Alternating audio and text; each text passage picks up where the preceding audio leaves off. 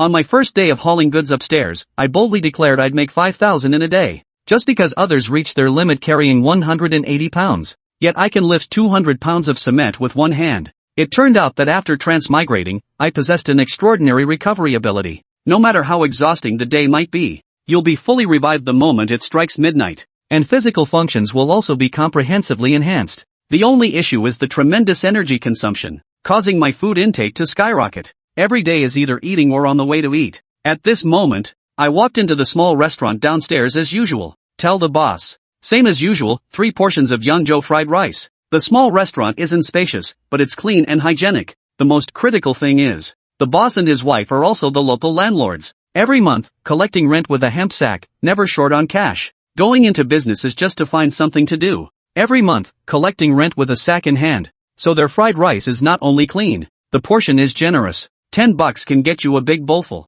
The boss is already used to my appetite. 3 large bowls of fried rice were quickly brought out. Amidst the shocked gazes of the surrounding diners, I quickly devoured 3 bowls of fried rice. After paying the bill, I glanced at the remaining balance on my phone. A wave of melancholy washed over me. This cheat ability of mine seems incredibly powerful. As long as you keep pushing your limits in training, the body could very well reach unimaginable extremes. But the consumption is also enormous. Just 3 months since crossing over, all I've done is eat. The little savings the original body had painstakingly accumulated were exhausted in no time. If I don't find a better paying job soon, I seriously suspect that I could starve to death. As I was thinking, several voices suddenly came from beside me. Yesterday's workload nearly killed me. My back is so stiff today I can hardly straighten up. Who can argue with that? Yesterday's order was indeed high-priced. But the building was steep and hard to climb. Carry another 100+ pounds of stuff. It's good enough just to get up today. I turned around in surprise and saw. The speaker was a few tanned middle-aged men.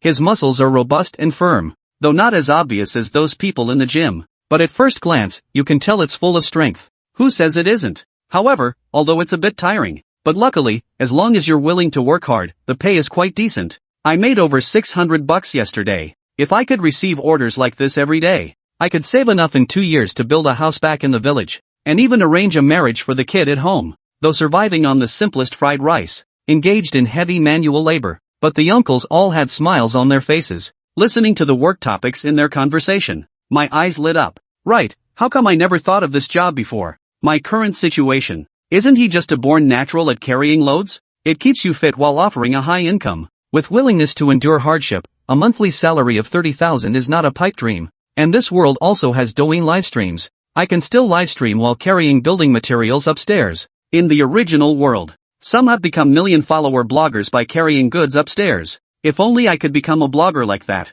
Plus the money earned through daily hard work. By then, don't even mention earning 30,000 a month. Earning 100,000 a month isn't that hard, is it? Growing more excited the more I thought about it, I decisively stepped forward to strike up a conversation. Uncles, I just overheard you talking about the job of carrying loads upstairs. Are you still looking to hire? Seeing the old men's skeptical expressions, I quickly added, Uncles, don't judge me just because I'm a bit fair-skinned, but I'm a genuine country boy at heart. No problem with getting the work done. Seeing my sincerity, the uncles also let their guard down. You're welcome to work with us if you'd like, but looking at your fair and clean appearance, afraid I can't endure the hardship of carrying loads up the stairs. Seeing their stance soften, I quickly seized the opportunity to push further. It's okay, uncle, trust me. My skin is naturally resistant to tanning, plus the years spent working in an office before, so it appears a bit fairer, but at least the foundation remains. Excuse me, uncles. Call me next time you're working. I promise not to hold anyone back. By the way, after all this talking, I still haven't introduced myself. My name is Muge. You can call me Muge or Xiaomu. After a bunch of nonsense, I took the initiative to settle the bill for the uncles as well. It's not much money anyway, as long as the other party is willing to take me alone. Don't mention it, it's just a few bowls of fried rice. What's the harm in just treating someone to a proper meal? Although carrying loads up buildings doesn't require much skill, but to enter an unfamiliar field, if no one shows you the way, no matter how much energy you have, getting no orders still means nothing. After returning to the rental apartment, I opened TikTok, registered a new account Tower Master. Then came an equally eye-catching introduction. Livestream moving furniture. Strive to be a man who earns 5,000 a day. Looking at the follower count of 0, I decisively took a selfie video and posted it online. Want to stream live on the Douyin platform? The number of followers must exceed 1,000. So I plan to start by posting a few workout videos. Increase the number of followers. I know it very well in my heart. In this day and age, capturing the audience's attention, you really need to excel in some particular aspect. So I set myself a training regimen far beyond that of an ordinary person. Over the next few days, I continued to post workout videos, waiting for a call from the uncles. Finally, on the fourth day, the phone rang. Pastoral Song. We've just received a 12,000 yen construction waste disposal order here. The host demands everything be cleared out within a day. However, the person lives in an urban village, and the stairways are not easy to navigate. And at the top level. Are you interested in coming over to give it a try? Listening to the uncle's simple and sincere voice on the phone, a faint smile traces across my face. Finally got my first order in life. I decisively changed into a set of old, worn-out clothes. Riding my electric scooter, I swiftly headed towards the destination. I arrived at the destination in less than 15 minutes. Uncle, is our work today on the 6th floor here? I gazed at the dark and narrow stairway before me. I couldn't help the slight twitch at the corner of my eye. Yes, it's on the 6th floor. This job ain't easy, as you can see with these stairs. Narrow and steep. And there's quite a bit of construction debris inside. One bag weighs at least 100 caddies. However, the price offered by the host is still decent. Carry a bag down and get $10. And once we push through it, we won't need to deal with anything further. Just leave it directly in the open space downstairs. The garbage truck will come to pick it up then. Because I knew it was my first time doing this job. So the uncle gave a very detailed introduction. As he spoke, the uncle was also sizing up my expression. If I'm not up to it, just let this young lad go back. After all, such manual labor is. It's simply not suitable for young folks to do. $10 a bag? After hearing the man's words, I immediately grasped the key point. This price is not cheap. Although my goal is to earn 5,000 a day. But I also know, this goal is not something that can be achieved in a short time. However, prices like these, even if today is my first day at work, you could easily make 500 or 600. So I spoke without hesitation. What are we waiting for? Let's get started. Time is money, and every minute wasted now is a loss. Wouldn't that mean earning one less yuan later? Looking at my eager expression, the uncle couldn't help but sigh with emotion. Youth truly is a blessing. Everything is done with such passion. What's the rush, kid? This is construction waste. Do you really plan to carry it like this? If that's the case, at most a dozen trips, and you'll start bleeding from cuts by the construction waste. Take this with you, don't mind that it's old. This is the one uncle used to use. It feels better to work with some padding on the back. Looking at the yellow seat cushion the uncle handed over, I was taken aback at first, then resolutely chose to accept. Having tools but not using them, insisting on enduring hardship by sheer grit. Isn't that foolish? Not to mention the old saying holds true, ignore the elder's advice. And suffering is right before your eyes. I'm not the kind of person who won't listen to advice. Besides the few uncles present, there were over 10 other people. A large order worth over 10,000 yuan isn't something a few people alone can secure. Even those in this line of work, known for their remarkable endurance. There were nearly 20 people who came as well. Mingyang couldn't help but feel a sense of awe as he looked at the room nearly filled to the brim with woven bags, all roughly the same size and packed tightly together. This must be someone from the big city just renovating their place generated this much construction debris. This must mean tearing down and rebuilding multiple areas. Not bad. Less than 200 pounds a piece of cake. When Li Mingyang mentioned he often did chores at home, he wasn't joking. Though his family ran a small business. But growing up, his family's circumstances weren't as comfortable as they were now. When it came to manual labor, Li Mingyang had plenty of experience. Take carrying a heavy bag of construction debris, for instance. He knew exactly how to carry it with minimal effort. Unlike some big, dumb guys who'd never done manual labor, he didn't stand straight. Instead, he bent his waist. He let the weight of the bag behind him be borne primarily by his entire back, rather than foolishly relying on his two arms to forcefully shoulder it. Watching Li Mingyang descend the stairs effortlessly with his load, the uncles exchanged glances, each seeing astonishment in the other's eyes. Hey, you know what? This kid really looks like he's got what it takes for hard work. That kind of strength? Young people these days can't hold a candle to him. And the way he moves with such ease, maybe he really is, like he said, doing plenty of chores at home. You can say that again. I thought he was joking earlier, but turns out he's the real deal. Chatting casually, the men kept their hands busy, one after another hoisting heavy construction debris onto their backs and descending the stairs with steady, deliberate steps. Before they knew it, the morning had stretched into the afternoon, past 2 p.m. Beyond the few uncles, the other villagers who had come along couldn't help but look at Li Mingyang with a newfound respect. Working non-stop since morning, most of them had long since reached their physical limits. The only thing keeping them going was sheer willpower. Not only was Li Mingyang widely acknowledged as the hardest worker, but he had also persevered from morning until now. Though drenched in sweat, he hadn't uttered a single complaint about fatigue. He showed no sign of stopping, seemingly determined to push through and finish all the work before resting. But while Li Mingyang could push himself like this, the others simply couldn't keep up. Just as he hauled another bag downstairs, set it down, and turned to head back up. Mingyang, take a break. Let's eat something before continuing. It's the hottest part of the day now. We should replenish our energy. This kind of reckless work isn't right. Don't end up in the hospital with heatstroke. Then forget about pay, you'd be lucky not to have to shell out your own money. Hearing this, Li Mingyang paused. He knew his own body well. Pushing himself this hard had indeed brought him close to his limit. But he also knew his own body well. He understood its unique resilience. From the very start of the work, Li Mingyang had made up his mind, as long as it didn't kill him, he'd push himself to the absolute limit today. After all, come midnight, no matter how exhausted or injured he was, he'd instantly recover to full health. Chapter 6, 3 huge bowls of fragrant pork rice. Alright, let's rest up. We'll get back to work after dinner. Though he felt he could push through for another hour or two, since the uncles had kindly suggested a break, Li Mingyang naturally took the opportunity to rest. In just a few seconds, Li Mingyang quickly realized something in his mind. While pushing himself non-stop would indeed have a stunning effect, his goal wasn't to burn himself out in one go. His goal was to become a man who earned 1,000 yuan a day. To achieve that, he needed to stretch out his work time appropriately, taking breaks in between to preserve his stamina. This approach would actually help him reach his 1,000 yuan a day goal sooner. Deep down, Li Mingyang also harbored a lingering concern. While he knew his energy would replenish after midnight each day, if he pushed himself too hard, he might scare off these fellow villagers. If that happened, they might hesitate to hire him for future jobs. He had little knowledge of this field and no established channels for securing jobs. Moreover, many jobs weren't something he could handle alone even if he found a way to get them.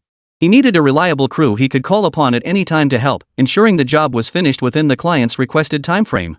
So during this initial phase of entering the trade, I still needed the help of these uncles in many ways. Or rather, he was merely a laborer without the capability or connections to independently secure major contracts. To build a sustainable career in this field, Li Mingyang decided it was often better to keep a low profile. Uncle, what are we having for dinner tonight? We can't just go straight home, can we?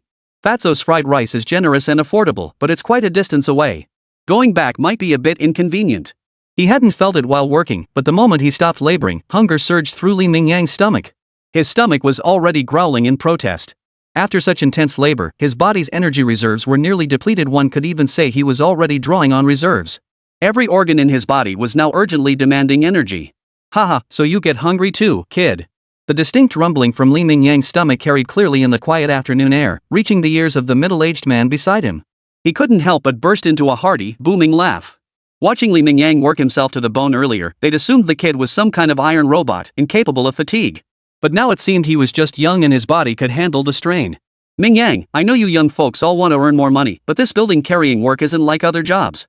Doing too much of it really takes a toll on your body. Don't think that just because you're young and can handle it now, you can ignore these things. You must learn to cherish your own body. Otherwise, when you reach a certain age, maybe even just your 40s or 50s, all your accumulated injuries could flare up at once, making even walking a painful struggle. The uncles genuinely admired Li Mingyang, a fellow villager who was hardworking and tough. At the same time, they couldn't help but feel a pang of sympathy for him. After all, in their eyes, a family willing to let their child endure such hardship must not be well off. In Li Mingyang, they saw the future reflections of the young boys back in their hometowns. One after another, they refused to study, their grades a complete mess. Wasn't it inevitable that after a couple of years back home, they'd end up like their fathers, coming to the big city to do manual labor? The slightly better ones might land factory jobs, but once they got too old for those, manual labor was all that remained. Come on, Mingyang, your uncles will take you out for something delicious. If you want real good food in this big city, you have to come to the urban villages. Not only is it delicious, but it's also affordable. I know this amazing pork knuckle rice place around here. It's a bit pricier, about 12 bucks a serving. But the flavor is absolutely unbeatable. Those pork knuckles are so tender and flavorful, they'll knock your socks off. After resting in the shade for over 10 minutes and unconsciously drinking most of the water bottle, the uncles finally felt somewhat refreshed. They sprang up from the ground with decisive ease, called out to Li Mingyang, and led the way ahead without waiting for him. Winding through the alleys of the urban village, they finally stopped at the door of a small shop tucked away in an inconspicuous corner. This place didn't even have a sign, but just standing at the entrance, Li Mingyang couldn't help but feel his eyes light up. Though lacking a sign, with mediocre hygiene and pitifully small in size, the aroma permeating the air was irresistibly mouth-watering. Based on that aroma alone, Li Mingyang was certain this little shop must have exceptional skills. However, the aroma intensified his hunger tenfold, making his stomach rumble like a storm brewing. Delicious. The shop served food quickly. Within minutes of sitting down, a large bowl of pork knuckle rice was placed before Li Mingyang. He couldn't wait. He gave it a quick stir, mixing the pork knuckle on top with the rice underneath, then shoved a huge mouthful straight into his mouth. Without even taking the time to chew properly, he swallowed the distinct grains of rice mixed with the tender, sticky pork knuckle whole. 1 bowl, 2 bowls, 3 bowls. Under the stunned gazes of several uncles, Li Mingyang polished off 3 huge bowls of pork knuckle rice in a row. Phew! That hit the spot. Finally feels like I'm alive again. After finishing his meal, he downed a large bowl of pumpkin soup in one go. Only then did Li Mingyang pat his belly contentedly, leaning back in his chair with a look of pure relaxation. Chapter 7, Late Night Bill, 680 yuan. Aren't we going to start working? Li Mingyang had assumed the uncles meant resting for just an hour or so after eating. He truly hadn't expected it to be only 3 p.m. after finishing his meal. They found a shady spot, propped themselves up against their backpacks, and fell asleep, not waking until just past 5 o'clock. Even now, at this hour, they showed no sign of getting up to resume work. Finally unable to hold back, Li Mingyang blurted out. Let's wait a bit longer. We'll get back to work at 6 o'clock. It's still too hot out here right now. This is actually a little trick we use for our building construction work. It's different from regular office workers who do their jobs during the day. We work while it's still cool in the morning, take a break during the hottest part of the afternoon, and save the rest of the work for overtime shifts at night. After all, no matter where you are, evenings are generally cooler. Of course, things are different in winter. Then we push to get as much done as possible during daylight hours. After all, nighttime temperatures drop significantly in winter. Seeing that Li Mingyang couldn't sleep and showed no signs of resting, one of the older men sat up straight, leaning against the wall behind him, and struck up a casual conversation with Li Mingyang. The main purpose was to address Li Mingyang's questions about this project. After hearing this, Li Mingyang glanced at the sun outside. Though it was already sunset, the heat remained unusually intense. Indeed, rather than working under such scorching heat, it would be better to take this opportunity to rest and recover strength, waiting until the evening cooled down before working hard again. In fact, taking longer breaks in between meant they could tackle more physically demanding tasks within a single job order, ultimately earning higher income per outing. These were lessons learned through years of experience, and Li Mingyang was determined to make a solid career in this line of work. At least that was his short-term plan. That's why Li Mingyang listened with such intense focus. Wake up, everyone. Get moving and prepare for work. It's already 6 o'clock. This job is big today, so we need to make the most of our time. If we don't finish today, our reputation will suffer. Getting jobs isn't easy, so hurry up and get moving, everyone. As Li Mingyang and the older man sat under the shade of a tree, smoking cigarettes and occasionally sipping water to replenish their fluids. While they were chatting about this and that, the foreman nearby suddenly rolled over and bellowed in his raspy voice. He began urging the workers still lying on the ground to get up and start working quickly. A big order worth 12,000 yuan, at 10 yuan per pack, that meant there were a whopping 1,200 packs up there. And there were only about 20 of them. That meant each worker would have to handle at least 60 bags. The client had given them only 1 day. Before dawn tomorrow, before the construction crew arrived, they had to clear away all this construction debris. So even though it was only 6 a.m., the air still carried the lingering heat of the sun. While it was cooler than midday, it was still easily over 30 degrees Celsius. Though resting a bit longer until around 7 a.m. would have been the ideal time to start work, the foreman had to urge the workers to get moving early to ensure everything could be finished within the day. The foreman had no choice but to urge the workers to get moving early. To survive in this big city, even the lowest tier laborers must develop their own code of conduct. At the very least, they needed a decent reputation. Otherwise, even with all the strength in the world, getting hired would be impossible. Come on, let's get moving and start working. Big jobs like today's don't come around often. Work harder now, and you'll earn more later. If you perform well, people will start reaching out to you whenever they have work. After all, everyone wants a few skilled hands on their team. That's the best guarantee we'll finish on time. Hearing the foreman's prompting, the uncle rose decisively, swiftly hoisting his padded backpack onto his shoulders while also urging Li Mingyang to hurry up. Though they say teaching apprentices starves the master, manual labor like this didn't require much skill anyway. Not to mention the old man was getting on in years and wouldn't be able to work much longer anyway. Helping out his fellow countrymen and offering a few pointers meant Li Mingyang could avoid some pitfalls. These were just offhand remarks, and he might even earn a favor in return. Why not? Of course, whether Li Mingyang actually listened was entirely up to him. They were mere acquaintances. The uncle offering advice at all was already quite generous. If Li Mingyang stubbornly refuses to listen, that's his own problem. But when he saw Li Mingyang start to don his filming equipment, a hint of puzzlement flashed in the uncle's eyes. He was genuinely curious, why would this youngster bring all this gear to work? But adhering to the principle of asking and seeing less, the uncle merely gave him a slightly puzzled second glance before returning to his own tasks. Why waste time worrying about this when he could carry 1 more bag? Each extra bag meant 10 more bucks. Damn it! By daytime, he'd barely hauled half the construction debris, even though he'd started early at 6 a.m. The remaining workload was still massive. By 10:30, Li Mingyang had barely managed to haul one bag of construction debris downstairs. His clothes and pants were soaked through with sweat, and even his sneakers were filled with sweat, making his feet slippery with every step. It was only then that Li Mingyang finally understood why these guys all showed up wearing flip-flops. There was no other reason, it was purely for sweat drainage. He watched his hands and legs tremble slightly, feeling his body reach its absolute limit. Li Mingyang stared at the pitch-black stairwell ahead. His body screamed that it couldn't move another inch, even lifting his hand felt like torture. But Li Mingyang gritted his teeth and pushed on. Finally, as the clock neared midnight, Li Mingyang hoisted the last bag of construction debris downstairs. This officially marked the completion of the job. And at this moment, the laborers, exhausted from a full day's work, felt the most exhilaration. Though each body was pushed to its absolute limit. But seeing the stack of bright red bills in the foreman's hand, unstoppable smiles spread across every face. Here's your 680 yuan in total. When it was Li Mingyang's turn in the line, he looked at the mix of bills and coins the foreman handed him. A rare sense of satisfaction welled up inside him. It was the first time he'd earned so much in a single day, and the first time he'd felt so acutely aware of how real this money truly was. Keep up the good work, young man. You've earned this much on your very first job. Keep pushing yourself, and in a few years, you'll be able to go home and build a big house. Or maybe save up and start your own business back home. A hard-working young man like you has a bright future ahead. Oh, and leave me your contact info. If we get another big job like this, you'll definitely be in the running.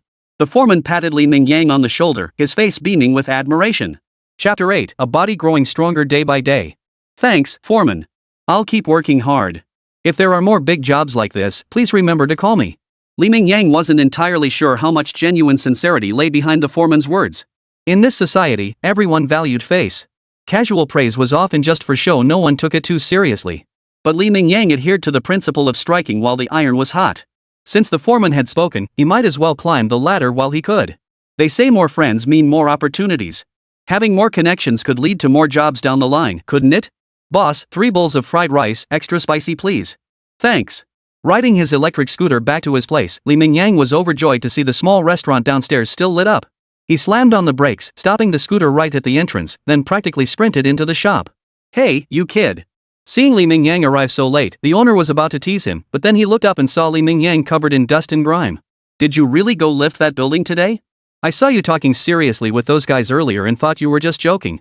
Having run this eatery for years, the boss knew all too well that the vast majority of his customers were the lowest rung of society, migrant workers toiling in the city. The owner knew exactly what kind of work went with what kind of appearance. Seeing Li Mingyang's state, the boss instantly guessed the truth. How did it go? This kind of physical labor isn't something a young guy like you can handle. If you lose your job, you can always find another one. Honestly, there's no need to take on such grueling manual labor. If you really can't handle it, I can hook you up with a couple of jobs. The pay might not be great, but at least they're easy and steady. The uncle was a local himself, an old resident of the urban village who'd been displaced by redevelopment. He'd opened the restaurant mainly to keep himself occupied. Money was never his concern. As a local big shot, his connections in the area were naturally not to be underestimated. Since he took a liking to Li Mingyang, the old man didn't mind taking a moment to recommend a decent job for him. No, I think I'm actually pretty suited for this kind of work. Compared to sitting in an office all day, working like a dog for peanuts. This kind of work suits me better. Not only is the schedule more flexible, but the pay is higher too. On my very first day, I already made 680 yuan. As he spoke, a bright smile lit up Li Mingyang's dust-covered face. His pearly white teeth, starkly contrasting with his grimy appearance, made people chuckle yet also feel a pang of sympathy. You kid. Fine, since you think this is good now, stick with it for now. If you ever feel like it's not working out, you can always come find me. I'm no big shot, but finding you a job isn't exactly rocket science. Li Mingyang responded to his big brother's warmth with equal enthusiasm. Alright, I'll definitely bother you when I need help. After all, I'm practically a regular customer here. With all these years of friendship, you wouldn't want to see me return home looking like such a mess. Ugh. After dinner, he dragged his weary body home, managed a quick shower, and collapsed onto the bed. He'd only intended to get up for a glass of water, but even that simple movement made Li Mingyang gasp in pain. Soreness, numbness, swelling, pain. Li Mingyang felt as if every muscle in his body, even every inch of bone, had been tossed into a kitchen spice rack, now overflowing with every imaginable flavor of agony. While working earlier, I hadn't felt it so acutely, but now that I've suddenly relaxed, it felt like the adrenaline had worn off, or like I'd just undergone major surgery and the anesthesia had worn off, with all kinds of painful sensations suddenly surging in. It was excruciating. In that moment, Li Mingyang felt a flicker of regret for choosing this line of work and for throwing himself into it so relentlessly. Fortunately, he hadn't forgotten he wasn't an ordinary person, he still had that golden ticket. He turned on the small TV hanging by the bed, untouched for months, and watched a bunch of random, awkward shows, trying his best to distract himself.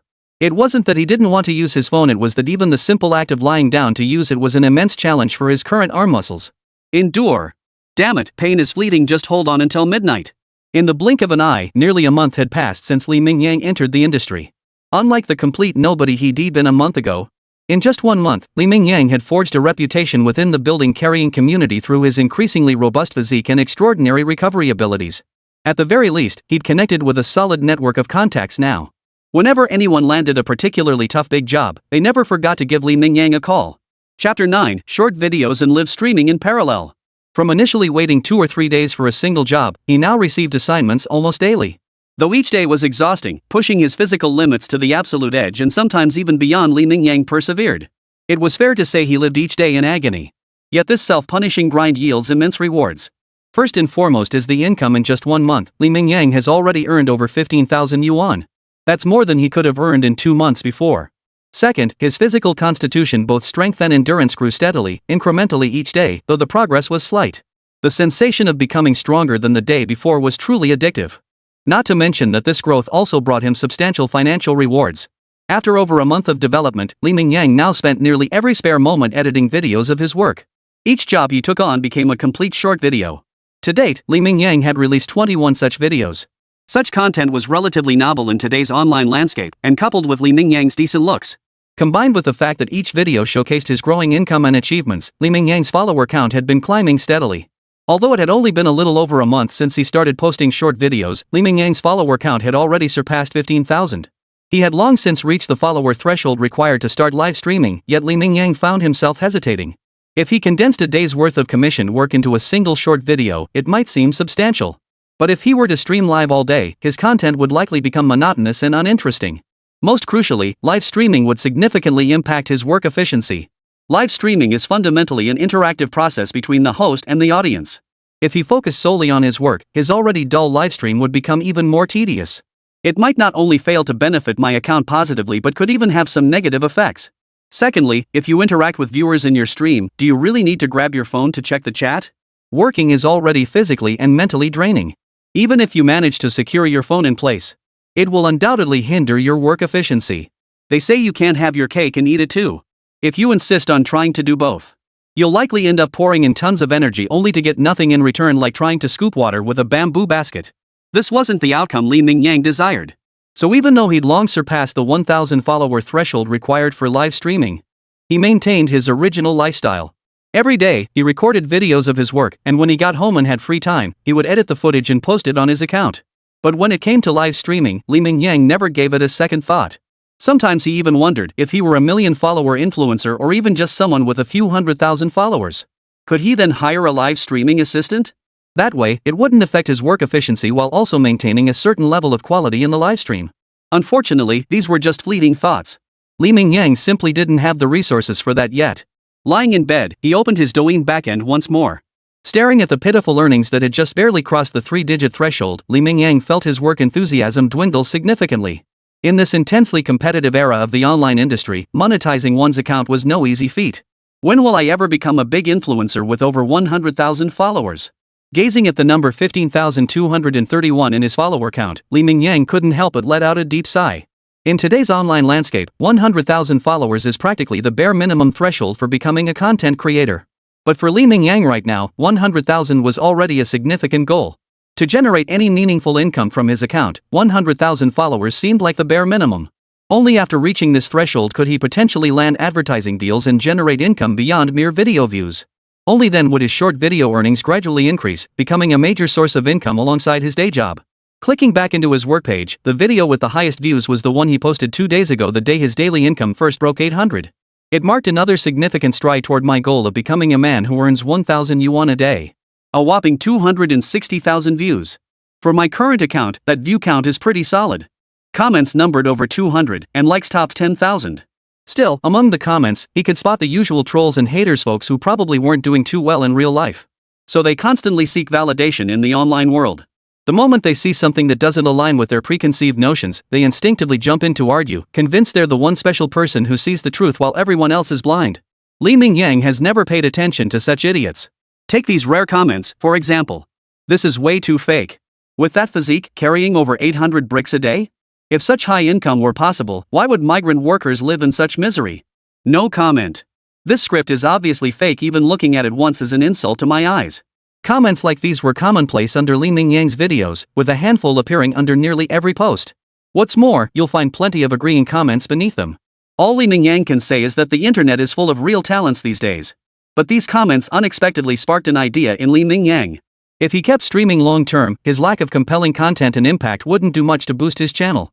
But he could consider doing the occasional livestream not for any other reason than to prove the authenticity of his work. Even then, many would claim it was scripted. After all, some idiots only exist in their own little worlds and can't stand seeing anything different. But if he handled it right, like channeling some of those internet celebrities from the last century, he remembered, dropping a few killer lines. Take Li Mingyang's memorable line, for example, "Just do it. I play for authenticity." That could very well spark a small wave of online discussion and buzz. In short, if you approach it from the right angle, even old, familiar material can yield fresh results. At that moment, inspiration surged through Li Mingyang's mind like a floodgate bursting open, flowing unstoppably. He'd even planned the exact timing for his first livestream right after achieving his first milestone. Simply achieving 1,000 yuan in a day was already a significant talking point. But if he launched a livestream right then to prove his work was real, the combined impact wouldn't be as simple as 1 + 1 = 2. It might even trigger a massive surge in his follower count. It would finally put him over the threshold for monetizing short videos and lay the groundwork for his future career transition. Chapter 10, The Tricky 20,000 Yuan Order. Hello? Mingyang? I've got a job here. See if you're interested. Just as Li Mingyang was about to hang up and go to sleep, the familiar ringtone suddenly sounded. Ma Bighead, that was the nickname of the foreman Li Mingyang had met when he first entered the industry. His real name? Li Mingyang didn't know. He only knew the man's surname was Ma, and he usually addressed him as Brother Ma or Foreman Ma. Brother Ma, what kind of job is it? Could it be another one of those high-difficulty, tricky big jobs? Though he was still a rookie with less than 2 months in the business, Li Mingyang had already made a name for himself. Generally, jobs without significant challenges wouldn't come his way. After all, everyone knew that ordinary, small jobs simply didn't interest Li Mingyang. The client wanted the kind of high-difficulty, high-paying jobs, the ones that could net several $100 per gig. Yes, and this one is exceptionally complex. Its difficulty level is in a completely different league compared to our previous jobs. But the price they're offering is indeed high, a whopping 20,000 yuan for this big job. Still, it takes some guts to take it on. The work environment is a bit intimidating. If you're not bold enough, things could go wrong. That's why I called you, Mingyang, the moment I saw this job.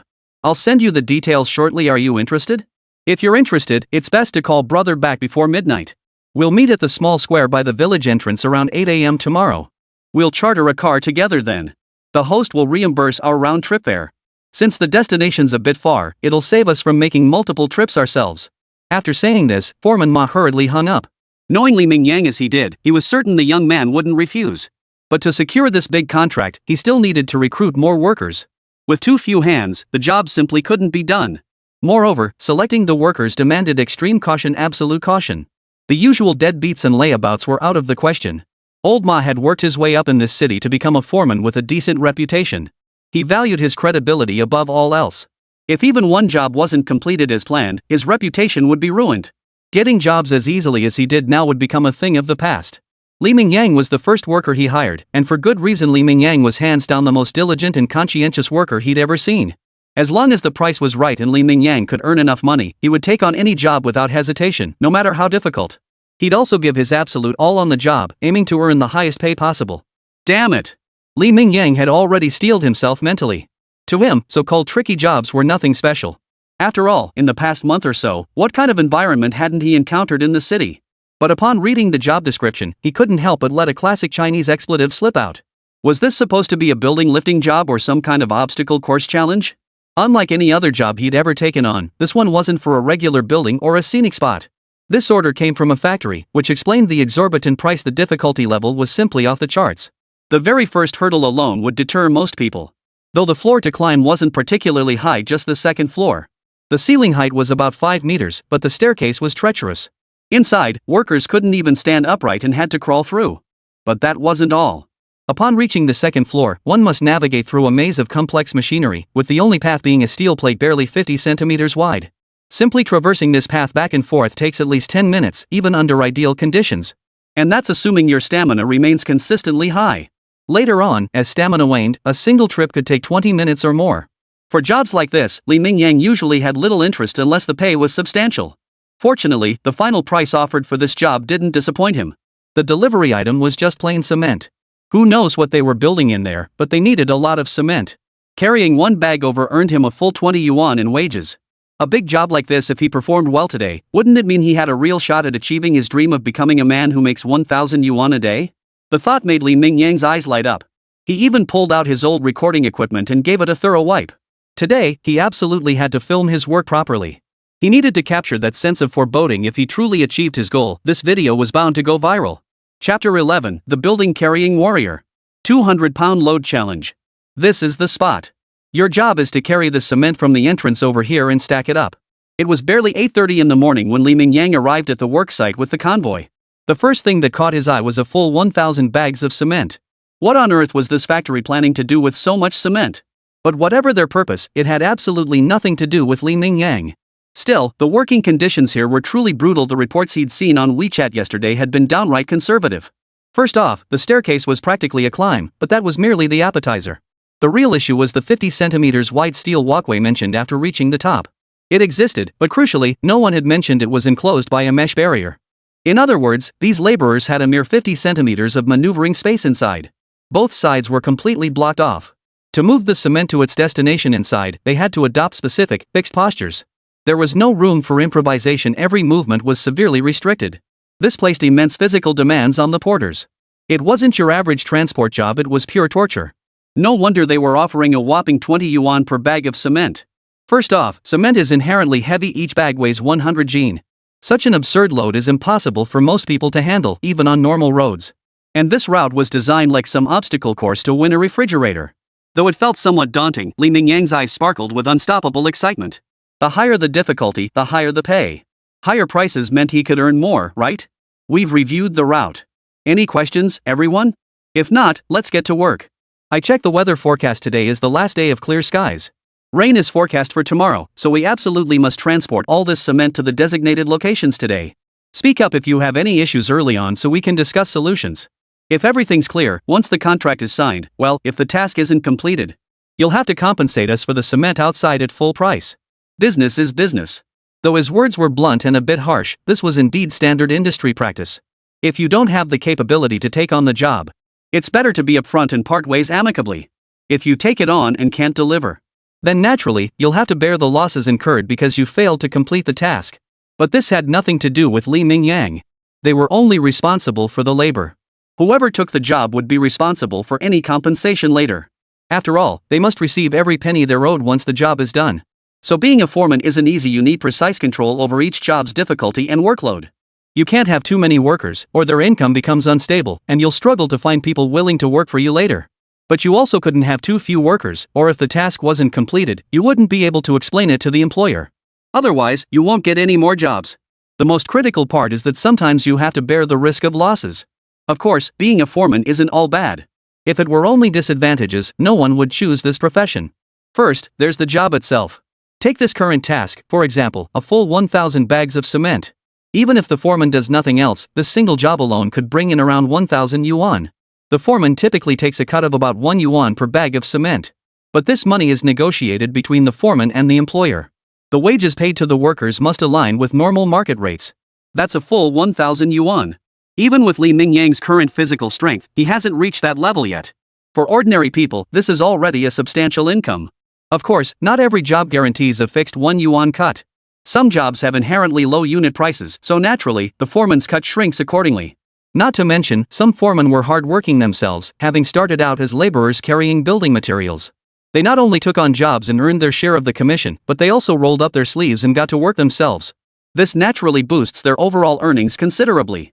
These small-time foremen, though they may look no different from ordinary laborers on the job site, actually earn quite well overall. If they can work steadily for 2 or 3 years, building a house back home and buying a small car isn't a difficult task for them. However, becoming a foreman requires building connections and establishing credibility on both sides. You need to secure contracts, find reliable workers, and command respect. The people under you have to be obedient. Otherwise, if you get a few who deliberately cause trouble, no amount of money will cover the losses. Let's get to work. This job's a bit tougher, but the pay's good $20 a bag, plus lunch and dinner covered. After following the supervisor to inspect the route, all the workers genuinely agreed it was a tough one. They were equally enticed by the proposed pay. One by one, they were already itching to get started, brimming with enthusiasm. The route might be a bit rough, but after years of building-to-building work, they had plenty of strength and skill. A plum job like this doesn't come along every day. If they didn't seize this chance to earn a good wage, who knew when the next one would come along? Hearing the familiar voices of his mentors nearby, Mingyang felt no surprise. These uncles, who served as his mentors, were veterans in the building-carrying trade. Their presence on such a major job was perfectly normal. It would have been strange not to see them here. Alright, everyone, let's give it our all today. Once we finish the job tonight and get paid, we'll treat ourselves to some barbecue. Right in the urban village where Mingyang lived was a barbecue joint run by fellow countrymen. With so many migrant workers drifting far from home, it was no surprise that many craved a taste of their hometown flavors. Plus, their barbecue was truly unbeatable, offering generous portions at great value, so business was naturally thriving. Ha! Barbecue? Forget it. If we had that kind of spare cash, we'd be better off buying some potatoes to fry at home. Only you, the slipper warrior god, can afford to splurge like this occasionally. Us old folks still have families to support. These guys already do heavy physical labor, and they have huge appetites. If they really went out for barbecue, it'd cost at least $100 or $2 per person just to fill them up. Forget it. Way too expensive.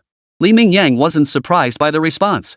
After all, almost every construction worker shared this mindset about spending. Every single yuan was hard-earned, so naturally, they were quite frugal when it came to spending. But Mingyang sharply picked up on a key phrase in the other guy's words. Slipper warrior? Are they talking about me? Who came up with that name? It sounds like something straight out of a cheesy middle-aged urban novel. I'm more like the Dragon King's Return. Chapter 12, Stripping reveals muscle 8-pack abs and a perfect physique.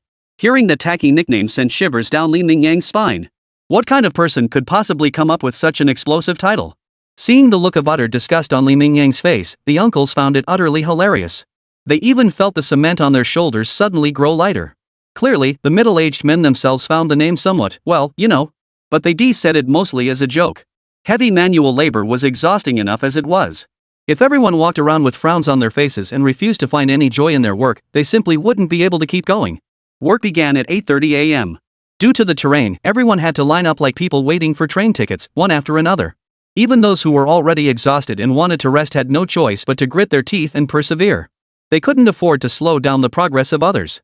Even if you desperately needed a break, you had to push through, grit your teeth, finish the load you were carrying, and only then could you step outside to sit and rest. As long as you're on the job, there's no room for even a moment's pause. Ironically, this unique terrain and the rare psychological drive made today's work far more satisfying than the usual high-rise carrying jobs. Of course, how much of that motivation came from the 20 yuan per bag pay was anyone's guess. But Mingyang himself was grunting and heaving with gusto. Though he inevitably returned home each day with aching muscles, over time, Mingyang seemed to grow accustomed to this sensation. He even began to find a certain intoxicating pleasure in it. To him, it wasn't merely muscle soreness or physical discomfort, it was a symbol of his own progress. After each grueling session, once midnight passed, he could distinctly feel his body grow stronger. Mingyang didn't know the exact numbers. After all, he didn't have the spare cash or time to buy a gym membership. And hiring a professional trainer to conduct specialized measurements was out of the question. Still, every day in the shower, Mingyang couldn't resist admiring himself in the mirror. Compared to his previous office-bound self with that unsightly potbelly, he was now undeniably a muscular hunk. His physique differed from the sculpted muscles honed in gyms and stood apart from the exaggerated builds of bodybuilders. Mingyang's physique showed distinct definition. If he wore a slightly tighter t-shirt, his robust build would be visible even through clothing. Yet it was clearly a fat-covered muscle physique. The definition wasn't as sharp and deep as a professional bodybuilder's, but one glance told you it was packed with explosive power and strength. Damn! This $20 isn't coming easy. It didn't feel like much at first, but these damn stairs are torture. Climbing up and down for hours has got my old back killing me. Back at the factory entrance, Mingyang stretched vigorously as he surveyed the cement pile now half gone, letting out a heartfelt groan. You're still young, why are you already complaining about your back? That's something we old guys should be saying, right? Young guys like you have strong bodies and quick recovery. You'll probably be fine after a good night's sleep. But us old-timers? We'll probably be out of commission for the next couple of days. Hearing Mingyang's words, the uncles who had been trailing behind him couldn't help but join in the grumbling, though their complaints weren't about the terrain, but about Mingyang himself. When noon rolled around, factory staff promptly rolled in a lunch cart piled high with dishes and rice. It must be said the factory was quite generous, at least the provided work meals looked genuinely hearty. A large pot overflowing with braised pork belly, a dish of green peppers and shredded potatoes, another of mapo tofu, and finally, a full bucket of 3 flavors soup. A large tub of rice was also available for unlimited refills as long as you didn't waste it and could actually finish what you took. Many workers who had been utterly exhausted immediately felt their strength returning upon seeing this spread. If they'd had to arrange lunch themselves, most probably wouldn't have splurged on such a feast. Wow! This aroma is truly amazing. Looks like their cafeteria chef must be really skilled. Even small restaurants don't make dishes that smell this good. Seeing the factory deliver the meals, Mingyang didn't bother wiping the grime off his clothes. He immediately joined the long line of workers waiting for lunch.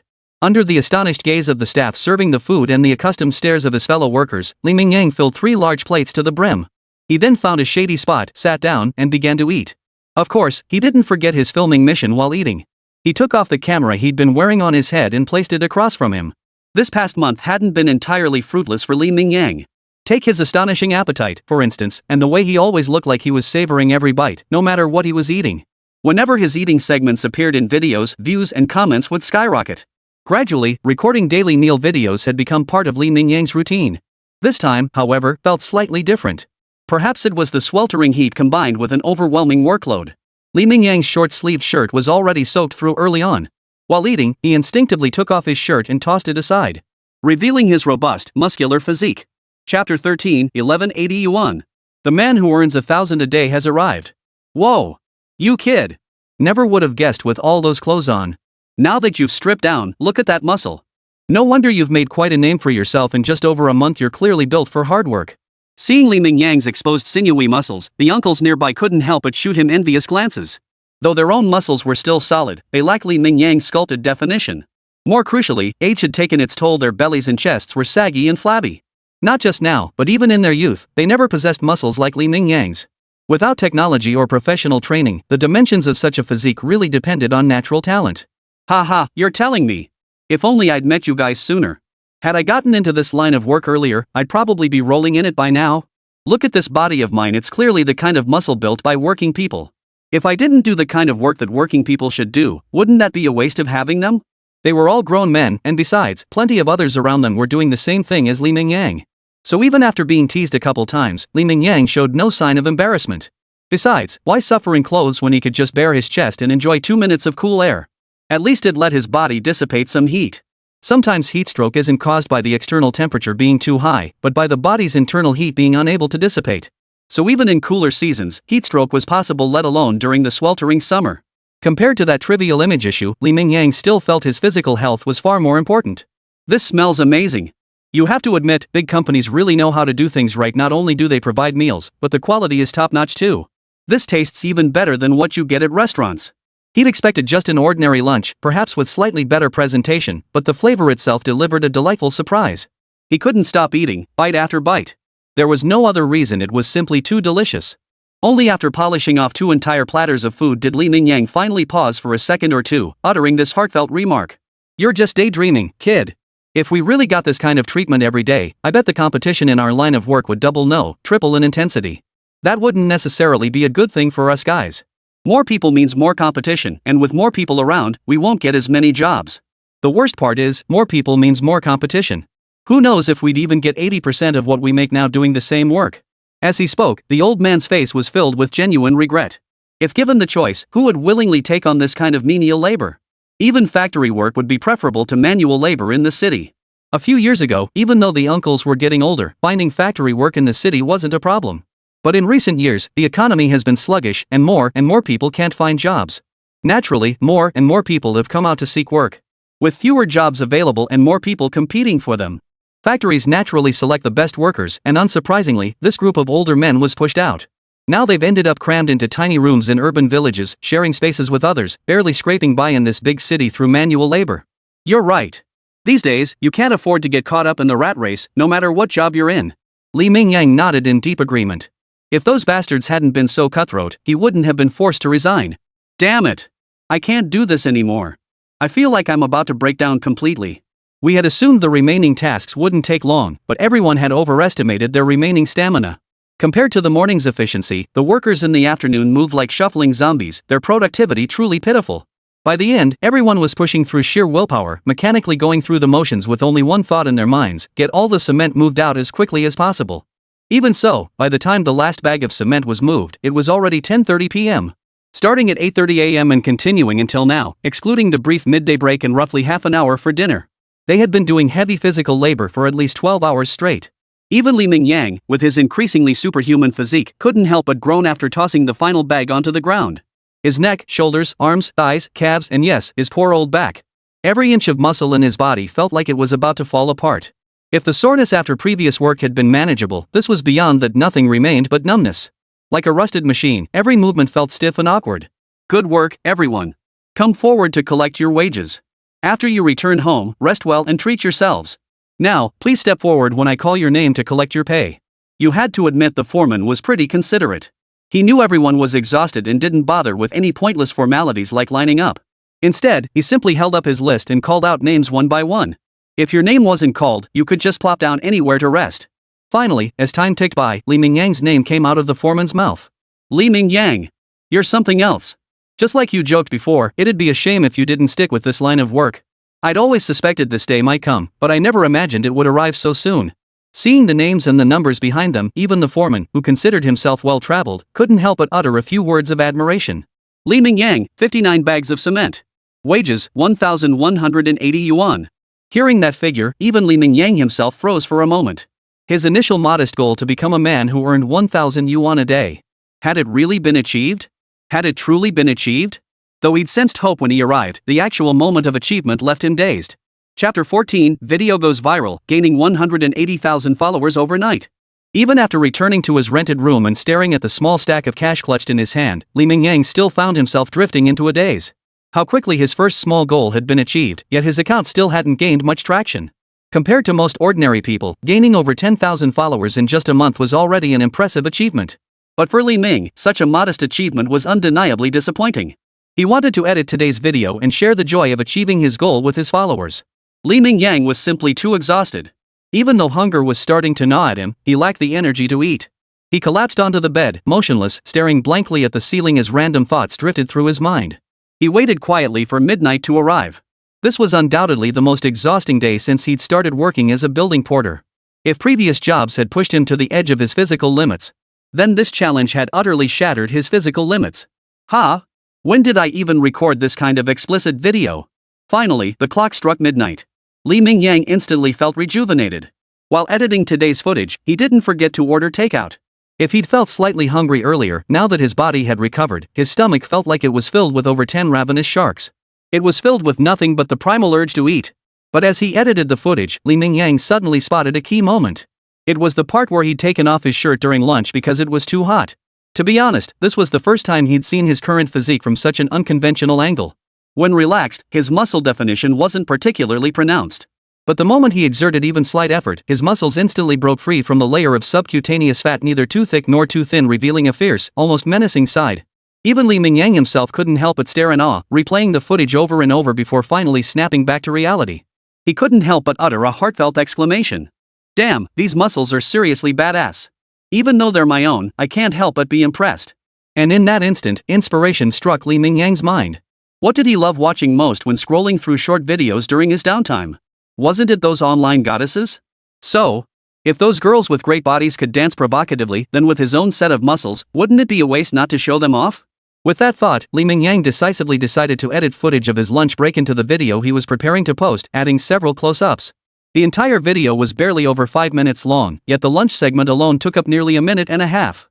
By the time Li Mingyang finished all his work, ate his fill, and lay down in bed ready to sleep, it was already 3 a.m. He hit publish without hesitation. For a nobody like him, there was no need to overthink things like release timing. Once the editing was done, he just hit publish. Why bother with all the other details? Though he harbored a tiny hope this video might go viral, Li Mingyang didn't believe a clip with just a few borderline edits could blow up overnight. But sometimes, surprises and delights arrive unexpectedly. When Li Mingyang blinked his eyes open, it was already the afternoon of the next day. He had intended to check his phone for the exact time. He might as well order some takeout after all. He'd already hit his modest daily goal of 1,000 yuan. Wasn't it fair to treat himself to a day off? Today, he wasn't planning to take any orders. Instead, he intended to check how his video was performing. If they were decent, he could consider doing a small livestream to prove his skills. But the moment he unlocked his phone, Mingyang froze in shock. His phone had frozen. Damn it! This phone I just splurged 3,000 yuan on is already freezing up? What kind of junk is this? Everyone says domestic phones have caught up in quality, even surpassed others. Is this how you surpass them? Seeing this, Mingyang immediately panicked. Even though he earned a decent income daily now, that money was hard-earned. Losing 3,000 yuan like this. Mingyang would be heartbroken for a long time. Damn it! Damn it! After struggling to finally open his Douyin backend, Mingyang froze in shock at the numbers displayed. He didn't even bother checking the view count, it had lost all meaning. Yesterday he was still just a nobody with over 10,000 followers, but after just one night's sleep, when he opened his phone again, his follower count had surpassed 200,000. Just a few hundred more and he'd hit 210,000. The comment count had also skyrocketed to over 300,000. No wonder his phone was lagging like hell. Faced with such staggering numbers, Mingyang was utterly dumbfounded. Could this TikTok explosion really happen so suddenly? Chapter 15, Bulking Up at a Visible Pace. Now that's the muscle of a working man, I love it. Way better than those big, dumb guys in the gym. So handsome, and with that body, slurp. Hey buddy, with that physique, I'm speeding behind your hooks like a bullet train. Opening the comments section, all sorts of bizarre remarks flooded Li Ming's screen. The last comment in particular made Li Mingyang's face turn beet red. How come there are so many S these days? Feels like they're lurking in every comment section. And that familiar inverted sentence structure. Could their influence have spread all the way to the northwest? Though his mind was filled with internal complaints, the smile on Li Mingyang's lips never faded. Whether the comments were complimentary or scathing, Li Mingyang read them all with a beaming smile. Who cares what they say? These were all fuel for growing his follower count. The more comments, the hotter his videos became, and naturally, his follower count soared. And when it came time to rake in the cash, well, that would be even more blissfully satisfying. So regardless of the nature of the words in the comments section, to Li Mingyang, they all shimmered with a golden glow. Li Mingyang could almost see stacks of red bills waving at him. If having just over 10,000 followers meant little monetization potential and pitiful earnings, then now Li Mingyang could finally start considering that aspect. With over 200,000 followers, he was now considered a medium-sized influencer on the platform. He now possessed the qualifications to earn some cash at the very least. He could take on a few sponsored posts each month and feature products in his shop window. Conservatively estimating, this account should bring in several thousand yuan monthly, right? With a bit of luck, even exceeding 10,000 yuan wasn't out of the question. Combined with my current day job, it feels like life suddenly has hope again. Li Mingyang looked like a little cutie, grinning like a goofball as he scrolled through the comments on his video. He kept scrolling until the sky outside gradually darkened. Seeing his stomach growl in protest at the sight of this little cutie, it was time to take action. Only then did Li Mingyang snap back to reality. Summoning immense willpower, he shoved his phone into his pocket and headed out to find something to eat. The benefits of one viral video were enormous. After his follower count surged, Li Mingyang clearly noticed that his previously lukewarm videos were also getting significantly more views. The number of comments in the discussion section was also growing at a visible rate. It was clear this viral video would bring Li Mingyang at least several thousand yuan in income. No wonder so many people were trying to make a living online. Once a video went viral and your follower count skyrocketed. Making a living online really is as easy as eating and drinking. Hey kid, what's got you so chuffed today? Ever since you walked in, you haven't stopped grinning, not even while eating. Did you snag a pretty girlfriend or something? Li Mingyang and the downstairs shop owner were already quite familiar with each other. Seeing Li Mingyang's cheerful demeanor, the owner didn't think twice before teasing him. Girlfriend? Who in their right mind would bother with that? Those creatures only slow down my money-making pace, okay? Li Mingyang replied without looking up, shoveling food into his mouth. Well, from the sound of it, you must be rolling in dough. Looks like you won't be eating here as often anymore. After all, when your income goes up, your standard of living has to follow suit. My little eatery probably won't meet your new lifestyle requirements. Hearing Li Mingyang's words, the boss chuckled and continued his teasing, though this time his words carried a hint of genuine sincerity. His expression also carried a touch of blessing and satisfaction. The owner wasn't short on cash anyway. Rather than seeing these young folks eating at his place every day, he actually hoped to see them build their own careers, live increasingly prosperous lives, and ideally keep their distance from his humble eatery. Now that Li Mingyang had achieved success, and having known him for so long, the owner held a favorable impression of him. So naturally, he couldn't help but feel genuinely happy for him. This is nothing. Boss, you know exactly what kind of work I do now. With my appetite, if I ate like those white-collar workers, I'd easily blow over half my monthly income just on meals. That's extravagant. Absolutely extravagant. So rest assured, boss. Barring any unforeseen circumstances, I'll definitely remain a regular customer here. After all, places like yours are rare. Not only is the flavor unbeatable, but the portions are generous too. If I ever can enjoy your cooking again, I'd probably lose sleep over it. Flattery gets the gravy boat moving, and with the boss speaking so kindly, Li Mingyang certainly wouldn't dare retort. Besides, if the owner chose to run a restaurant, it meant he had a genuine passion for cooking. For a chef, nothing brings greater joy than praise for their cooking. True to form, upon hearing Li Mingyang's words, the owner humbly replied, "Oh, no," with his mouth. His body betrayed his words. He promptly fetched a bottle of soda from the restaurant's refrigerator. "Seeing you finally make something of yourself after all this time, I wanted to celebrate. I don't have much to offer, but please accept this bottle of water. Don't refuse it, consider it a small token of my appreciation. After all, you're a long-time customer. It's nothing to buy you a bottle of water. Don't be polite about a few bucks." Hearing the boss's words, Li Mingyang shot him a surprised look. Be polite to the boss? When it came to this boss, Li Mingyang didn't even know how to spell the word polite. Sure, he'd achieved a little success now, but he wasn't crazy. Why be polite about a few bucks with a boss who owned several buildings and collected rent? Without a moment's hesitation, he grabbed the soda and gulped down more than half the bottle. "Hey boss, you're being a bit stingy here. You know perfectly well my appetite is only big enough for a bottle of soda, barely enough to fill a tooth gap." Hearing Li Mingyang's teasing words, the boss couldn't help but laugh and sigh at the same time. He pointed at Li Mingyang. "You kid, no wonder you've made a name for yourself around here. At least you've got one essential trait of a successful person down. Your face is thicker than a brick wall. Scrounging for free drinks and still arguing your case." Though he couldn't help but grumble, the boss still opened the freezer and grabbed a large bottle of soda for Li Mingyang. Chapter 16, Life's First Free Meal. It wasn't that Li Mingyang truly lacked social intelligence or had no sense of propriety. In fact, this was a sign of their close relationship. It was just a bottle of soda, nothing more than friendly banter. Why not add a little spice to an otherwise dull life? When it came time to pay the bill after the meal, Li Mingyang casually covered the cost of the second bottle of soda too. Teasing was one thing, but actually taking advantage of such a small perk might make the owner feel a bit uncomfortable. The first bottle was the owner's generous treat, so Li Mingyang accepted it naturally. But the second bottle, well, you just have to know when to stop joking around. After hearing the payment code announcement, the owner couldn't help but smile as he watched Li Mingyang's receding figure. Among all the customers who ate at his place, he found Li Mingyang the most likable. Back when Li Mingyang was unemployed, the owner had even considered offering him a job, at least as a temporary gig. That way he wouldn't have to slink back to his hometown, giving the young man some breathing room and time to recover. It was because, despite his outgoing personality and easygoing manner of speaking, Li Mingyang had quickly built a good rapport with the owner. But the most crucial factor was that Li Mingyang knew exactly where to draw the line. While he was always joking around, when it came to getting things done, he made everyone feel at ease. In the boss's eyes, someone like Li Mingyang might not achieve great things, but he'd likely rise to prominence, a capable individual. Finding a job was no big deal for him, just a couple of words. Why not help out and build a good connection? But unexpectedly, Li Mingyang had resolved the matter himself, and now things were clearly going well. The boss knew exactly why Li Mingyang was so cheerful today. He'd been keeping tabs on Li's account. After all, Douyin has a people nearby feature. As someone who loved scrolling through short videos in his spare time, the boss had naturally come across Li Mingyang's content. He'd even followed Li Mingyang, contributing his own small part to Li Ming's online endeavors. So the boss was aware of Li Mingyang's sudden viral success last night. Despite his age, the boss maintained a youthful mindset and understood the current landscape of online ventures. He knew this kid Li Mingyang had truly made it big. With this account, even if he didn't do much else in the future, as long as he could maintain it, his monthly income wouldn't be low, far surpassing most wage earners in this city. "Hello, is this Mr. Li Mingyang? I was wondering if you might be interested in advertising opportunities?"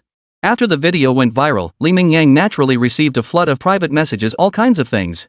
After returning home, Li Mingyang lay in bed grinning as he browsed through them, even though some messages were downright unsavory. He dismissed them as nonsense, but while browsing, he stumbled upon something genuinely useful. It was only the second day since he'd gone viral, and already advertisers were reaching out? Upon seeing this message, Li Mingyang shot up from his bed, his demeanor instantly becoming more serious. This was his very first paid collaboration video. He couldn't afford to slack off. A little sense of occasion was necessary, right? "Hello, this is Li Mingyang. May I ask if you're interested in advertising? If possible, could you send me your product details?" Truthfully, Li Mingyang was a complete novice when it came to being a content creator and didn't have any friends in the industry. After a moment's thought, he opted for a straightforward reply. Yes, I'm taking ads." He thought the other party might take a while to reply, but unexpectedly, they responded instantly. "Since you're taking ads, then take them properly, young man. Keep up the good work, you're doing great. You'll definitely be a big blogger with a bright future." Seeing this reply, Li Mingyang's face fell instantly, the glimmer of hope in his eyes vanishing. Damn it. He thought his first paid video opportunity had finally arrived, only to discover it was just a trolling comment from a netizen. But Li Mingyang didn't get angry. Having netizens tease him only proved he was truly popular now, right? Lying back down on his bed, a smile returned to Li Mingyang's face. Even though he knew the comment was a joke, he still replied. Got it. I'll work hard to become the million-follower blogger you mentioned. Too bad. I thought my first ever sponsored ad was finally coming. I even sat up straight in bed just now. Turns out it was just a joke. Guess I got played by someone inexperienced. Li Mingyang took it in stride. Jokes aside, with his videos going viral right now, you shouldn't have trouble finding brands wanting to advertise with you. After all, the video right after a viral hit usually gets decent views. If any brands wanted to run an ad and take advantage of the buzz to get a little bargain, this was undoubtedly a prime opportunity to jump in. Clearly, the other party hadn't expected Li Mingyang to respond with such an attitude. Well, you've got a good attitude. I thought you'd be angry. Alright, enough joking around. Actually, I really did come here to advertise. I watched your previous videos. You put in a lot of work every day. Our factory specializes in labor protection gear. We mainly deal in knee pads and wrist guards, though we also sell cooling sleeves and such. So I thought I'd come knock on your door for an ad. While you're not super famous yet, the advertising fees are cheaper, kind of a little perk for us. Seeing the reply, Li Mingyang now found himself doubting the offer. Really? After hesitating for a while, he finally replied with just those two words. Absolutely. You can check your back end. The specific collaboration requirements have already been sent over, along with our quote. If it works for you, let's make this a happy collaboration. Chapter 17, ad copy so awkward it makes you want to kick yourself. Hearing this, Li Mingyang opened his author dashboard with a mix of skepticism and curiosity. To his surprise, he found a collaboration request from Etong Advertising waiting there. But the details of this ad partnership seemed slightly different from what the other party had just mentioned. Hadn't they claimed to be in sports products? How did the product suddenly become this thing? Well, it did sort of have a tiny connection to sports. But why did his very first advertisement feel so embarrassing? Just as Li Mingyang was still hesitating, he suddenly noticed the price tag below, a mere ad placement, and they were asking for a whopping 5,000 yuan. Given his current follower count, 5,000 yuan was actually a pretty generous offer. After all, it wasn't a long-term deal, just a single ad placement within a video. The product needed to appear in one of his videos. With just over 200,000 followers, his typical rate for such ads was around 2,000 yuan per spot. Sometimes when the industry's sluggish, plenty of people take ads for as low as 1,500 yuan each. 5,000 yuan is more than double the market rate. So, even hesitating for one more second would be disrespectful to money, right? This is a full 5,000 yuan, enough to cover nearly a month's salary from my previous job. And now, all I need to do is record a video and run a small ad. Is that really such a big deal? Not at all. Even counting editing time, this ad won't take more than 20 minutes. 20 minutes for 5,000 yuan, surely no one would turn down such a deal. Plus, he'd actually heard of their men's underwear brand. He'd even worn their products for a long time. I have to say their products are genuinely high quality and incredibly comfortable to wear. Promoting them won't weigh on my conscience at all. At least he genuinely experienced the product himself and could vouch for its quality. Are you sure your company deals in sports gear?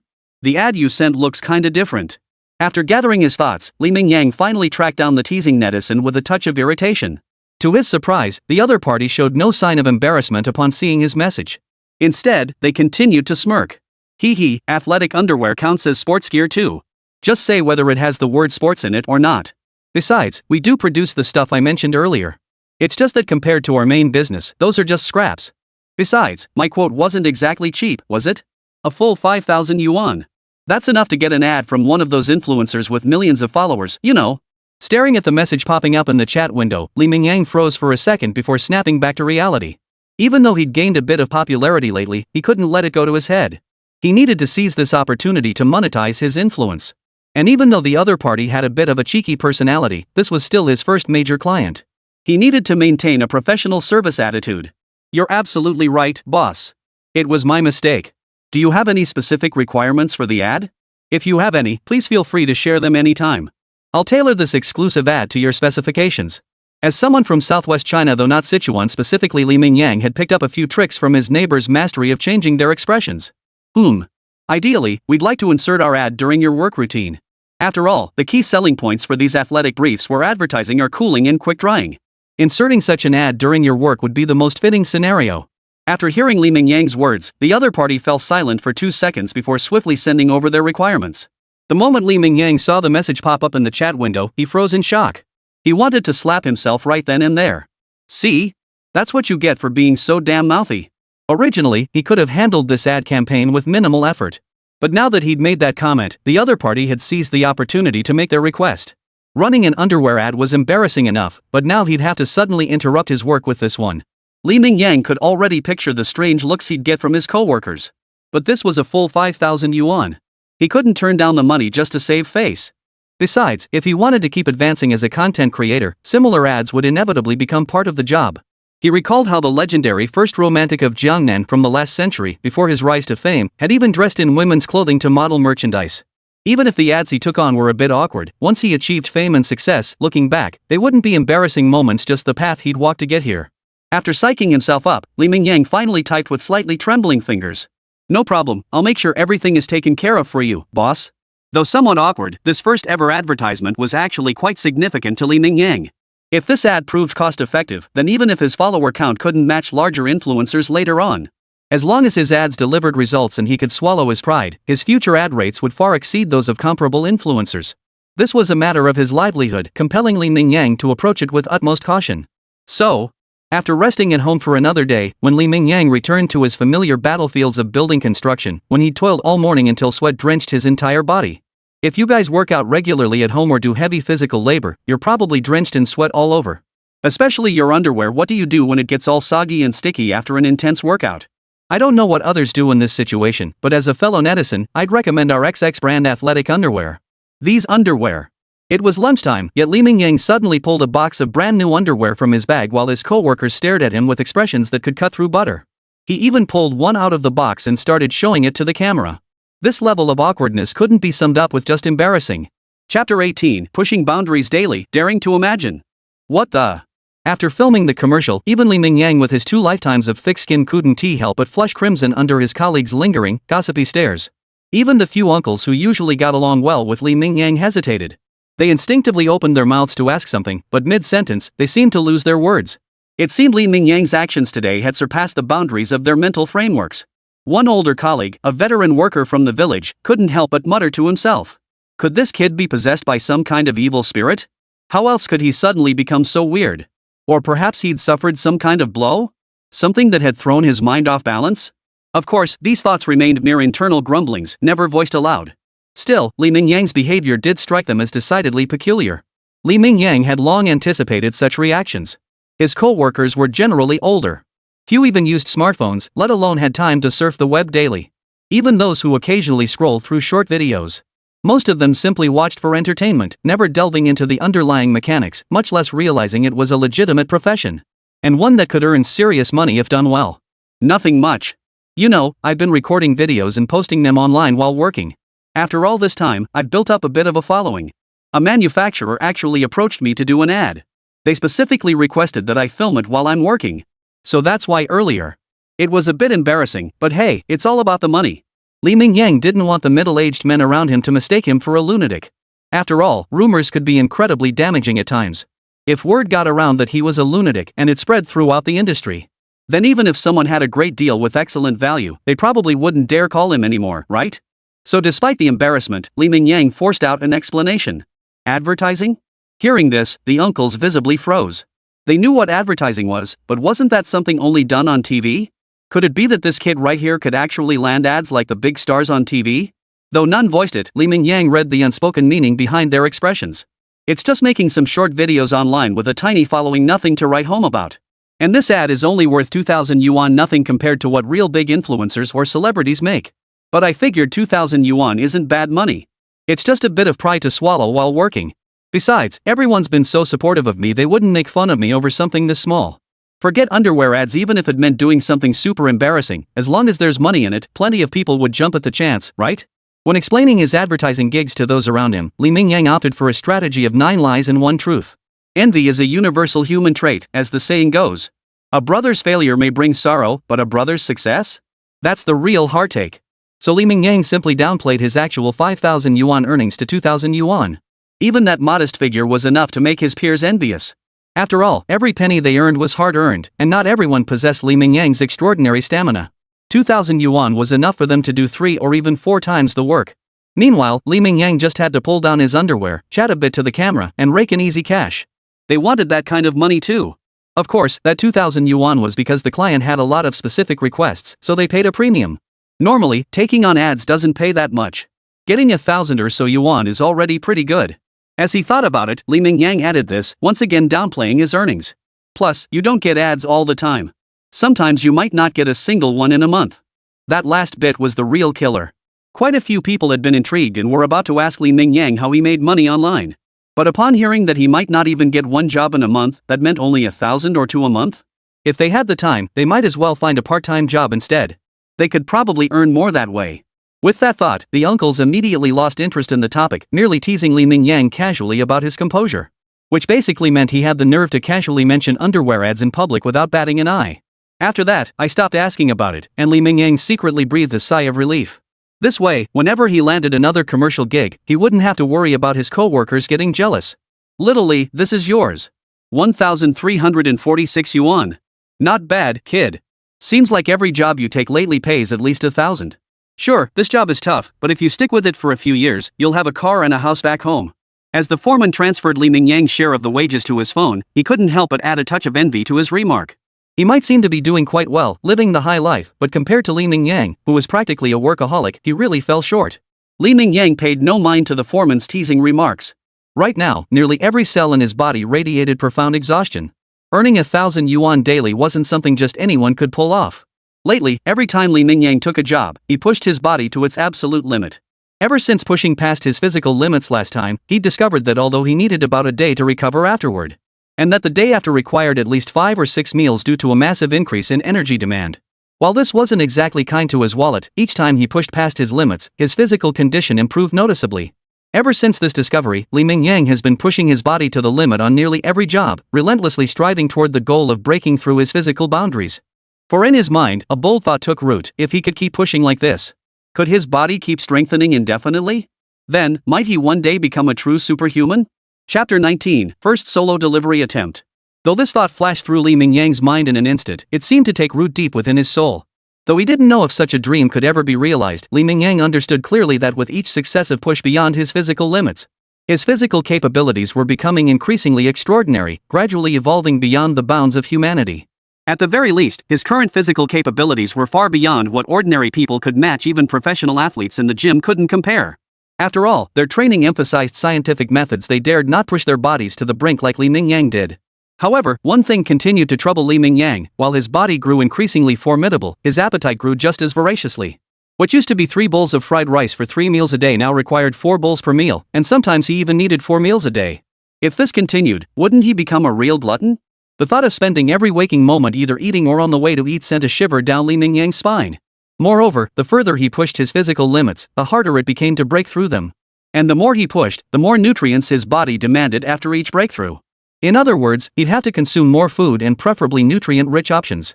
Otherwise, Mingyang genuinely feared that his eating speed might not keep up with his body's demands. Even if he stuffed himself daily, he could still starve to death. In short, while his body currently seemed capable of continuously pushing its limits and growing stronger, could this growth truly continue without bounds? Or, after further transformation, would he still be able to control his own body? Mingyang remained uncertain about these questions. At least for now, Mingyang didn't need to fret over these questions. While his appetite had indeed grown, so had his physical constitution. If it came down to it, he could always halt his progress once he reached a certain threshold. After all, whether he grew stronger or not wasn't dictated by some ridiculous system forcing tasks upon him. Everything depended entirely on Mingyang's own will. Thus, these thoughts merely circled through Mingyang's mind before vanishing. Yet they planted a seed within him, a seed of pursuing a path to prosperity through sheer physical prowess. Though his current physique might still fall short, as long as he kept growing stronger and his body became truly extraordinary, his future would be far more than just hauling bricks and doing manual labor. Because in any field, if you could push yourself to the absolute limit, then the future would be wide open. But that was all for the future. As for the present, he'd better focus on doing his building carrying job properly. With his current appetite, without a stable job paying well, he'd likely wipe out his little nest egg in no time. Then I'd be stuck in a cycle of either starving or on my way to starving. Any gigs that might suit me? After this period of training, Mingyang had not only gained some recognition within the industry but had also become a seasoned veteran. After all, unlike those simple delivery guys, Mingyang had been studying the ins and outs of the industry since he entered it. For instance, where were the best places to pick up jobs? After his research, he discovered a locally specific app. It had a surprisingly large user base, with numerous jobs posted within it. Upon discovering this, Li Mingyang promptly downloaded the app. Why waste a resource when you have one? What is it? As his physique grew increasingly formidable, Li Mingyang began to entertain a new idea: should he try taking on solo jobs? This would be a significant challenge for him, but the income would be much more lucrative. After all, he was both the job taker and the laborer. Every penny flowed directly into his pocket. The most critical issue was that Li Mingyang's video channel had hit another bottleneck. Even though he occasionally showed off his muscles in small ways, the growth rate of his followers had plateaued, barely surpassing 300,000. The daily follower count fluctuated, wavering between increases and decreases. So Li Mingyang decided to try taking solo orders, hoping to see if this approach could give his follower count another boost. Oh, and worth mentioning, Li Mingyang has changed his livestream channel name. It's no longer the guy who charges 1,000 yuan a day, but now the guy who charges 2,000 yuan a day. After all, he'd already hit the 1,000 yuan target, and he needed a fresh goal to aim for. As his physical strength continued to grow, Li Mingyang was confident he could reach this level. After all, earning over 1,000 yuan a day doing manual labor is already astonishing enough. At the very least, it's eye-catching. Now, Li Mingyang consistently earns over 1,000 yuan per day on the job.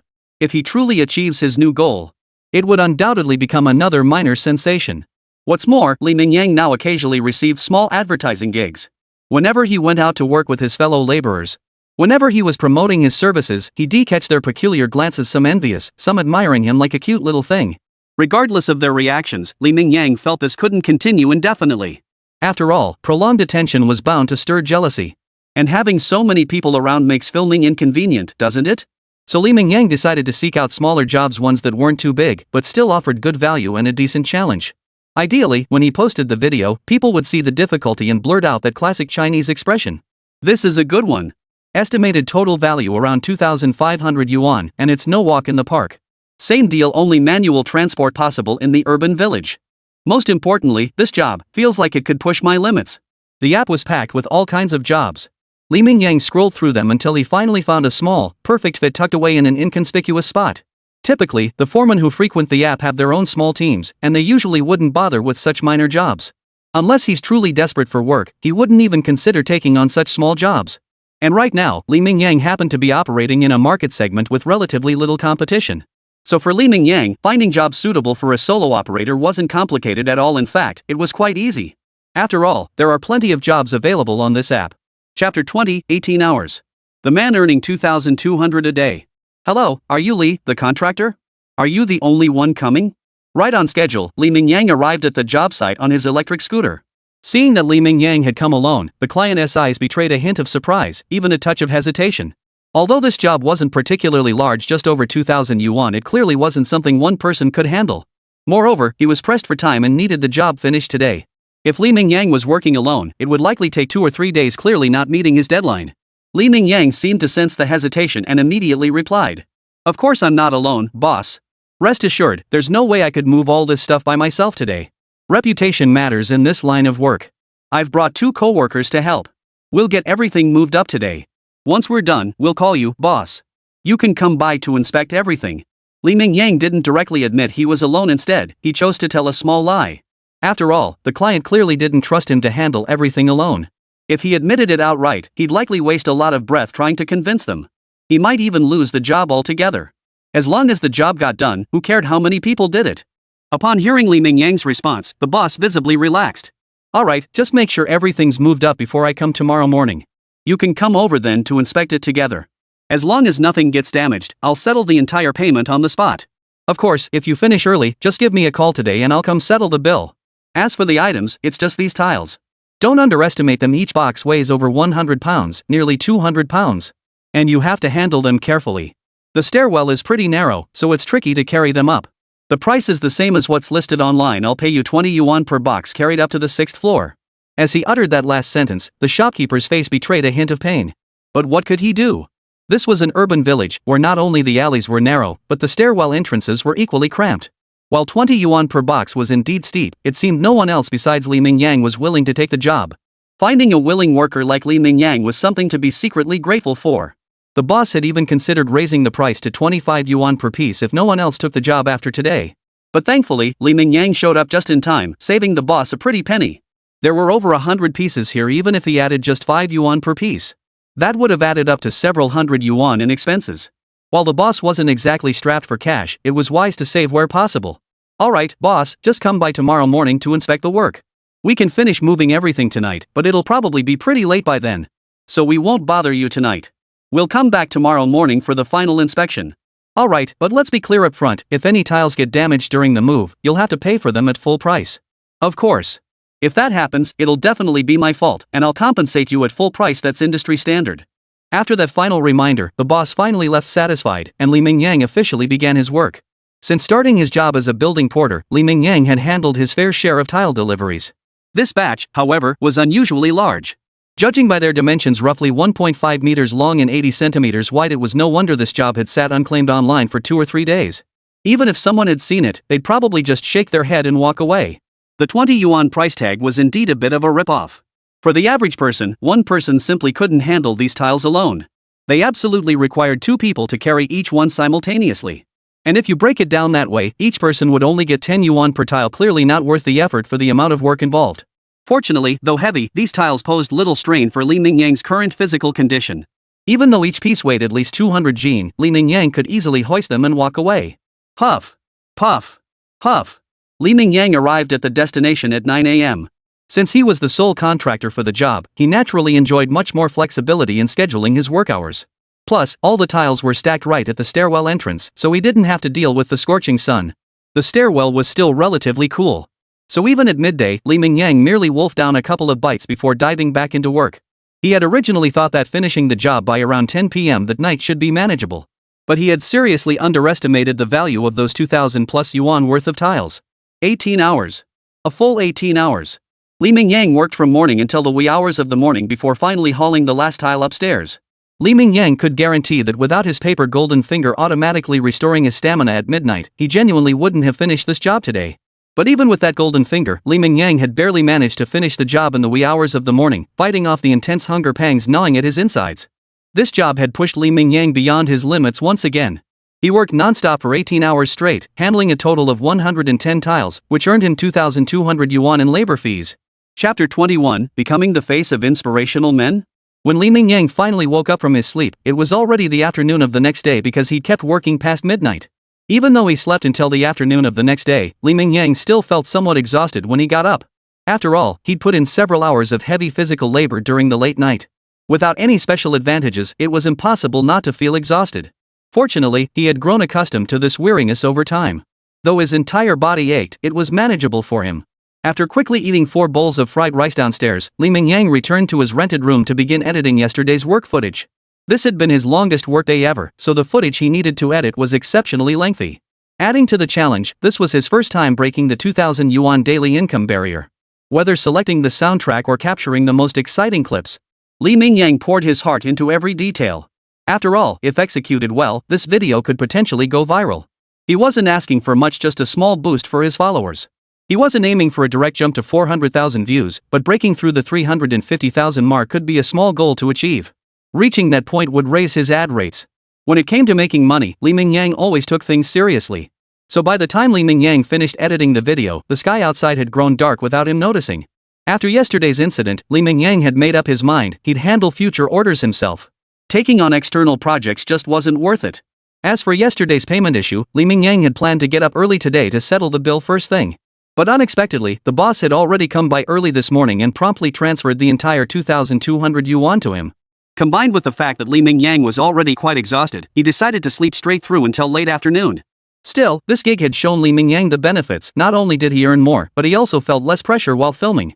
He could even occasionally throw in some playful banter during his work, which significantly boosted his video views. Unlike when he worked with others before, or he'd occasionally want to pull a stunt but often held back due to his co-workers' indescribable looks. After all, Mingyang now had a clear sense of his own positioning. His future focus would undoubtedly shift toward short videos. His primary job was no longer carrying heavy loads, but managing his video account. As his channel gained traction, its profitability steadily increased. The building carrying work had become merely a means to produce content, not his primary livelihood. In fact, once he found a more suitable approach, even the building carrying work might eventually be phased out. So Mingyang plans to start taking freelance gigs next. This offers more flexible hours and lets him choose his own projects. This will steadily improve the quality of his short videos. All in all, a significant upgrade from before with much greater freedom. Damn it! Damn it! Damn it! First thing the next morning, Mingyang burst out with 3 expletives in quick succession. He had anticipated that his short videos might gain some traction after breaking the 2,000 yuan a day mark, but he truly hadn't imagined this. Sometimes, a person's luck is just that mysterious. Had Mingyang simply posted the video himself, the best outcome would have been exactly what he predicted, a modest viral hit. But unexpectedly, after his video went live, it caught the attention of an official national account, which proceeded to repost it. Most crucially, the official account had even made a small edit to his video content. This instantly transformed him into the image of an inspirational man. After all, the domestic job market isn't exactly rosy right now. Many people are laid off, unemployed, or jobless. The government has long encouraged people to shed the robe of Kongiji. As long as you can earn money and secure employment, the nature of the work shouldn't matter. And his video, quite by accident, aligned perfectly with the current national ethos. Once discovered by the relevant officials, it was only natural that. As for the more intricate details, Mingyang couldn't make heads or tails of them. After all, whether in his past life or this one, he remained nothing more than an ordinary commoner. He couldn't possibly guess what the bigwigs above were thinking, but frankly, he couldn't care less. All he knew was that his account had exploded in popularity once more, this time even with official endorsement. It wasn't an exaggeration to say that as long as Mingyang didn't do anything stupid online from now on, his account was essentially shielded by a golden ticket. Barring any major issues, Douyin's admins wouldn't just leave him alone, they might even occasionally give him a boost with some promotional pushes. 1 million. 1 million. Amazing. Absolutely incredible. From morning until night, no matter what Mingyang was doing, even while showering, he couldn't resist pulling out his phone to refresh his short video analytics. He'd check how many new followers he'd gained in the past few minutes. Finally, after enduring the late hours until past 3 a.m., his eyes nearly closing shut, his follower count broke through the million mark. If it weren't for the late hour and the quiet of the night where cheering out loud might just invite trouble, Mingyang would have jumped 3 feet in the air right then and there. Even though in this day and age, there are tens of thousands of creators with millions of followers on Douyin, reaching this level still earns you the title of a major influencer. In other words, just because of this official repost and the viral spread of these videos, Ming's market value skyrocketed several times over. The gap between a million-follower creator and one with hundreds of thousands might not seem huge at first glance. But when it comes to advertising deals or event collaborations, the offers from clients are incomparable to those received when you only had hundreds of thousands of followers. Reaching a million followers is like stepping onto a new level. Once you step over it, you can call yourself successful. At least in the world of ordinary people. Alongside his million-follower milestone, Mingyang also earned a new title, the epitome of an inspirational man. From an ordinary office worker forced into unemployment, he transformed within mere months into a million-follower influencer. Even by choosing the lowest tier, lowest barrier job of building maintenance, he still managed to rise to prominence within the industry and become one of its top performers. To sum it up in one sentence, Mingyang is now a sensation. At least in recent days, both his account and his persona have been trending online, especially on Douyin. Chapter 22, The Rising Legend of the Thread-Carrying Warrior. Holy crap? Dude, what are you watching? You're so engrossed I called you several times and you didn't even hear me. In a dorm room at a second-tier university, Zhang Tao was about to roach his roommate out for dinner when he spotted the guy lying on the top bunk, completely engrossed in whatever he was watching. He'd called out several times, but the guy hadn't reacted. Could Zhang Tao put up with such a rebellious roommate? He decisively reached up and slapped the arm on the top bunk. Damn it! When did you sneak up here? You scared the crap out of me. What the hell are you staring at? You're so engrossed you didn't even hear me calling you for dinner. It's not like I'm dragging you to class or something. Zhang Tao was thoroughly unimpressed with his son's reaction. Usually, wasn't this kid the most eager one at mealtimes? Why was he so distracted today? Could he be heartbroken? But that didn't make sense. The two of them were practically inseparable, famously the two most single guys in the dorm. Could he really be sneaking around behind his back? If that were the case, this rebellious son truly deserved to die. Even if he was heartbroken, he deserved it. How dare he betray their class behind his back? What was so great about being a noble bachelor? Did he really need to taste the bitterness of love? Just saw a video of that building carrying God. Wasn't really interested at first, but damn, that guy is seriously badass. Even if we were professional athletes, we'd never have stamina like that. Honestly, this guy doesn't even seem human, he's pure beast. He should be a nuclear-powered machine like the T-800. Even beasts don't have stamina and endurance like his. Hearing this, Zhang Tao's curiosity was instantly piqued. When did such a talent appear online? The brothers had always looked down on those fitness influencers. Outsiders might gush, damn, that guy's amazing. Look at those muscles. But as insiders, they knew that beyond a handful of elite masters, most were all show. Some even had muscles that screamed steroids at first glance. To be blunt, if the brothers stripped down, their muscle definition wouldn't look any worse than those ordinary fitness bloggers. So Zhang Tao was genuinely curious about this badass figure his four buddies kept raving about. What kind of beast could earn such praise from his own brothers? And then, Zhang Tao found himself completely hooked on the videos, utterly unable to tear himself away. He even watched Li Mingyang's channel from the very first video all the way to the latest update, tracking his journey from earning just a few hundred yuan daily to now breaking through the 2,000 yuan mark. And judging by the date stamps, this entire transformation had happened in just over a month, not even two. By this point, Zhang Tao was starting to question his own existence. He desperately wanted to ask, is this video fake? But this was reposted by the official account itself, and the contents of the video were clearly genuine at a glance. Whether it was cement, construction debris, or other jobs, the sheer volume was undeniable, nothing ordinary props could match. So, after watching all the videos, Zhang Tao was genuinely overwhelmed. He even forgot to eat. After a long while, he finally murmured to himself. So what have all these years of effort been for? Training in sports since middle school, all the way up to now. Every tiny bit of progress felt like it required an ocean of sweat. Even at this young age, I've already accumulated a body full of injuries. But in the end, I only got into an ordinary second-tier university. I'm not even considered top-tier at my school. His best friend, who had long since snapped out of his daze, overheard Zhang Tao's words and promptly delivered a cold-hearted jab. That's perfectly normal. In any field, there's always a gap between geniuses and ordinary people. Take that building-carrying god in the video to me, he's a pure genius. Not only is his physical recovery ability borderline insane, but his physical potential is off the charts too. He's only been doing this high-intensity physical labor for a short time, yet his physical abilities are visibly improving at an astonishing rate. Honestly, I feel like he's wasting his talent in this job. It's practically a crime. If he entered the sports field, I feel like whatever he pursued, he'd likely achieve impressive results quickly. If he could find the right path, I wouldn't be surprised at all to see him competing in the Olympics someday. By the end, even his own tone couldn't help but brim with admiration. Compared to Zhang Tao, though, he seemed to take it in stride. After all, he'd been accustomed to setbacks since childhood. Among his peers, he'd never been among the top performers in anything he tried. So when it came to Li Mingyang's absurdly gifted physique, beyond a few sighs of admiration, he didn't dwell on it much. Similar scenes were playing out across the country, as Li Mingyang's popularity had skyrocketed in recent days. If you were a Douyin user, you'd almost certainly have come across videos related to Li Mingyang within these 2 days. Some were posted directly by Li Mingyang himself, while others were fan-made remixes. But regardless, if you spent enough time scrolling through Douyin daily, you absolutely couldn't escape content related to Li Mingyang.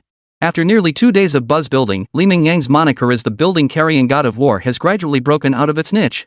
At the very least, the moniker has been firmly established. Many professionals in various fields, upon seeing Li Mingyang, couldn't help but light up with excitement. They see Li Mingyang as an undiscovered gem, a raw talent with immense potential. Many were even considering traveling directly to meet Li Mingyang for a discussion. Chapter 23, Going Viral. Riding the hype? Of course, these were merely the thoughts of a minority. After all, to the vast majority, Li Mingyang was already past his prime.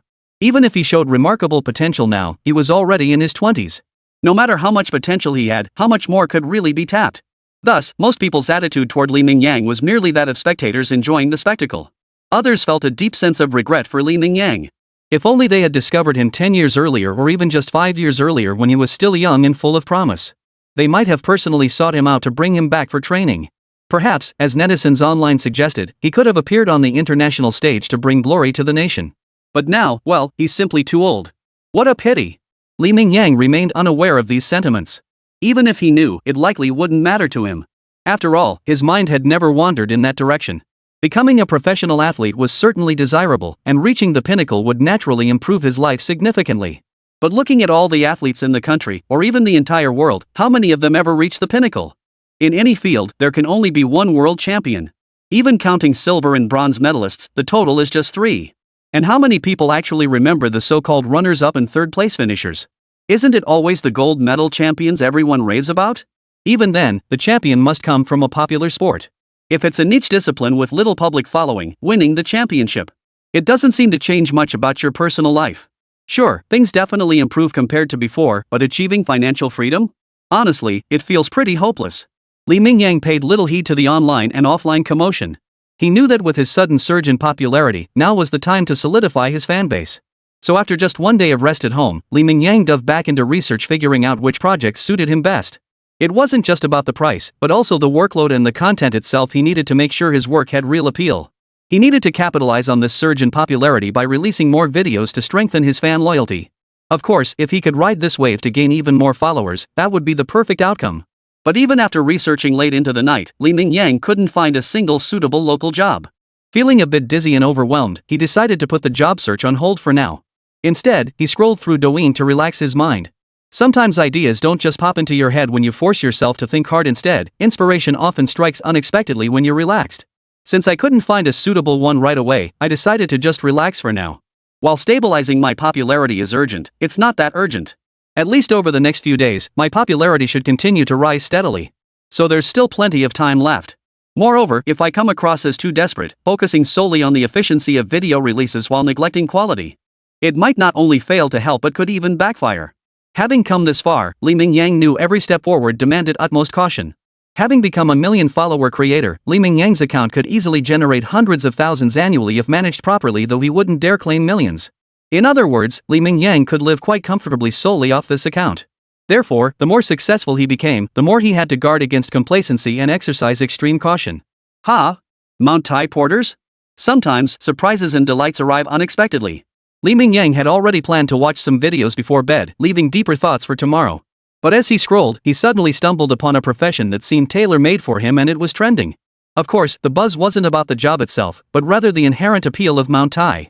If there was one mountain in China that held the most weight in the hearts of its people, it was undoubtedly Mount Tai. Throughout history, any emperor of note would perform the Fengshen ritual on Mount Tai. Though later, a certain foolish emperor tarnished the reputation of both the place and the ritual. But this hasn't diminished the mountain's status in the hearts of the Chinese people. Countless tourists flock there annually, and conquering Mount Tai has become a major online trend. Many content creators even travel great distances specifically to attempt a summit challenge here.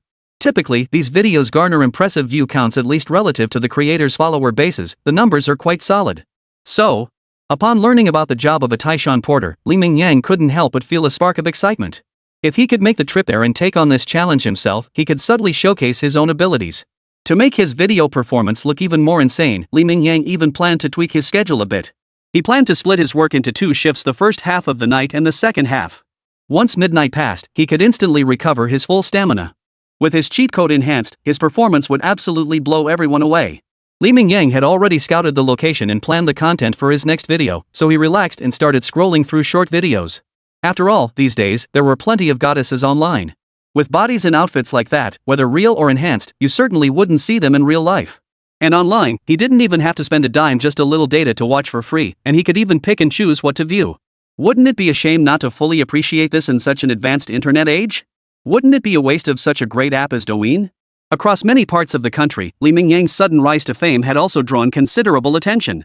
Generally speaking, influencers who break the million-follower mark aren't fools.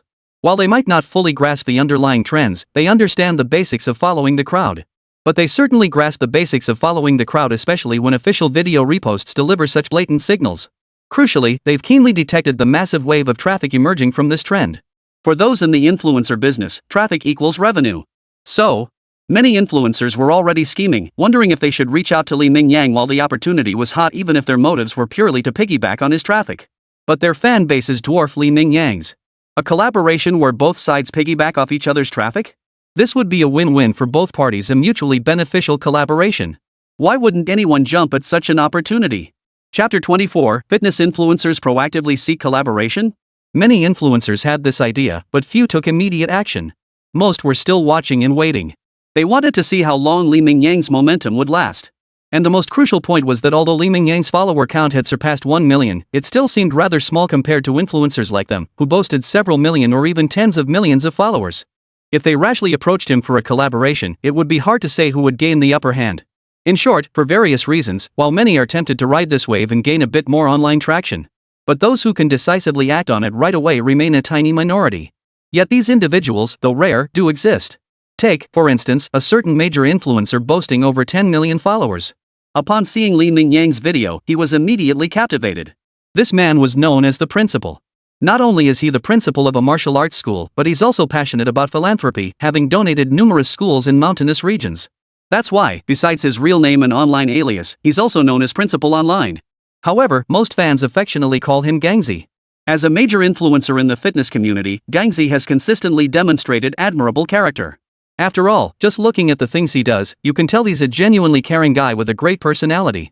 His rugged, imposing appearance is completely at odds with this, creating a somewhat endearing contrast, perhaps one reason he's garnered such a large following. Upon witnessing Li Mingyang's performance, Gangzi immediately recognized his talent. He felt that if such talent wasn't properly trained, if such physical gifts weren't put to good use, it would truly be a waste. Moreover, observing Li Mingyang's work ethic, Gangzi could tell he came from an ordinary, working-class background.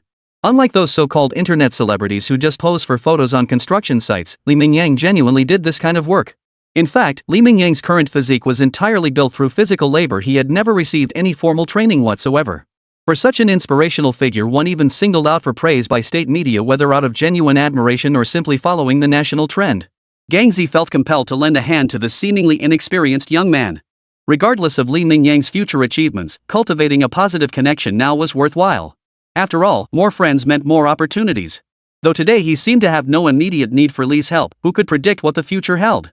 It wouldn't take long for this young man to officially surpass his own status. And it was quite possible that in the near future, he himself would plummet from his current heights online. The ups and downs of the internet were nothing unusual in this era. You could be a hugely popular blogger adored by millions today. But by tomorrow, forget being a big blogger. It wouldn't be surprising if your account got banned outright. Gang? You said you wanted to collaborate on a video with me? Ready to take on the challenge of building a tower together? And you're aiming to become a man who makes 1,000 yuan a day? When Li Mingyang received Gangzi's call, his expression was pure astonishment. Don't be fooled by Li Mingyang constantly boasting about being a big influencer with millions of followers. Those three words, big influencer, need to be taken with a grain of salt. The real heavyweights were guys like Gangzi, who commanded over 10 million followers. His own fan base was barely a fraction of that. Yet despite this glaring gap in stature, Gangzi had reached out to him for a collaboration. It felt like Li Mingyang had been struck by a piece of good fortune that had literally fallen from the sky. Yet, the moment after that euphoria hit, his mind snapped back into clarity. Brother Gang, let's be clear, I'm broke. I can't afford to pay much. If this collaboration requires any fees. He trailed off, confident any reasonable adult would grasp his implication. Bro, you really have a way with words. The reason I called you this time is purely for a simple collaboration. No ulterior motives, just making a video together. Nothing complicated or involving other interests. Besides, haven't you been trending online lately? I just want to ride that wave and piggyback on your popularity. If you don't mind teaming up with me, that's already a huge win. Why would I charge you? Besides, I'm not that kind of person. So what do you say, bro? Can we make this happen? It's just a quick yes or no. This whole thing was my spur of the moment idea anyway. If it's inconvenient for you, just say no. No need to feel any pressure. After all, I admit I was a bit presumptuous this time. Chapter 25, let's just go for a big 2,000 deal. No, you reaching out to me was an honor. This benefits both of us. Honestly, I'm the one getting the better deal here. If you keep saying that, I'll feel downright awkward. As for timing, I'm available anytime. Just let me know when you're ready. I'm always ready to go. Upon hearing Gangzi's words, Li Mingyang paused for a moment before realizing this was an absolutely golden opportunity. It was far superior to his earlier plan of piggybacking on Mount Tai's popularity. While challenging Mount Tai certainly had some buzz, it all depended on the comparison. If pitted against a mega influencer like Gangzi, the modest buzz from challenging Mount Tai would pale in comparison. The crucial point was that Mount Tai would always be there, accessible anytime. But a million-follower influencer like Gangzi? If not for this favorable wind, where else could he find such a collaboration opportunity? Even if you had the connections, you'd never be able to afford the price tag. So when it came to weighing the pros and cons, Li Mingyang quickly reached his conclusion. Alright, brother, you're straightforward. I like straightforward people like you. Why wait for a better day when we can meet today? Besides, we're not that far apart. How about the day after tomorrow? If I move quickly, I should be able to arrive tomorrow afternoon. But from what I gather, your work seems to start early in the morning. Since this is a challenge, we can't mess around with any nonsense. Everything has to be done according to the real situation. So let's schedule the actual video shoot for the day after tomorrow morning. I'll need you to find a workout routine that's a bit more challenging. After all, I'm Jazzy, a well-known fitness blogger online. These muscles didn't come for nothing. If the challenge is too easy, it won't generate much buzz. Though I might not be able to pull off working 18 hours straight like you do. My daily earnings just broke 2,000, but setting a modest goal to become a 1,000 yuan a day man shouldn't be too much to ask, right? You have to admit, Gangzi's personality does match his looks to some extent. At least that straightforward, no-nonsense attitude is genuinely refreshing. Some might not appreciate it, but someone like Li Mingyang, who doesn't have a lot of hidden motives, makes getting along feel effortless. Alright, just give me a heads up when you come over tomorrow, and we'll grab dinner together. We can also discuss the work details beforehand. After all, this is our first collaboration, and we absolutely need to deliver some results. Li Mingyang's suggestion wasn't entirely for Gangzi's benefit, it was mostly for his own sake. His top priority these past few days had been stabilizing his popularity. If he didn't capitalize on a big influencer like Gangzy coming to him, that would be downright foolish. But leveraging such an opportunity required skill.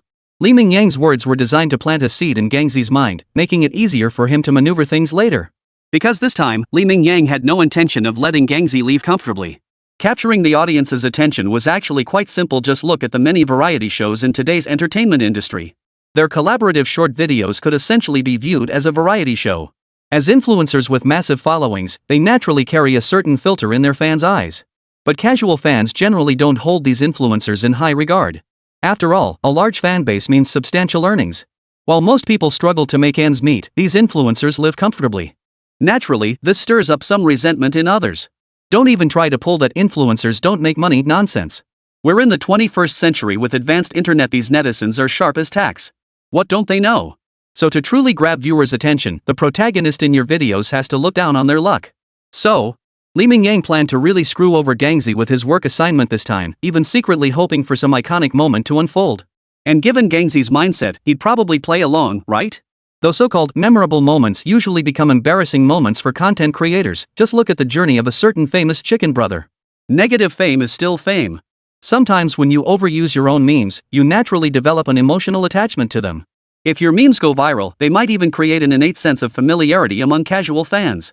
After all, even if they don't know you personally, they've definitely used your memes or something similar.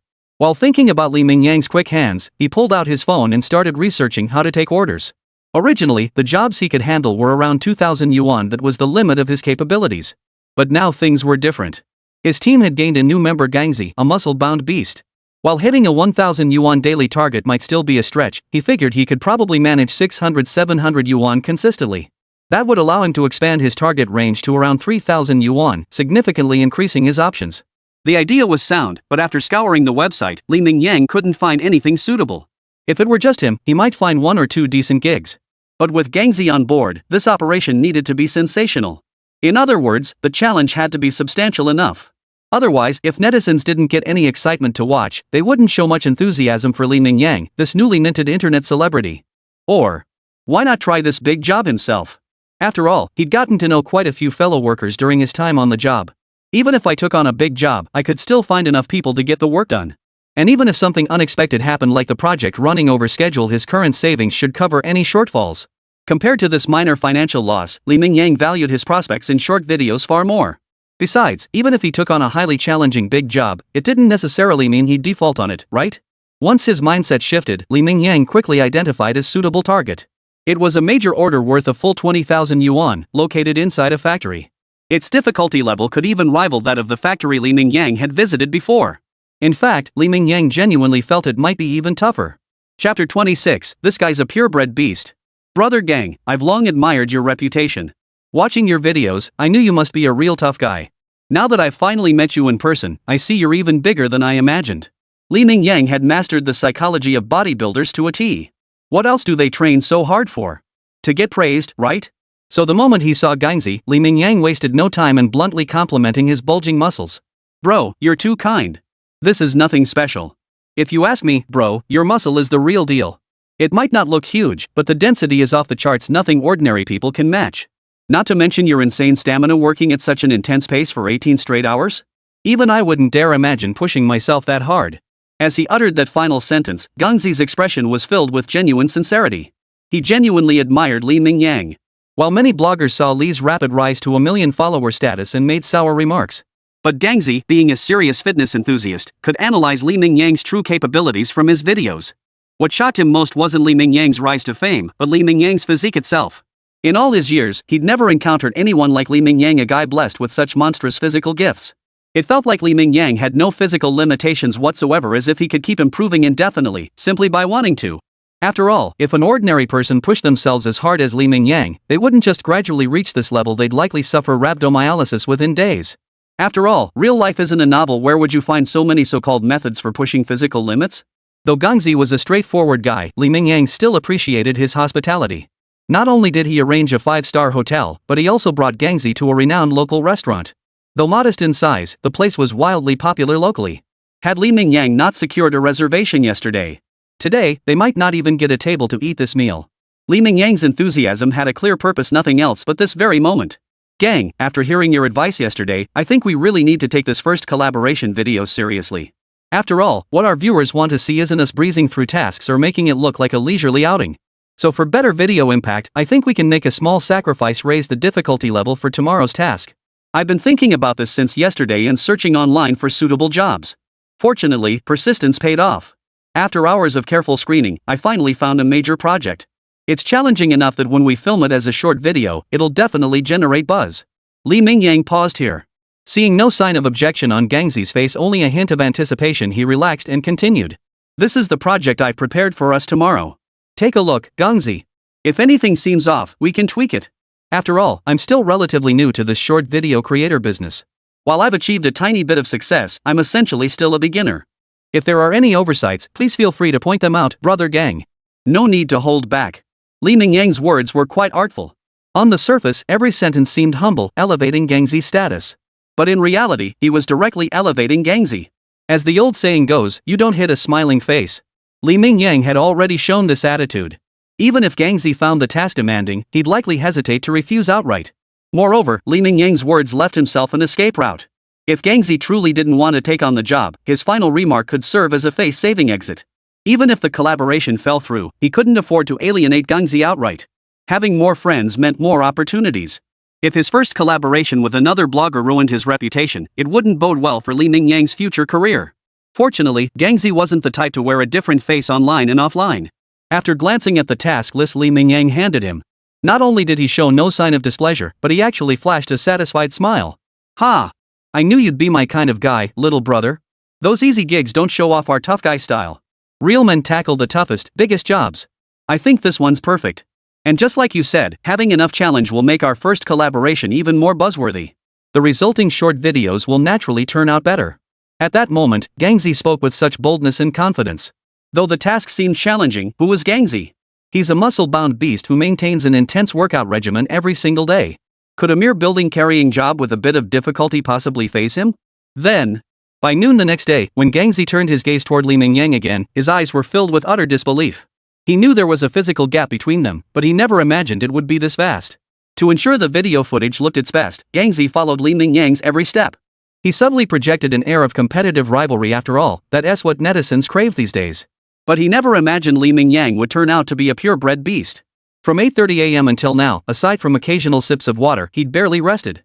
He maintained intense physical exertion throughout. Though his upper body was already drenched in sweat, his performance suggested he was nowhere near his physical limit. Chapter 27, Iconic Moment. Gangzi with the spaghetti legs. Bro. Big bro. I can't do this anymore. Let's take a break. Watching Li Mingyang head back downstairs, seemingly ready to load up and make another trip, Gangzi simply couldn't hold on any longer. He finally grasped a profound truth: gym workouts are one thing, but manual labor is another. The two were completely different. The gym was just for building muscle, but manual labor, if you didn't know how to use leverage, it could literally kill you with exhaustion. Although Gangzi was gradually getting the hang of it, the items they were moving remained the same way throughout. His stamina was steadily draining without any reduction in workload. Having worked since early morning, both his physical strength and internal energy were nearing their breaking point. So when Li Mingyang nonchalantly prepared to keep working, Gangzi couldn't hold on any longer. He couldn't help but ask for a break. Hearing this, Li Mingyang paused in surprise. He'd assumed Gangzi could push through a little longer. Perhaps Li Mingyang's questioning gaze stung Gangzi's pride. His muscular physique had always been a source of pride. Why had he suddenly suffered such a crushing setback here? He intended to stand up and declare he could keep going for another 2 hours, but the moment he tensed to make the move, his thigh muscles seared with unbearable pain. In the end, reason overcame impulse. Let's take a break first. We've been at it all morning, time to eat something, drink some water, and rest. It's not that I'm quitting, but we should at least eat our fill, drink up, and rest a bit to recharge before continuing, right? Hearing this, Li Mingyang glanced at the time. It was indeed lunchtime. Besides, he had his own little plan in mind. If he pushed Gangzi to keep working right now, the guy probably wouldn't last much longer. That would diminish the show's impact. But if he gave Gangzi some rest time, wouldn't he be able to push Gangzi even harder when they resumed work in the afternoon? He imagined that pushing his body to its absolute limit would surely yield plenty of compelling footage. And it wouldn't just be for today. Maybe they could even film a little behind-the-scenes clip during tomorrow's break? What kind of state would Gangzi be in after finishing the work? That could create a stark contrast with my own condition. This could spark a trending topic online. Gangzi, Ganga, look at this big frame of yours, look at all that muscle, you can't say you can't handle it, huh? You gotta keep up with everyone else's pace and work harder.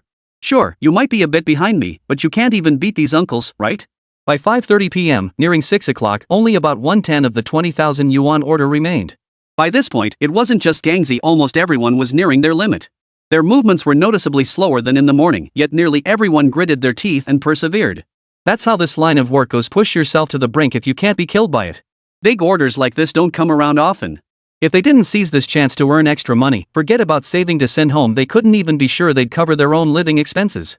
Watching Gangzi's trembling legs ahead of him, Li Mingyang flashed a mischievous grin, his stride feeling infinitely lighter than Gangzi's.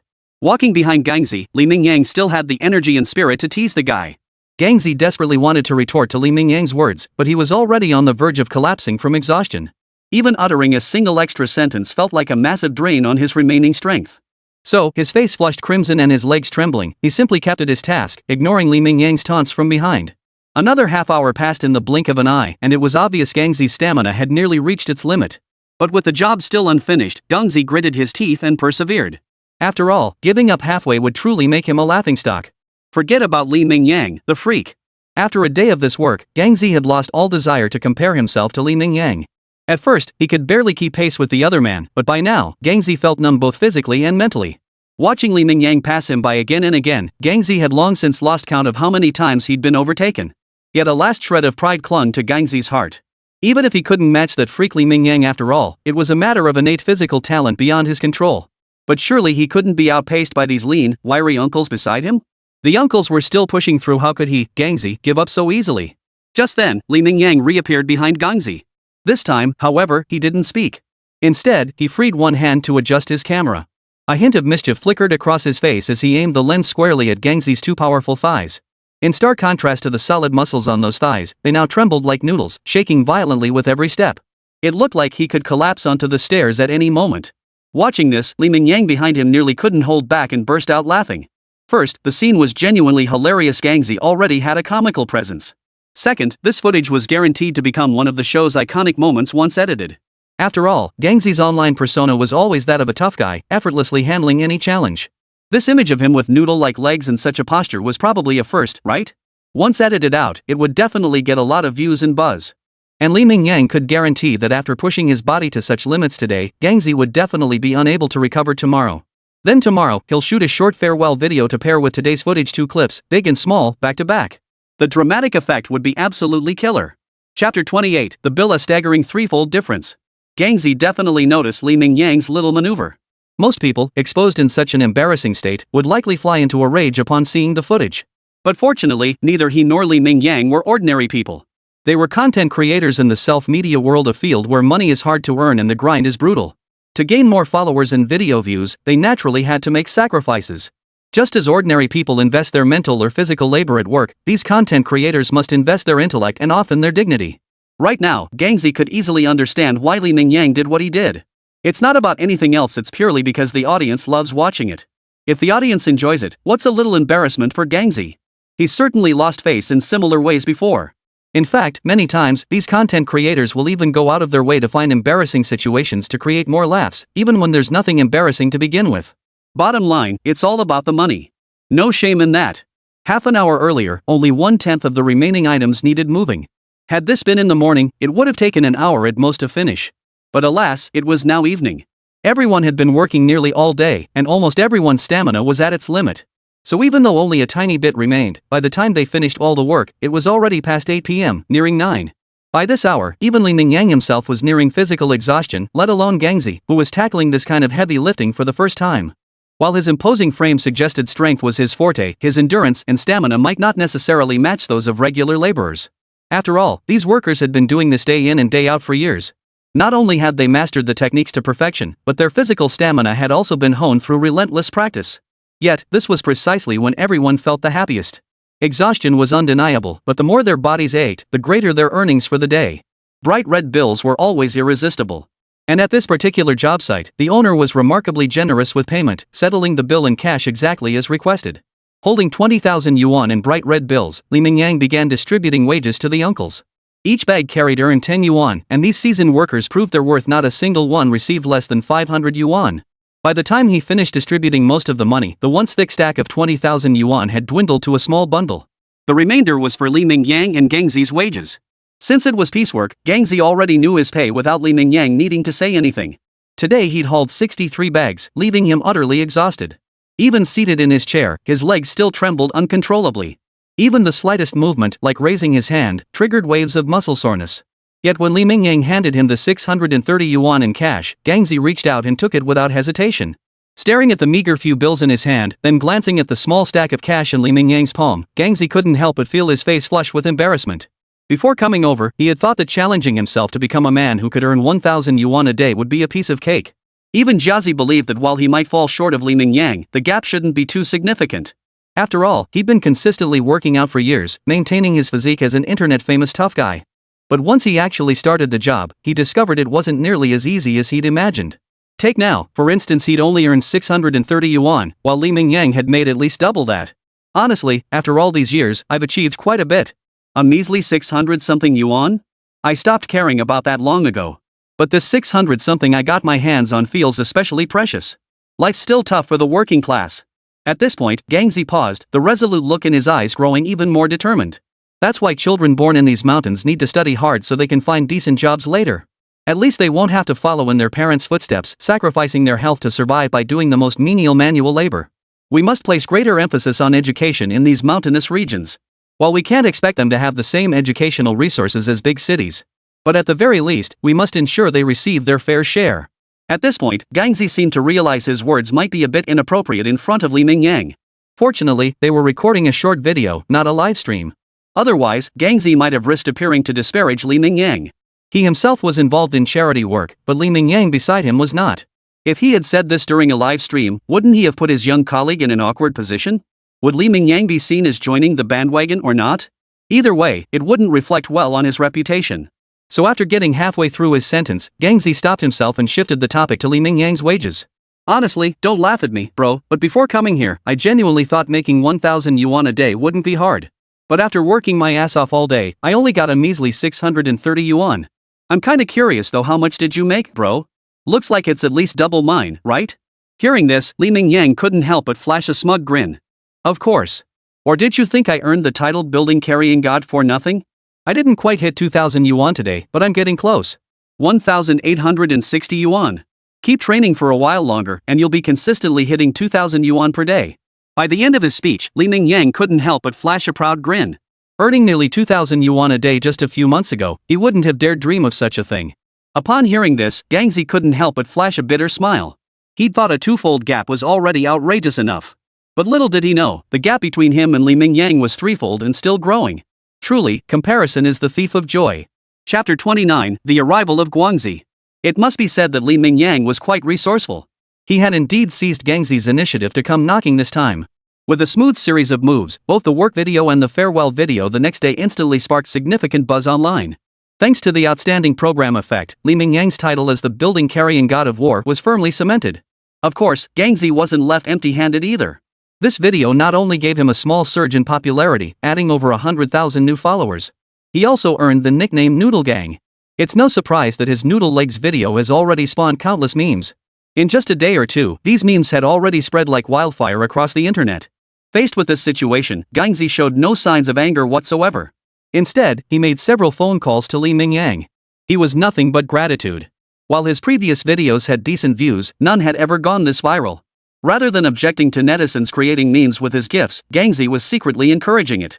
After all, the longer netizens played with the memes, the more familiar they'd become with Gangzi, naturally developing a bit of goodwill toward him. This was undoubtedly beneficial for Gangzi's long-term development. Of course, Li Mingyang reaped even greater rewards. First, his follower count skyrocketed by over 300,000. After all, Gangzi's existing audience is much larger than Li Mingyang's, so even a small portion of those fans switching over is enough to significantly boost Li Mingyang's numbers. Second, the viral success of this video has caught the attention of numerous businesses. This situation mirrored the previous one, the products had just arrived, and 2 more viral videos had laid the groundwork. Any discerning observer could see Li Mingyang's potential far exceeded these initial gains. Securing a partnership now would guarantee the most favorable terms. At the very least, it was far more cost-effective than waiting until Li Mingyang had fully established himself. Not to mention, the two videos that brought Jiazi to seek collaboration have repeatedly demonstrated Li Mingyang's true capabilities, proving his success isn't just luck. At the very least, Li Mingyang possessed genuine talent and strategic thinking. So these advertisers needn't worry their ad spend will go down the drain. If his next video explodes like this one, they'll be raking in the profits. Thus, aside from resting at home these past 2 days, Li Mingyang has been swamped with calls. Nearly 80% of the calls came from manufacturers of all kinds, each with the same goal, to insert their ads into his videos. And the offers weren't cheap either. The highest bidder had already quoted a whopping 40,000 yuan per spot. Faced with such figures, Li Mingyang was undoubtedly tempted. But thinking long-term, he turned it down. The brand's reputation was simply too shaky. If the brand were to face a major scandal later, it could easily tarnish his reputation as an advertiser. Though he was still just a small fry, it was precisely the small fry that were most easily crushed on the beach, wasn't it? Beyond that, all sorts of internet celebrities were seeking opportunities to collaborate with Li Mingyang. After all, they'd witnessed his potential and sharp mind. Just this time, Gangzi came knocking, and 2 videos went viral in quick succession. No influencer wouldn't be envious after all. That's over 100,000 followers, and they're all real, active fans. Even if they all boast impressive official follower counts, only they know the true number of genuine fans they actually have. An influx of over 100,000 followers was no small matter for them. It could easily boost their income significantly beyond their current earnings, especially since influencers nowadays primarily rely on product promotions. Over 100,000 active followers? Even if just 1% of them chose to shop through their channels, that would still mean thousands of orders. How much profit would that generate? Needless to say, anyone with a functioning brain can do the math. Heh, it's all money. And this is just pocket change. By evening, Li Mingyang was sifting through potential advertisers in his Douyin backend. Though he didn't have a dedicated team yet, Li Mingyang had some understanding of these advertisers. Even if he hadn't, this was the internet age. A quick search would give him a general idea of these brands. Yet even under Li Mingyang's strict screening process, numerous advertisers still stood out. After another round of price screening, Li Mingyang was surprised to find his ad schedule was already booked solid for at least another month. If he could secure all these ads, it could easily bring in a few 100,000 yuan. Even though this stark reality was right before his eyes, Li Mingyang couldn't help but occasionally let out a silly chuckle. It felt like a dream. Not long ago, he had been just an ordinary worker, even forced to resign and left unemployed at home. Just an ordinary worker living a relatively miserable life. Yet in such a short time, he had already achieved this level of income. Though the money hadn't actually landed in his pocket yet, Li Mingyang could now boldly declare himself part of the 6-figure monthly income elite. All Li Mingyang could say was, his golden finger was truly sweet. Though its functions were somewhat limited and the process of utilizing it was fraught with pain, once he got used to it, Li Mingyang even began to cherish this feeling of growing stronger every day. And this was merely the first step in his career plan. Once he gradually carved out his own path, the real good times were yet to come. After all, what man doesn't dream of living in a mansion, driving a luxury car, and having 2 beautiful women by his side? Though he didn't seem to have the means to achieve that yet, Li Mingyang firmly believed that day wasn't too far off. The advertiser screening is nearly complete. Next, it's time to select the collaboration partners. Li Mingyang's approach to selecting collaborators was straightforward. Regardless of their reputation, he prioritized those with the largest fan bases. After all, their reputation had no bearing on him. As long as they had a large enough fan base and produced high-quality videos, such collaborations would be highly beneficial for him. In fact, their less than stellar reputation might even generate some buzz for his videos. Chapter 30, 460,000 after taxes. The internet really pays well. Hello, it's like this. I've had quite a few advertisers reaching out lately. If you're interested in placing an ad, you might have to wait your turn. Early the next morning, after a quick breakfast, Li Mingyang picked up his phone and began contacting these brands. While he desperately wanted to take on every offer, he knew compromising video quality for ads was out of the question. After careful consideration, he decided to be completely honest and see if the advertisers were willing to accept this. If you're willing to wait in line, then everyone can naturally cooperate. But if you're not willing, then I'm afraid I'll have to regretfully announce that you'll just have to come back another time. Of course, Li Mingyang isn't stupid. He ranks them based on their quotes. Naturally, the highest bidder gets priority at the top of the list. When bids were identical, brand reputation and standing took precedence. In short, he aimed to secure as many advantages as possible for himself. Grab as much as possible. If it truly slips through your fingers, there's no need for regret. Plenty of opportunities will come later. Here's the thing, a lot of big influencers are lining up to collaborate with me now. And I'm sure you're familiar with the videos we produced with Gangzi earlier. I can guarantee that while the upcoming videos might not be as viral as those with Gangzi, the buzz they generate will still be substantial. If you choose to advertise with me, having these influencers on board will make it an incredibly worthwhile investment for you. After all, opportunities like this don't come around every day. Right, regarding ad placements, I plan to limit each video to a maximum of 2 ads to maintain content quality. After all, if too many ads are inserted and the video doesn't perform well, you wouldn't want to see your money go down the drain, would you? To keep these advertisers on board, Mingyang spared no effort in his sales pitch, showcasing his mastery of persuasive language to the fullest. Regardless, he'd lay on the thickest layer of flattery first best to secure these deals no matter what. Once the money was transferred, there'd be no turning back. Then how the videos were shot would be entirely up to him. After all, they'd already agreed to wait in line, so they'd just have to wait patiently. Of course, this wasn't necessarily a losing proposition for the other party. After all, as Mingyang released more videos, his follower count will inevitably climb, driving up video views and engagement metrics. These advertisers might not necessarily lose out with Mingyang, they could even gain a small advantage. Mingyang could easily wait until he's established himself before negotiating with these advertisers. By then, he might even secure a larger sum. But Mingyang was terrified of poverty. Seeing such a large sum of money laid out before him for the first time, ready to be pocketed with just an outstretched hand. He couldn't quite contain his excitement, his hands trembling, which is why he was so desperate to get his hands on the advertiser's money first. Fortunately, the other party understood this logic. After a moment's hesitation, over 80% of the advertisers agreed. After all, no matter what, this partnership was a win for them. Even if luck ran out and they took a small hit, it wouldn't amount to much. So when Mingyang finalized all the advertising contracts, he was astonished to discover that in just a few short days, his income had skyrocketed to a staggering figure. After taxes, over 460,000 yuan. Seeing the long string of digits in his bank account balance, Mingyang couldn't help but feel dazed. Combined with his previous earnings and accumulated savings, his bank balance was now approaching 600,000 yuan. Such a figure would have been unimaginable to himself just a few months ago, when his monthly salary barely reached 5 or 6,000 yuan. Even if he hadn't eaten or drunk anything, it would have taken nearly 10 years to save that much money. But now, in just a matter of days, this sum had landed in his account. Although he hadn't filmed a single commercial yet, Mingyang had already calculated that even if he completed all of them, it would take no more than a month at most. If he released his videos at a brisk pace, it might not even take a full month. It feels like a dream. Lying in bed, he already stared at that number countless times, yet Mingyang still couldn't resist periodically opening his online banking app to check. Each time he did, the smile on his lips grew a little brighter. This was a bank balance he'd never seen in either of his 2 lifetimes. Having lived frugally before, he suddenly found himself flush with cash. Mingyang didn't let it go to his head, a testament to the maturity he'd gained through his 2 lifetimes. Should I buy myself a car while I have the money? Not only was Mingyang delighted, he had already begun planning how to use the money. Buying a house was out of the question in the city he lived in. This sum would barely cover a bathroom. Buying a house back in his hometown seemed unnecessary too. Neither he nor his parents would have any use for it. After much deliberation, it seemed the only viable option left for Mingyang was 2 cars? But that thought was discarded almost as soon as it entered his mind. Having lived in this city for several years, no one knew its terrible traffic conditions better than Mingyang. Buying a car wouldn't make his life easier. Instead, he'd have to shell out hundreds of dollars every month just for parking fees. He might not even get to drive it once a month, so it was better to forget it. If he must buy a car, he'd wait until he returned home for the new year and purchase one in his hometown. That way, he could drive it at home and leave it for his parents to use.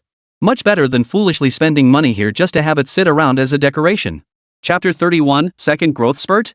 Skyrocketing height and weight. Uncle, same as always, 4 bowls of fried rice. Even though Mingyang now had money in his pocket, he didn't splurge or indulge excessively when it came to food. After waking up in the morning, he headed downstairs to the little shop as usual. It had to be said, the fried rice at Uncle's place was truly unbeatable. After all this time, Mingyang had never once grown tired of it. Here you go, kid. You've really made something of yourself, a million-follower internet sensation now. Planning to stick around here for good? Don't underestimate me just because I'm old. I know a thing or two about the internet. I see those influencers always doing all kinds of challenges to keep their content fresh. Seems like they're constantly traveling all over the country. Honestly, I think you could learn from them. At the very least, it'd help solidify your popularity. And if you could gain some new followers, that'd be even better. These days, not many people are as lucky as you to build up their accounts so quickly. You really need to seize this kind of opportunity. I have to admit, the old man is quite an interesting character. Though he's never been involved in this industry himself, he sure knows how to explain the ins and outs of it. It was clear he'd done his homework on these things. I haven't planned that yet. Even if it's possible, it'll take some time. These plans weren't exactly trade secrets, so Mingyang didn't mind sharing a bit more of his joy with this unassuming uncle he'd hit it off with. Lately, a lot of big influencers, especially those in the fitness niche, have been reaching out to me, wanting to collaborate on a project. So I'll likely be staying put for the foreseeable future. As for what comes after, I'll probably follow the same path as most other influencers. I won't be constantly traveling all over the country or even the world, but I'll definitely be heading out occasionally to shoot videos. But when that time comes, I might not be able to enjoy your fried rice anymore, uncle. Compared to this big city, I think my hometown might suit me better. As he uttered those final words, Li Mingyang's expression couldn't help but take on an indescribable tinge, perhaps a mix of melancholy and reluctance. Back when he first came to the big city to make his mark, his goal was to rise above the rest and put down roots here. But unexpectedly, he had indeed made something of himself. At least he'd successfully opened a path upward and taken the first step toward financial freedom. Yet his current thoughts were completely different from before. He now yearned to return to his hometown. Haha, going home is great. No matter how dazzling the outside world may be, nothing compares to the comfort of your hometown. Besides, you're a big influencer now. Returning home would be like coming back in glory. Who knows? Maybe the local government will even approach you once you're back. Whether it's promoting your hometown or pursuing other ventures, you'll realize that even though your follower count on Douyin might not be exceptionally high, but back home, you've definitely gained some clout. Li Mingyang froze at these words. He hadn't considered this before, but after mulling it over, he didn't dislike the idea. Being able to contribute to promoting his hometown even if it didn't bring any financial rewards would still be worthwhile. Having local bigwigs owe him a few favors wouldn't be bad either. At the very least, when issues arose, he'd have some leverage, and many matters would become much simpler. After all, isn't human interaction and networking all about building a network of mutual obligations? Before the reply came from inside, the boss looked at Li Mingyang with some surprise. This isn't exactly returning home in glory, but I never realized how long has it been since you changed your clothes? You didn't buy this back in your school days, did you? It's clearly too small for you now. Why keep wearing it? Don't tell me you haven't had enough money to buy new clothes all this time. Hearing this, Li Mingyang's mind went blank for a moment. That couldn't be right. He'd bought these clothes no more than a year ago at most. How could they possibly be ill-fitting? Especially considering he used to have a bit of a belly, and his whole appearance was starting to lean toward that greasy guy vibe. But with his current physique, logically, they should fit perfectly. How could they not? He instinctively scanned his own body and quickly spotted the problem. It seemed these clothes really were a bit too small. It was like a high schooler trying to squeeze into a middle schooler's clothes. No wonder he'd felt off lately, like everything was a bit too tight. But Li Mingyang never really cared much about his appearance. Unlike some girls who absolutely must have a full-length mirror at home to scrutinize their outfits before heading out, checking for any potential flaws. Plus, since Li Mingyang mostly headed to construction sites for work when he went out, he cared even less about such things. If it weren't for the boss pointing it out, he wouldn't have noticed this at all. Could it be he was going through a second growth spurt? A rather bold thought suddenly crossed Li Mingyang's mind. After all, he possessed a golden finger, and he constantly pushed his body to its limits, constantly striving to break through its boundaries. Even if his height and weight underwent a second growth spurt, it shouldn't be that hard to comprehend, right? At this thought, Li Mingyang could no longer contain his curiosity. He shoveled the remaining fried rice into his mouth in 2 quick bites. Damn it! He dashed back to his rented apartment and stared at the number on the digital scale, unable to hold back a classic Chinese expletive. 89 kilograms. Nearly 180 jin. Even accounting for his slippers and the 2 layers of clothing he wore, his weight couldn't possibly be less than 175 jin. He had been around 150 pounds before, already considered flabby, yet now he'd gained over 20 pounds and still managed to maintain this physique? Next, Li Mingyang quickly measured his height. Thankfully, he had a tape measure at home, allowing him to roughly gauge his stature. 186 centimeters. Seeing that number, Li Mingyang couldn't help but let a classic Chinese expletive slip out. He knew his own height well. The average height in his hometown wasn't particularly tall to begin with, and even when he was an adult and had graduated from university, he was only 176 centimeters tall. But now, he had genuinely grown another 10 centimeters on top of that. His height and weight had indeed surged dramatically, just as he'd imagined experiencing a second growth spurt in his 20s. Chapter 32, is the fitness queen with millions of fans coming too? Truthfully, Li Mingyang had never been satisfied with his height. Back in his hometown, he'd never given it much thought. After all, 176 centimeters wasn't short back home and was actually considered quite tall. After all, the vast majority of people there hovered around 1.7 meters, with some even shorter than that.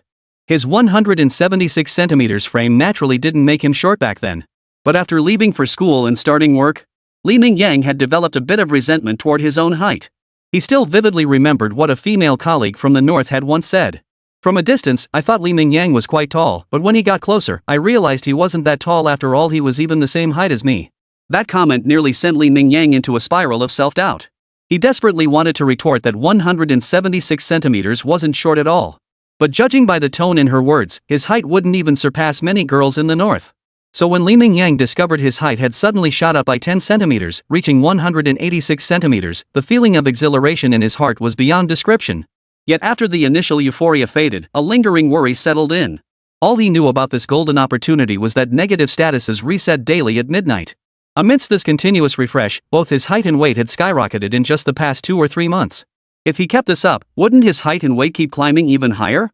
Suddenly, an image flashed through his mind: a terrifying giant, covered in muscle, weighing 300 or 400 pounds, and standing well over 2 meters tall. If he truly became that. The mere thought of such an image sent an involuntary shiver down Li Mingyang's spine. While Li Mingyang deeply yearned to become a muscular, powerful man and was steadily moving toward that goal. But if he ever truly became the monstrous figure in his mind's eye, Li Mingyang still felt it was unnecessary. It was simply too grotesque. If that day ever came, finding a wife would be no small challenge. After all, with such a terrifying appearance, most girls wouldn't dare approach him, would they?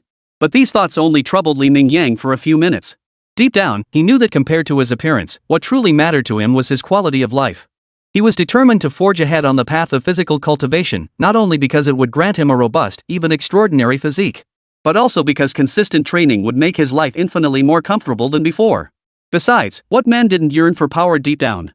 If becoming that way meant gaining absolute strength. Thinking this way, Li Mingyang found himself not entirely opposed to the idea. After all, as long as he became wealthy enough, he would never lack for anything he desired. Whether it was wealth, status, or the beautiful women he'd always longed for. In short, Li Mingyang's current mindset was remarkably laid back. He planned to go with the flow, proceeding step by step as things unfolded. As for what he might become in the end, Li Mingyang found himself less concerned about it than he'd imagined. Hello, is this Mr. Li Mingyang? Yes, this is Li Mingyang. Who is this? Just as Li Mingyang was gathering his thoughts to arrange the next collaborative video, an unexpected call from an unknown number came through. And the caller addressed him by name directly, which piqued Li Mingyang's curiosity. Surely this wasn't a sales pitch? Perhaps another influencer seeking collaboration? It must be said that Li Mingyang's intuition was sometimes remarkably accurate. The caller was indeed an influencer seeking a collaboration. And not just any influencer, a massive one with over 10 million followers, approaching 20 million. Most crucially, she was also a stunning beauty, a prominent figure in the fitness community, even holding the title of the fitness world's top beauty. Her purpose for calling was straightforward: she wanted to jump the queue and see if she could become the second influencer to collaborate with Li Mingyang, right after Gangzi. After a moment's consideration, Li Mingyang readily agreed to her request. First, she had substantial reach. After all, she was the fitness community's top beauty with nearly 20 million followers. Second, her titles were compelling. If his second collaboration partner became this bunny teeth, the video's popularity might even surpass his collaboration with Gangzi. After all, the dynamic between a man and a woman always sparks something special. The only question was whether this beauty possessed genuine talent or was merely all show. Regardless, it made little difference to Li Mingyang's plans. After all, Li Mingyang wouldn't lower his standards for a project just because the client was female. Deep down, Li Mingyang even felt a surge of determination this time. He absolutely had to find a project far more challenging than even Gangzi's. The sight of a stunning beauty in disarray, surely many netizens would love to witness that, right? At this thought, a mischievous smile crept onto Li Mingyang's lips. Chapter 33, Truly the Mighty Justice of Millions of Followers. Having spent some time navigating the online world and achieving a degree of success, Li Mingyang couldn't claim to have a perfect grasp of netizens' minds. But he could at least gauge their sentiments with 7 or 8 parts accuracy. As for Rabbit, this major internet celebrity, Li Mingyang had studied her thoroughly. After all, the earth-shaking momentum radiating from every move the rabbit made, it was simply irresistible to delve deeper into studying it. So it was perfectly natural that Li Mingyang had done his homework beforehand. That was precisely why he'd agreed so readily earlier. As long as he captured this video well, he wouldn't have to worry about view counts. If he could create some dramatic effects, he was confident his follower count would surge again. After all, in a way, he was giving his brothers a treat. And considering all the sacrifices he'd made for this perk, it wouldn't be too much to ask his brothers to give him a follow and join his growing army of fans, right? It must be said that Rabbit Teeth was quite anxious. They were likely thinking of capitalizing on the current peak of popularity by releasing the video as soon as possible. That way, they could ride the wave of traffic and gain more followers while the opportunity was hot. So early the next morning, Li Mingyang received a call from the other party, who had already arrived at the airport. Though somewhat surprised, Li Mingyang immediately made arrangements. Of course, working today was out of the question. There simply wasn't enough time. However, they could sit down and discuss the work details first. Hello, Rabbit Teeth Beauty. Nice to meet you in person. You look even prettier than in your videos. The moment he saw Rabbit Teeth, Li Mingyang genuinely couldn't help but be dazzled. First off, she was undeniably beautiful. Her face was adorned with meticulous makeup, her attire was tastefully chosen, and backed by the confidence of being a million-follower influencer, she exuded an air of self-assurance. Of course, none of that was the most crucial aspect. The most crucial aspect was, those towering peaks, seemingly ready to burst forth, were truly eye-catching. Li Mingyang couldn't help but marvel. Truly, the weight of justice wielded by millions of followers is no joke. This sense of justice carries serious clout. Hello, Mr. Li. I wonder if you have any arrangements planned for our collaboration? This was their first meeting. They weren't exactly acquaintances, and the other party had come purely for business purposes. Li Mingyang was no exception. Hearing the tone in the other person's voice, he understood immediately this was likely someone who didn't want to get too deeply involved with him. Li Mingyang was quite pleased with this. The purer the business arrangement, the easier it would be for him to maneuver. When arranging matters, he naturally wouldn't need to hold back as much. For instance, upon hearing this, Li Mingyang immediately flashed a professional smile. He promptly pulled out his phone and handed over the details of several projects he'd selected yesterday that aligned well with his objectives. Miss Rabbit Teeth is so straightforward. Well, then, I'll be equally forthright. I think if we want to achieve good results with this collaboration, we absolutely need to create a strong sense of buzz and contrast. With a beauty like you, wouldn't netizens assume I'd pick some easy jobs? But we're not doing that. We're diving straight into something highly challenging, even more difficult than when Gangzi came last time.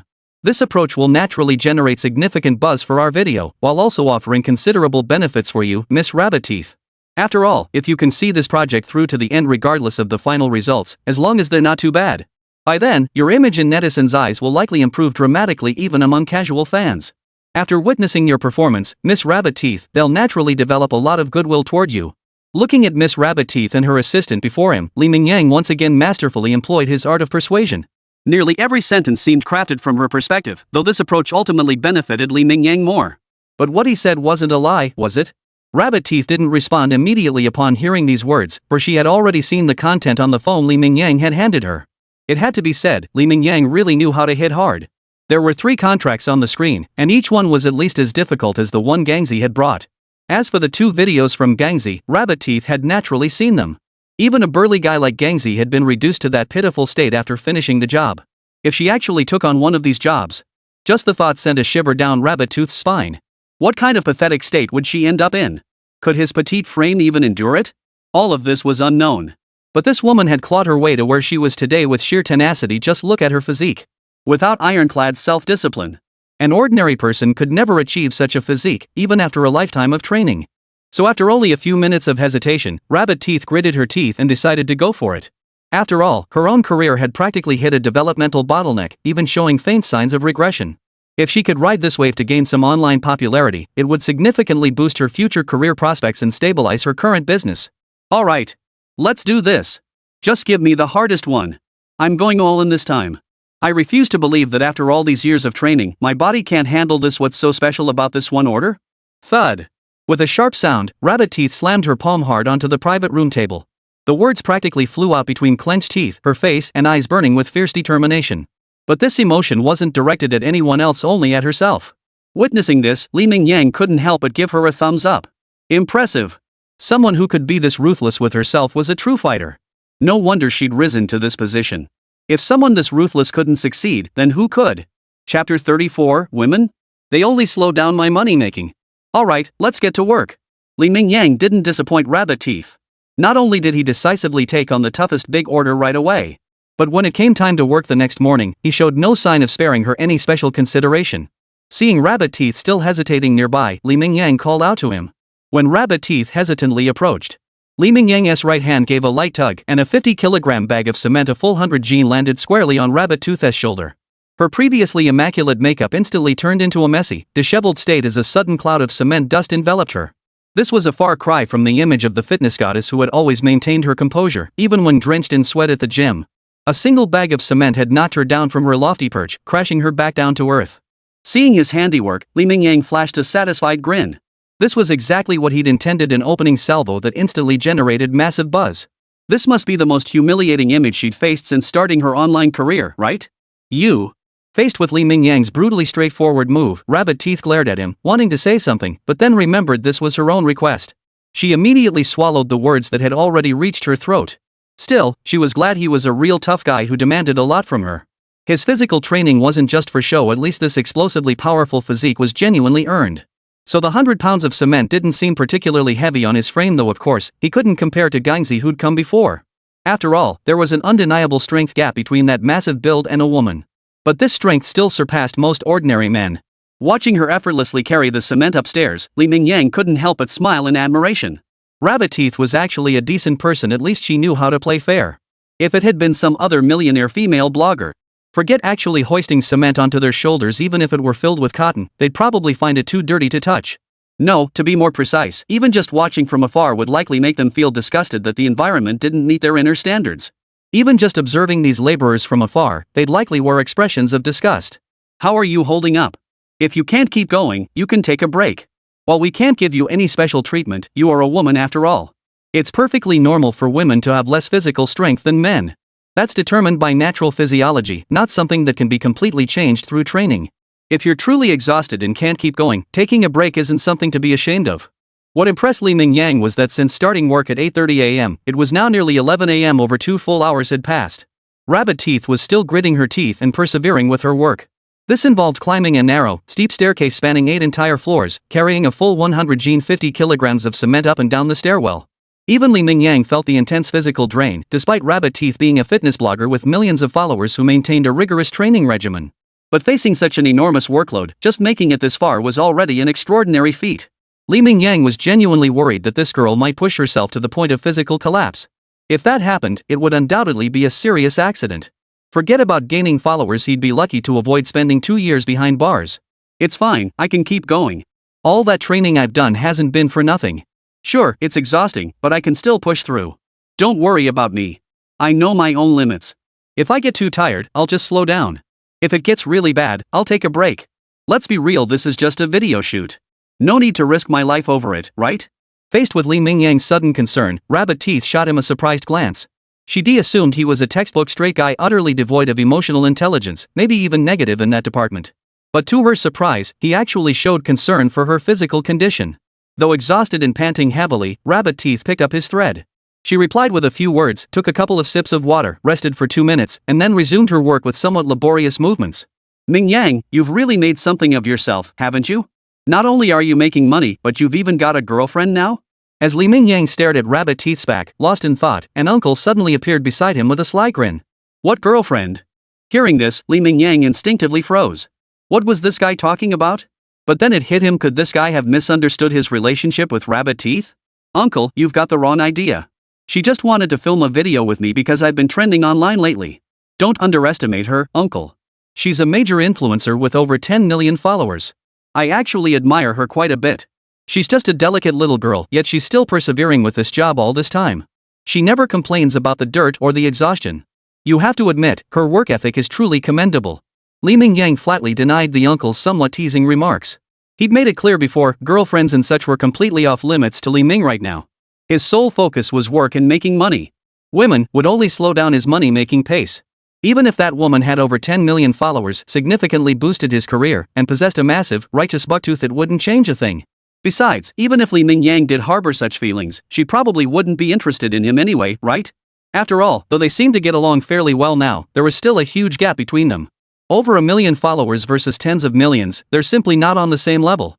It's only because Li Mingyang got lucky riding the wave of traffic from national policies that he's been able to interact frequently with these mega influencers boasting tens of millions of followers. If he truly believed sparks could fly from these interactions, well, Li Mingyang would be seriously delusional. Chapter 35, 3 sentences earn him the title of titanium alloy straight guy.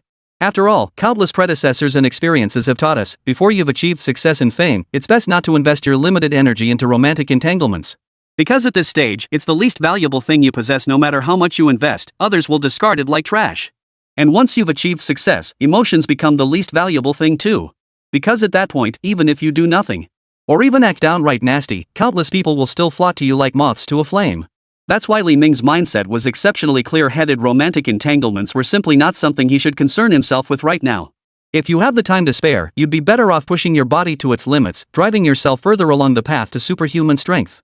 As long as I keep pushing myself forward, I'll inch closer to the summit of success. Not to mention a powerhouse like Rabbit Teeth, she clearly throws herself into her work, determined to cash in while her online buzz is still hot. As for how to arrange life afterward, that's something to consider only after her peak period has passed.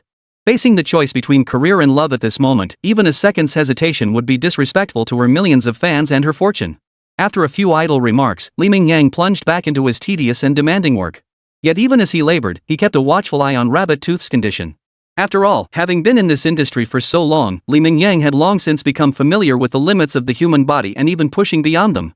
Even without professional medical training or diagnostic tools, he could gauge Rabbit Tooth's physical condition simply by observing her movements. He could roughly gauge what stage of physical exhaustion Rabbit Tooth was currently in. By noon, it was evident that Rabbit Teeth's stamina had been pushed to its absolute limit. However, what appeared to be the limit to ordinary people was far from it in Li Mingyang's eyes. At most, it was merely reaching the limit of willpower. The physical limit was still a long way off. Nevertheless, seeing Rabbit Teeth's legs trembling, Li Mingyang offered a kind reminder. Can you keep going? If not, just take a break. Why push yourself like this? Don't end up wrecking your own body, only to have me haul you off to the hospital. And honestly, your pace, let's be real, you're really holding me back in this narrow stairwell. By the end, Li Mingyang couldn't help but let a perfectly measured look of disdain flicker across his face. This line had suddenly popped into Li Mingyang's head. He understood the meaning behind Rabbit Teeth's gaze earlier. It was nothing more than a subtle jab at him being a hopelessly clueless straight guy. Since the other party had already formed that impression, wouldn't it be a shame if Li Mingyang didn't play along with that persona and put in a little extra effort? Moreover, these lines were likely to become a meme once the video went live. Whether for enhancing the video's impact or boosting view counts, these lines would serve as excellent material. After their previous exchanges, Rabbit Tooth understood that Li Mingyang wasn't the type with negative emotional intelligence. But since he deliberately said those things, Rabbit Teeth instantly grasped what he was up to. Fortunately, she was no novice. Though Li Mingyang's line was improvised, Rabbit Teeth skillfully caught the ball he'd dethroned her. She immediately rolled her eyes in exasperation, mustering what little strength she had left to force the words out. None of your business. You titanium alloy steel-plated straight guy. Hearing this, Li Mingyang couldn't help but twitch at the corners of his mouth. While he was satisfied with her response, it certainly maximized the show's entertainment value. But he truly hadn't expected her to be so blunt with her criticism. Still, at least she'd gotten straight to the point. Before they knew it, evening had arrived. Exhausted, Li Mingyang and Rabbit Teeth dragged themselves to a random roadside eatery for dinner. How'd today feel? The two weren't particularly close to begin with. At work, they could put on a show of familiarity for professional reasons. But once the cameras stopped rolling, the atmosphere between them grew somewhat awkward. Fortunately, neither Li Mingyang nor Rabbit Yo were easily embarrassed. With Li Ming taking the initiative to casually steer the conversation, the atmosphere remained reasonably cordial. Not bad. I have to admit, you're truly talented at short videos. Whether it's topic selection or visual impact, your thinking is sharp. Honestly, I never would have imagined someone with a job like yours, a building maintenance worker, could build a successful short video channel. And I certainly never imagined such a niche video could gain this much traction. If you'd gotten into this industry a few years earlier, you'd probably be a big name by now. By the end of the conversation, Rabbit Teeth couldn't help but express his deep admiration. After interacting with him over the past few days, Rabbit Teeth had come to a firm conclusion. Even though Li Mingyang's skill level still lagged behind his own, it was only a matter of time before the other caught up. After all, judging by today's performance, Li Mingyang wasn't just intelligent, he possessed exceptional physical abilities that no one else could match. That freakishly high level of physical fitness. Even if someone tried to emulate Li Mingyang's path, it would be incredibly difficult for the average person. Once Li Mingyang built up a solid fanbase, no matter what direction he chose to pursue, be it fitness, content creation, or any other field, he could leverage his physical advantages to the fullest. Whether as a fitness influencer or in other fields, he'd undoubtedly become a breath of fresh air in the industry. He might even skyrocket to fame, leaving everyone else in the dust. Chapter 36, Brother Yang's eyes see only his craving for pork rice. 2 days passed in the blink of an eye. Just as Li Mingyang had predicted, this video, enhanced by the presence of a beautiful woman. A stunning beauty with over 10 million followers. Plus, their collaboration, whether pulling pranks or creating memes, flowed seamlessly. So when this video went live, the results were quite impressive. Whether it was views, likes, or comments, it far surpassed the numbers from Gangzi's previous video. Of course, this comparison is made within the same time frame. After all, Gangzi's video had already been circulating for several days, while this new one had only just been released. While the total view count might not match the previous two videos, at least within the same time frame, the later video outperformed the one made with Gangzi. These netizens are all such talented individuals. Li Mingyang had a habit, whether good or bad was debatable, of repeatedly watching his own past videos whenever he found himself idle. Of course, he didn't just watch them, he'd also turn on the bullet comments and sometimes even carefully comb through the comment section. While he couldn't possibly read every single comment, he'd at least skim through most of them. First, the netizens' comments were genuinely entertaining often. Mingyang genuinely felt the comments section was far more interesting than the video itself. Second, he wanted to identify his own shortcomings. After all, only an objective eye could truly see clearly. Compared to himself as the creator, the viewers were undoubtedly more objective. After all, Mingyang wasn't easily offended. Even if he occasionally encountered some harsh comments, Mingyang didn't let them bother him in the slightest. In fact, he would sometimes even study the negative feedback. After all, the points raised often seemed reasonable. He'd check if they genuinely reflected his own shortcomings so he could make improvements. Take right now, for instance. Mingyang was watching the video, which had just reached the part where they were having lunch. The camera faithfully captured both Mingyang and Rabbit Teeth eating. After working all morning, Rabbit Teeth looked pretty disheveled, both in appearance and demeanor. Even while eating, she couldn't quite maintain her composure, devouring her food with a certain wolfishness. But with her looks and figure, this messy appearance didn't detract from Rabbit Teeth's beauty at all. In fact, appealed to certain people's unique tastes? It actually gave off a rather charming vibe. So when many netizens saw this scene, they couldn't help but drool, and the comments or bullet chats they posted were somewhat unsavory. Yet many netizens focused their attention squarely on Mingyang. Bro Yang's eyes really only see rice with pork feet. Not a shred of desire for the opposite sex, not even for the stunningly gorgeous woman right in front of him. Just pure, unadulterated craving for pork knuckle rice. Pork knuckle rice has become a running gag in Mingyang's videos. After all, after such strenuous physical labor, savoring a steaming bowl of rich, savory pork knuckle rice is pure bliss. First, Mingyang genuinely enjoyed it. Second, he wanted to create memorable moments in his videos through this recurring theme. Now, a whole army of pork knuckle rice fans had emerged among Mingyang's followers. These folks aren't drawn by Mingyang's insane stamina or the content itself, they're here for the eating. After all, Mingyang has a huge appetite to begin with. Add to that the visually appealing presentation of the pork knuckle rice, and the way he eats makes viewers want to unconsciously eat 2 extra bowls of rice. Over time, this naturally formed a dedicated army of pork knuckle rice fans. Now, whenever they eat, they can't help but pull up Mingyang's videos. They skip straight to the eating segments, skipping everything else. Watching Mingyang eat while eating their own meals meant they could manage to eat a bit more than usual, even when their appetite wasn't great. Perhaps that's the magic of live streaming? Mingyang wasn't entirely sure about these peculiar eating habits among his viewers, but since people enjoyed it, he didn't mind keeping similar segments in his content. In fact, Mingyang was already considering whether he could start his own eating broadcast to diversify his content once this wave of popularity passed. He wouldn't go full-time, but occasionally hitting up a buffet or trying something new should appeal to plenty of fans. However, things often unfold unexpectedly. The titanium alloy straight guy meme he and Rabbit Teeth had meticulously crafted seemed to go largely unnoticed. After all, in this day and age, forget about steel-plated straight men, even so-called Sigma males struggle to gain traction online. Everything evolves so fast these days. Something might get huge traffic when it first emerges, but as everyone quickly jumps on the bandwagon, viewers quickly grew tired of it. What Mingyang hadn't anticipated, though. Although the steel straight man meme hadn't captured netizens' attention, Mingyang's face, which seemed to radiate nothing but main character rice, truly made netizens unable to resist discussing it. He even started running with the meme himself. Within just one afternoon, numerous memes had already flooded the comment section. For example, women? What are women? All I see is this bowl of pork knuckle rice. No matter how big the thunder, it can't hold a candle to this bowl of pork knuckle rice in my eyes.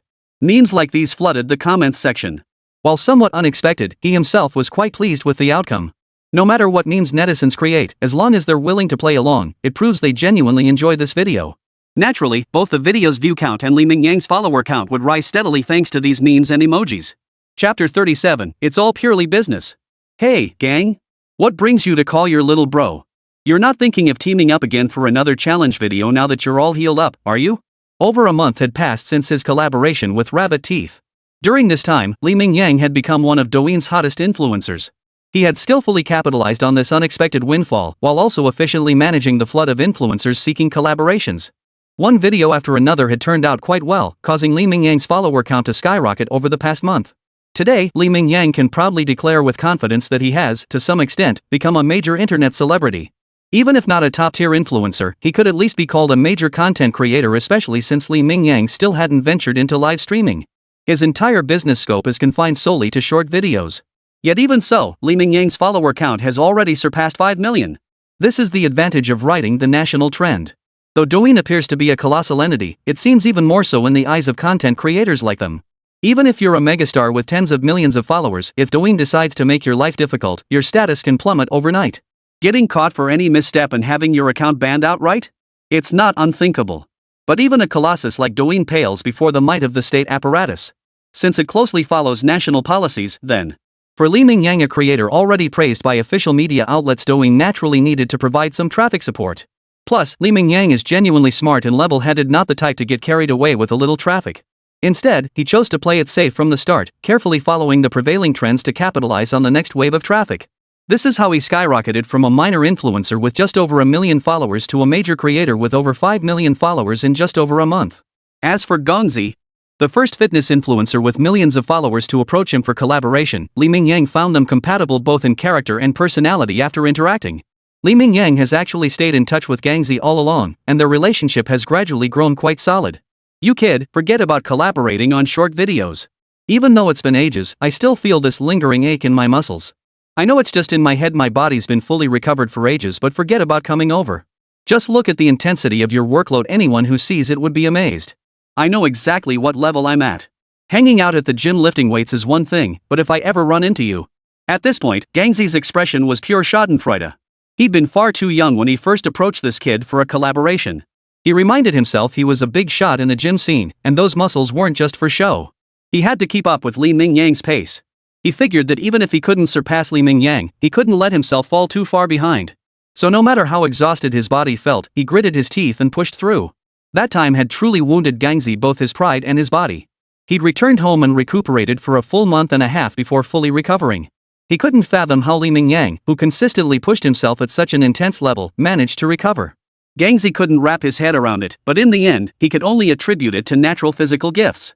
After all, he'd actually worked alongside Li Mingyang. Precisely because of that, he understood the true value of what Li Mingyang achieved. He knew there was absolutely no trick to it. This kid simply possessed an abnormally exceptional physical gift. Not just him, even among everyone Gongzi had encountered over the years, he couldn't find a single person who could hold a candle to Li Mingyang. So while Gongzi maintained a good relationship with Li Mingyang now, whenever the topic of collaboration came up, he refused with decisive clarity. He was perfectly content with his current life and had no desire to endure that kind of ordeal again. Although their last collaboration video had garnered impressive views and delivered excellent acne-clearing results. But what followed was him going dark for a full fortnight. That feeling where even the slightest movement sent waves of excruciating pain shooting through his entire body was something Gongzi never wanted to experience again. I'm calling to ask if any other bloggers have approached you for collaborations lately? Remember that video we did together before? Well, this time it's my turn to invite you. Interested in coming over to shoot an episode with me? Lately I've been doing this fish pond challenge, but maybe because I've filmed it too many times, the views have been dropping pretty hard. So I was wondering if I could bring in a couple of heavyweight guests to see if we could boost the video's impact. And who's the first person I thought of? You, kid. You're killing it online right now. So I figured I could ride your wave a bit. As for going to your place, like I said earlier, I want to live a little longer. I don't want to work myself to death. After hearing Gongzi's proposal, Li Mingyang hesitated for only a few seconds before agreeing outright. This problem wasn't unique to Gongzi, Li Mingyang faced it too. After all, there were only so many ways to keep a thread going. Viewers might be impressed at first, feeling a sense of awe each time they watched, but prolonged exposure would inevitably lead to viewer fatigue. Li Mingyang could already feel his video views entering a downward trend. As a relatively new content creator, if he couldn't come up with something fresh soon, his channel might just fizzle out. Over time, he might even fade into obscurity. This invitation from Gongzi offered his followers something refreshing. Since he didn't have any particularly brilliant ideas at the moment anyway, why not go along for an episode? It could serve as a test run. But when two grown men talk, after wrapping up business and work, the conversation inevitably veers off track. Just like that 1 second they were discussing serious matters, the next Gongzi across from him flashed a lecherous grin.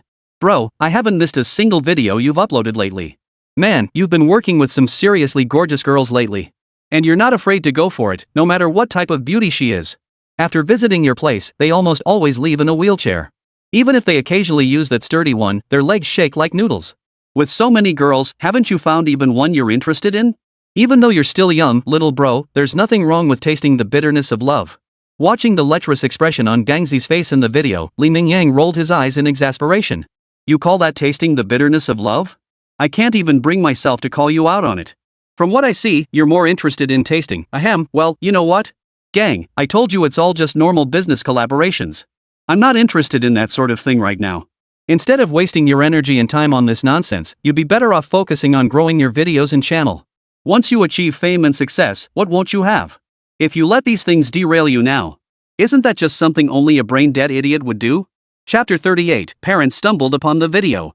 It must be said that Li Mingyang was absolutely grounded in reality. Though people often say settle down and build a career. In reality, this phrase should be flipped in any era. Building your career first, then starting a family is the right approach. Because no matter the era, only when you've secured your own standing can you find a better, more suitable partner. Take ancient times as an example. If you were just a penniless, uneducated country bumpkin from the lowest rungs of society, someone who even had to spend part of each year doing corvée labor. With such origins and such a family, what kind of wife could you possibly find? You'd likely end up with a fellow mudleg from the surrounding villages. But if you studied hard and passed the exams, no need to talk about distant goals like becoming a provincial scholar or imperial scholar, even if you only passed to become a county scholar. In that era, it was an absolute leap across social classes. Not only did it exempt the male members of your household from corvée labor, but the scholar candidate himself was even exempt from taxes. It could be said that once you passed the Shokai exam, you not only gained a certain social standing but also naturally acquired the means to pursue wealth and honor. The tax exemption alone opened up numerous avenues for maneuvering, allowing one to accumulate vast tracts of land under their name.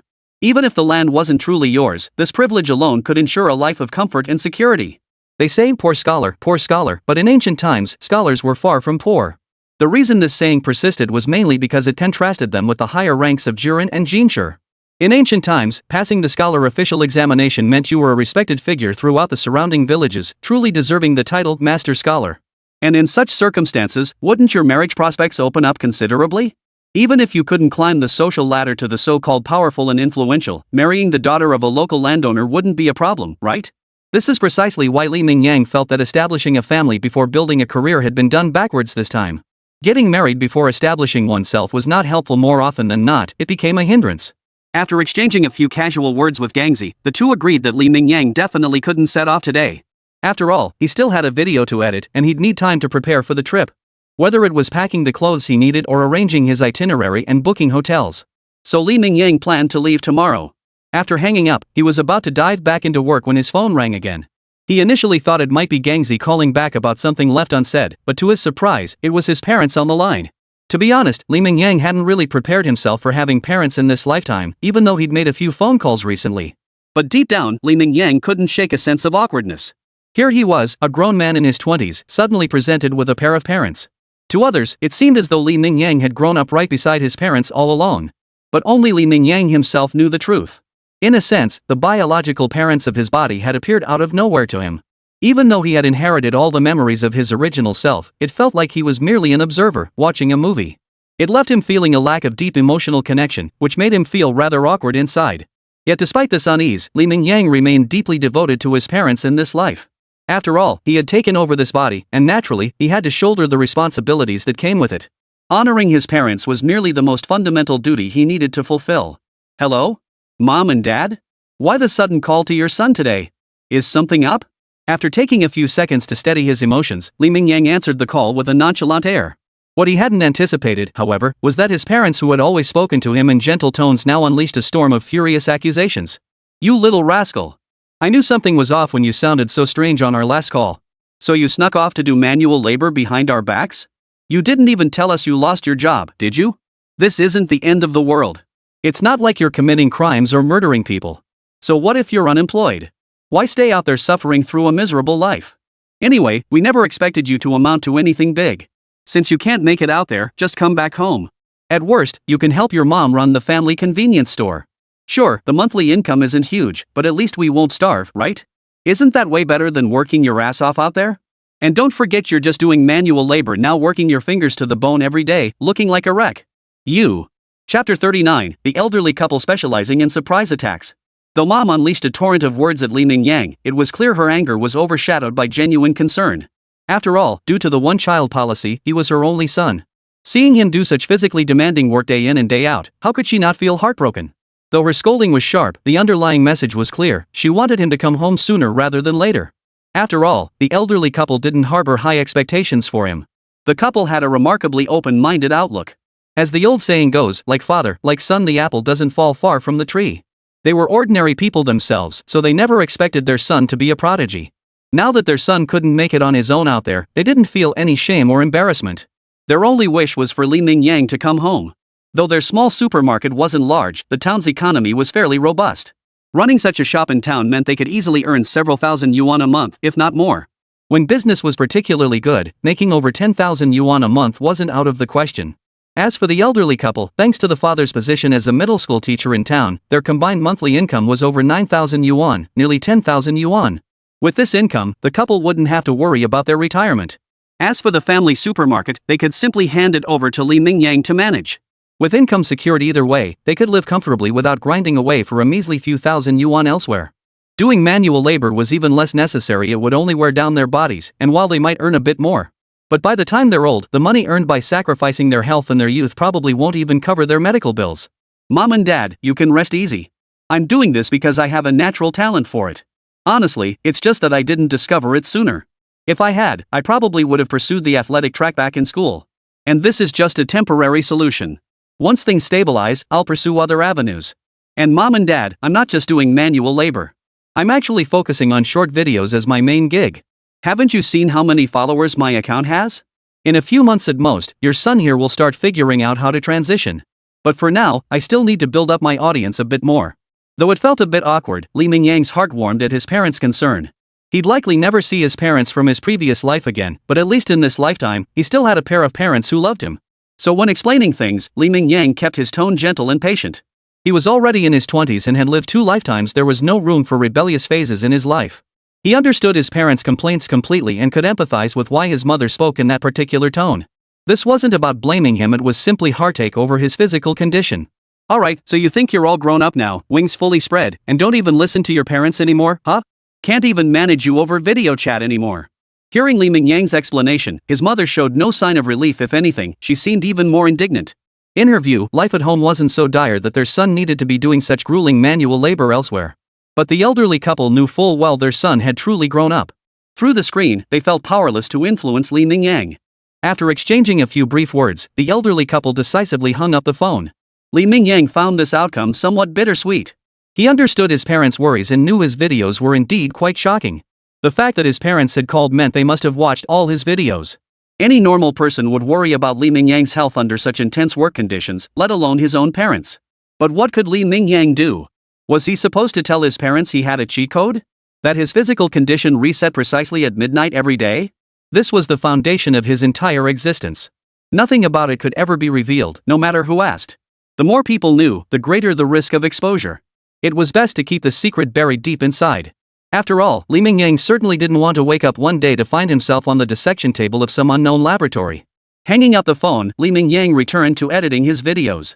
Though his view counts and popularity had been declining lately. But compared to ordinary content creators, he still maintained a solid following, albeit slightly diminished from his peak. Even with the dip in engagement, posting more videos now would help solidify his popularity. By this point, Li Mingyang had largely relaxed. After all, his follower count had surpassed 5 million. Even if he couldn't keep growing his following from here on out, as long as he could spare no effort to maintain these 5 million fans, he should be set for life. Not to mention he had a series of transition plans lined up. In short, once a short video creator reaches this follower milestone, one needn't worry about their later years. As long as they didn't live extravagantly, even if their peak in this industry lasted only a few years, the money earned during those few years would be enough for an ordinary person to earn in a lifetime, or even more than they could ever hope to earn. And even after the peak period, income doesn't completely dry up. Even during the low points, the earnings remain far beyond what most people could ever hope to achieve. So Li Mingyang, who had been somewhat on edge since arriving in this world, finally relaxed considerably. But, knock knock knock. Just as Li Mingyang finished all his editing work, packed his bags, and prepared to head to Gangzi's place the next day, the door to his rented apartment suddenly came knocking. Thanks to the safety of the neighborhood, Li Mingyang didn't think much of it. He instinctively walked to the door and pulled it open, curious to see who it was. After all, he hadn't ordered any takeout or received any packages. Why would someone be knocking on his door out of the blue? Could it be someone from the neighborhood conducting a population survey or something? But when he pulled the door open, 2 faces appeared before him that he never could have imagined in his wildest dreams. None other than his own parents. Seeing the couple, Li Mingyang's mind was blank with utter bewilderment. They'd been at home just a few hours ago during their noon video call. How had they suddenly appeared at his doorstep? Chapter 40, Mandatory Health Check. Healthy beyond human belief. Mom and Dad? What are you doing here? Come inside quickly, it's scorching out there. The AC's on. Have you guys eaten yet? I haven't either. Rest for a bit, and later I'll take you out for a big meal. Though Li Mingyang was taken aback by his parents' sudden arrival, he recovered quickly. He immediately flashed a warm smile. No choice, really. Mama's tone in the video call hadn't exactly been welcoming. And now, just a few hours later, they'd already made their way all the way from their hometown to the door of his rented apartment. If he didn't put on a good front now, he could see his future ending up pretty grim. This must be what they call the power of blood ties. Even though Mingyang was a grown man in his 20s, he still felt like a child when facing his parents. Even when he hadn't done anything wrong, he still felt an instinctive sense of guilt. Fine, come in and sit down. Even now, his parents hadn't given him a single friendly glance. Yet from the moment they saw him, their eyes hadn't left his body. They instinctively scanned him, searching for any signs of trouble in their son's body. After all, the workload he'd shown in those short videos was staggering even for someone accustomed to hardship. It made the elderly couple gasp in disbelief. However, from the moment they met until now, Mingyang seemed to have behaved perfectly in every way. On the contrary, the elderly couple exchanged glances, both instinctively wondering if this was just their imagination. Yet in that shared glance, they saw identical confusion in each other's eyes. It was precisely this mirrored uncertainty that dispelled their own doubts. After all, one person could be mistaken. Surely both of them couldn't be wrong? You little rascal, have you grown taller? Not only have you bulked up considerably, but you've actually shot up this much at your age? Mom instinctively glanced down at Mingyang's feet, wondering if her little rascal was wearing those legendary height-increasing shoes. But looking down, Mingyang wore only simple slippers and a pair of athletic shorts, no cheating possible. In the elderly couple's memory, their son could never have been this tall. That's why they exchanged glances, both seeing the utter bewilderment in each other's eyes. A 20-something still growing taller? Was this even the growth pattern they knew? Hey, you're right. I was planning to surprise you too, but looks like you caught me. I was forced to quit my job and was unemployed, then I ran into some fellow villagers. I'd noticed my appetite had been growing lately. My physique, stamina, and strength have all been growing rapidly. Since I had nothing else to do in my free time. Those fellow villagers I met happened to be doing construction work, so I figured I'd give it a shot. Then your son here noticed that with all this physical labor, my appetite just kept growing, and my frame got stronger day by day. It's like I'm going through a second growth spurt. Just look at these biceps, these pecs, these abs. If I went out claiming to be a professional athlete, people would probably believe me. But the biggest surprise came when the restaurant owner downstairs pointed out how much taller I'd gotten. I measured myself at home with a tape measure and found I'd gone from 176 to 186. That's a full 10 centimeters taller. Mingyang couldn't help but sound a bit cocky when he mentioned this. Whether in his past life or this one, height had always been a major sore spot for him. Back in his hometown, it wasn't so bad, but once he stepped out into the world, he always felt that his 176 centimeters height just fell a little short. But now, not only had he surpassed 180 centimeters, he was practically heading toward 190 centimeters. Add to that his bulging muscles and ruggedly handsome face. Wasn't this the very image of a tough, masculine hunk? Lately, Mingyang had been practically bursting with pride. He even caught himself admiring his reflection in the bathroom mirror while showering. But after Mingyang finished speaking, he didn't see the same angry expressions on his parents' faces as he expected. Instead, they wore solemn looks. Son, don't you realize how unusual this situation is? Gaining muscle mass is one thing after all. Working out and doing physical labor will naturally build strength, especially when paired with your hearty appetite. Eat more, see more. If you didn't gain weight, that would be strange. But growing taller. At that point, Mom made up her mind instantly, not even pausing to rest. She jumped up from the sofa. Come on. It's a bit late now, but we can still go to the hospital emergency room. Let's get a physical exam to see if there's anything wrong with your body. Could it be some weird disease? I mean, if you were talking about growing an extra inch or two, I could understand that. But suddenly growing 10 centimeters taller? That's definitely not normal.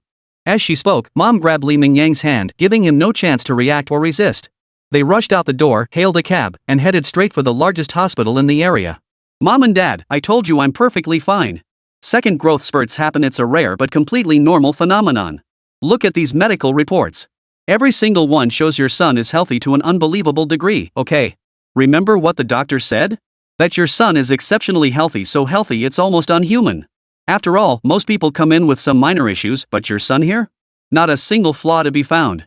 Standing at the hospital entrance, Mingyang held up his test results triumphantly, his face beaming with smug satisfaction as he looked at his parents. Chapter 41, How much? How much did you earn? Though she wanted to slap that smug brat, his mother held back, thinking this was her own flesh and blood after all. You little brat, even though you're perfectly healthy, you really shouldn't be doing this kind of physical labor anymore. You might not feel it now while you're young, but when you get older, this kind of heavy labor will really take a toll on your body. Don't end up with a body full of problems in your 40s or 50s. What's the point of living like that if you can't even enjoy life? Money is something you can't take with you when you die. Having enough is all that matters. We'll never go hungry, no matter what. There's no need to push yourself so hard. After all, our family isn't exactly struggling financially, is it? After confirming Li Mingyang was genuinely healthy, his parents breathed a long sigh of relief. Still, they couldn't resist giving their son a gentle reminder. Seeing the nature of his work in the video, they were genuinely worried he'd wear himself out. Don't worry, Mom and Dad. I know my own limits. If this job really takes a toll on my health, I won't need you to remind me. I'll quit on my own. After all, I'm your son. You know my personality well. If this job weren't genuinely suited to me, I wouldn't push myself into it. Making money is important, but your son here values his health and life above all else. So you too can relax. I think it might be because my body is going through a second growth spurt. Not only am I eating way more, but I have boundless energy every day. And doing this isn't about pushing my body to the limit, it's more like a workout.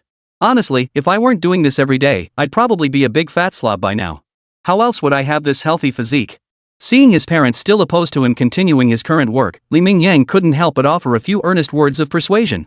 He understood his parents meant well, but Li Mingyang also knew his body was uniquely special. This was the foundation of his livelihood in this life. If he didn't pursue this path, he'd inevitably fade into mediocrity. Having been given a second chance at life, and possessing a unique advantage others lacked, Li Mingyang refused to live out his life in such mediocrity. He didn't aspire to become exceptionally accomplished. But surely he deserved to live this life with a bit more freedom and flair than his last? And wasn't money the most fundamental guarantee of that? For instance, achieving at least a degree of financial freedom? At the very least, he shouldn't have to scramble just to get by, fretting over the daily grind of rice, oil, salt, soy sauce, vinegar, and tea. He didn't need a luxury car or fancy house. But he wanted to live decently, right? If he didn't work hard while he was young, was he supposed to wait until he was old and regret it? Hey kid, even if you want to work out, couldn't you just get a regular job and exercise in your free time? Do you really have to stick with this job? Maybe you just don't feel it yet because you're young, or maybe you haven't been at it long enough. But if you keep this up year after year, even an iron body won't withstand such abuse, right? No matter what Li Mingyang said, his parents wouldn't budge. He knew that even if he moved somewhere else, they wouldn't be able to control him. But Li Mingyang didn't want to strain his relationship with his family over this minor work-related issue. So he could only keep explaining. Mom and Dad, seriously, what's wrong with earning more money while we're still young? Forget everything else, just think about things like cars and houses.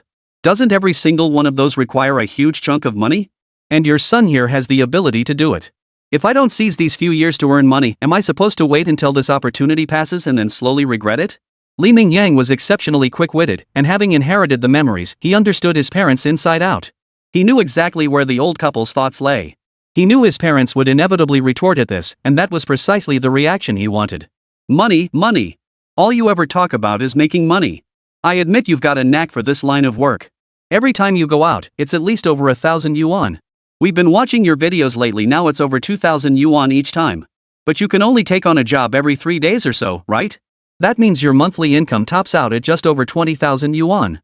I don't think it's worth pushing your body this hard for that kind of income. Even if you came back to town to take over our little supermarket, you could easily make over 10,000 a month if you put your mind to it. Sure, it wouldn't match your current income, but at least it's less stressful, right? Hearing this, Li Mingyang could barely contain the smile spreading across her lips. This was exactly what she'd been waiting for her parents to say. Mom and Dad, if it weren't for the times I tell you to, you're out of touch with the times? Sure, you scroll through Douyin and short videos all the time, but you really don't understand this industry.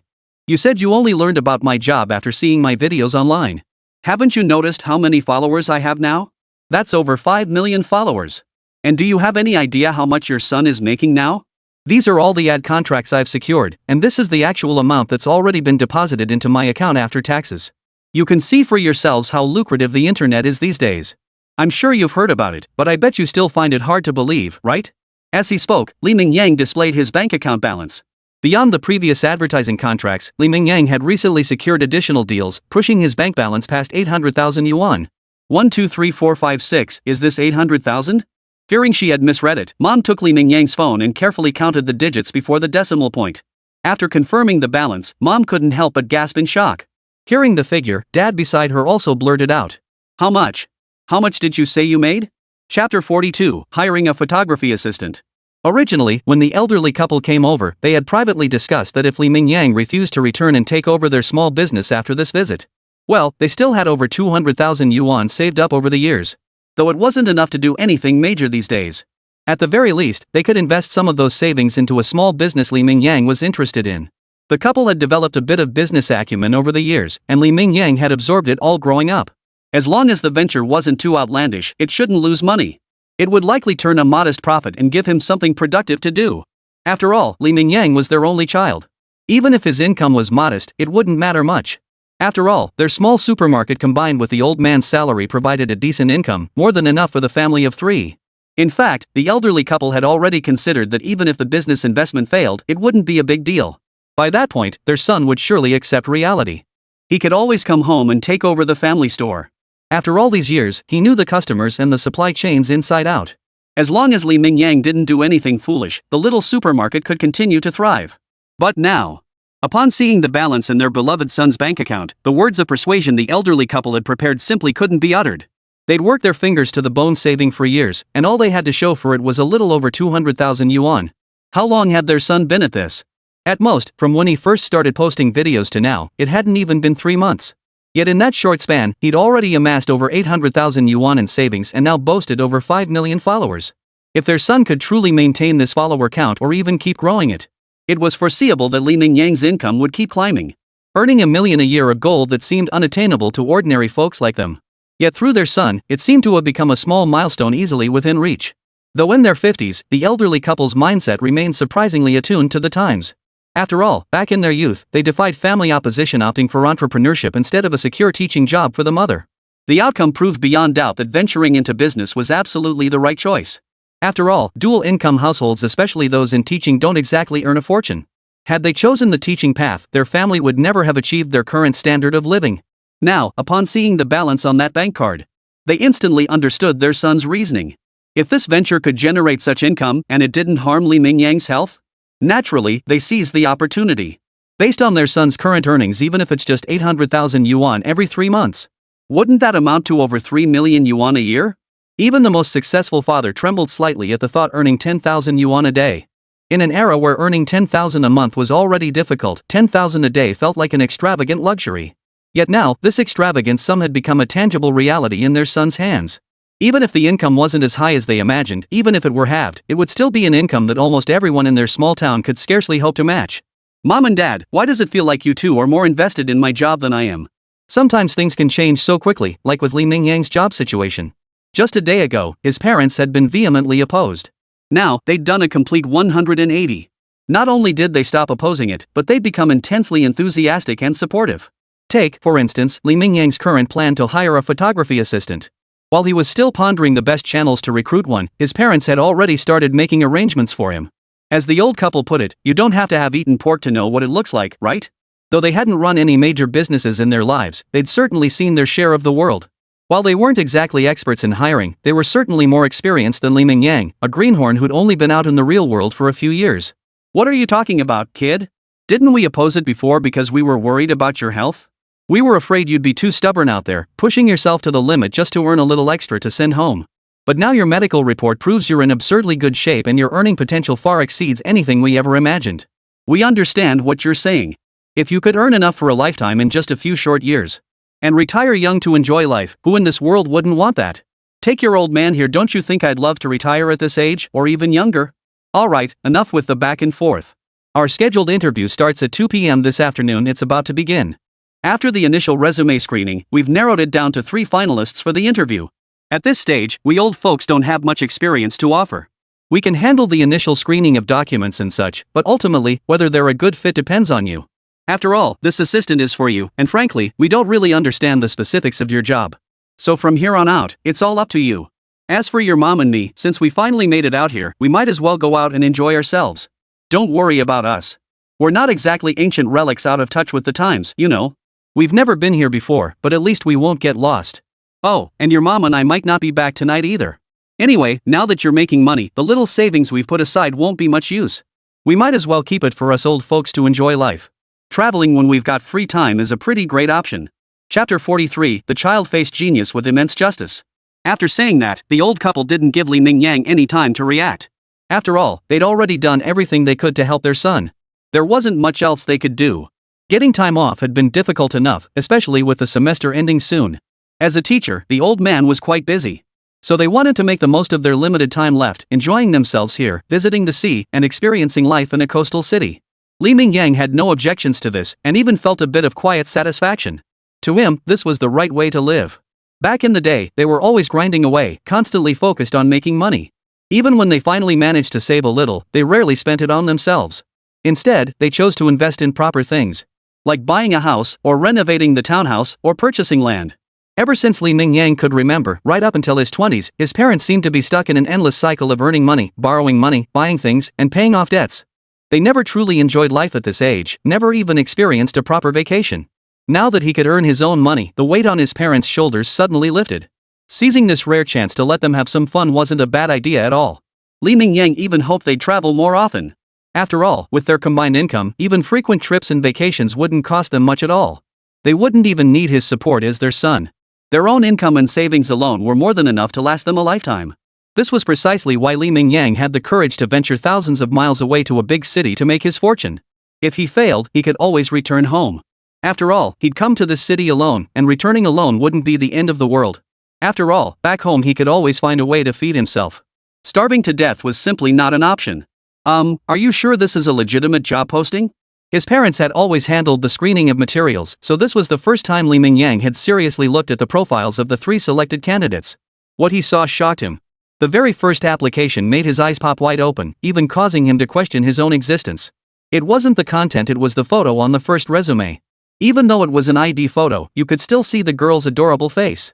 But the most crucial detail was this: even from just a glimpse, Li Mingyang could tell that this girl with the baby face was absolutely a force of immense righteousness. Impressive. Absolutely impressive. Li Mingyang genuinely felt this surpassed the realm of ABCD. Scrolling further down the file, Wang Yuqing?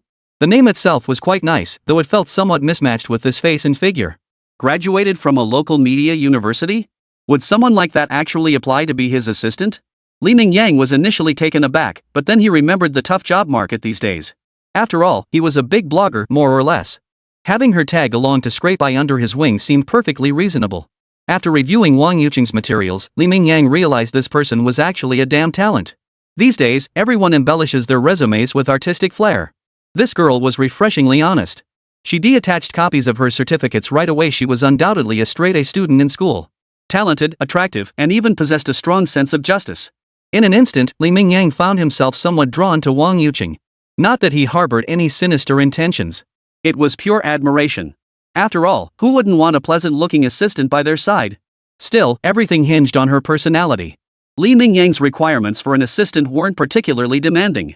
As long as you can edit videos and produce them according to your own requirements, while also serving as a camera assistant, that's all that's needed. Though this girl is undoubtedly talented, if her personality doesn't align with my expectations, she's not the type to follow orders. No matter how righteous she might be, Li Mingyang would never hire someone like that to stay by his side. He hired staff precisely to make his life easier now that he had money, not to bring home a demanding boss to cater to. Li Mingyang insists he has no peculiar little hobbies, let alone masochistic tendencies. Besides, once he's got money, he'll have plenty of obedient, pretty girls to choose from. Hello, Mr. Li. I'm Wang Yuqing, here to apply for the position of your photography assistant. First impressions really do matter sometimes. Even though Li Mingyang had already reviewed the other 2 candidates' resumes, he still chose to call Wang Yuqing first. He invited her in for an interview. After all, who wouldn't want a sweet, soft girl by their side if possible? When it came to male-male pairings, Li Mingyang really didn't want his assistant to be another guy. He expected someone like this top student to carry a certain air of pride, but meeting her in person left him genuinely surprised. The girl standing before him, her speech slightly stuttering, clearly nervous and shy, had actually earned so many certificates? It just goes to show you can never judge a book by its cover. And just for that, Li Mingyang's regard for her shot up considerably. A soft, cute girl was just fine, at least for now. She seemed like the obedient, well-behaved type. No need to be nervous. I've reviewed your materials, you're an outstanding candidate. But I'm curious, given your background, you must know I'm just starting out. I don't even have a proper company yet. Why did you choose to apply for my photography assistant position? Especially since the salary I'm offering isn't particularly high?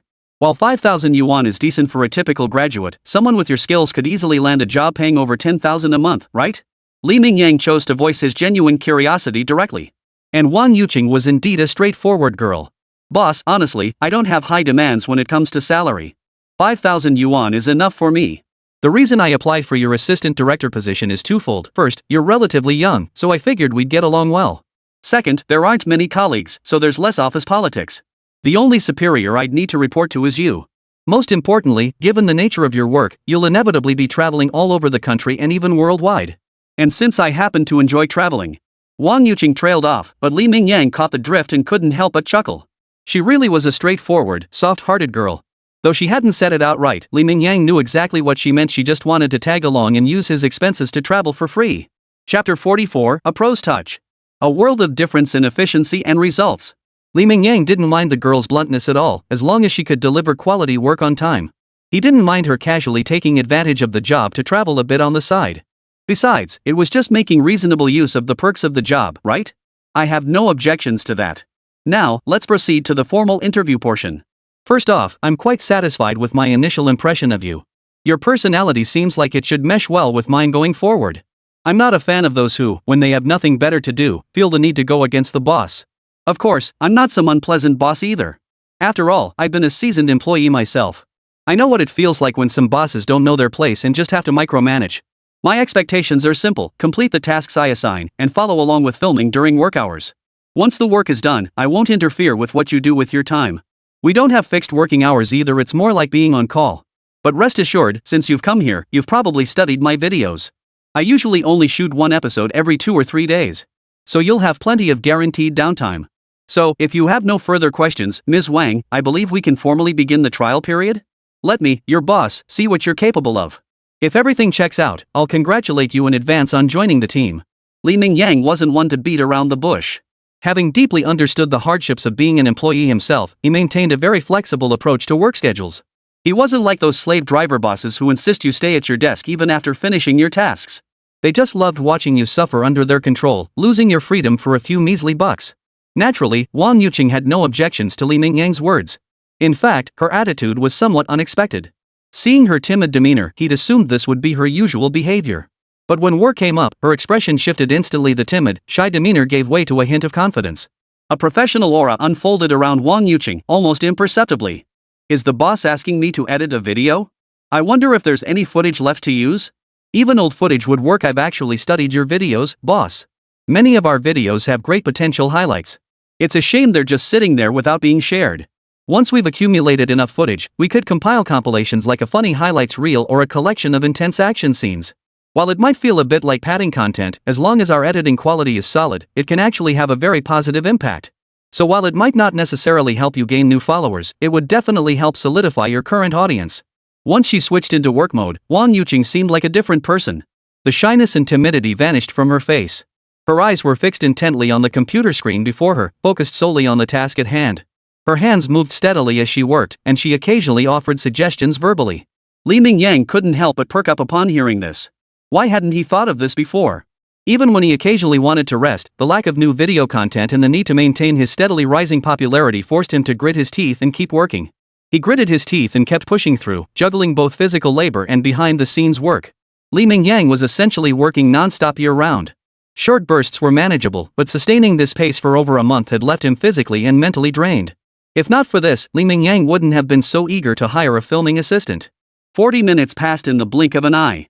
Just as Li Mingyang was idly scrolling through videos, Wang Yuqing's rapid keyboard tapping finally ceased. Boss, come take a look. I've edited 2 videos, one's a funny compilation, and the other's a high-energy highlights reel. The voiceovers and music are all set too. Boss, see if there's anything you're not happy with? If there is, I can make changes anytime. Though confident in her abilities, Wang Yuqing wasn't blindly overconfident. After all, she knew Li Mingyang had risen to his current position step by step in such a short time. That meant Li Mingyang undoubtedly possessed his own unique insights and vision. Her role was merely that of an assistant, and video editing was a crucial showcase of style, an area where Li Mingyang's input would undoubtedly take precedence. Taking his seat at Wang Yuqing's previous workstation, he reviewed the 2 videos. Neither was particularly long, totaling only about 5 or 6 minutes combined. After watching them, Li Mingyang couldn't help but sigh deeply. When he edited videos himself, it always took him at least several hours each time. And the quality of the final videos wasn't always satisfactory. It was always a bumpy ride, with endless tweaks and revisions. But now, in less than an hour, Wang Yuqing had delivered 2 videos that left Li Mingyang thoroughly impressed. Impressive. I'm very satisfied. The quality of your editing is far superior to mine, and your efficiency is much higher too. Specialized skills require specialized expertise. It truly proves that professional tasks should be entrusted to professionals. I hereby announce that you've been hired. And your salary won't be the original 5,000 anymore. I'll bump it up by 1,000 to 6,000. Your social insurance and housing fund contributions will also be based on the 6,000 salary level. Chapter 45, Bidding Farewell to Parents, Welcoming Brother Self-Discipline. Thank you, boss. You're such a kind person. Watching the young girl's figure fade into the distance as she boarded the taxi, Li Mingyang's mind still echoed with those words. Doesn't this girl know you can't just hand out nice guy cards these days? What decent person wants to receive a nice guy card? Hearing those words, he suddenly felt a greenish tinge over his head. Decision made, this girl as bonus is gone for the month. Don't ask. The answer is, the mission was completed perfectly ordinary, so no bonus. Because his parents were coming to visit, he had to cancel the collaboration video he'd promised Gangzi. Fortunately, Gangzi understood. After all, Li Mingyang's daily work schedule was enough to make even a muscle-bound guy like Gangzi gasp in astonishment, let alone his elderly parents. So when they suddenly showed up unannounced and even insisted on taking Li Mingyang to the hospital for a full physical exam, Gangzi found it completely understandable. If he ever had a kid who was anything like Li Mingyang, he'd probably be even more over the top than his parents. After all, this guy clearly wasn't exactly a normal human being, right? Mom and Dad, can't we stay a little longer? We finally made it out here, and if we head back after just a few days, wouldn't that kinda be a waste of those several $100 for the train ticket?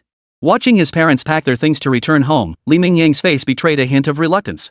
Before his parents arrived, Li Mingyang had felt somewhat anxious, for he truly didn't know how to face the parents of this lifetime. But when the day finally arrived, Li Mingyang discovered that their interactions felt remarkably natural. None of the complicated issues he'd worried about surfaced. It felt just like his interactions with his parents in his previous life. In fact, due to differences in personality and the family atmosphere, getting along with his parents this lifetime felt even more relaxed and harmonious. No, it's still the end of the term.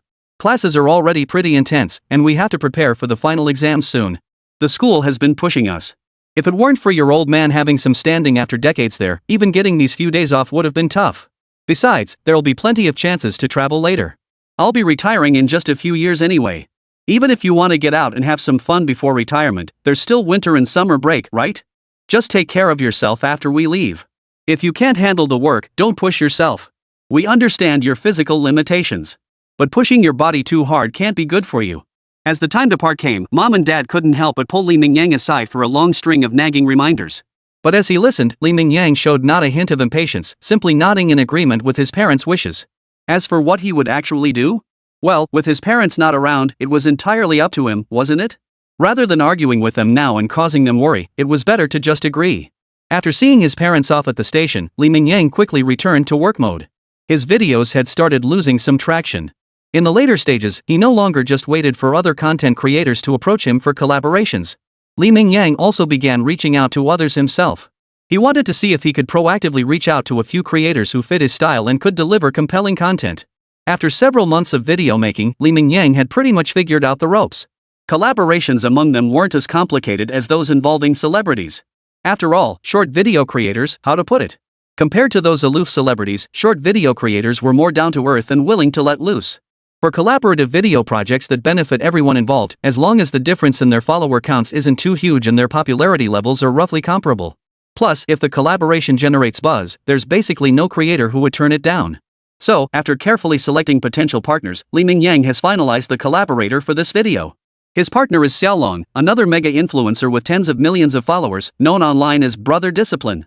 Most of his short videos focused on physique and strength training, showcasing a disciplined lifestyle that seemed utterly unbearable to the average person.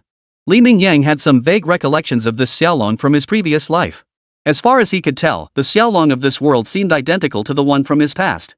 Both were equally popular self-disciplined brothers, even sharing nearly identical appearances. The only difference was that in this world, Xiaolong hadn't yet been crushed by love, hadn't married, and still possessed the boundless energy of a single guy. Hey, Yuqing? Get ready to come in for work. Dragon will be stopping by this afternoon. Come over to jot down the shooting notes for tomorrow. Also, brainstorm the shoot plan. After all, 3 heads are better than 1. An extra pair of brains won't hurt. The day after seeing his parents off, Li Mingyang seamlessly transitioned into his next short video production.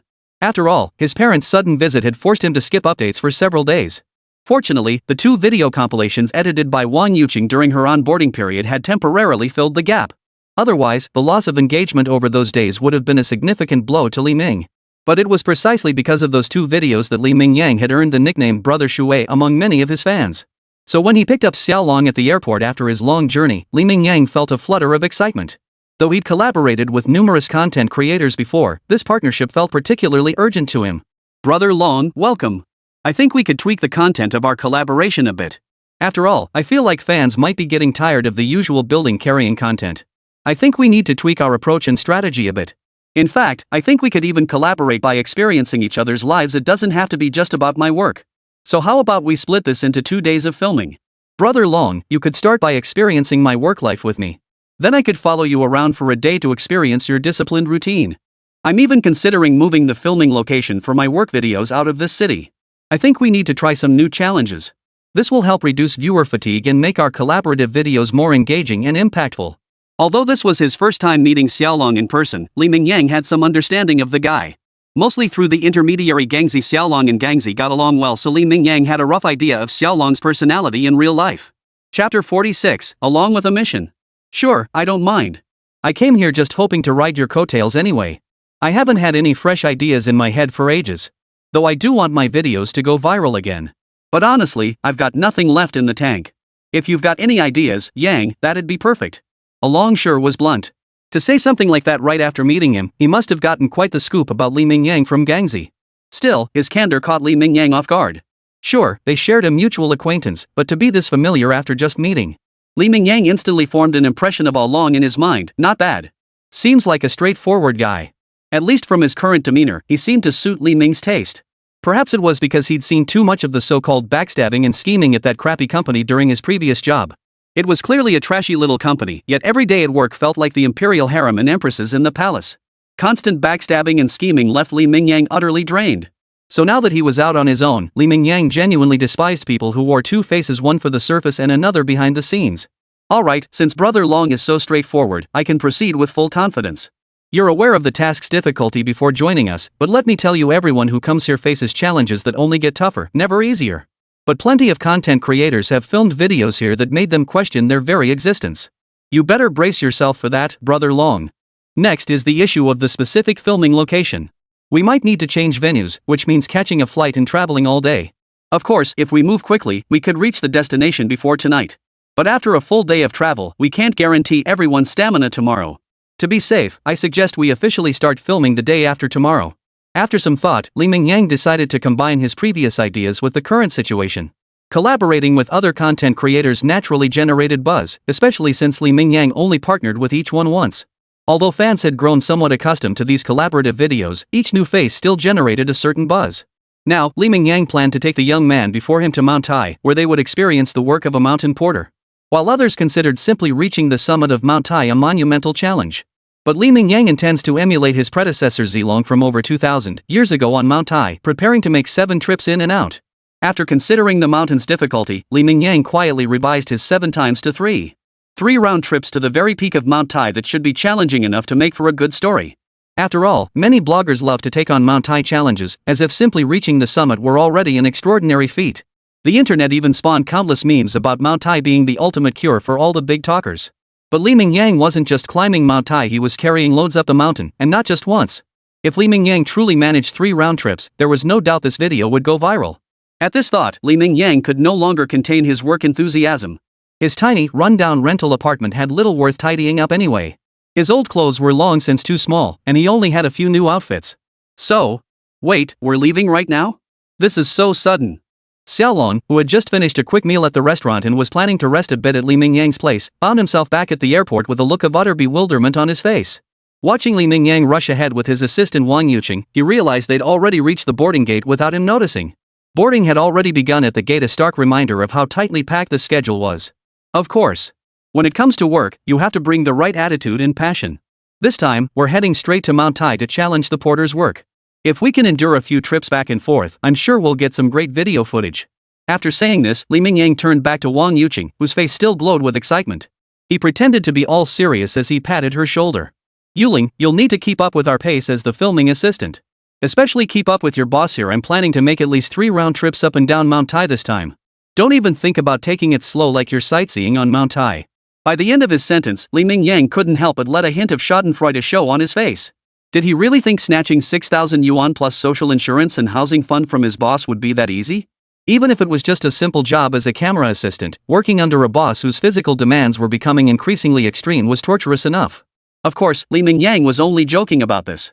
Not only was Wang Yuqing just an ordinary college graduate, but even if she were a guy who worked out regularly, wouldn't necessarily be able to keep up with Li Mingyang's pace and make 3 trips in and out of Mount Tai empty-handed. Simply keeping pace with Li Mingyang to reach the summit of Mount Tai was already a rare challenge, let alone making multiple trips back and forth. So naturally, Li Mingyang would be the main focus of the filming. But Li Mingyang couldn't stand seeing his little assistant so excited, so he instinctively teased her a bit. Fine, no problem. It's just climbing Mount Tai, right? I'm sacrificing myself for a friend here. But when the time comes, Brother Yang, you'll have to help me complete a task. Before the young assistant could even respond, Along had already blurted out his own line. This remark piqued Li Ming's curiosity. He genuinely hadn't expected Along to show up with an agenda.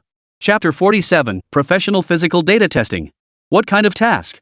Faced with this unexpected request, Li Mingyang couldn't contain his curiosity and blurted out the question.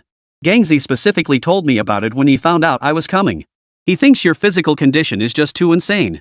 And even now, you're improving at a visible pace. So he's genuinely curious just how far have your physical metrics progressed? Of course, it's not just him, I'm genuinely curious too. After all, you're already widely recognized as a physical phenomenon within our circle. And I've noticed that no matter how heavy the load, whether it's a 100-pound bag of cement or anything else, it looks effortless when you pick it up, like there's absolutely no strain at all. Especially recently when moving cement again, you just reached out and hoisted 2 bags at once. That's a full 200 gene. But watching your effortless movements, it never feels like you're pushing your absolute limit. In fact, it seems far below your physical limit. That's why I'm genuinely curious. I thought I'd take this opportunity to conduct a detailed physical assessment of your data. I wanted to see exactly what level your various metrics have reached. As he spoke, a hint of anticipation flashed across Along's face. He himself was known as the disciplined brother. His deep understanding of fitness naturally fueled his curiosity. He was even more eager to discover just how absurdly impressive Li Mingyang's physical metrics had become. After all, while Li Mingyang appeared sturdy, he still paled in comparison to those exaggerated muscle-bound guys. Yet the physical prowess Li Mingyang displayed was in no way inferior to those exaggerated musclemen. Both he and Gangzi attributed these anomalies directly to Li Mingyang's extraordinary physical gifts. But talent is talent, and curiosity is curiosity. Even knowing Li Mingyang's physical gifts were extraordinary, they still wondered just how absurdly abnormal his physique had become. Hearing these words stirred not only Along's curiosity, but even Li Mingyang himself couldn't help but wonder. After all, he could feel his physique improving daily, yet he himself had no clear grasp of his current level. If only a professional could find a specialized facility and conduct a proper assessment. Li Mingyang was actually quite willing to cooperate. After all, he too wanted a detailed understanding of his current physical metrics. Alright, we've got nothing else planned tomorrow anyway. Let's just do it then. I'm curious too. I know my physique isn't something most people can match, but I have no idea exactly how far I've come. After all, I haven't been training like you guys for so long. I'm really just an amateur when it comes to a lot of things. Li Mingyang readily agreed, even showing a hint of eagerness himself. If it weren't for the fact that it was already late in the day after reaching their destination, he probably would have wanted to start testing his physical capabilities right away.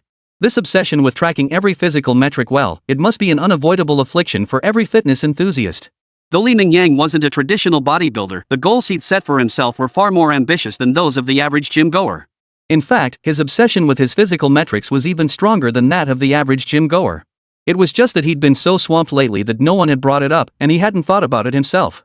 Now that Along had casually mentioned it, Li Mingyang felt an overwhelming sense of urgency welling up inside him, no prompting needed. 100-meter sprint. 11.03 seconds? Seeing this number, Along couldn't help but exclaim in shock. After all, Li Mingyang's foreman technique clearly marked him as a complete novice. Though Along wasn't a professional himself, he knew Li Mingyang was even less so. After all, the guy couldn't even do a proper crouch start. Yet this time, achieved by running in a rigidly upright stance, nearly broke the 11-second barrier, a performance solidly within the range of a national level 2 athlete. Don't underestimate this result. With proper training, Li Mingyang could easily reach level 1, and even achieving national athlete status wouldn't be impossible. Freaking insane. Staring at the number, Along froze for a long moment before silently muttering the thought to himself. But once he snapped back to reality, Along became even more intrigued by Li Mingyang's other physical metrics. With such exceptional explosive power, how would he perform in other areas? Bench press. 465 kilograms. Snatch. 205 kilograms. Squat. 532 kilograms. As one staggering figure after another appeared, watching the data gradually coalesce in his hands, Along's expression shifted from initial shock to a growing numbness. By the end, only one thought echoed in his mind: is this even human? Could this be some kind of beast in human form? And definitely a feline spirit, since ordinary beasts, even with such strength, wouldn't possess this level of reaction speed and explosive power. The final data points were Li Mingyang's current height and weight, 188 centimeters tall and a staggering 96 kilograms. For an ordinary person, such measurements would undoubtedly label him as obese, nearly 200 g over 100 kilograms. Yet on Li Mingyang, there was no hint of bulkiness. Even when he was dressed, he didn't appear particularly robust. While he certainly wasn't skinny, he also didn't resemble those exaggerated muscleheads whose bulk was painfully obvious even under clothing. Strength, speed, explosiveness, reaction time. After running through all the data tests, Along was completely stunned. Honestly, I'm seriously starting to doubt whether you're even human. How could a normal person achieve these numbers with your kind of training? If some elite athlete specializing in one discipline pulled this off, I could understand. But you haven't even trained for any of this. Look at these numbers. If you told me you injected some super soldier serum like Captain America, I'd believe you. Chapter 48, Live Fitness Test Proving He's a Beast. Li Mingyang rolled his eyes in exasperation at this. While his physical stats were indeed exaggerated, comparing himself to Captain America, what difference was he from any ordinary gym rat? After all, that guy could deadlift an airplane. If that day ever comes, I'll be the first one climbing through your window to drag you out and give you a proper beating. Though Li Mingyang thought to himself, he possessed a strong will. As long as he kept pushing himself to break through his limits. Well, someday he might not be any worse than the legendary Captain America. It wasn't impossible that he could even become stronger than this movie character. But this was the stuff of sci-fi movies. No matter how confident he felt, he couldn't let even a shred of it show on the surface. Alright, if that day ever comes, if you really achieve that level, then even if you drag me out to beat me up, I'd do it willingly. After all, if that day ever comes, Brother Yang, you'd be a true superhuman. Getting beaten up by a freak like that would be something I could brag about for years. But honestly, if you ever wanted to beat me up, you wouldn't even need to wait that long. With your current freakishly strong physique, I'm already no match for you. As he said this, a hint of melancholy crept onto Xiaolong's face. While physical fitness largely depends on natural talent, seeing how Li Mingyang had already left him far behind in such a short time, he couldn't help but feel frustrated and defeated. And then there was Li Mingyang's truly monstrous stamina.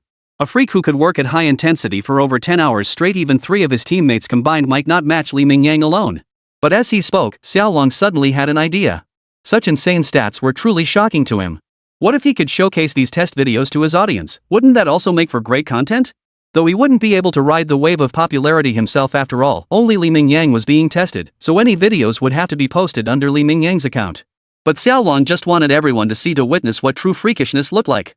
What true physical talent truly meant. I can't be the only one so shocked my jaw's practically on the floor, right? Bro Yang, what do you say we retest it? Just film a video and post it. How's that? After all, you mentioned your video performance has been slipping lately. Doing physical fitness tests could be a fresh angle, right? Even if it's just one video, with the pace you're progressing at, Brother Yang, making 1 episode a month shouldn't be a problem. Let everyone see your visible progress. Eventually, you could even edit them into a series compilation. I think this is a really great idea, Yang. You should consider it. By the end, even Xiaolong couldn't help but light up with excitement, almost impressed by his own ingenuity. But this approach only worked for Li Mingyang, that freak. Even if he trained himself to death every day, he wouldn't achieve such rapid progress. If he tried to copy this approach, it wouldn't be about enhancing his videos, it'd be courting humiliation. Upon hearing these words, Li Mingyang couldn't help but feel a stir within. Indeed, this suggestion was a brilliant one for him. After all, he couldn't spend his entire life carrying buildings.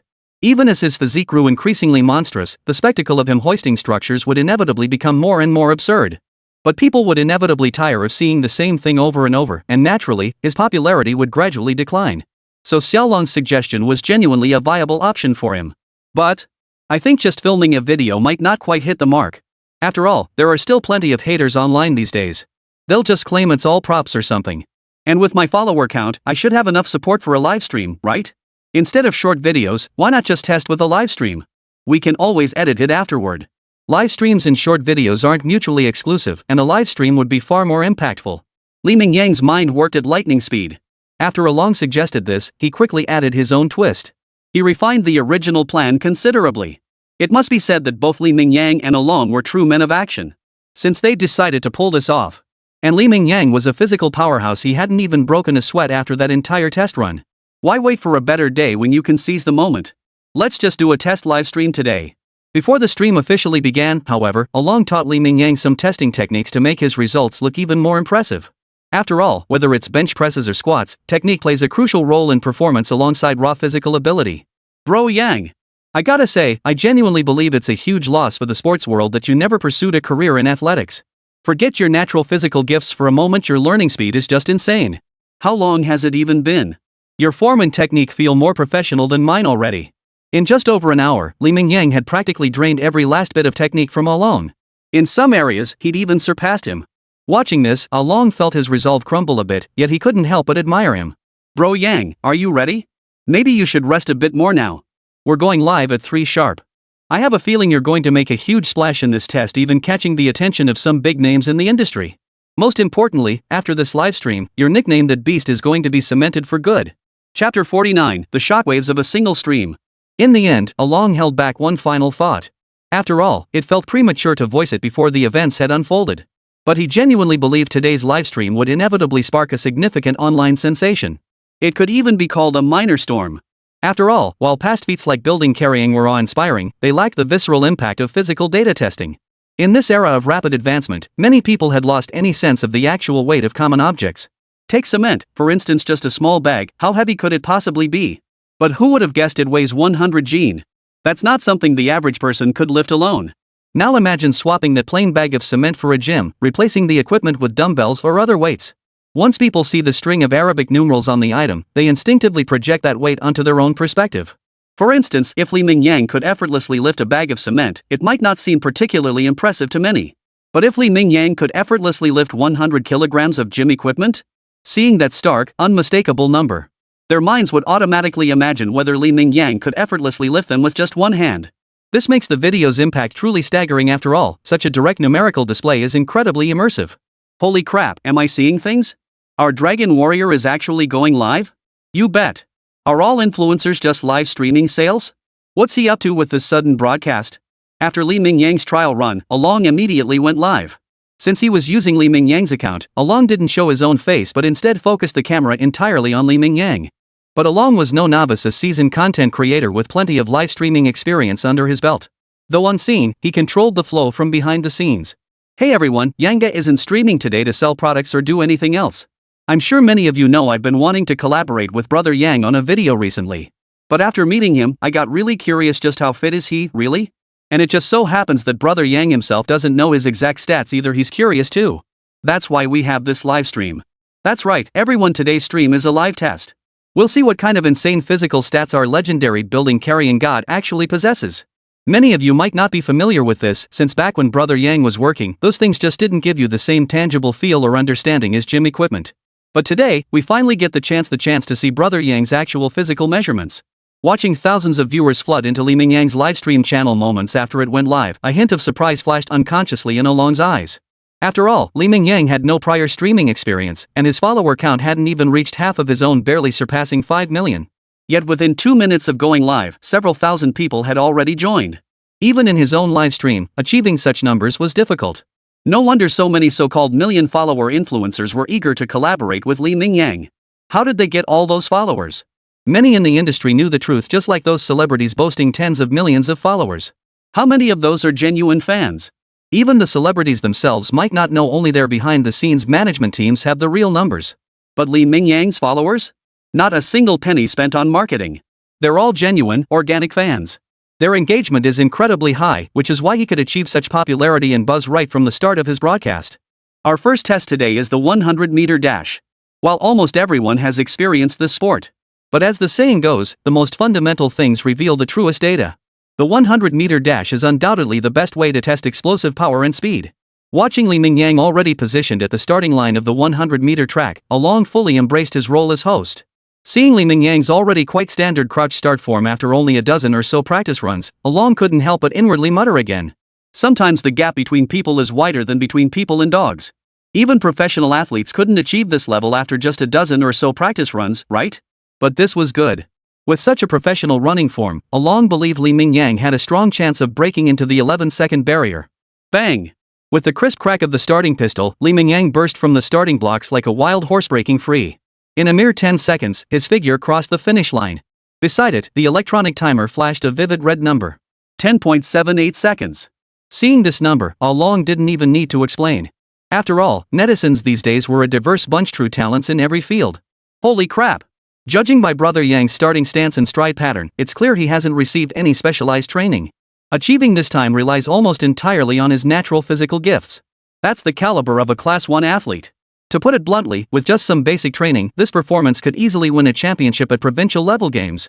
Thanks to the spontaneous explanations from many netizens, the over 20,000 viewers in the livestream now understood the true value of Li Mingyang's 10-second sprint time. Watching the endless stream of comments flooding the chat, a hint of anticipation crept onto Alon's lips. This is just the beginning. This is merely the start of what will astonish you all. Next up. Squat, 568 kilograms. Bench press, 481 kilograms. Clean and jerk, 208 kilograms. As one test after another concluded, the numbers kept appearing before the live stream audience. Compared to previous tests, Li Mingyang had mastered certain techniques this time, resulting in significant improvements across nearly every metric. Even Along, who had witnessed this once before, couldn't help but gape in astonishment all over again. He's a complete freak. He knew Li Mingyang's scores would likely improve once he grasped the techniques, but he never imagined the progress would be this immediate. Chapter 50, exhausted to the point of vomiting. Along questioning his existence.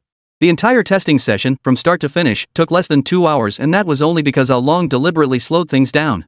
If Li Mingyang had just focused solely on testing, it would have wrapped up in an hour or so at most. To ensure some program effect, they had Li Ming film some detailed demonstrations, which barely stretched the live broadcast to over 2 hours. Yet even with these added show elements, the test concluded amidst viewers' reluctance and enthusiastic cheers. It must be said that the impact of this live test was nothing short of extraordinary. From the initial few thousand viewers at the start, the live stream had already surpassed 20,000 viewers by the time the test officially began. By the time the broadcast officially ended, the online audience had reached over 100,000. Even on Douyin, the largest platform across the entire internet, such live stream popularity and viewer engagement are absolutely unparalleled. And the storm unleashed by this physical data testing livestream has only just begun. First, as Along mentioned, Li Mingyang's moniker "That Beast" has now been solidified. It resonates even more deeply than his previous building lifting god moniker, as every single one of Li Mingyang's metrics seems somewhat exaggerated compared to his physique. Crucially, Li Mingyang isn't one of those protein powder chugging gym rats with exaggerated, bulky muscles. While such muscles might grant immense strength, they inevitably sacrifice flexibility. Li Mingyang's physical form, as revealed by his stats, truly resembled a feline spirit incarnate, a human-shaped tiger. He possessed immense explosive power and near-dominant strength, all while maintaining exceptional agility. As one fan-made video after another and live stream clips took root and spread online, Li Mingyang's popularity surged into another rapid growth phase. Li Mingyang sensed that after collaborating with Along and releasing the Mount Tai Climbing Challenge video, his follower count would likely break through the 6 million mark within days. Such staggering numbers couldn't help but earn Li Mingyang a newfound respect for that kid, Along. He was indeed a veteran of the internet scene with years of experience, and as a blogger with tens of millions of followers, he certainly knew how to capture netizens' attention and gauge their interests. Simultaneously, Li Mingyang had secretly resolved to follow Along's earlier suggestion, conduct a live stream test once a month going forward. He planned to make this a regular feature on his account. As long as he could ensure consistent improvement each time, it should attract a lot of fan attention. After all, growth-based games were all the rage these days, and his approach and strategy could be seen as a variation of that concept. Watching him grow stronger step by step would bring a sense of accomplishment not only to Li Mingyang himself, but also to the netizens who followed his journey. Dragon Brother.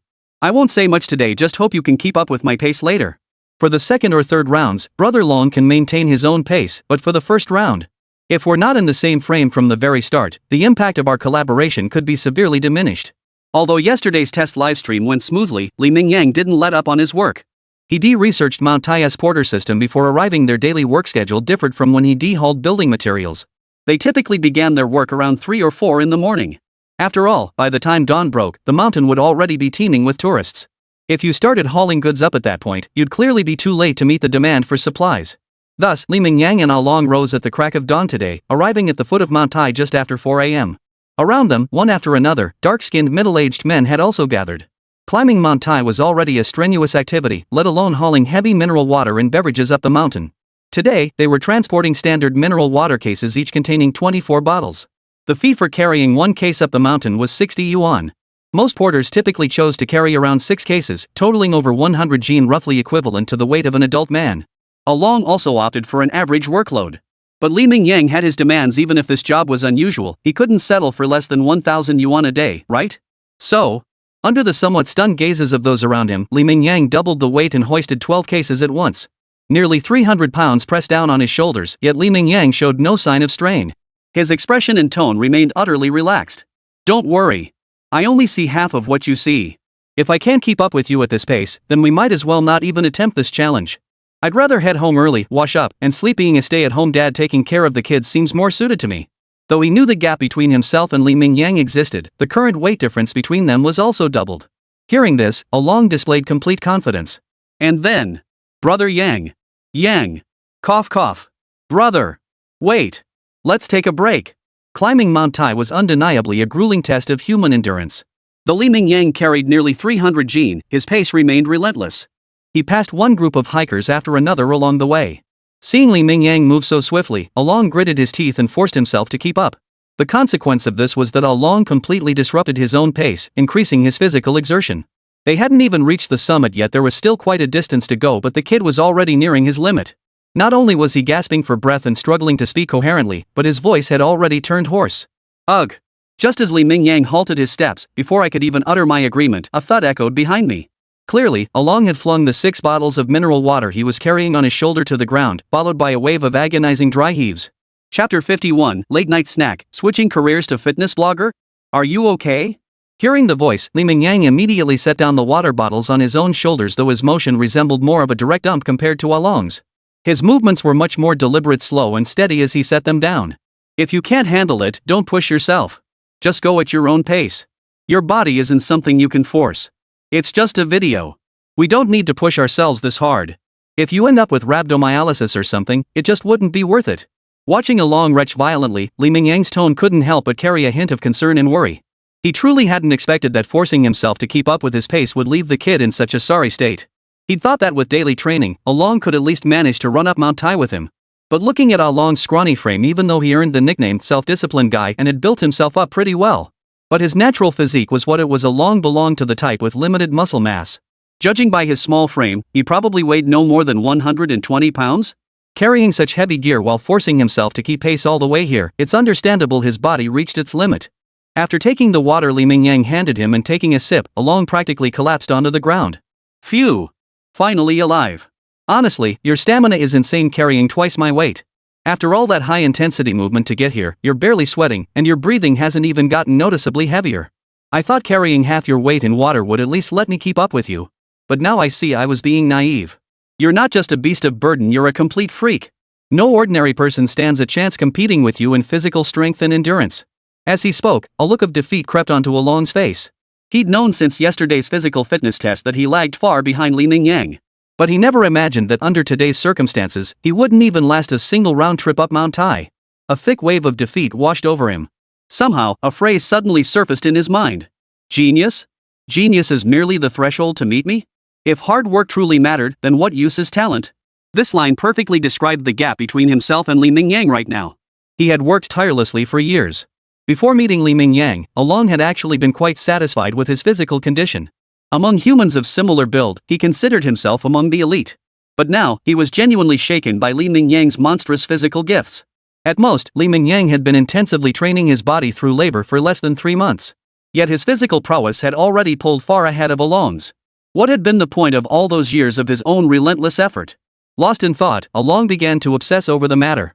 He reminded himself that over the years, he hadn't just trained relentlessly every day, he'd also meticulously planned his diet daily to maintain his physique. He'd never indulged in delicious food, almost never allowing himself to enjoy it. Yet even under such strict discipline, the chasm between him and Li Mingyang remained as vast and unfathomable as the Mariana Trench. Unfathomable, truly unfathomable. For a moment, Along's resolve crumbled. He couldn't fathom the meaning behind all those years of perseverance. Thinking that no matter how hard he pushed himself, he'd still be insignificant compared to these naturally gifted competitors, Along's mindset instantly turned to giving up. This is impossible. I'm just going to take it slow at my own pace from here on out. Yang, you don't need to wait for me, just stick to your own rhythm. Even though we couldn't stay together the whole time, at least we kept up for a while. This stark contrast probably makes for some good TV. As for me, I think I need to rest properly for a while. Otherwise, my body might genuinely not make it to the summit of Mount Tai. With that, Along flopped down flat, no longer caring if the remaining steps were uncomfortable. His expression carried a level of relaxation he hadn't felt in years. Fine. Seeing Along's resolve, Li Mingyang didn't press further. This was his choice, and Li Mingyang had his own commitments to uphold. Regardless, today's show must deliver. At the very least, he needed to demonstrate his capabilities on this world-renowned Mount Tai. So, after briefly reminding Along not to push himself too hard and to prioritize his health, Li Mingyang resumed his own mountain-carrying journey. 3 trips. 3 full trips. Starting work at dawn, Li Mingyang worked through the entire day, barely resting except for quick meals. Under the numb gaze of Along, he worked like a perpetual motion machine, pushing straight through until nearly midnight. Finally, he achieved his goal of making 3 round trips up and down Mount Tai. The rewards were immense. Not only did Li Mingyang achieve the manly feat of earning 1,000 yuan in a single day, he surpassed it. With just 3 trips, Li Ming's earnings today had already surpassed 2,000 yuan. However, after over 10 hours of relentless, high-intensity labor, by the time he finally descended to the foot of Mount Tai, even Li Mingyang couldn't help his legs trembling. Fortunately, it was almost midnight. That feeling of his thighs barely belonging to him would soon fade. Let's go grab some late-night snacks, Brother Long. After lying quietly on a patch of grass until midnight, Li Mingyang sprang back to full strength in less than 3 seconds, leaping up like a carp. But in front of Brother Long, Li Mingyang still had to put on a show of exhaustion. After all, he couldn't let his secret slip. He could attribute his unusual state to extraordinary physical recovery, but he absolutely couldn't let it appear like he was fully recharged at a fixed time. So after rising, Li Mingyang feigned a stumble, pretending his thigh muscles still ached intensely. Honestly, Yang, your physical gifts are the strongest I've ever seen or heard of, no contest. If you keep doing this line of work, it feels like a waste of such incredible potential. Have you ever considered transitioning or switching careers? After all, doing this day in and day out isn't sustainable, right? Your audience will eventually get tired of seeing the same thing. If you're interested, Brother Yang, I actually think fitness vlogging could be a pretty great career path. Chapter 52, Future Plans. Hearing this suggestion, Li Mingyang couldn't help but pause. A fitness blogger? He hadn't been entirely without that thought before. After all, his golden finger or natural talent was right there. Achieving anything worthwhile would inevitably require physical training. And if he became a fitness blogger, it seemed like a decent option. But if he were to become just an ordinary fitness blogger, it felt somewhat off track from his own plans. Still, becoming a fitness blogger offered Li Mingyang considerable advantages like access to specialized techniques and targeted, professional training. Li Mingyang knew full well that while his current physique was indeed formidable, none of it came from professional training. It was the result of his daily grueling efforts, relying solely on his remarkable recovery ability to build strength day by day. To push his physique to its limits while developing it in a rational way, Li Mingyang needed to engage with professional knowledge. For instance, which exercises target specific muscle groups? How should he train to achieve particular goals? Such questions demanded sufficient expertise to answer. Thus, transitioning into a fitness influencer would undoubtedly bring immense benefits. Let's just get through this period first. But I'll definitely give that suggestion some serious thought. It's a bit premature to consider switching careers right now, but I'll actively explore fitness-related opportunities. Regardless, thanks for your advice, Brother Long. After some brief consideration, Li Mingyang decided to hold his ground. For now, a career change was definitely on the cards. Fitness blogging was indeed a promising direction, but even in that field, he needed to carve out his own unique niche. If he ended up indistinguishable from other fitness influencers, it would be detrimental to his future growth. This matter would require Li Mingyang to give it serious thought over the coming period. No worries, I was just throwing it out there. If it helps Brother Yang, that's great. If it doesn't feel right, I won't take it personally. After all, everyone has their own unique path to walk. What seems perfect for someone else might not fit you at all. Enough of that. Come on, cheers. We finally found such a great barbecue place. If we don't drink and eat our fill, it'd be a waste of the long trip we made. Compared to the Along Li Mingyang remembered, the current Along was downright unrestrained. He gobbled down the sizzling skewers before him, their greasy glaze screaming high-fat content, with a wild abandon. It seemed he no longer cared whether such eating would affect his physique or his workout plan. Li Mingyang couldn't quite figure out this sudden change, but even without understanding it, he chose to respect it. Life's too short to overthink things. As long as you're happy, that's all that matters. So, cheers. We're drinking until we drop tonight. Long, your attitude really hits the spot. This collaboration has introduced us all to each other, so we should definitely stay in touch from now on. Starting today, if you don't mind, Along, you're my good brother, my buddy. Sometimes, male friendships form this quickly. Despite spending 2 days together, their interactions had mostly been polite and reserved. But now, sitting at a roadside barbecue stall, drinking the most commonplace Yongchuan beer costing just a few yuan a bottle, the atmosphere between them was unusually warm. It felt as though they were old buddies who'd known each other for years. Damn! If I'd known this guy was such a lightweight, I wouldn't have dragged him out for so much booze. Just a couple hours ago, they'd been shouting about drinking until they dropped. But now, Along was already sprawled out under the barbecue stall table. No matter how loudly Li Mingyang shouted, the other guy was as unresponsive as a dead pig. Meanwhile, Li Mingyang, who clearly down more than Along, felt barely tipsy, just a slight buzz from the alcohol. His spirits were higher than usual, but beyond that, he felt nothing out of the ordinary. After seeing off Along the next day at noon, Li Mingyang returned to the hotel. He had no intention of going back to his previous city. His lease there was about to expire anyway, and his routine building climbing videos had already grown stale with viewers. Returning to that city held no meaning for him now, even though Guangzhou had once been the place where his dreams took root. But now, that place no longer suited him. So after a simple lunch, Li Mingyang returned to his hotel bed. He lay there quietly, contemplating his future plans. What exactly should he do next to make it worthwhile? If I truly want to transition into being a fitness blogger, shouldn't I dedicate my free time to properly studying fitness knowledge? Even though I have that golden finger and don't fear physical damage, having correct and professional training methods could greatly accelerate the strengthening of my physique. So, with that thought, Li Mingyang hesitated no longer. He picked up his phone and dialed his assistant's number. Though the girl had been exhausted yesterday, running around Mount Tai with him while holding the phone, it was already noon now. Surely she must be awake by now? Yuqing, book 2 plane tickets. We're heading back to Guizhou. With no particularly solid plans for the immediate future, Li Mingyang decided to return to his familiar hometown for now. First, there were physically demanding jobs with local character there like the mountain porters challenging Mount Tai. Filming 2 episodes there should yield great results. Second, well, there was no second point.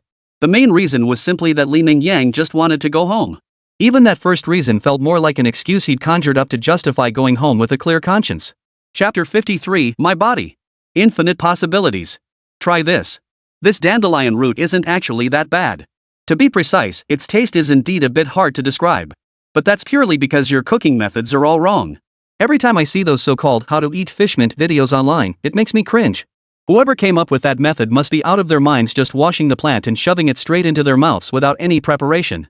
That method would be unbearable not just for outsiders who've never tried it, but even most locals would find it nearly impossible to stomach. It must be said that life is good in this technologically advanced era. Li Mingyang had just had a sudden whim to return to his hometown. Thanks to his assistant's efficient execution, they arrived in Lincheng, the capital of Guizhou province, that very night. If there was one thing Li Mingyang cherished most about his hometown, it was undoubtedly the nightlife. Whether it was during his time studying away from home or later when he worked in Guangzhou, the one thing Li Mingyang found most unbearable was that their so-called nightlife wasn't nighttime at all. In some places, walking down the street after 10 p.m., you wouldn't find a single open shop, let alone see more than a couple of people. Even in a big city like Guangzhou, things gradually quieted down after midnight, lacking any real lively atmosphere. But back home, it was different. The nightlife there truly lasted all night long. Li Mingyang recalled Kobe Bryant's famous line, "Have you ever seen Los Angeles at 4 a.m.? Li Mingyang wanted to apply that quote to his hometown. Take the provincial capital city they were in now. Had you ever seen a city with traffic jams at 3 or 4 in the morning? Yes, you read that right, traffic jams at 3 or 4 a.m. Especially around the famous food districts. Traffic jams at this hour happen almost every single day. Even at 10 p.m., midnight, or 1 or 2 a.m., the streets here are still bustling with crowds. For the people of Qian province, even when the clock strikes midnight, the nightlife is just getting started. Take Wang Yuqing right now, for instance. She followed the owner to a bustling roadside stall, staring at the sizzling iron plate tofu he was enthusiastically recommending. Seeing the generous toppings of fish mint and chopped scallions, Wang Yuqing's face clearly showed her reluctance. Though she'd never tried watercress herself, she'd seen plenty of people attempt it online and had heard about its potent effects. Yet seeing Li Mingyang's enthusiastic endorsement, Wang Yuqing mustered her courage and took a small bite. The next moment, her eyes brightened involuntarily. It was actually pretty good? If eaten alone, it seemed genuinely hard for anyone but locals to stomach. But when mixed into a dish like this, it didn't seem so hard to handle. The fragrant chili powder paired with silky tofu. Add the owner's secret seasoning blend, then finish with scallions and the crushed fish mint. The flavors exploded in her mouth. The flavor was utterly addictive. Wang Yuqing couldn't resist it, devouring it bite after bite like a little hamster. One moment her face screamed refusal, the next she was eating with her mouth full, her eyes fixed on the sizzling tofu on the hot plate, filled with pure possessiveness. Burp. With a lone, somewhat unseemly burp of satisfaction, Wang Yuqing struggled somewhat to rise from her chair. Looking at Li Mingyang before her, she couldn't help but genuinely complain. Honestly, with your appetite, boss, you're wasting your talent doing construction work or fitness training. Though your physical gifts are off the charts, why not dabble in food streaming alongside your main gig? I think if you got into streaming, you'd absolutely shine. Even I, who's seen your appetite countless times, ended up eating way more than usual just watching you. Hearing this, Li Mingyang's eyes lit up. He patted his assistant's shoulder encouragingly. That's actually a pretty good idea. Since I have to eat anyway after my daily workouts, doing a side gig as a food vlogger could be a solid choice. That's a very constructive suggestion. As a reward, I'll give you an extra 1,000 yuan bonus this month. The young assistant, who had been grumbling about his bloated stomach moments ago, instantly pulled off a traditional Sichuan opera face-changing performance. Thanks, boss. You're so generous. Love you, moi. Mr. Lee, your physical attributes are quite impressive. Even many professionals can't match your current physique. In fact, your physical condition and natural gifts are truly outstanding, nearly reaching the level of a high-tier athlete or even 2 tiers above. However, your technique is, well, somewhat rough around the edges. Wang Wen considered herself well-traveled in the world of fitness, having worked as a trainer for nearly 5 years.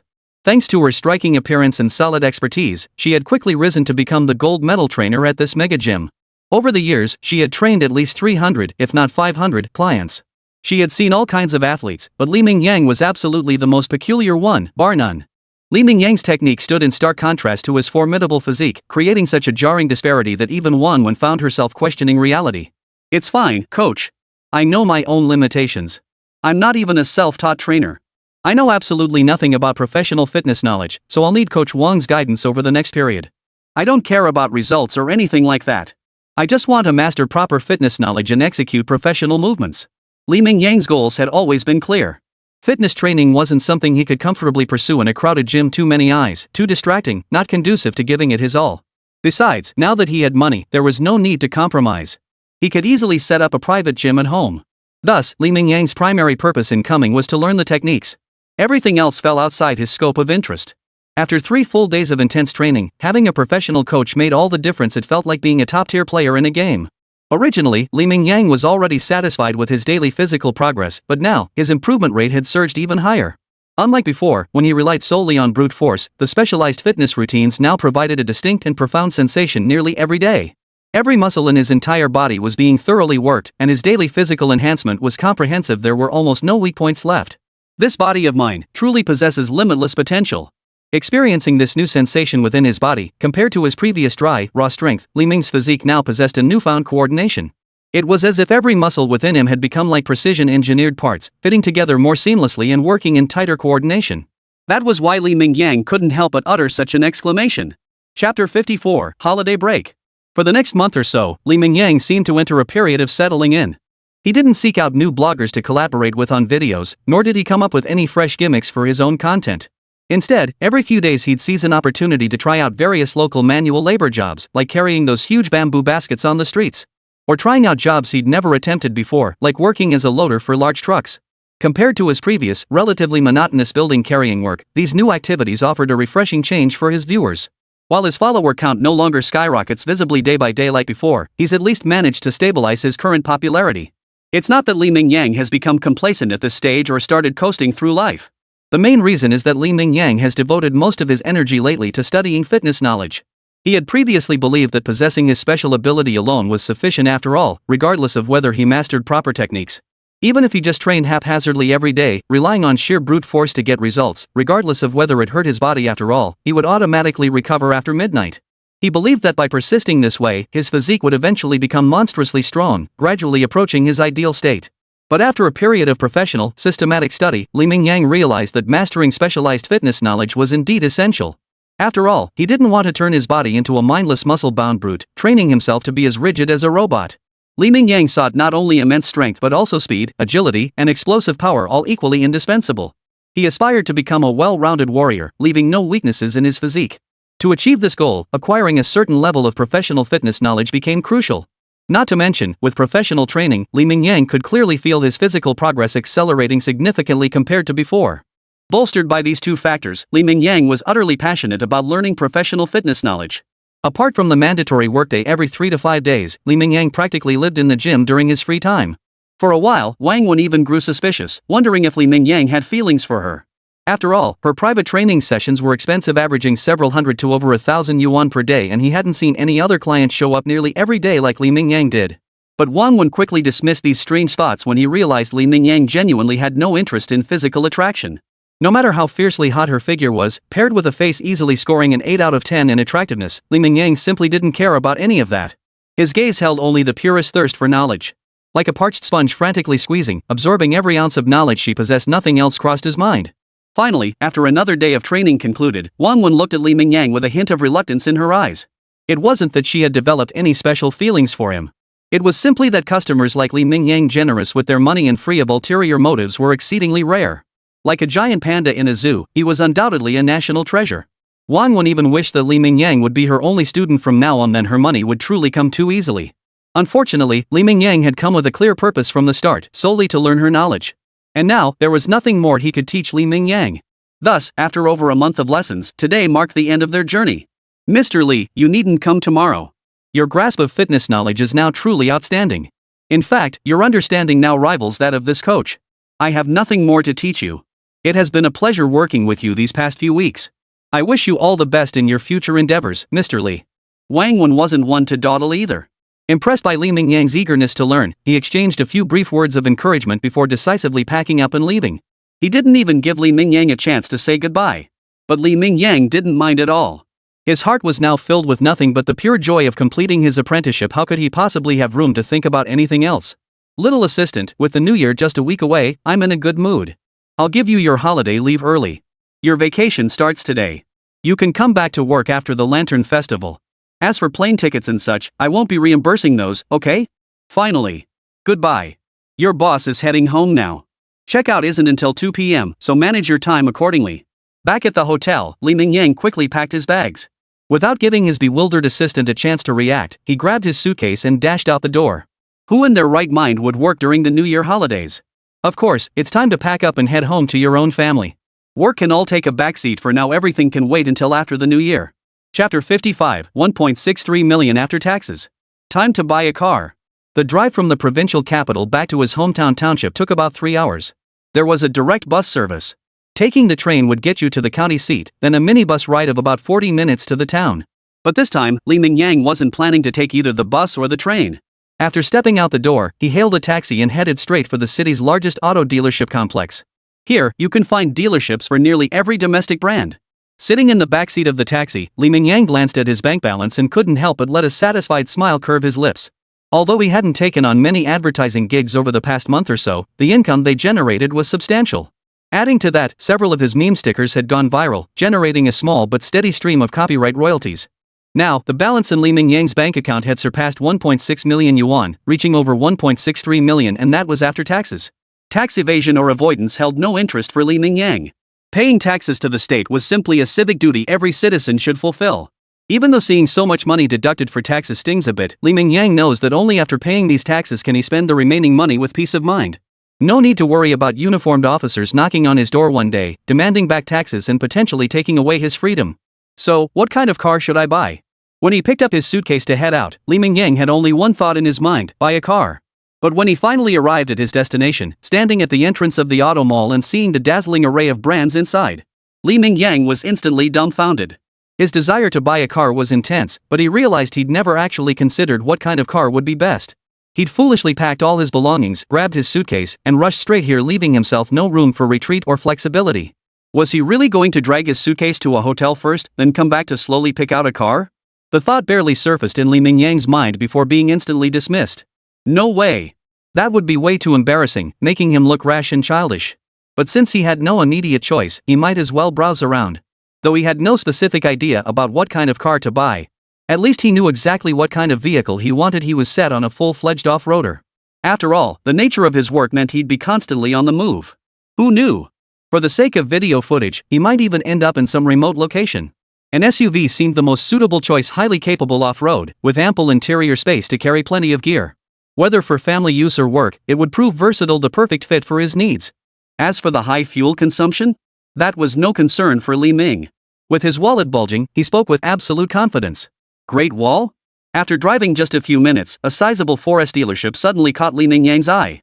Although he now had over 1 million yuan in his account, he didn't plan to buy an overly luxurious car. This was largely due to Li Mingyang's careful consideration of netizens' perceptions. He had only recently started to make his mark, and if he were already driving a luxury car, if observant netizens noticed, wouldn't that ruin his public image? After all, resentment toward the wealthy was a common sentiment. At his current stage, he could afford a car, but he absolutely shouldn't buy an exceptionally good one. Moreover, Li Mingyang actually prefers domestic brands, believing that today's Chinese-made cars are perfectly capable. When it comes to domestic off-road vehicles, Great Wall undoubtedly stands as the premier brand in the segment. The company boasts several brands under its umbrella, whether it's Great Wall itself, Havel, or Tankenway, and nearly every sub-brand offers outstanding off-road vehicles. Among them, the most renowned is undoubtedly Tank, a brand dedicated solely to off-road vehicles. Want to take a look? When it comes to domestic off-road vehicles, Great Wall is undoubtedly the best choice. No matter what price range Li Mingyang is looking at, he can pretty much find a suitable vehicle within it. From the most affordable Haval H5 to mid-range models like the Tank 300, all the way up to the premium Tank 700.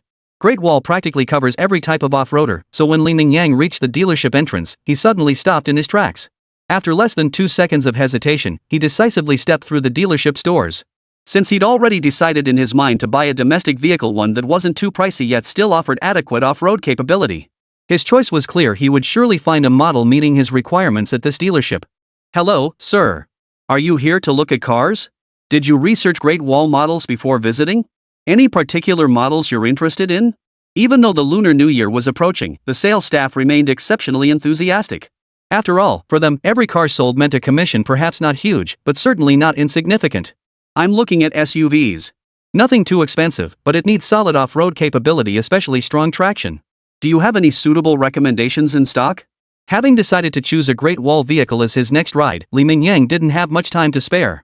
He hoped to drive away with the car today, so he stated his requirements directly. Of course, our Great Wall brand is most renowned for its off-road vehicles. Might I ask if you have a specific budget in mind, sir? With a more specific budget, I can better recommend models that align with your requirements. For instance, if your budget is a bit tight, we'd recommend the Haval H5. It currently has several promotions, bringing the final price down to around 150,000 to 160,000 yuan. If your budget allows, both our Tank 300 and the Haval H9 are excellent choices among off-road vehicles.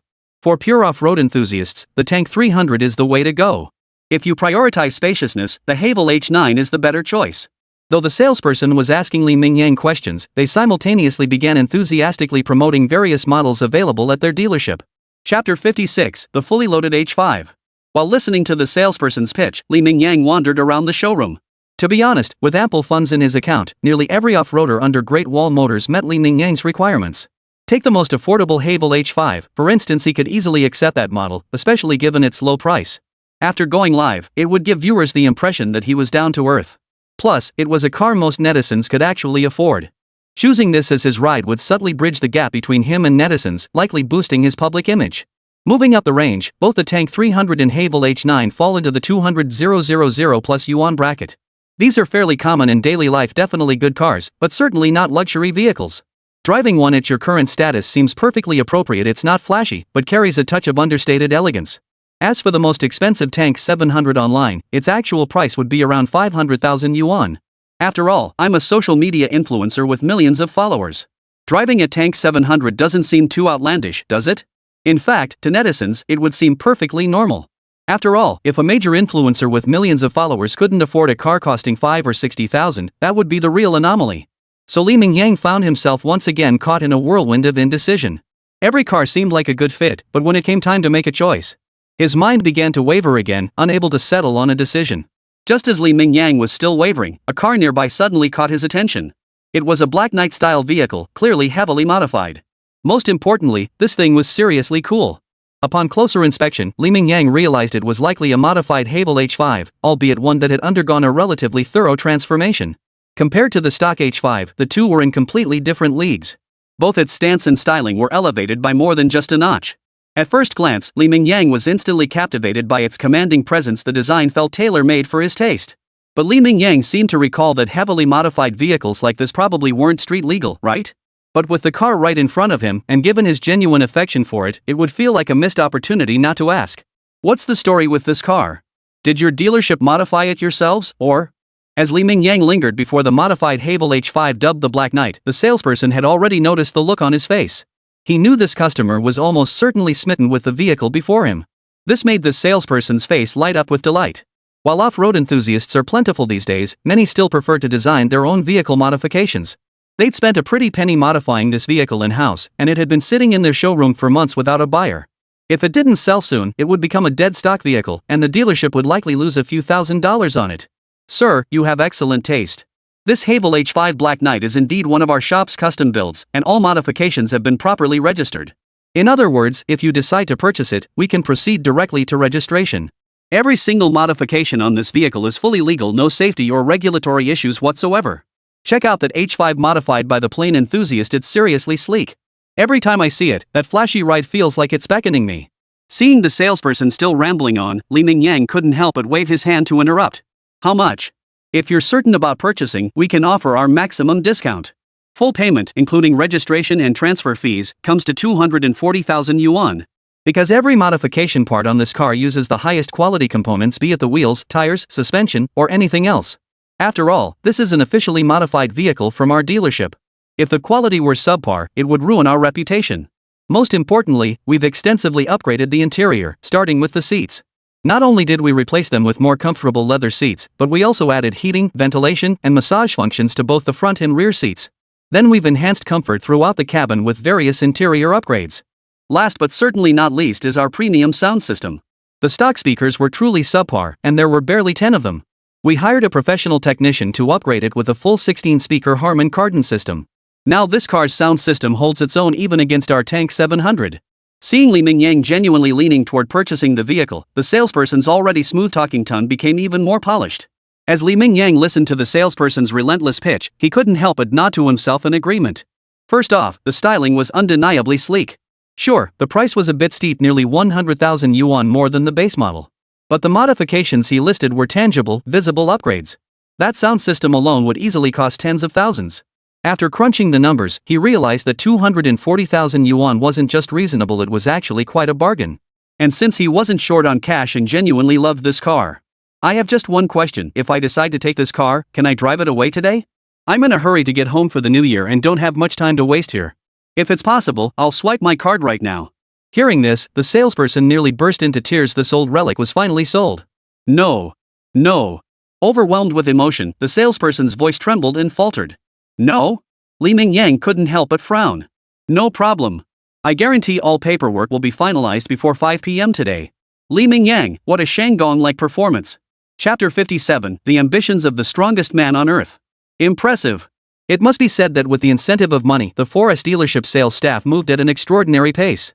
Perhaps such a large dealership had connections at the DMV, because in just over 2 hours, all the paperwork was done.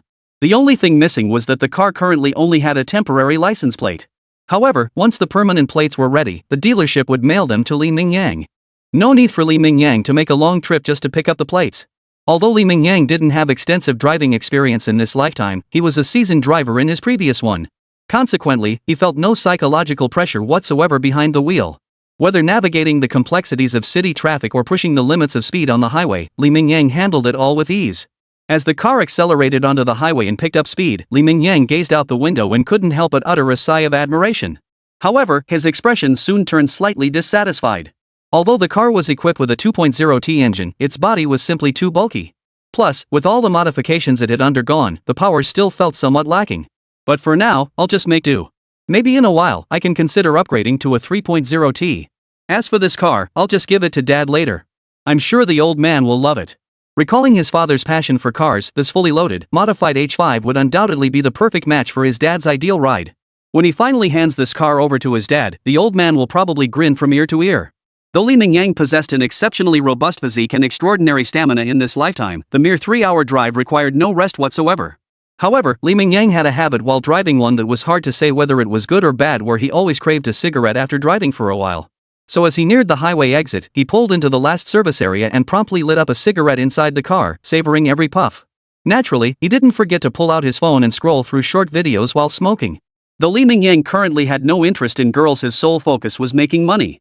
But that didn't stop him from pulling out his phone to admire the beautiful scenery on short videos. But soon, a look of surprise crept onto Li Mingyang's face. What was going on? Hadn't his account already been fully upgraded? Why was he now scrolling through not girls, but a burly, muscle-bound guy? After staring intently, the astonishment on Li Mingyang's face deepened unconsciously. Because the figure in the video was none other than Tyson. That very Tyson, the legendary name in the boxing world. What the hell? How many years had Tyson been retired? How could he still be popping up in videos now? Still, Li Mingyang had always admired Tyson. Unlike most boxers, Tyson truly resembled a ferocious tiger. Both his punches and his fighting style were incredibly sharp, demonstrating absolute dominance in the ring in nearly every match. Even for someone like Li Mingyang, who wasn't particularly into boxing, watching Tyson fight was pure enjoyment. Since he'd stumbled upon it now, he naturally wanted to watch more. But Li Mingyang soon noticed something off. He'd assumed this was just pre-retirement footage of Tyson, yet he quickly realized, wasn't this video a bit too high definition? It bore no resemblance to the style of cameras from decades ago. Even the ring's backdrop looked out of place for the era, blending seamlessly with a distinctly modern aesthetic. His sharp awareness of the discrepancy prompted Li Mingyang to immediately search for information on Michael Tyson. The results nearly made his jaw drop. In his memory, this man had retired decades ago, long since becoming a man approaching 60. But now, he was only 20 years old? And the current year was 2025. The legendary Tyson, revered in Li Mingyang's mind, was actually a millennial? Could you believe it? If Li Mingyang remembered correctly, this guy's peak professional career spanned from age 20 to 24. So the fight he was watching must be from when Tyson was just emerging, showcasing his absolute dominance in the ring? Armed with this earth-shattering discovery, Li Mingyang immediately began searching for other boxers equally stunning in his memory. The results naturally left Li Mingyang stunned once more. Many heavyweight boxers renowned across different eras in the boxing world. Remarkably, they were all still active in the ring during this era, nearly all at their peak, and some had only just turned professional, yet to make their mark. For the heavyweight boxing scene of this era, the difficulty level was absolutely hellish. Yet precisely because of these fighters, this era of heavyweight boxing was undoubtedly its most explosive period, truly a battle of the gods. Watching one after another of these men dominate the ring like warriors on the battlefield, viewing one match after another, even Li Mingyang himself couldn't help but feel his blood boil. Suddenly, a bold idea exploded in his mind like a thunderclap out of nowhere. He had been granted a second life, equipped with a physique capable of limitless training and growth, a true cheat code. Though he didn't know if there was a limit, at least for now, he hadn't even begun to touch the ceiling of this cheat code. And now, these legendary fighters were still active in the ring. So, could he also get a chance to go head-to-head with these guys? He admittedly knew next to nothing about boxing or combat techniques, and his total experience in actual fights could be counted on one hand. But that didn't diminish Li Mingyang's boundless confidence in his physique. After all, his body truly held limitless potential now. Even if he lacked natural talent in combat techniques, compared to these elite professionals, he felt like a greenhorn fresh out of school. But as the old saying goes, brute force trumps skill. As long as his physique was monstrous enough, he could become a powerhouse capable of crushing these elite fighters. Even with some glaring technical shortcomings, Li Mingyang possessed unwavering confidence that he could ascend to the pinnacle of this fiercely competitive boxing world. In that moment, Li Mingyang suddenly felt that titles like building carrying god of war were utterly unworthy of someone blessed with a golden finger. If he was going to set a goal, it had to be grand, like the title of world's strongest man seemed perfectly suited for him. Besides, Li Mingyang didn't believe a driver wielding a golden finger could be that incompetent. If he was willing to put in 5 or even 10 times the effort, there was no reason his skills couldn't match those of the top professional boxers. With both skill and physique working in tandem, the title of world's strongest man, wouldn't that be a piece of cake? Chapter 58, there's a kind of skinny called Mom Sees Skinny. Mom, I'm home. Li Ming's hometown, Xingyang Town, was a fairly prosperous industrial town, though both of its coal-fired power plants were now on the brink of closure. After all, coal-fired power generation was on the brink of being phased out by the times, no longer aligning with the nation's energy development policies. Yet compared to surrounding towns, Xingyang remained relatively prosperous. The only drawback was the poor air quality caused by industrial development. The dust was thick enough to make it hardly a livable place. Yet this place held over a decade of Li Mingyang's memories. Regardless of its environment, this town was home to him. For everyone, their hometown naturally holds no negative aspects. So when Li Mingyang drove into this familiar yet unfamiliar town, a wave of inexplicable emotion washed over him. His family's house was right on the main street. Though situated at a corner, it was still considered the heart of the town. The house itself, however, was decidedly dilapidated, nearing 20 years old. Both its design and appearance had long since fallen out of step with the present era, looking decidedly shabby. What astonished Li Mingyang most was how many wealthy people seemed to have appeared in their town these days. Driving along the streets, he spotted several Q7s and X5s parked on both sides, not to mention countless 5 Series BMWs and S6s. What stunned Li Mingyang most?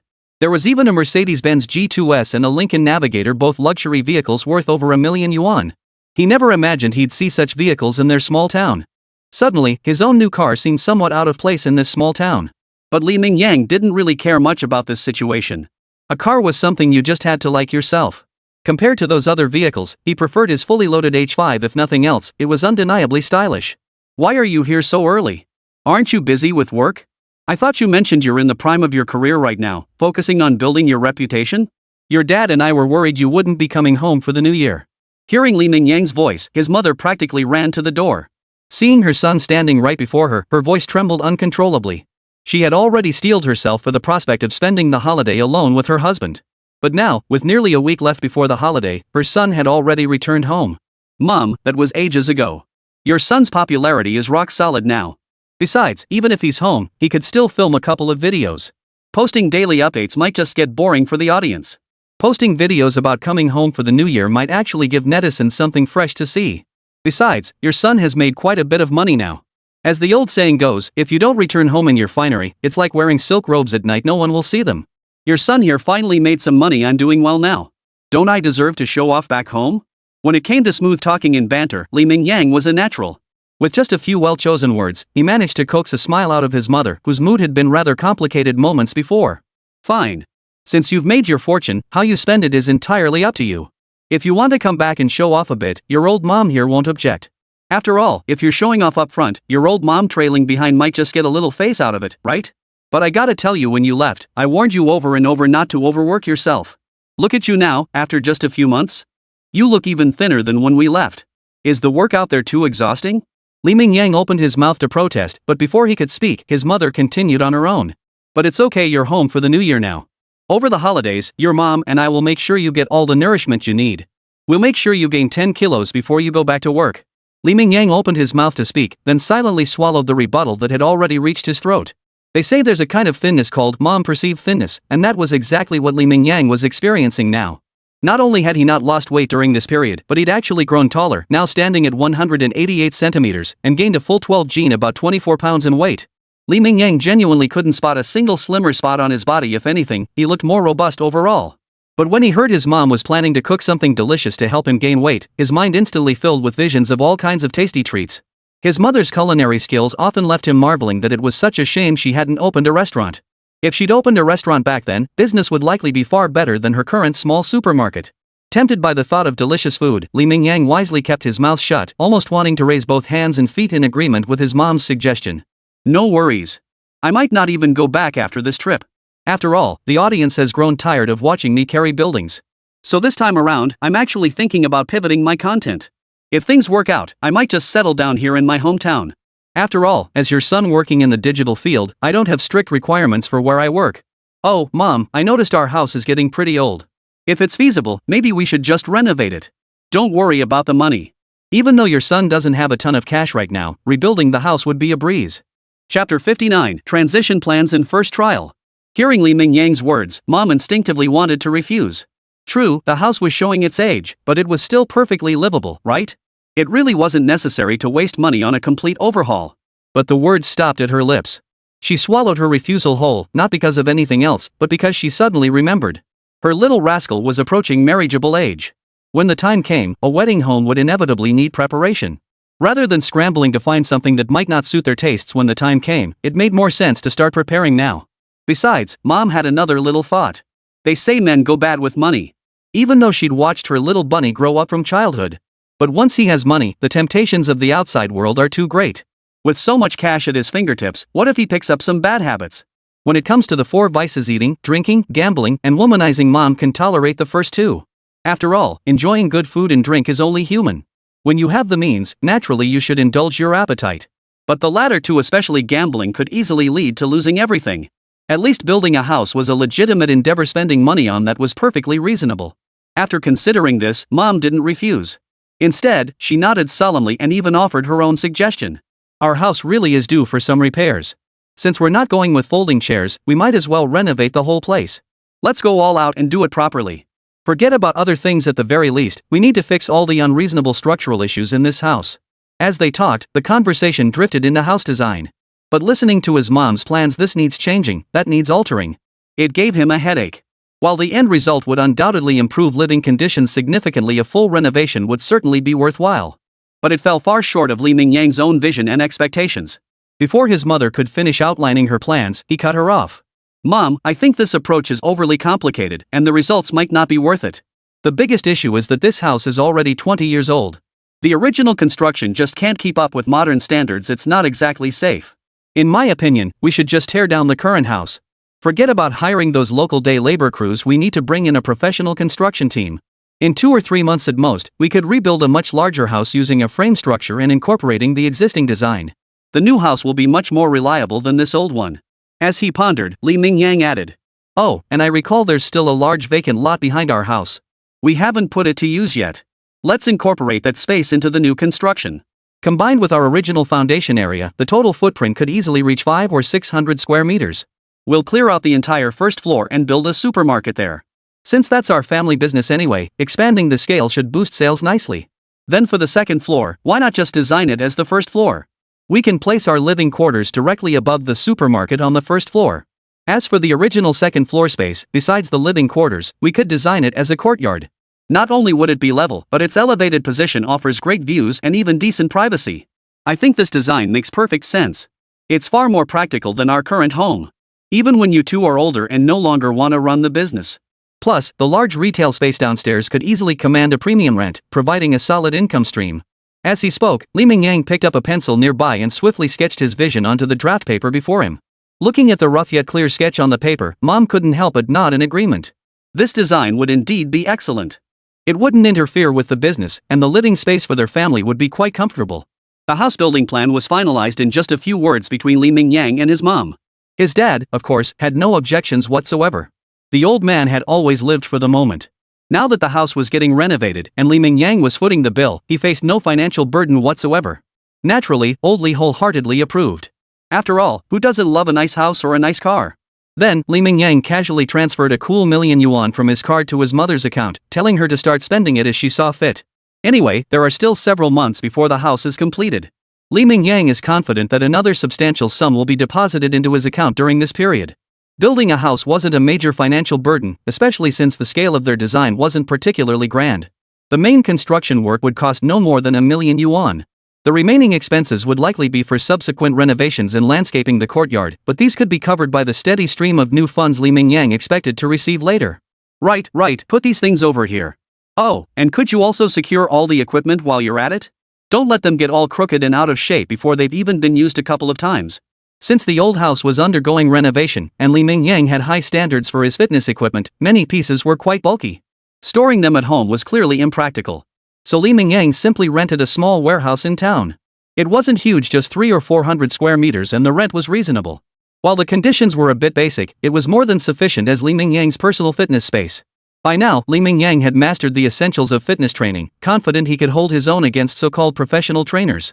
Now that he was back in his hometown, Mingyang planned to use this time to subject his body to a comprehensive, high-intensity workout regimen. This also served as an experiment for his personal transformation. He wanted to film videos of his extreme training sessions. Could he offer netizens something fresh and achieve entirely new results and progress? The sheer number of fitness bloggers online speaks volumes, proof that this niche still attracts significant attention and enthusiasm. His idea of extreme fitness training seemed promising. Much like his previous building carrying challenge, he could design obstacle courses using existing equipment. He could collaborate with other content creators, and such extreme fitness routines would be absolutely unique across the entire internet. No need to worry about being copied. With such stark contrasts, Mingyang could effectively stand above other bloggers, quickly establishing himself as the undisputed fitness king. Chapter 60, 100 Days of Pushing the Limits. 1, 2, 3. Lift. The fitness equipment used here was unlike anything conventional. Most of it was custom-made for Mingyang. Fortunately, even after giving his mom $1,000,000 and spending over 200,000 on a car, he still had nearly 400,000 yuan left. Compared to large gyms, this amount was a drop in the bucket, but Mingyang only needed to prepare his own fitness equipment. And the venue rental cost was practically negligible, just over 10,000 yuan a year. Even with just 400,000 yuan in capital, it could easily cover all of Mingyang's fitness needs. Watching the movers turn red in the face and strain their necks, even chanting in unison to lift his barbell, Mingyang found himself both amused and exasperated. Since he was idle anyway, he stepped forward decisively. No worries, guys. Let me handle this. You focus on moving the other stuff. Mingyang's barbell was no ordinary weight. For stability, it was welded solid, with a starting weight of a full 200 kilograms 400 gene. It was understandable that ordinary movers couldn't handle such a heavy load. Beyond that 400 gene base weight, there were also various weight plates that could be added on top. Only someone with Mingyang's monstrous physique could handle such a monstrous piece of gym equipment. By the time everything was moved and installed, night had fallen. Fortunately, the warehouse already had several light fixtures. Mingyang immediately installed several high wattage bulbs. Even though night had fallen and the warehouse had no windows. Explosive power, endurance, strength, agility, and reaction speed training, every aspect I can think of must be covered. Since I've resolved to become a well-rounded athlete, there can be no weaknesses in my physical capabilities. Even if my natural talents vary across different areas, I must at least ensure my weakest aspect surpasses others' strongest. Muttering to himself, Mingyang leaned over his desk, meticulously mapping out his training regimen starting tomorrow.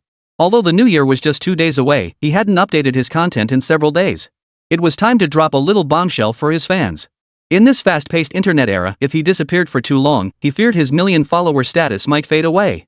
As the clock struck midnight and a new day dawned, a wave of refreshing warmth washed over Li Mingyang, instantly revitalizing his weary body.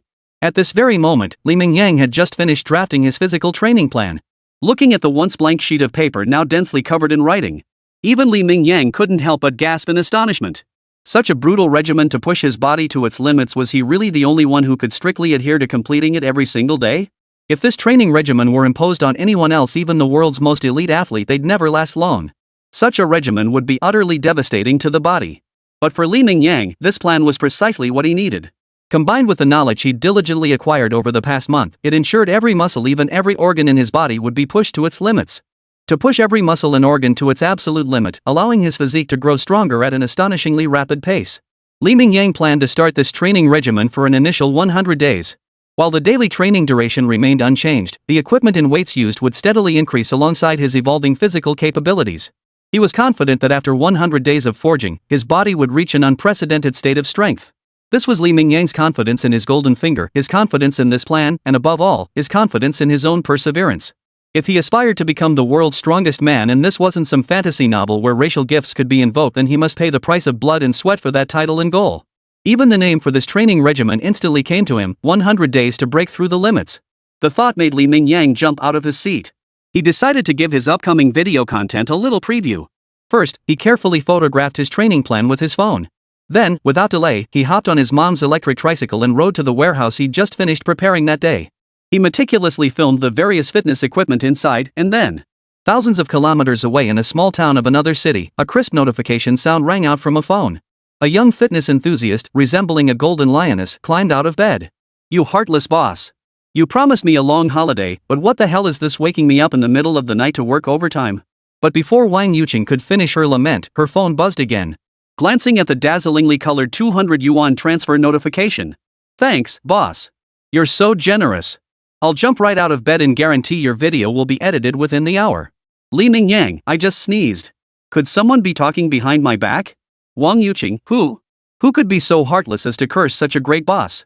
Don't you dare let me catch you, I'll beat you until your face blooms with peach blossoms. Chapter 61, Day 1. Dad as live stream assistant. Hey kid, I've noticed you've been tinkering around in that warehouse you came from lately. What exactly are you working on? At the Li family dinner table, there was no such thing as no talking while eating. On the contrary, mealtime was the perfect opportunity for the family to shoot the breeze. It seemed like if they didn't gossip or chat during meals, even the food on the table would lose some of its flavor. And so, the conversation naturally drifted to the warehouse Li Mingyang had recently rented. The kid was being so mysterious about it that the old couple couldn't help but feel curious. What really caught their attention was Li Mingyang's earlier remark about potentially settling down locally if possible, no longer planning to leave. While business trips were inevitable, he'd mainly stay in their hometown. So the couple had their guesses about the warehouse's purpose. They suspected it might be related to their son's work arrangements back home, or perhaps something he needed for his job. Their current inquiry wasn't driven by an urge to pry into every detail, but rather a desire to see if there was anything they could help with. After all, if possible, no one wants family members scattered across the country. Being able to harmoniously blend work and life, living together as one.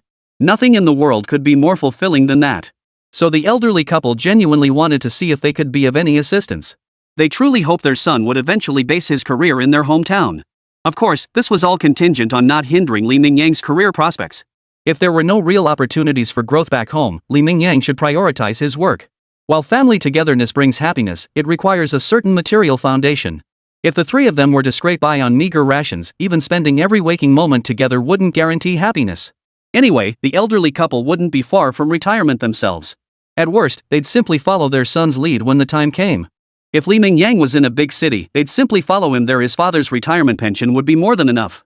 They could scrape by in any city, and in places with lower living costs, they might even live quite comfortably. Nothing much, just gear for filming videos and live streaming back home. You know the nature of my current work. Doing manual labor doesn't seem to attract viewers much anymore. So your son here is thinking about trying to pivot into fitness content? The warehouse is full of all kinds of fitness equipment I've been gathering lately. I plan to really give it a shot while I'm back home. After all, fitness stuff really isn't suited for big cities, especially my unconventional approach. In the city, I'd probably get reported for disturbing the peace, not to mention the costs would skyrocket across the board. But things are different in our little town. Renting a warehouse costs just over 10,000 a year, and there's plenty of open space available for free use.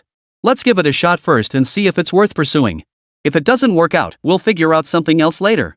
Li Mingyang's explanation to his parents was a mix of truth and half-truths. Every word was genuine and reflected his true thoughts. His true goal, however, remained hidden. He wasn't doing this solely for the show's effect. More than anything, he was forging his physique, laying a solid foundation for his journey toward becoming the strongest man on the planet. So, is it all set up? Is there anything you need help with? While we don't quite grasp your live streaming and short videos, at least in this town, your dad and I know quite a few people. If you run into any problems you can't solve or don't know where to start, your dad and I should be able to lend a hand. Li Mingyang was about to decline after all. His preparations were nearly complete. All he needed was to carve out some time, set a specific date to officially kick off his 100-day limit breaking plan, and he could get started. But the words stopped at his lips. Li Mingyang suddenly swallowed his refusal because he remembered something during the New Year holidays. He wouldn't be able to wait for his assistant to come help. After all, he had just granted her the holiday break, expecting her to handle any extra work from home. It would be unreasonable to ask her to travel all the way across the country just for this. Li Mingyang asked himself, was he really that heartless? He wasn't. So it seemed he was still missing a live stream assistant. At that thought, Li Mingyang abruptly lifted his head, his gaze fixed intently on his parents. More accurately, he fixed his gaze on his father. His dad's teaching job meant he had summer and winter breaks, while his mom, despite it being the New Year holiday, still had the family supermarket open. So, aside from himself, the only person at home who was truly free and could help him was his father. Plus, with all those years of teaching experience and prior online class sessions under his belt, being a little livestream assistant shouldn't be too much of a stretch, right? Haha, Dad, you know what? I actually have a favor to ask. And you're the only one in this family who's perfect for it. At this thought, Li Mingyang flashed a mischievous grin. The image of his 50-something dad being forced into action was almost too delightful to resist. After hearing Li Mingyang's request, his dad considered refusing. After all, he was a middle-aged man in his 50s. He really wasn't cut out for live streaming. The thought of holding up a phone and talking to himself, potentially watched by thousands or even tens of thousands of people, made Comrade Oldley feel every toe curl up. He felt like he could dig holes through his own soles. But facing Li Mingyang's intense gaze and the death glare from his own wife beside him, Comrade Oldley held his ground for a long while, but in the end, he couldn't bring himself to say no. He could only nod silently in agreement. Better to seize the day than wait for a better one. Having been idle for several days, Li Mingyang felt restless. He decided to kick off his plan first thing the next morning. At worst, he'd pause during the New Year's Eve, New Year's Day, and the second day of the New Year, just a brief break. At least he could get his body moving and familiarize himself with his exercise routine. So the next morning, while his dad was still snuggled under the covers sleeping in, Li Mingyang forcibly roused him. After shoving a phone into his hands, he dragged the groggy man along to the warehouse. Dad, don't be nervous. Just think of it like your old online classes. Even if you get a little flustered and can't speak, it's okay. Just make sure the camera stays focused on me. After all, this is your first livestream. It's okay if you don't do perfectly, the main focus is on your son's performance anyway. No need to feel pressured. Chapter 62, pulling an 800-pound tire for 10 kilometers is just warm-up? Li Mingyang's plan was flawless. Bringing his dad along meant he'd not only serve as his livestream assistant but also as a dedicated camera operator. He even figured he could relax and watch his dad make a fool of himself while he pushed himself through the grueling workout. But what Li Mingyang never anticipated was that the moment his old man opened his mouth, he delivered a thunderous opening line. Welcome, everyone. Welcome to my little brat's livestream. After delivering that line with full vigor, the little old man was immediately startled by the rapidly surging viewer count in the livestream. He immediately lowered his voice, muttering cautiously to himself. He thought only he could hear it, but he seemed to have forgotten he was still on mic. Whoa, how come there are already thousands of people just as I start streaming? Oh my, it's still rising. Over 10,000 already? Good heavens, this many people in just a few minutes? If I were selling stuff on stream, how much money would I make? What do I do? This is my first time speaking in front of so many people. I'm getting a little nervous. I hope I don't make a fool of myself later. It must be said, Comrade Oldley possessed a certain natural talent for live streaming. The moment he opened his mouth, the chat exploded with lively comments. Whoa, is this the old man? He looks like a perfectly normal guy. How could he have fathered a freak like Brother Yang? Upper floor, watch your mouth. What? This old man is clearly our beloved relative, our own flesh and blood, okay? Hey, you up there, aren't you scared Yang Gu will catch you and make you pay in real life? I can hear your little schemes all the way from Syria. But fair's fair, Brother Yang's family genes are seriously strong. Even though the old man's a bit older, you can still see he looks almost exactly like our Brother Yang. The chat went off topic for a while until Li Mingyang finally spoke up. Welcome, everyone in the livestream. I'm sure many of you already know what we're streaming today. That's right, our 100-day limit breaking challenge officially kicks off today. Of course, today can also be considered a test run. The main goal is to familiarize ourselves with the various projects beforehand. After all, it's the Lunar New Year holiday now. But even if we don't count today, we should officially start around the first or second day of the new year. My goal is simple: push my physical limits through 100 days of intense training. I want to see what level of fitness I can achieve after this period. I'm sure many of you have seen the workout list I posted earlier. Let me be clear, I strongly advise against ordinary people following my regimen. Because this plan isn't a ladder to strength that could very well become your death sentence. The average person's body simply can't handle such high-intensity training. So I urge you all, brothers, to be extremely cautious. Taking a breath, Mingyang picked up his mineral water and took a sip before continuing. This training isn't like those muscle-bound brutes who only chase strength and speed. In fact, I never even considered speed training from the start. This training is holistic, covering strength, speed, endurance, agility, reaction time, and every other aspect. I'll dedicate sufficient training to nearly every discipline, striving to evolve into a well-rounded athlete. So, stay tuned, everyone. After this full 100-day transformation, just how far will my physical stats push? As Mingyang found his rhythm, the chat in the livestream gradually shifted focus, now fixated on the hardcore equipment filling the warehouse. Alright, I'm convinced this is truly a 100-day journey to push my limits. Just looking at all this equipment gives me goosebumps. Hey, is that massive iron thing over there a barbell? If I'm not mistaken, that thing is welded right onto the frame, right? Conservative estimate that thing must weigh several hundred pounds. And the other stuff? Not exactly refined, but clearly built for brutal intensity. The guy above is being way too conservative. Honestly, any single piece of equipment in here could crush me flat, let alone be used for training. Mingyang paid little attention to the live chat comments, silently putting on his training gear instead. Even with his golden finger that fully restored his health at midnight, Mingyang had no desire to get injured during training. Even though all negative effects vanished after midnight, he still had to endure every ounce of pain before then. So, playing it safe, Ming dutifully donned all the specialized athletic gear.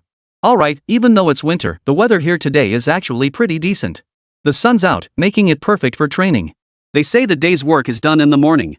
Before we dive into the high-intensity training, we need to warm up properly. So today's workout plan starts with a 10 kilometers warm-up. As soon as he said this, the live chat exploded with comments. That's it? Just a few days gone, and Yang Ge has already regressed to this level? I thought he'd pull out some big move right off the bat, but turns out it's just a measly 10 kilometers. After testing this 10 kilometers, is there anyone here who can't finish it? Ignoring the trolls and nitpickers in the chat, Mingyang offered no explanation. He simply turned the camera toward a massive tire behind him. Regular jogging won't give you a perfect warm-up. So for today's 10 kilometers, I'm dragging this 800-pound tire behind me. Chapter 63, The Tough Talking Dad. Back in my day. He effortlessly strapped the absurdly oversized tire to his waist with a rope and dragged it to the doorway. After a few simple stretches, he was ready to begin today's workout. Just then, Mingyang was surprised to find his dad standing right beside him, phone in hand. Wait, Dad, you're seriously planning to run 10 kilometers with your phone just like that? Mingyang's tone was pure astonishment. It wasn't that he looked down on his little old man, but rather that he knew his dad all too well. Running 10 kilometers wasn't particularly difficult for him, even while dragging a heavy tire. But for his dad's physique? Forget keeping up with his pace for 10 kilometers, even walking that distance would probably leave the old man completely wiped out. Yet Mingyang's unflinching gaze seemed to sting his father. The old man stiffened his neck and retorted. What? A measly 10 kilometers? Back in my day. Hearing this familiar opening line, Mingyang rolled his eyes in exasperation. Not only was the veracity of this claim completely unverifiable, but seriously, you're a little old man in your 50s now, why are you still treating your body like it's still young? Dad, you said it yourself, those were things from when we were young. Now that we're older, there's no need to push ourselves so hard. The most important thing is that you don't wear yourself out today. But tomorrow, I won't have anyone to help me with the livestream, so... Mingyang trailed off, simply pointing to his mother's electric tricycle parked nearby. The implication was clear: you'd better ride this thing, old man. Seeing his son's careless and dismissive attitude, old comrade Lee felt like arguing back. But then he remembered it was a full 10 kilometers. Only minors choose to be stubborn. Real grown men know their bodies can't handle it. So, though his expression held a touch of humor, old Lee obediently climbed onto the scooter and secured his phone to the mount above. After adjusting the angle, he rode the scooter up behind Mingyang, ensuring he could capture footage of his son in motion. Roar! The massive 800-pound tire, pulled by Mingyang, seemed as light as foam, not hindering his movements in the slightest. Maintaining a steady pace from the start, he ran for several kilometers without showing any signs of slowing down. If not for the jarring sound of the tire grinding against the gravel, the live chat would likely be flooded with trolls claiming this was fake. His dad seemed to have anticipated this, occasionally deliberately slowing down his electric scooter to focus the camera on the distinct tire marks left on the ground. Let me tell you, this kid's got my old stamina. Back in my day, 10 kilometers was nothing. I could pull a tire this big all day long without breaking a sweat. It's hard to say whether this livestream flipped some magical switch in Comrade Oldley, but within just half an hour of starting out shyly, this little old man had already grown bold enough to shamelessly brag in the livestream. Though nearly every viewer knew he was exaggerating, the unexpected atmosphere and effect in the livestream were surprisingly positive. Uncle's absolutely right. Your generation really went through hell back then. That's the kind of physical toughness forged from childhood. Even going to school meant climbing mountains and scaling walls. No wonder today's youth can't compare to the past. Back in our parents' generation, who wasn't forged through hardship? The above comments are spot on. I think our generation should really learn from these elders. Who can argue with that? Back in the day, my dad would just pick up 250 kilograms of stuff and carry it away. As for Comrade Oldley's line of reasoning, I'm all too familiar with it from the live chat, especially from the older folks at home who enjoy a little tipple. After every drinking session, the conversation inevitably turns to this topic. It's as if, in their own words, they were once heroes capable of scaling walls and leaping over roofs. Or extreme athletes whose very survival to this day is nothing short of a miracle. Hearing Li Mingyang's dad spout the same old line, the viewers in the livestream couldn't resist chiming in with their own jokes. There wasn't much sarcasm in it, everyone was just treating it as pure entertainment. Comrade Oldley naturally saw the comments in the livestream and understood exactly what the viewers were thinking. After all, he'd seen his son's expression clearly when he'd said these things in front of him before. But old Comrade Lee didn't really care. In his words, he had nothing better to do, so why not entertain the young folks in the livestream? For those of you in the chat who feel regular warm-ups aren't cutting it anymore. If you feel your strength is sufficient, you can actually take a cue from the warm-up method I just demonstrated. Since our own body weight can barely provide enough resistance anymore, we might as well incorporate some external forces no matter how rudimentary the tools. Anything that helps build our physique is a good thing. A 10 kilometers distance is roughly equivalent to 2 laps around the small town. But with Li Mingyang's insane stamina, he finished this absurd task in just over an hour. Returning to the warehouse, Li Mingyang first wiped his sweat with a towel, then downed more than half a bottle of mineral water in one gulp. Then, with a hint of teasing in his voice, he addressed the viewers in the livestream. Alright, I'm ruined. Totally ruined. Thanks for the tip, host. If you hadn't mentioned it, I wouldn't have known running 10 kilometers could pull an 800 gene tire. Honestly, 800 gene feels a bit light. I should have just strapped a semi-trailer to my back. It must be said, the viewers in the livestream chat had some serious wit. Even the legendary time travel artifact the semi-trailer had made an appearance. Chapter 64, Attention from the former Asian heavyweight boxing champion. Alright everyone, now that we're warmed up, let's move on to the next exercise. Honestly, many of you have probably heard of this one. It's absolutely the best way to build explosive power and strength. Simply building strength alone results in dead muscle that lacks explosive power. So to ensure you have both immense strength and sufficient explosive power, many fitness experts have developed various methods, but when it comes to the simplest and most effective approach, it's undoubtedly the one we're about to witness. As he spoke, Li Mingyang dragged the tire that had accompanied him through the entire 10 kilometers run over to an open space nearby. Simultaneously, he dashed to the warehouse corner and retrieved an oversized iron hammer. Its sheer weight alone was staggering. It was several times larger than the oversized hammers typically seen on construction sites. It was clearly custom-made, definitely not a model available on the market. After all, most people couldn't even lift such a heavy iron hammer. This thing looked like it weighed at least 20 gene. It wouldn't be surprising if it exceeded 30 gene. He proceeded to give the absurdly large hammer a thorough showcase in the livestream. Seeing this hammer, I bet a lot of you have already figured it out. The sport I'm talking about is none other than tire smashing with a sledgehammer. This isn't some made-up exercise by a streamer, it's actually a training method widely used by boxers. Especially heavyweight boxers. To maintain their ferocious explosive power, they spend hours every day hammering tires. Of course, they incorporate other training methods too, but tire smashing is undoubtedly one of the most classic exercises. And this sledgehammer in my hand? I had it custom made weighing exactly 30 gene. As if to prove his point, Li Mingyang brought out an electronic scale and placed the hammer directly on it. 30.03 gene. The stark, unmistakable number proved Li Mingyang's words were true, completely silencing the trolls in the livestream chat. Just as Li Mingyang was getting ready to start his university training session for the day, a rather significant figure quietly slipped into the livestream. Judging solely by appearance, no one would have guessed that this unremarkable, even somewhat unattractive, heavy-set man was once a heavyweight boxing champion. Though he was only the Asian heavyweight champion, he held considerable weight in the domestic boxing scene. Had it not been for an accident that left him with a crippled leg, his name might still shine brightly in boxing history today. In truth, Wang Danio had been keeping tabs on Li Mingyang for quite some time. After all, Li Mingyang's freakish physical gifts were undeniably striking to many professionals. You could even call it dazzling. And our unassuming former Asian heavyweight champion was one of those professionals quietly observing Li Mingyang from the sidelines. In fact, Wang Danio's concern for Li Mingyang was more urgent than most, for he saw immense potential in the young fighter. First, Li Mingyang's physique was visibly strengthening day by day. Originally relatively short and slight, in recent times, both his height and weight have undergone a second growth spurt. Visibly, his height is now approaching 1.9 meters. Though Wang Danio hadn't taken precise measurements, his years of experience in the sports industry gave him a keen eye.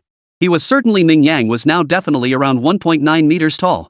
If he could gain just a few more centimeters in height, combined with his already advantageous wingspan and that monstrous physical talent.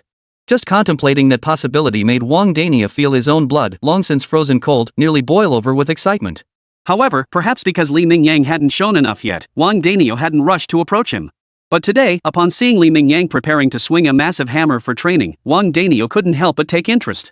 He'd originally planned to glance over briefly before getting back to his own business, but upon seeing that absurdly massive hammer, Wang Danio involuntarily halted his steps. Thud! Before Wang Danio could sort through his own complex thoughts, Li Mingyang had already kicked off his training in full swing on the livestream. Though Li Mingyang hadn't experienced this kind of training before, he was no stranger to hammer sports.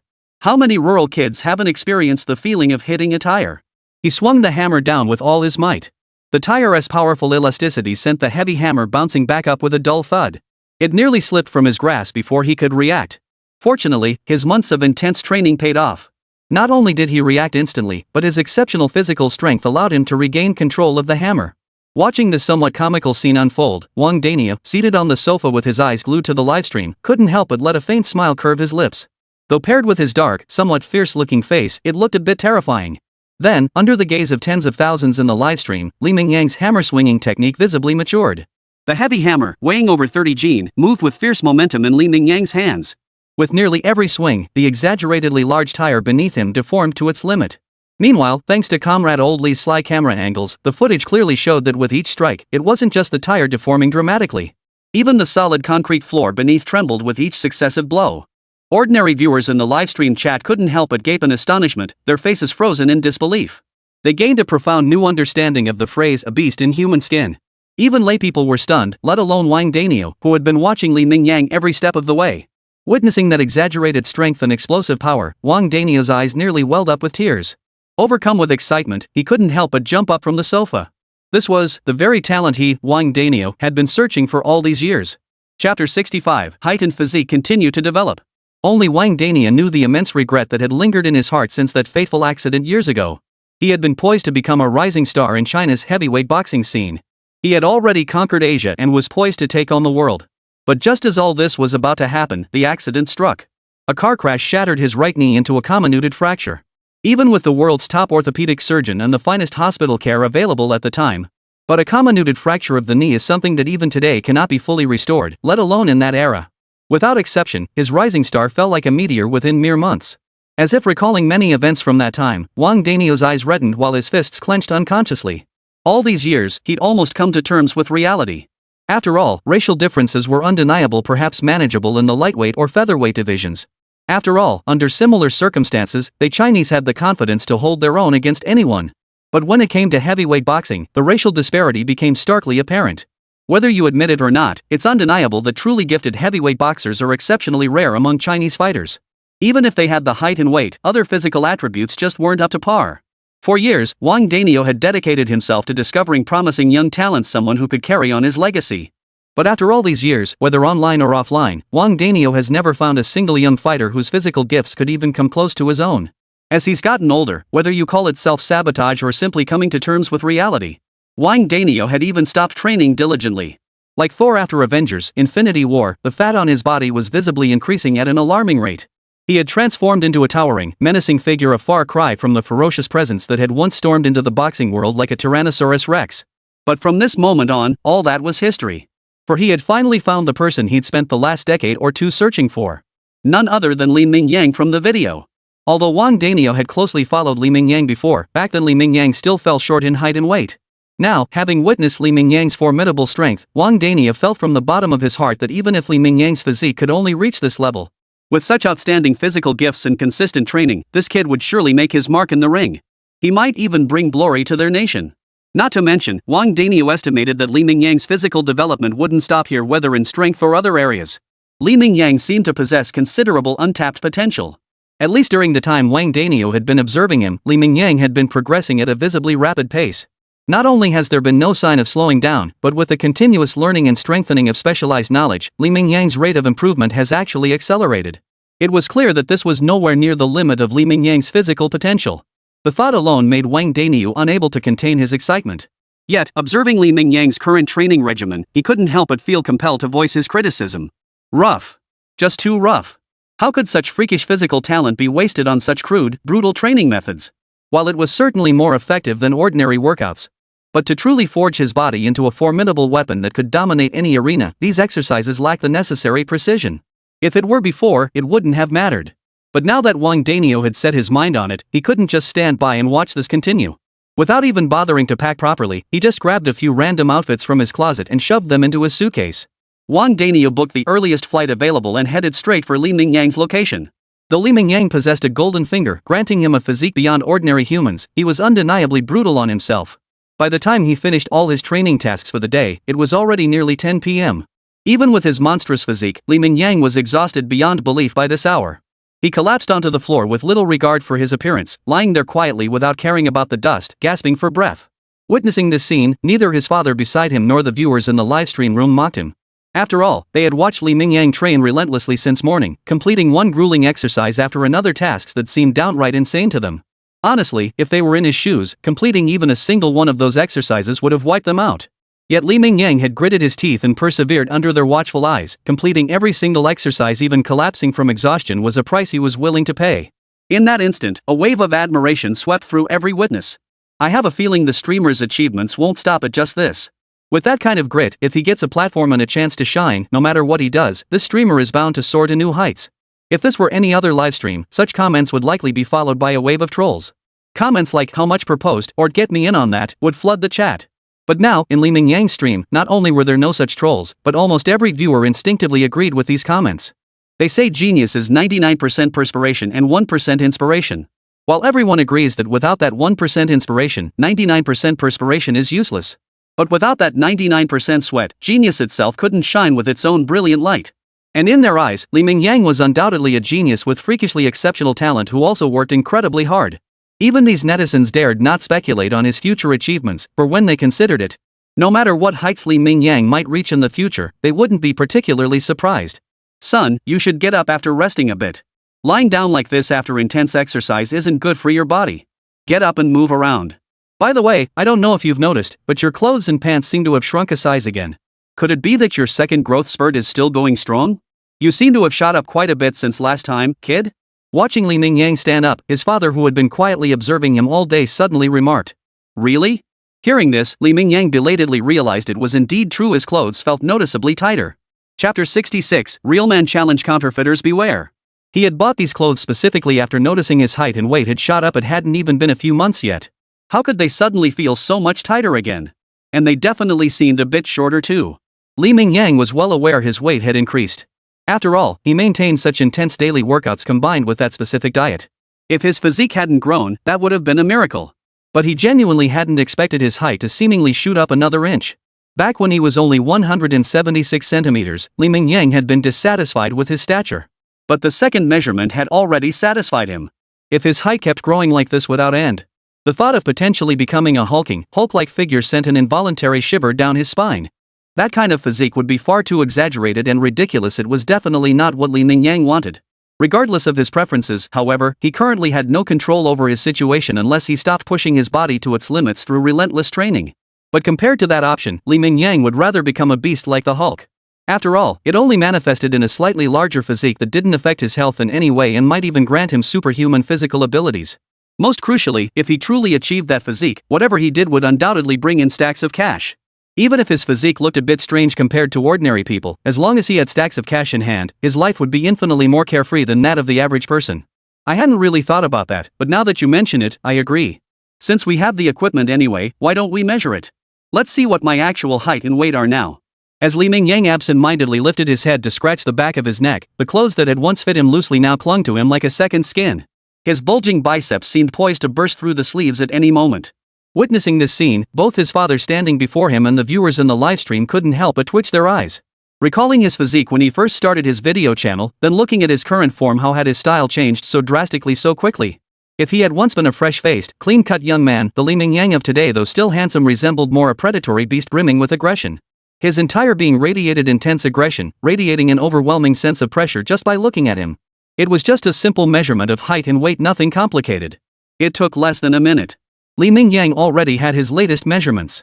Both he and his dad were right. Li Mingyang had grown significantly again. His current height had surpassed 1.9 meters, reaching 1.91 meters. But the most astonishing change wasn't his height, it was his weight. If his previous weight had still been within the normal range, then the current Li Mingyang. It felt as though he had truly become a beast in human form. Though his physique already appeared robust.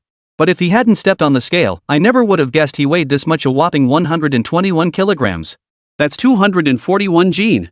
His weight had ballooned by dozens of pounds in just a few short months. No wonder his old clothes suddenly felt so tight. Even if his bone density and muscle density had increased, this was still a substantial gain of several dozen gene. No matter how you looked at it, his frame had visibly bulked up. This is impressive. Honestly, I can't think of a more fitting word to describe this combination of physique and weight.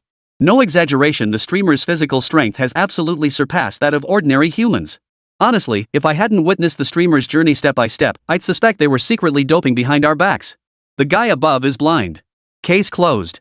What kind of steroids could possibly sculpt a physique like this? Those dumb, stiff-looking muscles are nothing like the streamer's. They're like a beast, full of explosive power and mobility. Totally different, okay? Li Mingyang paid no mind to the chatter in the chat. He calmly motioned for his dad to close the stream. He'd already streamed over 10 hours today, more than enough work time, even exceeding the standard by a wide margin. If he weren't already exhausted and the timing weren't so inconvenient, Li Mingyang would have wanted to test his current physical stats. He wanted to see how much progress he'd made since his last physical assessment. Though he hadn't tested yet, Li Mingyang had a hunch he'd made significant gains again. However, he had already resolved that he would never broadcast any future data tests. His last physical test had already been astonishing enough, with several metrics approaching world record levels. And now that he'd made substantial progress again, if he were to test his body and stream it live, Li Mingyang genuinely feared that one day he might vanish from this world, only to become a living specimen in some hidden laboratory. Great job on today's video edit. Especially that title, I love it. It must be said that his assistant worked remarkably fast. Without Li Mingyang even needing to assign the task, she'd already sent over today's edited livestream footage. The first thing that caught the eye was the bold, eye-catching headline. Real Man Challenge, come and expose the fake. The video itself showcased Li Mingyang's standout moments from today's training session, essentially a highlight reel backed by an adrenaline-pumping soundtrack. Even Li Mingyang himself, having lived through it all, felt an irresistible urge to hit the training ground again after watching it. After transferring a 500 yuan bonus to his assistant, Li Mingyang eagerly posted the video to his own account. Deep down, he even harbored a faint hope, would anyone actually show up to challenge him after seeing this title? Teasing noobs, actually, it's kind of fun every now and then. Chapter 67, Uninvited Guest Fatso, Become My Disciple. While Li Mingyang was already fast asleep in his bed, on the other side of town, Wang Danio had just stepped off the flight to the provincial capital. To become a top professional boxer, Wang Danio wasn't the type to hesitate. Having resolved to personally persuade a top talent like Li Mingyang to join him, to claim this raw gem as his own and train him directly, he had to demonstrate the proper attitude and capability. Making the personal visit was the first step. Wang Danio believed that with his past honors and his head full of professional knowledge, he should have no trouble taking on a young apprentice like Li Mingyang. Moreover, Wang Danio had gleaned much insight from Li Mingyang's training regimen. His young apprentice clearly harbored ambitions in boxing. Much of his training seemed geared toward stepping into the ring. Otherwise, why would a typical fitness blogger have such a diverse training regimen? Why strive to eliminate every physical weakness and become a well-rounded fighter? Beyond Li Mingyang's evident ambition in combat sports, Wang Danio couldn't fathom any other reason for such a training regimen. It was precisely because of all these factors that Wang Danio made his decision. He didn't even bother packing much, just snatched the earliest flight ticket and came straight over. Xingyang Town? Staring at the location pulled up on his phone's navigation, he knew it was already late at night and no direct buses would reach the small town. Fortunately, Wang Danio had once been a top-tier professional boxer. Even after his injuries, he retained a sharp mind, or perhaps it was more a matter of good fortune. Driven by that innate Chinese instinct, he'd used his savings from years past to purchase numerous properties. Over a decade later, not only had their value multiplied beyond measure, but Wang Danio was now completely flush with cash. The monthly rental income alone was a substantial sum. So, how much to get to this place, driver? I'll pay for the whole day. Is 800 yuan enough? Though wealthy, Wang Daniel wasn't exactly a pushover. The navigation showed the trip would take only about 3 hours. Round trip, including breaks and meals, would take 6 or 7 hours at most. Even driving slowly, 8 hours would be plenty. After deducting tolls and gas, 800 yuan would net him a solid 400 yuan profit. Dad, let's go. You did a great job as my live stream assistant yesterday. Let's keep up the momentum today. Under Comrade Old Lee's complex gaze, Li Mingyang acted as if nothing was wrong, eagerly leading the way toward the warehouse. Earlier, his father had worried whether his son's daily workouts might be damaging his health. But now, seeing Li Mingyang, who had been exhausted like a dead dog last night, fully recharged this morning with not a trace of fatigue on his face. For the first time, Comrade Old Lee found himself deeply agreeing with netizens' description of his son as freakish. Here we go again. Even though I've seen this before, every time it happens, I can't help but think the streamer isn't human. After enduring such an insane training regimen yesterday, he's fully recovered after just one night. Is this kind of physique even possible for a normal human being? By 8:30 a.m., Comrade Old Lee skillfully launched the livestream. The moment the camera panned to the energetic Li Mingyang, viewers in the chat couldn't help but start ranting. Almost every normal person has experienced extreme physical exhaustion. Typically, after such exertion, waking up the next day brings aching muscles all over. But on Li Mingyang, these normal signs seemed entirely absent. One could only say his physical gifts were truly extraordinary. Same routine as always, guys. 10 kilometers warm up today. After waking up today, Li Mingyang distinctly felt his physical condition had noticeably improved compared to yesterday, proving that the training regimen he had designed for himself was truly well suited. Consequently, his enthusiasm for training today surged even higher than yesterday's. A hint of eagerness even flashed across his face. He swiftly secured the tire rope around his waist, gave a quick shout out to his livestream audience, and prepared to kick off today's workout. But just then, an unexpected visitor arrived at the warehouse entrance. Hello, what brings you here? Seeing this sudden, imposing figure, even Li Mingyang couldn't help but freeze for a moment. He even instinctively switched to Mandarin to communicate, for the man's physique simply didn't seem like something someone from their area could naturally develop. This towering figure was likely close to 2 meters tall, if not quite there, and his build was exceptionally robust. Though visible layers of fat covered his belly and face, beneath that padding revealed the outline of equally bulging muscles beneath. This was no ordinary fat man. In an instant, Li Mingyang reached this conclusion in his mind. Hello, you must be Li Mingyang. I'm here to see you. Do you have a moment? Let's find somewhere to talk. At this point, Wang Dania seemed to suddenly remember something and quickly added. Oh, right, let me introduce myself. I'm Wang Dania, a former professional boxer, I suppose. If you're skeptical, you can look up my name online. You should find some relevant information. Upon hearing this, Li Mingyang didn't hesitate. He pulled out his phone right there and started searching. Many viewers in the livestream chat followed suit, as this imposing middle-aged man clearly wasn't someone to be taken lightly. Though he didn't seem like trouble, as the saying goes, knowing your enemy is half the battle. Gathering more information about him couldn't hurt. Damn it! The next second, a classic Chinese expletive slipped out of Li Mingyang's mouth. His eyes widened in astonishment as he stared intently at the middle-aged, heavy-set man before him. Though the extra weight had altered his features somewhat, he could still connect this face to the rugged features of his younger self. You're Wang Dania? The Asian heavyweight boxing champion? The guy who was touted as the most promising Asian fighter to break into the world circuit over a decade ago? Seeing the astonishment on Li Mingyang's face, Wang Dania couldn't help but let a hint of pride show. Don't let Uncle's current portly appearance fool you. But in his youth, Uncle had known glory. Yet, the memory of that car accident immediately flashed through his mind, and a hint of melancholy involuntarily crossed his face. That melancholy vanished instantly upon seeing Li Mingyang standing before him. In Wang Dania's view, Li Mingyang was far more talented than he was. If he himself had a shot at making it in the world boxing circuit, then the Li Mingyang standing before him was someone who could actually win a championship belt. That's true, but all that's in the past. The reason I've come to disturb you today is mainly to ask you one thing. Wang Dania paused here, seeming hesitant, but finally spoke up.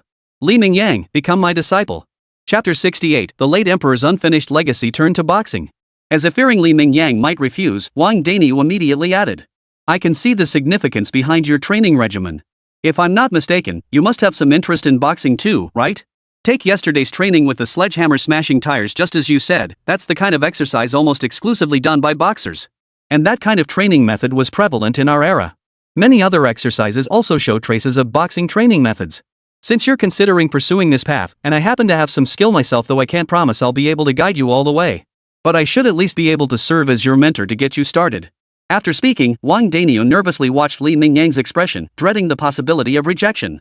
Li Mingyang was essentially Wang Daniel's last hope. If Li Mingyang refused, Wang Daniel knew deep down he wouldn't find a more suitable choice than the person standing before him. Meanwhile, viewers in the livestream chat noticed the tension unfolding. They'd been puzzled earlier why had Li Mingyang suddenly started these exercises?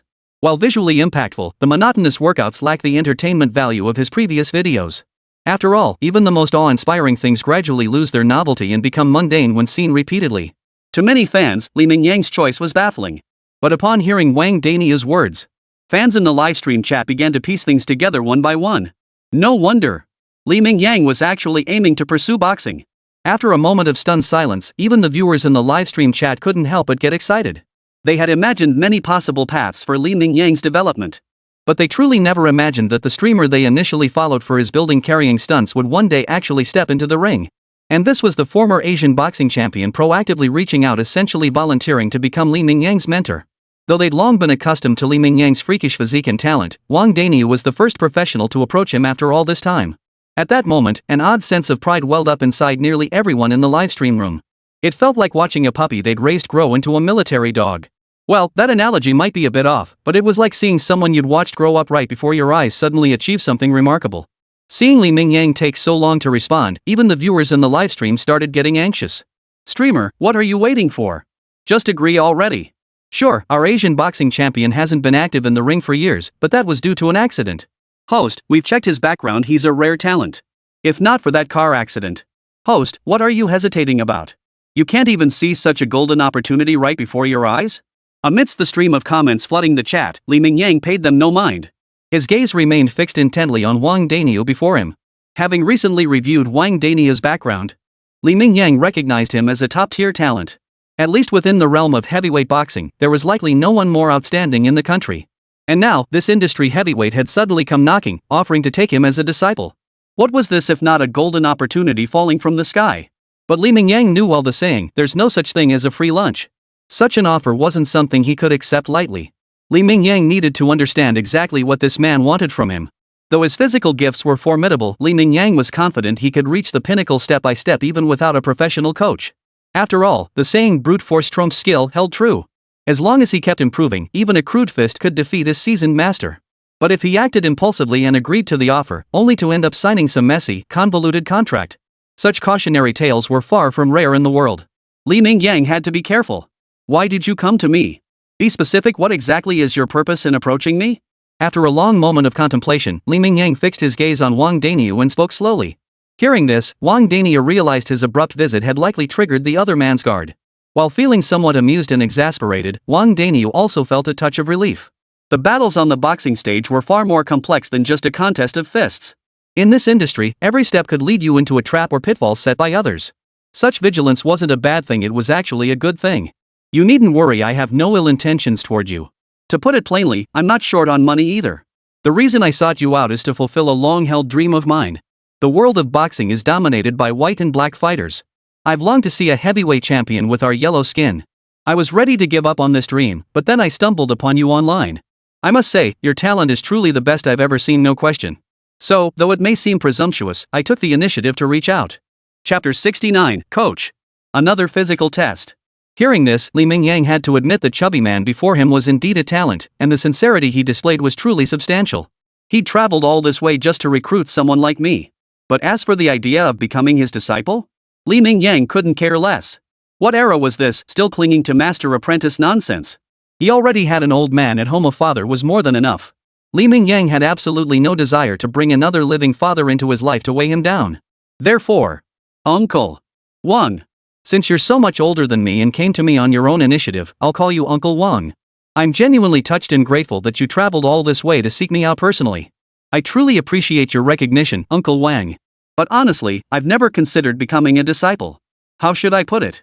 Maybe it's because we're in the new era of the 21st century. Plus, I've been an only child since childhood. I've grown accustomed to freedom and independence, and I'm not sure I could handle overly strict discipline. So, while having such a powerful professional boxer as a mentor was undeniably tempting to Li Mingyang, it would certainly be far superior to his current haphazard training.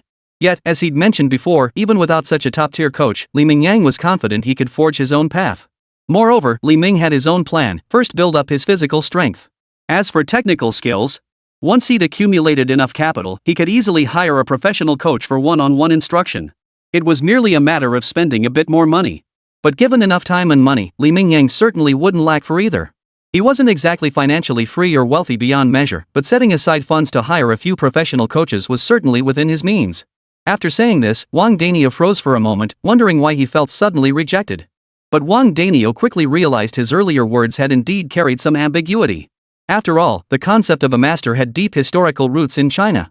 For today's youth, the idea of a master truly felt like a mountain pressing down on their heads. So it was understandable that Li Mingyang had rejected Wang Danio outright upon hearing his earlier words. Still, she felt compelled to clarify Li Mingyang had genuinely misunderstood her intentions. She had no habit of lord it over others, acting high and mighty. She had come knocking simply because she recognized his talent and wanted to teach him some techniques. After all, Wang Danio's goal was simply to see a heavyweight boxer of their own Asian heritage truly stand on the international stage. He even aspired to establish absolute dominance in the heavyweight division. Wang Danio genuinely wished to contribute to this endeavor, never expecting anything in return from Li Mingyang. No, you've misunderstood. I may have been too excited earlier and didn't express myself clearly.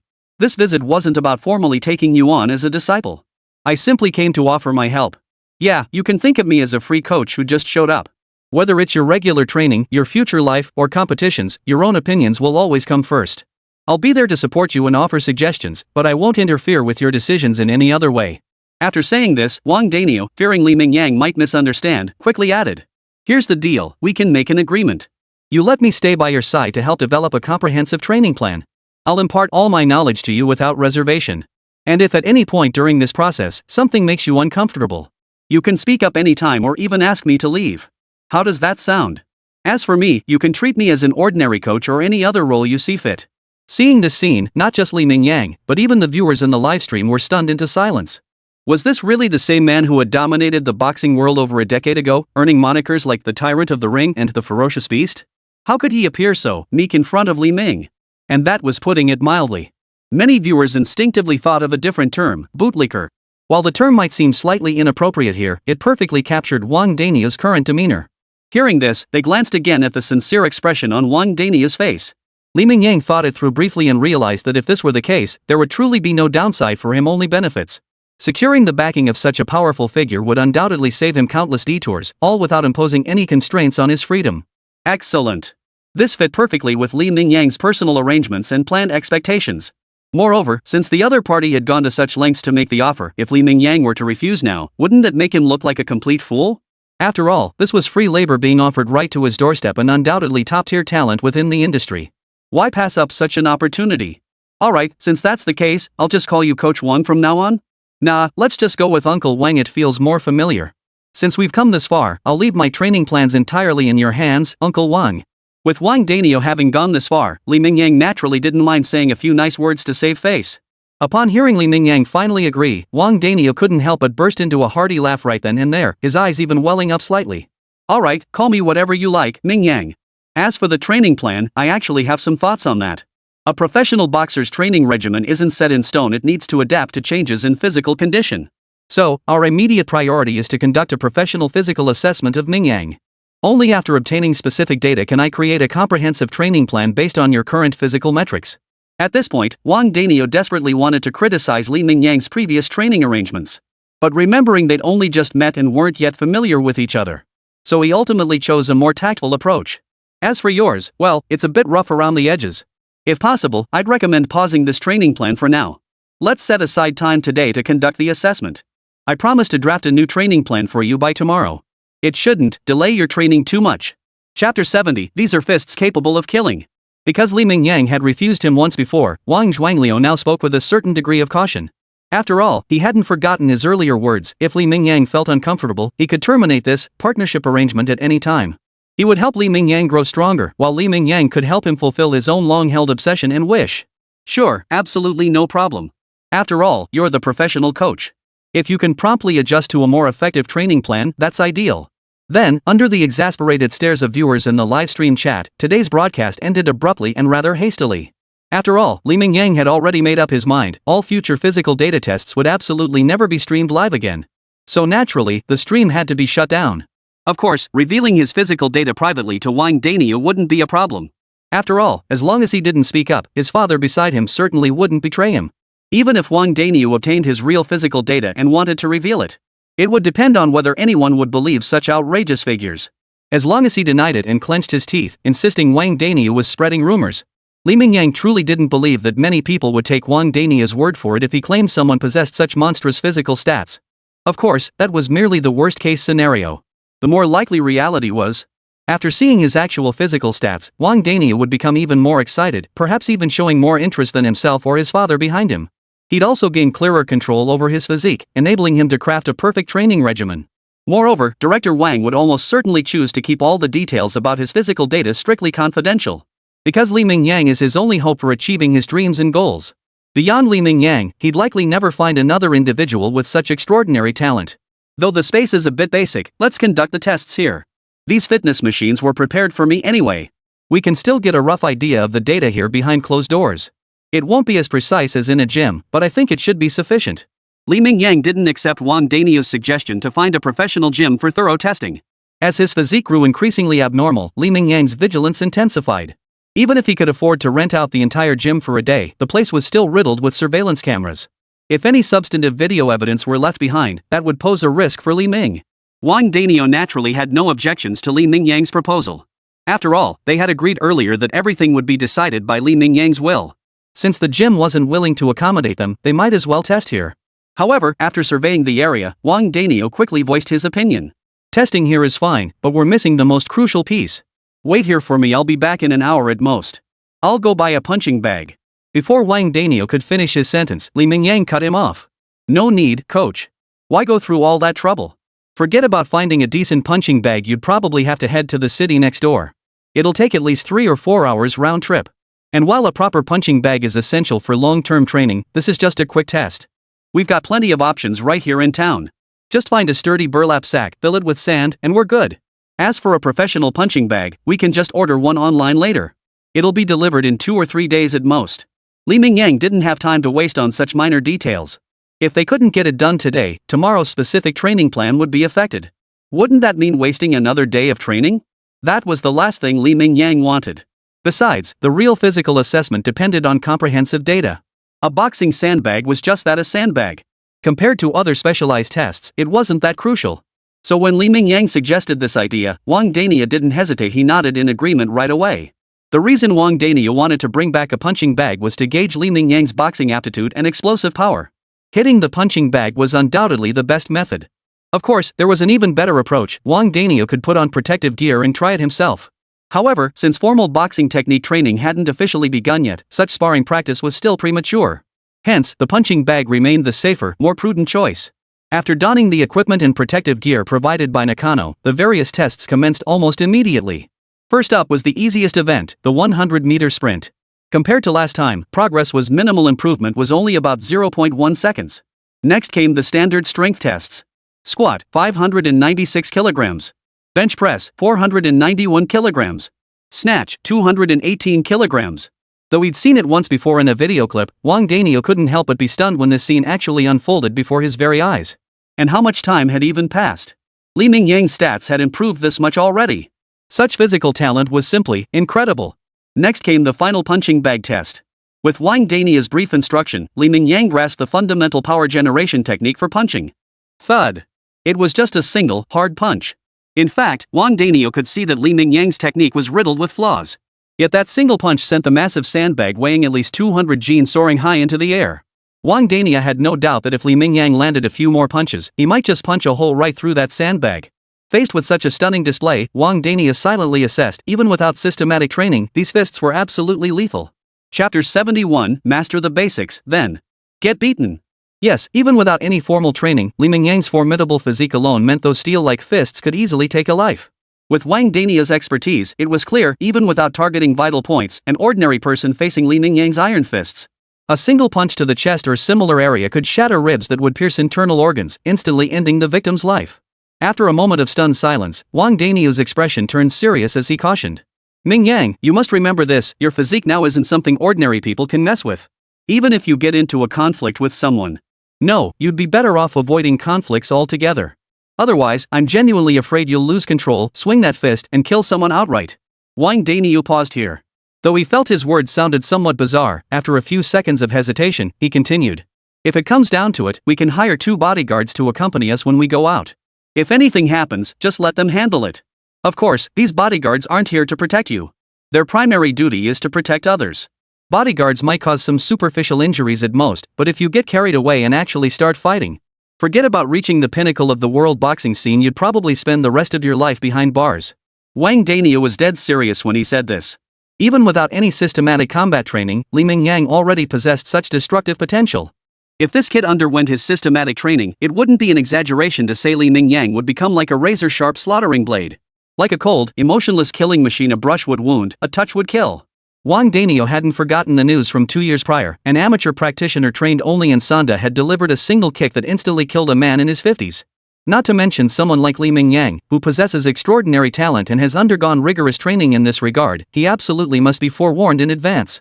Yeah, I get it. I won't start anything with anyone. Even if it comes down to it, I'll know my limits. Li Mingyang understood Wang Daniu wasn't joking, and he was well aware of the destructive power his current physique could unleash. Whether for his professional future or his personal freedom, Li Mingyang would certainly exercise restraint in this regard. After all, having finally earned a second chance at life, his goal was to savor every moment. Even if his current physique landed him in prison, he'd likely fare quite well. But Li Mingyang wasn't about to give up his freedom as a man. A frog ruling the well might live a better life than a toad roaming freely outside. You know your own limits, but once you step onto the stage, that strength of yours won't be bound by any such limits.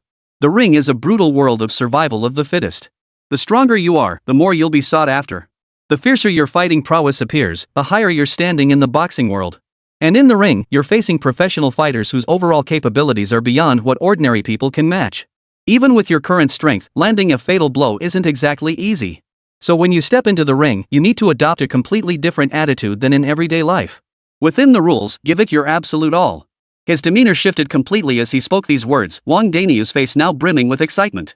Back in the day, he was exceptionally gifted, a natural heavy hitter.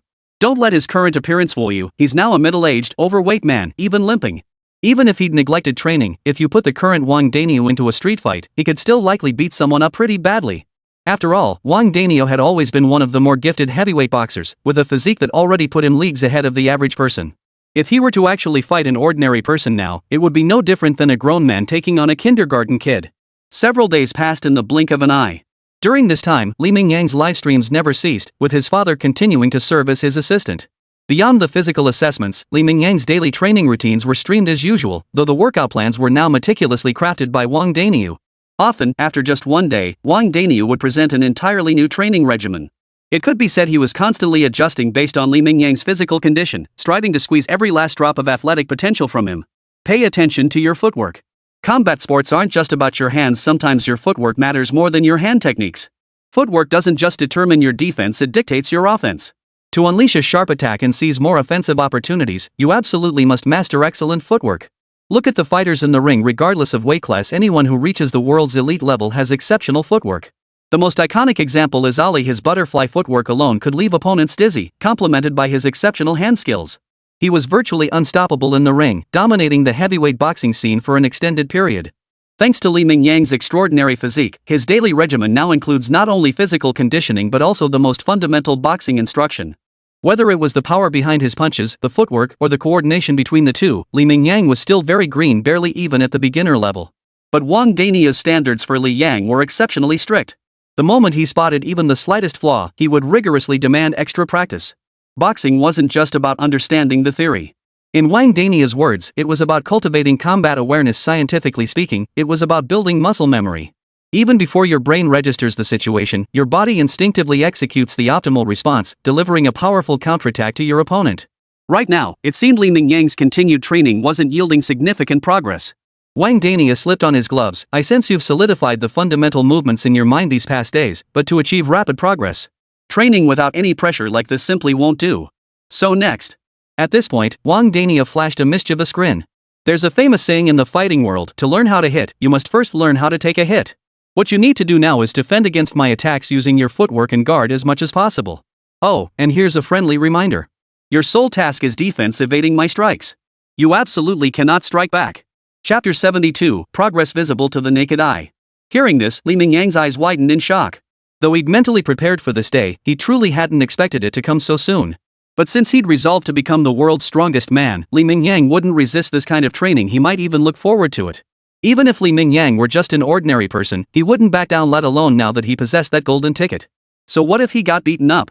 And they were wearing gloves. Even without them, Li Mingyang wouldn't be afraid. His physique was already beyond that of ordinary people. Even if Wang Daniel went all out, Li Mingyang would only suffer superficial injuries at most. He'd just wait until midnight, when all negative physical conditions vanished, including any injuries sustained. So for Li Ming, this kind of training was just painful.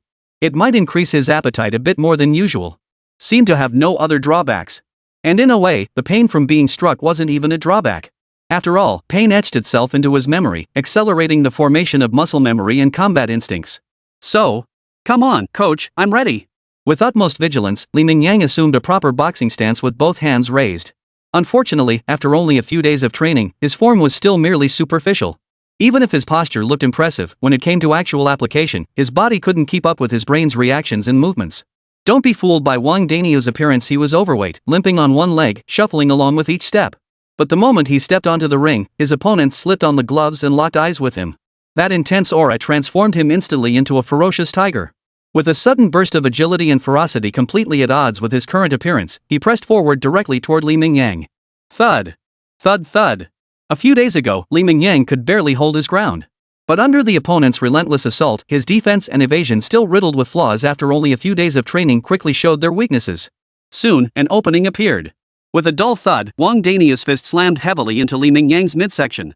Though Li Mingyang knew Wang Dania's massive frame meant his punches carried serious power, the moment that gut-wrenching blow actually connected, Li Mingyang couldn't help but widen his eyes, nearly letting a national treasure slip out. Pain. It hurt like hell, as if it had penetrated deep into his bones and soul.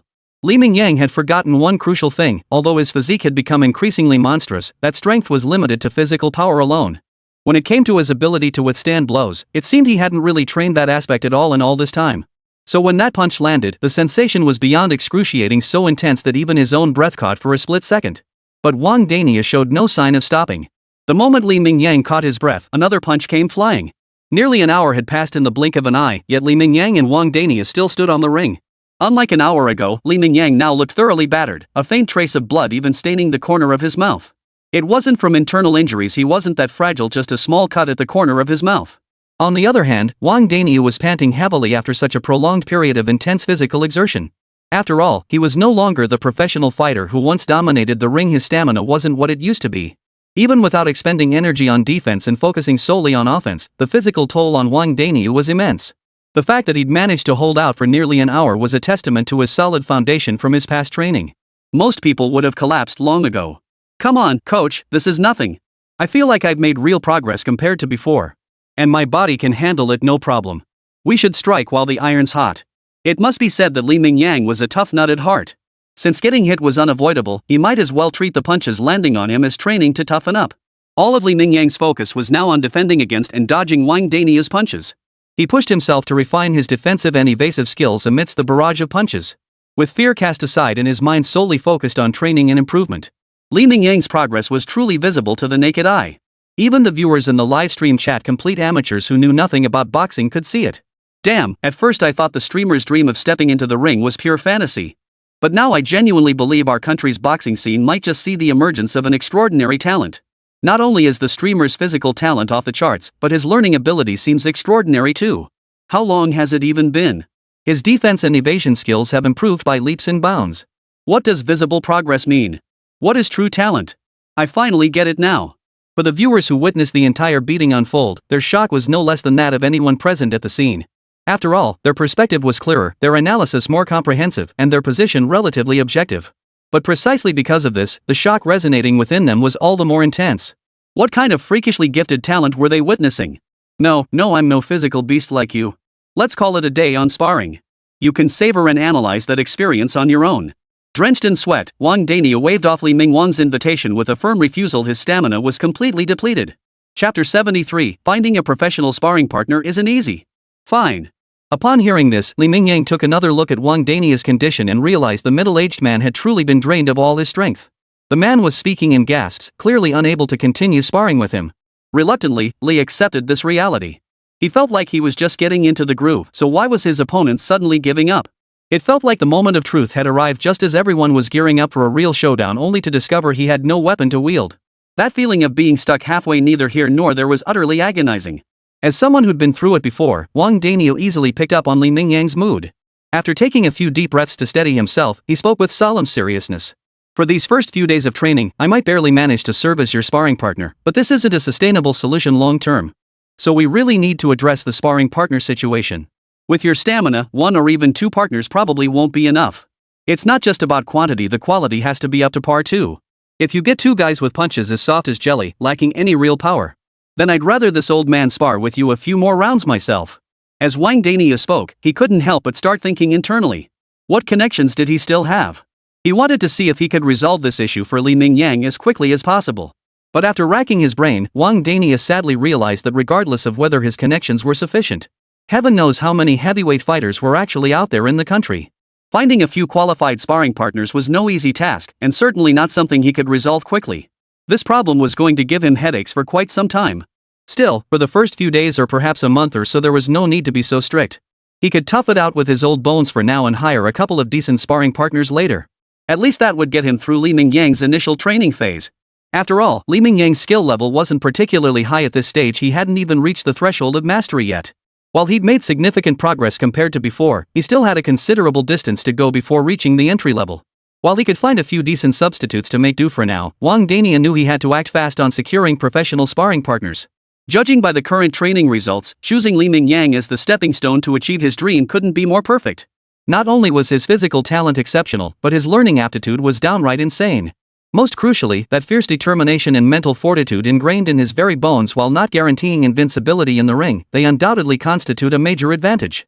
Almost every day after training, Li Mingyang delivered new surprises. This made Wang Daniel take Li Mingyang even more seriously. Now, Li Mingyang didn't even need to ask. Wang Daniel had already begun proactively considering how to secure professional sparring partners, even going so far as to tap into his own treasured connections. Mingyang, you can practice on your own today. Coach needs to step out for a bit. I should be back by noon tomorrow at the latest. While I can't find an excellent sparring partner on short notice, securing a couple of decent ones shouldn't be too difficult. While I'm away, focus on strength training. You can manage your schedule as you see fit. If all else fails, take a little break. Even professional boxers need to balance work and rest. As if suddenly remembering something, Wang Daniel hurriedly finished his instructions. Without waiting for Li Mingyang's response, he jumped into his beat-up old car and drove off. Though Wang Daniel wasn't short on cash, he claimed he wouldn't be staying in this area for long, so a basic vehicle for getting around was sufficient. Plus, considering Li Mingyang's training needs, the car had to be practical. So he didn't hesitate at all. He went straight for a second-hand Wuling minivan, though second-hand might be an understatement, given its rather dismal condition. Yet Wang Daniel seemed thoroughly amused by it, showing no sign of disdain whatsoever. At times, he even flashed a mischievous grin at the vehicle, leaving one wondering what schemes he might be hatching. Every time Li Mingyang saw that look on Wang Daniel's face, he felt an involuntary chill run down his spine, as if some terrifying presence had fixed its gaze upon him. This coach you brought in is quite the whirlwind, isn't he? Seems like he can't wait a single second. Watching Wang Daniel's hurried retreat, old comrade Li couldn't help but remark, though he quickly added, "But I actually like that kind of personality. It's the fussy, indecisive types that are truly annoying. But for now, it seems he genuinely has no ulterior motives. It's likely just as he said. He's simply taken a liking to your talent and wants to see an Asian stand atop the world's greatest stage, right?" Hearing his father's musings, Li Mingyang didn't even glance back, continuing his physical training with unwavering focus. Li Ming didn't care what Wang Daniel's true intentions were. As long as the man had the strength to help him grow powerful quickly, that was all that mattered. As for the rest, Li Mingyang hadn't signed any contracts, so he didn't need to worry about Wang Daniel harboring any ill intentions toward him. And moral blackmail? That was the last thing Li Mingyang worried about, because he simply didn't have any. So regardless of the circumstances, as long as Wang Daniel was willing to teach him for a day, Li Mingyang would follow and learn with complete peace of mind. As for what came next, that could wait. Li Mingyang had already braced himself for the worst and feared no underhanded tactics. Meanwhile, Wang Daniel hit the road immediately after getting in his car and raced straight to the provincial capital. Though he'd initially said finding 2 decent sparring partners would suffice, Wang Daniel was, after all, a former Asian boxing champion who had nearly made it to the world stage. His standards were understandably high. When he mentioned decent, he wasn't talking about the entire country, but at least within the province, they had to be sufficiently skilled. These were likely the kind of opponents ordinary athletes struggled to forget, even after a lifetime of training. Fortunately, Wang Danio still had many old friends active in the boxing world, and Guizhou province was no exception. Finding two decent heavyweight sparring partners might take some effort, but it wasn't impossible for Wang Danio. It would just cost a bit more minor details that Wang Danio, who wasn't short on cash, couldn't care less about. Chapter 74, The Agile Limping Fat Man. Come on. You need to attack. Your punches can't be limp, and your footwork has to coordinate with them. Imagine yourself as a fierce tiger maintain full agility while delivering lethal, decisive strikes. It had been nearly a month and a half since Wang Danio officially became Li Mingyang's coach. By this point, their training had finally moved beyond the most basic defense and evasion drills. After perfecting fundamental punching techniques, in recent days, Li Mingyang had finally progressed to several rounds of sparring-like training. His opponent was undoubtedly his coach, Wang Danio, though two temporary sparring partners were also brought in. Though these sparring partners ranked among the top heavyweight contenders in the province, the provincial heavyweight boxing scene itself was rather weak. Even though these two were top-ranked within the province, they were no match for Li Ming, who was just starting out and hadn't even fully emerged yet. It was like aspiring athletes wanting to play in a game. If Wang Danio was merely a barely passable professional player, these two would be benchwarmers with no chance of seeing the court. Throw your punches, no hesitation whatsoever. Seize any opening and deliver a thunderous blow. What? You think a month of training makes you think you can beat me easily? Forget whether your amateurish techniques can even land on me. Even if they did, do you think this protective gear I'm wearing is just for show? Or are you afraid a single punch might send this old man packing? Compared to a month ago, Wang Danio's physique had grown considerably more robust. The layers of flab had vanished, replaced by a muscular, well-defined physique. While his strength hadn't quite returned to its peak, it was easily 30% greater than when he first arrived. After all, serving as a sparring partner inside was truly a physically demanding job, even though comrade old Wang hadn't undergone any special training or exercise regimen. Yet under such daily high-intensity exertion, his physical condition had recovered remarkably well. Coach, you said it yourself. I won't hold back from here on out. As Wang Danio had noted, Li Mingyang had held back somewhat during their earlier sparring.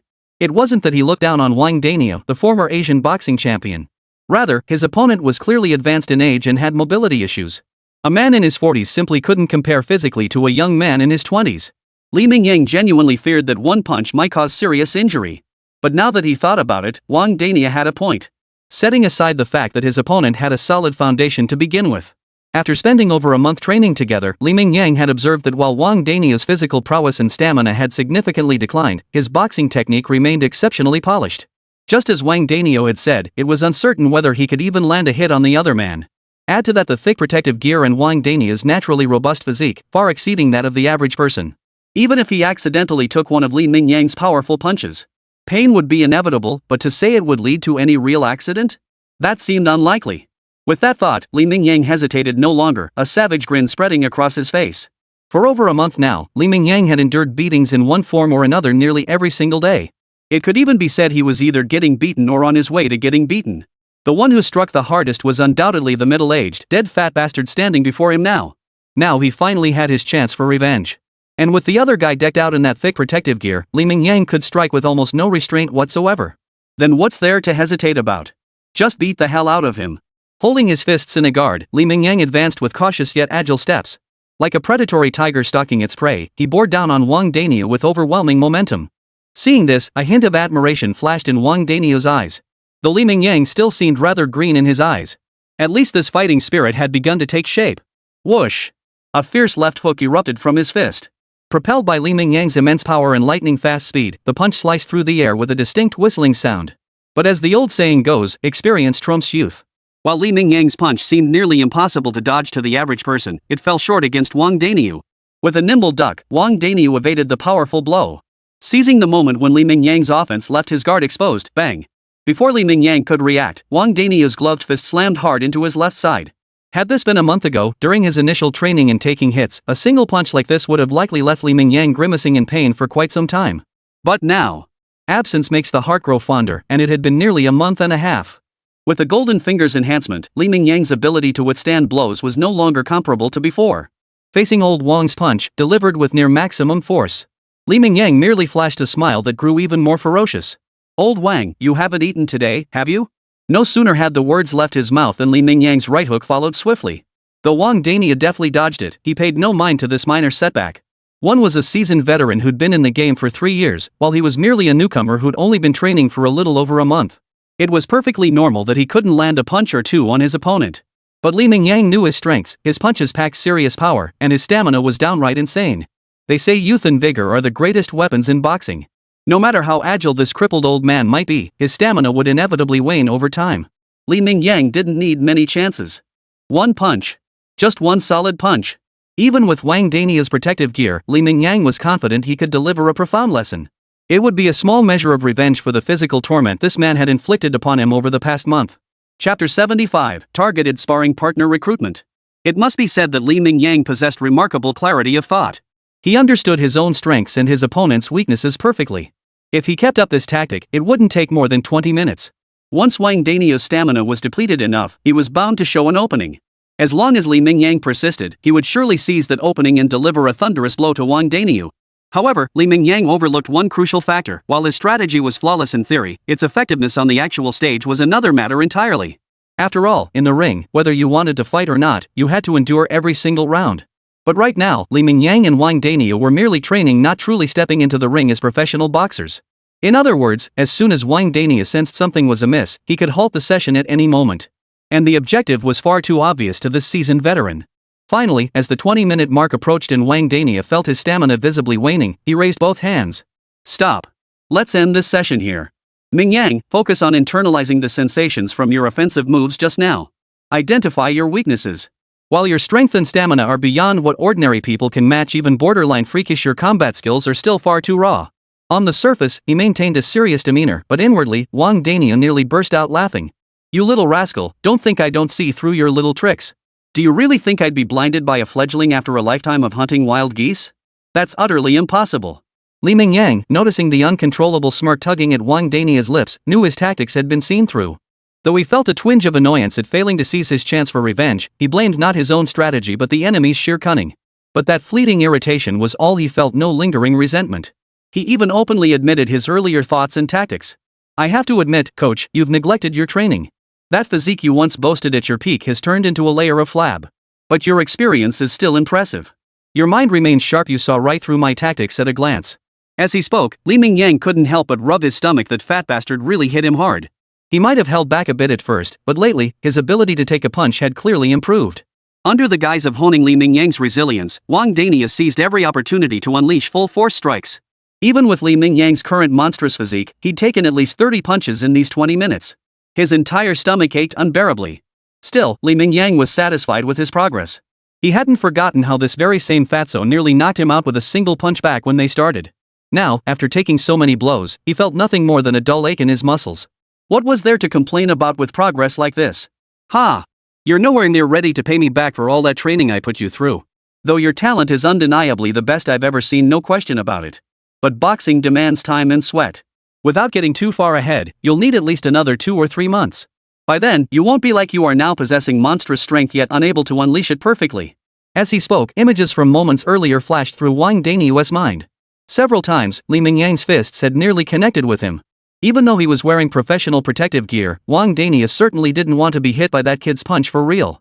He knew from watching the kid hit the punching bags that even the most professional training bags he bought wouldn't last more than 10 days.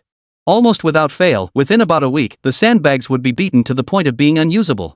Wang Dania had no doubt that even with his professional protective gear, getting hit by one of those punches would be absolutely brutal. Moreover, he couldn't keep stopping every training session after just 20 minutes like this. That kind of daily workout intensity was too low to help Li Mingyang improve. Most people faced with this situation would likely have no particularly good solution. But our coach Wang was no ordinary person. As the saying goes, nothing is impossible for the wealthy. And as luck would have it, Wang Dania happened to be one of those damn rich people, and not just rich, but rich with a vast network of connections. Since he himself couldn't keep up with Li Mingyang's training demands, he decided to recruit a few new sparring partners instead. Though finding decent heavyweight fighters domestically was impossible, recruiting boxers from other weight classes was still an option. Previously, training Li Mingyang's ability to take punches only required 2 heavyweight boxers plus himself, which had been sufficient. But now, Li Mingyang needed to hone his technical skills, both offense and evasion. The previous 2 sparring partners, even with Wang Dania, were starting to struggle to keep up with the pace. Since heavyweights were hard to come by, why not explore lighter weight classes?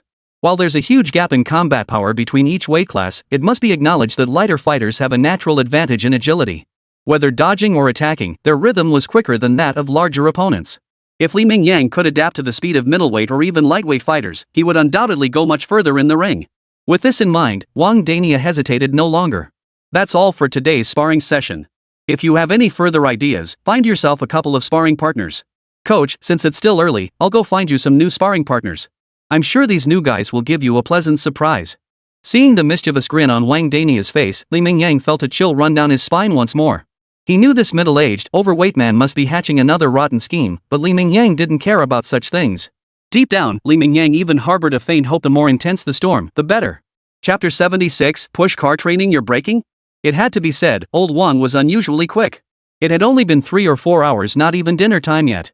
Old Wang was already back, driving his second-hand wuling that chugged and belched black smoke. Accompanying Old Wang were several young men who didn't appear particularly imposing. Mingyang, come here. Let me introduce you to some new friends. These guys are all professional fighters I found from the province middleweight and lightweight contenders.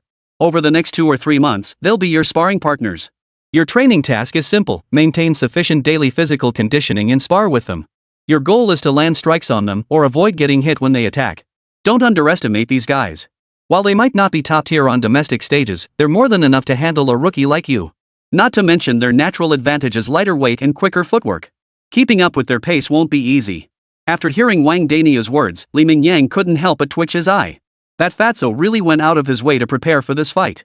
After all this training, Li Mingyang was no longer the boxing novice he once was. He knew exactly what it meant to face opponents 1 or even 2 weight classes lighter than him.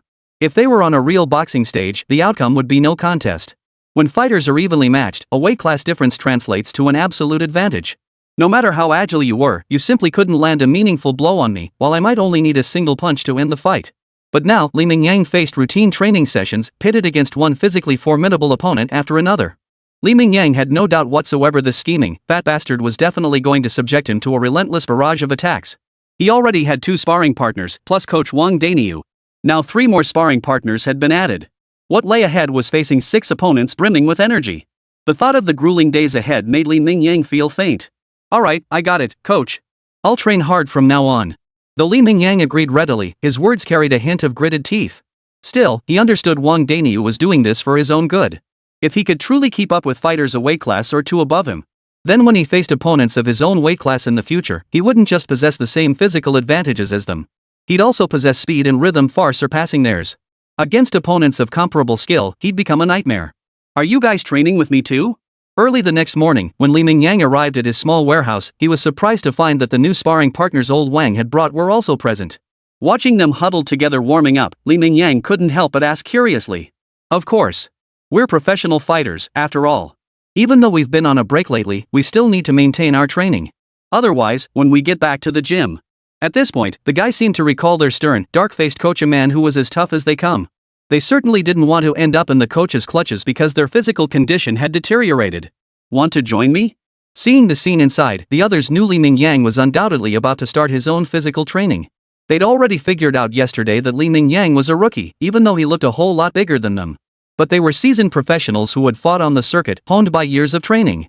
Honestly, when it came to raw physical conditioning, they weren't convinced they were any worse off than Li Mingyang.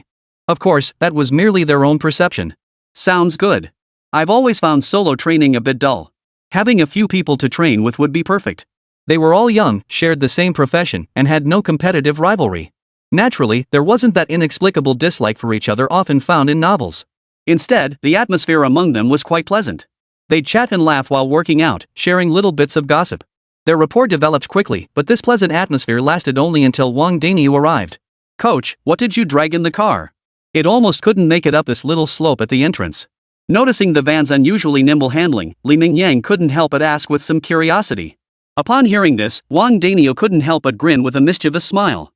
Mingyang, this is all part of the coach's meticulously prepared new training regimen for you. We already got a bigger tire before, but it seems like the current training load can't keep up with your physical progress anymore. So for today's 10 kilometers, we're trying something new. You'll be pushing the car. To meet your training demands, your coach here personally loaded the van to the brim with sand. Hearing this, Li Mingyang couldn't help but twitch his lips again. He knew whenever this scheming, dead fat guy flashed that kind of grin, nothing good was coming. But pushing a bike? Even if it was loaded with sand, what could it do? For Li Mingyang, it was a piece of cake. In fact, he genuinely believed this training might not even match the intensity of his previous tire pulling sessions. After all, tires weren't like wheels that could roll and move, they just lay flat on the ground, and their friction was no joke. And then, Li Mingyang was red-faced and neck-strained, panting heavily as he pushed the cart behind the van. He admitted he'd been a bit too young and naive earlier, underestimating this training. More accurately, he'd underestimated Wang Daniel's deviousness. Sure, they had agreed on pushing the van, but what decent person would slam the brakes to a screeching halt during a pushing drill? Coach, I really appreciate you, specifically stomping on the brakes this hard while I'm pushing. Seriously, doesn't your foot get sore? Chapter 77, like a treasure sword revealing its edge. Li Mingyang gritted his teeth as he spoke, inwardly wishing that Fatso's lame leg would get even lamer. Yeah. Best if he needed a wheelchair and couldn't even exert any force. Though he wondered if such thoughts were a bit too dark and unsavory. But when Li Mingyang looked down and saw the two distinct dark blue-black imprints on the ground, he immediately pushed such thoughts to the back of his mind. That fat bastard had clearly abandoned any shred of conscience when training him. As a student, he ought to learn more from his coach. If you've discarded your conscience, then I, your student, will do the same. Just then, Wang Fatso's infuriatingly chubby face popped through the van window ahead. Seeing Li Mingyang's flushed face and bulging neck, Wang Daniel grinned widely, his teeth flashing as he laughed. I tell you, you young folks are just too green. These days, most cars you drive are automatics, and even the parking brakes are electronic. You don't even have to lift a finger to engage them. It's made you all forget there's still this thing called a handbrake. Just pull it up when you need to brake. Why would your foot ever get tired? Staring at that broad face, Li Mingyang silently clenched his fists.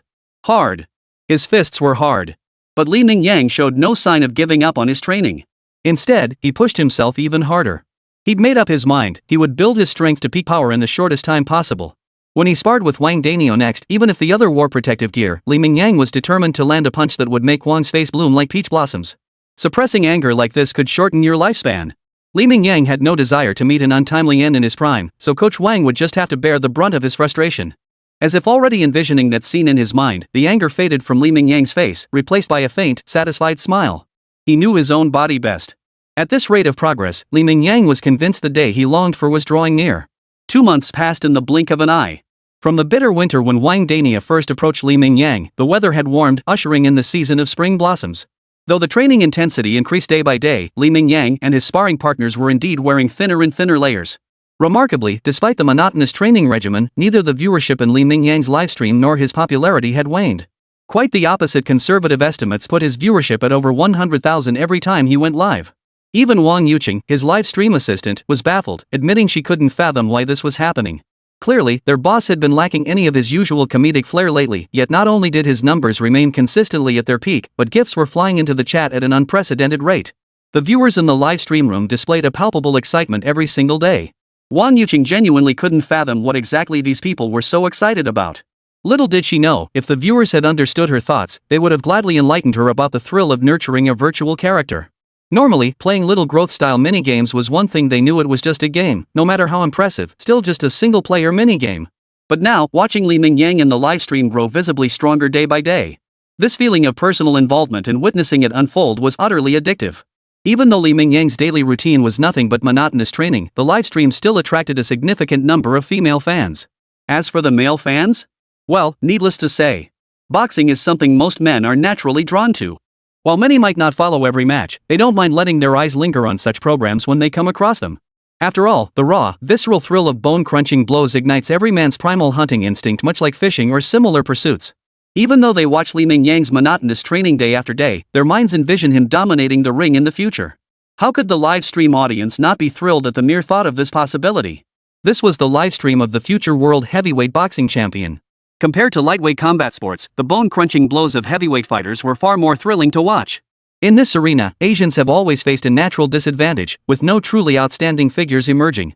But now, a true prodigy had emerged before their eyes.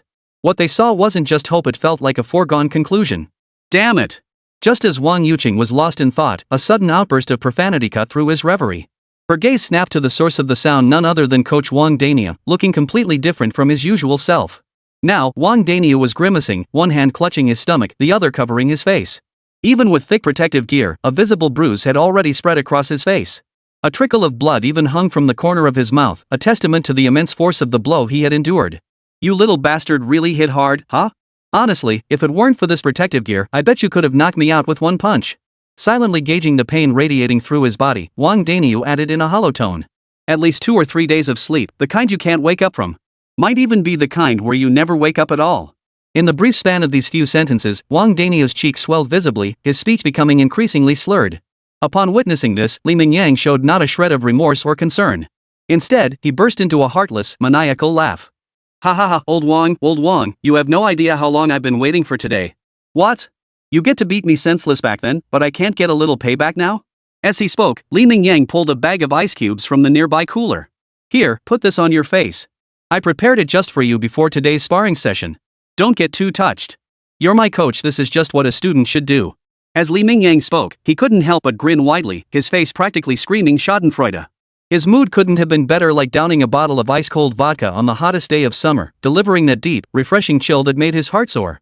Chapter 78, ready? Your first professional boxing match. Though the pain in his face in midsection made Wang Daniel grimace, seeing Mingyang's confident grin nearby, he couldn't help but laugh along. It wasn't that Wang Daniel had any masochistic tendencies, but rather that he sensed a certain aura emanating from Mingyang like a newly forged sword. Sharp and unyielding, radiating an intimidating aura of lethality. A single glance was enough to feel the overwhelming pressure of his aggressive presence. This was the prodigy Wang Daniel, had spent nearly 20 years searching for. And after only a few months of training, that unique aura and presence of a true powerhouse were already fully evident. No! Wang Daniel suddenly recalled the youngster's crisp, decisive punches earlier. Though this old man had been retired for years, his fists might not pack the same explosive force as in his prime, his technical foundation remained intact. Yet this kid had effortlessly found his opening and landed 2 punches. Add to that his freakish physical gifts. To put it bluntly, Mingyang was already a formidable force, and honestly, no one seemed to find that particularly surprising. So, at this thought, an idea suddenly stirred within Wang Daniel's mind, growing restless. A fledgling eagle will never soar unless it leaves the nest. Compared to other professional boxers, Mingyang's training time was remarkably brief. Even compared to ordinary boxers, this time wouldn't be enough to lay the most basic foundation. But if everything depended on time, what would be the point of having a genius? Mingyang was undoubtedly a boxing prodigy, the kind of once-in-a-century, unparalleled genius.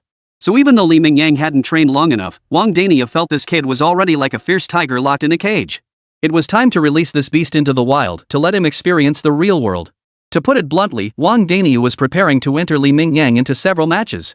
Kid, after all this training you can even knock down a padded coach with ease now, doesn't it make your fists itch? After saying this, Wang Daniel seemed afraid Mingyang wouldn't get it, so he just spelled it out plainly. While your current level still falls short of the world's top fighters, staying cooped up like this isn't sustainable. So I suggest we enter a couple of matches, see what it's like on the actual ring? Don't worry, we'll start with domestic matches.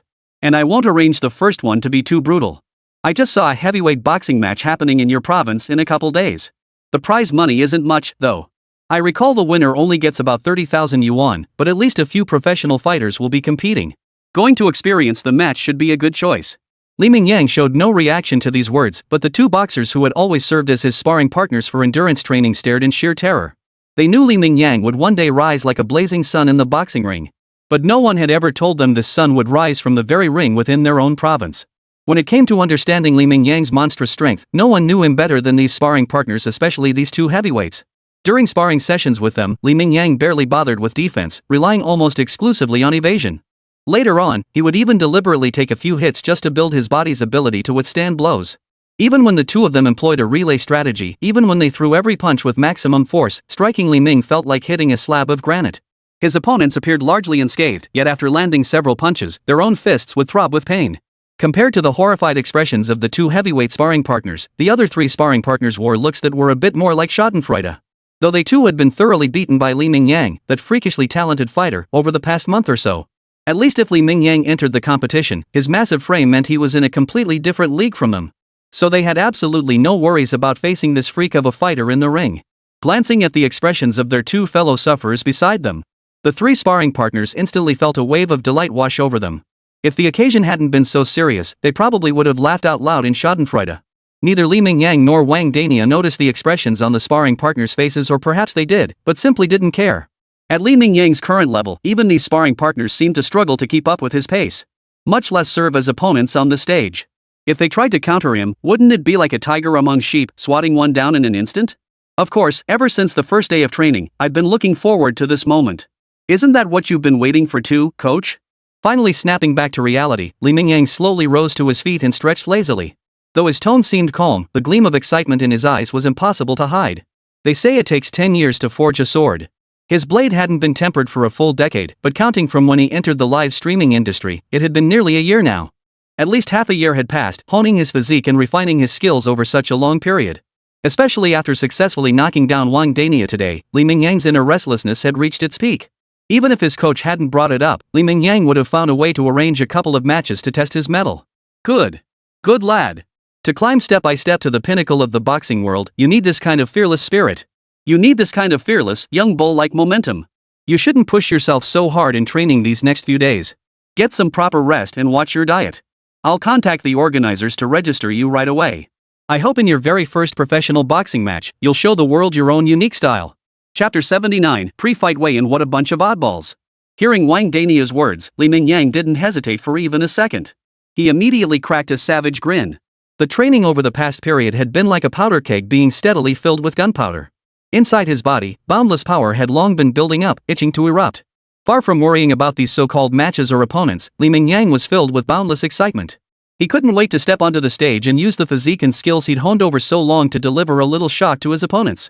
Of course, after pushing myself so hard for so long, enduring that brutal daily training wasn't at all just to make this day come sooner? Rest assured, I'll give every single one of my opponents a little surprise. Seeing the savage grin on Li Mingyang's face and hearing the sinister tone in his voice, the two heavyweight sparring partners beside him couldn't help but shiver involuntarily. In that moment, they silently made up their minds. They were determined no matter what excuse they had to use, they would avoid this competition once they returned. If they actually participated, forget about securing a good ranking, just avoiding a month or two in the hospital would be considered lucky. No matter what excuses they came up with, there was no way they'd willingly face that psychopath Li Mingyang.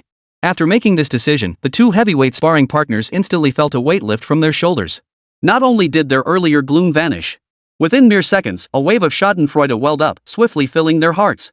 Instantly, their minds began to anticipate Li Mingyang's performance and condition during the competition. They weren't anticipating any particular results from Li Mingyang. Knowing the provincial competitors as they did, they were certain no one could stand a chance against this freak. What they craved was the sight of their former rivals' misery, watching those opponents who had once made them seethe with rage now crying out in agony under this freak's fists. With that thought, their mood instantly brightened like sunshine. The boxing championship? The competition schedule was incredibly tight, set to officially begin in just 3 days. During these days, under Wang Daniel's strict supervision, Li Mingyang carefully controlled his diet. For heavyweight fighters, there was only a minimum weight requirement, no upper limit, so Li Mingyang didn't suffer the agony of cutting weight. The dietary restrictions were mainly to avoid unexpected issues. Many foods could trigger false positives in drug tests. Even in a legitimate competition, a urine test could wrongly flag you for doping. To avoid such unnecessary misunderstandings, Wang Daniel, who was already highly vigilant about Li Mingyang's diet, had already eliminated many items from his meal plan. But during these final 3 days, Coach Wang took his already strict requirements a step further, tightening his control over Li Mingyang's food even more. Essentially, every single meal Li Mingyang consumed was personally prepared by Coach Wang Daniel. These days were undoubtedly the most agonizing period Li Mingyang had ever endured, though it remained unclear whether Coach Wang Daniel was intentionally cruel or simply clueless. Each dish looked perfectly presentable when served, yet the taste upon eating was indescribable. It wasn't that it was particularly bad, the main issue was the complete lack of flavor, literally, no taste whatsoever. Sweet, sour, bitter, spicy, salty, none of the flavors one could conceive of had any connection to what Wang Daniel served. Every ingredient seemed like plain water, boiled once and then served directly. Glancing at the conspicuous golden characters behind the stage, Li Mingyang felt an involuntary twitch at the corner of his eye. This was merely a provincial tournament. Regardless of weight class, none of the other competitors seemed particularly skilled. Was it really wise to choose such an arrogant name? A boxing champion who only reigns supreme within a single province, could that truly be called a boxing champion? Even if Li Mingyang truly won this championship and claimed the so-called boxing title, he wouldn't have the face to mention it once he stepped outside. Look at the scale of the tournaments behind other boxing champions. What do they have? Intercontinental titles? Or world championships? At the very least, they're national champions. Even at the national level, the title champion is rarely used. Yet here you are, a relatively underdeveloped, remote, and backward small province, dares to call its tournament a champion of champions competition. A flood of words threatened to spill from his mouth, yet he couldn't decide where to begin venting his frustration. All competitors, please line up in an orderly fashion for the pre-fight weigh-in ceremony. Fortunately, though the event wasn't large-scale, it at least appeared professional. According to Wang Daniel, it differed little from other major competitions. Whether it was the competition procedures or other aspects, everything was prepared strictly according to the highest standards. The weight requirement for heavyweight competitors was over 91.25 kilograms, or 201 pounds, with no upper limit specified. With only this baseline requirement, Li Mingyang naturally met the standard. Even before formally starting professional boxing training, his weight had already surpassed that figure. After enduring such an extended period of grueling training, Li Mingyang had further developed both in height and weight. Clothed, he appeared robust without seeming bulky. But when Li Mingyang arrived at the weigh-in and shed his clothes, the steel-like muscles beneath revealed themselves. Every movement showcased their fierce contours. Many competitors present were stunned into silence. Li Mingyang even noticed several opponents who appeared physically imposing. The moment they saw him, fear flashed in their eyes. Then, looking at the so-called professional fighters' physiques, Li Mingyang could even spot signs of neglect in many of them. As a professional boxer, he could actually discern hints of a paunch in their physiques. Could you believe it? In that instant, Li Mingyang lost much of his interest in the competition. What kind of opponents were these? A bunch of misfits and rejects. He should have known better than to accept old Wang's invitation to join this small-time tournament. One opponent after another was genuinely uninspiring. He felt like he could knock them out with a single punch. Forget it. Better hold back when the fight actually starts. Don't want to cause any real trouble. He might even knock someone out with just 2 punches. He didn't want his career to end in suspension before it even began because of something like that. Li Mingyang silently cursed under his breath. Chapter 80, 16 seconds. KO. As Li Mingyang stepped onto the professional scale, his height and weight data quickly appeared on the large screen. Height, 194 centimeters. Weight, 132 kilograms. The audience and other competitors had already been secretly gasping at the sight of Li Mingyang's beastly physique. But when his physical stats were displayed, the buzzing arena fell completely silent in an instant. Seeing Li Mingyang's physique, no one could have imagined he weighed a staggering 264 kg. That was nearly 40 kilograms over the heavyweight standard, the equivalent of many women's entire body weight. Observing Li Mingyang's physique, with every movement radiating explosive power from his muscles, no one doubted that his steel-like physique was anything but genuine. Though the crowd's expertise varied, they were all professionals who recognized quality when they saw it. The lifeless muscle mass built in gyms through protein shakes or even performance-enhancing drugs was in a completely different league compared to the kind Li Mingyang possessed. No actual combat performance was needed, just observing the appearance and dynamic movements of those chicken-like muscles made the difference starkly obvious. Competitors from other weight classes reacted similarly. After the initial shock, they were left with nothing but admiration and envy. The quicker-witted among them even harbored a hint of schadenfreude. They were relieved their lighter weights meant they'd likely never cross paths with a freak like Li Mingyang. Their eyes drifted involuntarily toward the other heavyweight competitors, filled with nothing but pity. To them, Li Mingyang was undoubtedly the secret protege of some powerful figure, secretly trained for at least many years. Perhaps to build his disciples' confidence, they'd send Li Mingyang to fish in such a large pond right from the first match. No one questioned whether Li Mingyang was a seasoned veteran of the ring. After all, with his exaggerated physique and striking looks, if he had truly appeared in the professional boxing scene early on, fellow professional fighters would have certainly noticed such a prominent figure. All fighters, please proceed to the stage for the draw. Following the announcer's prompt, Li Mingyang queued up with a relaxed expression, surrounded by one heavyweight boxer after another. Their expressions were anything but subtle. Some wore outright grimaces, others looked like they were about to cry. But regardless of the masks they wore, their inner thoughts were strikingly unified at that moment. Please, God, don't let me draw this freak right off the bat. Even from a distance, the sight had been awe-inspiring. Now, standing beside Li Mingyang, they felt the sheer steel-like solidity of his muscles up close. Almost everyone instinctively swallowed hard. That sheer, exaggerated power, if he landed a single punch, it would absolutely kill someone, right? Group A? Li Mingyang glanced at his draw result, shrugged indifferently, and raised an eyebrow. At the same time, his gaze drifted unconsciously to the opponents beside him, wanting to see which unlucky soul had drawn the same Group A as him. As if for easy identification, the different groups weren't just distinguished by letters on the balls, even the balls themselves were different colors. For instance, the Group A ball in Li Mingyang's hand was a vivid red. Though he couldn't see the specific numbers on others' balls. He quickly spotted a guy in the crowd clutching a ball of the same color, his face frozen in utter disbelief. Clearly, the other guy had been watching Li Mingyang intently during the draw. This meant the man had likely known Li Mingyang was his opponent even before Li Mingyang himself. When Li Mingyang's gaze swept over, the slightly overweight contestant instinctively averted his eyes, his body even trembling slightly. As if terrified Li Mingyang's sandbag-sized fist would land squarely on his face the next second. Relax, coach. I've studied these opponents, none of them are particularly strong. It's like taking a practice exam before the college entrance exams, mainly to get you used to the competition atmosphere. Of course, don't get careless. Even if you take it easy, it won't affect the final results. But at least in your first ever match, you should strive to perform as flawlessly as possible. Li Mingyang had been drawn into Group A, making him the undisputed first contestant to enter the ring. Standing at the edge of the platform, he slipped on his mouthguard while listening to Wang Dania's chatter. His own heart held no other emotions, it felt as simple as eating or drinking. But Wang Daniu beside him was a different story. Even though he knew the opponent was no match for Li Mingyang, visible tension still crept onto his face. Having been away from the competitive arena for over a decade, he now found himself back in this familiar yet strangely unfamiliar atmosphere. Wang Daniu felt as if it wasn't Li Mingyang standing on the ring, but himself. He hadn't even noticed that he'd unconsciously turned into a chatterbox. Don't worry. Even a lion gives its all when hunting a rabbit. I won't give my opponent any chance. Clang! Clang! Clang! As Li Mingyang's words faded, the crisp ringing of 3 bells signaled the official start of the first round. Looking at his timid opponent, who cowered like a little rabbit, Li Mingyang genuinely found the sight painful to behold. He was clearly a burly man, even taller than Li Mingyang himself, yet at this moment, he acted like a timid little rabbit. Regardless of his opponent's demeanor, Li Mingyang showed no intention of holding back. With agile steps, he immediately pressed forward. The match's beginning and end caught everyone off guard. By the time the timer froze at 16 seconds, Li Mingyang's opponent was already snoring loudly on the mat. Throughout the entire exchange, Li Mingyang spent at least 15 seconds relentlessly closing in on his opponent's space. That final fraction of a second? Just one punch. A knockout so decisive it left no room for doubt. Chapter 81, like a tiger king dominating his territory. Behind the ring, the giant screen continuously looped the footage of Li Mingyang's opponent being knocked out. Li Mingyang's ferocious power was fully showcased in the looping footage. A single punch had nearly deformed his opponent's face. The distortion was so exaggerated that some spectators wondered if the man's skull would split open in the next instant. Immediately after, a crisp thud echoed as flesh collided with the ring floor. The opponent, who had been cowering and retreating just a second prior. The next second, he lay sprawled across the ring like a dead pig. Though any clear-eyed observer could tell there was absolutely no need for a count, the opponent had already lost consciousness completely.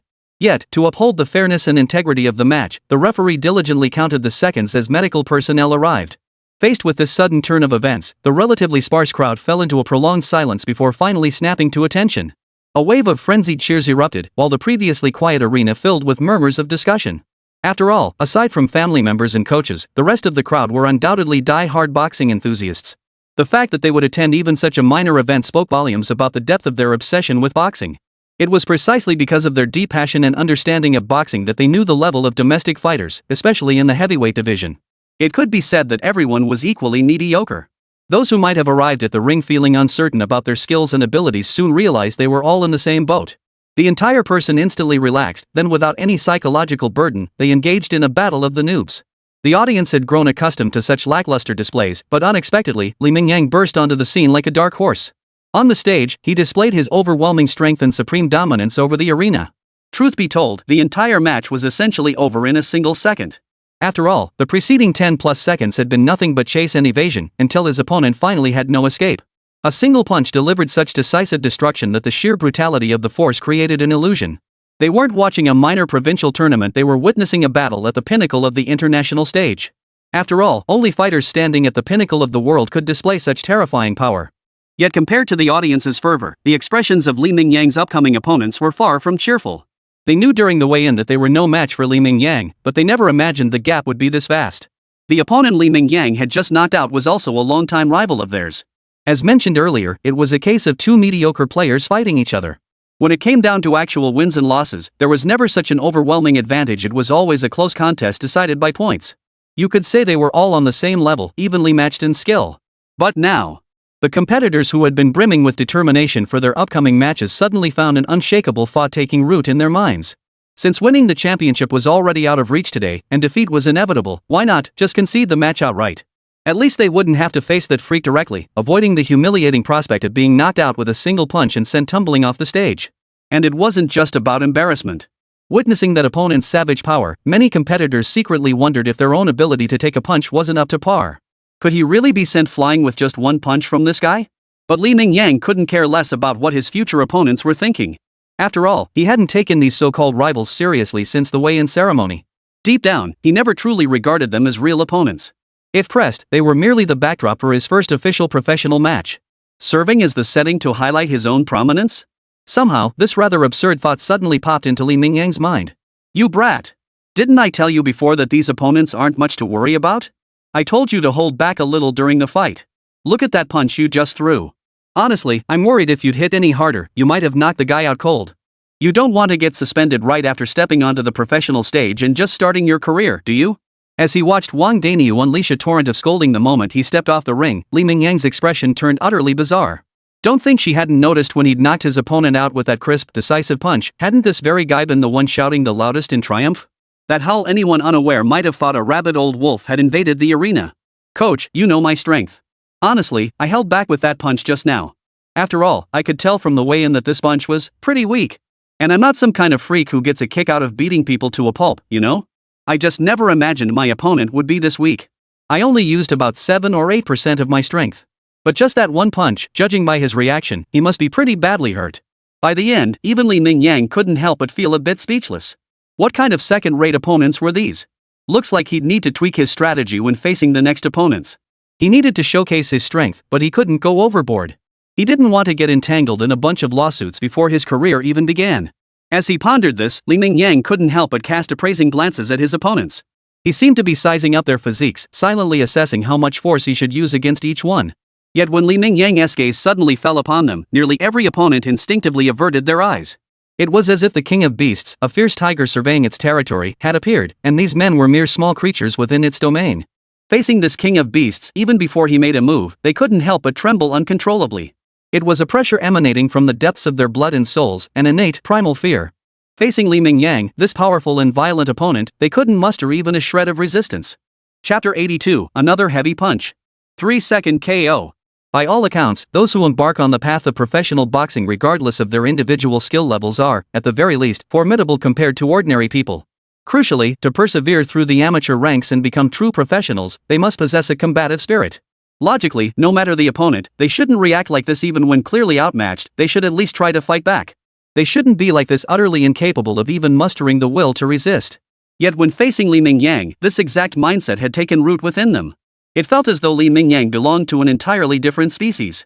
This overwhelming sense of superiority, almost as if it flowed through their very blood, surpassed even the mental fortitude they had cultivated through years of relentless training. Then again, it made sense. Even during the weigh-in, it was clear these guys were a bunch of misfits. They weren't even elite fighters honed by rigorous training. Compared to those standing on the top-tier stages, these guys were more like fillers. Their presence served merely to demonstrate that such a profession existed in our country, in our region, and that we could field a handful of professional competitors. As for their actual skill level, well, not only did they themselves seem unconcerned, but even their support teams appeared to have minimal expectations. Having never endured the kind of suffering most people couldn't bear, it's only natural that their resolve isn't as strong as everyone imagines. Facing opponents they know they stand no chance against, it's only natural to feel fear. But Li Mingyang couldn't be bothered to analyze the psychology of these weaklings. Whether they put up a fight or crumbled like today's opponent. They saw him like sheep encountering a tiger. Not only did they flee, but they even trembled uncontrollably. Regardless of their state, confronting him wouldn't alter the outcome. If they tried to fight back, they'd only expose more weaknesses, likely not even lasting as long as the first unlucky victim's 16 seconds. Bravely charging in to attack, and then whack! Down for the count. The whole thing probably takes a total of 3 seconds. Thinking about it this way, maybe being a coward isn't such a bad thing? At least you could last a little longer, making your defeat look slightly less pathetic? This tournament appeared professional in every aspect except for the competitors themselves. The schedule, however, was packed tight: 2 matches a day, one in the morning and one in the afternoon. So when Li Mingyang stepped onto the court for his second match, it was barely 3 p.m. Compared to the chilly, sparse stands in the morning, the afternoon crowd was noticeably larger, likely because videos of Li Mingyang's match had already circulated. When Li Mingyang entered the ring, scattered cheers even erupted, a development that caught him somewhat off guard. Could it be that after just 16 seconds of fighting, he already had fans in the boxing world? That was truly rare. I already watched this morning's video. That guy is seriously fierce. Just that one punch. As he spoke, the spectator couldn't help but excitedly mimic the motion, as if in that moment, he had transformed into Li Mingyang himself on the ring. Let's be honest, his opponent might not have looked as fierce as this guy, but he was still a muscle-bound beast, right? And he's a pro boxer. He's had professional training. I heard that poor guy's still in the hospital, hasn't regained consciousness yet. If that powerful, vicious punch had landed on my face. At this point, the fan's previously excited expression suddenly shifted to one tinged with alarm, his body even shuddering involuntarily. It was as if he could already see the gruesome aftermath of such a punch landing on his own face. No doubt about it, with my skinny frame, a punch like that, even if it didn't land squarely on my head, would probably knock me dead on the spot. You have to admit, young people's minds jump around at an incredible speed. 1 second their faces were filled with dread, the next they were buzzing with excitement again. So, how long do you think his opponent will last in this afternoon's match? Longer than 16 seconds, or shorter? Though they were complete strangers meeting by chance, they were all boxing enthusiasts. Gathered here because of Mingyang, this dark horse who suddenly burst onto the scene, they found themselves discussing these topics without any sense of awkwardness. Hard to say. If those opponents saw this morning's fight and decide to play it safe, maybe they'll last a bit longer? After all, if he's focused on running around the ring, even if this guy wants to finish him off, it'll probably take a bit longer, right? But if he faces someone stubborn, I bet this new unlucky guy won't last 10 seconds. After all, fists this brutal are a rare sight even on the world's top stages. Clang! Clang! Clang! Thud! Accompanied by the crisp ringing of the bell, Mingyang unleashed a sweeping kick the moment the match began. He had already discerned that his second unfortunate opponent today would likely adopt an evasion tactic. Having assessed his opponent's capabilities, Mingyang wasted no time in unleashing his full force without hesitation. Under the force of Mingyang's powerful strike, his opponent barely had time to think about resisting. He was about to lose his balance and fall to the ground. Mingyang seized the moment when his opponent was wide open, stepping forward swiftly before the other had even hit the ground. Thud! A vicious right straight punch. Without a hint of surprise, the opponent's tall, sturdy frame collapsed instantly, entering a deep sleep like an infant within a seamless second. At that very moment, the countdown on the large screen behind the ring froze. A bright red, blinding number 3 flashed before everyone's eyes. 3 seconds. The match had ended in a mere 3 seconds. Chapter 83, the match video goes viral. Faced with this explosive scene on the field, nearly every spectator erupted in enthusiastic cheers. Mingyang undoubtedly claimed the ultimate victory. Yet when he approached the ring's edge, he was met not by Wang Dania's joyful face. Instead, his opponent wore a stern expression. I noticed something. You seem to favor using your legs as a weapon during the match. Now, I'm not saying you can't use your legs as weapons, nor am I telling you to stop training them. But you must understand our ultimate goal? Our goal is to compete on the professional stage of international tournaments. Fortunately, this Champion of Champions tournament, despite its name, isn't a professional boxing event, it's a mixed martial arts competition. It follows MMA rules, which don't restrict leg techniques. Otherwise, that move you just pulled off. Not only would you lose the match, but it could seriously jeopardize your career. Before any match begins, you must commit the rules to memory. And don't let your legs cloud your mind or hinder your movements. In a free fighting match like this, there's naturally nothing to say, use whatever works best first. But you can't get so used to this fighting rhythm that you still instinctively want to use your legs when you step into a real boxing ring. He said that even if you remember the rules and manage to restrain your legs from attacking, it will still disrupt your natural offensive rhythm. So in the upcoming matches, you must remember not to treat this as a free fighting contest, but as a professional boxing match. Your legs are only for movement or evasion. Attacking your opponent must rely solely on your hands, only your fists can strike their upper body. Wang Dania's expression was extremely serious as he spoke. Even when you reach the pinnacle of the world, there are still many rule-rich competitions. Mixed martial arts is no different, but these competitions lack boxing's mature, upward-oriented system. If Mingyang wanted to reach the pinnacle of the world fastest, focusing solely on boxing was undoubtedly the best choice. Regular training must never be neglected, but when you step into the ring, when the match begins, you must remember never to use your legs. First, cultivate sound fighting habits and build up your combat memory. As for exploring other fields, that's certainly possible. But all that should wait until Mingyang has reached a certain level of achievement. For now, specializing in one discipline is undoubtedly the fastest path to Mingyang's growth. Upon hearing this, Mingyang nodded earnestly. Understood, coach. I'll be mindful of that in future matches. But I won't slack off on my legwork training. After all, the mere title of world boxing champion isn't my ultimate goal. I believe that no matter the style of combat, these guys should all be overshadowed by the might of our Eastern Dragon. By the end of his speech, Mingyang couldn't help but crack a grin. What should have been a bright, cheerful smile and expression. But paired with Mingyang's tone and gaze, it gave off a 12 out of 10 menacing vibe. Wang Daniel not only didn't object but responded with a satisfied smile. Exactly. That's the mindset we need. When we're out there on the battlefield honing our martial skills, these monkeys might still be living up in the trees. Why should these sports now be their domain? Our goal is simple, to show the entire world that your old man is still your old man. By the end, Wang Daniel couldn't help but burst into a wild laugh. Had anyone else spoken such words, he might have scolded them for arrogance. But these words came from Mingyang, a man whose physical gifts were so monstrously exceptional they were unmatched anywhere in the world. Not to mention that even now, Mingyang's body was still in a period of rapid growth. Conquering the arena was merely a minor goal. Wang Daniel believed that day couldn't be too far off, at most 2 years, perhaps even just 1 year. The Mingyang before them, this fledgling heavyweight boxer, would undoubtedly become the brightest star in the history of world boxing. As for the other contenders, no matter how impressive or dominant they appear in the ring today, they would pale like fireflies before his absolute physical gifts. Trying to outshine the bright moon in the sky would be laughable enough, let alone this blazing sun. Holy! Guys, look what I found! Li Mingyang, after all, was a major internet celebrity with millions of genuine followers, no fake accounts or bots. Naturally, his online presence was substantial and he maintained numerous fan communities. Many fans had been wondering why Li Mingyang hadn't streamed in days, even though his daily content was just training sessions. But among his followers were many die-hard boxing enthusiasts. Just watching his training sessions was enough to get their blood pumping and leave them craving more. In just these few days, Li Mingyang's private messages had piled up like mountains, with every notification showing 99 plus unread messages. But Li Mingyang had no time to pay attention to these messages. It was another die-hard boxing fan who spotted the oversight. He had grown accustomed to treating the daily training sessions as his daily spiritual sustenance, and not seeing them for several days felt very unnatural. Still, being a boxing fan himself, he decided to look for some matches to watch in Li Mingyang's absence. Little did he know, what he saw would leave him speechless. There, on the professional boxing stage, stood a familiar, ferocious figure. Holy crap! I was wondering why this guy hadn't updated in days. Turns out he snuck off to fight in a match behind our backs?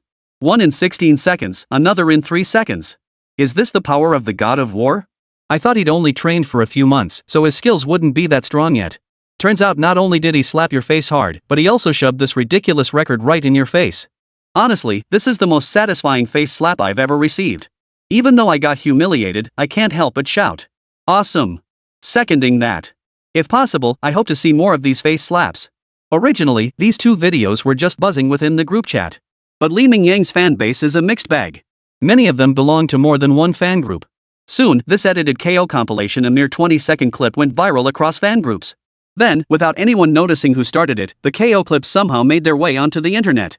Combined with Li Mingyang's already substantial fan base, not to mention such a wildly impressive knockout video. Propelled by fans' organic sharing and amplified by Douyin's algorithmic recommendations, footage from Li Mingyang's debut match unexpectedly exploded across the entire platform.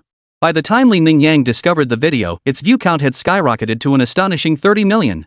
And this was all achieved in less than 5 hours. Chapter 84, Dominating Every Round.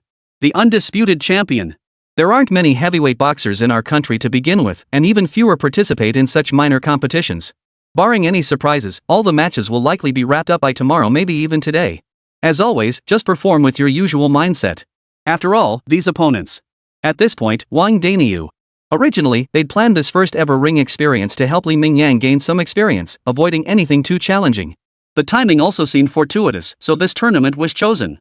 But unexpectedly, instead of gaining much experience, they'd encountered this bunch of misfits. Now Wang Daniyu's biggest worry was that Li Mingyang might get overconfident. While the opponent's physical gifts were indeed extraordinary, and his learning aptitude was quite impressive. But when it came to technique, his talent definitely didn't rank among the world's elite few. He was gifted, highly gifted even. If we set technical talent at a maximum of 100 points, Li Mingyang would barely scrape by at 90. Globally, when facing the absolute elite talents like the renowned Tyson, their boxing aptitude easily reached 120 points or more. He was truly in a league of his own. After all, from his training and debut to demonstrating absolute dominance, it took him only about 2 years. Moreover, Tyson is considered short for a heavyweight, lacking advantages in reach or other physical attributes, yet he still commands such absolute dominance. Beyond his world-class physical gifts, it's his extraordinary combat instincts that truly set him apart. What ordinary fighters would see as disadvantages, Tyson transforms into strengths through sheer will and personal style. Li Mingyang's current physical conditioning ranks among the absolute elite globally, yet his technical skills lag far behind the top fighters. If Li Mingyang got cocky now and faced a technically skilled opponent, one who wasn't too physically weak, he'd likely suffer a major setback. This is precisely what Wang Daniyu fears most, that a brutal defeat could shatter the young man's resolve. Boxing isn't just about physical prowess, technique matters. A fighter's mindset and mental fortitude are equally crucial. In short, these opponents are no challenge for you, but they're also no challenge for other skilled fighters. While your progress has been remarkably swift, even your current level could secure you a respectable position on the domestic circuit. But compared to the true elite players, even within the domestic scene, you're still quite a ways behind. Don't forget, this isn't a real life or death fight. There are rules in competition. If it were a real fight, you could probably grab them and beat them to death. But in a match, bound by all those rules, your opponent can fully leverage their strengths. While they might not knock you out, they could easily win by points. Hearing Wang Daniyu's words, Li Mingyang understood exactly what he meant. It was nothing more than fear that he might become overconfident after this tournament.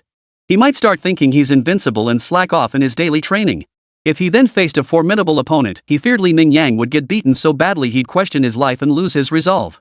Li Mingyang was well aware of his own level. He knew he could easily dominate these ordinary fighters, but facing the world's elite was another story. Even within China, where boxing isn't particularly developed, Mingyang didn't have full confidence he could defeat the top fighters in the ring. That's why after the match, Mingyang wouldn't relax his training, he'd actually push himself even harder. After all, life was short. Though he'd set his sights on reaching the pinnacle of the ring, that ambition wouldn't consume his entire existence. Right now, Mingyang simply wanted to achieve that goal as quickly as possible. To achieve this extraordinary ideal one ordinary people could scarcely dream of in the shortest possible time, even with his golden finger advantage, Mingyang knew he would have to put in even more effort. Just as Wang Daniel had anticipated, today's competition featured 3 matches, one in the morning, one in the afternoon, and one in the evening. Li Ming even wondered if this scheduling might have something to do with him. After all, the vast disparity in strength between Mingyang and the other competitors was obvious even to ordinary spectators, let alone the organizers. Since Mingyang wouldn't expend much stamina in each match, why not just wrap up the entire tournament in one day? Mingyang wasn't sure if this had anything to do with her, but regardless, she didn't care either way.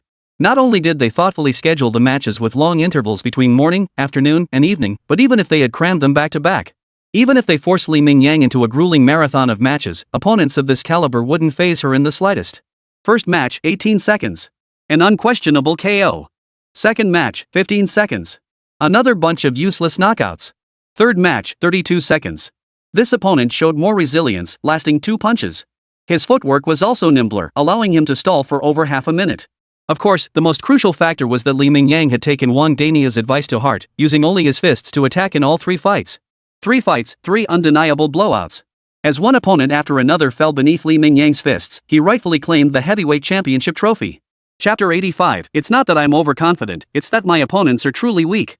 But, this trophy felt utterly devoid of any sense of accomplishment. Throughout his journey, Mingyang hadn't encountered a single worthy opponent, let alone anyone who could pressure him or make him feel like he was actually improving. If he had to describe the feeling of these past 2 days of competition, it was like a grown, muscular man wearing brass knuckles beating up a defenseless kindergarten kid. So when Mingyang stepped off the stage and got into the car, he casually tossed his trophy aside, showing not a shred of regard for it. Seeing this, Wang Daniel beside him could easily imagine Mingyang's current mindset. After all, Wang Daniel had watched Mingyang fight his way through this tournament. Given Mingyang's current physical prowess and skill level, this competition had indeed become rather pointless. But precisely because he understood Mingyang's mindset, Wang Daniel couldn't help but start worrying. He feared the kid might get cocky. What if he started thinking all opponents were this weak and slacked off in training? But Mingyang noticed the look on Wang Daniel's face. Before Wang could speak, Li raised his hand to cut him off. "Coach, I know what you're going to say. Rest assured, I won't let that mindset take hold. It's not that I'm truly getting cocky, it's just that the opponents I faced this time were really too weak. I'm well aware I still have a long way to go before reaching the level of true masters. But next time I want to arrange a sparring session. I hope I can participate in more competitive matches, at least at the national level, right? Failure isn't something I can't accept. If I meet an opponent who can defeat me, no matter how it happens. Whether it's a points victory or a straight KO, though to be honest, I doubt the latter will ever happen. But even if it's just a points victory, that's fine. At least I can learn a lot from my opponent. At the very least, the match would reveal my shortcomings, allowing me to progress at a rapid pace. Rather than wasting several days of training time like this, just to participate in such a meaningless competition." Hearing this, Wang Daniel couldn't help but laugh. Thank goodness at least Mingyang's mindset was intact. In fact, after competing in this match, his mindset felt even stronger than before.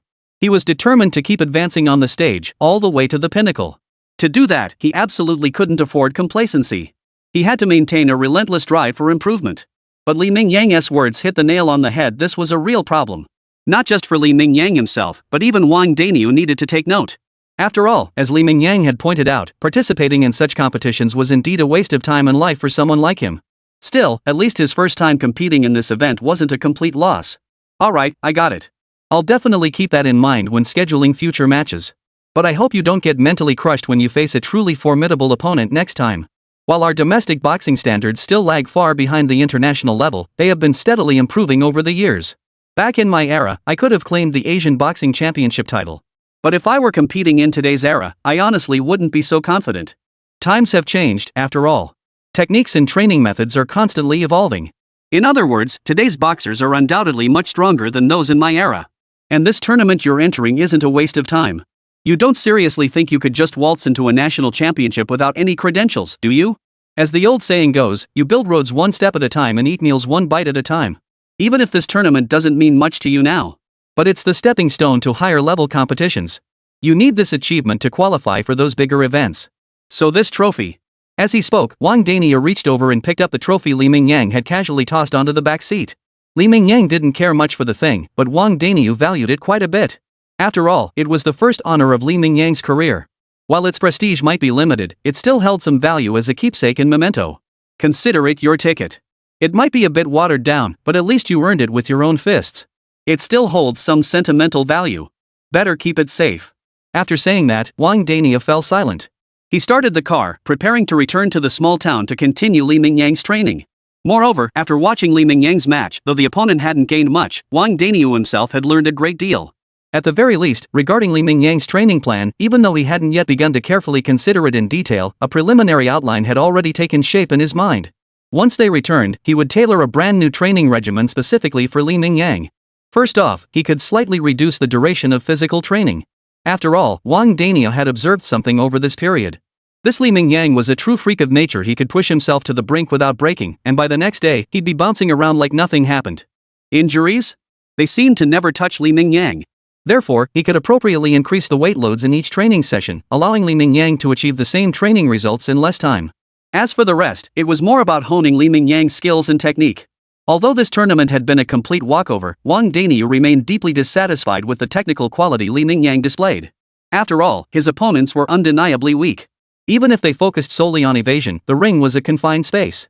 If Li Mingyang possessed better footwork and sharper offensive strikes, the matches should have concluded far more decisively. Even the final match dragged on for over a minute. In Wang Daniel's view, facing such opponents shouldn't consume so much time. The optimal approach was to strike with lightning speed, bursting into the opponent's space before delivering a decisive punch. Given Li Mingyang's monstrous physique, Wang Daniel had no doubt he possessed the ability to finish his opponent instantly with a single effective strike. Yet despite this glaring disparity in strength, Li Mingyang had fought for over half a minute. To Wang Daniel, this was utterly inexcusable.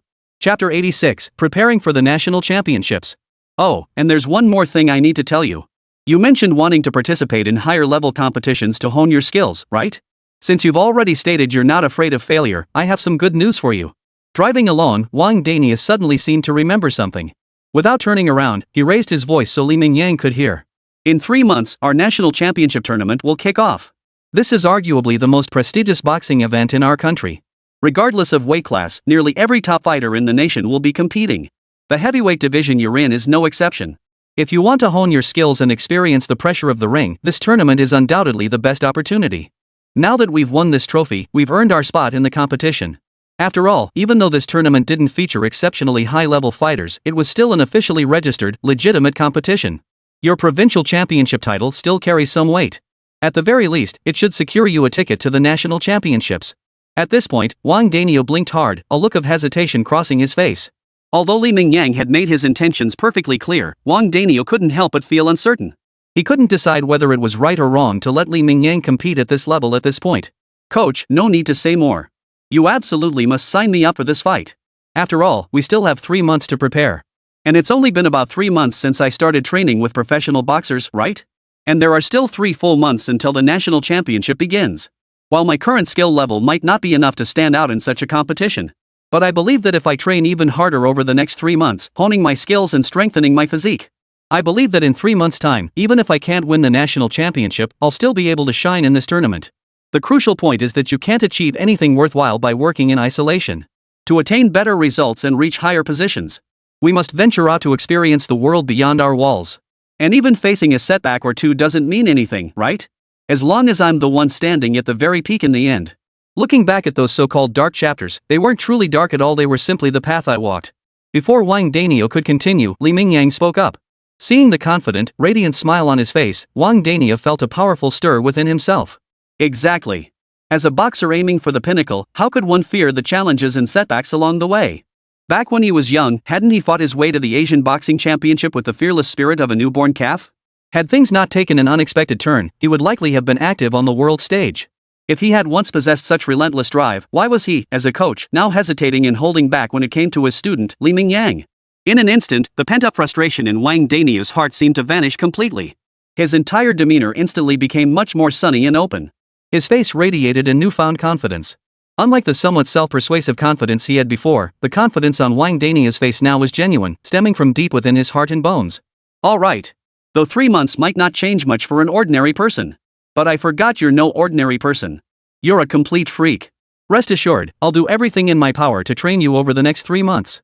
Even if I have to risk my own reputation, I'll make sure you become stronger in these 3 months. But, at this point, Wang Danio couldn't help but pause, a hint of regret flickering across his face.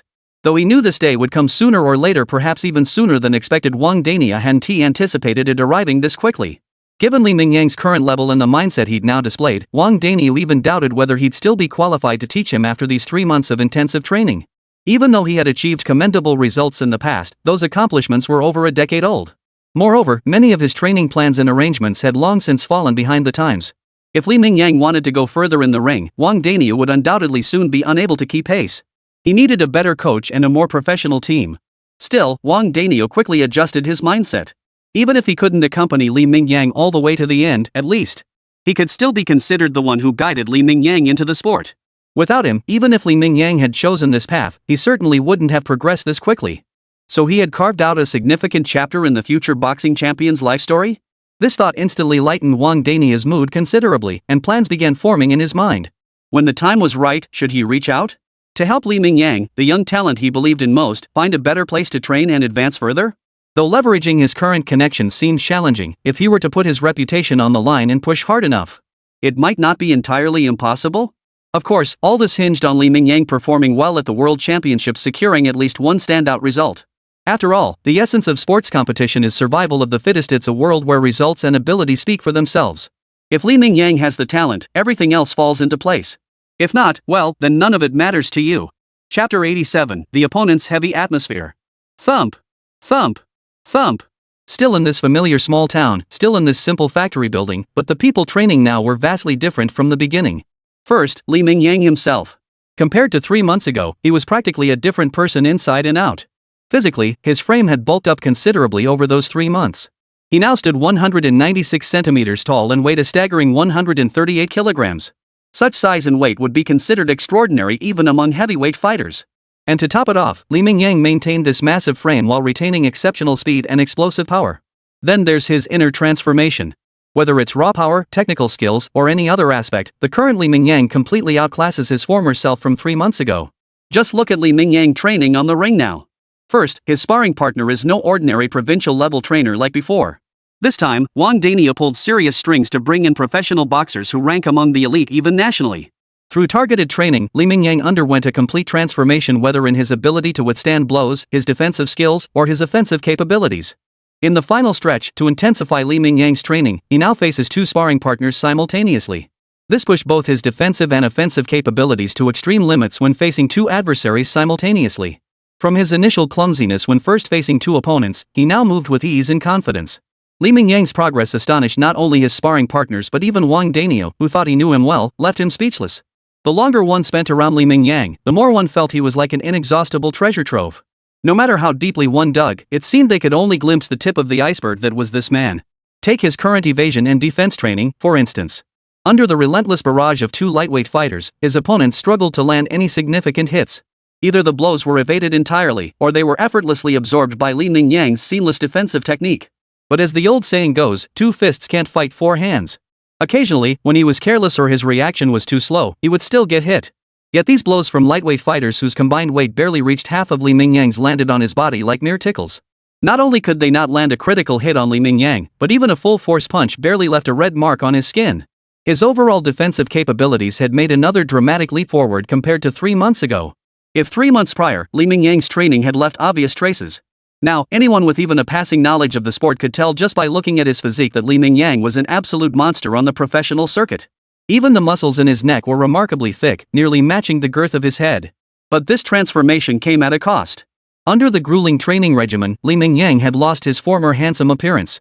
His face remained undeniably handsome, and paired with that physique, he was undoubtedly a beast of a man. But unlike the simple handsomeness of before, Li Mingyang now gives off the aura of a savage beast. Every inch of him radiated a violent aura, as if he might unleash a deadly punch at any moment. Alright, that's enough training for today. Continuing any further won't yield much progress. The national championship is about to begin. Just like last time, you should rest for a few days and watch your diet. At this point, Wang Danio paused involuntarily, his gaze toward Li Mingyang brimming with genuine satisfaction. Li Mingyang was truly the most gifted individual he had ever seen or trained. Most crucially, Li Mingyang was truly willing to endure hardship. In just 3 months, he'd trained relentlessly every day as if his life depended on it. Even in areas where he was relatively weaker, his technical progress had been nothing short of transformative. The current Li Mingyang was such a formidable opponent that even Wang Daniu, at his peak, wouldn't have been confident he could last 3 rounds against him. But after this professional championship tournament, I'm confident you'll achieve results that will astonish everyone. Even the championship throne and the national boxing champion's gold belt aren't beyond your reach with your current strength. So after competing in this national championship, I feel our coaching relationship will likely come to an end. On the path ahead, I, as your coach, won't be able to keep pace with your progress. Times are changing. To thrive in today's boxing ring, you need techniques and training methods that keep pace with the modern era. I hope you can achieve outstanding results in the upcoming championship, preferably take home the title. When that time comes, I'll do everything in my power to get you into a world-class training camp. If you can stand out in that camp, I believe the day you truly step onto the world stage and reach the pinnacle of boxing won't be far off. After all, this is a genuine world champion training camp. At least 60% of the fighters currently active on the world stage came from here. They are undoubtedly the most professional in the field of training boxers. Seeming to sense Li Mingyang wanted to ask more, Wang Daniu waved his hand decisively. Of course, even if you asked me now, I wouldn't reveal the specifics. The only thing you need to focus on right now is preparing thoroughly for the national championship. Aim to reach the highest position you can achieve in that tournament. Once you've completed this competition, we'll discuss the training camp in detail. At this point, Wang Daniu seemed to recall something. He turned his head and fixed his gaze on Li Mingyang, adding, "Oh, and one more thing I should remind you: after the championship, there'll probably be a month or 2 left. During that period, I won't interfere with your training anymore. You can handle things on your own then. But remember this, you'd be wise to use this opportunity to brush up on your English. After all, you won't have a translator with you at the training camp, and if you want to compete on the international boxing stage, speaking fluent English is absolutely essential." Watching Wang Daniu's receding figure, Li Mingyang stood frozen for a long moment before suddenly snapping out of it. He had thought that with his formidable physique, he could finally bid farewell to the painful grind of studying. After all, if his grades had been good back then, he wouldn't have ended up on this path. But now, despite his formidable physique, he still faced his most vexing problem. As a Chinese with the purest of bloodlines, Li Mingyang seemed to have an irreconcilable conflict with this thing called English. That guy.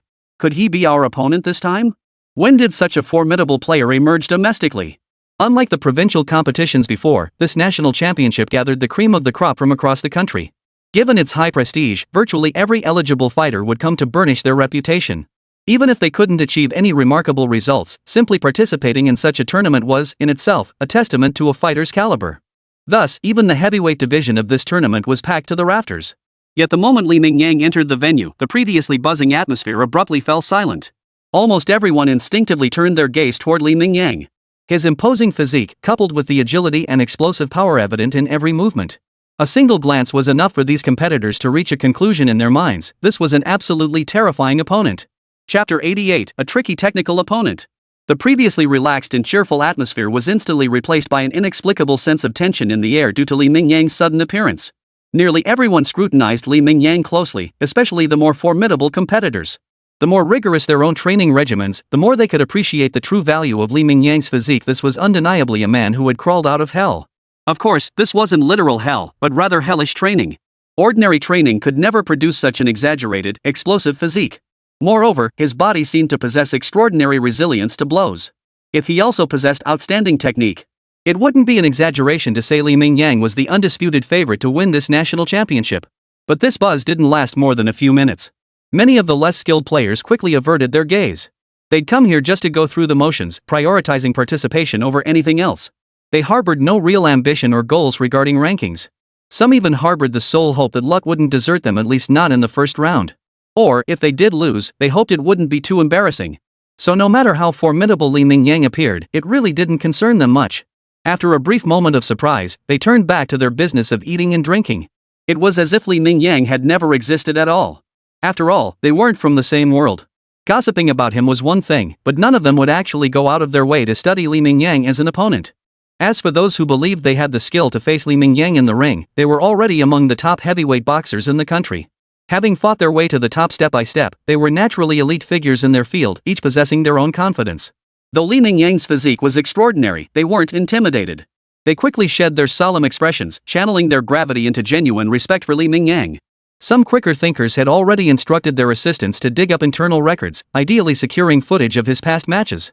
Li Mingyang had long grown accustomed to these gazes, whether filled with surprise or apprehension, ever since his first competition. Not to mention he'd just endured 3 months of grueling training. Even walking down the street now, he drew unusual stares from passers-by. Such gazes had long since ceased to faze him. After entering, he focused solely on his own tasks, with no intention of striking up conversations. Mingyang, looks like you finally met your match this time. After efficiently drawing his opponent, Li Mingyang paid little attention to who he'd be facing. After all, regardless of the opponent, he would give his all in the match. It wasn't so much confidence as the sheer absurdity of his own physique and stamina. The championship directly mirrored international professional boxing standards. Unlike ordinary bouts, this wasn't a mere 3-round affair. World-class professional boxing matches followed a 12-round format. Even for the big names active on the world's top boxing stages, a full 12-round bout was an insane drain on stamina.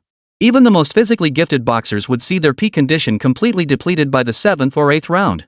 The final rounds are essentially just grinding it out.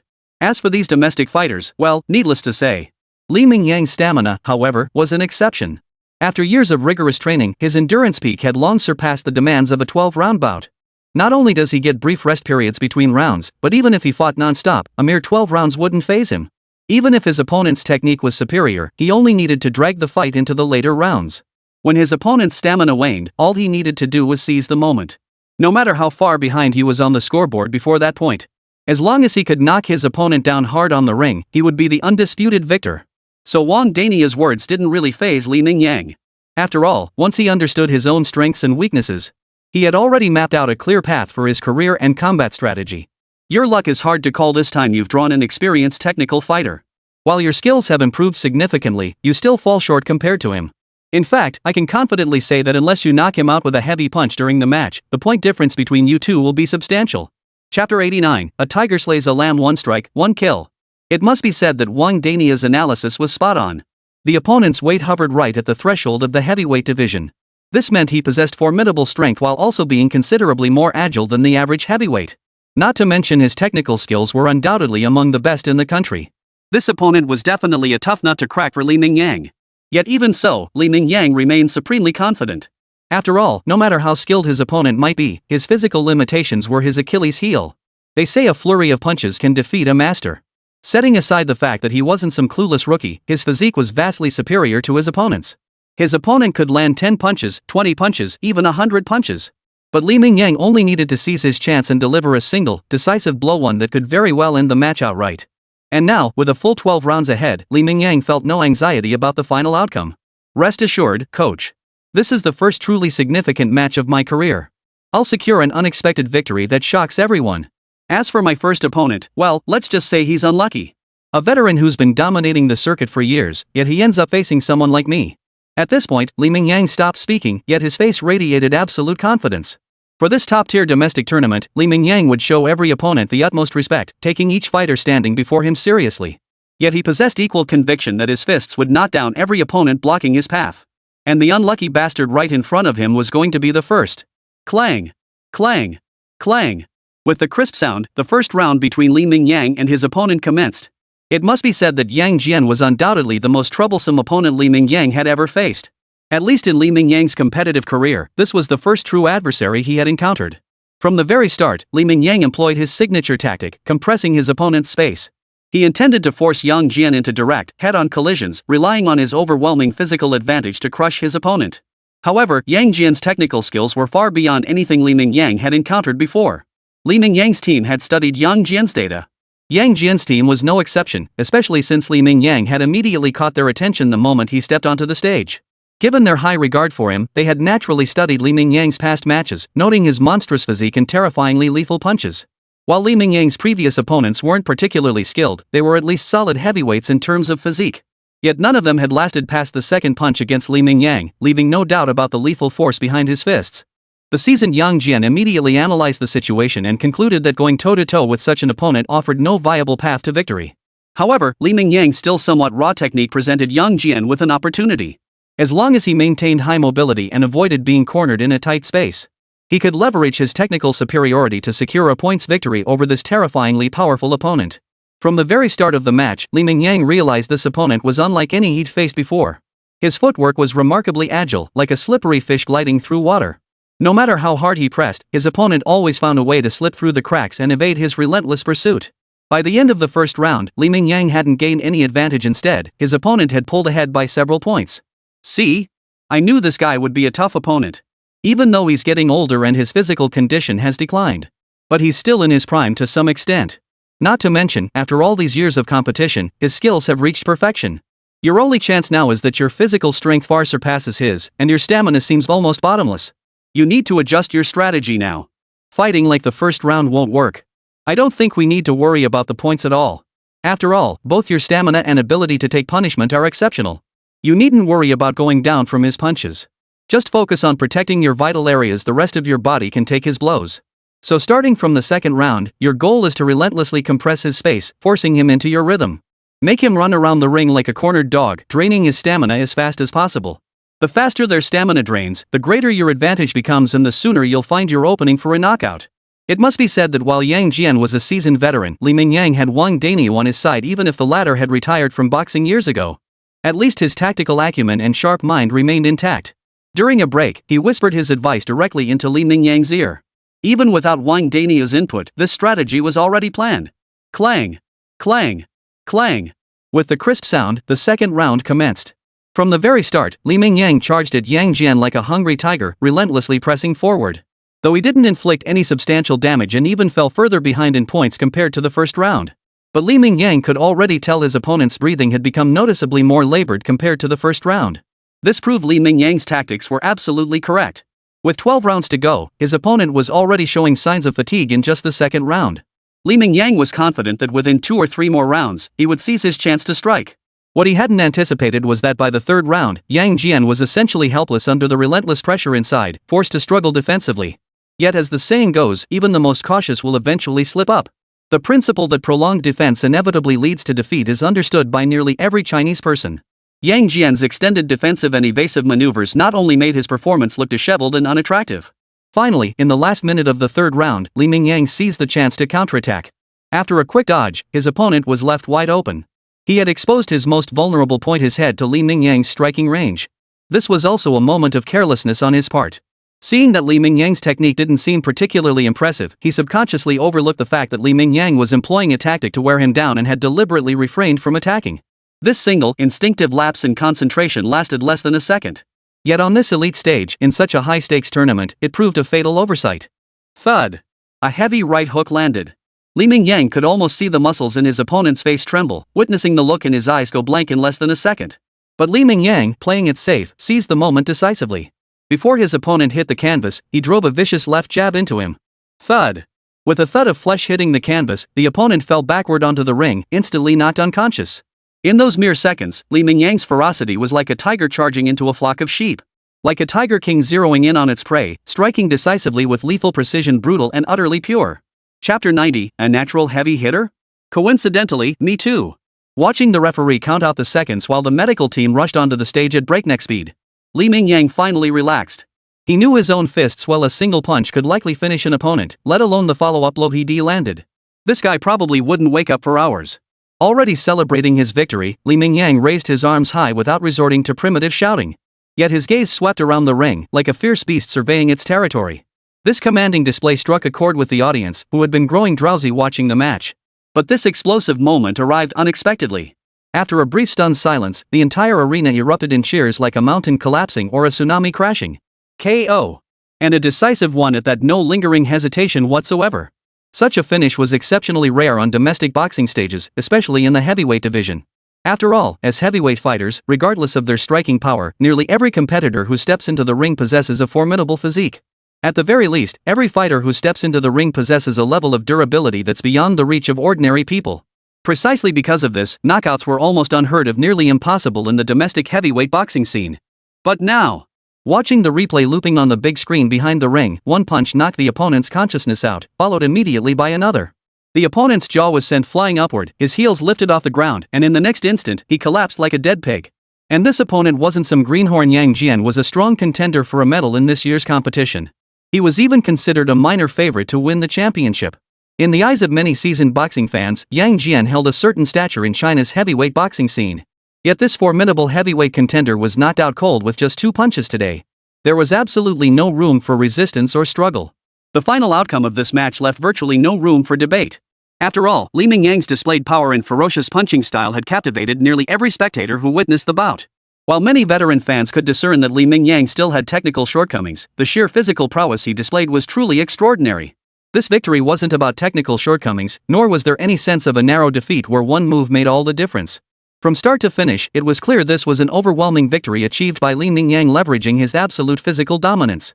In a 12-round professional boxing match, he knocked out such a formidable opponent in just the third round. Li Mingyang's performance immediately commanded the attention of all contenders in the weight class. While they had already held him in considerable regard, their level of respect now shot up another notch.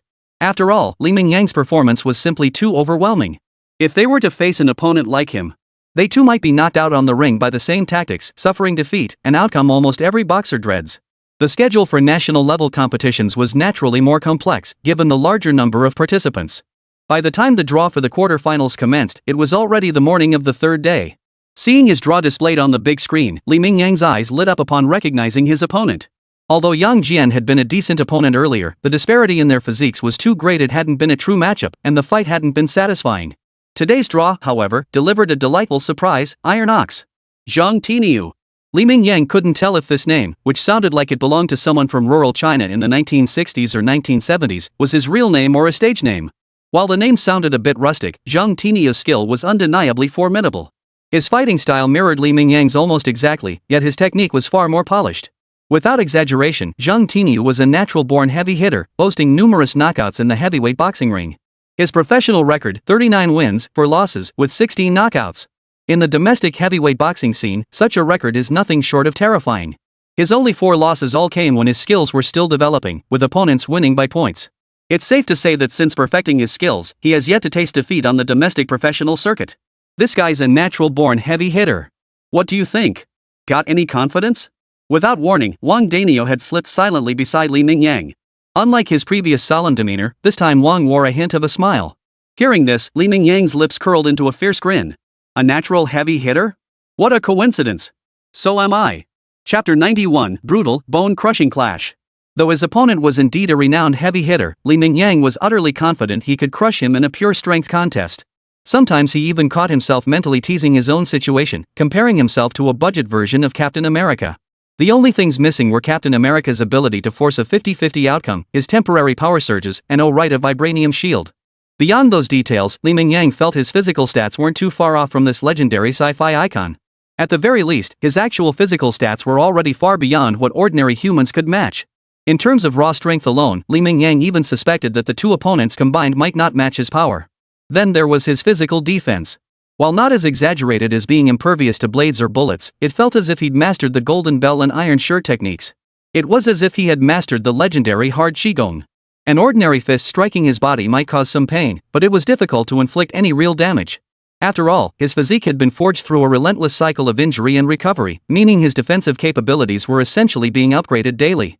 To this day, Li Mingyang has yet to encounter a single punch in competition or personal training that could break through his defenses. In fact, during his recent training to enhance his ability to withstand blows, Li Mingyang had his sparring partner use tools. Starting with rubber hammers, he eventually progressed to using wooden sticks as thick as an arm.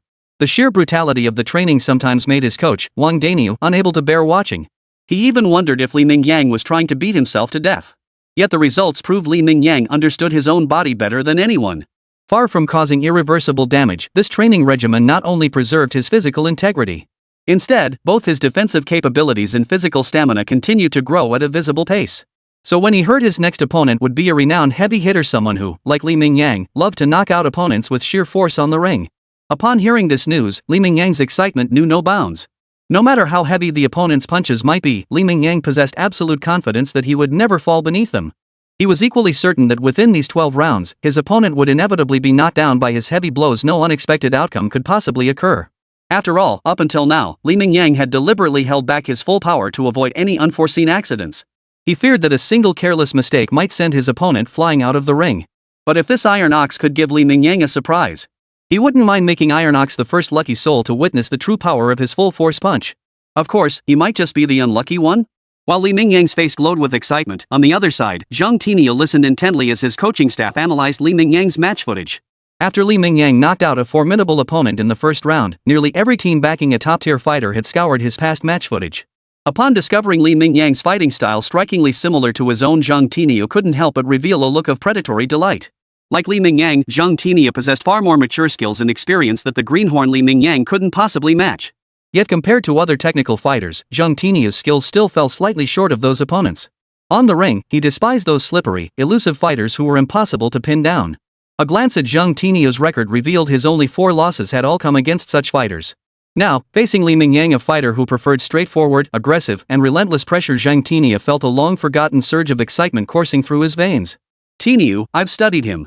Overall, this opponent's technique isn't fully developed yet, and he doesn't have much competitive experience. While I know you're confident in your physical prowess, I have to say based on our observations and analysis this guy's stamina might just surpass yours significantly. So to play it safe and secure the win, I think we should consider some tactical maneuvers. No matter how earnestly the coaching staff pleaded from behind him, Zhang Tinyu's stance remained unshaken. Enough. I won't alter my fighting style. Even if I do fall to this guy, it'll be my own doing. Besides, I've been longing for an opponent who matches my style to defeat me. You all know my physical condition has started to decline. Who knows how much longer this barely maintained peak condition will last, maybe another year, maybe 2. Rather than clinging desperately to my current status, I'd rather witness the birth of a new champion with my own eyes. In short, I won't alter any of my strategies today. Real men should relish a bone-crunching fight, don't you agree? After speaking, Zhang Tinyu closed his eyes. No matter what his coaching staff murmured behind him, he tuned it out completely. It was pure left ear in, right ear out. Yet he could distinctly feel his heartbeat accelerating.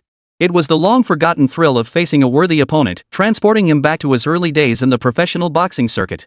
That feeling was back, the urge to give everything he had against every single opponent, the impulse to throw caution to the wind. Clang! Clang! Clang! Accompanied by the crisp sound, Li Mingyang and Zhang Tinyu each stepped onto the small ring from opposite sides of the platform.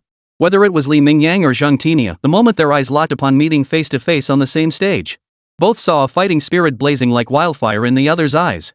Boom! As the referee's right hand swung down, Li Mingyang and Zhang Tinyu charged toward each other simultaneously. Almost the instant the match began, they engaged in a brutal, bone-crunching exchange, the most primal collision of skill and physical prowess. There was only defense, no cowardly retreat or evasion on the stage. Even some spectators in the front rows couldn't help but shift their gaze to the large screen behind the ring. They wanted to see the details of the fight, to witness the raw, visceral intensity of every punch landing. It was as if the 2 men in the ring weren't truly human, but rather 2 wild beasts locked in a frenzied battle over territory or prey. At this moment, technique had become nothing more than an insignificant flower adorning an already beautiful scene. What mattered most was the purest clash of physical prowess and willpower. Only one thought occupied their minds: to use their fists to knock the opponent before them flat on the ground. Chapter 92, Netizen, just a few days gone, and he's already made it to the national semifinals? 1 punch, 2 punches. Li Mingyang's technique still fell short compared to Zhang Tinyu's. In such an intense clash, his defensive skills couldn't match Zhang Tinyu's formidable strength. Soon, 2 heavy blows landed squarely on his midsection. Feeling the force radiating from the opponent's fists, even Li Mingyang couldn't help but grimace. This long-forgotten pain was truly exhilarating. But that was all. Beyond delivering that long-forgotten, searing sting, the opponent's punches couldn't inflict further damage on Li Mingyang. In fact, those 2 punches fiercely ignited the latent power and ferocity within Li Mingyang's very bones. The next moment, Li Ming seemed to forget he was still on the stage.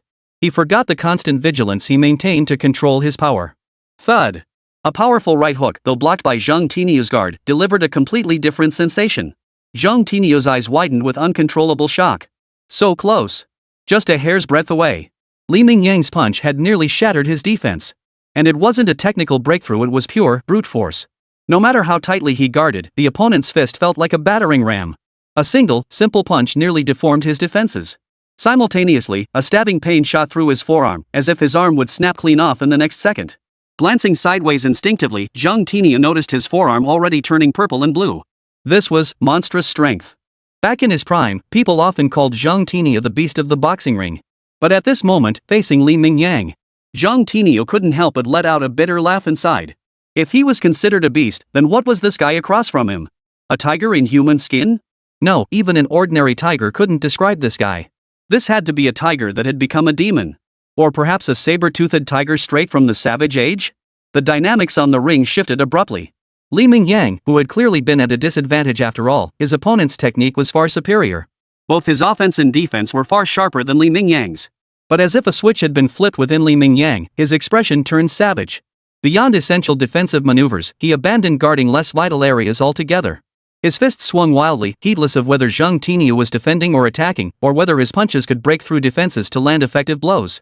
At this moment, Li Mingyang seemed less like a fighter in the ring and more like someone in a street brawl. That savage intensity sent chills down the spines of many spectators at the ring's edge, as if Li Mingyang's fist might land on them any second. Damn it! He couldn't hold on much longer. From barely managing to block at the start, even landing a few counterpunches, he was now reduced to a desperate, stumbling defense. Several punches had narrowly grazed Zhang Tinyu's head. What a freak! Where the hell did this monster crawl out from? Initially, Zhang Tinyu felt not the slightest fear toward Li Mingyang's fighting style. He even harbored a hint of contempt. Although Li Mingyang's strength had surged dramatically, he'd practically abandoned defending anything but his head. Didn't this guy know that the liver was the real target for a knockout blow? Despite the confusion in his mind, Zhang Tinyu wouldn't pass up such an opportunity. Seizing every opening to attack, he delivered vicious punches to Li Mingyang's midsection. Yet the outcome Zhang Tinyu had envisioned, Li Mingyang being knocked down or his combat effectiveness impaired, never materialized. After landing several punches, Zhang Tinyu even felt a stinging pain in his own fists, despite wearing gloves. It felt as though he wasn't striking the softest part of the human body. His fists seemed to be hitting the tire of a large truck, tough and resilient. His fists barely made a dent in the opponent's defense. This realization made Zhang Tinyu almost doubt the theory forming in his mind. As a renowned heavy hitter on the domestic fighting circuit, even if his current form was slightly below his peak, his fists were still among the heaviest in the country. Yet these very fists, which had earned him a fearsome reputation in the ring, were utterly ineffective against this greenhorn rookie. Meanwhile, each punch the opponent landed on him grew heavier than the last. By now, Zhang Tinyu's hands had nearly lost all sensation. Finally. Thud! A stray punch, as powerful as a truck plowing through, broke through Zhang Tinyu's tightly guarded boxing stance and slammed into his nasal bridge. Broken! With a sharp cracking sound, the thought flashed through Zhang Tinyu's mind. In that instant, his thoughts seemed to slow to a crawl. Thud! Thud! But Li Mingyang gave his opponent no chance to catch his breath, immediately following up with a left hook, then a full power right swing. After taking two more brutal blows to the head, Zhang Tinyu met the same fate as all of Li Mingyang's previous opponents. His eyes rolled back and he collapsed onto the ring like a limp noodle. Clang! Clang! Clang! As Zhang Tinyu hit the canvas, the bell signaling the end of the first round rang out. But judging by his condition, there wouldn't be a second round. 1 minute later, the referee raised Li Ming's right hand without hesitation, declaring him the undisputed winner. Zhang Tinyu, meanwhile, had been carried away by medical personnel waiting at ringside and loaded into an ambulance. His injuries appeared severe. With this victory, Li Mingyang became the first fighter to advance to the semi-finals of the tournament. Chapter 93, he's absorbing his opponent's experience and technique. Even the video of Li Mingyang's previous provincial competition had gone viral overnight, let alone this national championship. Although the larger pool of competitors meant Li Mingyang didn't immediately draw attention. But one oversight was forgivable. This was already the second time Li Mingyang had demonstrated overwhelming dominance in the ring. Even as an amateur, he should have gained a wave of new fans by now, especially considering his already massive online following. After the previous incident, his follower count had steadily approached the 10 million mark. These were all genuine, active followers, no tricks involved, making Li Mingyang's online influence undeniably massive. So when the first fan discovered Li Mingyang's tournament footage, they realized this guy remained fiercely dominant even at a nationally prestigious championship. They were instantly energized, unable to resist editing and sharing highlight reels of Li Mingyang's tournament performances. Just like last time, but even more exaggerated, videos from Li Mingyang's 2 matches spread like a virus. Like cancer cells, they were spontaneously replicated and disseminated by netizens, overwhelming the entire Douyin platform within mere hours. Even if you weren't a fan of Li Mingyang, scrolling through Douyin meant encountering his thrilling match highlights almost every few videos. Such massive traffic naturally brought Li Mingyang a flood of new fans, especially male ones. Even those uninterested in boxing found it hard to resist the raw, visceral excitement of such a bone-crunching, adrenaline-pumping sport. So when Li Mingyang demonstrated his absolute power, even casual viewers couldn't help but silently follow him after witnessing those spectacular moments. Ordinary Douyin users reacted this way, let alone Li Mingyang's dedicated fans. They were practically celebrating like it was New Year's. They were overjoyed, with nearly every fan group buzzing about Li Mingyang's participation in the national championship. The most buzzed about line? Haven't seen him in days, thought Li Mingyang was slacking off. Turns out he's already snuck into the semi-finals. Considering Li Mingyang had only formally started training a little over half a year ago, and in that brief time, he'd already defeated 2 formidable opponents one after another. What else could this be but raw, undeniable talent? If given more time, could they truly see a flash of their nation's yellow on the world's top stage? The mere thought of it sent not just Li Mingyang's fans, but even many casual observers, into a frenzy of excitement. This surge in excitement only fueled Li Mingyang's rising popularity. Many enthusiasts were already hailing him as the most promising heavyweight boxer of the new century, destined to stand atop the world stage. Most people encountering such hype would likely be tempted to send cease and desist letters. After all, they likely lack the genuine talent and confidence to back up such claims. The higher the hype now, the harder the fall when harsh reality eventually hits. But Li Mingyang was no ordinary person. As a second-chance cheat code player, he had complete confidence in handling this level of hype and the titles bestowed upon him. Far from feeling intimidated, he genuinely believed that domestic boxing might have been suppressed for too long. Even netizens seemed to tread carefully in their dreams. Merely stepping onto the world's pinnacle stage? That wouldn't be enough. Li Mingyang's ambition was to become the world's strongest man, not just in boxing, but to dominate every combat sport. He wanted to become an insurmountable mountain in the minds of every fighter, more majestic than Mount Everest itself. He wants to tell everyone in the world, whether those rednecks or those that your daddy is their daddy. Though we may have been quiet for 100 or two, this throne atop the world will forever belong to your dad. Ladies and gentlemen, you are now witnessing this year's biggest dark horse in boxing, the beast-like newcomer from Guizhou province, Li Mingyang. And facing him is our domestic heavyweight veteran, Zhao Hu, a medal-winning legend known as the Ring Assassin. Right from the opening bell, our veteran fighter has showcased his seasoned experience. Rather than engaging in a head-on clash with his young, powerful opponent, he's adopted a tactical approach of circling and harassing. It must be said that while our veteran may be past his prime, his technical skills have only grown more refined. In contrast, our dark horse Li Mingyang seemed frustrated from the outset, though he desperately tried to pin his opponent against the ropes. But the seasoned veteran didn't give this dark horse, whose fists packed devastating power, a single opening. Once the semifinals commenced, every fighter who reached this stage possessed considerable skill. By this stage, the national championship was not only broadcast live but also featured professional commentary for every match. Right now, as he faced an opponent who had already dragged the fight into the fourth round, Li Mingyang's gaze held an unprecedented gravity. Zhao Hu before him was truly the most formidable opponent he had ever faced. Not only was he technically skilled and battle-hardened, but his stamina was also far beyond ordinary. Any ordinary opponent would have been gasping for breath by the fourth round under such intense pressure. Yet Zhao Hu, aside from slightly heavier breathing, showed no sign of fatigue, let alone any openings from exhaustion. It was clear that Zhao Hu's nearly decade-long honing of his skills in the ring had become his greatest advantage against Li Ming. His agile footwork proved particularly troublesome. Even when Li Ming deliberately abandoned defense to try and corner Zhao Hu within the ring's boundaries, he simply couldn't contain him.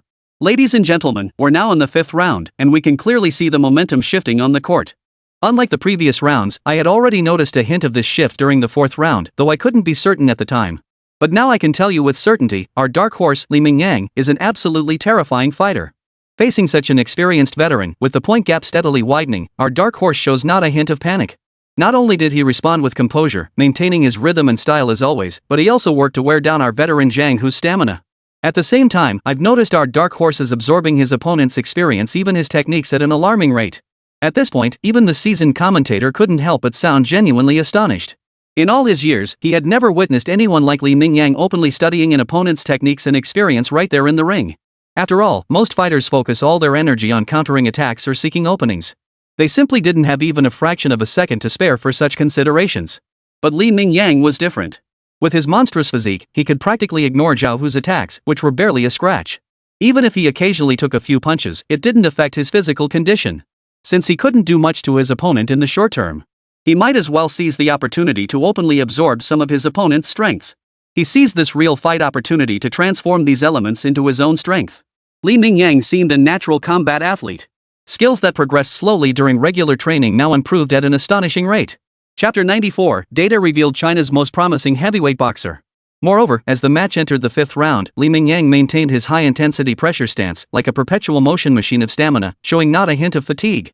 Zhao Hu, having endured this long, inevitably began to decline physically, no matter how strong his will remained. Compounded by Li Mingyang's rapidly advancing skills, he had even begun to match Zhao Hu's rhythm. On several occasions, he nearly cornered Zhao Hu in the ring's dead zone. To many uninformed spectators, Li Mingyang seemed to have suddenly leveled up like protagonists in anime. He unleashed combat power far surpassing his previous levels.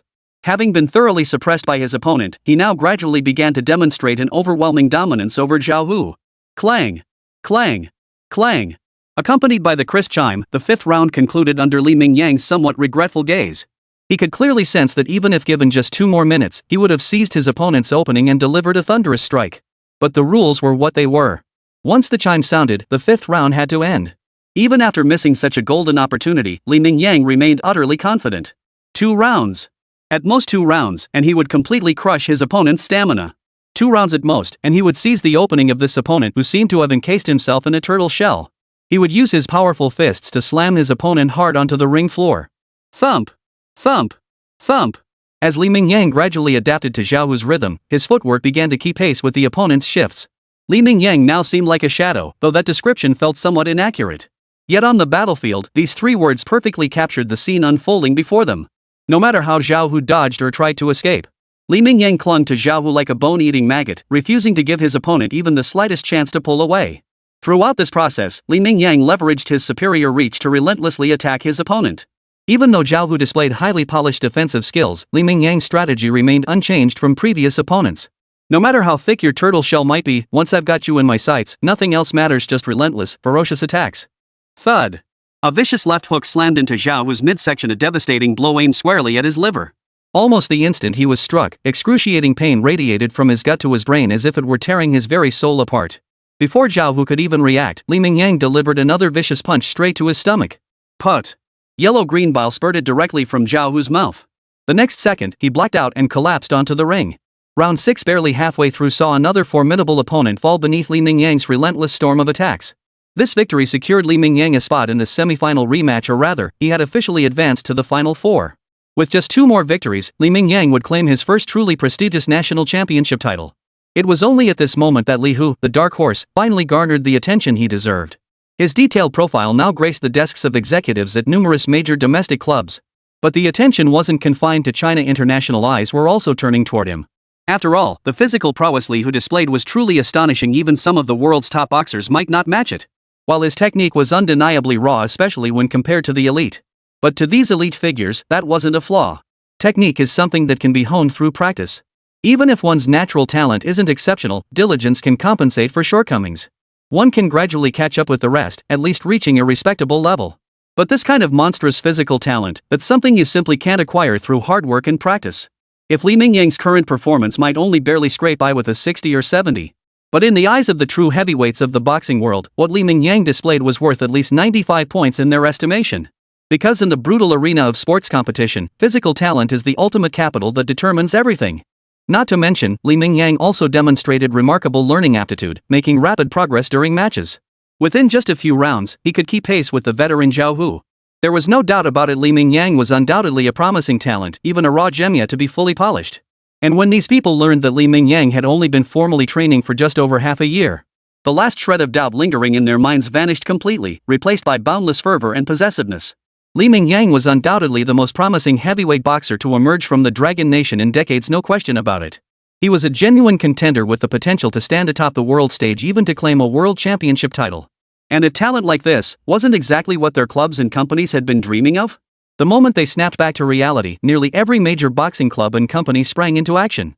They aimed to seize this rising star early, while Li Mingyang was still a newcomer, securing him for their own camp. Chapter 95, another heavy knockout. The finals. When the semi-final draw results were announced, Li Mingyang and Wang Danyu exchanged a startled glance. Both saw an inexplicable look in each other's eyes. Wang Danyu was particularly at a loss for words, struggling to find the right adjectives to describe the situation before them. Let's be honest, the fact that your opponent made it all the way to the semi-finals. I don't know if it's his incredible luck or yours. Glancing at his opponent's profile, Wang Danyu noted that while the man was indeed a skilled heavyweight professional boxer, he paled in comparison to Li Mingyang's previous 2 opponents. Based on his actual skill level, he shouldn't have made it to the current stage of the tournament. Yet, it seemed this guy had been riding a wave of good fortune throughout the championship. Every opponent he drew was weaker than him, while the stronger contenders like the 2 Li Mingyang had faced earlier had all been eliminated in earlier rounds. It had to be said, luck truly was part of one's strength. This tournament must represent the pinnacle of his career. So far he'd fought his way all the way to the semi-finals. But his good fortune ends here. Among the final 4, only the one standing before him lacks the skill to keep up. Regardless of his past luck, facing me now proves this kid's streak has run its course. After a cursory glance at the opponent's profile, both Li Mingyang and Wang Danyu promptly set the information aside. After all, this opponent simply wasn't worth their attention. They might as well declare themselves finalists already. After all, if Li Mingyang couldn't even defeat this opponent, he might as well quit boxing altogether. Forget dreaming of reaching the world's pinnacle. He might as well withdraw now and go home to raise kids. Instead of studying this opponent, they'd be better off analyzing the other 2 remaining contenders. Compared to the massive disparity in strength on Li Mingyang's side, the other two opponents were absolutely evenly matched. Whichever one made it to the finals, Li Mingyang and Wang Daniu both considered it perfectly normal. So rather than squandering time on this weakling he was about to face, he'd be better off focusing more energy on the opponents he was likely to encounter in the finals. Ding! Ding! Ding! Accompanied by the crisp notification sound, Li Mingyang flashed a menacing grin at the opponent before him. Sun Pao, of course, knew everything about Li Mingyang. Honestly, after being drawn against him, despair had set in.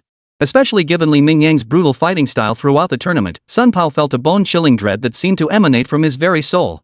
Now that he truly stood face-to-face with his opponent on the same stage, Sun Pao could almost picture himself getting knocked out by a heavy punch, lying in the hospital bed for a month unable to get up.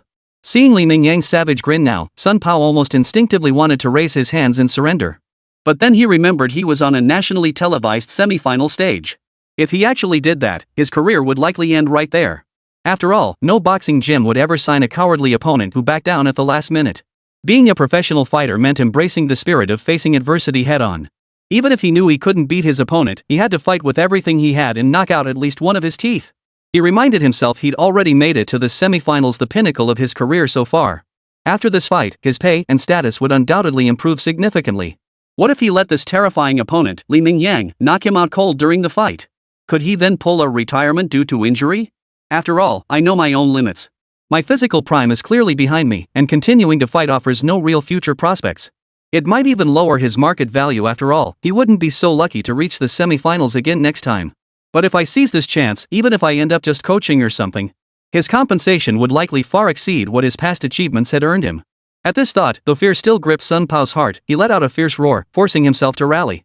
Instead of retreating, he actively pressed forward against Li Mingyang. And then, there was no next. After 2 intense bouts, Li Mingyang had made remarkable progress in mastering and refining his techniques. In other words, the Li Mingyang before the official competition began would likely be no match for the Li Mingyang of the present. And Sun Pao, standing before him now, was indeed the weakest opponent Li Mingyang had encountered throughout this national championship. So, in less than a single round, the clock froze at 1 minute and 53 seconds. Facing Li Mingyang's devastating liver punch, followed immediately by a vicious left hook to the face. The consecutive heavy blows sent Sun Pao crashing to the canvas without question, cementing Li Mingyang's spot in the finals. Unlike previous matches, however, Wang Daniu beside the ring showed little excitement despite the victory. Because from the very start of the match, both of them had known the outcome. Not just Wang Daniu, even Li Mingyang himself felt little joy, despite advancing to the finals through this match. But compared to this qualification, Li Mingyang secretly wished he could face a worthy opponent. As if reading Li Mingyang's thoughts, Wang Daniu immediately produced 2 detailed dossiers after the match concluded. Take a look. Reaching the finals is already a great achievement for us. But as the saying goes, human desire is never satisfied. Right now, we're just one opponent away from claiming the national championship title. This will be invaluable for your future path. If possible, I'd love to see you holding that championship trophy in your hands. So moving forward, I think it's essential for you to study these 2 opponents' profiles. Regardless of which one you face tomorrow, both are stronger opponents than any you've encountered before. This will undoubtedly be the toughest match yet. If you can't knock out your opponent within 12 rounds, our chances of winning the championship are practically non-existent. So tomorrow, you must give it your absolute all. From the very first round, you need to bring maximum intensity to wear down your opponent's stamina. After all, whichever one of them it is, they're both at the peak of their physical condition right now, and their stamina is naturally at its highest. If you don't throw them into high-intensity combat from the very start, it's highly likely that even after 12 rounds are over, you might not even catch a single opening or opportunity to successfully knock out your opponent. Chapter 96, We Are Champions. Hearing Wang Daniu's words and observing the solemn expression on his face, Li Mingyang said nothing further, merely accepting the documents in silence. It must be said that these 2 fighters' resumes were truly terrifying. Throughout their careers, they had participated in over 60 ring bouts of varying scales. Yet they maintained near-perfect records, each suffering fewer than 10 losses, some of which were mutual defeats between them. Their skill levels were absolutely neck and neck, making them unquestionably representative figures in China's heavyweight ring scene. Coincidentally, they also shared a similar fighting style, a perfect blend of technique and physicality. Unlike lighter heavyweight fighters who must rely solely on technique and points to win, lacking overwhelming power. Nor are they like pure powerhouses, such as Li Mingyang, whose technical skills are masterful. Both fighters boast impressive KO records against opponents in the ring, and they have subtly established a certain gap between themselves and other heavyweight boxers in the country. While they might not be considered the strongest opponents on the world stage, they absolutely have the credentials to compete at that level. Even if they were likely to be among the bottom contenders there, one must first earn the right to compete at that level. Beyond these two, no other domestic heavyweight boxers possess that caliber. After meticulously reviewing their records, even Li Mingyang couldn't help but suck in a sharp breath. Tough opponents. This was the first time Li Mingyang had ever uttered such a heartfelt exclamation since competing professionally, regardless of how formidable his previous opponents had been. Even though Li Mingyang sensed this fight would be grueling, he still possessed unwavering confidence in victory.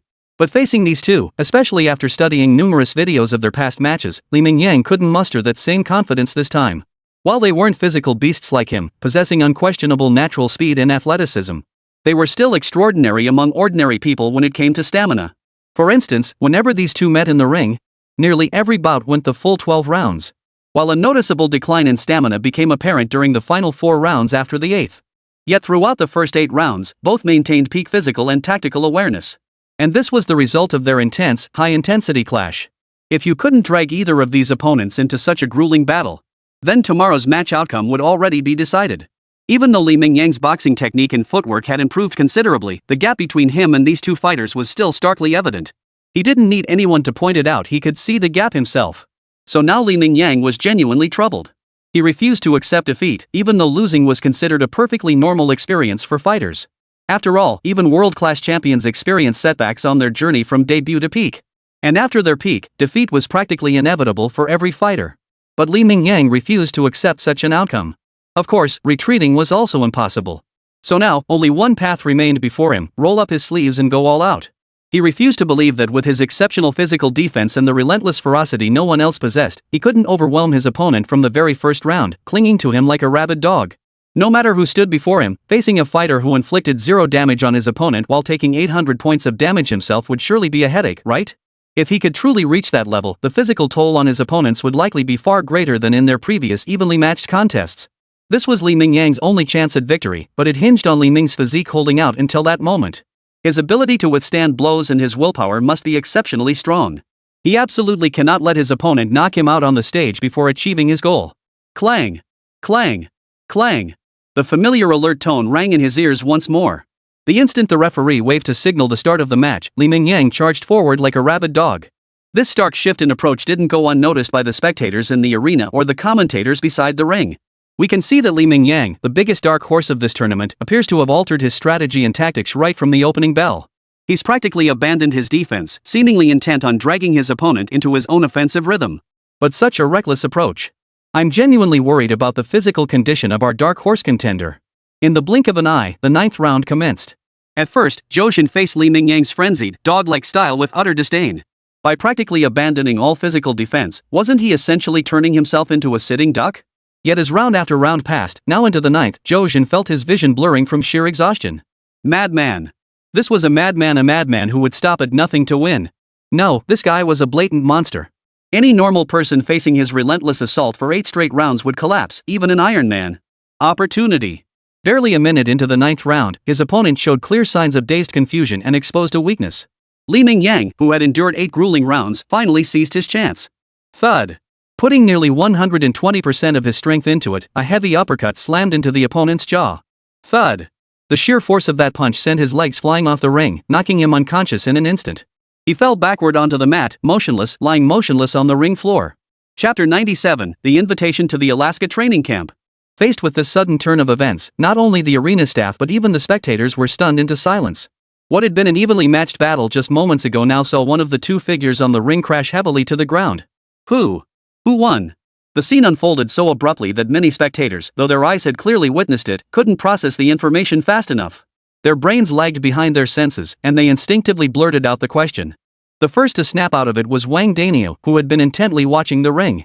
Seeing Li Mingyang actually defeat such a formidable opponent, Wang Daniel couldn't help but let out a series of cheers, sounding almost heart-wrenching. Champion! We won! We really won! We are the champions!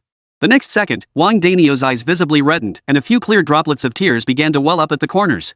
Only he knew how long he had waited for this day to face a fighter like Li Mingyang, blessed with extraordinary talent. How much effort had he poured into these years? And now, the fruits of victory finally lay before Wang Daniel. The sudden realization that this dream had come true shattered the nightmare that had tormented him for over a decade, nearly 2 decades. Li Mingyang, however, did not erupt in wild celebration after knocking down his opponent. Instead, he stared blankly around him, lost in thought. Observing the reactions of those around him, listening to the thunderous roar of cheers erupting like an avalanche across the arena. Li Mingyang felt as though he were in a dream. Was this what it felt like to be the national champion? Was this the sensation of standing at the pinnacle of a nation's pinnacle? This feeling seemed pretty damn good. Lost in thought, a faint smile finally curved his lips. He admitted that in this moment, he truly felt himself falling in love with the sport of combat. He loved the sensation of one formidable opponent after another falling before him. And it was precisely at this moment that the resolve to reach the pinnacle of the world grew ever stronger within Li Mingyang. Unlike before, when he'd mechanically completed tasks merely to achieve goals, now the idea of standing atop the world had become Li Mingyang's dream. The mere thought ignited an endless surge of passion within him, as if he were about to throw himself onto the training ground at any second. Let the sweat and agony of training come even more fiercely. Let his progress come even more rapidly. So this is the national championship trophy? It actually looks pretty nice. At least the craftsmanship is far superior to that crappy trophy from before. His attitude was completely different from when he received the provincial championship trophy last time. Even after getting into the car, Li Mingyang couldn't help but gaze at the trophy in his hands with a look of fascination and satisfaction. Truth be told, the craftsmanship behind the trophies wasn't vastly different after all, they were both merely ordinary modern artifacts. The most significant difference lay in the trophy's intrinsic value. Compared to that so-called provincial championship trophy, the one before him now felt like a genuine memento. A deeply meaningful one, an important memento marking a milestone in life. Now that we've won the national championship, we've made a name for ourselves in the professional boxing world. But the real challenges lie ahead. After the national championship, there's the Asian Cup, and then the World Cup. Even stronger opponents await you ahead. What you need to do now is further solidify your strength. Even if you might not match the top fighters in natural talent for combat skills, your physical gifts are absolutely off the charts. But no matter what, whether it's physical strength or technique, whatever it takes. If possible, I'd prefer to see you develop all aspects of your physique in tandem, ideally without any glaring weaknesses that could be exploited. Therefore, it's essential for you to undergo more rigorous, professional, and demanding training to elevate your abilities to the next level. This will allow you to handle even stronger opponents with greater ease. Taking the trophy from Li Mingyang's hands, Wang Daniu's gaze toward his elder held a flicker of joy, but it was overshadowed by a deeper sense of melancholy and confusion. He knew this moment had arrived, the parting of ways between him and Li Mingyang. After all, the path Li Mingyang was about to embark on was no longer suited for an old-school relic like himself. Still, Wang Daniu quickly adjusted his mindset. Though he had only accompanied Li Mingyang during the initial stages of his competitive journey, he was, at the very least, Li Mingyang's mentor, the guide who would set him on the path to boxing. He was even a trailblazer for Li Mingyang's future path. He had planned this long ago, and now that the moment had arrived, there wasn't much left to ponder, was there? With that thought, Wang Daniu's gaze hardened. He thrust the trophy into Li Mingyang's hands and simultaneously pulled a meticulously crafted invitation from his bag. Li Mingyang took the English-covered document with a puzzled look, staring at the image of a ferocious brown bear. He was curious, what on earth was this? Before Li Mingyang could voice his confusion, Wang Daniu answered the question himself. Remember how I mentioned you'd need more professional and rigorous training next? This is an invitation from the world's most elite training camp. The Alaska Training Camp. You could say at least half of the world's top fighters have come from this camp, or at the very least, have trained there. Your outstanding performance in the competition, combined with a little insignificant favor I pulled, finally secured this invitation for you. The road ahead may require you to walk alone. After all, I'm just an old man who's been behind the times for over a decade. I can't keep up with the pace of progress anymore. But I believe that if you emerge from this camp, your strength, technique, and even your physical conditioning will undergo a profound transformation. By then, you'll truly possess the strength to step onto the world-class stage. By the end of his speech, even Wang Daniu himself felt a surge of excitement, already anticipating that day. As Li Mingyang's first coach, he knew all too well the boy's extraordinary talent. He also knew that day would come sooner rather than later. Chapter 98, English that makes you want to die. Oh, and with the Alaska training camp starting in just under 2 months, you'd better brush up on your English during this time. You don't have to be able to communicate flawlessly, but at least don't be like you are now, unable to even understand the simple English on the invitation letter. After all, everything at the Alaska training camp is conducted in English. If you can't communicate, it'll become a huge barrier. It'll make your training incredibly inconvenient, and a world-class camp like this certainly won't provide you with a dedicated Chinese interpreter. But you've got such talent and everything else, I doubt a little English will be much trouble for you. Go for it, kid. I can't wait to see you standing at the very top of the world someday. As he finished speaking, their car pulled up to the entrance of Capital Airport. It was only then that Li Mingyang noticed something was off. He saw Wang Daniu heading in a completely different direction once they entered the airport.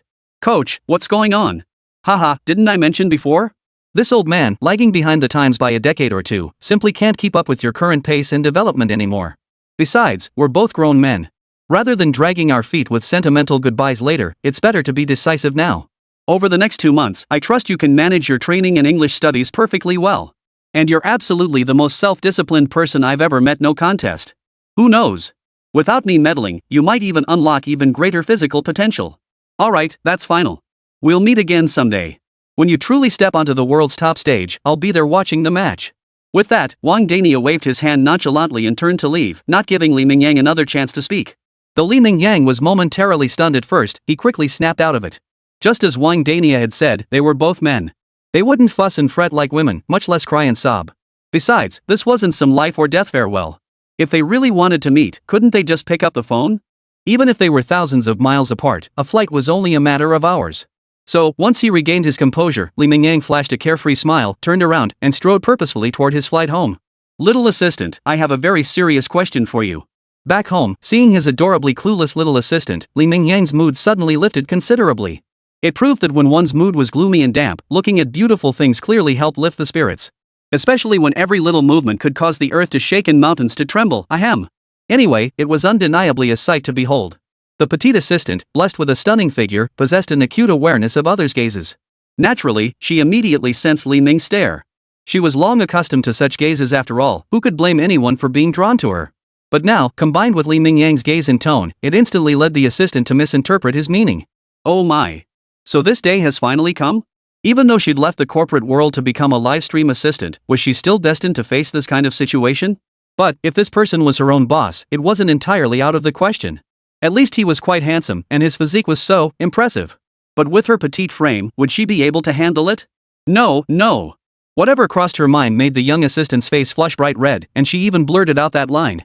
This left Li Mingyang standing there utterly baffled. No way, what? Hey, you. I thought, well, you're a top student from a prestigious university, and didn't you say you passed the CET6? Could it be you can't even handle this small task of teaching me English? I was actually thinking of giving you a raise of 1,000 or 2. But now it seems. Li Mingyang wasn't stupid. Seeing the young assistant's reaction, he realized she seemed to have misunderstood something. But to just come out and say it like that would only make things awkward between them. But as always, Li Mingyang was a master at changing the subject. With a few well-chosen words, he not only cleared up the misunderstanding but also successfully redirected the young assistant's attention toward the pay raise. Arg. I want to die. Seriously. My life has never felt this bleak. Nearly a month had passed in the blink of an eye. They were back in the same training facility, but the scene was completely different. Li Mingyang's expression no longer radiated enjoyment. Look at his current state, hair standing on end like a bird's nest, dark, prominent bags hanging under his eyes. His eyes had lost all sparkle, like stagnant water, devoid of even a trace of the vitality and liveliness belonging to a living person. Boss, keep it up. You've made huge progress compared to a month ago. It's just English, I'm sure with your talent, you'll master it easily.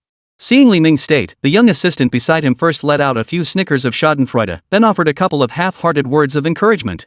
At first, the assistant had thought this task was no big deal, especially since her own English was quite good. In fact, Wang Yuqing had never considered English a particularly challenging subject, so it naturally followed that Li Mingyang learning it shouldn't be too much of a problem. Then, the assistant realized she was wrong. When it came to English, her boss displayed the same aptitude as a mentally challenged child.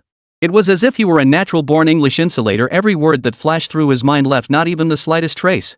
Chapter 99, the little assistant entrusted with a heavy responsibility, temporarily leaving the country. With the training camp start date fast approaching, Li Mingyang spent his time not only on daily training and English studies. He had also begun handling visa-related matters. Fortunately, with the training camp invitation letter in hand, the visa process proved straightforward and was completed with ease. But the English problem. Li Mingyang felt it was highly unlikely he'd achieve fluent communication before the camp officially began. After a month of intensive cramming, Li Mingyang felt like his brain was about to explode, yet he still grasped only a fraction of the language. He felt destined to have no connection with this English thing in his life. Ever since his school days, he'd been practically immune to the language. Even now, with the strict requirement to learn English, Li Mingyang just couldn't seem to absorb it. Before he knew it, Li Mingyang's final days in China had arrived, and his English skills remained as poor as ever. By this point, he'd given up on his English entirely. Whatever happens, happens. There'd surely be other ways to manage later. Would a living person really die from holding their pee? In these final days, Li Mingyang had practically stopped training. It wasn't to save himself for the upcoming training camp. Rather, he wanted to carve out more time to spend with his parents. The new house back home was nearly finished. The elderly couple were quite cheerful these days. The supermarket downstairs had expanded its scale and was now bustling with business. Living in a new house, driving a new car, and enjoying decent income, the couple wore beaming smiles wherever they went. The only thing that made them a bit melancholy was their beloved son's impending departure from China to attend a training camp in Alaska. Still, they understand this is his chosen career path, his professional journey. Though their hearts ache a little, they silently offer their full support. So Li Mingyang also made an effort to spend more time at home with his parents during these final days. After all, Li Mingyang had a premonition, or perhaps he knew deep down. Things had been manageable back in China, but now that he was about to officially enter the international arena, it wouldn't just be training competitions would inevitably take him traveling between countries. The chances of him staying in this small hometown, spending time at home, would become increasingly rare.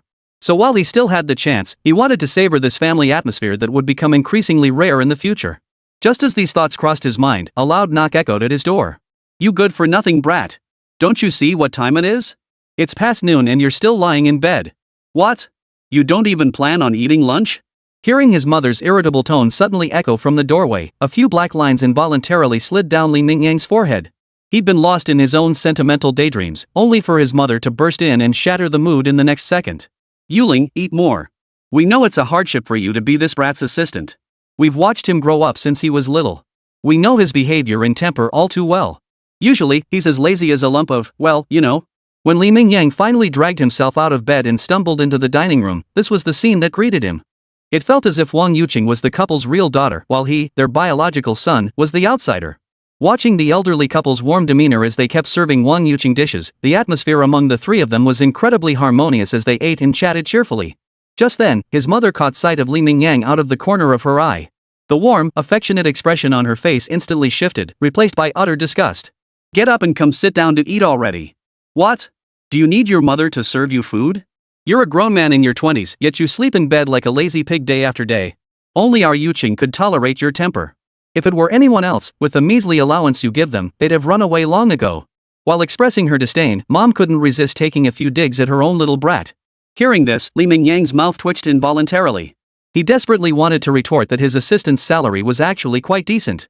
In today's job market, his assistant was averaging over 10,000 yuan a month, truly a high income these days. Just look at all the college graduates flooding the job market, many can't even land positions paying 3,000 or 4,000 a month. But Li Mingyang saw right through his mother's intentions. The old couple's backs were itching again, their desire to hold their eldest grandson had reached fever pitch. They were subtly trying to match him up with his assistant, but Li Mingyang had no interest in that right now. So no matter what his mother said, Li Mingyang let it go in one ear and out the other, not letting a single word linger in his mind. "Yuqing, how's that visa you were supposed to apply for yourself?" With only 3 days left, Li Mingyang finally remembered this crucial matter. Hearing this, Wang Yuqing looked utterly surprised. She'd almost assumed her boss had forgotten about it entirely, so she was taken aback that he'd finally remembered. "It's been taken care of ages ago. But boss, why did you ask me to get a visa too? You're going for training, and I probably won't have any work to do over there, right?" Hearing her words, Li Mingyang shook his head with a wry smile. "No, you're overlooking something. Have you forgotten about my rather troublesome English skills? So for this Alaska training camp, I have a crucial task for you. From now on, you'll be my interpreter. Oh, and while there's still time, hurry up and book your flight. I completely forgot to tell you earlier. We'll head over together. As for outsiders not being allowed in the camp, we'll cross that bridge when we come to it. Let's just get there first. I'm confident we'll figure something out when the time comes." As he spoke, Li Mingyang's face was lit up with a confident smile. Though he'd never participated in a training camp himself, he could roughly imagine what it would be like. As long as he demonstrated absolute strength, it seemed perfectly natural for the powerful to enjoy minor privileges in such a place. His request wasn't unreasonable either, merely adding a small assistant to help with language barriers. Surely the people at the training camp wouldn't object, right? Chapter 100, Arrival at the training camp. A bunch of beasts in human skin. But what if someone actually stepped forward to object? As if already envisioning that scene, Li Mingyang couldn't help but let a savage grin spread across his face. After nearly 2 months of grueling training following the competition, and with Wang Dania no longer around, Li Mingyang pushed his physical limits with even greater recklessness. The experience accumulated during the competition, along with other elements, had been thoroughly assimilated and transformed into his own unique techniques. Li Mingyang could confidently guarantee that if he fought himself from 2 months ago in a 12-round professional match, he would win within 6 rounds. While the Alaska training camp was among the world's elite training facilities, it remained just that, a training camp. While it had produced numerous world-class fighters, that didn't mean everyone who trained there was already at that level. If they were already at that level, why would they bother joining a damn training camp? So even before training began, Li Mingyang possessed unwavering confidence in himself. No matter what prodigious talents this camp might harbor, these guys' ultimate fate was clear. They become stepping stones for him. Got a problem? Fine. Then let's see if your fists are bigger than mine. If not, it's better to keep your mouth shut. Because Li Mingyang's fists pack a serious punch. One wrong move could easily cost you this season's training camp. What? Nervous? Sitting on the flight to Alaska, Li Mingyang couldn't help but stare at the girl beside him, her face etched with anxiety. They were heading to a training camp for the world's top fighters, not off to northern Burma to harvest kidneys. Why all the nerves? Anyone watching might think he, Li Mingyang, was a human trafficker. I am a little. This is my first time ever leaving the country, and we're flying straight across the ocean. I looked up some info before coming. I heard people in Alaska are pretty rough, and there are countless shootings here every year. I'm genuinely worried I'll get shot dead walking down the street. I'm still so young. There are so many delicious foods and fun things I haven't experienced yet. I don't want to lose my life so young, thousands of miles away from home in a foreign land. As she spoke, the young assistant seemed to vividly picture the scene in her mind, her emotions growing visibly agitated. It was as if she might actually be shot dead in the next second. Seeing this, Li Mingyang beside her couldn't help but roll his eyes. Relax. We're going to a training camp, not some gangster hangout. Even if you wanted to get shot walking down the street, even in that godforsaken training camp, that'd be pretty damn hard to pull off. Your sole purpose and mission this trip is to serve as my translator. As for your little life, I promise you'll return in one piece. How had he never noticed this before? His little assistant was actually this timid. But you know what? This timid little look was actually pretty adorable. The Alaska training camp had thoroughly considered the unfamiliarity of fighters from different countries. They had already contacted all participants in advance, confirmed their flight details, and arranged for meet and greet staff to be waiting the moment Li Mingyang and his group stepped off the plane. But upon seeing the two burly men, one dark-skinned, one fair, the young assistant shrank back behind Li Mingyang, looking a bit frightened. Though the men said nothing, Li Mingyang somehow understood the unspoken question in the assistant's eyes. This is what you call security? These guys look like they're nearly 2 meters tall. All muscle, they look more like gangsters than anything else. Are you absolutely sure we're attending a legitimate training camp and not some kind of gang meeting? After picking up Li Mingyang and Wang Yuqing, the two burly men cast a slightly puzzled glance at Wang Yuqing, clearly wondering why an extra person had suddenly appeared. But they seemed accustomed to such situations, saying nothing more as they simply drove toward the training camp. Perhaps they assumed Li Mingyang was the quiet, reserved type who didn't say much? Little did they know that Li Mingyang was actually quite talkative in everyday life, barely qualifying as a social butterfly. The reason he was so quiet this time was mainly due to the language barrier. This was rather awkward. Hello, Mr. Li Mingyang, correct? Welcome to our Alaska training camp. I'm confident you'll gain unprecedented insights here. However, I have a problem here. This young lady does not appear on our invitation list. And our Alaska training camp does not accommodate unrelated outsiders, so. The moment he arrived at the base, a burly man who appeared to be in charge immediately approached Li Mingyang, cutting straight to the point about Wang Yuqing, the uninvited guest. Wang Yuqing dutifully acted as his interpreter. Though her expression remained timid, she conveyed the man's words clearly. Hearing this, Li Mingyang showed no signs of fear or retreat. After all, this training camp was indeed the most elite in the world. If they intended to deliberately target him, Li Mingyang wasn't about to back down. Worst case, he'd just go home and train on his own. Li Mingyang firmly believes that with your physical prowess and perseverance, standing atop the world is only a matter of time. Not participating in this so-called Alaska training camp is undoubtedly the camp's loss, not his. Even if it's the world's most elite training camp, it probably hasn't produced a single fighter who dominates every single combat discipline, right? This is my interpreter. Since my English isn't particularly strong, I need to bring one along. Surely that's not an unreasonable request? Chapter 101, Insult and Provocation? Starting a fight right off the bat. Hearing this, the person in charge remained unmoved. From your perspective, this is indeed a reasonable and appropriate request. But from mine, it is not. Since you knew you were coming to our training camp, why didn't you brush up on your English knowing it's weak? Can I interpret this as a lack of respect for our training camp? Of course, bringing an interpreter isn't unprecedented. But all such exceptions must be justified by hard skills.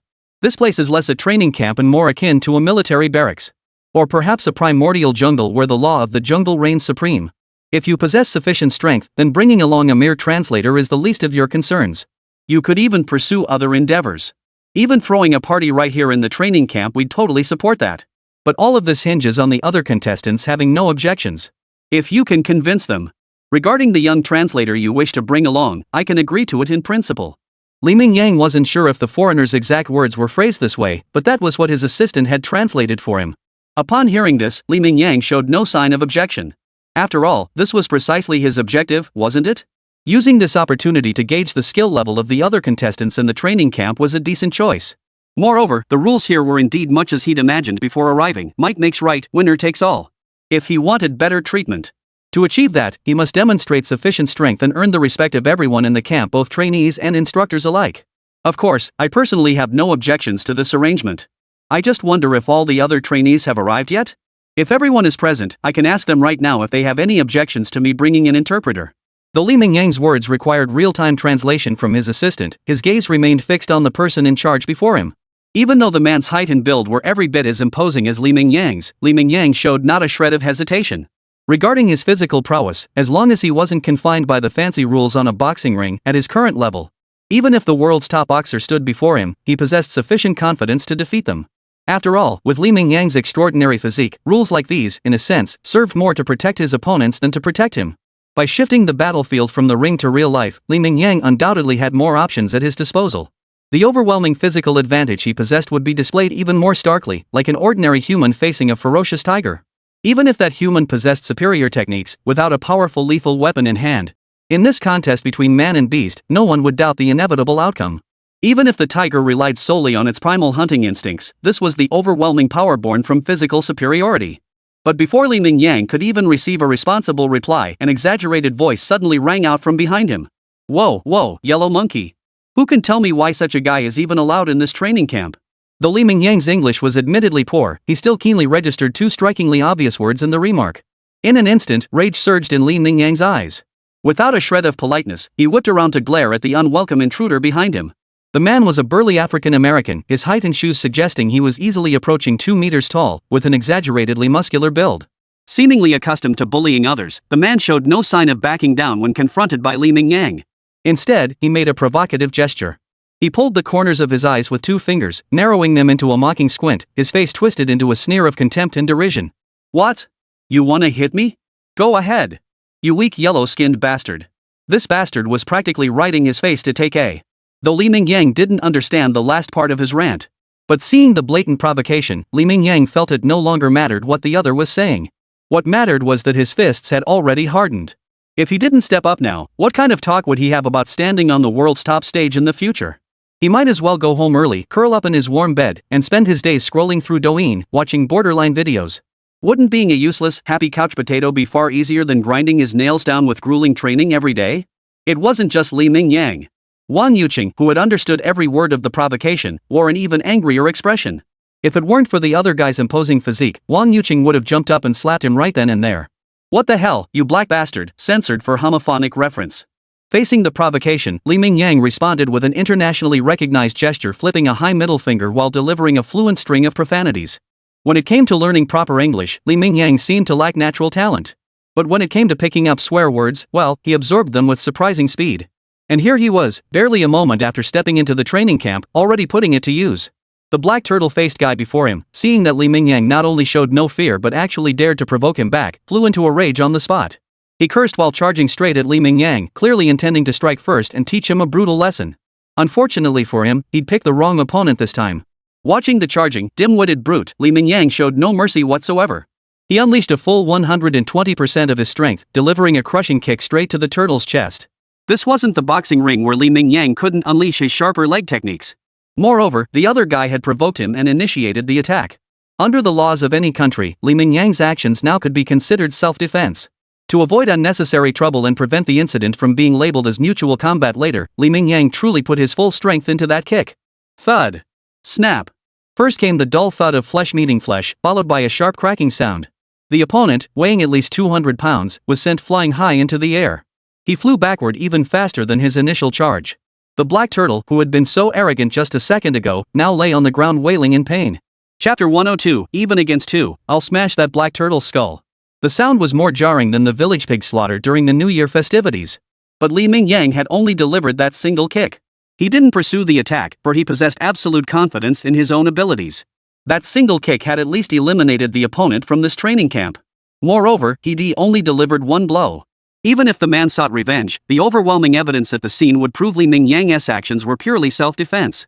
After all, the other guy had charged at him with clear intent to attack, and Li Mingyang hadn't escalated things after subduing him.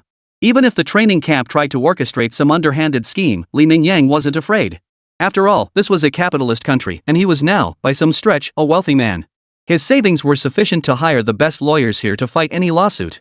And if Li Mingyang won, should the Alaska training ground truly harbor malicious intent, he was confident he could bleed them dry. The might of a top-tier legal team in a capitalist country was terrifying indeed, especially with all the on-site evidence already presenting itself so starkly. What Li Mingyang didn't see, however, was the sheer power unleashed in that single kick, a display of brutal beauty in its purest form. It instantly caught the attention of the supervisor behind him, who had been murmuring complaints moments before. It was like a burly man who'd been locked up in prison for decades suddenly catching sight of a breathtaking beauty. And this beauty was even clad in a sheer, see-through gown, her figure curvaceous and voluptuous. The supervisor could guarantee that Li Mingyang's explosive power and monstrous burst of speed were the most formidable he'd ever witnessed in all his years running the training camp. Even the physically gifted African Americans, even the countless world-class boxers who had graduated from this training camp. Not a single athlete had ever displayed such overwhelming physical dominance as Li Mingyang, as if he belonged to a completely different species. "Frank, you okay? You yellow-skinned monkey. You must have sneak-attacked Frank, you damn bastard. We'll teach you a lesson you won't forget." Just as Li Mingyang was about to back off, two black turtles appeared at the training ground entrance. Their opening words seemed to set the tone for the entire incident, and they advanced toward Li Mingyang with fierce momentum. Judging by their size, these two were no less imposing than the foul-mouthed black turtle from earlier. They were almost certainly here to join the training camp as well. Though Li Mingyang couldn't understand their words, he recognized the blatantly insulting vocabulary. Combined with their aggressive demeanor, it was clear these two were here to pick a fight. Li Mingyang was already seething with pent-up frustration. After kicking the black guy flying, he still felt unsatisfied. Now that two more had come knocking, Li Mingyang felt not the slightest fear. Instead, his eyes gleamed with eager anticipation. To him, they weren't just walking punching bags, they were a golden opportunity to showcase his skills in the training camp. Dealing with just one black guy didn't fully showcase his strength. Now two more had come along, practically handing themselves over. 1 against 2. After a quick assessment of his current physical condition, Li Mingyang felt completely confident. Without the constraints of the ring rules. Even with two opponents, this round was absolutely mine. Before they could close in, Li Mingyang lunged forward when the sneaky black guy was still nearly 3 meters away. Before the opponent could even react, a powerful roundhouse kick connected. Perhaps because they weren't on the ring, the opponent didn't even attempt a proper defense. Off the ring, the opponent lacked even the basic awareness expected of a combatant. With just one kick, the black guy who had charged forward first was sent into a deep, infant-like sleep. It was unclear how badly he was injured. After all, Li Mingyang had put considerable force into that kick, though he had aimed for the head and held back somewhat compared to his previous strikes. But the sheer force of that kick was beyond what an ordinary person could withstand. Judging by the way the opponent's head snapped back, the injury was likely severe. Witnessing this dramatic scene, the next black guy charging forward couldn't help but see his pupils contract. A bad feeling immediately took hold. Had they finally hit a brick wall? But Li Mingyang gave them no chance to react. He dove forward and landed a heavy right hook squarely on the opponent's jaw. This final black guy, however, seemed more skilled than the previous two. Facing the sudden attack, he promptly adopted a defensive stance. Though not entirely blocked, at least he wasn't knocked out by Li Mingyang's single punch. But that didn't change the outcome. Without the cushioning of soft boxing gloves, Li Mingyang's fists felt like steel hammers striking bone hard to defend against. Thud. Thud. Thud. After the opponent blocked one punch, Li Mingyang unleashed a storm of attacks like a raging tempest. Crack. Even Li Mingyang himself couldn't count how many punches he'd thrown in those mere 10 seconds. The sheer speed of his strikes overwhelmed his opponent, leaving them utterly defenseless. Finally, as his opponent reeled in a daze, Li Mingyang's heavy right hook slammed into the opponent's forearm. This was the most commonly used defensive limb, yet under Li Mingyang's blow, it emitted a crisp cracking sound. The irregular shape of the opponent's arm left no doubt this blow had shattered it clean through. Chapter 103, Overnight Fame, a Brutal Barbarian? Ha! Watching the three black guys, who had been beaten to the ground in less than 2 minutes, lying there wailing, Li Mingyang spat contemptuously. A bunch of bully trash. Now Li Mingyang even questioned the credibility of this Alaska training camp. If even this kind of trash could participate in this so-called world-class training camp, then what kind of trash was actually in this world-class training camp? Ha ha ha ha. Nice. But before Li Mingyang could process the scene, an exaggerated laugh erupted from behind him, dripping with excitement. Turning around, he saw none other than the base manager from earlier, his expression completely transformed. Now, the guy looked like he'd stumbled upon some kind of treasure. Not just his eyes, but his entire face radiated a peculiar glow. Kid, you're something else. While your technique is a bit rough around the edges, your physique is absolutely the strongest I've seen in years. I have a feeling that if you just polish your skills a bit more, it won't be long before you're standing at the very top of the world boxing scene. The boxing world, which has never known a true ruler, will soon witness the rise of a tyrannical dominator. Though Mingyang couldn't understand the gibberish, luckily the young assistant beside him remembered his duties at that moment. Stepping in to provide real-time simultaneous interpretation, he finally enabled Mingyang to communicate seamlessly with the person in charge. Kid, with your kind of strength, you should have certain privileges in our training camp. After all, you're a true powerhouse. And after today's little sparring match, I'm sure the other trainees won't mind these small perks of yours. Come on, I'll show you to the dormitory you'll be staying in for the next few months. And as for this lovely lady, we'll make arrangements for her as well. The smoothness of this attitude shift nearly left Mingyang speechless. Were all the people in this training camp this pragmatic? Wasn't this just blatant favoritism? As long as you demonstrated sufficient strength and utility, as long as you could bring benefits to the camp. Then within this camp, as long as you didn't cross the line, they wouldn't just turn a blind eye, they'd go out of their way to help you achieve your goals. As for the benefits the camp stands to gain, all it requires is for Mingyang to become a world-class dominant boxer. Then Mingyang's training experience at the camp becomes the greatest asset for the Alaska training camp. When the time comes for their promotions, they can proclaim that this undisputed world champion, the undisputed ruler of the entire boxing world, emerged from their very training camp. Every single one of Mingyang's fights would become a continuous advertisement for them. As long as Mingyang remained active in the world of boxing, Mingyang would be a walking gold signboard for them. For the training camp, granting Mingyang minor privileges during his training, it would cost them next to nothing. Even if some investment were required, the camp would likely be more than willing to make it. Hey, bro, heard the buzz? They say some brutal new guy just joined our training camp. On his very first day signing up, he beat the crap out of 3 boxers, knocking them out of training for good. One unlucky bastard even had bones broken. Forget about the camp, it's doubtful he'll ever step into the ring again. Mingyang had arrived relatively early, but since the camp had only just begun a couple days prior, nearly all the fighters were now present. Even though Mingyang had kept a low profile these past few days, his name had already spread throughout the entire camp, thanks to the camp staff's deliberate or inadvertent chatter. It wasn't just the staff, even the boxers participating in the training had almost all heard of Mingyang. Especially after learning that Mingyang had taken on 3 opponents at once, swiftly defeating all 3 fellow trainees in under 2 minutes. Even those who hadn't yet laid eyes on this Eastern fighter harbored a sense of apprehension toward Mingyang. Those who had made it to this training camp were undoubtedly the cream of the crop in their respective regions, if not their entire countries. In other words, their skill levels were likely not vastly different. At the very least, 1-on-3 should not have been so decisively won. Even 1-on-1 matches would likely be fierce, dragon and tiger-like battles. Yet Mingyang had knocked out 3 opponents in such a short time. Truthfully, Mingyang's strength had already pulled far ahead of theirs. Upon hearing this news and confirming its authenticity, nearly every boxer present at the training session silently resolved within themselves. They would never provoke this Eastern fighter again. They certainly didn't want their careers to end before their training even finished. For a top-tier fighter, injuries like fractures were absolute weaknesses in their physical constitution. Not only would it become a vulnerable target for opponents, but it could also impair their power generation and combat techniques. It was an absolute career-ending obstacle. Thus, unbeknownst to Mingyang himself, his name had already spread throughout the entire training camp. Many fighters had even quietly given him a nickname, the brutal barbarian from the East.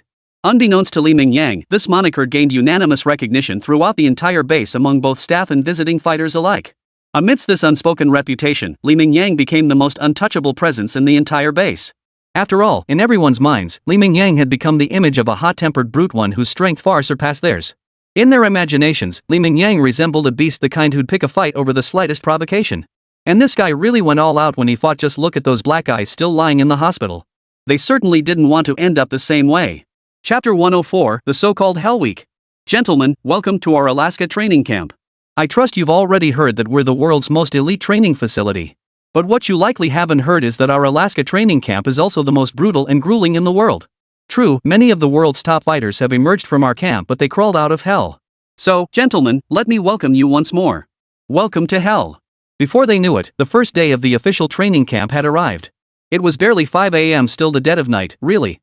Everyone, including Mingyang, was roused by the reveille and gathered in the plaza before the training camp dormitories.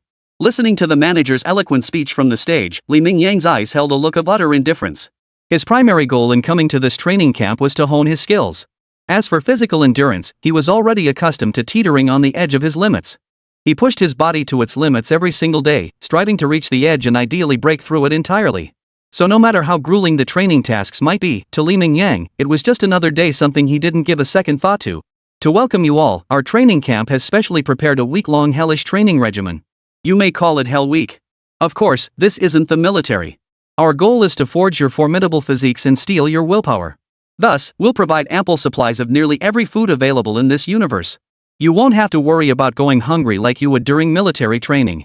But conversely, precisely because of this ample food supply, your daily training will be even more brutal and relentless than anything you'd endure in the military. I hope you're all somewhat mentally prepared. Of course, this is merely a training camp after all. If you find it unbearable, you may withdraw at any time, though this would mean leaving the Alaska training camp, not merely exiting Hell Week. Because our training camp doesn't welcome wimps here. Every fighter who steps out of our camp, whether they become the world's elite or not. But at the very least, they're all tough guys who dare to fight until the last minute on the stage, who dare to give it their all. Alright, everyone, enough chatter. I hereby declare the Hell Week welcome ceremony officially begins. As he finished, the leader couldn't help but flash a savage grin. In the lingering glow of the lights, his pearly white teeth gleamed with a menacing sheen. It resembled a predator ready to devour its prey, sending a chill down the spine of anyone who saw it. But Li Mingyang remained unchanged in both expression and mindset, utterly unfazed. This so-called Hell Week was nothing more than a test of physical endurance, right? Li Mingyang might not have much to boast about in other areas. Take his combat skills, for instance, they were even inferior to those of his peers. But when it came to physical prowess, when it came to stamina, Li Mingyang wasn't targeting anyone specifically, everyone present was trash. Holy! Those rumors were true after all. This guy is a brutal savage, not just in temperament and fighting skills. Even his training regimen feels like something from prehistoric times. Does his stamina have no limits? The next day arrived in the blink of an eye. After enduring yesterday's grueling ordeal, nearly all the contestants were in far worse shape today. Their mental and physical exhaustion was plain to see, but Li Mingyang's performance stood in stark contrast to the rest. It was as if yesterday's grueling physical training had been nothing more than an after-dinner stroll. Today, Li Mingyang's condition showed no signs of being affected whatsoever. In fact, during the same training exercises, Li Mingyang pushed his body and stamina to the limit, often carrying weights nearly double that of his competitors. Yet even so, Li Mingyang's current performance still left everyone utterly stunned. Take the current exercise, for instance. Everyone was doing an armed cross-country run with a 60 kilograms load, starting with a 10 kilometers warm-up. But that brutal bastard Li Mingyang loaded himself up with a whopping 150 kilograms, more than double the standard weight. Even so, Li Mingyang still led the entire running pack, leaving every other competitor far behind. It was as if the 300 pounds of weight strapped to his body didn't exist at all. No matter how hard he trained, Li Mingyang seemed immune to any physical strain or pain. No matter how hard they pushed him, Li Mingyang's stamina seemed like a bottomless abyss, as if he belonged to a completely different species. Witnessing this extraordinary display, even after seeing it repeatedly yesterday, they still hoped Li Mingyang might be having an off day like the rest of them. But clearly, they were all wrong, even the instructors at the training camp. So when they heard the trainees complaining, the instructors couldn't help but twitch at the corners of their eyes. Their training regimen was notoriously brutal and demanding. Even world-class boxers had been pushed to the brink of tears during their sessions. They were all tortured beyond recognition. How could anyone compare to Li Mingyang right before their eyes? Not only did he show no sign of suffering, but he even looked thoroughly delighted. Is this even human? The title barbarian felt inadequate to describe the monstrous resilience Li Mingyang displayed. Thus, nearly everyone in the camp, instructors and staff alike, quietly shared the same question in their minds. Of course, if one were to insist on finding an exception, it would be the camp's director. The more perverse Li Mingyang appeared, the brighter the smile on the other's face grew. After all, the emergence of a top-tier boxer among the yellow-skinned people of a great eastern nation was already a major talking point. Such a figure naturally generated massive buzz, and Li Mingyang's demonstrated potential likely extended far beyond what was currently visible. This was undoubtedly a tyrant destined to dominate the entire boxing world in the coming years. The manager couldn't help but feel a surge of anticipation within. Anticipating the day arriving sooner rather than later, anticipating their Alaska training camp truly gaining global renown. Chapter 105, the sparring partners at the camp are truly impressive. Li, regarding your technical issues, our coaching team has tailored a training program specifically for you. You can review it first to see if it suits you. Though the so-called Hell Week was initially hyped by the manager as a living nightmare, and other fighters were indeed trained to the point of wailing in agony. For Li Ming, however, this training load was a mere drop in the bucket. The 7 days flew by in the blink of an eye. By this point, Li Mingyang understood the true purpose of this training camp: to weed out fighters lacking the necessary willpower and physical endurance.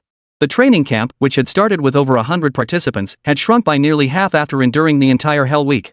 Only a few dozen remained standing. Regardless of the numbers, Li Mingyang remained unconcerned.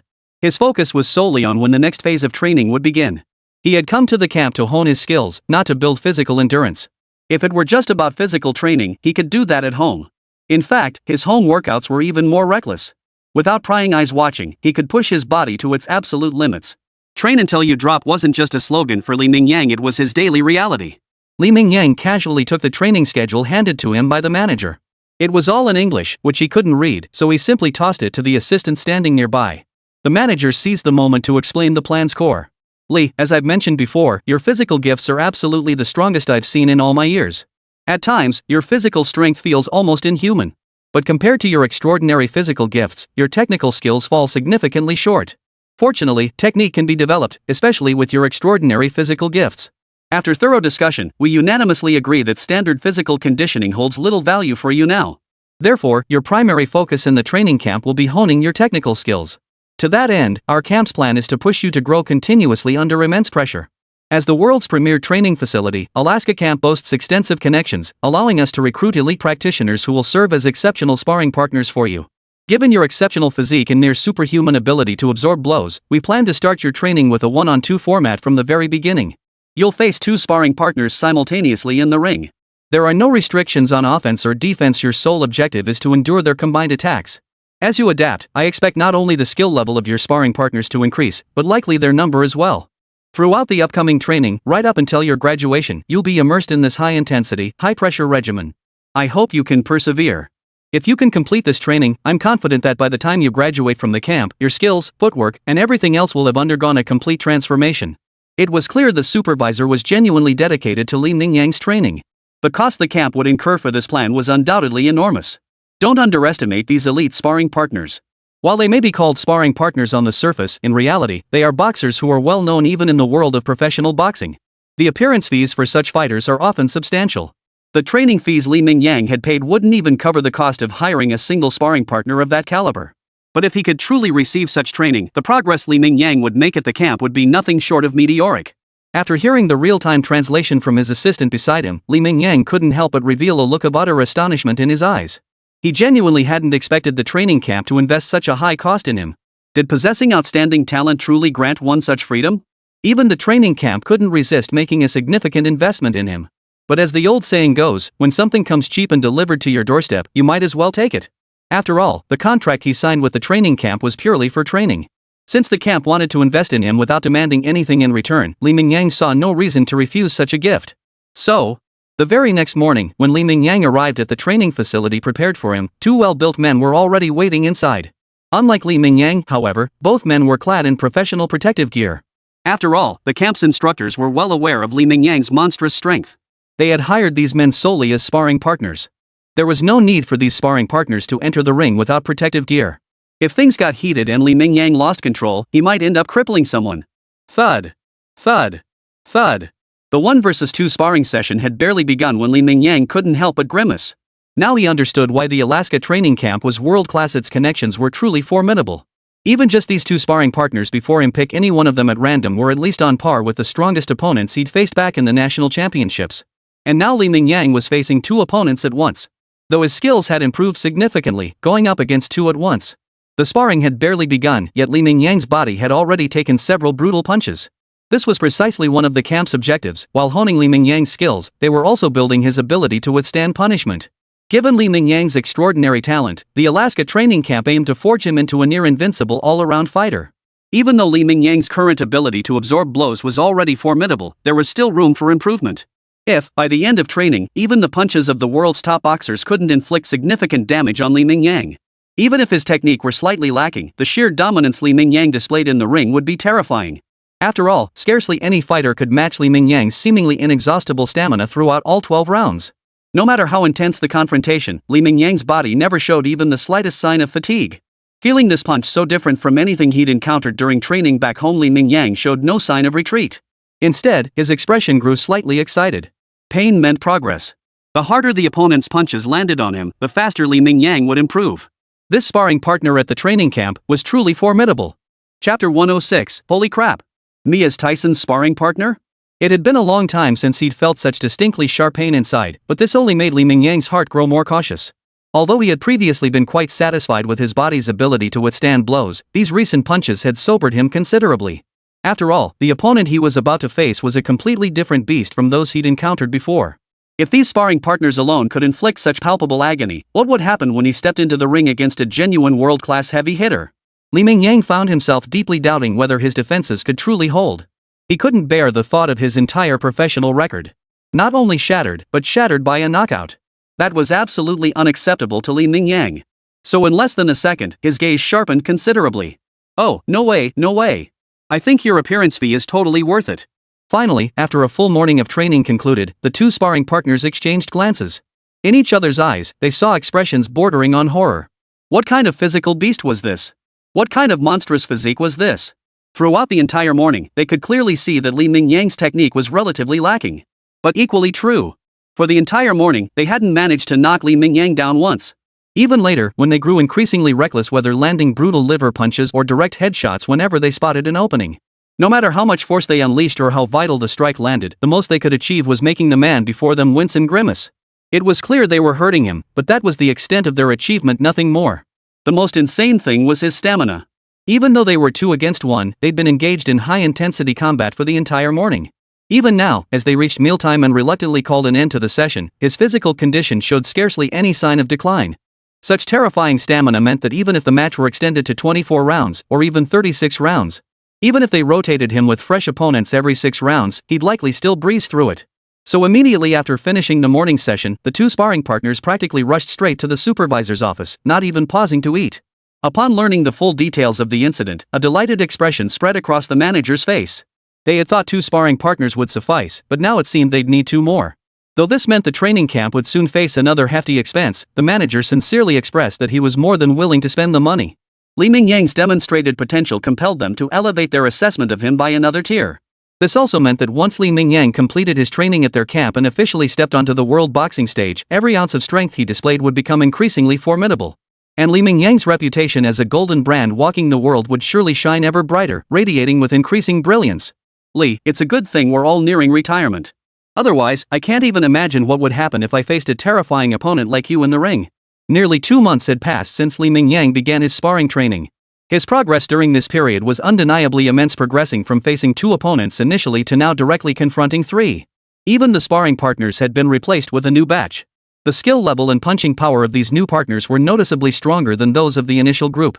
Yet even so, the speed of Li Mingyang's progress over these 2 months and his indestructible, cockroach-like constitution continues to astonish everyone. Now, nearly everyone in the entire training camp revolved around Li Ming. Even fellow trainees who came with Li Mingyang couldn't resist discussing him multiple times daily, desperate to gauge the extent of his current power. Compared to 2 months ago, the level of skill within the camp had undergone a complete transformation. While his technical skills still seemed a step behind those dominating the ring, he had at least reached the level of a world-class athlete. Combined with Li Mingyang's increasingly monstrous physique and his near-impenetrable ability to absorb blows.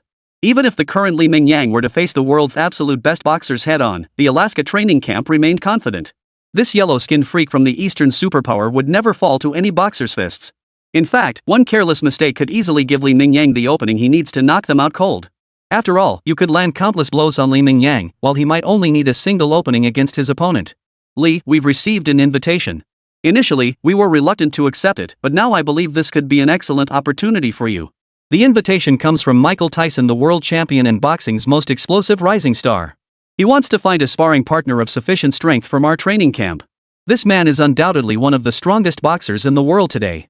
Even though it's only a 1-month sparring arrangement, I believe if you can face such an opponent, it would be immensely beneficial for your future career. Chapter 107, Mastering the Craft. Hearing this, even Li Mingyang couldn't help but widen his eyes in astonishment. For the average person in this world, hearing that name might not evoke much astonishment. Though Tyson was currently at his peak, he was still a relative newcomer who had only recently ascended to the top of the boxing world, not yet the legendary figure Li Mingyang remembered. But precisely because of this, Li Mingyang knew that Tyson was currently at his most terrifying.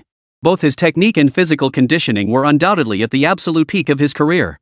And if he could serve as Tyson's sparring partner for just 1 month, this man standing at the very pinnacle of the world would surely deliver countless surprises. If he could endure it. After a month, Li Mingyang believed his ability to withstand punches and his application of techniques would undoubtedly make significant strides under such intense pressure. After a brief moment of stunned silence, Li Mingyang snapped back to reality and immediately nodded his agreement without hesitation. All right. Did they mention when I should report? I'm available anytime. Not only did Li Mingyang agree immediately, he even seemed somewhat eager. After all, in his own estimation, Tyson was undoubtedly the most formidable opponent he would ever face. While the world of boxing had many outstanding fighters, Tyson, however, was a legend among them. He felt this guy had a distinct edge over other boxers. Had he not become arrogant later on, neglecting even basic training regimens and throwing parties after achieving fame and fortune, then his peak would never have faded. Had he maintained that relentless drive, Tyson's legacy would likely have endured far longer. Go put on your gear. The Alaska training camp says you're definitely going to give me quite a surprise, and I'm looking forward to it. Hopefully, when you step into the ring later, you'll truly deliver a significant surprise. Li Mingyang had no objections, and Tyson certainly didn't either. He'd been desperate for a sparring partner and naturally wanted one as soon as possible. Thus, by the very next morning, Li Mingyang appeared at Tyson's training facility. Seeing that familiar face beside him, observing his well-built physique, and most crucially, noticing how much taller he was than himself, Li Mingyang couldn't help but feel genuine admiration. Tyson was undoubtedly the most peculiar among all heavyweight contenders. Nearly all heavyweight boxers possess considerable height, often standing over 1.9 meters tall. Tyson, however, stood at a mere 1.78 meters. His weight hovered around 100 kilograms, a physique that certainly didn't give him an advantage among fighters in this division. Yet the raw power he unleashed was formidable. As far as Li Mingyang knew, Tyson's career spanned 57 fights. He racked up 50 wins and 7 losses. As for how he lost those 7 fights, anyone familiar with Tyson probably knows basically, he got overconfident. What was truly terrifying, however, was that among his 50 victories, a staggering 44 came by way of knockout. One could only imagine the immense power concealed within that small frame and the sheer level of skill he possessed. No, I don't think I need protective gear. I have a fair amount of confidence in my body's ability to take a punch. Hearing his assistant's translation, Tyson glanced up at Li Mingyang with a hint of surprise. Observing the other man's robust physique and then shifting his gaze to Li Mingyang's thick neck, previously only a casual glance, never such a thorough examination. But after taking him in from head to toe, Tyson sensed a faint yet palpable threat emanating from him. This sensation instantly made Tyson take him much more seriously. It seemed the Alaska training camp hadn't lied after all. This yellow-skinned fellow seemed to be a genuinely formidable sparring partner. In fact, suddenly, a bold thought emerged in Tyson's mind. He didn't know why, but this notion just popped into his head. He felt that although Li Mingyang was currently just a sparring partner, in the future, this guy who was still unknown on the world stage might very well become his opponent. And a particularly troublesome one at that. With that thought, Tyson didn't dwell on Li Mingyang's lack of protective gear. Instead, he simply beckoned him over, gesturing for Li Mingyang to step onto the ring for practice. Oh. Every time I train with you, I get this weird feeling like I'm actually in a real fight. Honestly, I really don't want to face someone like you in the ring. Even though your technique has some gaps. But your stamina seems to be endless, and your body's defensive capabilities. I've rarely seen anyone withstand my punches so effortlessly. Oh, and that insane strength of yours, even I wouldn't want to get hit by your fists. One wrong move and you could really get knocked out. It had been nearly a month since Li Mingyang first joined Tyson's training regimen. From initially underestimating him, Tyson now prepared rigorously for every sparring session with Li Mingyang. Just as he'd said himself, sparring with Li Mingyang always gave him the feeling of truly stepping into the ring. Li Mingyang proved to be an exceptionally formidable opponent, and his progress over the past month had been remarkably evident. When Li Mingyang first arrived, his technique was decent, but he was still far from Tyson's level, barely capable of landing any effective strikes. But now, if Tyson didn't give his absolute all, there was a very real possibility that Li Mingyang could knock him out cold in the ring during training.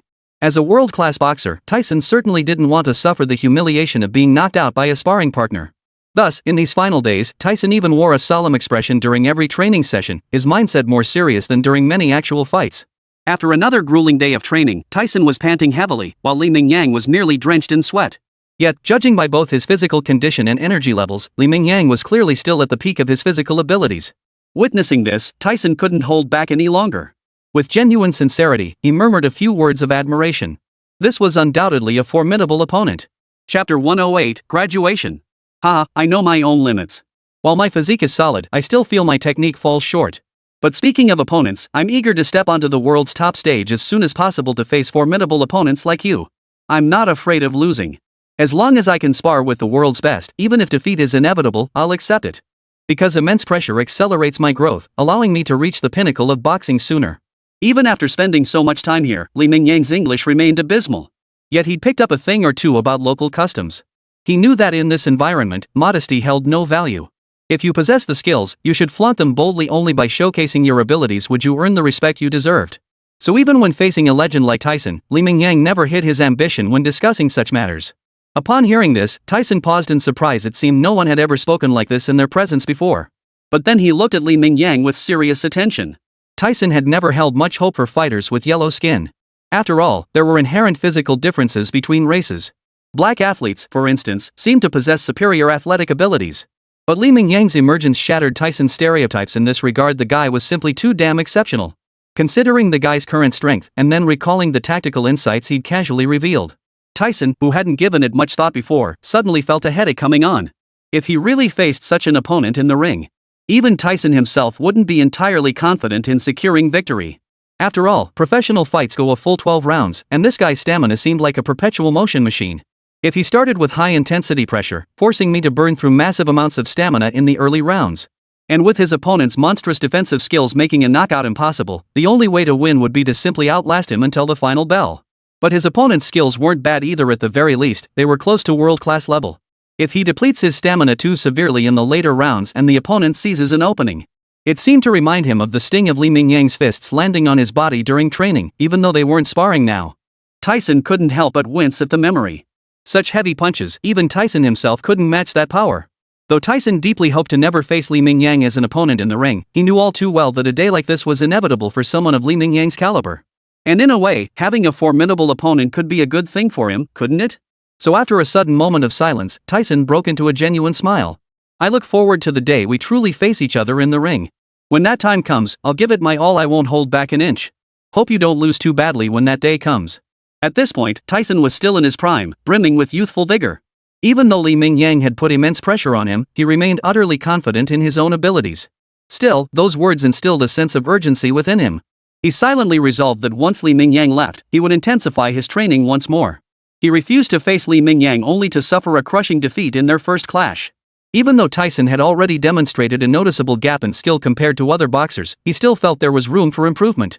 Before long, the day arrived when Li Mingyang would finish his stint as Tyson's sparring partner.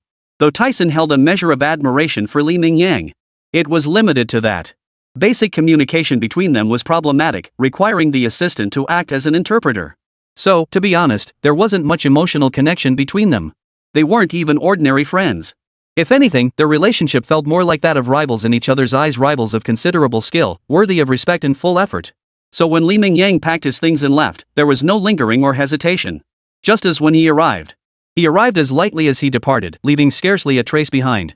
What Li Mingyang didn't know was that his appearance had driven Tyson to resolve to intensify his training. And when the day finally came for him to stand face to face with Tyson in the ring, he would be facing an opponent far more terrifying than he had ever imagined. Regardless, Li Mingyang's progress was almost visibly accelerating. The longer the time stretched on, the greater the advantage Li Mingyang held. After all, no one else was like him, a cheat code of a fighter who could push his body to near limitless extremes and achieve almost boundless improvement. Thump, thump, thump. At the Alaska training camp, Li Mingyang now faced 3 exceptionally skilled sparring partners simultaneously. Gone was the awkwardness of before. The current Li Mingyang seemed like a completely different person. Whether it was his footwork or his punches, everything was sharp and precise. Even against 3 opponents simultaneously, he carried an air of effortless control. Round after round passed, and despite facing 3 adversaries at once within the confines of the rules, Li Mingyang's fist still dispatched one opponent after another. The training camp director beside him couldn't help but rise to his feet, bursting into enthusiastic applause. Li, I can guarantee your skills now are on par with the world's top champions. Combined with your monstrous physique, I honestly can't imagine anyone who could stand as your opponent. At this point, I don't think staying in the training camp will bring you any significant progress. We've pushed you to the absolute limit of what this facility can offer. Therefore, congratulations, Li Mingyang. From this moment onward, you are officially graduated from the training camp. Chapter 109, The Asian Championships in Tokyo. Hearing this, Li Mingyang felt a momentary daze. After so long, he had grown accustomed to the atmosphere of the Alaska training camp. Life here had become his new normal. Yet now, to be told he was graduating. A peculiar sense of disorientation washed over him, like he'd been working for years yet still felt like a fresh college graduate. An indescribable feeling stirred within him. However, this peculiar emotion lasted less than a minute. He was a stranger here, unfamiliar with the surroundings and unable to communicate in the local language. Developing any attachment to this place was impossible, so what followed was pure relief. Finally over. That damn training. Finally, no more enduring those awful white people meals. Back home, Li Mingyang had enjoyed fast food like burgers, but only as an occasional treat. But over here, can you even imagine burgers being considered gourmet food? Everything else was even worse than that, especially the boiled meats that dominated the camp menu. Then there were the half-raw greens tossed with a bit of ketchup or something, passed off as salad. Anyway, Li Mingyang felt that if he stayed here much longer, regardless of his training results, his stomach would be depressed. Having grown up in a country renowned for its cuisine, Li Mingyang genuinely struggled to adjust to places like Alaska. Not to mention the climate here was far from ideal. He'd arrived during a warm season, yet within months, it had seamlessly transitioned into bitter cold. For Li Mingyang, something as simple as stepping outside each day had become a major challenge. This bone-chilling wind was something he hadn't even experienced during his years studying in northern China. He genuinely admired the indigenous people who could live here year-round in such weather. But this also revealed something else. No wonder Alaska had such a sparse population, despite its abundant resources. Gold, timber, various minerals, and even seafood. The world-renowned king crab is primarily harvested from the Bering Strait off Alaska's coast. With such abundant resources, the population remained sparse. The climate, he surmised, was likely the primary reason. Mom and Dad, I'm home. Returning once more to this familiar town, Li Mingyang hadn't even stepped inside his home yet. Standing just downstairs, he couldn't help but shout out loud, even feeling a surge of emotion that nearly brought tears to his eyes. Even when studying domestically or working abroad, he'd struggled with unfamiliar food, let alone now that he'd crossed the globe. So now, back in this familiar town, even just catching the scent of home-cooked meals wafting from someone's kitchen in the air, Li Mingyang found himself involuntarily salivating and swallowing. Never before had this aroma seemed so sweet and inviting. Even the air here, which wasn't particularly pleasant back home due to past industrial development, felt exceptionally sweet to Li Mingyang at that moment. And it wasn't just Li Mingyang, his young assistant felt the same way, even though this wasn't her hometown, even though it was just a small town. Upon stepping into this familiar place, the young assistant couldn't help but salivate.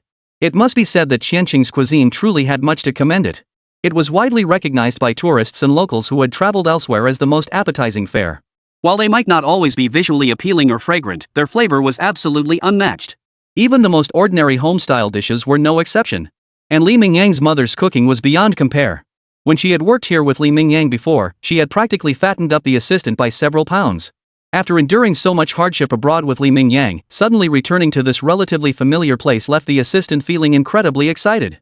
But it seemed only then did Li Mingyang realize something. He suddenly turned to the young assistant beside him. "Wait, what are you still doing here?" Wang Yuqing froze at the question. What kind of thing was that to say? If I'm not here as your assistant, where else would I be? As if reading her unspoken thoughts, before she could respond, Li Mingyang asked with a hint of confusion. "Didn't I tell you before that since you've been abroad with me for so long, I plan to give you a little extended vacation when we returned? After all, it's been so long since you've been home. You should go back and visit, right?" Hearing this, Wang Yuqing couldn't help but gasp in astonishment. She could swear she hadn't heard a single word of this from him, not once, from the time they left Alaska until now. Even when they first arrived back in the country, his little assistant couldn't help but mentally complain, though, of course, only silently. She'd grumbled about Li Mingyang, that heartless boss, who'd been away on business for months yet still hadn't given her any vacation time. But then she remembered Li Mingyang's mother's exceptional cooking skills, and the little assistant silently chose to swallow her frustration. No vacation, so be it. At least her work back home was pretty easy. Plus, she got to enjoy his mother's cooking until she was stuffed every single day. She figured that was a different kind of vacation. Alright, she thought, as the old saying goes, since I'm already here, leaving now would be pointless. Might as well stay for a day or two before heading back. I'm giving you a 15-day vacation. That should be plenty of time to go home and enjoy yourself, right?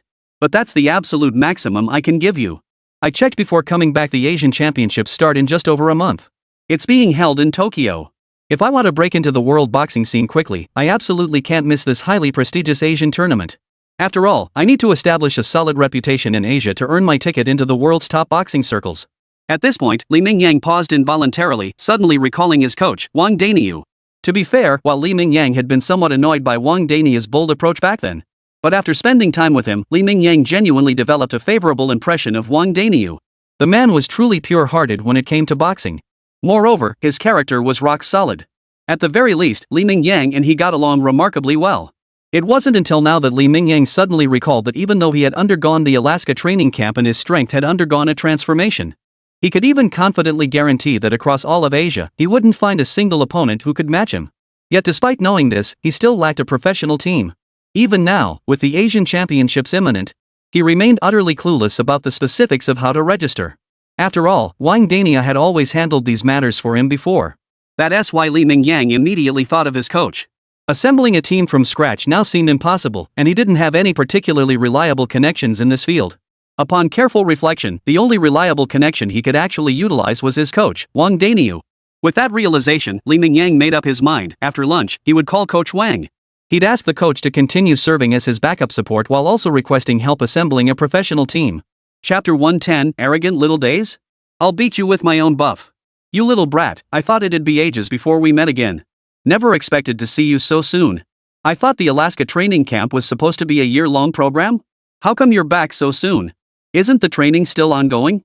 The moment Wang Dania received Li Mingyang's call, he practically rushed straight to this small town. He was all about being on call, fearing Li Mingyang might have met with some misfortune, just like he himself had back then. He had come this far, only to have his future cut short by unexpected events. But when he saw Li Mingyang, he found the kid full of life, showing no signs of any accident, let alone injury. In fact, drawing on his sharp instincts honed as a former elite professional boxer, Wang Daniu could distinctly sense that this kid seemed to have become even more formidable.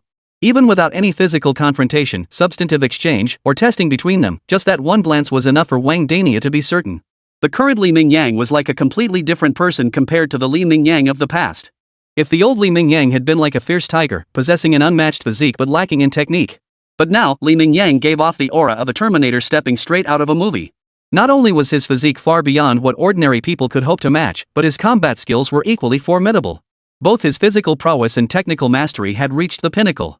Every part of his body seemed like an unstoppable weapon, giving off the aura of a cold, lethal machine. A graze leaves a wound, a touch brings death. While this might be a slight exaggeration, it didn't feel entirely out of place when applied to Li Mingyang. While this Asian championship doesn't seem to present any particularly formidable opponents for us. I'll stick to my old saying, even a lion gives its all when hunting a rabbit. We can't let carelessness trip us up in the gutter. I know it's nearly impossible for a boxer to remain undefeated forever in the ring. But I believe you have a real shot. With that potential, you could just steamroll your way through.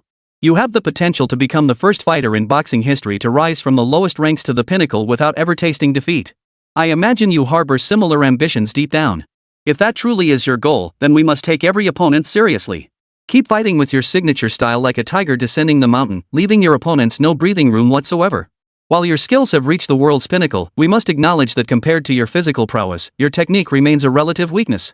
Therefore, we must fully leverage our physical advantages, leaving opponents absolutely no chance to win by points. Compared to the national championships, this was a higher-level Asian tournament. Yet both Li Mingyang and Wang Daniu wore much more relaxed expressions. As mentioned earlier, Li Mingyang had undergone a complete transformation.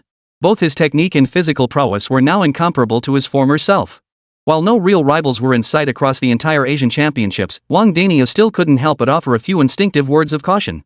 For a boxer, the greatest danger lies in complacency, letting success breed carelessness, or even slackening in training. Take the legendary heavyweight champion Tyson from Li Mingyang's previous life. Wasn't that exactly his downfall? But even without Wang Daniu's reminder, Li Mingyang wouldn't entertain such thoughts, especially not on Little Japan's home turf. In a country he genuinely despised, Li Mingyang knew he had to project even greater ferocity and dominance. Hearing these words, Li Mingyang nodded without hesitation, showing no sign of annoyance. He understood Wang Daniu was looking out for him. Moreover, this coach who had offered his services was indeed beyond reproach. Upon hearing Li Mingyang's request for a professional team, Wang Daniu immediately volunteered to lead Li Mingyang's team, and in no time, a well-organized group was assembled. They even secured the most qualified professional for translation duties. Thus, Li Mingyang was receptive to Wang Daniu's reasonable suggestions. However, at that moment, a Japanese player nearby seemed to overhear their conversation. Though he couldn't understand what they were saying, they could tell it was definitely Chinese. Perhaps fueled by the home field advantage, the opponent exuded an extraordinary confidence bordering on arrogance. He immediately flashed a provocative throat-slitting gesture at Li Mingyang. Witnessing this, Li Mingyang narrowed his eyes, a dangerous gleam flashing in his gaze. After taking a long, hard look and committing the face to memory, he couldn't help but flash a savage grin. He hoped this little punk wasn't too weak. He didn't want him to get knocked out before even facing him. If he ever crossed paths with this scum, Li Mingyang wouldn't hesitate to let him taste the iron fist of socialism. He'd learned firsthand why he was born with a built-in advantage against these puny little notebooks. Chapter 111, an unstoppable crushing dominance right from the start. Same as always, give it your absolute all. No matter the opponent's strength, we must secure victory at the fastest pace possible. The more dazzling your performance on Asian stages becomes, the stronger your demonstrated prowess, the higher your starting point will be when you step onto the world stage. The results of the draw were announced quickly. Unfortunately, Li Mingyang didn't get that cocky little guy from earlier. Frowning in dissatisfaction at the slip in his hand, Li Mingyang wondered, why wasn't it that bastard? If he had actually drawn that little bastard, Li Mingyang would have unleashed every ounce of power he possessed without holding back. While Li Mingyang generally didn't deal heavy blows to ordinary people, that little bastard wasn't human, was he? Anyway, whenever he imagined himself repaying Little Day, not only did Li Mingyang feel not a shred of guilt, but he experienced a soul-stirring sense of exhilaration. Li Mingyang's first opponent was a Malaysian guy, not particularly tall at around 1.85 meters. Such height meant his reach was at a disadvantage. If both punched at the same speed, Li Mingyang could land blows from a greater distance. However, his physique was remarkably compact and muscular. One glance revealed he was a fighter honed by rigorous training. His forearms were particularly thick. While his chest muscles weren't overly developed, his latissimus dorsi were remarkably powerful, and his neck was as thick as a bull's. This was undoubtedly a formidable opponent. Across the entire Asian region, his physique alone placed him firmly among the elite. Even so, Li Mingyang remained confident he could easily defeat him. In fact, upon seeing his opponent, Li Mingyang couldn't help but feel a touch of pity. The guy's luck was truly terrible. To face him in the very first match. Otherwise, Li Mingyang was convinced the man could have achieved a strong result in this tournament. Clang! Clang! Clang! The familiar, crisp chimes sounded once more. The moment the match began, Li Mingyang lunged forward like a raging tiger. This was absolute confidence in his physical defense, coupled with unwavering faith in his now transformed skills. Li Mingyang had taken Wang Dania's words to heart. No matter the opponent, he must give his all and secure victory with decisive efficiency. He aimed to secure a higher starting point when stepping onto the world stage, to reach the pinnacle of the world as quickly as possible. Bang! Bang! Bang! The moment his opponent entered striking range, Li Mingyang unleashed a storm of attacks. Fists rained down like a torrent, 7 strikes pounding relentlessly against his opponent's body. Even though his opponent possessed solid fundamentals and maintained a solid defensive stance against this storm-like onslaught. Yet Li Mingyang could clearly see that despite only a dozen seconds having passed, the opponent's stance was already beginning to break under his relentless assault. This signaled that under the relentless onslaught of his fury, the opponent was nearing the breaking point. Li Mingyang's ferocious style stunned not only the spectators but even the referee standing nearby. This was undeniably a one-sided rout.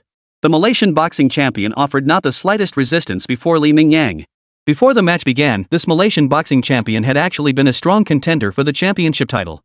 After all, his performance in previous matches had been consistently impressive. Last year, he had narrowly lost to a Thai fighter, but the gap in their abilities was minimal.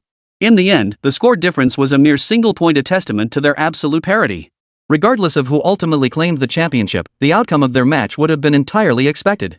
Yet this very contender for the championship title found himself overwhelmed from the very start of this year's tournament. Boom!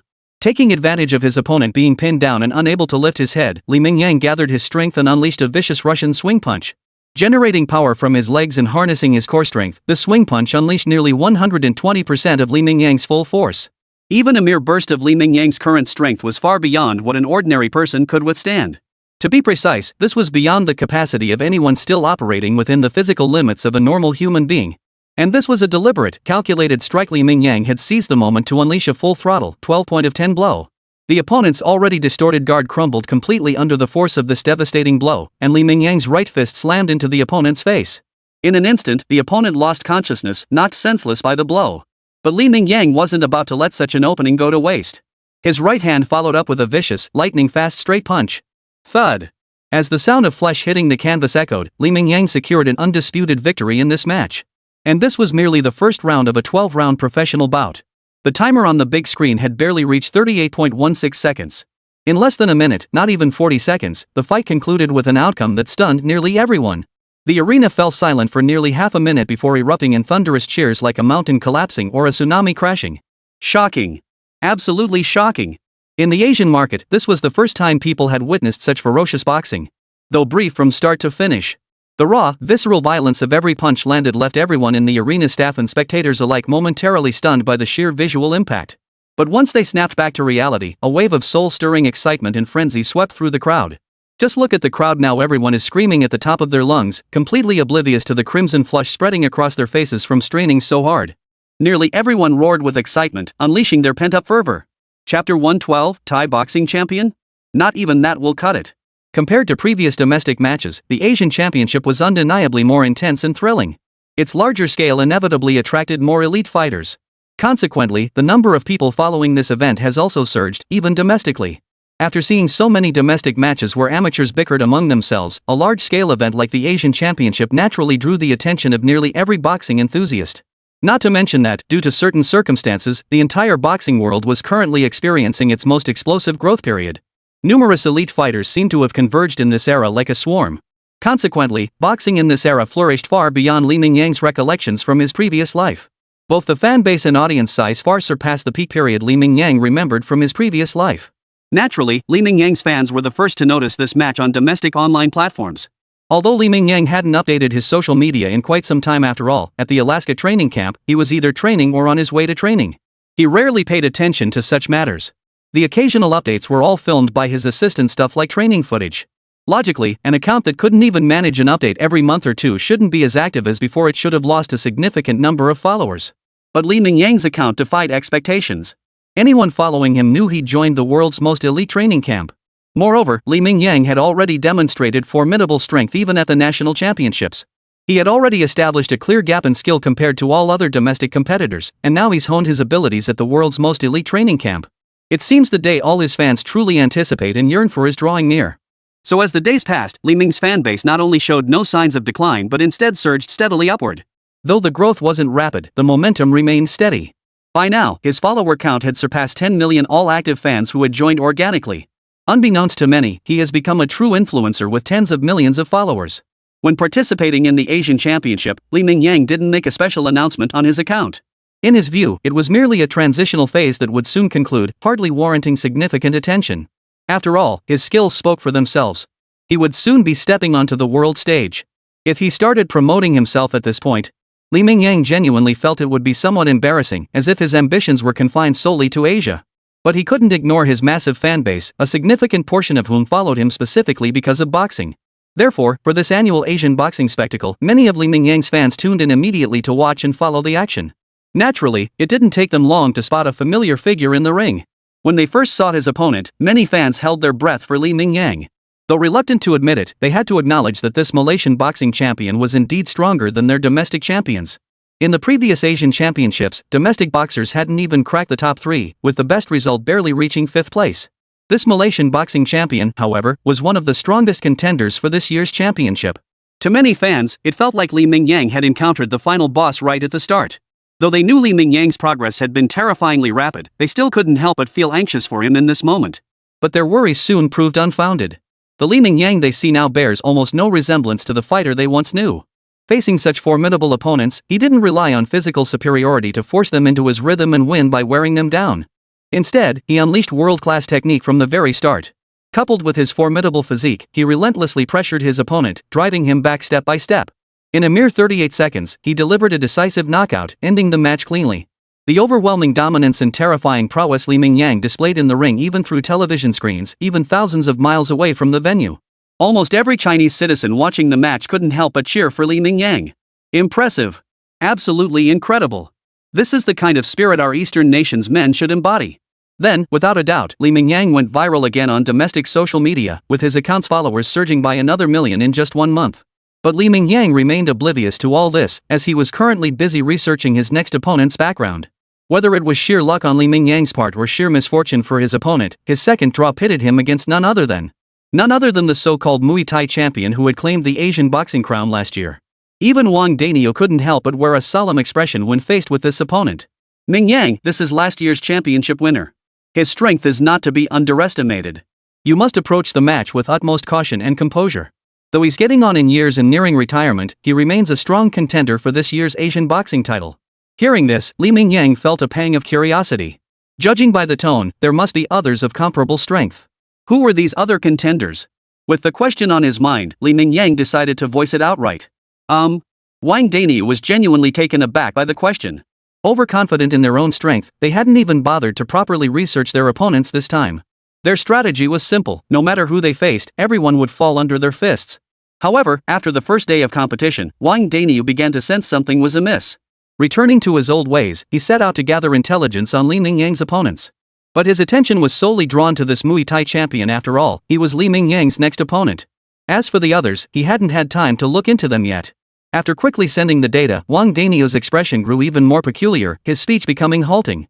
The other one, you might not believe this, but the other fighter is your first round opponent, that Malaysian boxing champion. Hearing this, Li Mingyang nearly burst out laughing. The so-called Muay Thai champion, was this it? Chapter 113, The Cowardly Little Japanese. Originally, Li Mingyang had harbored some anticipation and longing for this Asian championship, hoping to encounter one or two opponents in the upcoming matches who could truly challenge him. After all, making further progress was genuinely difficult for Li Mingyang now. Technically speaking, he needed significant pressure to push himself. Without opponents who could instill a sense of urgency, how could Li Mingyang continue to grow? But unexpectedly, he thought his initial opponent was just a common grunt, secretly hoping for a tougher boss battle later on. Now you're telling me that the minion I easily defeated at the start was actually one of the few bosses in this tournament? This left Li Mingyang utterly stunned, and he couldn't help but feel a bit speechless. He had clearly overestimated the caliber of this Asian championship. To begin with, Asians didn't possess exceptional natural talent in this field, primarily referring to physical attributes like muscle mass and bone density. Compared to African Americans or Caucasians, Asians inherently face certain disadvantages. Therefore, if you placed all the top fighters from the Asian region on the world's premier stage, it would essentially be a battle of the week. You might possess excellent technique, but it pales in comparison to skills honed through countless battles against elite opponents. Ultimately, in competitive sports, indeed, in nearly all athletic contests, the final stage almost invariably boils down to a clash of physical prowess. This is the very essence of nearly every sport, a contest of physical prowess. Physical prowess is the foundation of all athletics. Without it and innate talent, no amount of training guarantees significant achievement. Therefore, Li Mingyang now held little genuine interest in this competition. He just wanted to get through the entire process as quickly as possible, so he could secure his ticket to the world's pinnacle stage and enter the arena truly reserved for the elite. If there was anything Li Mingyang still clung to about this match, it was that arrogant little Japanese brat. He hoped to cross paths with that guy again in the upcoming matches, so they could have a proper, intimate exchange. If that chance didn't come, Li Mingyang would likely dwell on the regret for quite some time. After all, the other guy had already thrown down the gauntlet. If Li Mingyang couldn't seize this chance to leave an unforgettable impression on him, that would be a real waste of his trip all the way to Tokyo for the competition, wouldn't it? Ding! Ding! Ding! Accompanied by the crisp chime, the match between Li Mingyang and this Muay Thai champion was about to begin. But just as the referee was about to signal the start, the Muay Thai champion suddenly declared, "Li Mingyang, I know you. I watched your match yesterday. I know you're a terrifyingly powerful fighter. Your ambitions definitely extend far beyond this. I also know I'm no match for you. But when the bell rings, I ask you to give it your all. I'm dying to know just how far I am from the world's elite." Hearing the awkward Chinese, Li Mingyang froze for a moment, yet couldn't help but feel a newfound respect for his opponent. It wasn't because of his skill or anything like that, but because of his attitude. Hearing what he said, Li Mingyang knew the other guy definitely didn't speak Chinese. Even these few sentences he'd just spoken sounded memorized and forced, yet precisely that made it a profoundly respectful gesture toward Li Mingyang. After a moment's pause, Li Mingyang nodded earnestly, vowing to give his absolute all when the time came. At the same time, however, he had already made up his mind. Knocking out his opponent would suffice. There was no need to inflict irreversible damage. Upon receiving Li Mingyang's affirmative response, the Muay Thai champion across from him broke into a dazzling smile. He knew the Malaysian champion's strength; they were undoubtedly evenly matched. Yet yesterday, his own men had been defeated so decisively. Though they fell short of world-class fighters, they had sparred before. The gap existed, but it certainly wasn't this fast. Such a decisive defeat made a bold thought flash through the Muay Thai champion's mind.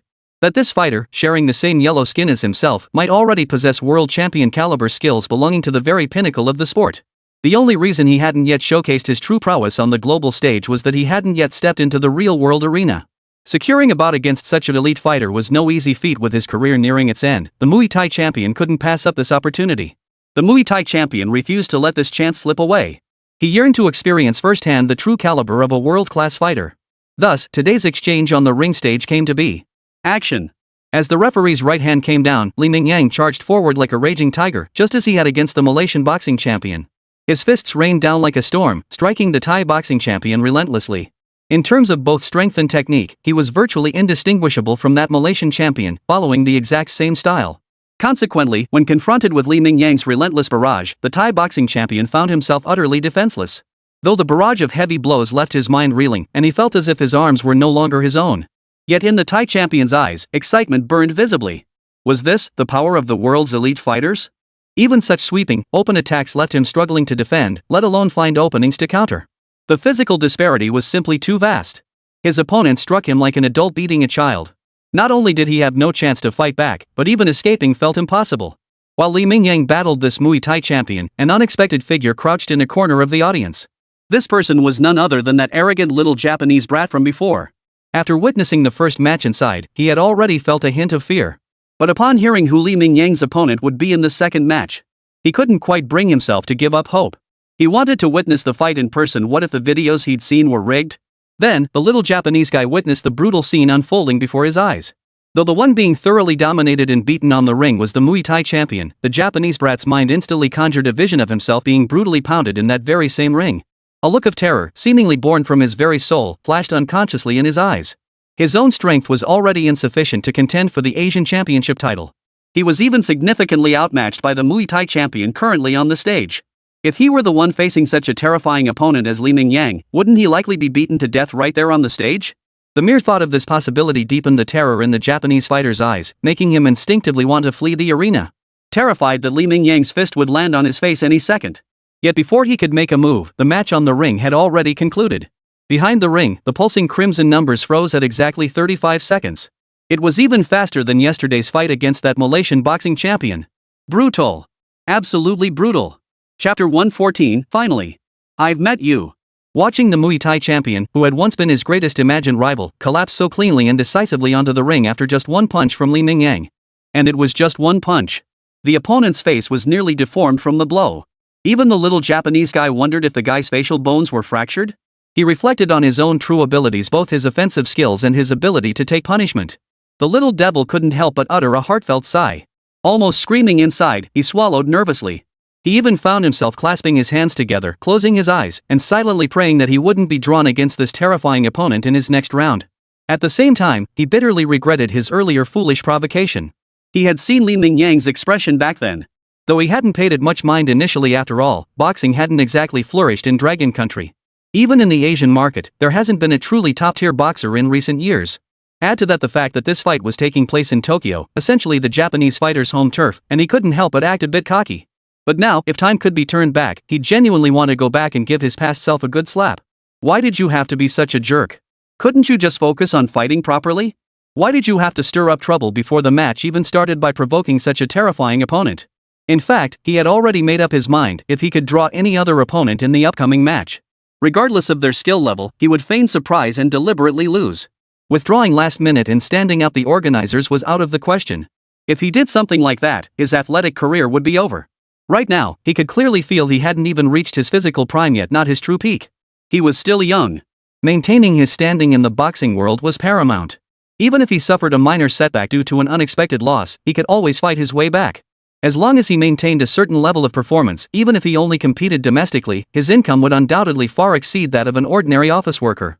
If he could land a few more endorsements, wouldn't that solve most of his life's worries? As these thoughts swirled, the Japanese guy's earlier look of fear vanished entirely, replaced by a lecherous grin. Who knew what filthy images were swirling in that brain full of, but the lecherous expression on his sleazy face was truly revolting. Even the few spectators beside him instinctively moved further away when they caught a glimpse of that expression. They wondered inwardly, could this guy be a pervert? Then they recalled the widespread gaming quits among Japanese players. Wasn't this country's most abundant export precisely this sort of perverted nonsense? EW. Disgusting. After that thought, these spectators felt even this distance wasn't safe enough, and they shifted their bodies further away. As if the Japanese guy beside them were some disgusting, terrifying source of infection, they feared even the slightest trace of his sleaziness might rub off on them. Ha! Finally, the third round began. Glancing at the draw result in his hand, Li Mingyang couldn't help but burst out laughing, though the sound and expression were undeniably sinister. It wasn't for any other reason this match finally fulfilled Li Mingyang's deepest desire. He'd finally drawn the little Japanese guy he'd been longing to face, and he thought he might have to endure one or two more rounds before getting the chance. But here it was, the third round. Just as he'd begun worrying whether the opponent might be eliminated due to insufficient strength. And now he'd landed squarely in his hands. It couldn't have been more perfect. With that thought, Li Mingyang crumpled the results in his hand and tossed them into the nearby trash can. His eyes locked onto the little Japanese guy not far away, his gaze filled with malice. This time, I'll see how you escape. Before the matches started, you were pretty cocky, kid. I hope you keep that attitude when we meet on the stage tomorrow. If that's the case, when I make my move, I'll have absolutely no qualms about going all out. Not far from Li Mingyang, the struggling contestant also examined his own draw result. Talk about fearing something and then getting it. He'd been dreading facing this terrifying opponent, and now it had happened. He'd seen Li Mingyang's expression earlier. If he actually stepped onto the ring tomorrow, the outcome would surely be grim. At that moment, the Japanese fighter's legs began trembling uncontrollably. Deep down, he couldn't help but consider whether he should just forfeit the match outright. He simply couldn't bear to face such a formidable opponent who inspired bone-deep terror. Chapter 115, Fist Up, Fight. Fight to the death. A whirlwind of thoughts swirled through the little Japanese guy's mind. He considered giving up outright. After all, he could always find other work later. What if he got targeted for retirement on the ring just because he'd crossed the other guy? What if he got crippled, or even killed outright? He was still young, with a whole life ahead to enjoy. He didn't want to end it all here, so soon. Yet another thought kept him going. After all, this was the ring. Both fighters wore gloves. The damage was inherently limited. At worst, he'd lose a match. He might get hurt, but surely it wouldn't threaten his life? If he got knocked out cold, the referee and Mr. He would be watching. The other guy couldn't possibly come over and deliver the finishing blow, right? These two thoughts swirled like a Tai Chi diagram in the young man's mind, constantly intertwining and tangling, relentlessly tormenting his inner conflict. For a moment, he couldn't make a single right decision. Just then, the opposing team's coaching staff approached. Their first words delivered a direct, uncompromising order. Kobayashi, this Asian championship is our home turf. Even if we know we're no match for them, we must demonstrate our sporting spirit. Our Bushido spirit teaches us that even when facing formidable opponents, we must never succumb to fear or retreat. Therefore, your mission in the next match is to engage the opponent on the ring for as long as possible. Ideally, you should survive the first round. That way, even if we lose, we'll demonstrate that our strength surpasses that of the previous Thai and Malaysian champions. In a sense, this will be another victory for our Yamato people. Seeing the stern expressions on the coaching staff's faces, Kibata knew he had no way out now. If he backed out now and refused to participate in this match, he could kiss any future in boxing goodbye. Not only that, but he would struggle to even maintain a normal life in this country. He would be branded with eternal shame. Considering the thoughts that had just crossed his mind, he doubted he would face severe consequences. After all, this was a legitimate match, held on their home turf. Surely the opponent wouldn't dare to resort to dirty tricks openly in the ring. As these thoughts swirled, the urge to fight surged in his mind, overwhelming his rationality. The tempting offers from the coaching team were slowly clouding his judgment. If he could truly endure more than one round on the ring, survive beyond 3 minutes, wouldn't that, in a sense, make him the new Asian boxing champion? After all, with Li Mingyang's monstrous strength, he certainly wouldn't be content to linger in the Asian circuit. His goal was clear: use the Asian championship as a stepping stone to the world stage. And then, if he could just endure it, his appearance fees and other earnings would undoubtedly skyrocket compared to before. Even his domestic fame would soar once more. After all, if he succeeded, wouldn't he become something of a national hero? You have to hand it to the little bastard, he was a master at brainwashing himself. In less than a minute, the Japanese fighter before him had shed all trace of fear. But his face even showed a hint of fanaticism, as if his entire being was now brimming with fighting spirit. As long as they didn't kill him, even if he ended up bedridden for 2 or 3 months after this match, he'd accept it. If he could just survive this ordeal, then what awaited him next would be stacks of waving cash. Now, all that filled Jingbian's mind was the thought of making money, the image of a glorious future he envisioned. He completely ignored the grudge between them and the vast gap in their abilities. Even the risks had long been cast aside by this little devil. Ding! Ding! Ding! As the familiar, crisp chime sounded, Li Mingyang didn't even glance toward the referee. His gaze was fixed like a starving tiger staring down its prey. Li Mingyang's gaze remained fixed on his opponent before him, on this little Japanese guy, from start to finish. Even before the referee officially declared the match open, Li Mingyang felt the blood in his entire body begin to boil. Action! As the referee's right hand swung downward, Li Mingyang flashed a savage grin and immediately pressed forward to overwhelm his opponent. Thud! A vicious punch slammed into the opponent's forearm. Feeling the overwhelming force, he felt his bones nearly shatter. Only then did the Japanese fighter snap back to reality.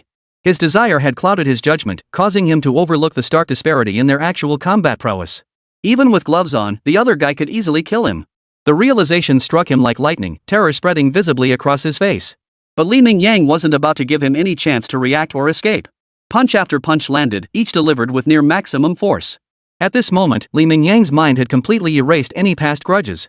All that burned within him now was a fiery passion fueled by national humiliation and personal vengeance. If one were to judge him, Li Mingyang might be considered an extreme individual, at least in his attitude toward the Japanese. He believed there wasn't a single decent soul among the Japanese devils, every last one deserved to die. And this particular Japanese soldier had dared to provoke him earlier. That arrogant attitude and that look of contempt were still vivid in Li Mingyang's mind. This was a formal boxing match, but if it had been a free-for-all fight, that would have been truly satisfying. Then he could have used both hands and feet. But even in this boxing match alone, Li Mingyang was confident he could beat this little bastard like a dead dog, leaving him with such lasting psychological trauma that the mere thought of a boxing ring would send shivers down his spine. Thud! A heavy left jab sent the little bastard reeling, the intense pain and near-shattered internal organs causing him to instinctively drop his guard. He clutched his stomach with both hands, and Li Mingyang wasn't about to let this opportunity slip. But instead of going for the most vital target, the head, instead, he targeted the opponent's exposed chest, unleashing two vicious straight punches. With two sharp cracks of broken ribs, blood flowed visibly from the corner of his mouth. The injury was clearly severe, yet the opponent remained standing for now. Li Mingyang's reflexes were beyond ordinary. He immediately followed up with a heavy swing, landing a punch squarely on the opponent's temple. Before the opponent could fully collapse, Li Mingyang followed up with a left straight punch delivered with 120% force, nearly crushing the man's face inward. From the start of the match to this moment, a mere 24 seconds had passed. Li Mingyang hadn't even thrown 30 punches before the fight was declared over. Chapter 116, The Finals. Is he really dead? Not only did this match conclude faster than any previous bout, but Li Mingyang's demonstrated prowess was also far more formidable. Most crucially, the style of this fight was far more brutal. As one of Li Mingyang's three opponents, the Japanese fighter had undoubtedly suffered the worst fate. He was now beaten beyond recognition. The referee deemed counting out unnecessary and urgently summoned medical personnel to administer emergency treatment.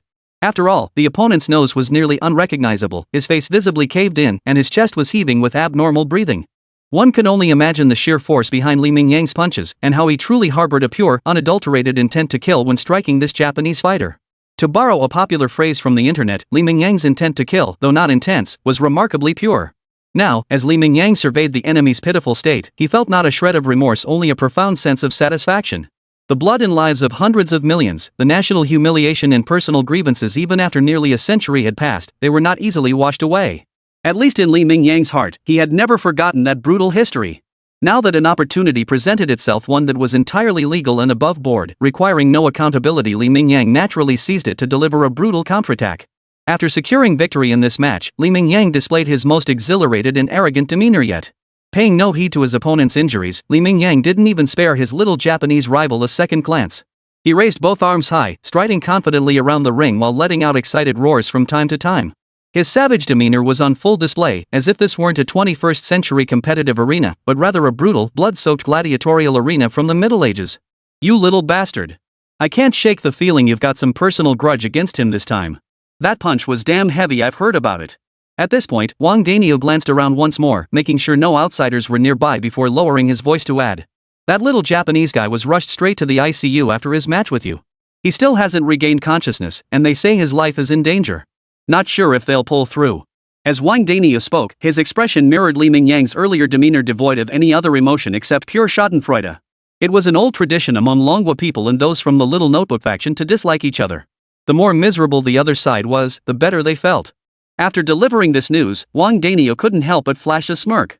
But it seems your performance this time has rather intimidated your opponents?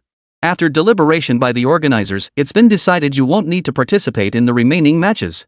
You can just wait for the finals. In other words, you've already been internally selected to advance directly to the finals.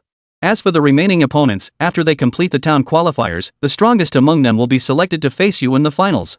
While this has never happened before in the tournament, given your brutal performance and widely acknowledged strength, even this year's two top contenders couldn't last a single round against you.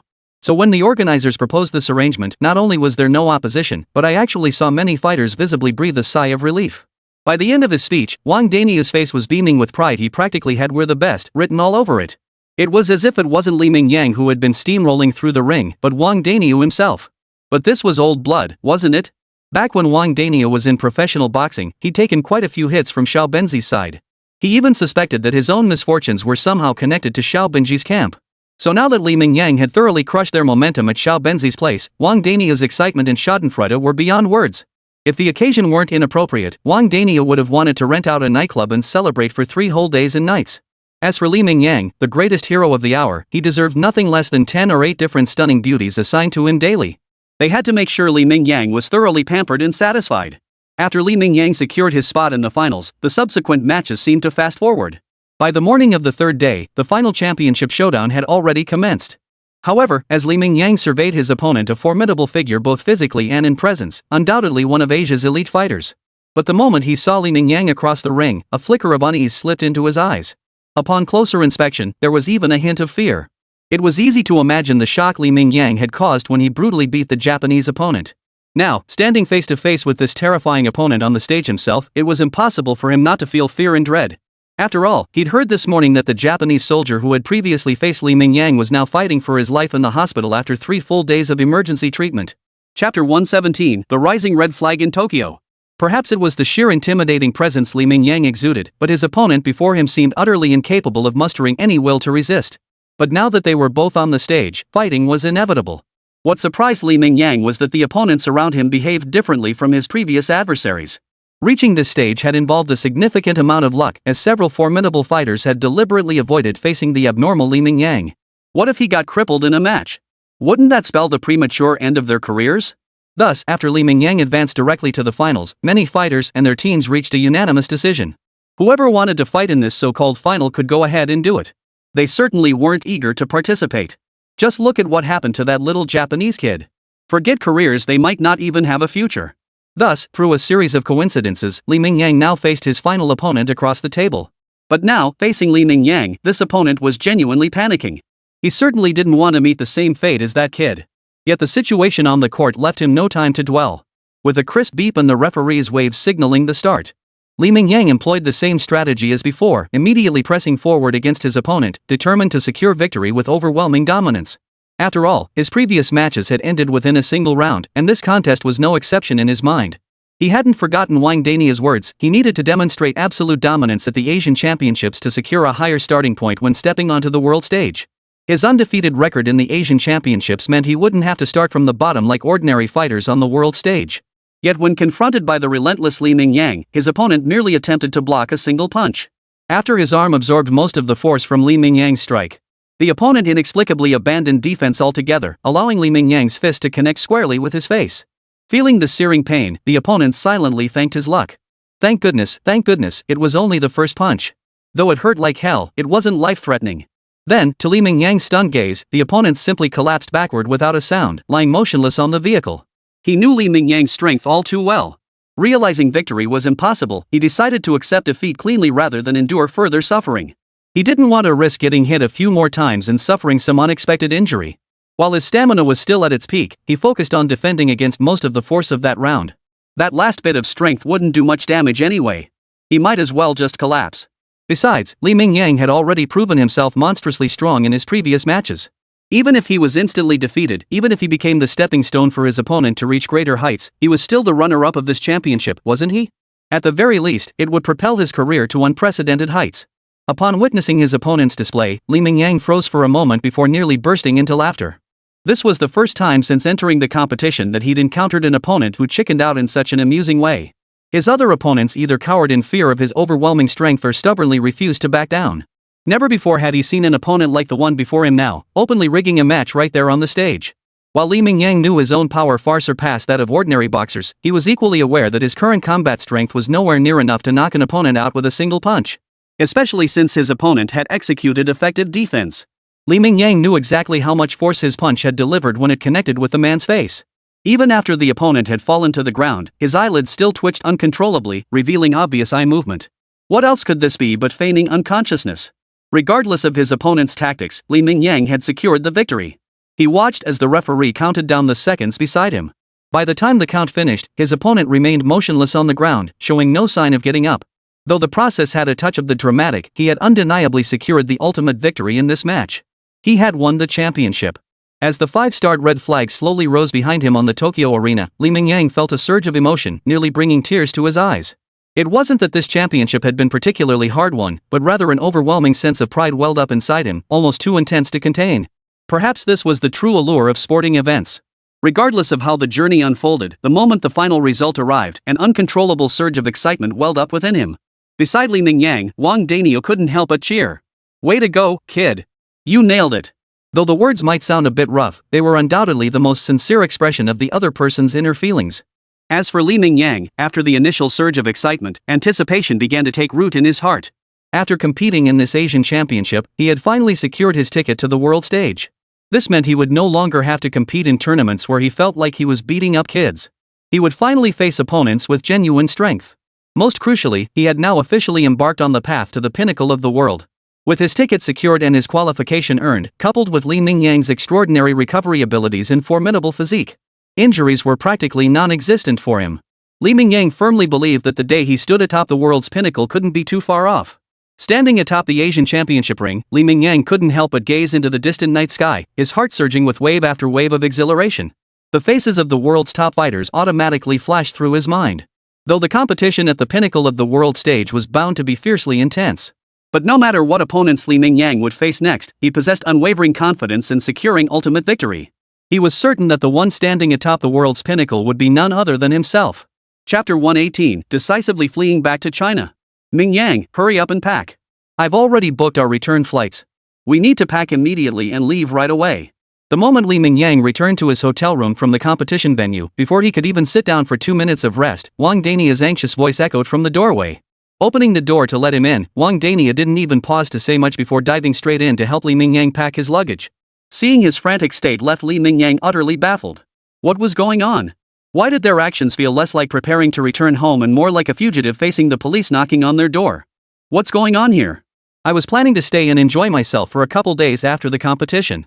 Even though I can't stand this country, I have to admit some of the scenery and local customs are pretty nice. As he spoke, a slightly lecherous grin slipped onto Li Mingyang's face. Such an expression would make almost any man instantly understand the implication. But Wang Dania wasn't in the mood for such banter. Not only did he fail to humor Li Mingyang, he instead barked out 2 more urgent commands. Hurry up and pack your things. Remember that little day's contestant from before? Even though your match was on the stage, you didn't need any dirty tricks. All matches are strictly official. It's just that your power is too overwhelming, which is why you left your opponent in that state. He was still in the ICU just 2 days ago, but I just got word the medical team couldn't save him. He died on the spot. We've never gotten along with little days. We can't let them use this as leverage. No matter how formidable our individual strength may be, when facing an entire nation, personal power pales into insignificance.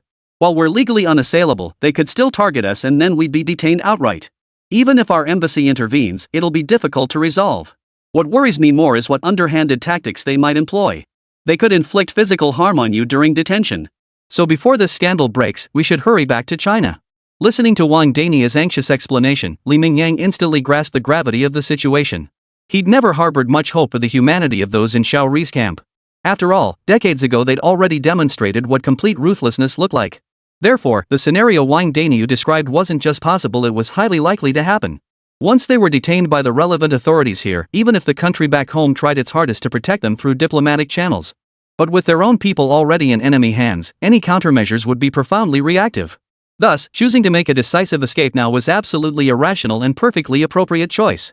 It must be said that not only Li Mingyang and Wang Dania, but every member of their team was a true man of action. Within just 1 hour, the group of over a dozen people had boarded a flight back to their home country. Only after the plane took off did everyone finally breathe a genuine sigh of relief. After all, this was a domestic flight. Once airborne, even if Zairaisi tried to make further demands, it wouldn't be as easy to negotiate as it would be with a flight from their own country. The distance to mainland China wasn't particularly great either, it would only take about 3 or 4 hours to reach a domestic airport. So as long as the plane showed no signs of trouble after takeoff, they were essentially in the clear. Damn it, it's a good thing you, old Wang, warned us in time. Otherwise, who knows if we'd have been detained by those despicable politicians? Only when the flight entered domestic airspace did Li Mingyang breathe a genuine sigh of relief, his eyes flashing with gratitude as he glanced at Wang Dania beside him. After all, such incidents weren't unprecedented. Take the Diaoyu Islands incident earlier, didn't those bastards shamelessly detain our country's sailors? You little rascal, I've actually been preparing for this since the day your match with the Japanese kid ended. Otherwise, how do you think we managed to book tickets for all of us so quickly? But I never imagined you'd play so dirty in the ring, actually seizing that moment to knock the guy out cold. While it was certainly satisfying, no doubt about it, next time, you'd better not pull a stunt like that so easily. The risks are too high. Of course, if future matches aren't on their home turf, we should strike when the time is right, no need to be so cautious. By the end of his speech, Wang Dania couldn't help but let a hint of regret and disappointment show on his face. It's just a shame. After this incident, I doubt we'll have any future dealings with the country of Zairaisi. I was really looking forward to experiencing the local customs and culture after the game, since we finally made it here. After all, you know how many of Little Day's unique cultures are world-renowned. To come all this way and miss the chance to experience it, it's impossible not to feel regret. By the end of his rant, Wang Dania's expression was downright hilarious. He looked like he just missed out on a $5 million jackpot. Hearing this, Li Mingyang couldn't help but burst out laughing. Old Wang was truly a character. You had to admit, for a middle-aged bachelor, the guy lived a pretty carefree life. Even back in Mingyang's hometown, when old Yuan came to coach him, he was a regular at all the major foot massage parlors around. He was an outsider, yet he was practically a VIP member in the local industry. Hearing his words, Mingyang couldn't quite tell if he was joking or genuinely regretting it. Enough with this small-time nonsense. Once we make it to the world stage, we'll be flying all over the globe. As long as we hit enough places, no matter what kind of service is available, there'll be more than enough for you to enjoy, old Wang. Chapter 119, Mingyang, propelled to fame by Tyson. While Mingyang and his crew were safely returning home, on the other side of the ocean, Tyson at his peak had just finished another top-tier showdown. The former world champion offered little resistance against Tyson, getting dominated from start to finish. This short fighter, standing at just 5 feet 10 inches, demonstrated combat prowess completely disproportionate to his stature. Tyson, already a household name, saw his popularity soar to unprecedented heights after this fight. Numerous media outlets hailed him as the most dominant fighter of his era in the ring. After all, Tyson's physical gifts were visibly extraordinary. Despite certain inherent weaknesses, his talent and relentless effort transformed those shortcomings. He transformed his weaknesses into a sharp, relentless offensive that became a headache for many opponents. Moreover, the motivation he gained from Mingyang's challenge prevented him from falling into the decadence and self-indulgence that Mingyang had succumbed to in the previous world. Instead, after reaching his peak, he threw himself back into rigorous training. The current Tyson is undoubtedly a plus version. He surpasses even the peak Tyson from Mingyang's memories of his previous life. Naturally, even in a world filled with elite fighters from different eras. When facing this monstrous Michael Tyson, there could only be one outcome, a humiliating defeat. And this former world champion? Against Tyson, it wasn't just a points gap. In the 8th round, Tyson seized his chance and knocked him out cold on the canvas. It was a clean and decisive defeat. Even in the first 2 rounds when both fighters were at their peak. Anyone with even a basic understanding of boxing could see that while the fight appeared evenly matched on the surface. But in terms of both technique and physical prowess, Tyson clearly held the greater advantage. Thus, Tyson's victory in this bout was utterly unquestionable, leaving no room for debate and cementing his already lofty status at the pinnacle of the sport. Mr. Tyson, many media outlets now call you the most dominant fighter of this era, hailing you as the most physically gifted heavyweight in nearly a century. What are your thoughts on these media assessments, Mr. Tyson? The reporter assigned to interview Tyson had been pre-selected, and the questions posed were ones he had anticipated Tyson's responses to long before. Rather than an impromptu interview, this was a carefully orchestrated publicity stunt. Tyson had already demonstrated overwhelming dominance at this point. If he could capitalize on the momentum by making some bold statements, while it might attract some negative attention and gain him a few detractors, it would primarily amplify his popularity. It could instantly elevate Tyson's value within the boxing world. Yet to everyone's surprise, upon hearing the question, Tyson didn't display his familiar arrogance. Gone was the air of utter disdain. Upon hearing the question, Tyson paused, his mind involuntarily drifting to the image of Mingyang. The most twisted opponent he'd ever faced in his entire life came to mind. Even after undergoing another round of intensive training, feeling his body reach an unprecedented peak condition. But if he were to face Mingyang now, if they truly stood on that stage together, up against Mingyang's monstrous physique and frenzied fighting style, simply simulating the scenario in his mind, Tyson realized he might not actually defeat him in the ring. In fact, he was almost certain he'd be the one to lose. After all, his punches wouldn't inflict any real damage on Mingyang. But if he showed even the slightest opening, or if Mingyang seized an opportunity to drain his stamina just one chance, he could very well be finished off by that freak right there on the ring. At that thought, the sense of triumph he'd felt moments earlier after defeating a world champion vanished, replaced by a sudden urgency. Suddenly, he felt his current strength was still insufficient. He needed to train harder and temper his body even more. No, I don't consider myself the most dominant boxer of this era. As for physical gifts, I wouldn't call myself the strongest either. After saying this, Tyson saw the astonished expressions on the reporters' faces and couldn't help but add, Mingyang. Remember that name. He's a heavyweight boxer from the great nation of the East. Just a few months ago, while he was training at the Alaska camp, he served as my sparring partner for a period. This guy's skills are absolutely on par with any world-class boxer you know, and his physical gifts and stamina. At this point, Tyson couldn't help but twitch his lips. Though reluctant to admit it, he knew. Whether he admitted it or not, he seemed to have no particularly effective counter against the opponent's monstrous physique and defense. Even I, facing such an exaggerated physique, have almost no particularly good counter.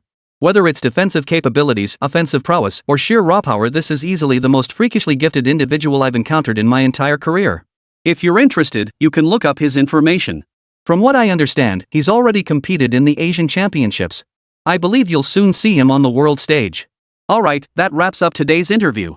I've got a series of intensive training sessions to get through next.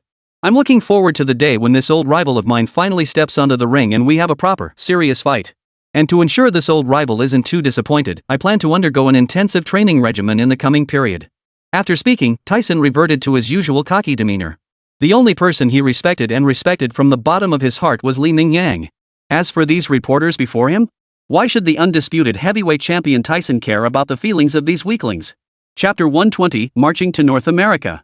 Officially entering the world boxing arena. What neither Tyson nor Li Mingyang realized at the time was that this single interview would send shockwaves through the entire boxing world. Until today, no one had ever heard of a figure like Li Mingyang. Tyson's demonstrated prowess was undeniable. Even the world's top fighters lacked confidence in defeating him. Simply maintaining an undefeated record was already considered a remarkable feat. Yet even Tyson, already formidable, felt his skills were insufficient against Li Mingyang and sought special training. This naturally piqued the curiosity of nearly everyone following boxing, boxers themselves and fans alike. Curiosity naturally demands satisfaction, especially in today's technologically advanced internet age. Finding information on Li Mingyang proved surprisingly easy. Within less than a day, details about him had already spread throughout the North American boxing scene. Even before Li Mingyang arrived, he had already gained numerous fans in the region. His journey was nothing short of legendary. Unlike many naturally gifted fighters who trained from childhood. Instead, he was an ordinary office worker who started boxing later in life, and initially, he was even a manual laborer at the very bottom of society. Yet his physical gifts were undeniably exceptional, propelling him into the boxing world with a raw, unrefined intensity. Most crucially, it's Li Mingyang's record and the astonishing speed of his progress. Fans here have scoured every video and piece of information related to Li Mingyang. If his performance in the national competition was merely passable, his subsequent appearance at the Asian Championships was like a terrifying beast emerging from the Jurassic era, a completely different species from the creatures of this era. He seemed like a terrifying beast from the Jurassic era, belonging to a completely different species than the creatures of this time. Every opponent he faced offered no resistance whatsoever, with every match ending in a knockout. When fans in North America learned that Li Mingyang had dispatched a minor opponent in a mere 30 seconds, many fell into blind, fervent worship of him. After all, people here already revered strength above all else. Just look at their celebrities. Which male star doesn't boast a muscular physique? Even many female celebrities sported athletic builds, giving a clear glimpse into the local culture. Mingyang's overwhelming power and brutal style in the ring hit their sweet spot perfectly. Even though Li Mingyang hasn't officially stepped onto the world's top fighting stages for a single match yet, he already boasts a substantial fan base. Many are already secretly hoping he'll come to North America soon to face the world's top champions. When that day comes, no matter who Li Mingyang faces, the fight is bound to be spectacular, right? Mingyang, great news. Thanks to Tyson's comments in that interview, you're already trending in North America. I think now is the perfect opportunity for us to break into North America and the global boxing scene. Riding this wave of hype, you could secure a very high starting point. I'm sure the people over there won't turn down this kind of buzz. You should be able to secure a really good opponent to fight as soon as you arrive. After all, in this day and age, buzz equals money. Boxing may be a pure sport, but every competition relies on capital's manipulation and support behind the scenes. So if we ride this wave and go straight to North America, it's absolutely the perfect opportunity for us. Just as Li Mingyang was contentedly lounging at home, thoroughly enjoying his mother's cooking to the point of forgetting his worries, Wang Danius suddenly burst into Li Mingyang's home, his face aglow with excitement. He thrust his phone, filled with news articles, directly in front of him. Upon hearing the news, Li Mingyang couldn't help but feel a bit surprised. He had originally planned to rest for a while before officially advancing into North America. After all, once he got there, he probably wouldn't be able to return home for a long time. He'd planned to make the most of this opportunity to stay home for a while. But sometimes, man proposes, but God disposes. Even if you wanted to take it easy, fate was already chasing you down. Shoving opportunities right into your mouth. Refusal was simply not an option. Reading the North American media's portrayal of him, it seemed as though he'd become a boxing champion before even stepping onto the world's top stage. Even now, he had amassed a substantial fanbase in North America, complete with fan clubs and dedicated supporters. This was an absolute surprise for Li Mingyang. Even now, a faint smile curled at the corners of his mouth. What a golden opportunity! Old Wang, you're absolutely right. This is the perfect chance for us to break into the North American boxing scene. If we can't seize a golden opportunity like this one that practically delivers itself to our doorstep, then we might as well quit boxing altogether. Here's what we'll do. I won't rush to make my move just yet. Old Wang, you go ahead and make the initial contact over there. I want my first fight on the world stage to be a truly high-stakes battle. If possible, I want my opponent to be as strong as possible. That way, we can make a splash over there right away. No need for a long build-up. One fight can cement our status as top-tier fighters. Though he didn't intend to pass up this opportunity, he'd leave the initial negotiations and arrangements to old Wang and his team. Li Mingyang had absolutely no reason to rush. He could easily use this time to stay home and spend it with his parents. After all, he could clearly see that as his career continued to rise and he ventured farther away, though his parents hadn't said it outright, their reluctance to let him go was growing stronger. Oh, right. As if remembering something, Li Mingyang pulled out his phone after seeing old Wang off. Little assistant, we're gearing up to enter the North American market. You'll need to prepare as both assistant and translator. Your extended vacation might be cut short. Chapter 121, Defying the Matchmaking Mechanism, starting with the big boss. This time around, Li Mingyang had granted his little assistant a full 2-week vacation. Though the break was only set to end in a day or two. But Li Mingyang couldn't help but let a hint of schadenfreude slip into his tone. His own plans had shifted, and he initially felt somewhat unsettled. But now, with his assistant's situation for comparison, Li Mingyang's mood instantly brightened. He finally understood why his former bosses had been so cruel. Turns out these jerks all had something in common: they derived their own pleasure from others' misery. Or perhaps they derived some peculiar satisfaction from the contrast from squeezing their subordinates while simultaneously squeezing themselves? Anyway, after pulling off this little prank, Li Mingyang genuinely felt quite pleased with himself. Of course, this wasn't exactly exploitation. After all, the school's management handed out vacations in 2-week chunks, right? Today's workers wouldn't get such holidays handed to them lightly. Some might not even see one for years. I think we've hit a snag this time. I genuinely didn't expect your popularity in North America to be this explosive. While everyone says views are everything these days, I never imagined your very first match would pit you against an opponent like this. Wang Danio moved with remarkable speed, quickly establishing contact with the North American organization and promptly arranging Li Mingyang's first match. But upon hearing this, even Li Mingyang couldn't help but feel a surge of curiosity. Just what kind of opponent had he drawn? The expression on Wang Danio's face suggested that his first match in North America would likely pit him against a formidable opponent. But no matter what, the old saying held true: Li Mingyang had complete confidence in himself. No matter who stood before him, their fate was sealed. They would be knocked out on the ring. Seeming to notice the confidence practically radiating from Li Mingyang's face, Wang Danio didn't keep him in suspense. He immediately revealed the identity of this opponent. Ali.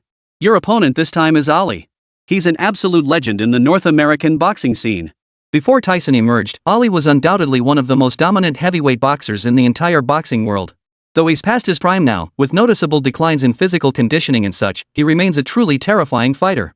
Even with the transformation in your skills, the technical gap between you and this champion remains starkly visible. Of course, the disparity in physical prowess between him and you is equally stark, perhaps even more pronounced than the technical gap. Therefore, in this fight, we must leverage our physical advantage to the fullest extent possible. At this point, even Wang Danio's face no longer radiated the usual confidence. He, who had once nearly stepped onto the world-class stage. He knew all too well that these world-class champions weren't just gifted with technique, they possessed monstrous physical prowess as well. Even though Li Mingyang had demonstrated formidable physical strength, facing such opponents meant he couldn't guarantee his defense would be foolproof. Nor could he guarantee his offense would knock his opponent out. After all, every fighter who stood among the world's elite was a well-rounded, six-sided warrior, equally skilled in offense and defense. Even if an opponent accidentally exposed a weakness while fatigued, their wealth of experience and superb technique would likely cause Li Mingyang to miss such opportunities, preventing him from directly knocking his opponent down on the stage. While Li Mingyang had at least a 90% certainty he wouldn't fall on the ring if he couldn't knock his opponent out, then his chances of victory against such an experienced and technically skilled opponent would be virtually non-existent. And this boxing champion, Ali, was undoubtedly a pinnacle figure in terms of technique. It's not that his physique was lacking, but compared to his absurdly superior physicality, his technique shone even more brilliantly. This often caused people to overlook the fact that he also possessed a physique far beyond that of an ordinary person. A fighter combining such technical prowess with agility represented the greatest challenge Li Mingyang had faced since turning professional. Upon hearing that all too familiar name, Li Mingyang couldn't help but widen his eyes in astonishment. If Tyson had gained worldwide fame merely for his reputation or the stark contrast he embodied, but anyone with even a passing knowledge of boxing would recognize the name Ali, a boxer even greater than Tyson. Though he seemed past his prime now, his physical condition hadn't deteriorated much compared to his own peak. Otherwise, Ali wouldn't have chosen to remain active in the ring, he would have retired at the very peak of his career. So upon learning who his next opponent would be, even Li Mingyang couldn't help but grow solemn. Particularly notorious was his famed butterfly footwork, leaving opponents utterly unable to track his movements. Like a nimble specter, visible yet impossible to track. Slippery as an eel, catching such an opponent was no simple task. Damn it! After recalling all the information in his mind about the legendary boxer Ali, even Li Mingyang couldn't help but silently curse the national treasure in his heart. What kind of god-awful matchmaking system was this? He'd barely left the newbie village and now the big boss was already blocking his front door? And one who completely counters his own attributes. His previously brimming confidence had taken a hit, leaving him feeling somewhat uneasy. After all, facing such a flashy opponent, even with his monstrous physique and devastating offensive power, it was useless if he couldn't land a single blow. Even if their punches land on me, they won't hurt a bit and won't break through my defenses. But if I land a single hit on him? That counts as a valid point. He might just use this tactic to win the match outright. Chapter 122, Ali. This is a beast. A monster. Old Wang, I feel like we're in real trouble this time. Against this Ali, I think we absolutely need a solid game plan. While our previous tactics were solid, they might not be effective against Ali. After all, he's risen to this level step by step, and his most renowned skill is his footwork. And that's precisely my weak point. To defeat him, relying on ordinary strategies alone probably won't get us anywhere. At this point, Mingyang paused, realizing he'd overlooked the most crucial question. He quickly added, "Right, we've talked for ages, but when is my fight against the champion Ali scheduled? In other words, how much preparation time do we actually have left?" Mingyang had already resolved to defeat this opponent, meaning his strategy couldn't follow conventional tactics. If necessary, he could even make this fight look ugly. But as long as the final outcome was guaranteed, everything would be worth it. 10 days. The match is scheduled for 10 days from now. For us, after accounting for travel time, the remaining preparation period is quite limited. Upon hearing this, Wang Daniu immediately gave his response. A look of gravity inevitably spread across Wang Daniu's face. For Mingyang, this was both an opportunity and a challenge, perhaps even a deliberate provocation from the North American stage. Mingyang's popularity was currently skyrocketing. If they didn't seize this momentum to schedule a couple of fights, it would be a waste of the capital's keen sense of opportunity. Yet, while competing, they must also safeguard their standing within the North American boxing scene. Therefore, Ali was likely the opponent meticulously selected by the North American side for Mingyang. He's the kind of opponent who could be considered Mingyang's natural enemy, leaving Mingyang with all his fighting prowess but no room to showcase it. Should Mingyang lose this very first match, it would deal a devastating blow to his ambitions of rapidly ascending to the pinnacle of the North American boxing scene. It would deal a devastating blow to his entire progression path there. Thus, they must find every possible way to maximize Mingyang's greatest strengths and secure victory at all costs. Got it. After racking his brain all night, Mingyang woke up the next morning with a sudden flash of inspiration. Suddenly, he had a method to confront this boxing champion who had proven so incredibly difficult to handle. In the blink of an eye, Mingyang had arrived in California, where this showdown against boxing champion Ali would take place. Observing the starkly different boxing culture here compared to his homeland, and seeing the crowd of wildly enthusiastic spectators filling the arena, Mingyang took a deep breath, calming his slightly agitated heart. After all his hard work, he had finally stepped onto the world-class stage. He absolutely refused to allow any mishap in his first world-class match. His mind replayed the brilliant strategy he'd conceived recently to counter Ali. The thought of what he was about to pull off made Mingyang want to laugh.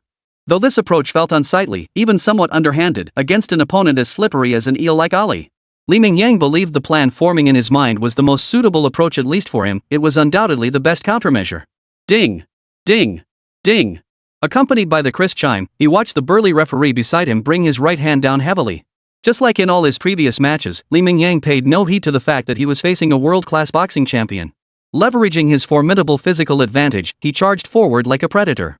The only difference from before was that while his previous pressure tactics had featured distinct boxing techniques, like his footwork and hand movements, which were textbook boxing techniques. But this time, as he lunged at Ali, his actions bore no resemblance to those of a boxer. He resembled nothing more than a street thug in a brawl. There was no boxing stance, no footwork, only the savage, brutal charge of a ferocious beast.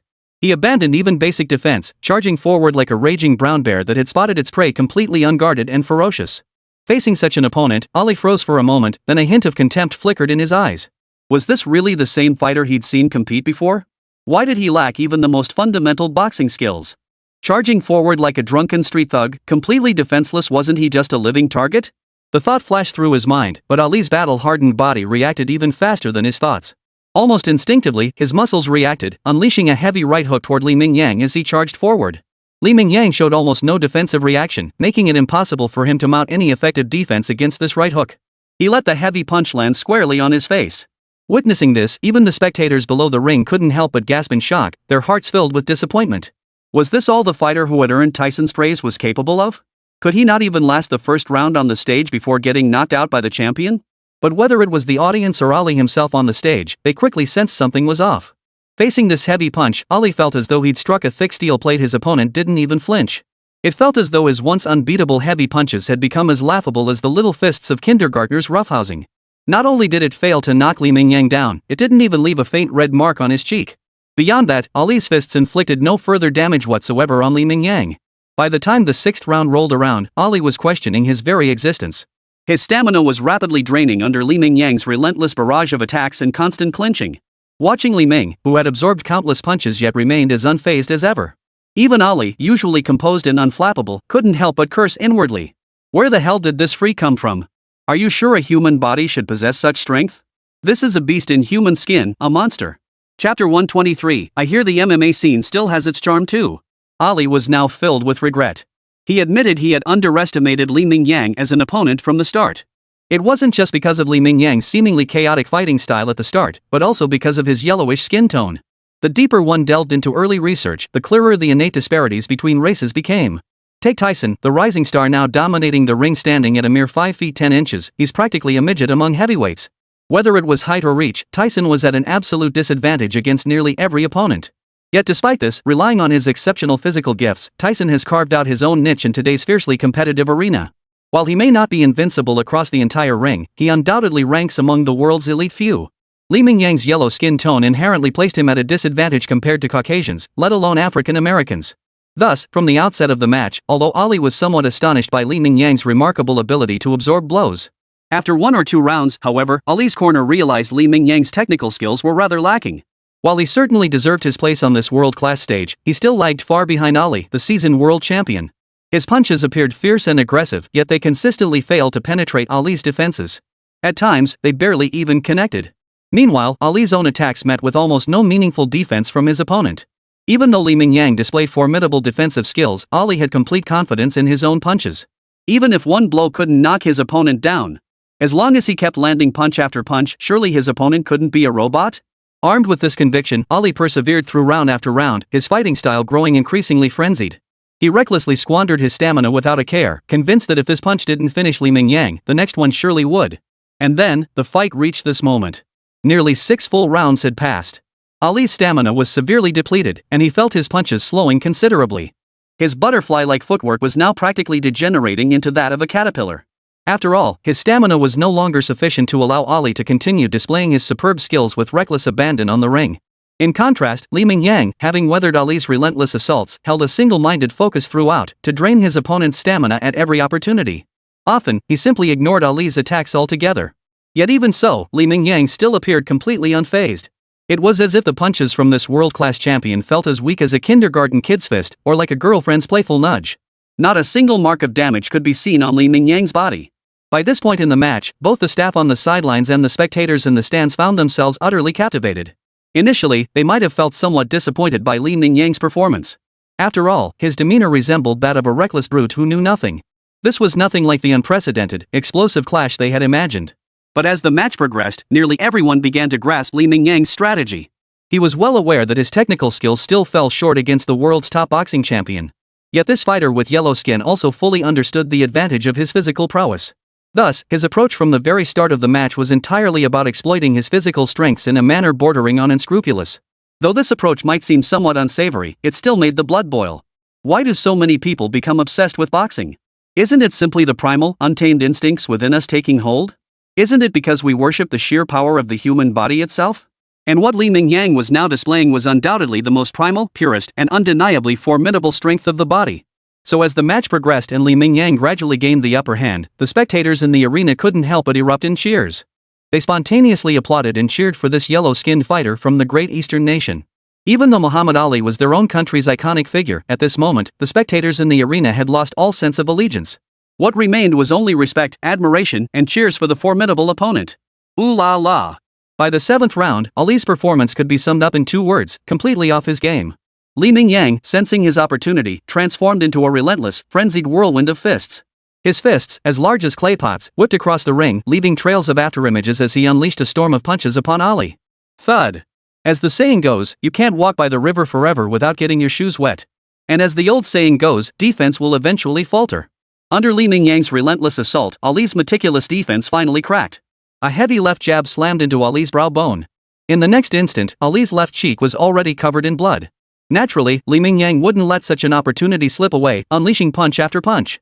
Though Ali fought desperately to defend, the initial punch had already left him vulnerable. Now, blood blurring his vision further impaired his sight. As one opening after another appeared, Ali's face took blow after blow. Finally, as Li Mingyang unleashed a right-handed swing punch with 120% force, Ali, the world champion, could hold on no longer. His eyes rolled back as he lost consciousness, collapsing onto the ring floor without a shred of resistance left. It was precisely at this moment that the crisp bell sounded, signaling the official end of the 7th round. Even though medical personnel arrived promptly, Ali failed to regain consciousness during the break. Li Mingyang had officially secured victory in this bout, though the matchmaking system had thrown him a curveball pitting him against a natural counter. Li Mingyang won this match through sheer physical dominance, using his formidable physique to crush his opponent with raw, primal force. Watching Li Mingyang raise his arms in a frenzied celebration atop the ring, Wang Danio below couldn't help but break into an excited smile. Just as he had predicted, Li Mingyang's victory would cement his standing in North America. He could also formally declare himself among the world's elite fighters. Old Wang, what do you think? Now that I've stepped onto the world's most elite stage, shouldn't I start considering mixed martial arts? 3 days had passed since the match ended. After this fight, Li Mingyang's popularity in North America had surged even higher. After 3 days of rest, Li Mingyang took the opportunity to explore the North American combat sports market. Compared to the tedious nature of boxing, however, Li Mingyang felt mixed martial arts seemed more suited to his tastes. Moreover, there were precedents in the world. Professional boxers transitioning to mixed martial arts often became top-tier fighters. At this point, Li Mingyang was practically itching to dive in. No matter how he looked at it, mixed martial arts still held an undeniable charm. Chapter 124, The Ultimate Showdown. Little Tyson.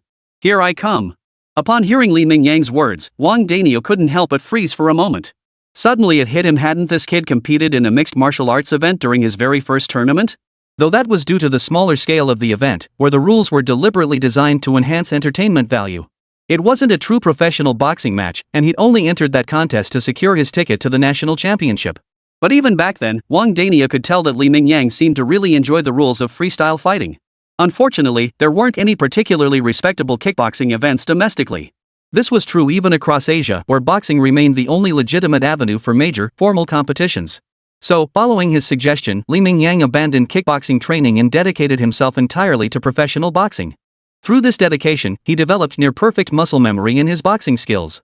Wang Danio had almost forgotten about the whole thing, but seeing Li Mingyang's face now full of excitement and anticipation, he realized this kid's thoughts on the matter had never truly ceased.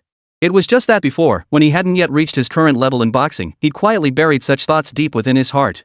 But now, this kid's ambitions in that direction probably couldn't be contained any longer, right?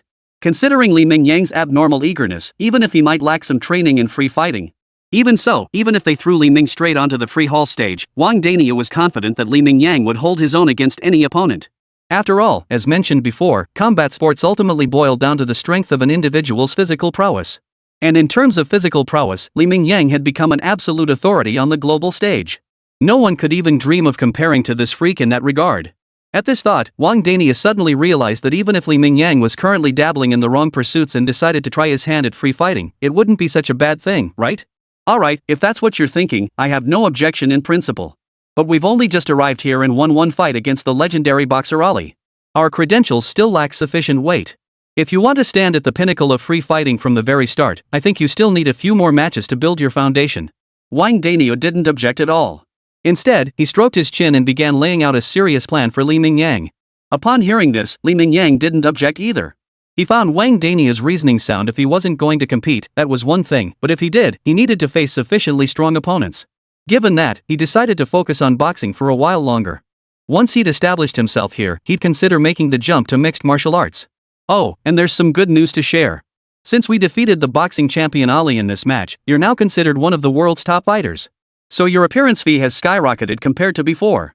Do you know how much we got for our last fight? A mere $500,000. But if we keep fighting, our appearance fees will easily add another zero, maybe even more. Upon hearing this, Li Mingyang's eyes lit up instantly dismissing his previous desire to pursue mixed martial arts. MMA could wait, any time was fine for that. But when it came to making money, you couldn't afford to miss an opportunity. Add a zero to $500,000, that's $5 million. Converted to domestic currency, that was a staggering appearance fee of over 30 million yuan. And all he needed to earn it was to fight just one match. What in the world could make money faster than this? He recalled his grueling days of manual labor, painstakingly waiting for video and livestream earnings. All that hard work might not even net him $1 million. But now, with just a little effort, he could pocket $30 million.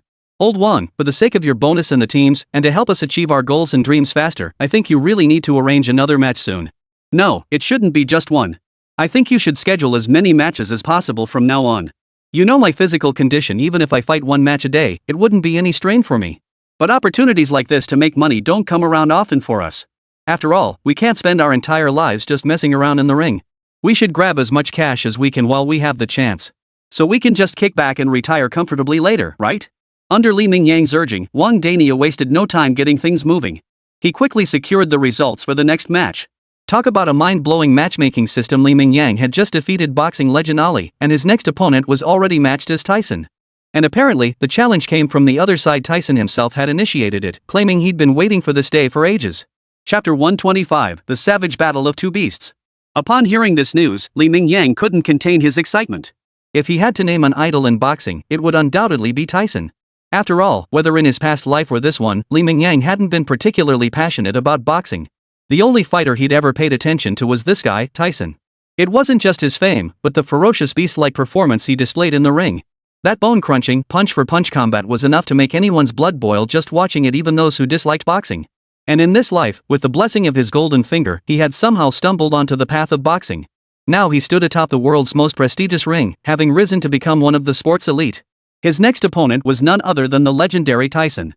Though the fight was still over a week away, Li Mingyang couldn't contain his excitement. He felt the blood in every vein burning with anticipation. Tyson might not be the strongest boxer in the world, but in the entire history of boxing, he absolutely ranks among the top 5. And now he was facing Tyson at the peak of his career. It was impossible not to feel exhilarated. When the day of the official bout finally arrived, the atmosphere in the arena was already electric, even before either fighter had stepped into the ring. Li Mingyang had defeated boxing legend Muhammad Ali, and Tyson was undoubtedly the hottest name in boxing over the past year, no question about it. After all, he had defied all expectations from the start, overlooked for his height and weight, only to rise to his current status through 11 ferocious bouts. Both Li Mingyang and Tyson could be called the biggest dark horses to emerge in the boxing world. One a diminutive fighter, the other a yellow-skinned contender from the Eastern superpower. Both share striking similarities. Take their ferocious fighting styles in the ring, for instance, or their exceptionally high knockout rates. Consequently, an unusually large crowd gathered to witness this match, which was staged in a massive sports arena. Even though this was a super-sized arena with a capacity exceeding 50,000 people, it was now nearly filled to capacity. This wasn't a concert, so there were no elaborate setups, just a professional boxing ring erected in the center of the arena. Bro! I've been looking forward to today for ages. While the crowd outside the arena anticipated a fierce battle, the two combatants who met backstage showed no signs of animosity. Their gazes toward each other carried a hint of mutual respect. Listening to his assistant's real-time translation, Li Mingyang couldn't help but smile as he replied. Me too. I've been looking forward to this fight ever since I first stepped onto the stage. Let's both give it our all out there. Whoever ends up falling on the ring tonight, this match will be the greatest respect we can show each other. As he finished speaking, Li Mingyang's expression grew noticeably more serious. This ring battle was nothing short of a dream match for him. Whether this world's Tyson was at his peak or even more formidable than the Tyson he remembered. No matter what, Li Mingyang would fight to the very end on the ring, using every means at his disposal. He would unleash his full power, perform at his absolute peak, and approach this match with unwavering determination to win and knock out his opponent. Upon hearing these words, Tyson's expression instantly turned serious as well. He knew Li Mingyang's capabilities and understood this would be the toughest fight of his career. After all, the yellow-skinned fighter before him was an opponent he could never defeat. He would never be able to knock him out in the ring. Therefore, for Tyson, even if Li Mingyang's technique seemed less polished. But Li Mingyang was undoubtedly the most terrifying opponent Tyson had ever faced. Yet this tense atmosphere lasted less than 3 seconds before Tyson broke into a bright smile, his eyes twinkling with a hint of mockery. Bro! While your physical gifts are easily the best I've ever seen, you don't even look human. Your linguistic talent, however, is easily the worst I've ever seen. After all this time, your English is still so clumsy. Clang! Clang! Clang! Accompanied by the crisp chime, Li Mingyang and Tyson slowly walked to the center of the ring. Unlike the camaraderie backstage, the moment they stood on the ring, both saw the blazing fighting spirit burning in each other's eyes. Action! As the referee's right hand came down with a heavy swing, Li Mingyang and Tyson both instinctively closed in on each other. Both knew the other was a terrifying heavy hitter, yet both possessed unwavering confidence in themselves. Most crucially, their personalities were strikingly similar. No matter the opponent, neither would ever allow themselves to retreat even an inch. They intended to use the most direct, brutal means possible, their fists, to knock their opponent down on the canvas. In their hearts. This raw, bone-crunching violence, this was boxing in its purest form. Roar! Less than 3 seconds into the match, the two had already launched into a fierce confrontation on the ring. Tyson maintained his ferocious style as always, dodging Li Mingyang's punches with precision while his own fist started like a venomous snake striking. They landed with brutal force on every part of Li Mingyang's body. Feeling that long-forgotten, searing pain, Li Mingyang's face twisted into a savage grin. Damn, that's intense. Tyson's punches feel way heavier than when I sparred with him before. But this pain not only failed to affect Li Mingyang negatively, it actually sent his adrenaline surging. This was the kind of fight between men that should happen. The former heavyweight champion Ali was indeed an exceptionally elite boxer. But his punches just couldn't compare to Tyson's in terms of sheer impact. Roar! Their fists clashed fiercely on the ring, embodying the very essence of brutality. Such an intense clash elicited frequent gasps from the audience below, leaving them utterly amazed. Such a pure style of violence, each punch delivered with such exaggerated force even in North America, this kind of match was unheard of among spectators. Thud! In this intense clash, both defense and offense demanded the fighters' utmost reflexes. A single lapse could leave them vulnerable. Li Mingyang, relying on his formidable physique and resilience, focused primarily on defense. He channeled most of his energy into offense, a decision that proved remarkably wise.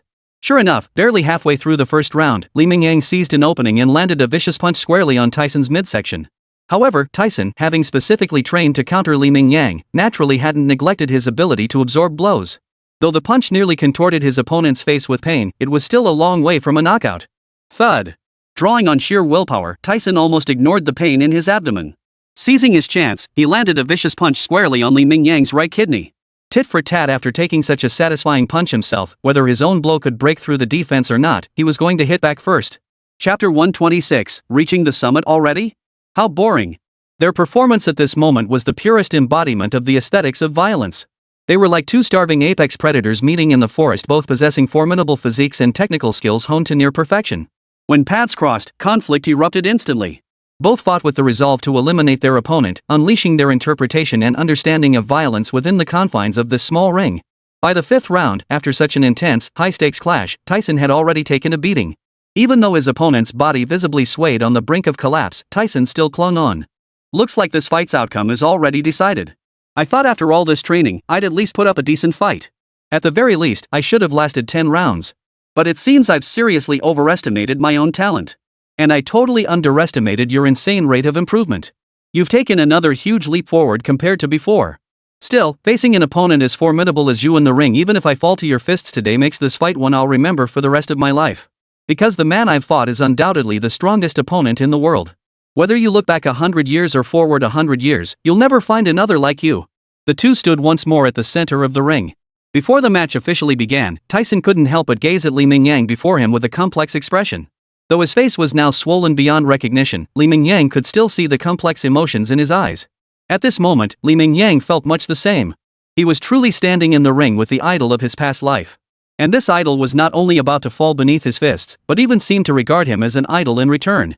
This peculiar sensation felt like a cinematic montage, momentarily blurring the line between illusion and reality. But such complex emotions lasted less than 3 seconds before Li Mingyang cast them aside. This was a battle between men. Li Mingyang owed his opponent no mercy, giving his absolute all was the greatest respect he could show. Thud! Less than 30 seconds into the fifth round, Tyson, already pushed to his physical limit, was swiftly seized upon by Li Mingyang, who landed a crushing blow to his jaw.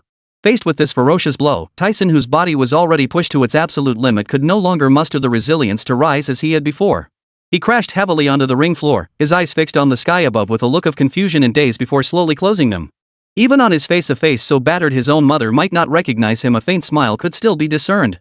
It was the smile of one who had fallen to the fists of a worthy opponent. Ooh. Oh my. Holy crap. As this fierce, dragon and tiger-like contest officially drew to a close, the nearly 50,000 spectators in the arena erupted into a deafening roar of cheers. This was undoubtedly the most thrilling match they had ever witnessed in their lives.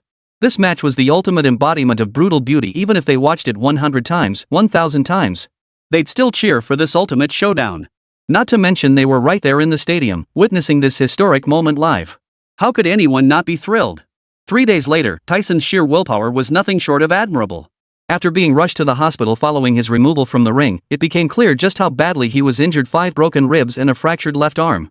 Yet even in this state, he persevered to fight Li Mingyang on the ring until the very last moment. Though Tyson had been thoroughly beaten on the ring, their relationship remained unaffected afterward. If anything, it brought them closer together. They were like rivals who respected each other, yet also like true friends. At least when Li Mingyang showed up with a fruit basket to visit Tyson, the guy still managed to flash a bright smile despite his face being swollen for a full 3 days. Bro! Congrats, you've absolutely become one of the world's top fighters now. Just 2 fights since you arrived here, one against the legendary Ali, the other against me, both clean knockouts. Guess it won't be easy for you to get a decent fight from now on. After all, no one wants to face a beast like you in the ring. These top fighters know how to protect themselves. By the way, did you see those media reports from the other day? People are already calling you the undisputed king of the ring in this era. They say you're like a fierce tiger from the east, a lion king. You stormed into the North American ring with a savage presence. Congratulations, my friend. You've officially reached the pinnacle of the world boxing scene, even if it's only after 2 fights. Chapter 127, Pardon my frankness. UFC has no one worth fighting. Looking at Li Mingyang before him, Tyson's eyes were filled with complexity. Though many hailed him as a prodigy, facing Li Mingyang, who had become a world-class fighter after just 2 bouts, Tyson felt the media's previous praise for him seemed like a joke. If he was considered a prodigy, then what was this guy before him? An alien? If Tyson were Chinese, a famous saying would surely pop into his mind right now. Genius? That's merely the threshold to meet me. Meanwhile, upon hearing Tyson's words, Li Mingyang couldn't help but feel a moment of daze. His goal had been to become the world's top boxer. But how long had it really been for his goal to be achieved so effortlessly? For a moment, Li Mingyang couldn't tell if he was just too strong or if his opponents were too weak. Or whether he was even in reality or a hallucination? Sometimes, success comes too easily, leaving one with a distinctly unreal sensation. Old Wang, how much of what Tyson said earlier do you think is exaggerated? Am I really one of the world's top boxers now? Why does this feel so unreal? How long have we even been competing professionally? I can still feel so many gaps in my technique, yet somehow I'm already considered one of the world's best boxers? Back at their rented hotel in North America, Li Mingyang asked Wang Daniu beside him with a somewhat dazed expression. Of course. Just look at who you faced in those 2 fights. Ali was a hugely influential figure in the world of boxing, a true champion in every sense. And for your very first fight in North America, you went and knocked out such a formidable opponent. You could say that after your first fight, you've already become one of the world's top boxers. Not to mention your subsequent fight against Tyson, you won that one clean and decisive, absolutely spectacular. And Tyson was undoubtedly the most dominant figure in the new era of boxing. Even a top-tier fighter like him fell to your fists. If someone with your record isn't considered the world's top boxer, I honestly can't think of anyone who deserves that title. Seeing the puzzled look on Li Mingyang's face, Wang Daniu gave the most definitive answer. Though reaching this point so quickly felt like a dream even to Wang Daniu, it was all real ironclad fact. Oh, speaking of which, I have some unfortunate news to share with you. Because your performance in these 2 fights has been so outstanding, it's safe to say you've pulled ahead of every top boxer in the world today. It's mainly because your physical prowess is simply off the charts both defensively and offensively. You're in a league of your own compared to today's elite fighters. That's why, immediately after your fight with Tyson, I began contacting the Boxing Association here. We aim to arrange several new fights for you as soon as possible, solidifying your status as the undisputed ruler of the boxing world. Unfortunately, your previous performances were so overwhelming that despite reaching out to numerous opponents, I still haven't found anyone willing to face you. Almost everyone flat out refused when they heard they'd be facing you. Some even said they wouldn't risk ending their entire careers over a single fight. At this point, even Wang Daniu's expression turned utterly bewildered. He never dreamed a boxer of Asian descent could ever receive such treatment. Forget being Asian in Wang Daniu's mind, he'd never imagined any boxer could strike such fear into their peers. So, even though you're now among the world's elite fighters, your original plan to capitalize on this opportunity to fight more matches and earn more money. Your dream of facing off against the world's absolute best has practically gone down the drain. By the end of his speech, Wang Daniu couldn't help but let a hint of regret show on his face. Simultaneously, he couldn't help but inwardly scoff. Is that it? Not even daring to face someone in a fair fight on the ring, yet still claiming to be the world's top fighter? Hearing this, Li Mingyang was stunned. He couldn't find an opponent now? What was he supposed to do next? Surely his grand entrance into the world boxing scene couldn't just fizzle out after a mere 2 fights? In an instant, Li Mingyang's expression turned bewildered. He felt like a warrior drawing his sword only to find no foe in sight. His heart burned with the desire to fight, yet all around him, there were no opponents left. Don't worry. Sure, you can't find any professional boxers to fight anymore, but didn't you always want to try crossing over into other sports? Isn't kickboxing and boxing already a crossover?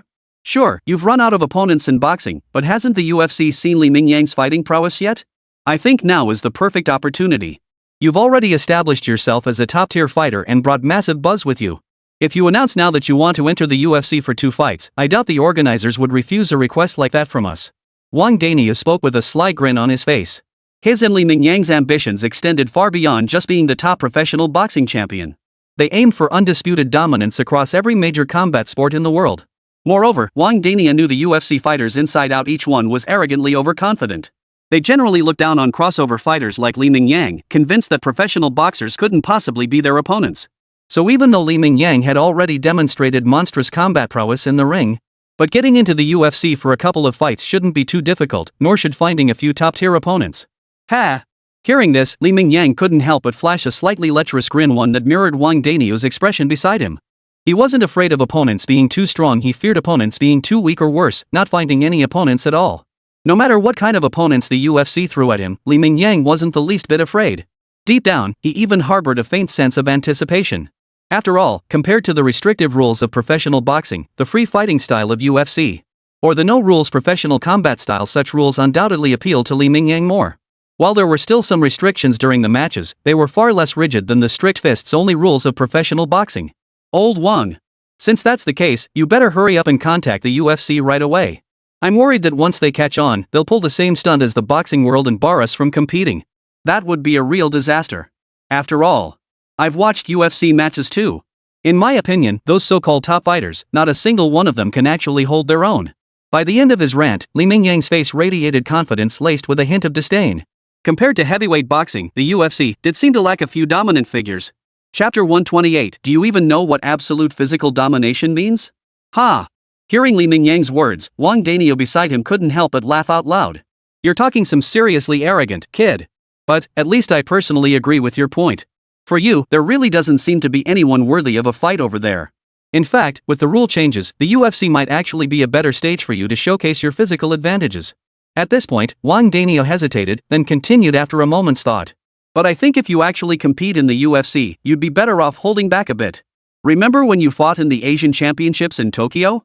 You literally knocked out a Japanese fighter. While I wholeheartedly support that kind of approach. But we're in North America now, so I wouldn't recommend that approach. After all, we don't have any deep-seated grudges with these folks, and guns aren't exactly legal here.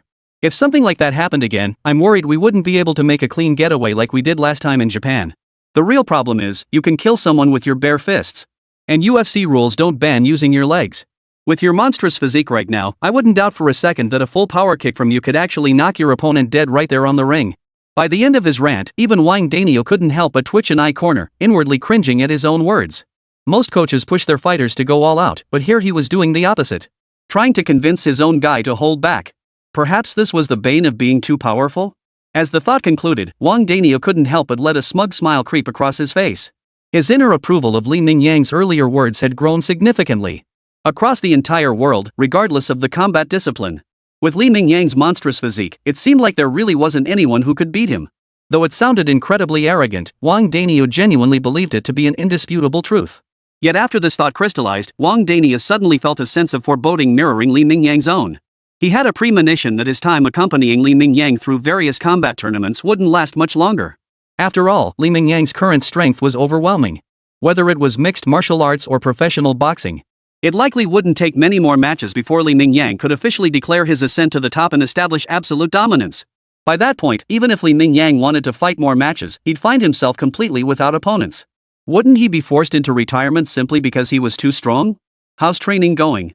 While your physical prowess is undeniable, the rules of competition have changed. Many technical aspects still require intensive training to master. You know yourself, the power in your legs far surpasses that of your fists. Don't let carelessness cost you the fight in the ring. One slip-up could get you knocked out, and that would be pretty embarrassing. Just as Wang Daniel and Li Mingyang had anticipated, after receiving Wang Daniel's proposal, the UFC showed almost no hesitation and immediately agreed. The speed was unusually fast, mirroring the professional boxing circuit's approach of capitalizing on momentum to schedule fights quickly. Moreover, the opponent they prepared for Li Mingyang was undoubtedly one of the absolute elite fighters in the UFC.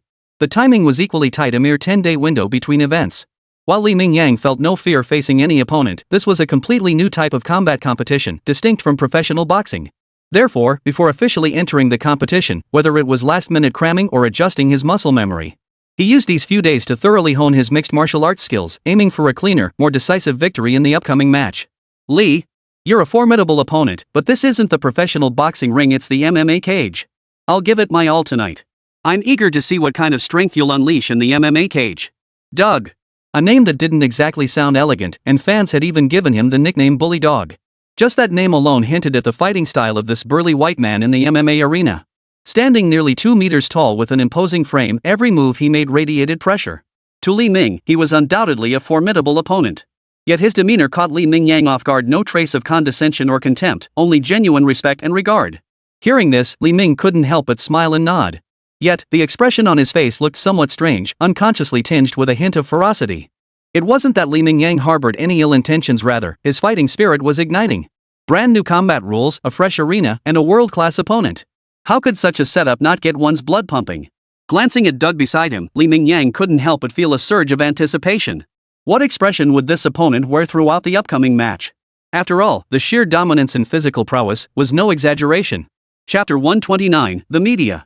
A Tyrannosaurus Rex from the east has charged into the wolf pack. Wow! As Li Mingyang slowly emerged from the entrance corridor, he gazed toward the center of the ring, a starkly different competition arena. Compared to professional boxing, the octagon cage of mixed martial arts seemed far more primal.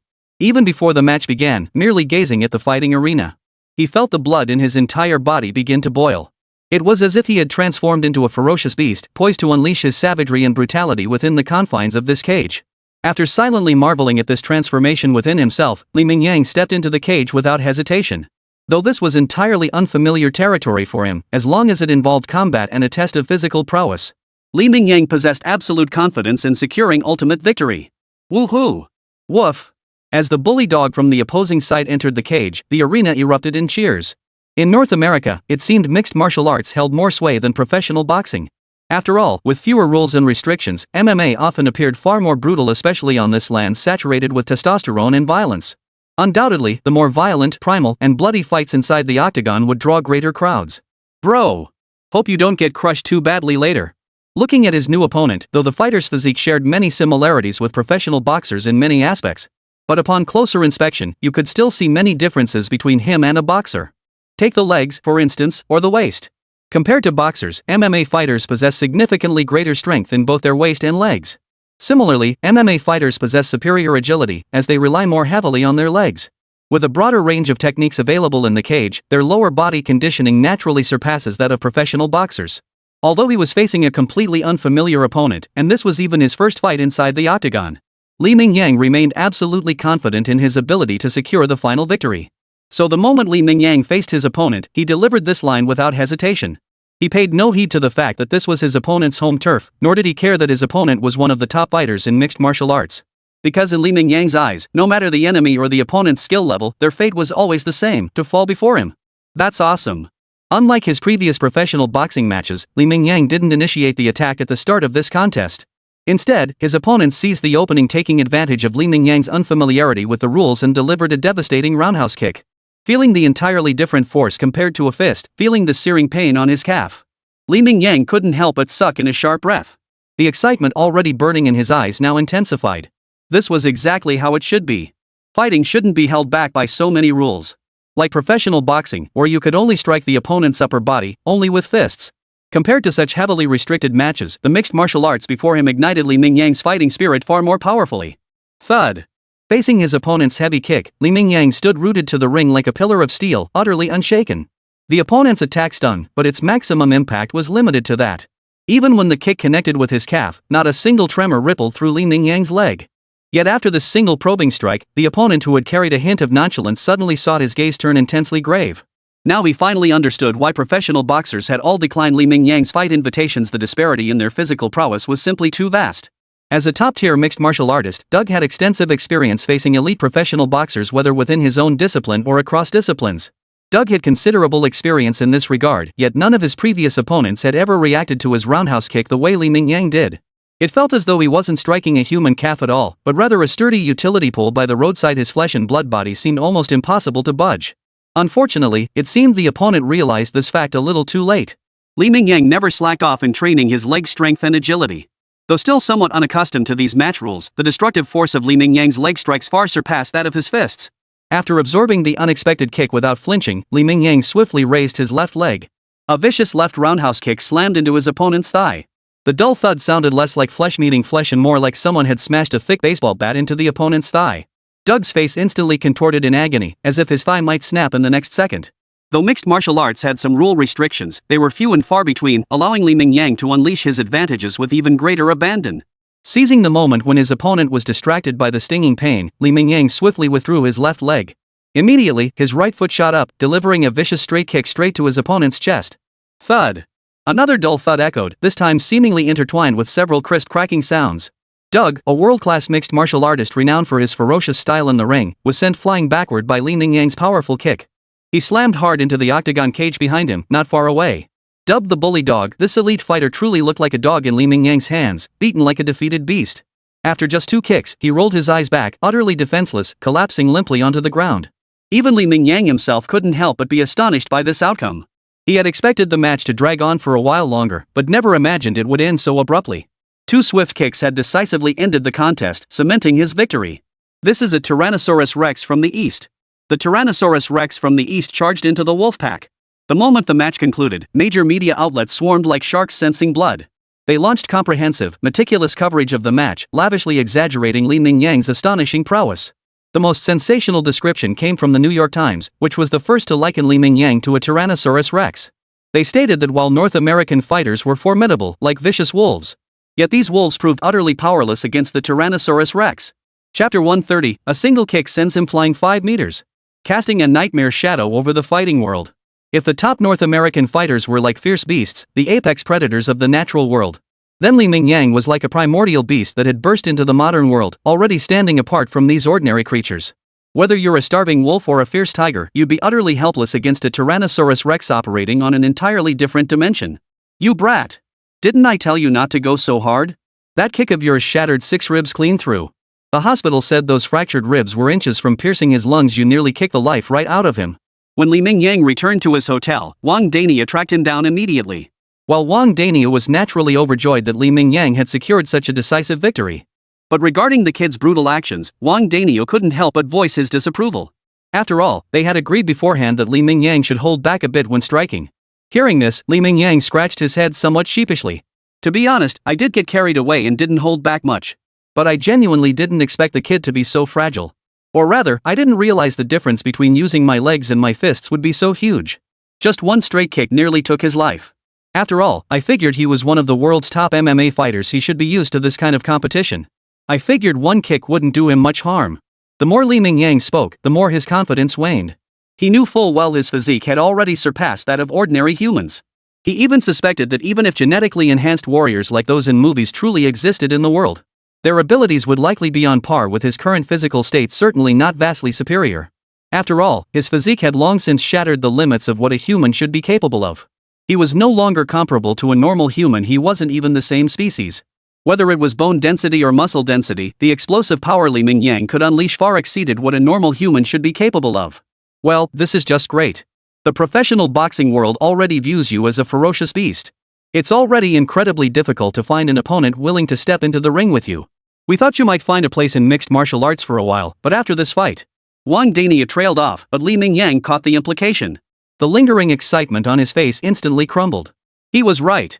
When he stood in the octagon, he'd been so consumed by unleashing his pent-up emotions that he'd gone all out from the very start of the fight. I had indeed overlooked this aspect, focused solely on ending the fight as quickly as possible and defeating my opponent. I hadn't given a second thought to what my situation would be after this fight ended. Forget it. This day was bound to come sooner or later anyway. I'll reach out to the UFC again and see if they're still willing to arrange a fight for you. Though your professional fighting career might not have much time left. But in a way, that's actually a good thing. The faster we reach the top, the greater the legacy we'll leave in the fighting world. It's quite possible that decades from now, even a century later, you'll still be an unavoidable giant in the fighting world, a true legend. By the end of his speech, Wang Dania's tone carried a hint of inexplicable emotion. He truly hadn't imagined that the short video creator he'd impulsively sought out back then would reach such heights in less than 2 short years. It wasn't an exaggeration to say that Li Mingyang was now just a few dominant victories away from becoming a true legend. Next up, representing the East, the Tyrannosaurus Rex Li Mingyang. What caught both Li Mingyang and Wang Dania off guard was that they'd expected the UFC to refuse Li Mingyang's request to continue competing. But when Wang Dania reached out, they agreed surprisingly readily, even scheduling Li Mingyang's next fight just 5 days later. Li Mingyang and Wang Danio had underestimated how far capital would go to make money. Li Mingyang's popularity in North America was unprecedented. This was true even on a global scale. Faced with such immense buzz, the capital behind the UFC didn't mind stoking the flames. As long as there's money to be made, what fate awaits those so-called top professional fighters? Frankly, they couldn't care less. After all, no matter how many fighters are eliminated, the world will always produce a steady stream of new talent. But a legend like Li Mingyang, with his terrifying money-making ability, is rare. These capitalists want to seize the opportunity to rake in a huge profit. Yellow-skinned monkey. Last time you faced that wimp Daogo, and only his carelessness let you win cleanly. But unfortunately for you, this time you're facing me. I'm telling you now, your fighting career is about to come to an end. Because I'm going to beat you to a pulp. Staring at the black guy before him, whose appearance and build resembled a chimpanzee, Li Mingyang nearly laughed in anger. Was he some kind of novel protagonist? How could a perfectly normal match lead him to face such a villainous character? Thud. Thud. Thud. Still, Li Mingyang had to admit the black guy had successfully provoked him. The moment the match began, Li Mingyang launched a furious barrage of attacks. After his last match, Li Mingyang realized he preferred the more powerful leg techniques over his fists. The black guy before him, already grimacing in pain just over 10 seconds into the match, was proof enough. Even the opponent's arms had begun to twist into irregular shapes under Li Yang's relentless roundhouse kicks. Even if the opponent wanted to surrender, Li Mingyang's relentless assault had left him too agonized to speak, momentarily robbing him of his ability to utter a word. And Li Mingyang showed no mercy whatsoever to this guy who had insulted and provoked him before the match even began. Aiming for the opponent's chest, Li Mingyang unleashed a full 120% of his strength this time, delivering a thunderous kick that left a distinct indentation in the opponent's chest. The opponent's massive, gorilla-like frame, heavy and cumbersome, was sent flying nearly 5 meters by Li Mingyang's ferocious kick. He only came to a halt after slamming hard into the edge of the octagon cage. Chapter 131, Put everything on the line. Find a worthy opponent. Faced with a scene even more outrageous than their previous bout, the entire arena fell into an eerie silence. At that moment, one could probably hear a pin drop. One could only imagine how utterly breathtaking this scene was. Even the spectators in the arena found themselves staring in stunned silence. Some even rubbed their eyes in disbelief, questioning whether this absurd spectacle was truly unfolding before them. After all, could such an absurd feat truly be achieved by a normal human being? What followed was straightforward. After Li Mingyang unleashed that seemingly inhuman strike, the match's outcome became undeniably clear.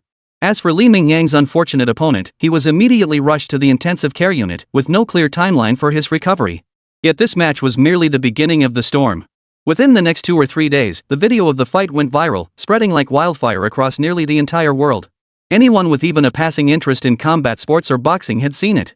For ordinary fans, witnessing such scenes elicited nothing but cries of impressive and even an uncontrollable surge of excitement. They imagined themselves transformed into Li Mingyang, dominating the ring with absolute supremacy. Though the footage was undeniably brutal, it brought Li Mingyang a flood of new fans. If Li Mingyang was previously valued as merely a top-tier boxer, this fight dramatically increased his fanbase. He now stands apart from ordinary elite athletes. Should Li Mingyang continue competing, his appearance fees would be beyond the reach of ordinary people. But whether it's boxing, mixed martial arts, or other disciplines, even ordinary professional fighters, let alone the world's elite, couldn't help but see their pupils contract upon witnessing such scenes. Some even wore outright terror on their faces. Was this man even human? They'd rather face any other top-tier opponent, or even take on 2 at once, than confront Li Mingyang, a primordial beast of a fighter. So after this fight ended, the butterfly effect born from the match itself quickly unfolded. Nearly every pro player openly declared they'd accept any matchup except against Li Mingyang. If the old Li Mingyang had merely made them take notes or instilled fear, making them reluctant to face such a formidable opponent. After this match, Li Mingyang had become a shadow haunting North American professional players. And it was the kind that would haunt them for life. Forget stepping onto the stage to face him as an opponent. Even in everyday conversations, the very name Li Mingyang had become almost taboo. No one dared utter it. They feared that uttering his name would instantly transport them to the ring, facing this terrifying opponent. They dreaded the thought of ending up in the ICU the very next second. Though still young, not even at their physical peak, their careers could be prematurely ended. It wasn't just the fighters, even the UFC officials had adopted an oddly cautious stance toward him. After the fight concluded, Wang Danio's team immediately reached out to UFC officials, eager to schedule another bout. Even though Li Mingyang's popularity had surged significantly since then, doubling, if anything. Despite this massive surge in attention and the golden opportunity to capitalize on it, the UFC officials remained non-committal. Instead, they offered an ambiguous response. To Wang Danio, this felt like an excuse. They clearly didn't want to arrange another fight. This outcome left Wang Danio utterly perplexed. Could it really be that these capitalists would turn down such a lucrative opportunity? It just didn't make sense. When Li Mingyang heard about this, he found it rather amusing. Old Wang, you've got this all wrong. The reason UFC agreed so readily before was mainly because I hadn't shown my full strength yet. Take my fights against Ali and Tyson, for instance. Even though I knocked them out, I at least lasted several rounds. As for that lightning-fast knockout in my UFC debut, the UFC officials could easily chalk that up to the opponent being overconfident. But in this second fight, I've shown such overwhelming dominance again. They're supposed to be their top-tier opponents, yet against me, they look like elementary school kids. They offered zero resistance and were finished instantly. Fights like this aren't just boring for others, even we find them pointless. The opponents are just too weak. Imagine if the UFC organized a major event, only for matches to end in mere seconds. That wouldn't be profitable for the UFC, even with my massive popularity. Compared to the profits from those few seconds, they'd be trading away a top-tier fighter they worked so hard to develop. For them, this is undoubtedly a very unprofitable deal. While Wang Daniel was blinded by a single leaf, Li Mingyang's thinking was crystal clear. He quickly analyzed the reason behind the UFC's stance. Upon hearing this, Wang Daniel couldn't help but stare in disbelief. If that's the case, won't we be unable to find any decent fights to compete in from now on? No, to be precise, does this mean we might as well announce our retirement from the ring? You've only fought 4 matches in the North American professional circuit at most, right? And now you're suggesting we announce our early retirement? As Wang Daniel spoke, his tone brimmed not only with disbelief but also with profound regret. Li Mingyang had only just begun to demonstrate his absolute dominance, and Wang Daniel felt he hadn't even properly savored the thrill of being the agent for a world-class champion yet. Chapter 132, This Won't Do. Not a single competent fighter. The mere thought of this possibility filled Wang Daniel with bitter resentment, though he couldn't think of any better solution to this predicament. Of course, what gnawed Wang Daniel most was that just 4 fights this year weren't enough to solidify Li Mingyang's status. Even if fans wanted to use these 4 fights to hype Li Ming's status, the record was still too thin. It felt like there was a lack of solid, concrete evidence, leaving Wang Daniel stuck in this limbo, a truly agonizing feeling. Fortunately, Li Mingyang had already devised a strategy to address this very situation. There's no need to panic just yet. While we've had fewer matches lately, we still have options. At least since arriving in North America, these 4 matches have earned us a decent sum, and I had considerable savings beforehand.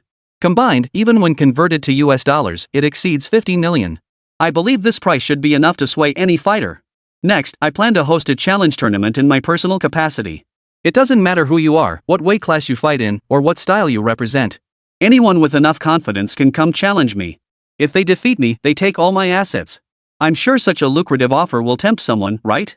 Most crucially, once word gets out, the media will swarm like sharks smelling blood. This challenge tournament, hosted under my personal name, will undoubtedly explode globally in no time. After all, my global popularity is at its peak right now, and my fans are at their most passionate. Riding this wave of momentum, I intend to cement my undisputed dominance in the fighting world. After all, I've made my stance crystal clear. If those so-called world-class fighters still refuse to step up to the challenge, no matter what excuses they come up with later, they'll be speechless when confronted with this ironclad reality. In just 4 fights, Li Mingyang has cast a shadow over North America's professional boxing scene. But he has no intention of ending his career so easily. As the saying goes, it's not enough to defeat your opponent, you must crush their spirit. Li Mingyang intended to use the North American professional boxing scene as his stepping stone to cement his unrivaled status in the martial arts world.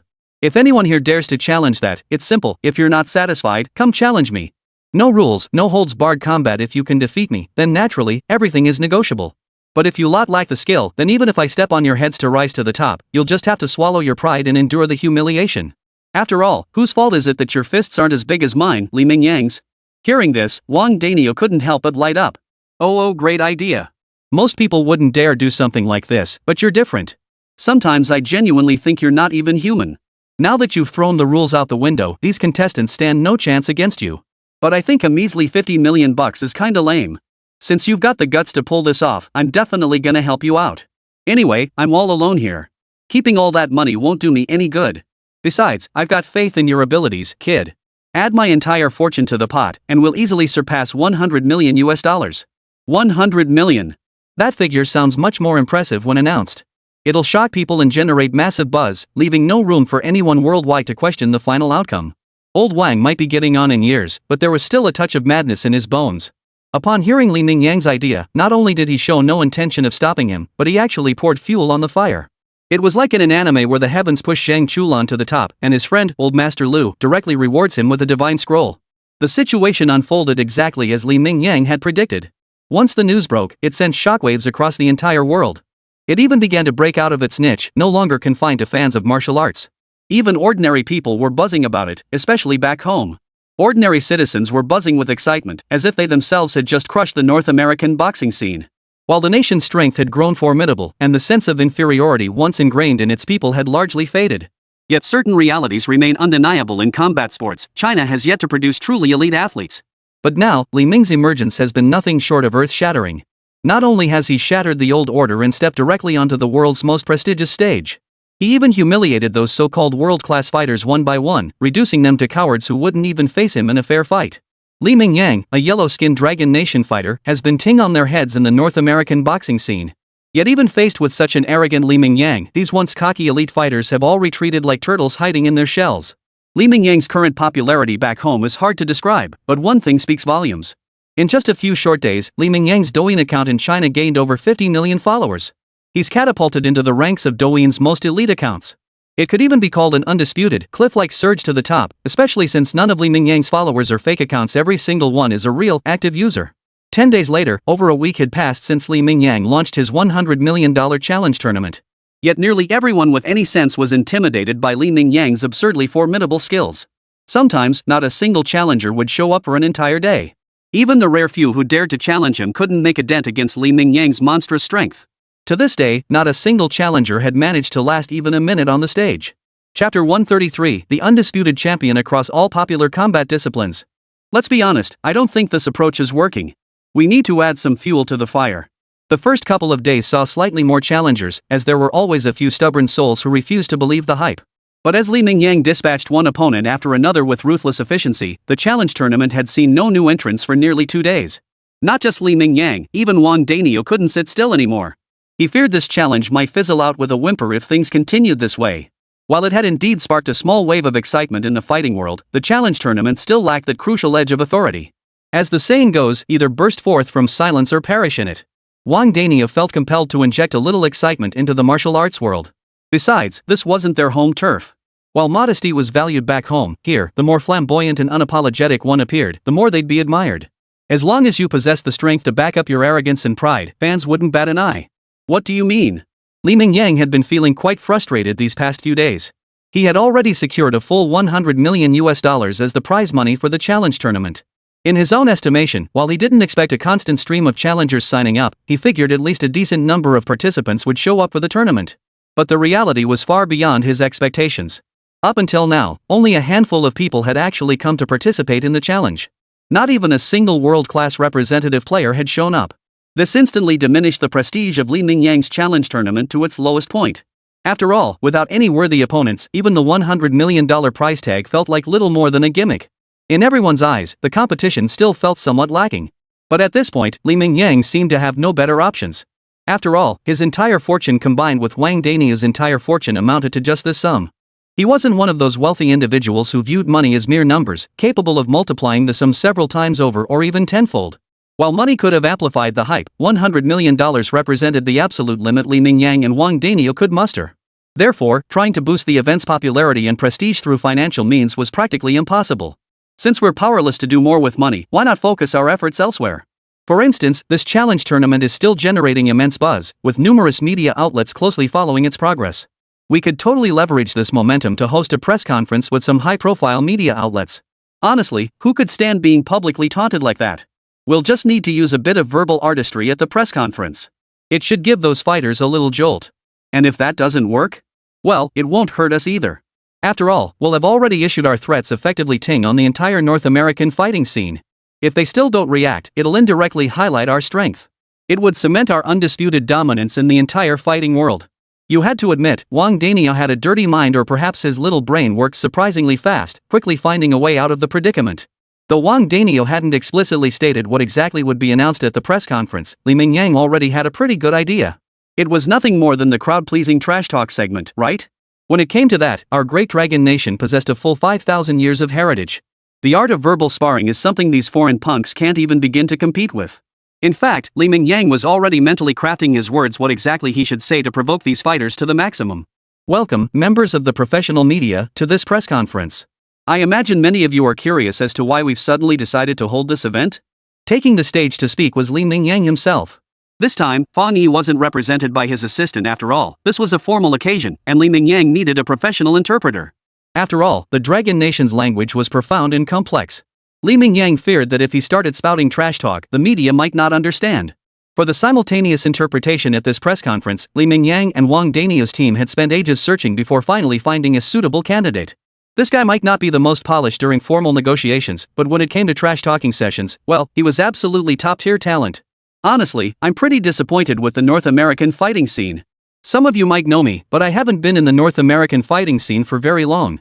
From start to finish, I've only fought 4 matches. Yet these mere 4 bouts have left me without any worthy opponents here. Forget competing through normal channels, I'd even put up 100 million in prize money just to find a worthy opponent. Simply to find an opponent capable of defeating me, I've even abandoned all competition rules and placed no restrictions on the types of fighters who can enter. Essentially, anyone with sufficient confidence in their abilities could enter this $100 million challenge tournament. Yet from the start of this tournament until now, I haven't encountered a single worthy opponent. And now, in these final days, not even any fighters have signed up? Is this the spirit of North American boxers? Could it be they're all spineless cowards? At this point, Li Mingyang paused, gazing down at the media cameras with a condescending look. Or perhaps, the so-called world's premier combat arena, the supposedly strongest North American fighting scene, doesn't actually have a single fighter worth their salt? At this press conference, Li Mingyang unleashed a torrent of trash talk, practically dragging the entire North American fighting scene through the mud. The content of this press conference, once released, indeed caused a massive uproar throughout the entire combat sports community. It instantly propelled the $100 million tournament to unprecedented levels of attention, with virtually every combat sports enthusiast now aware of the event. Even many top professional fighters found themselves constantly tagged by their fans during this period, urging them to enter this so-called tournament. They wanted to crush the arrogance of Li Mingyang, this fighter from the East, and show him who truly ruled this territory. Although Li Mingyang had demonstrated formidable strength, he had only fought 4 matches. His fan base and other metrics simply couldn't compare to those of the established veterans. Not to mention Li Mingyang's direct shot across the bow, essentially looking down on every so-called world-class fighter as equals. Unfortunately, while these fans' fantasies were delightful, reality proved stark and brutal. No matter how much noise the fans made online, these so-called top fighters acted as if they were deaf and blind. As if they were completely oblivious to the storms raging outside their bubble. Chapter 134, The Title of Earth's Strongest. Frank, have you been following that $100 million challenge tournament lately? As fellow elite UFC fighters, Frank and James had a good rapport. Beyond training, they often chatted casually about this and that. Naturally, both had noticed the recent buzz surrounding Li Mingyang. Yet their stance on the matter was remarkably aligned, no matter what fans said or how the media hyped it up. They both chose to ignore the entire affair. Of course, to be fair, seeing that guy's arrogant remarks was genuinely infuriating. But while we were angry, we also had to admit he was mostly telling the truth. The most crucial thing is that this guy's skills are just ridiculously insane. Before he came to the UFC, I didn't notice it as much. But look at his last 2 UFC fights, it's clear his earlier performances weren't as devastating because he was held back by the rules. Since joining the UFC, the shackles on him have been loosened considerably. This guy's fighting prowess is completely beyond what a human should possess. Oh, and the guy who fought him last time? He's still in the ICU. How long has it been now? Even if he does come out, he'll probably have to say goodbye to the professional ring for good, right? By the end of his rant, Frank's face betrayed genuine dread. The gap in skill was simply too vast, it made any thought of challenging him utterly unappealing. So what if we look like fools? Let's just play it safe and keep our heads down. Once this guy's hype dies down, we'll still be the world's top fighters. Then there'll be plenty of cash waiting for us to earn. No need to ruin our future just to save face. Hearing Frank's words, James beside him couldn't help but nod in full agreement. Anyway, what did the outside world think of these top-tier fighters all playing it safe? They certainly weren't going to be foolish enough to enter this so-called $100 million challenge tournament. Not only would they likely never see the prize money, but they'd also have to step into the ring and get beaten up. One wrong move could even end their careers. Let whoever wants to do it go ahead. Those of us with our heads screwed on straight? Absolutely not. It wasn't just these two. Nearly every elite fighter across all combat disciplines shared this attitude toward Li Mingyang's $100 million challenge tournament. They're staying out of it, pretending they don't even know it exists, focusing solely on their own business and ignoring the outside world. To sum it up in one phrase, whatever. It's none of our business. After all, your insults won't hurt us physically. But if we actually step into the ring and get beaten to a pulp by you, whether we'll survive is another matter entirely. It wasn't just the elite fighters. Capitalists backing major combat sports organizations across North America were now gathering to discuss Li Mingyang. If Li Mingyang is allowed to continue causing trouble, it will undoubtedly deal a massive blow to the North American combat sports scene. It could even shake their very foundations, something these capitalists absolutely cannot tolerate. But sending one elite fighter after another to serve as stepping stones for Li Mingyang would be a terrible deal for them. Thus, even those investors who normally couldn't stand each other found themselves drawn together by Li Mingyang's relentless media offensive to devise a counter-strategy. First off, the opponent's momentum is already building. It's practically impossible for us to suppress it through conventional means now. Frankly, I never imagined he'd have the audacity to raise $100 million outright and create such a massive spectacle for this challenge. And his capabilities are plain for all to see. Finding someone who could defeat this guy is simply impossible. Finding someone who could even hold their own against them is practically impossible. However, our team has analyzed the underlying logic behind this individual's actions and concluded that their primary objectives are simply money and fame. And even money isn't the most important thing, it's all about fame and status. He likely seeks the title of the uncrowned king of the fighting world to become the undisputed, dominant ruler of the martial arts realm. Since that's his goal, I think instead of exhausting ourselves trying to suppress him, we might as well just give him what he wants. He wants that title, right? Why not just give it to him? I believe the major organizers can unite to present this individual with a special honorary trophy or championship belt. We acknowledge his unparalleled status in combat history. This way, not only does he achieve his goal, but we also minimize the impact he creates. After all, we've elevated this guy to an entirely different level. He's simply not on the same tier as our regular professional fighters. With sustained publicity over time, no one will compare him to our top fighters. We can minimize the fallout from this incident. If handled well, we might even turn a small profit. Chapter 135, Boring. Time for something new. Capitalists' methods of implementation are always so straightforward as long as it brings them profit, as long as it protects their interests. They'll accept any means necessary, with trivial matters like reputation falling completely outside their considerations. After all, what's that worth? Only cold, hard cash matters to them. Moreover, handling this matter properly wouldn't even slightly tarnish their reputation. Thus, once proposed, the idea was unanimously approved almost instantly. Nearly everyone agreed it was an excellent plan. Thus, despite Li Mingyang's bold declarations, no one came forward to challenge him. Just as he began to waver, he received calls from the heads of several major North American organizers. They invited him to participate in an unprecedented and highly commemorative event. Fearing he might decline, they proactively explained the situation. They intended to present him with a special Lifetime Achievement Award. To put it bluntly, they were preparing to bestow upon Li Mingyang a medal akin to that of an uncrowned king. You've been fighting all this time for this honor and title, right? Now we're just admitting defeat and handing you this title on a silver platter. So you shouldn't have any reason to keep ting on us from now on, right? This was the mindset of the capitalists behind the major fighting tournaments. Simple, yet undeniably effective. Upon receiving this invitation, Li Mingyang immediately suspended his own Grand Prix tournament. After all, with no challengers left, continuing the event serves no purpose, only incurring hefty daily venue rental costs. With the North American fighting scene already conceding defeat, Li Mingyang saw little point in persisting. After all, what he wanted was about to be within his grasp. As for the rest, it seemed to hold little significance for Li Mingyang. Even if Li Mingyang had merely wanted to earn more money here, the current situation left him without a single worthy opponent to challenge him in the ring. Making money had long become as elusive as a flower in water or the moon in a mirror. Still, he had earned a considerable sum since arriving here. The fact that he could put up $50 million in the first place spoke volumes, though compared to the world's top professional boxers, that amount was nothing. At the very least, it ensured Li Mingyang could live comfortably. And after securing the title of world's strongest man, whether it be commercial endorsements or other ventures, his appearance fees would be nothing to sneeze at. Beyond boxing, once he earned this well-deserved title and the accompanying honors, he'd have countless avenues to generate income whenever he chose. So despite the unexpected outcome, Li Mingyang found it easy to accept. However, there was one small stipulation: the award ceremony must be broadcast live globally. Additionally, all top fighters from North America's combat sports scene must be invited regardless of discipline. They were to be invited to witness the moment he claimed the title of the undisputed king. At the same time, it was to prove one thing: Li Mingyang had earned this title without any under-the-table deals. If any of these so-called top professional players had any objections, Li Mingyang would gladly welcome them to challenge him in person. To the capitalists behind the major fighting tournaments, Li Mingyang's demands felt like swallowing a fly, utterly disgusting. Yet, desperate to quickly quell the impact Li Mingyang had caused, they reluctantly accepted his terms even though they knew he was stepping over all their fighters to rise to prominence. But what could they do? Li Mingyang's combat prowess was simply too overwhelming. No matter how unwilling they felt inside, they had no choice but to grit their teeth and accept it. So, when the day arrived for the special award ceremony, Li Mingyang stood on stage holding a set of gear specially crafted for him by the organizers. A pure gold championship belt, a solid gold trophy in his hands, and even a custom-made pure gold crown placed upon his head. This signified that Li Mingyang was the undisputed king of the fighting world, having pulled away from all other fighters and standing on a different level altogether.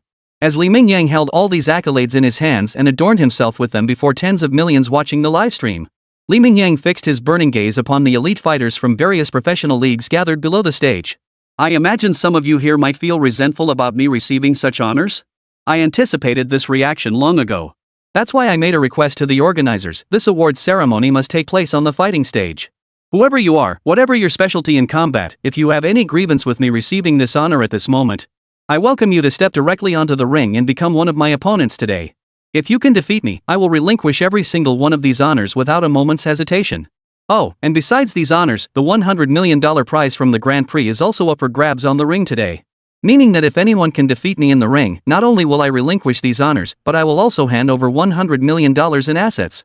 Li Mingyang hadn't come up with this speech himself, his manager had already prepared it upon receiving the news.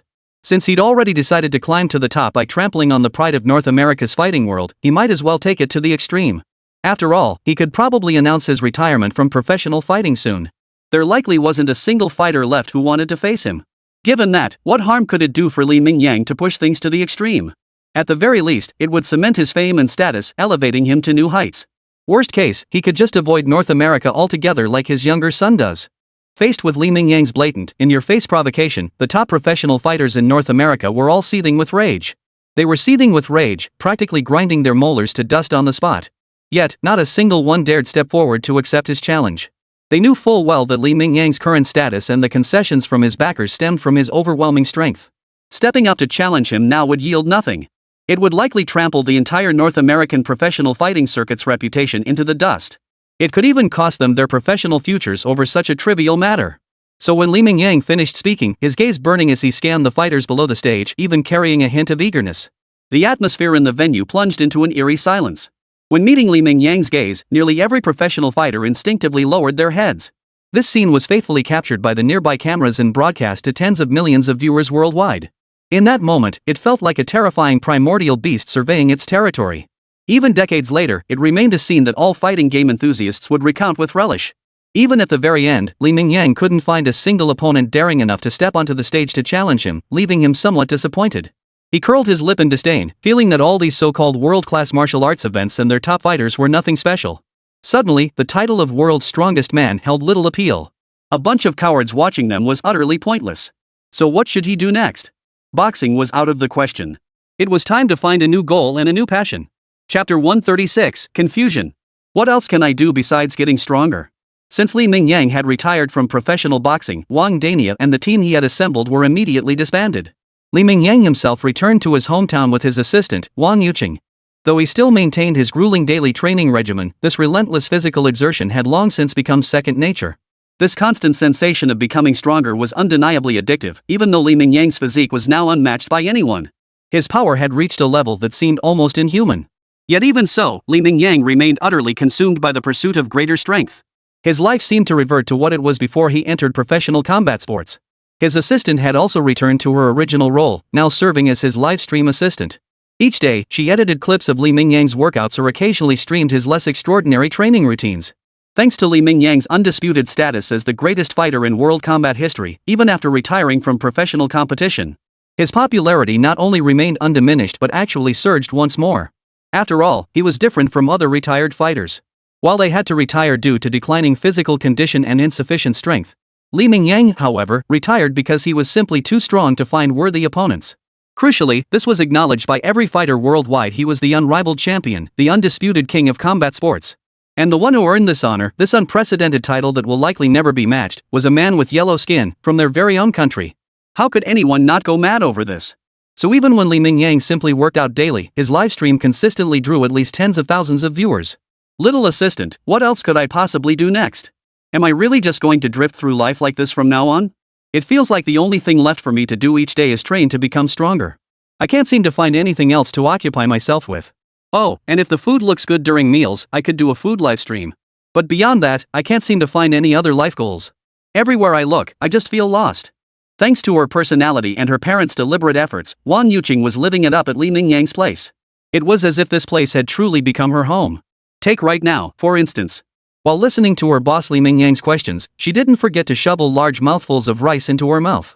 No wonder her eating manners were a bit unrefined. Li Mingyang's mom's cooking was simply too delicious, and watching Li Mingyang eat across the table was incredibly appetizing. Even if she were eating something ordinary, she'd probably polish off 2 extra bowls of rice. But when she heard this particular question, Wang Yuqing couldn't help but look confused. Just as Li Mingyang himself had said, he was now arguably the strongest on the planet in every conceivable way. Whether it was his combat prowess or sheer physical constitution, finding a worthy opponent for him had become an impossible task.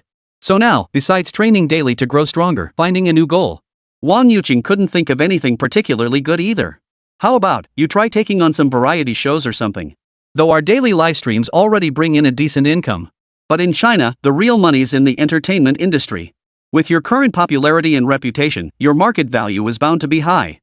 Just appearing on a variety show would start at tens of millions. If you signed as a regular cast member, the starting offer would probably be in the millions, right? After a long pause, Wang Yuqing suddenly had a flash of inspiration. Small goals? Even Li Mingyang couldn't help but feel a flutter of excitement at that figure. But it was just a flicker of interest. He wasn't short on money anyway, and he didn't have any particular need for it. For Li Ming, money was just about having enough. He didn't have any rigid requirements to reach a certain level, especially since he was already making decent money by streaming daily. Or posting videos here and there, which brought in decent income. There was absolutely no need to venture into the so-called entertainment industry. With that thought, the tiny spark of interest Li Mingyang had briefly felt was extinguished once more, plunging him back into a state of confusion. So, beyond striving to surpass myself every day, what else could I possibly pursue? Chapter 137, An olive branch from the military. When it came to combat skills, Li Mingyang couldn't find a single worthy opponent right now. Without pressure, progress was naturally difficult. Besides, his skills had already reached the world's elite level. While he couldn't claim to be the strongest globally, he undoubtedly belonged among the very pinnacle of the pyramid. Seeking breakthroughs in this area seemed pointless for Li Mingyang. No opponent could push him to refine his techniques further. Unless someone with physical prowess comparable to his suddenly appeared, someone who could truly challenge his techniques and make him feel the pressure to improve. Unfortunately, such a notion was destined to remain unattainable. Then there was his physique itself. Li Mingyang maintained his daily training regimen, and his body continued to grow stronger at a visible pace. But Li Mingyang no longer knew the purpose behind his growing strength. Was it merely for the sake of becoming stronger? It felt like this formidable physique had nowhere to truly showcase its power at this point. Amidst Li Mingyang's growing confusion, news of his return had already reached the homeland. His absolute dominance and brutal fighting style on the ring perfectly embodied the image of the ideal soldier within the domestic military. Add to that the fact that Li Mingyang was already a world-class, dominant-level competitor. His techniques were beyond question, and his physique embodied the purest form of raw power. Thus, while Li Mingyang was still lost in thought, a military-plated jeep had already arrived in town. I'm curious, I haven't done anything wrong, have I? Why did you suddenly come looking for me?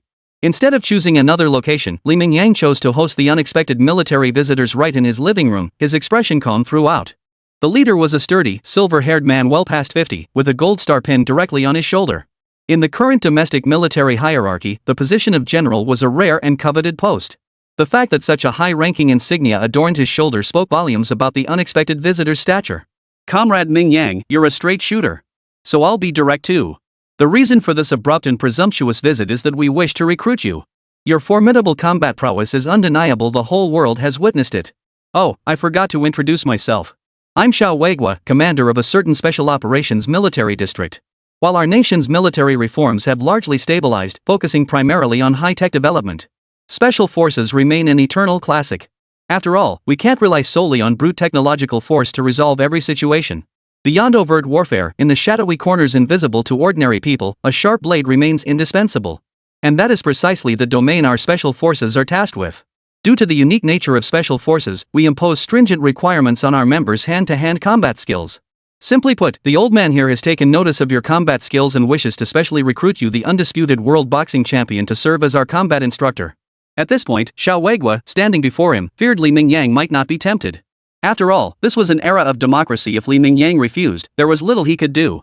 The only effective approach was to present something that would truly capture Li Mingyang's interest. I've reviewed your entire career. Accurately speaking, I've watched nearly every video you've produced since you started your channel. I can tell you're a man with a deep, unyielding obsession with becoming stronger. And now, in the 21st century, we're firmly in the age of hot weapons. Even individual combat is on the verge of obsolescence. But if you seek to grow stronger, I believe the martial arts field offers avenues for you to pursue. Truthfully, the field of individual combat still holds many challenges worth pursuing, wouldn't you agree? Consider this, you've become the undisputed king of the martial arts world, the strongest on the planet.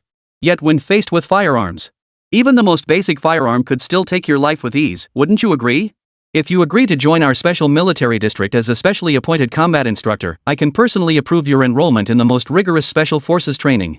With your physical prowess and current foundation, I believe it won't take long before you're forged into the legendary strongest individual soldier. As a real man, I believe combat is far more thrilling than mere hand-to-hand fighting. What do you think? Xiao Weigua before him was like a devil whispering sweet nothings, laying out everything Li Mingyang craved right before his eyes. The only requirement? Agree to Xiao Weigua's terms and join their ranks. Li Mingyang couldn't deny that after hearing these terms, he was genuinely tempted. In this country with its strict gun control laws, forget about professional training, even firing a couple of rounds for the thrill of it was nearly impossible. Other than entering certain shooting ranges, Li Mingyang seemed to have no other options. And the weapons at those ranges were mostly outdated relics. Compared to more advanced modern firearms, those things were utterly unsatisfying. Not to mention, joining the military would likely grant access to high-caliber weapons, anti-material rifles, assault weapons, even heavy machine guns. Unconsciously, a vivid image formed in Li Mingyang's mind. Himself hoisting a heavy machine gun, holding it like an ordinary rifle and unleashing a furious barrage of fire. While such a scene would be pure fantasy for most people, Li Mingyang had complete confidence in his physical prowess. A mere heavy machine gun? Its recoil might overwhelm an ordinary person, but for him, it shouldn't be a problem. Moreover, what Xiao Weigua had described offered Li Mingyang a completely new direction. Indeed, compared to merely strengthening his physique or dominating the already saturated martial arts world, becoming the ultimate lone soldier dominating the battlefield, experiencing that thrill of walking the line between life and death, that seemed like a perfectly fitting next goal. Most crucially, he was genuinely intrigued by the legendary special forces training. His interest wasn't in the physical conditioning aspect. Li Mingyang didn't believe anyone's physical training regimen could surpass his daily routine. What truly intrigued him were the specialized knowledge and military tactics accessible only to special forces operatives, and, of course, the weapons themselves held even greater appeal. Thus, Li Mingyang didn't hesitate at all. He immediately accepted Xiao Weigua's invitation. Chapter 138, Specially Appointed Combat Instructor? Being a top soldier isn't so bad. Alright, I accept. Though he accepted outright, Li Mingyang felt compelled to lay down the ground rules up front. He understood that his status as the uncrowned king of the fighting world. This was largely due to his superhuman physique rather than his combat skills. Therefore, while serving as a combat instructor would undoubtedly enhance the military's hand-to-hand combat training. After all, even if we only consider technique, Li Mingyang was undoubtedly a top-tier fighter. However, the impact he could make might not be as significant as Xiao Weigua imagined. But let me be clear about one thing, I can take on the role of combat instructor, but as for the actual results, I'm sure you're aware, Commander Xiao, that natural talent and physical constitution vary greatly from person to person. Even special forces soldiers are the cream of the crop, selected from thousands or even tens of thousands. That doesn't guarantee they'll all progress rapidly in this field. What I can impart are merely techniques. As for how much they ultimately grasp or learn, I truly cannot guarantee that. Hearing this, Xiao Weigua showed no sign of concern whatsoever. Though his primary purpose in coming was to invite Li Mingyang to serve as combat instructor. Regardless of whether Li Mingyang was qualified as an instructor or how much impact he could make, what truly mattered to Xiao Weigua was Li Mingyang himself. What he valued most was Li Mingyang himself, for the physical prowess Li Mingyang displayed was truly awe-inspiring. Xiao Weigua had no doubt that with comprehensive training and proper honing, Li Mingyang would become the sharpest blade. A weapon far surpassing any current special forces soldier, an unprecedented divine blade. It's fine. We old-timers have long considered these matters. As the old saying goes, success depends on human effort. As long as Comrade Mingyang focuses on doing his job well, how much these young whippersnappers actually learn is entirely their own business. After all, there's another old saying in our country, the master leads you to the door, but cultivation depends on the individual. After forcing himself to calm down and offer Li Mingyang a couple of reassuring words, Xiao Weigua could barely contain his excitement. He abruptly changed the subject. Right. Since you've agreed to this, Comrade Mingyang, when do you think we can report for duty? By the way, our military district isn't actually that far from here, it's right next door in Yunnan province. The environment there is quite complex. First, stationing troops there allows us to respond to many unexpected situations. Second, it also lets us leverage the complex environment to train our forces. After speaking, Xiao Weigua fixed his gaze intently on Li Mingyang across from him, as if he could practically pull this rare, unpolished gem he de-spotted right back into the military ranks the very next second. Upon hearing this, Li Mingyang reflected that he had been back for some time now, and there wasn't much to do at home anyway. Fortunately, the day was as good as any. He decided to return with these men today. But before that, Li Mingyang had one small question. Commander Xiao, I have one small question I'd like to ask. Once I report to the unit, will I still be entitled to vacation time? You know, I only have one child at home, so... When Li Mingyang began speaking, Xiao Weigui's voice had risen to the back of his throat, fearing that at this moment, Li Mingyang might suddenly change his mind and back out. But unexpectedly, Li Mingyang raised only this minor point, something that barely qualified as an issue for Xiao Weigui. It wasn't that he wielded extraordinary authority, though as commander of a special military district, his power was considerable. But directly pulling strings for someone, or even openly granting special treatment, was certainly inappropriate. Li Mingyang, however, was an exception. His status was inherently unique. Strictly speaking, he didn't belong to the military system. Although he would eventually hold a position within the military, his title as a specially appointed instructor carried the very words specially appointed, meaning his treatment and policies would certainly differ from those of ordinary military personnel. Rest assured, Comrade Mingyang, as a specially appointed instructor within the military, your leave and holidays will be aligned with those of ordinary civil servants. That means you'll get weekends off and statutory holidays, and if anything comes up, you can just come to me to request time off. In short, Comrade Mingyang, becoming a specially appointed instructor is like taking on an additional job. You won't be confined to the base like regular soldiers. At this point, as if remembering something, Xiao Weigui added. Moreover, the military has specific policies for exceptional talents like you, particularly regarding regular leave and rest periods. For instance, every weekend if you choose not to take time off, you can actually accumulate those days as leave. Save up 10 days or even half a month, and you can take a mini vacation whenever you want. Everything is entirely up to your own discretion. Hearing this, Li Mingyang finally let go of his last lingering concern. While he deeply yearned for military life. But if it meant giving up his freedom, even potentially missing home visits during the annual New Year celebrations, Li Mingyang doubted he could endure such a monotonous existence. The current arrangements suited him perfectly. First, he could undergo rigorous modern military training to become a true elite soldier, building upon his existing strengths. Second, it would forge him into a truly well-rounded warrior, eliminating any weaknesses. And on top of all that, he could still enjoy the same rest periods as ordinary people. For Li Ming, this was likely the best job imaginable, not to mention that as a specially appointed instructor, his compensation should be quite generous. Even without a salary, the mere prospect of participating in the training would likely be enough to lure Li Mingyang, a man with no shortage of money, to accept the offer. After all, what man could resist the allure of becoming a legendary special forces elite? This is the ultimate individual soldier on the modern battlefield. The very thought of it is enough to stir anyone's heart. Chapter 139, True Strength Means Dominance in Every Dimension. Li Mingyang had assumed that even if this special operations base was in a neighboring province, it would still be near the border, certainly not close to his home. But he truly hadn't expected the base to be located in the suburbs of Chuncheon, right in neighboring Yunnan province, a mere 5-hour drive away. That distance wasn't really far by modern transportation standards. If Li Mingyang wanted to go home and drove a bit faster, he could probably make it in about 4 hours. Saving up some vacation days to drive home for a week or so wouldn't be a problem at all. The trip wouldn't even be too tiring. 1, 2, 1. As the military vehicle rolled into the base, Li Mingyang gazed out the window at the starkly different scenery and listened to the powerful, rhythmic chants. Even though Li Mingyang hadn't officially taken up his post yet, an inexplicable surge of excitement welled up inside him. Perhaps donning a military uniform was a dream every man had harbored since childhood. Now that it was suddenly about to come true, Li Mingyang's excitement was only natural. Crucially, whether intentionally or not, Xiao Weigui didn't drive straight to the headquarters building inside the military zone. Instead, he drove Li Mingyang around the entire military district, giving him a thorough tour of every corner. Seeing weapons that were worlds apart from the ordinary stuff on the market, Li Mingyang couldn't help but feel envious. Ha! As if reading Li Mingyang's thoughts, Xiao Weigui couldn't help but burst into laughter on the spot. He patted his shoulder and added, "I knew you'd love this stuff, Mingyang. But no rush, let's finish your registration first today. Later, the guard will take you to your quarters. Settle in today. Come tomorrow, whatever catches your interest. I'll personally make sure you get to experience everything to your heart's content."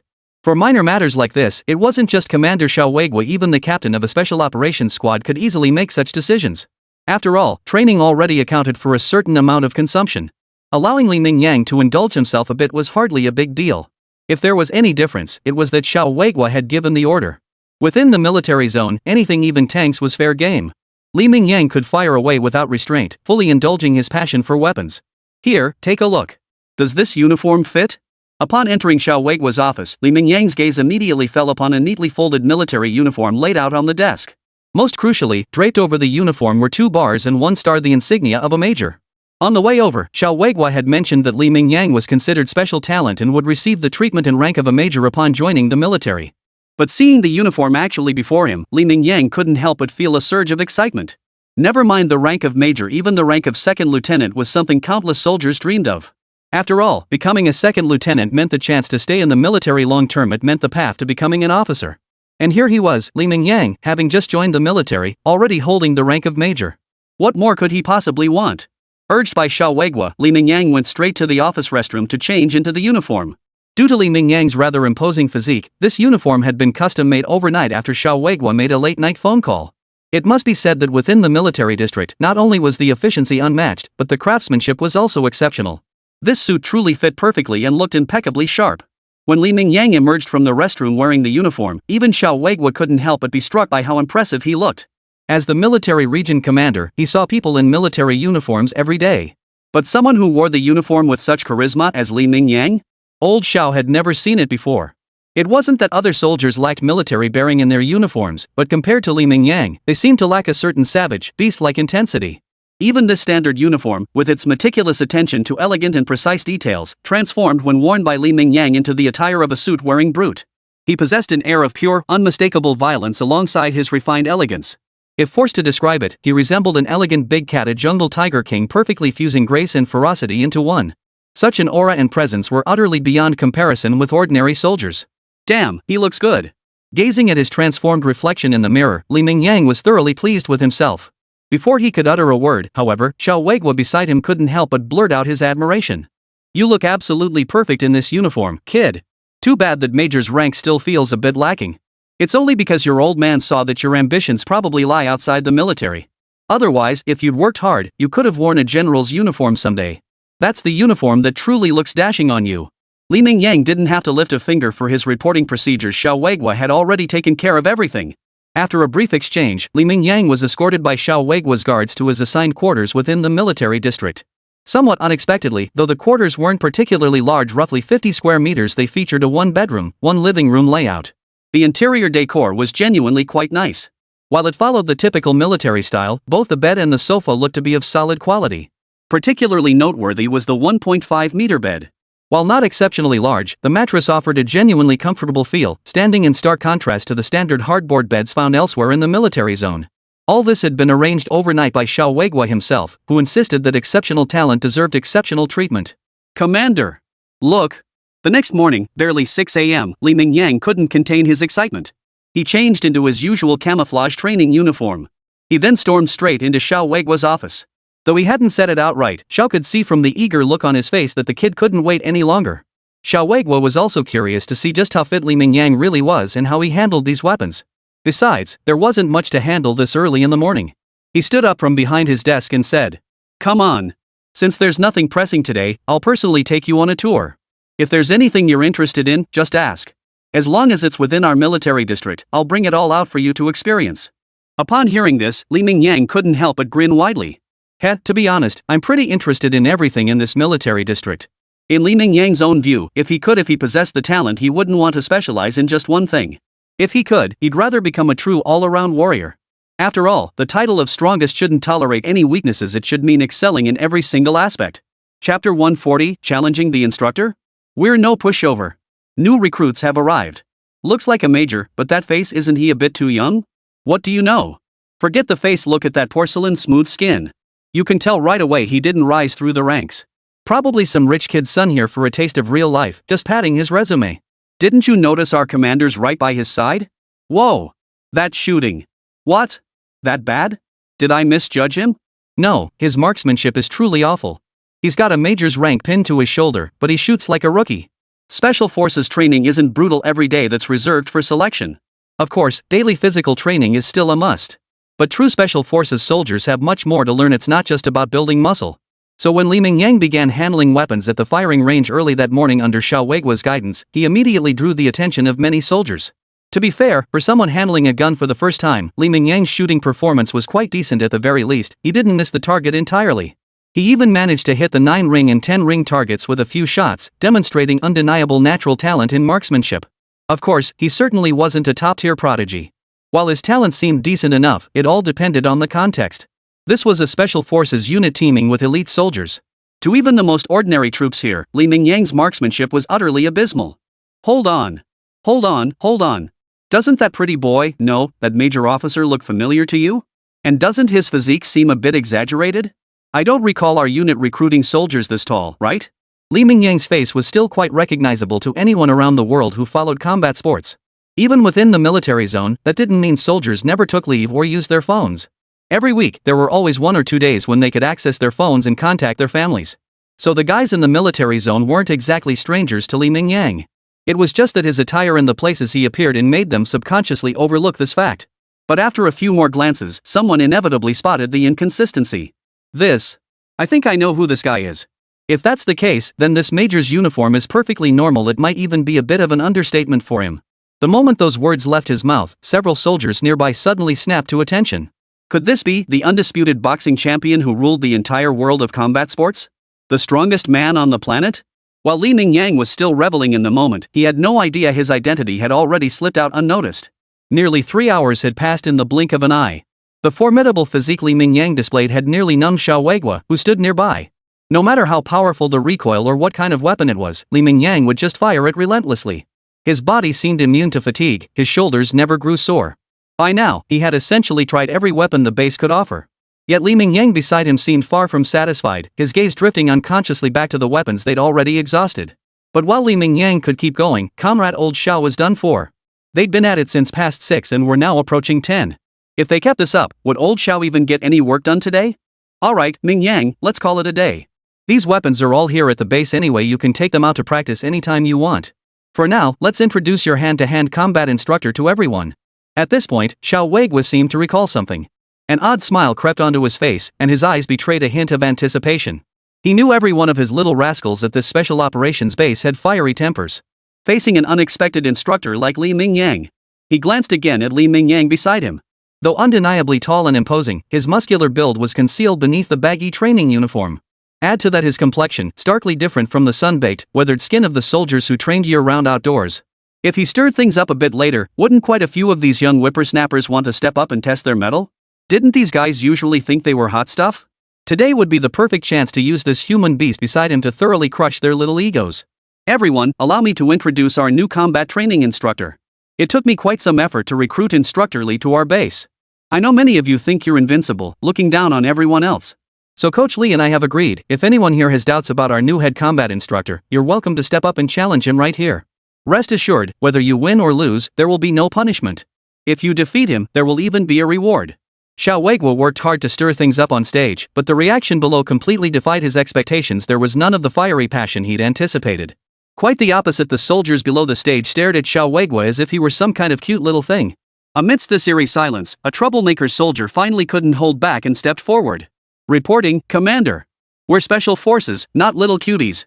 We know who the strongest man on earth is, the one who's got the entire world martial arts scene on its knees. Chapter 141, Combat Skills Intensive Training. The remark instantly shattered the solemn atmosphere. At first, everyone dared only to chuckle quietly out of respect for the commander's authority.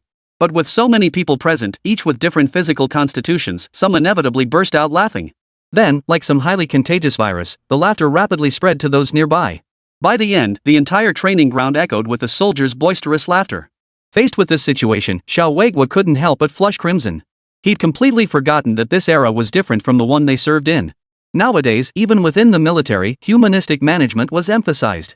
Every week, these young recruits were granted a few hours to use their phones, whether to contact family or scroll through short videos. They weren't entirely cut off from the outside world. Not to mention that places like the military naturally foster a passion for combat sports. After all, the military has always been a place that admires strength. The underlying logic is starkly simple: might makes right. As long as your strength is formidable enough, as long as your achievements are substantial enough, you can keep climbing the ranks. So it was only natural that some soldiers recognized Li Mingyang's face among the crowd. Not to mention that Li Mingyang had already been recognized during earlier training sessions. After several hours of buzz, the news had spread throughout the entire military district. After all, in a place like the Special Forces where even women were a rare sight, gossip became one of the soldiers' greatest pastimes. And the news that Li Mingyang had become their hand-to-hand combat instructor was particularly explosive. Within just half an hour, the entire base was practically buzzing with the news. So Xiao Weigua's plan to use Li Mingyang to dampen these guys' spirits died before it even started. Instead, he ended up standing on stage looking a bit foolish. But Xiao Weigua didn't really care about that. Whether or not he crushed their spirit didn't matter much. As long as Li Mingyang successfully secured the instructor position, these guys, each of whom was practically walking around with their tails in the air, would soon realize the gap in their abilities. So, Li? How's life in the military been these past few days? Xiao Weigua didn't intend to rush Li Mingyang into the deep end. Knowing Li had no teaching experience, he gave him time to prepare. This allowed Li Mingyang to carefully consider the most appropriate way to instruct these soldiers. However, Xiao Weigua kept a close eye on this talent he'd worked so hard to recruit into the base. And now, less than 2 days later, Li Mingyang found himself meeting this busy man once again. It's okay. I'm actually getting used to life in the unit. After all, I was pretty disciplined back home. It's just the training that's a bit lacking. The training equipment here just doesn't feel intense enough. As he finished speaking, Li Mingyang couldn't help but let out an unconscious complaint, completely oblivious to the utterly perplexed look on Xiao Weigua's face beside him. This was the nation's largest special operations base. Every soldier stationed here was elite, the cream of the crop, the best of the best. Yet even the equipment these elite soldiers used for training seemed subpar to Li Mingyang. Could it be that he truly lived up to his reputation as the world's strongest man? His standards were indeed exceptionally high. But such issues were no problem at all for the consumer nation. After a moment of astonishment, he waved his hand generously and declared, "These are minor matters. Whatever training equipment you need, Li, just let me know. Better yet, give me a list. We'll just have logistics prepare it. Training gear is consumable anyway, and logistics needs to keep it stocked. By the way, I heard you've been busy with training at the base these past few days. Anything you're struggling with? While you're undoubtedly the world's strongest in hand-to-hand combat, becoming a qualified special forces soldier isn't that simple. You'll need to master and understand all aspects of the skills. If you can't adapt right away, take your time, there's no rush. But you really need to pay more attention to these young recruits' hand-to-hand combat training. Don't laugh at me, but even though we're all elite soldiers here, all hand-picked elite from units across the country, their combat skills still fall a bit short. They lack that lethal ruthlessness and finesse in a single strike. After all, you know the state of our domestic hand-to-hand combat scene, there really aren't any true masters." At this point, Xiao Weigua stopped speaking and pretended to sigh dramatically. Li Mingyang perfectly understood the implication. He wanted him to stop focusing solely on his own training and spare some time to train these soldiers too. Li Mingyang took this to heart, as his primary role here was indeed that of a combat instructor. And as the base's chief combat instructor, Li Mingyang took his responsibilities extremely seriously. But precisely because of his serious attitude, Li Mingyang couldn't afford to be careless. Over the past 2 days, he had also discovered something.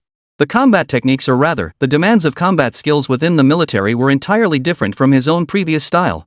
Military techniques were far more ruthless, with over 90% of moves designed to finish an opponent in a single strike. Li Mingyang had never encountered this style of combat before, so he spent the past 2 days intensively training to absorb and assimilate this new knowledge. He aimed to integrate these military-developed techniques and patterns with his existing combat skills to forge a completely new set of combat techniques tailored for the military. "Commander, you can rest assured. I've already grasped the essentials in this area and should be able to formally transition into vocational training very soon. However, I still need a little more time. I must seamlessly integrate the military's combat techniques and objectives with my own existing skills to forge a completely new combat system tailored for the military. Specialization is key. While my combat skills are undoubtedly world-class, but they operate on a different system than the military. And as you well know, haste makes waste. Don't worry. In about another half-month at most, I should have it figured out. The right fit is always the best, isn't it?" Chapter 142, Teaching Method? Real combat is the best teacher. Xiao Weigua was thoroughly convinced by Li Mingyang's earnest reasoning and departed on the spot, brimming with confidence. Before leaving, he couldn't resist offering Li Mingyang a few words of encouragement, believing that Li Mingyang's spirit embodied the true essence of a military man. Little did the old man know that while Li Mingyang's words were entirely true, teaching from the basics wasn't out of the question. The real reason it had taken so long was that Li Mingyang had become somewhat addicted to the training at the base. Almost everything at the base was new to Li Mingyang. Beyond physical training, he found everything else utterly fascinating. The rapid progress these new skills brought him was undeniable. After all, as the old saying goes, master one thing, and you master them all. Not to mention Li Mingyang's already solid foundation. With such a formidable physique, learning many things came effortlessly. This sensation of growing stronger at a visible pace, almost every moment, was utterly addictive to Li Mingyang. After all, he had felt lost for so long back home, convinced that beyond simply building his physique, he had no clear path forward. Now, the entirely new training programs he encountered in the military provided him with a clear direction forward. Thus, these past few days, Li Mingyang had been almost entirely absorbed in the exhilaration of this constant growth. While a significant part of this was driven by the purpose he had mentioned earlier. He aimed to digest and absorb these military-specific techniques to establish clearer goals and methods for his future teaching. But such thoughts occupied at most about 30% of Li Mingyang's mind. Instructor. Let's be honest, if you hadn't gone into the fighting world and instead joined the military from the start, we probably wouldn't even be here. Although Li Mingyang held the title of instructor at the base, over the past fortnight he had resembled a greenhorn trainee more than anything else. Like a parched sponge, he was frantically soaking up every technique and piece of knowledge these soldiers possessed. Though only half a month had passed, under Li Ming's relentless training, his own transformation was strikingly evident. If Li Mingyang had once been a raging beast, the ultimate predator on the arena stage, he now resembled a ruthless killing machine. After absorbing the army's diverse techniques and skills, the abilities Li Mingyang possessed had undergone a silent metamorphosis. His combat style had transformed from a competitive art into the purest, most instinctive fighting technique. Li Mingyang's rapid evolution and progress earned the sincere admiration of every soldier who had trained or taught him. Though he initially appeared as clueless as a rookie, his learning ability proved overwhelmingly formidable. Now, barely half a month later, Li Mingyang had surpassed his instructors in numerous aspects. This is just the beginning. I still have so much more to learn. At most, I've only mastered the basic combat techniques used in the military. But there's so much more cold weapon combat, the use of firearms, and other specialized knowledge required for special forces. Whether it's camouflage reconnaissance, wilderness survival, or other skills. I'm still completely clueless about these things. I'm far from becoming a qualified special forces soldier. Though Li Mingyang could tell the soldier's praise was heartfelt, he didn't let it go to his head. The more he trained, the more shortcomings he discovered within himself. The more he trained, the more he felt that although he had become the undisputed champion in the martial arts world, when it came to real, brutal combat, he felt like a brute with raw strength but too many shortcomings. Forget combat, even if someone were to drop the current Li Mingyang into some pristine jungle or an extremely harsh environment on Earth. Even with his formidable physique, Li Mingyang doubted he could survive the merciless forces of nature. After all, he was severely lacking in both skills and knowledge in this area. He might even lose his bearings in a dense, untamed jungle, unable to tell east from west. Finding a way out would be difficult enough, let alone surviving comfortably within it. The more he learned, the more acutely Li Mingyang felt his own inadequacies. Of course, this mindset stemmed from his shifting goals. He no longer sought merely to stand atop the martial arts world like before. Now, he aspired to become the strongest man in every sense of the word. The military undoubtedly served as a highly suitable testing ground, a place perfectly suited for Li Mingyang to refine himself. But at this point, Li Mingyang had reached the time to shoulder his original responsibilities. He had originally come here to serve as the chief combat instructor. Half a month had passed, and he had already absorbed nearly all the combat techniques within the military. If he continued to slack off at this stage, someone was bound to take issue with it. Therefore, at 3 p.m. sharp, Li Mingyang summoned every available special forces soldier at the base. After this past fortnight of training, I've developed a set of unarmed combat techniques that are exceptionally well suited for our military. But I've always believed that combat techniques are hard to grasp through words alone. And to progress as quickly as possible, nothing beats real combat experience. There's a saying in the martial arts world that I find profound: if you want to strike others, you must first learn to endure being struck. Now. At this point, Li Mingyang paused, his gaze calmly sweeping over the assembled soldiers below. Is there anyone willing to volunteer as my sparring partner? Not only will you experience firsthand the guidance of a combat instructor like myself, I guarantee it will leave a lasting impression physically and help you achieve maximum progress in the shortest time possible. By the end, Li Mingyang couldn't help but flash a smile, one tinged with anticipation yet laced with a hint of ferocity. He hadn't forgotten Xiao Weiguo's orders to thoroughly crush the arrogance of these cocky wolf cubs. Chapter 143, Uncharted Territory. Jungle Survival. Of course, even though this was combat training, Li Mingyang wouldn't go all out. He wouldn't even use his full strength. After all, this wasn't a boxing ring. It was merely a training session, and the trainees were soldiers defending their homeland. Most crucially, Li Mingyang's exceptional physical constitution and defense meant that even if he accidentally let these guys land a few blows, it wouldn't matter at all. But if he forgot to control his power and struck a bit too hard, he could easily break several of their bones without meaning to. Nearly another fortnight passed in the blink of an eye. It must be said, Li Mingyang possessed genuine skill. By integrating combat techniques from the military, the new combat system he developed was indeed more streamlined and intuitive than before, with even the entry-level difficulty significantly reduced. Unlike before, where techniques were scattered and disjointed, lacking any cohesive system, making them difficult to learn. Under Li Mingyang's daily sparring sessions, the soldiers' progress was visibly rapid. Perhaps this was the principle of the strong leading the weak? The soldiers training alongside Li Mingyang showed the most rapid improvement. They also engaged in sparring drills with each other. Before long, their skill levels naturally evened out. Compared to before, they had indeed made tremendous progress. Xiao Weiguo breathed a huge sigh of relief seeing the rapid results achieved by Li Mingyang's side. Despite the gold star on his shoulder and his position as commander of the Special Operations Military District, he had faced considerable pressure after overruling objections to directly grant Li Mingyang the rank of major. While Li Mingyang was undeniably a special talent, his recruitment strategy differed entirely from that of ordinary talent acquisition. The preferential treatment he received was the result of Xiao Weiguo's fierce verbal battles back then. Fortunately, time proved Xiao Weiguo's decision correct. After Li Mingyang became the base's chief hand-to-hand combat instructor, the soldiers' combat skills showed visible improvement. Even in the 21st century, where high-tech methods dominate special operations, this does not mean hand-to-hand combat has lost its significance in special operations. On the contrary, it remains critically important. After all, many special operations scenarios require exceptional hand-to-hand combat skills as a vital supplement. Not everything can be solved by technology. If technology could solve everything, there would be no need for rigorous military-wide selection processes to recruit elite special forces personnel. Therefore, the core principle in this field remains a human-centered approach. While the soldiers made progress, Li Mingyang did not slack off in his own studies.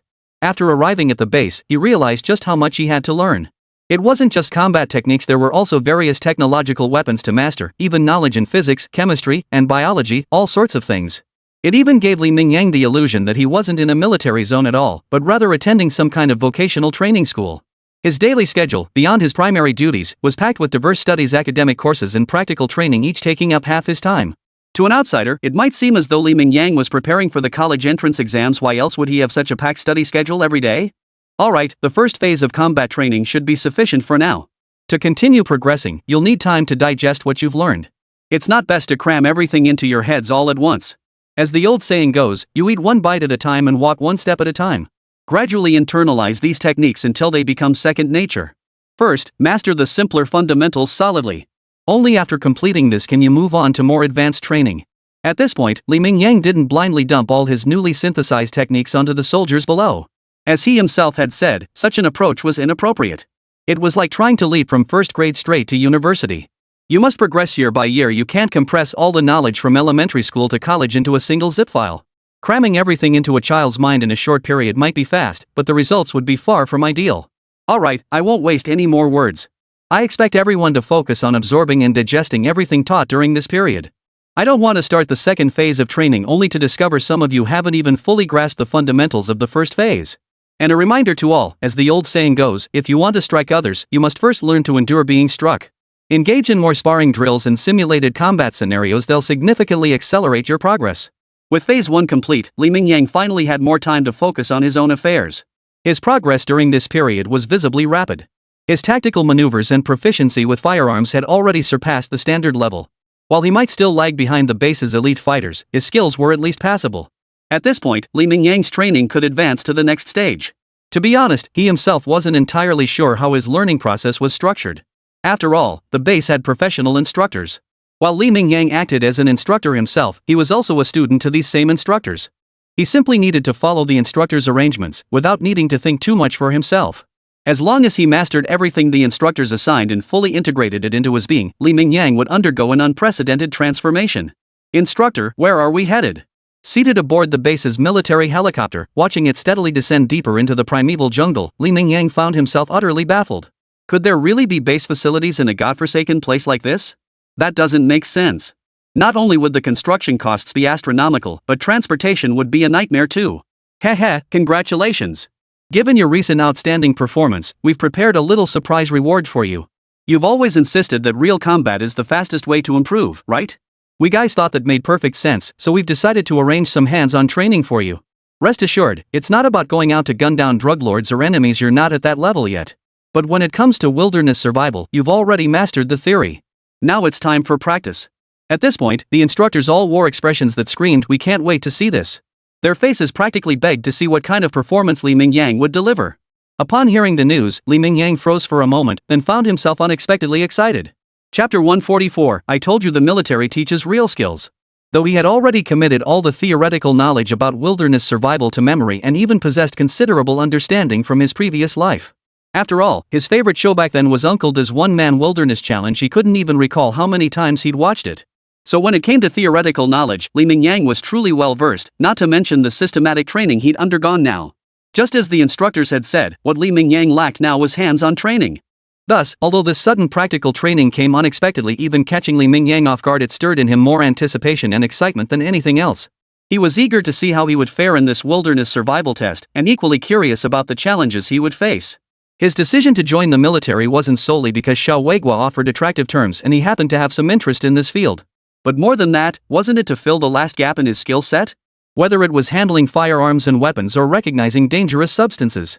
But what Li Mingyang cared about most was wilderness survival. Deep down, Li Mingyang had already sketched out a clear vision for his future. Once he became a true all-around soldier, staying in the military would hold little meaning for him.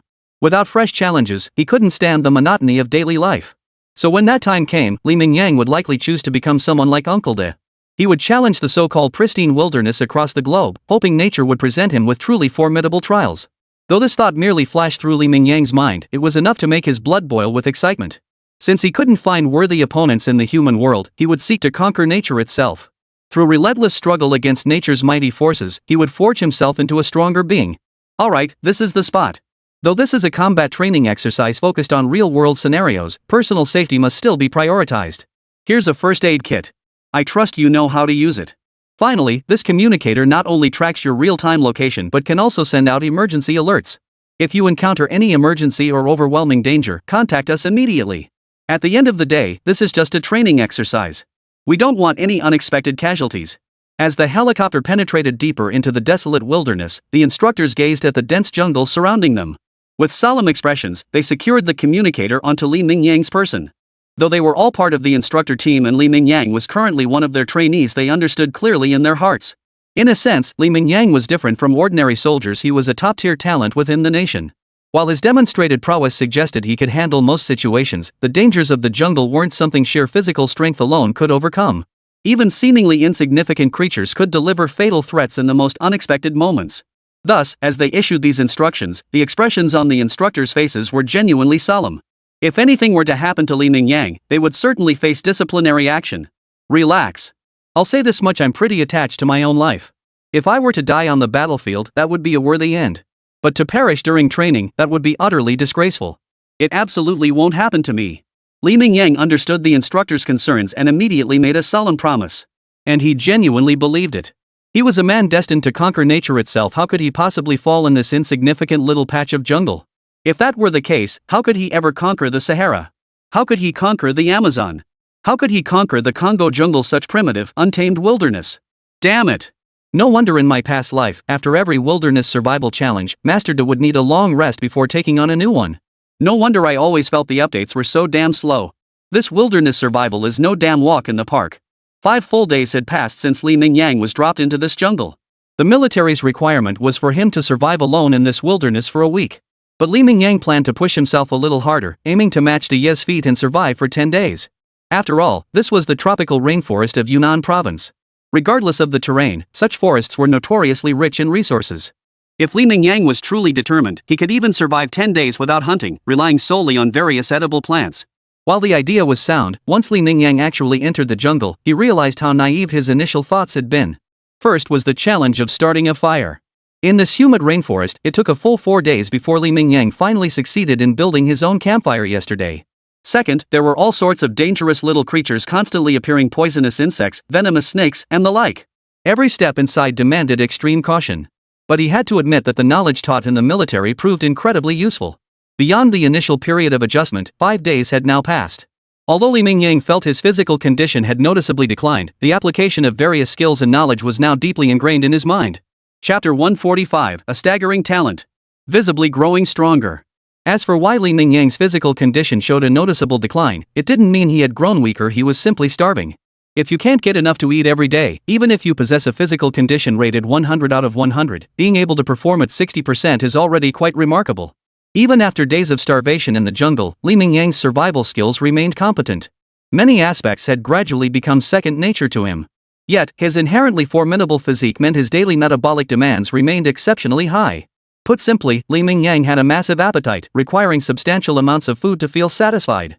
His current skills weren't enough to feed his body, but Li Mingyang believed that with persistent training, he would one day thrive in the wilderness. At first glance, such a robust physique might seem like a disadvantage in the wild. After all, just meeting his daily energy and food requirements was already a headache. Yet his formidable physique also granted him an advantage in acquiring desired food sources. Take hunting, for instance. Should he encounter larger prey? His exceptional physical abilities would make securing such food sources far easier. However, his skills were still somewhat rudimentary at this stage. Whether it was tracking prey or setting traps, he lagged significantly behind true elite practitioners. Thus, his current state in the jungle meant he wouldn't starve, but the path to eating his fill was still a long one.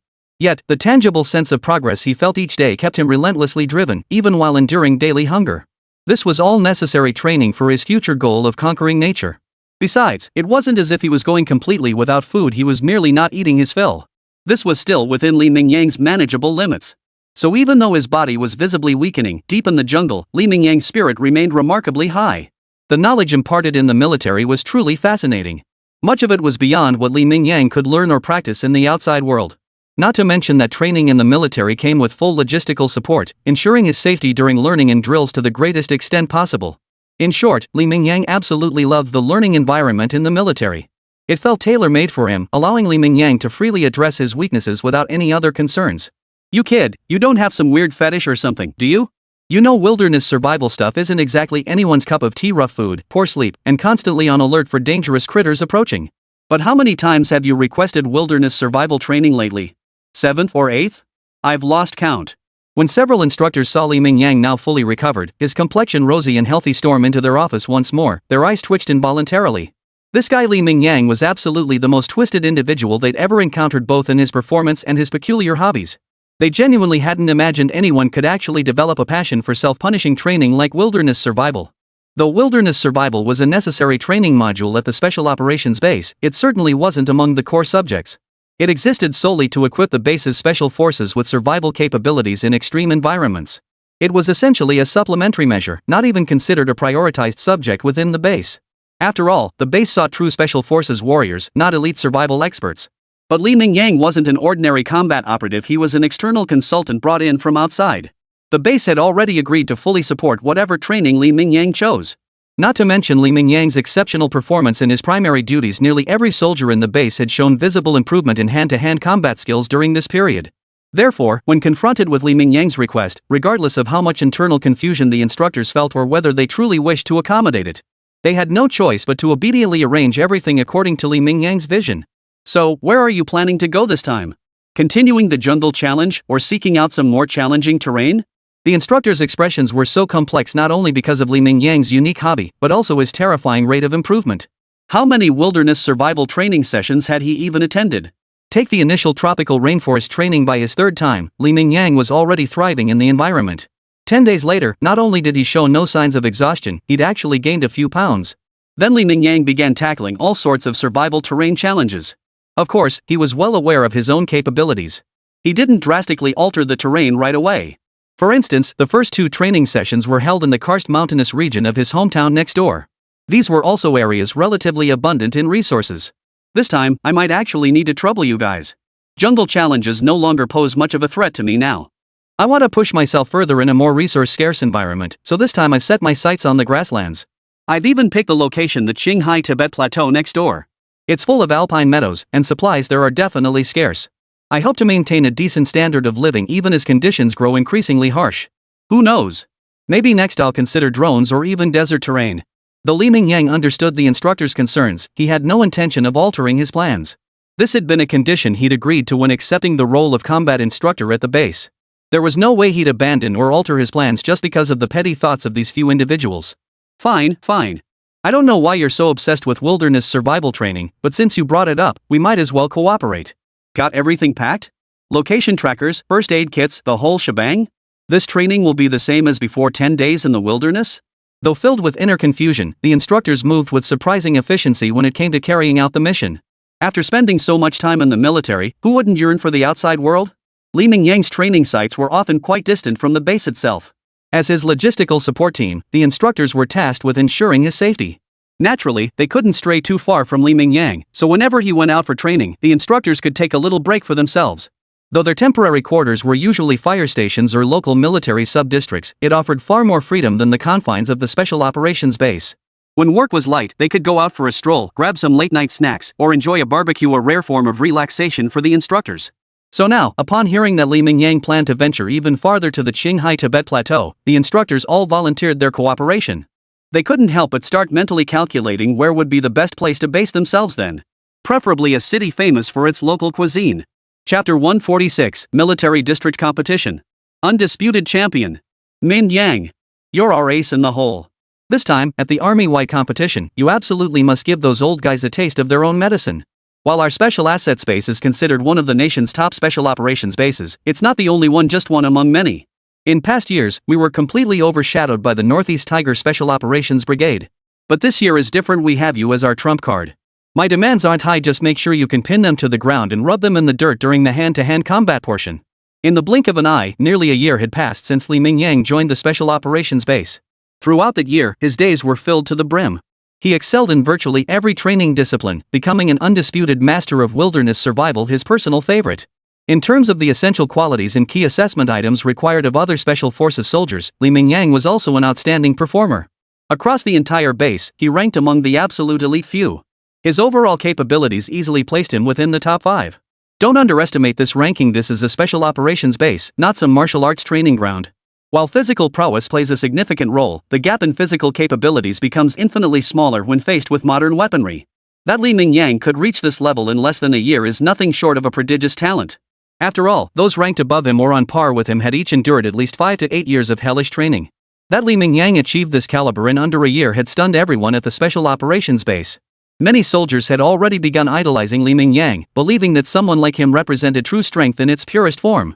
Hardly anyone doubted that given another year or two, Li Mingyang would undoubtedly become the undisputed king of kings in the special operations field, the unquestioned strongest. Hearing Xiao Weiguo's earnest admonition beside him, Li Mingyang's face couldn't help but break into a confident smile. His previous performance at the base had been deliberately low-key, not showcasing his full capabilities. After all, one must never underestimate the capabilities of a player with cheat codes, especially when Li Mingyang had spent the past year constantly pushing his body to its absolute limits. Nearly every training session had been driven by a near-mad intensity. When it came to genuine special operations prowess, Li Mingyang could confidently guarantee that no one in the entire special operations base could match him. Rest assured, Commander. First place in this military-wide competition belongs to our military region. Though the old saying goes, there's always someone stronger, Li Mingyang was utterly convinced he would be the strongest. Not to mention, the all-army competition was designed to test soldiers' comprehensive combat capabilities, so it wouldn't grant competitors ample rest time like external competitions. Under such rules, Li Mingyang's formidable physique gave him a natural, overwhelming advantage. If he couldn't clinch first place with such advantages, he'd consider his year of training a complete waste. He might as well find a block of tofu and end it all, at least that would be quick and clean. Bang! Bang! Bang! The military-wide competition naturally featured numerous events. Physical fitness tests were a given, and Li Mingyang dominated them all. He pulled away from the other competitors by a staggering margin, one so vast it felt utterly hopeless to witness with the naked eye. But the most popular and entertaining event of the entire military competition was undoubtedly the marksmanship contest. Take the current 400-meter rapid-fire event, for instance. From the very start, Li Mingyang moved like a sleek cheetah. Even when targets unexpectedly appeared in all sorts of nooks and crannies along the course, Li Mingyang not only hit the bullseye with every single shot from start to finish. By the time he completed the entire 400m course, his time was a mere 49 seconds. Keep in mind this is 400 meters, even the world record for the 400-meter dash is just over 43 seconds. And Li Mingyang had to complete all the designated targets during this process. Yet he managed to finish everything in just over 49 seconds, achieving a perfect score in shooting. The moment this result was announced, the entire competition venue erupted in thunderous applause. Soldiers have always revered the strong, and everything Li Mingyang had demonstrated since entering the competition proved he was a true powerhouse in every sense of the word. To call him the strongest competitor present would likely draw no objections. So when the grand military competition finally concluded, everyone was stunned to discover that Li Mingyang had claimed first place in nearly every single event. While some events were thrilling and even involved elements of luck, in the vast majority of events, Li Mingyang had pulled away from the other competitors by a margin visible to the naked eye. With such awe-inspiring results, the final outcome was unsurprising. Li Mingyang unquestionably emerged as the strongest soldier in this entire military competition. And he was undoubtedly the most formidable champion the competition had ever seen. Chapter 147, Bring on the Mission. Count Old Li in. Gazing at the second-class merit medal now pinned to his chest, Li Mingyang couldn't help but feel a bit dazed. He truly hadn't imagined he'd ever have the chance to earn such a medal. While an unprecedented, most prestigious championship certainly deserved such an honor, Li Mingyang genuinely hadn't imagined he'd ever earn a medal for meritorious service. Regardless, Li Mingyang personally cherished this medal. At the very least, it would serve as a memento even after he retired from the military. So, what are your plans from here? Xiao Weiguo plopped down beside Li Mingyang, bottle of erguotu in hand, already slightly tipsy. This time, their military region had undeniably secured first place nationwide. Aside from essential personnel, nearly everyone attended the celebratory banquet. While drinking was technically prohibited in the military, the current circumstances, well, they were definitely outside the rules. Even Commander Xiao Weiguo couldn't help but feel a surge of high spirits. Yet, seasoned as he was, Xiao Weiguo had gained some insight into Li Mingyang's thoughts through their time together. He knew Li Mingyang wouldn't remain in the military indefinitely. When the time was right, he would depart the Special Operations Base. Today, fueled by a touch of wine-induced boldness, Xiao Weiguo laid his cards on the table. Though he felt a deep reluctance after all, Li Mingyang was undoubtedly the most exceptional soldier Xiao Weiguo had ever seen, a true talent destined to become the elite among the elite. But as the old saying goes, people have their own aspirations. If Li Mingyang wasn't interested, Xiao Weiguo couldn't force him, could he? Give me a little more time. I still feel I have many shortcomings to address. Having finally secured this opportunity, I must make the most of it. After all, obtaining training conditions like this outside is practically impossible. Li Mingyang was well aware that Xiao Weiguo understood his intentions. Since the other had already asked outright, he saw no need to hide anything. He stated his intentions openly and honestly. After all, their relationship had always been a transaction from the start. Li Mingyang would serve as the combat instructor at the Special Forces base, and in exchange, he could freely participate in any training program there. Now that he'd secured the top title in the military-wide martial arts competition, his weaknesses were few and far between. At this point, it was about time for Li Mingyang to achieve enlightenment and move on. Alright, come and go as you please. After all, this was the condition we agreed upon from the start. Though I'm truly reluctant to see you go, I can't stand in the way of your own path. After saying this, Xiao Weiguo merely patted the other's shoulder before turning and walking away decisively. Yet his retreating figure seemed tinged with a touch of desolation. But upon reflection, it made sense. He had painstakingly unearthed such a top-tier talent, who had achieved such brilliance after less than a year of training. But Li Mingyang was destined to leave, and such brilliance was destined to be a meteor streaking briefly across the sky. Though brilliant, it was destined to be fleeting, and it could only happen once. What's going on? What is this? That day, as Li Mingyang carried out his routine training as usual, he suddenly noticed many people within the base hurrying about. It seemed something major had happened. Li Mingyang casually stopped a familiar-looking soldier and asked. He soon learned that an emergency had erupted along the border, and they were being dispatched immediately to carry out combat operations there. Hearing this, Li Mingyang felt his heart tighten, yet he couldn't suppress a surge of excitement. A combat mission. After training for so long and returning from the entire army's martial arts competition, Li Mingyang had undergone even more intensive training. Having honed his abilities to this level, it would be a shame not to test them in actual combat. So, after confirming the news was true, Li Mingyang rushed straight to Xiao Weiguo's office. Commander, I heard there's an urgent mission at the border? Can you take me along this time? Seeing Li Mingyang suddenly appear, Xiao Weiguo's face was filled with surprise. He truly hadn't expected Li Mingyang to still be thinking about joining missions at a time when he was already preparing to leave. And seeing the hint of excitement on his face, Xiao Weiguo couldn't help but feel a complex mix of emotions. No matter how exceptional a soldier might be, facing such a situation would inevitably stir some degree of dread. After all, fear and dread were instincts etched into human DNA. They could be suppressed by sheer willpower, but the fear itself remained unaltered. A man like Li Mingyang, who could display such excitement upon learning of an actual combat mission, was undoubtedly a born warrior through and through. The more Xiao Weiguo witnessed Li Mingyang's demeanor, the more reluctant he felt about his impending departure. However, recalling Li Mingyang's demonstrated capabilities, Xiao Weiguo recognized this as an excellent training opportunity. Moreover, they were deploying a large force this time. Given Li Mingyang's caliber, he shouldn't face any real danger. After a moment's hesitation, Xiao Weiguo decisively approved Li Mingyang's request. Fine, go if you must. Hurry and collect your gear now. If you miss the mission transport later, don't blame this old man. No sooner had Xiao Weiguo finished speaking than Li Mingyang vanished from his office like a whirlwind, gone in the blink of an eye. He didn't even pause to bid farewell before leaving a clear testament to how excited and eager Li Mingyang was for this mission. After all this training, he finally had a chance to see real combat. Not to mention, Li Mingyang had already planned to leave. If he didn't seize this chance, he might never encounter such a golden opportunity again in his lifetime. In his excitement, Li Mingyang naturally had little energy left to pay attention to such minor details. It was like when he was training to be a professional boxer. No matter how outstanding his performance during training was, if he hadn't participated in even a single professional match, what good would it have done to train to become the world's strongest? Having no place to apply your skills was the greatest tragedy. Chapter 148, Drug Dealers Deserve to Die. If you don't die, am I supposed to? Instructor? Are you joining this mission? I heard rumors you were planning to. When Li Mingyang's figure appeared on the mission aircraft, many soldiers couldn't help but exchange surprised glances. Those who knew him well couldn't help but voice their confusion directly. The rumors you heard are correct. I do intend to leave the unit. After all, I originally came here as a specially appointed instructor. I was never a career soldier. Now that the training is mostly complete, there's really no reason for me to stay in the unit. But I haven't left yet, have I? If a mission comes up, what's wrong with joining in? Hearing Li Mingyang's words, the soldiers sharing the same armed helicopter with him were momentarily speechless. He had a point, it really didn't seem wrong at all. As a member of the Special Operations Base, participating in combat when faced with a mission was the most natural thing in the world, wasn't it? Seeing how his few words had left the others speechless, Li Mingyang couldn't help but flash a satisfied smile. He pressed on. By the way, this mission came so suddenly that I haven't even grasped the specifics yet. Does anyone know the details? Could you fill me in? Hearing this, the soldiers who had already stopped being surprised couldn't help but shoot him another astonished look. You're something else, sir. Showing up without even knowing what the mission entails. But deep down, they understood his situation. He must have joined at the last minute when this unexpected mission popped up, right? Yet recalling Li Mingyang's monstrously powerful display during the army-wide competition, the soldier couldn't help but feel it would be a profound regret if Li Mingyang's combat prowess never saw a single real battle in his lifetime. That would be a tremendous waste for our instructor. Here's the situation. We've received intelligence that local police have discovered extensive evidence of drug traffickers operating along the border.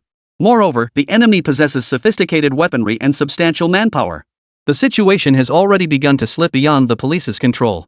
That's why they had no choice but to contact our military district. We're heading to the border for an emergency mission to wipe out these drug traffickers. However, the specific mission details won't be clear until we arrive. There might be additional tasks beyond just eliminating the drug traffickers. The veteran answering Li Mingyang possessed extensive experience in diverse combat operations. Stationed along the Yunnan border, their most frequent encounters were typically with various drug traffickers. The veteran had extensive experience with such missions. Even though they had just boarded the plane, he already had several theories about the upcoming operation. After all, the state's stance toward such brazen drug traffickers, those who dared organize large-scale smuggling operations, was always to root them out completely. Even if these traffickers were eliminated, the state would almost certainly not let the forces behind them off the hook.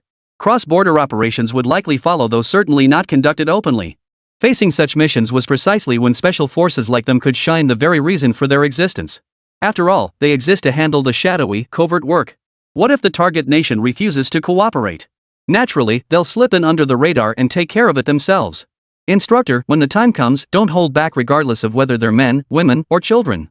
These drug traffickers are all utterly despicable scum. Show them no mercy.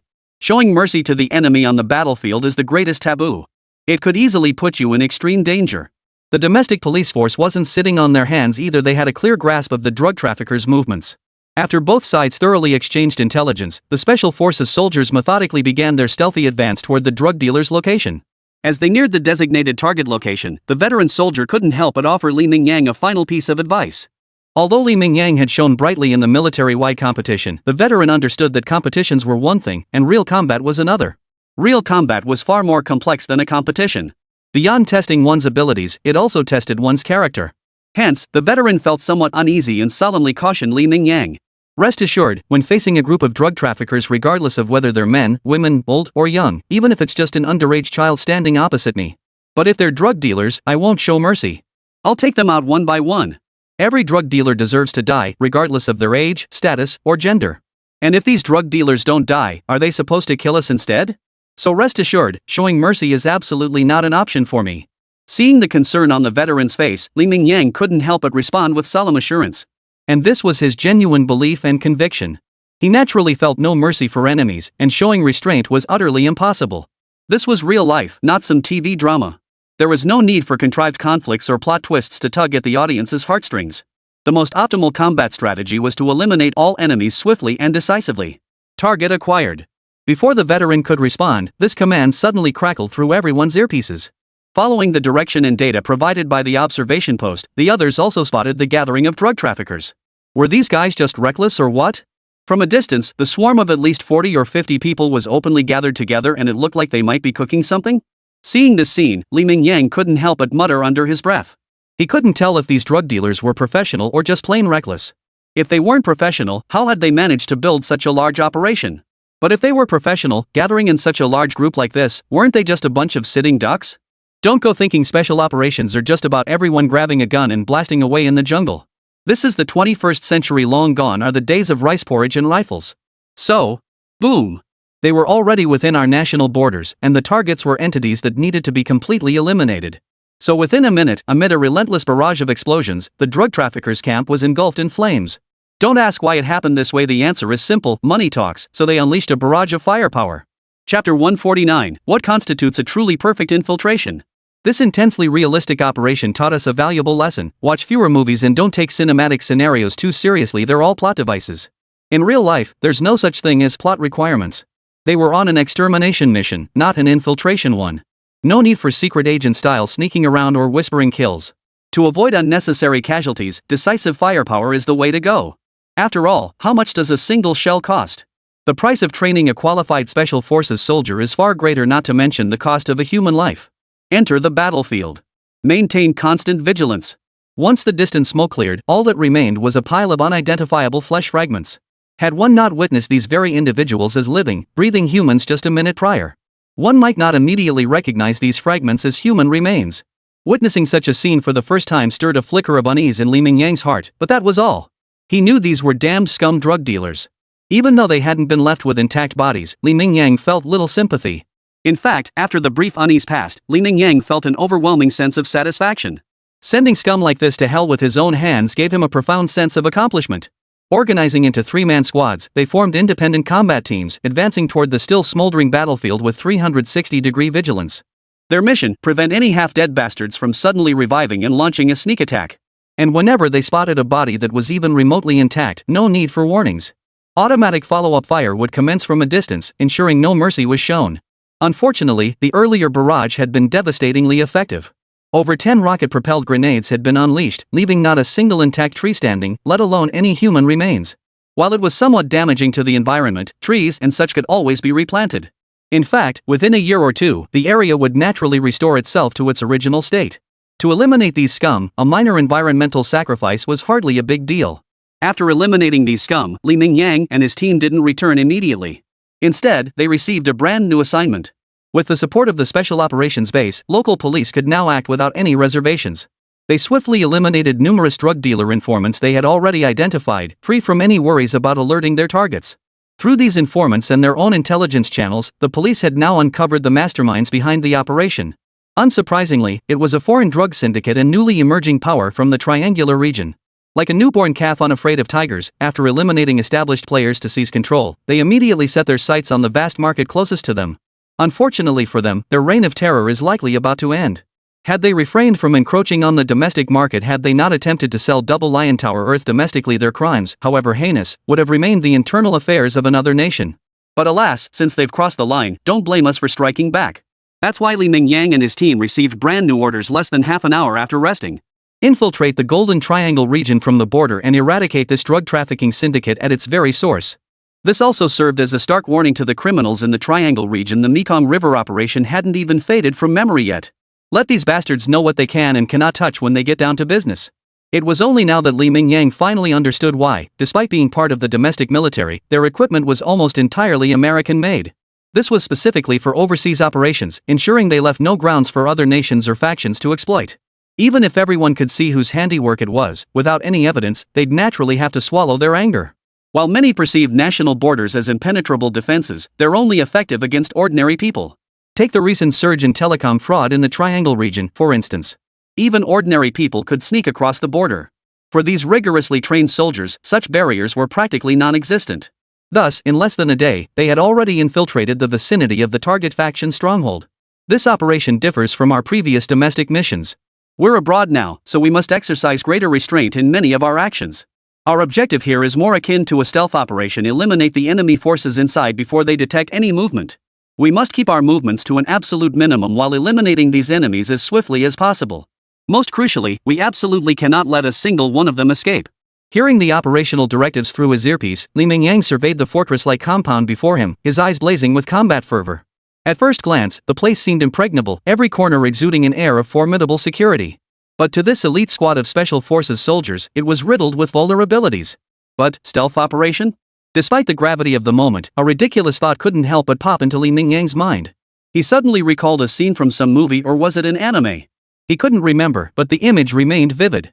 The so-called perfect infiltration meant eliminating every enemy encountered along the way. Only then would the operation be flawless. Feeling his body itching for action, he recalled the rigorous training he'd endured recently, thinking of the powerful combat instincts now ingrained as muscle memory. Li Mingyang began to anticipate the upcoming operation. Since they decided to proceed through infiltration, broad daylight was clearly unsuitable. They had to remain where they were and continue observing. First, they could use this time to map out the terrain and personnel within the village. Second, they needed to wait for nightfall. The cover of darkness would make their movements far more effective. Chapter 150, Navigating a Hail of Bullets.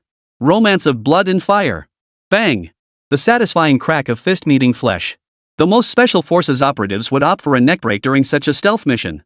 But Li Mingyang possessed formidable physical strength. Compared to such complex maneuvers, he preferred simpler, more direct methods. He drove his fist full force into the enemy's neck. A faint, muffled crack echoed through the air. The enemy's neck instantly turned into a mangled mess of flesh. Not only was it a one-hit kill, but it also minimized the risk of exposure. After all, faced with such a swift and sudden attack, the enemy had no time to react, not even to utter a simple cry for help. Under such a vicious blow, even the cervical vertebrae were cleanly shattered, let alone the vocal cords or Adam's apple. Despite Li Mingyang's formidable skills, he strictly adhered to the 33 infiltration protocol. However, the two teammates following behind him had no opportunity to contribute, forced to watch helplessly as Li Mingyang charged forward like a human tyrannosaurus. Though that comparison felt somewhat inaccurate. For while Li Mingyang possessed overwhelming brute force, he also wielded the agility of a feline predator. Like a ferocious feline predator never before seen on this planet, every enemy blocking Li Mingyang's path were dispatched with such decisive efficiency that no foe, regardless of size or strength, could muster even a hint of resistance or reaction. Even his two teammates following behind couldn't help but think. If other squads had members like this, they might have completed all their missions today without firing a single shot. But sadly, such thoughts remained mere wishful thinking. They all knew Li Mingyang's overwhelming strength. He was absolutely in a league of his own in this world. Especially when it came to a contest of sheer physical prowess, they couldn't fathom what kind of human could possibly stand a chance against Li Mingyang. Bang! At that moment, a crisp boom echoed through the distant night sky, the sound of a rifle firing. Exposed. The moment they heard the sound, both Li Mingyang and his two teammates behind him instantly grasped the gravity of the situation. Though they themselves weren't exposed, the mere realization of intruders in the vicinity meant a fierce battle awaited them. Fortunately, by this point, at least one-third of the village's fighting force had already been eliminated. After all, the enemies who had fallen under Li Mingyang's seemingly inhuman fists alone numbered at least 30. Even if the other squads had only achieved one-third of Li Mingyang's team's results, each squad taking down 10 enemies, that was still an enormous number. The nation's resolve to eradicate this drug trafficking force was immense. No fewer than 50 squads had infiltrated the village. Surrounding the village, another 50 squads lay in ambush on the outskirts, determined not to let a single fish slip through the net. This foreign drug trafficking ring, daring to flood the domestic market with narcotics, must be utterly annihilated, sounding a clear warning to all rival factions in the region. It was meant to sober up everyone in the already dazed Triangle region, making them understand that the Red Dragon from the north was a force they could never afford to provoke. Go! With things having reached this point, further concealment had lost all meaning. A thunderous roar erupted, instantly capturing everyone's attention. Li Mingyang yanked a 6-barrel Gatling gun from his back, a heavy-hitting weapon he'd specifically requested for this mission. After all, Li Mingyang's superhuman stamina was undeniable. Even carrying this monstrosity and a massive ammunition load, he possessed ample endurance and devastating firepower. They were now nearly at the heart of the village. This small settlement, composed almost entirely of wooden structures, offered virtually no defense against such a large-caliber, lethal weapon. Pulling the trigger directly, Li Mingyang wielded this weapon designed to be mounted on vehicles or aircraft as if it were an ordinary rifle. He unleashed indiscriminate fire all around him. True to its moniker as a metal shredder, the 6-barrel Gatling gun, capable of spitting blue flames, proved utterly devastating. Against the relentless red chain of metal, mere flesh seemed utterly futile. The moment Li Mingyang opened fire, the surrounding enemies were reduced to chunks of flesh under the sudden torrent of metal. His two teammates behind him weren't mere decorations either. They were elite soldiers, though not as monstrously skilled as Li Mingyang. Their weapons still packed formidable firepower. Unlike Li Mingyang's relentless barrage, the two teammates focused on picking off every enemy they spotted with precise bursts. While eliminating enemy forces wherever possible, they also provided crucial cover for Li Mingyang.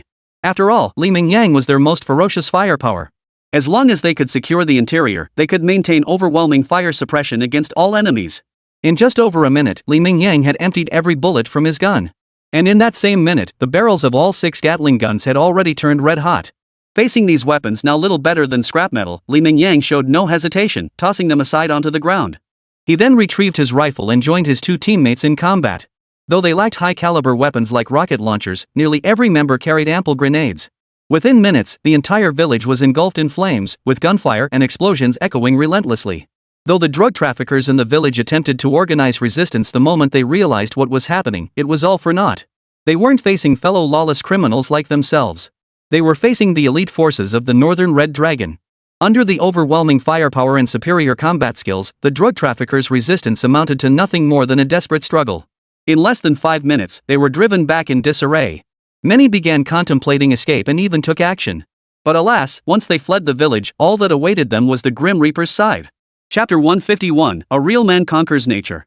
Though the battle seemed complex in description, it lasted less than 20 minutes from start to finish. Everything within the village was now completely exposed to modern technology. Enemy forces utilized thermal imaging technology to locate targets. As for hidden spaces, ultrasonic detection took care of those. Add to that the fact that every combatant was an elite special forces soldier. With such overwhelming numbers, it was nothing short of a crushing victory. The process and outcome unfolded without a single unexpected twist. Not a single team member was injured except for one unlucky soul who got hit by a stray bullet that ricocheted off his body armor, leaving him a bit shaken. The entire operation concluded with 0 casualties, a textbook example of elite forces crushing unmatched opposition, a ruthless strike by a major power's military against mountain drug traffickers. After all, this had been an extermination operation from the start, and the military's approach differed significantly from that of the police. They say police need evidence, procedures, and various methods to make arrests, but when the military moves in, none of that hassle matters. All they need is a set of coordinates. Upon returning to the Special Operations Base, Li Mingyang and his team were awarded a collective third-class merit without exception. Although this was a cross-border operation against numerous enemies, the team deployed in substantial numbers with comprehensive equipment and supplies. According to their teammates, receiving a third-class merit for this mission was already considered quite good. After all, it had been a complete cakewalk from start to finish, with the entire mission completed with remarkable ease.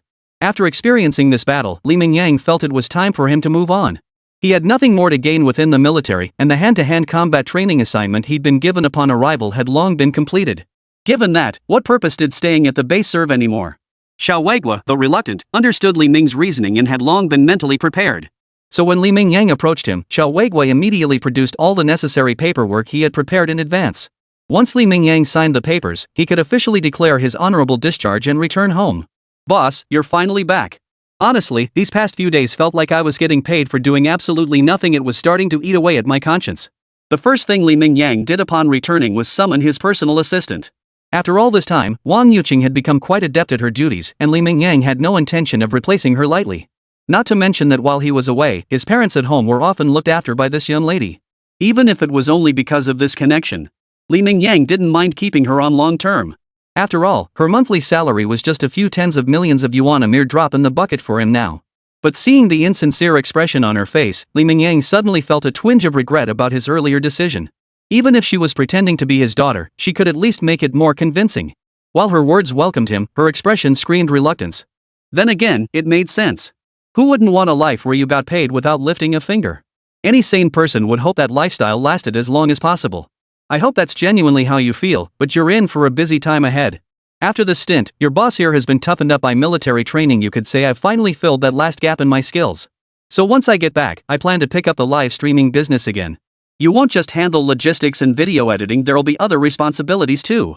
Bottom line, your workload isn't getting any lighter. Seeing the wicked grin on Li Mingyang's face, Wang Yuqing's heart sank. Was it too late to quit now? Knowing Li Mingyang, if he'd gone this far, she was about to find herself in a real mess. Thinking back on the carefree life she'd enjoyed over the past year, the potato chips in her mouth suddenly tasted bitter. Was the blissful existence of sleeping in every day, scrolling through short videos in her spare time, and buying cute little outfits about to vanish forever? Boss, could you share what our main tasks will be moving forward? Or what the focus of our live streams will be? Clinging to a last shred of hope, the assistant asked, her voice trembling with anxiety. If it meant continuing daily workout live streams or sharing everyday life videos like before, Wang Yuqing felt she could still handle that kind of work. After all, her boss was generous with both paychecks and time off. But Li Mingyang's next words shattered the young woman's illusions. After training in the military for so long, we can't possibly stick to the old format. Have you ever heard the saying, a real man should conquer nature? After a full year in the military, I've maxed out nearly every skill I could. So our first mission is to pick a representative and sufficiently challenging location anywhere in the world. I plan to livestream wilderness challenges. The content isn't fixed. It could be survival in the wild, or it could be live streaming the process of escaping from the wilderness. But no matter what, our work will inevitably involve flying all over the world. And our workplace won't be a comfortable office anymore. We'll likely be shuttling between the harshest, most primitive environments on the planet. By the end of his speech, Mingyang couldn't help but let a hint of anticipation show on his face. Ever since maxing out his wilderness survival skills during his military service, Mingyang had been eagerly anticipating this day. Now, having finally left the military and regained his freedom, he could finally execute his plans. Compared to his previous state of confusion, the newly purpose-driven Mingyang was now brimming with energy. However, after some thought, Mingyang decided his first livestream should be played it safe. The environment he knew best and was most skilled in was undoubtedly the tropical rainforest. After all, that was the most common terrain in Yunnan province. To avoid embarrassing himself in his wilderness survival debut, Mingyang decided to choose a similar terrain for his first location. Right, your task today is to carefully select a suitable tropical rainforest anywhere in the world. That will be the location for our first live stream. Chapter 152, Live Challenge. First stop, Congo Rainforest. Upon hearing this, Wang Yuqing felt as if all her strength had drained away, leaving her utterly listless. Even the spark in her eyes seemed to fade. It appeared her earlier premonition had been correct. The idyllic life of a freeloader was indeed slipping away from her. Though her professional expertise allowed her to easily recognize that her boss's idea was undoubtedly excellent. Not only did he already have a massive fan base, but he'd also spent a full year training in the military. Mingyang's progress was undeniable to Wang Yuqing, even though she hadn't witnessed exactly what he'd learned during his time in the military. After all, during his previous home training sessions, Wang Yuqing had always been an observer. She had every reason to believe Mingyang had already become a world-class expert in this field. Not to mention, with her boss's absurdly exceptional physical abilities, this idea was guaranteed to grab attention. Yet while brilliant, this idea would undoubtedly be grueling for Mingyang and his team, especially since they'd announced the entire event would be live-streamed. On one hand, this was to enhance credibility and eliminate any possibility of cheating. It was easy to imagine that once such a program aired, it would undoubtedly attract massive audiences. The video rights alone would be worth a fortune. Yet to ensure the live broadcast and video recording ran smoothly, a formidable logistics team was indispensable. And as his assistant, she was undoubtedly part of that team. Destined to follow in their footsteps, traveling all over the world, destined to accompany Mingyang into every dangerous place. Boss, based on your requirements, I did some quick research. I think there are two places that fit perfectly. One is the Amazon rainforest. This place is world-renowned. Anyone who's been to school should have heard of it. But considering our previous performance in North America, and how the Amazon seems to have been done to death by everyone, any wilderness survival contestant worth their salt has likely tackled the Amazon at least once. That's why I think choosing a different jungle might be a wiser move. As he spoke, the assistant scribbled on the map, pointing to a region in central southern Africa. The Congo rainforest, the world's second largest tropical jungle, second only to the Amazon. Compared to the Amazon, this place is actually more pristine, precisely because it's plagued by constant turmoil. Even top wilderness survival experts avoid coming here for various reasons. If we want to make a splash, the Congo rainforest is absolutely the perfect place. It must be said that although the young assistant occasionally slacks off, when she truly gets down to work, her capabilities are quite impressive. However, upon hearing her suggestion, even Mingyang couldn't help but show a hint of hesitation. The idea is good, but as you said, this place is a bit too unstable. If we just rush in like this, safety and security might not be guaranteed. This wasn't because Mingyang lacked confidence in himself. His self-assurance was practically sky-high. No matter how chaotic the Congo rainforest might be, even if it was a land torn by warlord conflicts, Mingyang possessed sufficient confidence to survive in this land. After all, his year of military training hadn't been in vain. It wouldn't be an exaggeration to call Mingyang a terrifying war machine at this point. As long as he didn't encounter large-scale military forces, ordinary stragglers and strays were no match for him. His primary concern was the safety of his support team, including his assistant. To maintain the live stream and handle issues in real time, the logistics team would certainly have to follow his lead into the Congo jungle region. Even if they didn't accompany Mingyang deep into the wilderness for survival challenges. At the very least, they must establish a base in the nearest city to handle all logistical support. In such a chaotic region, a group of foreigners, especially with a young woman like his assistant among them, faced a significant safety challenge. Alright, let's tentatively settle on this location for now. I'll need some time to think things through before making a final decision. Mingyang's year in the military hadn't been wasted. Beyond training, he'd built a substantial network. While the land surrounding the Congo rainforest was indeed rife with turmoil, such turbulent times inevitably gave rise to all kinds of talent. Take security companies, for instance. The nation is now vigorously developing that African territory. With the Congo rainforest's abundant resources, the nation couldn't possibly abandon such a rich territory. Faced with such an unstable environment, a highly promising profession naturally emerged: security companies. According to Li Mingyang's understanding, many soldiers had left the military and come to Africa to take up similar roles. Though Li Mingyang personally knew none of these individuals, he could leverage his military connections to make inquiries. He hoped to find a reliable security firm that could at least ensure the safety of his logistics team. Having witnessed their combat capabilities during his year of military service, Li Mingyang had full confidence in the soldiers who had come from China. Provided adequate security was guaranteed, coupled with the imposing presence of fully armed bodyguards, he was confident that most factions would think twice before making rash moves upon encountering such a group. Alright, I've already contacted a well-known local security firm in the Congo rainforest. A team of professional security personnel will protect us when we arrive. These are all veterans from our domestic military units. Their professional integrity is trustworthy. With security now addressed, our first destination is confirmed: the Congo rainforest. Plus, with the mystique of Africa adding to the atmosphere, I think the show will have some pretty great effects. Oh, and while we have these few days, prepare some teaser videos. Announce our upcoming livestream plans online in advance. Chapter 153, Wild Africa lives up to its name. Kinshasa, the capital of the Democratic Republic of the Congo, is home to over 10 million people. Such a massive urban center is rare anywhere in the world, and logically, it should be a highly developed place. Yet the reality is quite the opposite. It's renowned worldwide as a city of chaos. While it stands as an exceptionally large city on the African continent, its level of development is also uncommon for this region. Yet all this prosperity stems from the region's abundant resources, be it gold, diamonds, or other precious minerals. At least 90% of everything produced on this land passes through Kinshasa before being exported to other countries. The massive volume of trade fuels the city's prosperity, yet it also fuels its chaos. Although this is a nation with a functioning government, internal unity is lacking, and state authority extends only to certain regions. Other regions are largely dominated by warlords who, armed with weapons, control vast deposits of rare mineral resources. Their ambitions extend far beyond this, as they constantly seek to expand their territories and secure greater profits. Consequently, these warlords subject their populations to brutal oppression. It was precisely against this backdrop that Kinshasa emerged as such a peculiar city. Countless impoverished people who could no longer survive elsewhere spontaneously gathered in this city. Though they remained at the very bottom of society here, at least they could barely scrape together enough to eat, avoiding starvation. The influx of such a large population created a chaotic mix of people, making this city exceptionally disorderly. It became fertile ground for gangs and criminals. Li Mingyang recalled a documentary titled City of God that chronicled this very ecosystem. Li Mingyang hadn't seen the documentary, but the name itself left a deep impression on him. This impression only deepened after she learned more about the basic conditions in Kinshasa. Could such a city truly be called the City of God? Could the fundamental reason for this title be that people were meeting their maker in this city almost every moment? What a monstrous city! As the plane descended slowly, Li Mingyang gazed down at the sprawling city below, a vast tapestry of shantytowns interwoven with modern skyscrapers, and murmured the words from the bottom of her heart. The security company Li Mingyang had contacted wielded considerable influence in this land. At the very least, they possessed some significant backing.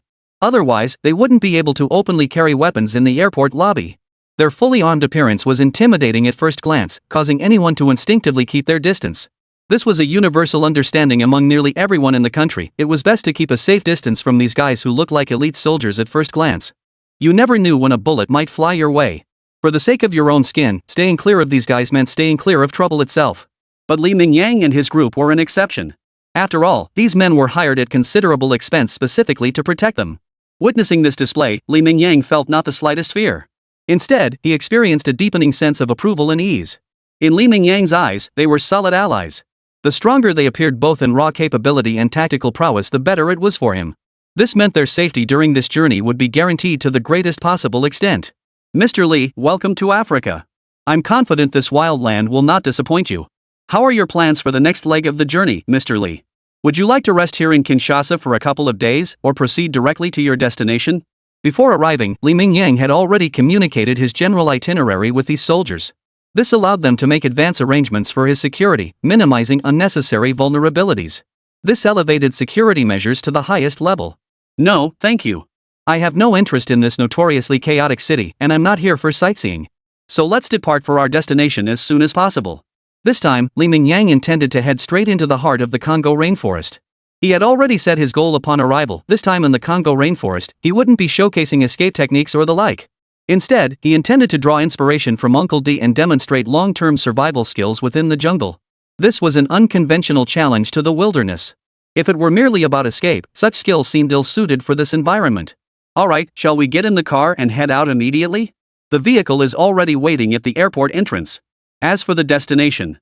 As he spoke, the middle-aged man leading the group pulled his phone from his pocket, opened the domestic Kudima map app, and began explaining directly to Li Mingyang. If we plan to venture deep into the heart of the Congo rainforest while maintaining relatively solid logistics, I believe this location is our most suitable choice. Mbandaka, a city neither too big nor too small, not far from the heart of the Congo rainforest, with a decent scale. Using it as a staging point and support base for our backup team is absolutely the best choice. Of course, everything depends on your decision, Mr. Lee. No matter where we go, we'll do everything in our power to ensure your safety and that of your team. After presenting his proposal, the lead middle-aged man deferred the decision entirely to Li Mingyang. Their role was solely to provide security, and the suggestion they offered was indeed the optimal solution they had researched. Choosing this location would be ideal, but if Li Mingyang had other ideas, they would naturally do everything in their power to accommodate him. After all, Li Mingyang was the boss. They had been hired to follow his lead. Let's go with this spot. It really is a good location. After a brief glance at Li Mingyang, he decisively agreed to the proposal. After all, the man was practically a local and undoubtedly possessed deeper insight into the area. Secondly, this location is indeed very close to the heart of the Congo rainforest, and it's a city to boot. It was indeed an ideal location for a logistics team to set up camp, at least ensuring timely replenishment of all kinds of resources. It even boasts relatively well-developed infrastructure, which would make Li Mingyang's live streaming operations much smoother. Most crucially, compared to those godforsaken backwaters, this place was a relatively developed city at the very least. The environment itself was far safer. Had they chosen some remote wilderness, a gang of ruthless bandits might have emerged at any moment. In this chaotic land, firearms and all manner of violence were the last things in short supply. When the group arrived at the airport entrance and saw their assigned vehicles, even Li Mingyang, who'd seen it all, couldn't help but be stunned. Their vehicles for the journey were 3 pickup trucks. Pickups themselves weren't unusual, they were common sights worldwide. But what was extraordinary was that these pickups were top-of-the-line, high-end models, the kind equipped with machine guns. It was truly the wilds of Africa, even their transportation carried such distinctive local flair. Witnessing this scene actually made Li Mingyang feel more at ease about the upcoming journey. It seemed the security company truly held significant influence in this region. Even within the city limits, they could drive around openly in such heavily armed vehicles. Chapter 154, Deep into the Rainforest, the 60-day survival challenge begins. Though the live stream didn't start immediately, the assistant faithfully documented everything with the camera in hand. Much like many variety shows, even if the program hadn't officially started, they could still create a teaser or something similar. At the very least, if they edited the footage of them getting off the plane into a video, even just the raw footage alone would likely generate significant buzz. After all, such a scene was truly beyond the norm for a country known for its public security reports. For people who'd never even touched a firearm before, it was hard to fathom that someone could drive a vehicle like this, fully armed, right up to the entrance of an airport in a nation's capital. The basic transportation infrastructure in Africa is truly abysmal. A distance between 2 cities that would take less than a day to cover domestically. But in Africa, covering such a short distance took them a full 3 days. It wasn't until the afternoon of the 3rd day that they finally reached their destination. Fortunately, these 3 days weren't entirely wasted. Li Mingyang used satellite maps to pinpoint a spot perfectly suited for wilderness survival. It wasn't too far from Mbandaka, roughly 50 kilometers as the crow flies. Most crucially, the location was sufficiently isolated, no human settlements were visible for dozens of kilometers in any direction. It was truly wilderness territory. Meanwhile, back in Mbandaka, to ensure Li Mingyang's survival mission went smoothly, the logistics team had arranged for a helicopter rental well in advance. Not a short-term rental, but a long-term one, ready to supply Li Mingyang with various logistical materials at any time: batteries, camera replacements, and so on. Naturally, all of this would be faithfully documented by the live broadcast cameras, eliminating any possibility of cheating. After all, Li Mingyang sought a genuine wilderness challenge, and he himself would never tolerate any cheating. The reason for meticulously documenting everything through the livestream was also to prove this point to all interested viewers. Li Mingyang was all about authenticity. Although this survival livestream had already consumed substantial funds before even beginning, Li Mingyang possessed unwavering confidence. Once he completes this wilderness survival challenge, setting aside other considerations like streaming revenue entirely, the copyright to the edited footage alone would likely fetch a hefty sum. Tap tap tap. Amidst the roar of helicopter rotors, Li Mingyang made a few quick adjustments before embarking on his wilderness survival journey. He couldn't care less about the scenery of this so-called African town. Right now, Li Mingyang's mind was filled only with anticipation for his wilderness survival adventure. His objective for this wilderness survival challenge differed from that of all other wilderness survival experts. He intended to prove he could genuinely survive in the wilderness, not just short-term, but truly long-term. Thus, for this livestream, Mingyang set his own benchmark, 60 days. He would spend 2 full months in this pristine rainforest. 60 days was an exceptionally long period for wilderness survival, especially when starting with nothing. While Mingyang didn't go as extreme as Uncle De, who enters the wilderness with absolutely nothing, not even a hair on his head. Beyond the absolute essentials, he wouldn't carry any tools either. Everything would be sourced directly from the primitive jungle environment. While this approach might seem to increase the difficulty significantly, Mingyang had complete confidence in himself. Or rather, he had immense confidence in his formidable physique. When one's strength is truly formidable, many daunting challenges become manageable. This included wilderness survival. As the helicopter neared its destination, Mingyang immediately activated the live stream. Hello everyone, it's been a while. I'm sure you all know what this live stream is about? As he spoke, Mingyang aimed the camera at the lush jungle below the helicopter. That's right, the host has now arrived deep within the African heartland, in the heart of the world's second largest pristine rainforest. For the next 60 days, I'll be streaming non-stop, challenging myself to survive in this most pristine jungle. Every experience the host encounters will be faithfully documented by the live stream's cameras, eliminating any possibility of cheating. Furthermore, the streamer will carry no tools beyond the clothes on their back, focusing on the purest, most primitive wilderness survival. Over these 60 days, the streamer will prove their ability to endure long-term survival in this untamed wilderness. Setting a modest goal, the host aims not only to survive in this wilderness but to thrive. At that very moment, the helicopter had reached its designated destination and was beginning its gradual descent. With no suitable landing sites in the dense jungle, Mingyang selected a relatively open water area. Now, let everyone follow the streamer into the world of the wilderness. With that, Mingyang switched the camera feed to the head-mounted camera, shifting the livestream to a first-person perspective. Seeing the water surface at least 10 meters below, Mingyang hesitated not a moment before leaping straight down. Chapter 155, The 3 Essentials of Survival. With stamina, you can do anything. Splash! Mingyang's straight figure plunged into the water like an arrow. When jumping from a height into water, keeping your body rigid and entering feet first is the optimal posture. This minimized the surface area of his body, reducing the force of impact and mitigating the water's force to the greatest extent possible. Faced with this scene plunging from the sky to underwater in mere seconds, viewers in the livestream chat couldn't help but unleash their national treasure. Holy crap! Do streamers always jump like this? Just leaps off without warning that's at least 10 meters high. New here, huh? Before commenting, do some research on the streamer's background. You'll find this is the least noteworthy thing in their entire career. I have to admit, on the scorching African plains, being able to soak in cool water is an absolute treat. But if you feel that way, other animals surely do too. For safety's sake, we should get out of the water as soon as possible after entering. I'd rather not have a water fight with the native crocodiles around here. Within mere seconds, Mingyang surfaced, speaking as he frantically paddled toward shore with arms and legs working in unison. He had already scouted the area before jumping in and confirmed this stretch of water should be crocodile-free. But better safe than sorry. While crocodiles could move swiftly on land, once they reached dry ground, it would be Mingyang's turf. Even without any weapons, Mingyang was fully confident he could subdue a crocodile on land. Whoa, how long has it been since we last saw him, and our strongest man on earth is already giving up? A measly little crocodile? Did it come here just to be served up as a snack for the streamer? Streamer, I'll pay $20 per crocodile.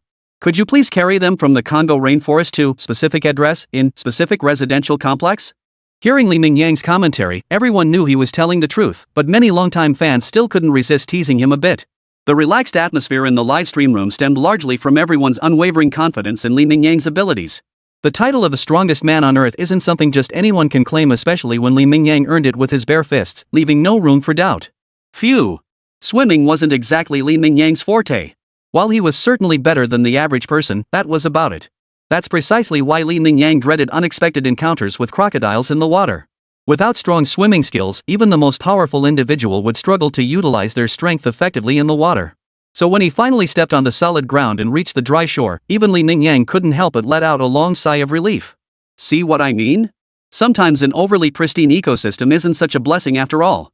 Good thing I acted fast. If I'd been even a minute or two slower, you all would have gotten to watch a man versus crocodile showdown. As Mingyang pointed his camera toward a log-like object floating in the water nearby, the viewers in the livestream suddenly realized what had happened. His earlier warning about crocodiles in the water hadn't been a joke after all, he'd made such a racket down there. It was impossible not to attract the attention of the predators lurking there. In just a few minutes, at least 5 or 6 crocodiles had already appeared within plain sight. Even with Li Mingyang's formidable physique, facing 5 or 6 terrifying predators simultaneously, that was absolutely not a rational choice or approach. Alright, we finally made it through the first survival challenge without incident. As you can see, aside from essential clothing and some filming equipment, I didn't bring any other tools. But thankfully, compared to a certain wilderness survival expert, I'm still somewhat fortunate. At least I brought along this thick head of hair. In short, I will rely on nothing from modern society. With only my bare hands, I will challenge myself to survive 60 days in this untamed tropical jungle. Every tool I need must be crafted from local materials, and all sustenance must be sourced from this wild, untamed land. For the next 60 days, I will stream live 24 hours a day, eliminating any possibility of cheating. The live stream camera will faithfully document every move I make during this 60-day challenge, ensuring the authenticity of this survival test. Having already stepped onto land, Li Mingyang paid little heed to the crocodiles in the water, as he was now at least 10 meters away from the shore. This distance far exceeded the crocodile's striking range. No matter how many of these creatures lurked nearby, they posed no immediate threat to Li Mingyang. If one or two were foolish enough to attack, Li Mingyang wouldn't mind. A little extra sustenance on his first day here wouldn't hurt. Many viewers are likely familiar with the 3 essentials for wilderness survival: water, shelter, and food. Water is undoubtedly the most critical element. Dehydration is the deadliest threat in the wilderness. However, water scarcity is hardly a concern for our challenge. We're in a tropical rainforest with abundant water resources. Next comes shelter. The jungle at night is undeniably dangerous. To ensure proper rest and safeguard your safety, building a proper shelter quickly is absolutely crucial. Lastly, the importance of food goes without saying. If you can't fill your stomach, you'll quickly become weak and may even lose your sanity and judgment. As for fire, while it's important, if we rank things by urgency, it only comes in 4th. As Li Mingyang spoke, he surveyed his surroundings. It was now around 3 p.m. local time, with dusk approaching rapidly. Therefore, Li Mingyang needed to gather as many supplies as possible while daylight remained, ensuring he could safely endure the first night and prepare for tomorrow's plans. As you can see, the sun is already close to setting. In dense jungles, darkness always falls faster than you expect. I must seize this fleeting daylight to quickly build a decent shelter. If possible, I should also gather some relatively dry kindling. Everything in the rainforest is quite damp. Finding suitable kindling isn't easy, but we can start by gathering dry grass or similar materials to sun-dry later when the sun comes out. Or simply tuck it into my pockets, letting my body heat gradually dry out the damp grass. As he spoke, Li Mingyang swiftly gathered some decent kindling nearby. Without inspecting them closely, he simply balled them up and stuffed them into his pockets. Chapter 156, An Ideal Campsite Choice: Encountering Crocodiles. Choosing your camping spot in a tropical rainforest is crucial, especially in places like the Congo rainforest. This region is tropical, with highly unpredictable weather. One moment it could be clear skies, the next a torrential downpour. Therefore, when selecting a campsite, we must avoid low-lying areas to prevent being swept away by sudden floods while still asleep. Secondly, it's best to find a relatively open area for your campsite. Good visibility allows you to spot and avoid many dangers in advance. Also, when moving through dense jungle like this, it's wise to carry a stick or similar tool to probe ahead. Because when you're not paying attention, you might unexpectedly encounter small creatures like venomous snakes or poisonous insects. Even with my excellent and well-equipped support team, if I were bitten by something highly venomous, I wouldn't be confident I could hold out until medical help arrived. As Li Mingyang spoke, he casually grabbed a straight sapling as thick as an arm nearby, raised his leg, and delivered a swift, decisive kick. Snap! With a crisp snap, the sapling, easily over 5 meters tall, snapped clean off. In less than 30 seconds, it transformed into a sturdy stick just over 2 meters long, with a thickness Li Mingyang had carefully selected for optimal use. There's an old saying in our country: stirring up the grass will startle the snake. While doing this might cause your arms to ache a bit soon enough. But for safety's sake, I think this approach is absolutely necessary. Li Mingyang chose to advance along the water's edge. As previously mentioned, water is absolutely the most vital resource in wilderness survival. Water not only sustains human life, but abundant water sources also provide numerous other resources. Take the abundant fish in rivers, for instance, or the diverse plants growing along their banks. Even in resource-rich areas like tropical rainforests, the regions along rivers are undoubtedly the most abundant in resources. Having secured such a resource-rich river right from the start, Li Mingyang had every reason to press on. Not to mention that rivers in the jungle function as veritable highways. If necessary, he could easily build a raft. Traveling downstream directly would be far faster than trudging through the jungle. Fortunately, Li Mingyang's luck seemed to hold steady. Though the primary terrain here was flat plains, it wasn't entirely devoid of undulations. After advancing for only about 30 minutes, Li Mingyang discovered a remarkably suitable campsite. Right beside the river, a cliff about 10 meters high loomed. Though the top appeared small, no larger than 10 square meters at most. But the top of this small cliff was surprisingly flat. One could easily climb to the summit by skirting around to the dense forest behind it. Not only did it offer excellent visibility, but setting up camp here wouldn't be complicated either. The full 10-meter plus distance above the river surface gave Li Mingyang complete peace of mind. No matter how heavy the rain, the river's water level would never rise high enough to reach the spot. Slow down, slow down. Why are you running so fast? You're making me dizzy. In his excitement, Li Mingyang naturally moved much faster, taking 3 steps at a time until he swiftly reached the cliff's summit. This was his first vantage point today besides the helicopter ride, and gazing out at the lush, endless jungle spread before him. A strange emotion suddenly surged within Li Mingyang, as if something had been completely released. Perhaps this was what they called the call of the wild, the urge to return to primal instincts? Surrounded by at least dozens of square miles devoid of any human presence, everything appeared in its most pristine state, truly an intoxicating sight. It wasn't just Li Mingyang, even the viewers in the livestream chat couldn't help but be captivated by the sight. After all, Li Mingyang's streaming setup was top of the line, the camera's clarity was absolutely unmatched. Originally, Li Mingyang had planned to set up only a temporary shelter today, intending to explore the area further tomorrow to find a more suitable location. He planned to build a permanent shelter later. But based on what he'd discovered so far, Li Mingyang genuinely felt there couldn't possibly be a better location nearby. Although time was tight today, Li Mingyang still planned to be thorough when building the shelter. At the very least, he could get the basic framework up, saving himself some effort tomorrow. Though he carried no tools, Li Mingyang's extraordinary physique beyond ordinary imagination served as the ultimate instrument. The straight, tree-trunk-thick branches, shaped by the rainforest terrain, served as the perfect natural building materials. With Li Mingyang's sheer brute force, the basic framework of a simple shelter was completed in less than an hour. Now only the final step remained, gathering leaves of suitable size and texture from the rainforest to form a roof for this rudimentary shelter. Surveying the results of his nearly hour-long labor, Li Mingyang couldn't have been more satisfied. He instinctively reached into his pants pocket for the dry grass. It still felt slightly damp, meaning lighting a fire today was probably out of the question. But it was only his first day here. Having his own little hut was already quite an achievement. For now, he needed to focus on finishing the roof. Glancing up at the sky and breathing in the heavy, earthy scent in the air, Li Mingyang had a feeling rain was coming soon. But just as he turned back to resume work, he suddenly noticed an uninvited guest had appeared not far behind him, roughly 10 meters away. A crocodile. And not just any crocodile, a sizable one, at least 2 meters long, staring motionless at Li Mingyang. Chapter 157, Pursuing Quality of Life. Drilling wood to make fire. Though crocodiles and humans belong to entirely different species, Li Mingyang could still discern something in its gaze. It was the gaze of a predator eyeing its prey filled with hunger and greed. So, he was being targeted by the crocodile? The thought suddenly popped into his mind, leaving Li Mingyang feeling both amused and exasperated. This was on land, after all. If it weren't for the lack of a fire, he wouldn't have let this crocodile escape. He probably would have charged headlong the moment he spotted it. Yet now, not only did he show no intention of attacking, but the crocodile had actually marked him as prey. How amusing. Absolutely fascinating. While these thoughts raced through his mind, Li Mingyang's hands moved swiftly. On land, he felt no fear facing such a small crocodile. But if he could take it down without any injuries, that would naturally be the better choice for him. After all, this wasn't the city, it was the wild, uninhabited rainforest. Even the smallest wound carried the risk of infection. Not to mention wild animals, their claws and teeth were naturally teeming with pathogens. Better to play it safe. Fortunately, this cliff was abundant with weapons of sorts. He picked up a relatively sturdy rock that felt comfortable in his hand. Li Mingyang stood up, his gaze fixed intently on the crocodile before him. If the creature showed any sense, that would be fine. But if it dared to attack first, even if it meant wasting all that crocodile meat, Li Mingyang would never let this crocodile live. After all, he certainly didn't want to wake up one night to find a Fong-filled neighbor sharing his bed in his shelter. Fortunately, the crocodile seemed to realize Li Mingyang wasn't someone to mess with. After a tense standoff lasting over 10 seconds, the crocodile decisively chose retreat. Without hesitation, it turned on its 4 stubby legs and dashed like the wind back into the river below. Upon witnessing this scene, Li Mingyang couldn't help but narrow his eyes slightly, a dangerous gleam flashing in his gaze. Indeed, no matter how many times he'd watched it on video, experiencing it firsthand was far more impactful. Though he knew crocodiles weren't slow on land, witnessing it firsthand still left him awestruck. Take turtles, for instance. Most people probably think of them as slow-moving creatures, but that's far from the truth.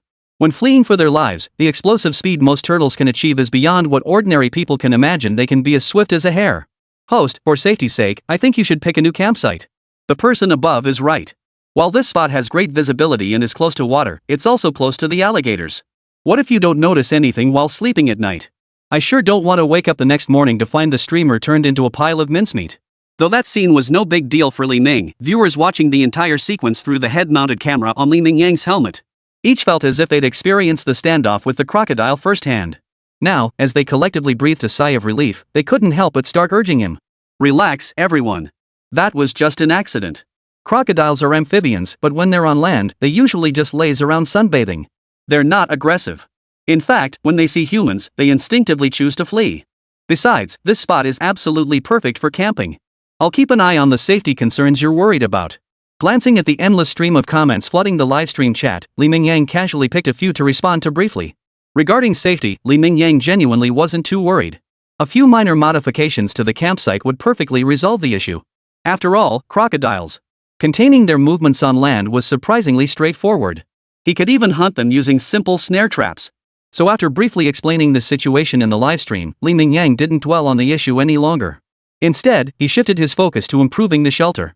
Even though it was just a temporary shelter for the night, he still wanted it to be reasonably comfortable. Good morning, everyone. Early the next morning, accompanied by the chirping of insects and birds in the rainforest, Li Mingyang rose unusually early. Yesterday's living conditions had been far from ideal, just a simple shelter with no bed to speak of. He had slept exceptionally soundly. Even though dawn had only just broken outside, he still felt wide awake. He paid no mind to how many viewers were online or what time it was back home. After casually greeting the camera, Li Mingyang proceeded to explain today's work plan. I'm sure many viewers who watched yesterday's livestream already know the 3 essentials for wilderness survival: water, shelter, and food. Thanks to our campsite choice, we now have stable sources for water and food. Improving our shelter will require gradual, step-by-step modifications. So now, only one problem remains before us: a fire source. To survive long-term and healthily in the wilderness, having a reliable fire source is absolutely crucial. Fire not only provides warmth but also allows us to cook food, significantly reducing risks like parasite infections. Therefore, our sole objective today is to get the campfire burning. If we have spare time after accomplishing this, we can look for food nearby like yesterday's crocodile. Though crocodiles may seem intimidating, capturing one isn't particularly difficult once they're out of their element and onto land. As he spoke, Li Mingyang pulled out the dried grass he'd collected yesterday from his pocket and held it up close to the camera for a close-up. Fortunately, the tinder we gathered yesterday is completely dry. Now we just need to make another set of fire-starting tools. But we must be extremely careful in choosing the wood drilling tool. We don't have much tinder, and if we waste this chance, we might have to wait at least another day. Chapter 158: Fishing Traps in a Handmade Single Bed. Fortunately, Li Mingyang's luck held out. Though he hadn't brought tools, he could still make use of available resources. Instead of resorting to the most primitive method of hand drilling wood, he fashioned a simple bow drill using his shoelaces. Within an hour, Li Mingyang successfully lit a campfire at the entrance of his makeshift shelter. Listening to the crackling of the burning wood and watching the dancing orange-red flames, a faint smile crept onto Li Ming's lips.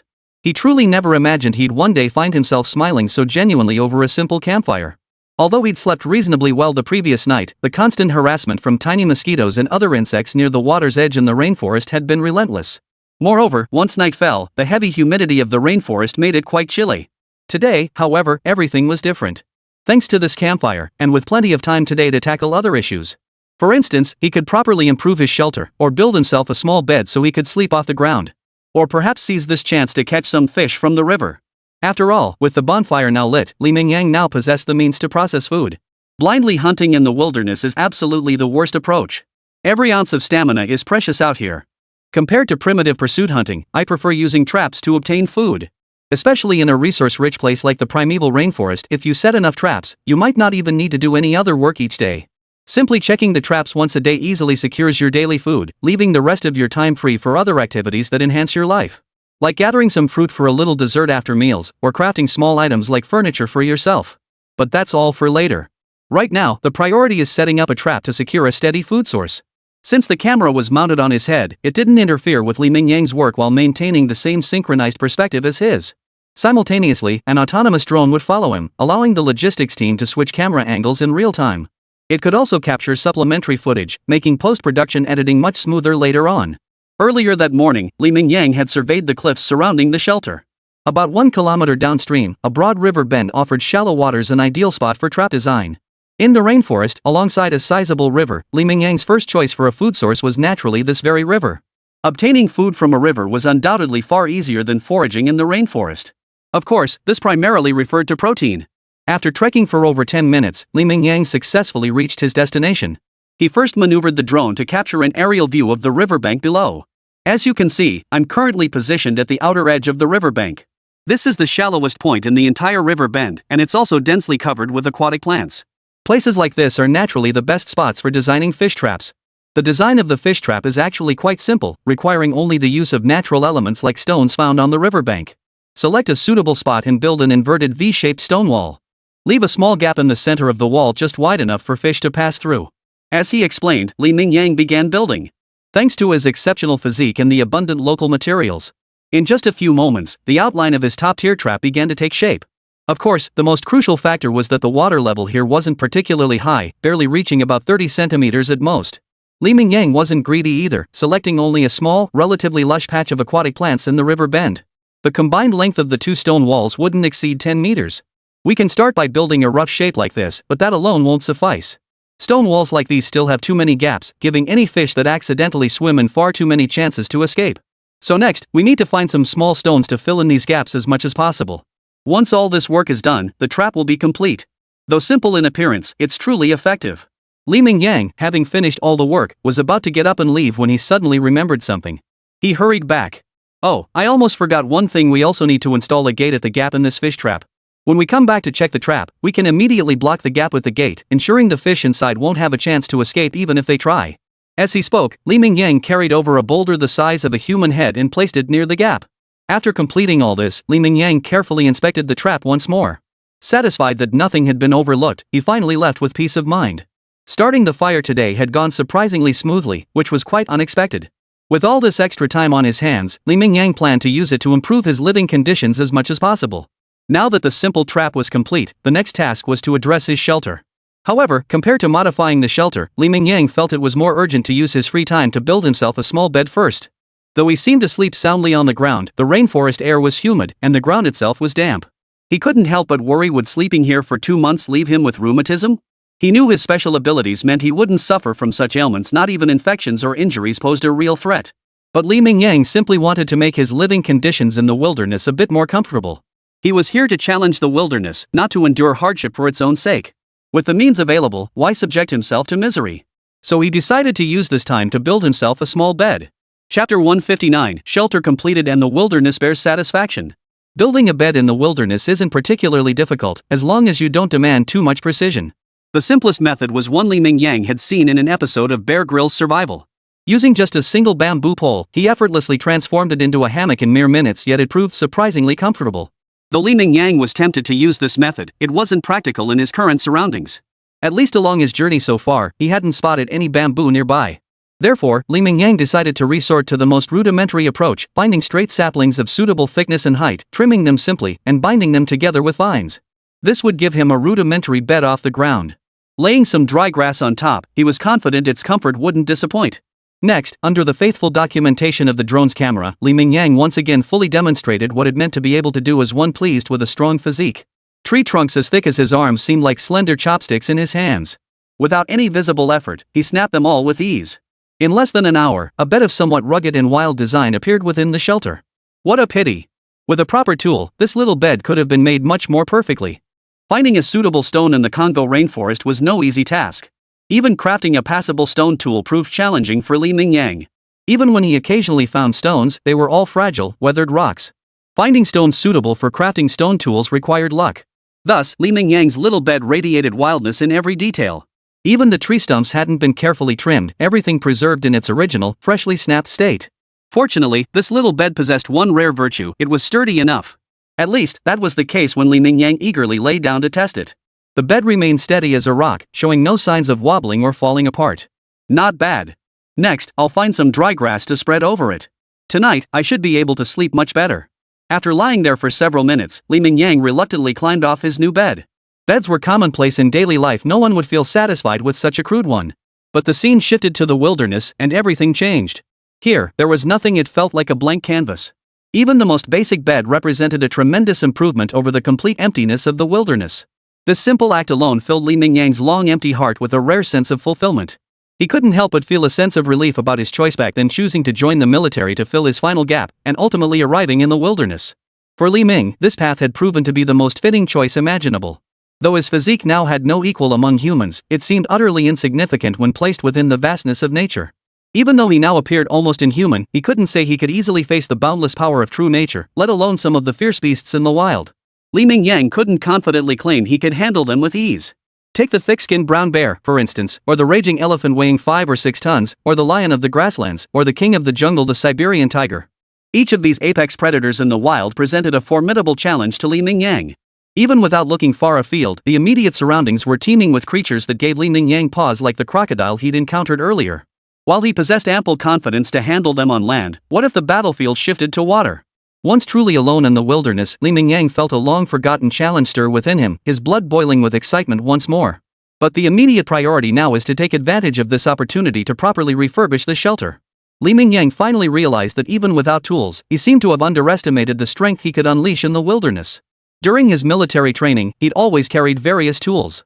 This time, Li Mingyang chose to go barehanded. Consequently, he instinctively approached every wilderness situation through the lens of his past experiences.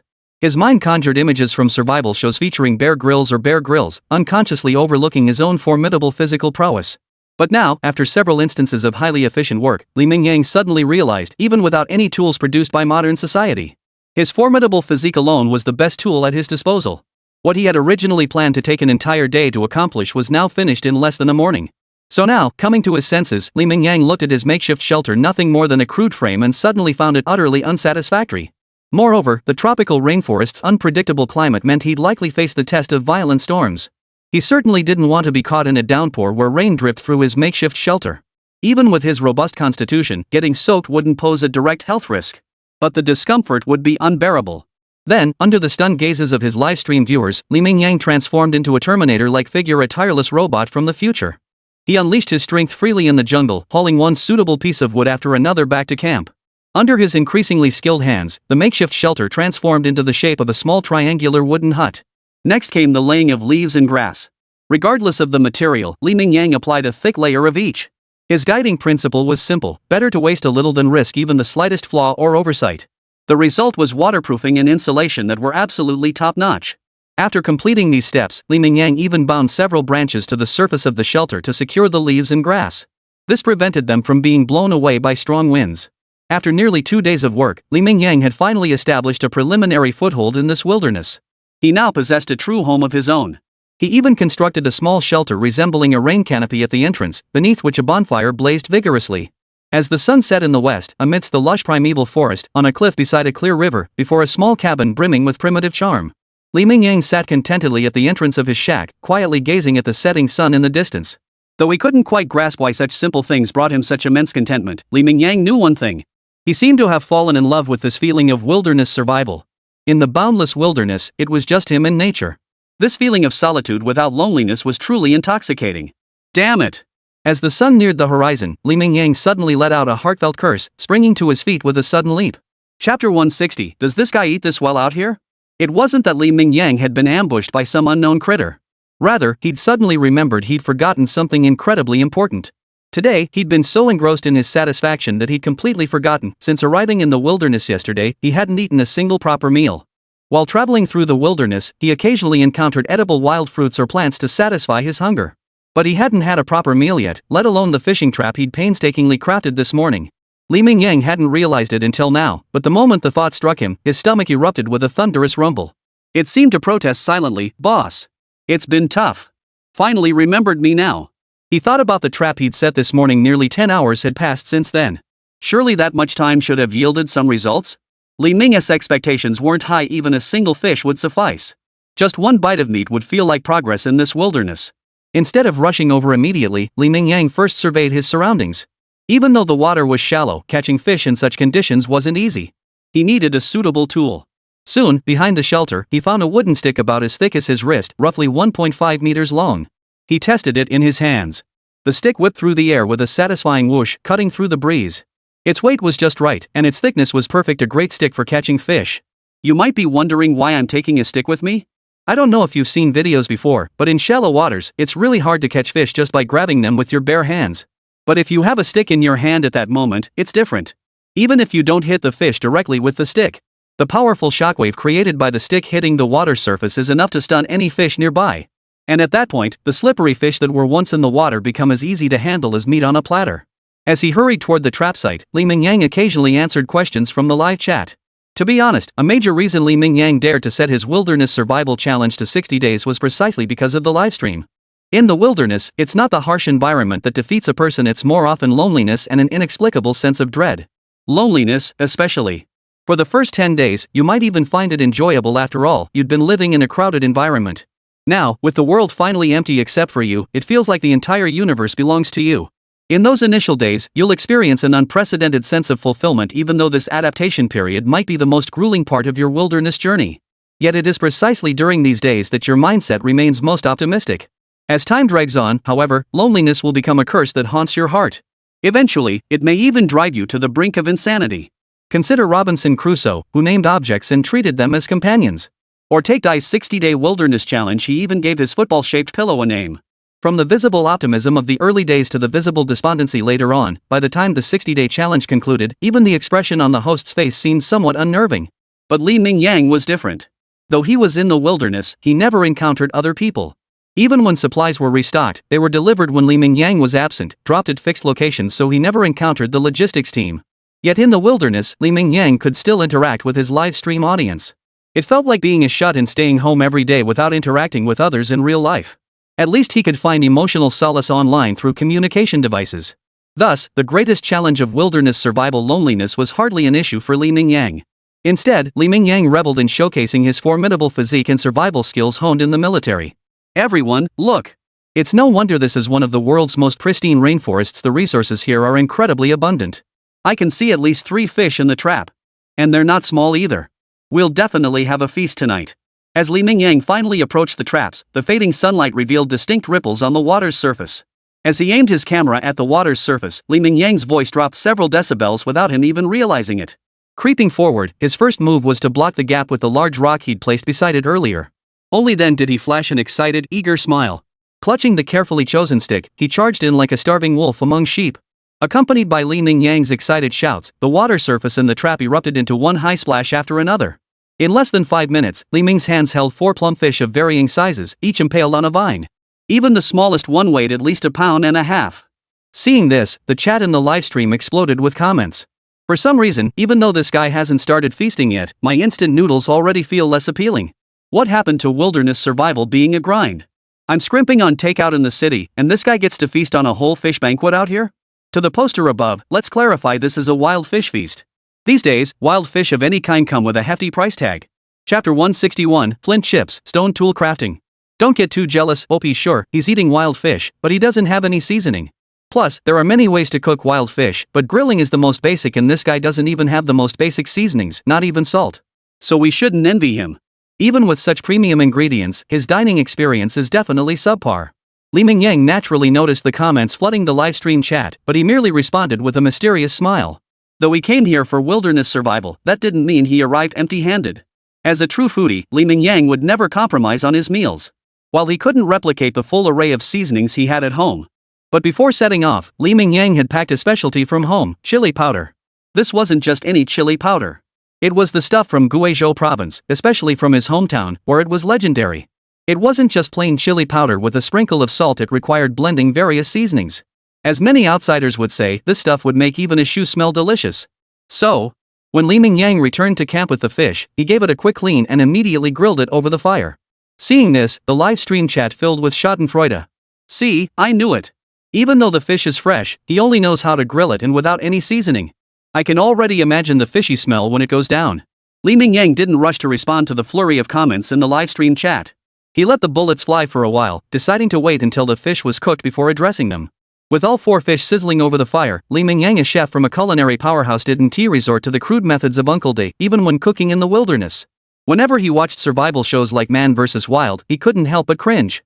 Do foreigners really have zero talent for cooking? They can't even handle simple grilling.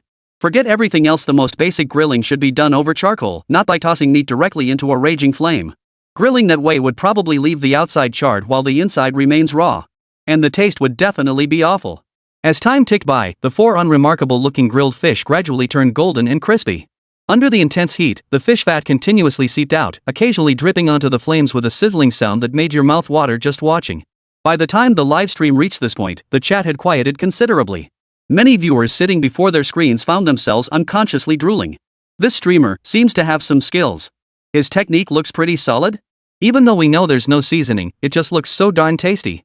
At this moment, Li Mingyang finally couldn't hold back. Grinning widely, he laughed out loud. Hey guys, I'm not bragging, but back in the day, my family ran a barbecue stall. I wouldn't say I've mastered the art of grilling, but I've definitely picked up a thing or two. Grilling a fish? Piece of cake. The key point is, I didn't come to the wilderness unprepared. Those familiar with me know I'm originally from Guizhou province. If you know me even better, or have visited before, you'd recognize that special ingredient, a wonderfully fragrant thing called chili powder. Even though this is a wilderness survival challenge, the host hasn't lowered their standards when it comes to food. So, at this point, Li Mingyang paused. Instead of continuing, he reached into his gear bag and pulled out a packet of chili powder, roughly half a pound. Under the stunned gazes of over 100,000 viewers in the live stream room, he evenly sprinkled the chili powder over 4 grilled fish. The golden brown fish instantly gained vibrant red accents. If they had merely looked appetizing before, now they were downright mouth-watering. You bastard! Facing the relentless barrage of comments flooding the chat, Li Mingyang chuckled and ignored them. He'd been starving all day. Now, with these 4 fragrant grilled fish before him, who had the energy to care what the viewers in the livestream chat were saying? Casually adjusting the camera to focus on himself, Li Mingyang immediately began his wilderness eating broadcast. Watching Li Mingyang eat with grease dripping from his mouth and a look of pure bliss on his face, the bullet comments in the livestream chat exploded even more wildly. Unfortunately for them, Li Mingyang couldn't see their comments. He was completely immersed in the flavor of the grilled fish. Perhaps it was the prolonged hunger, but even this simple grilled fish, sprinkled with a bit of chili powder, tasted exceptionally delicious to Li Mingyang. In fact, he felt it was the best grilled fish he'd ever tasted in his life. And Li Mingyang's appetite was already formidable. Under his ferocious eating, all 4 grilled fish were devoured clean in less than 20 minutes. Ah! He flopped onto the ground beside the crackling campfire, the starry sky stretching above him.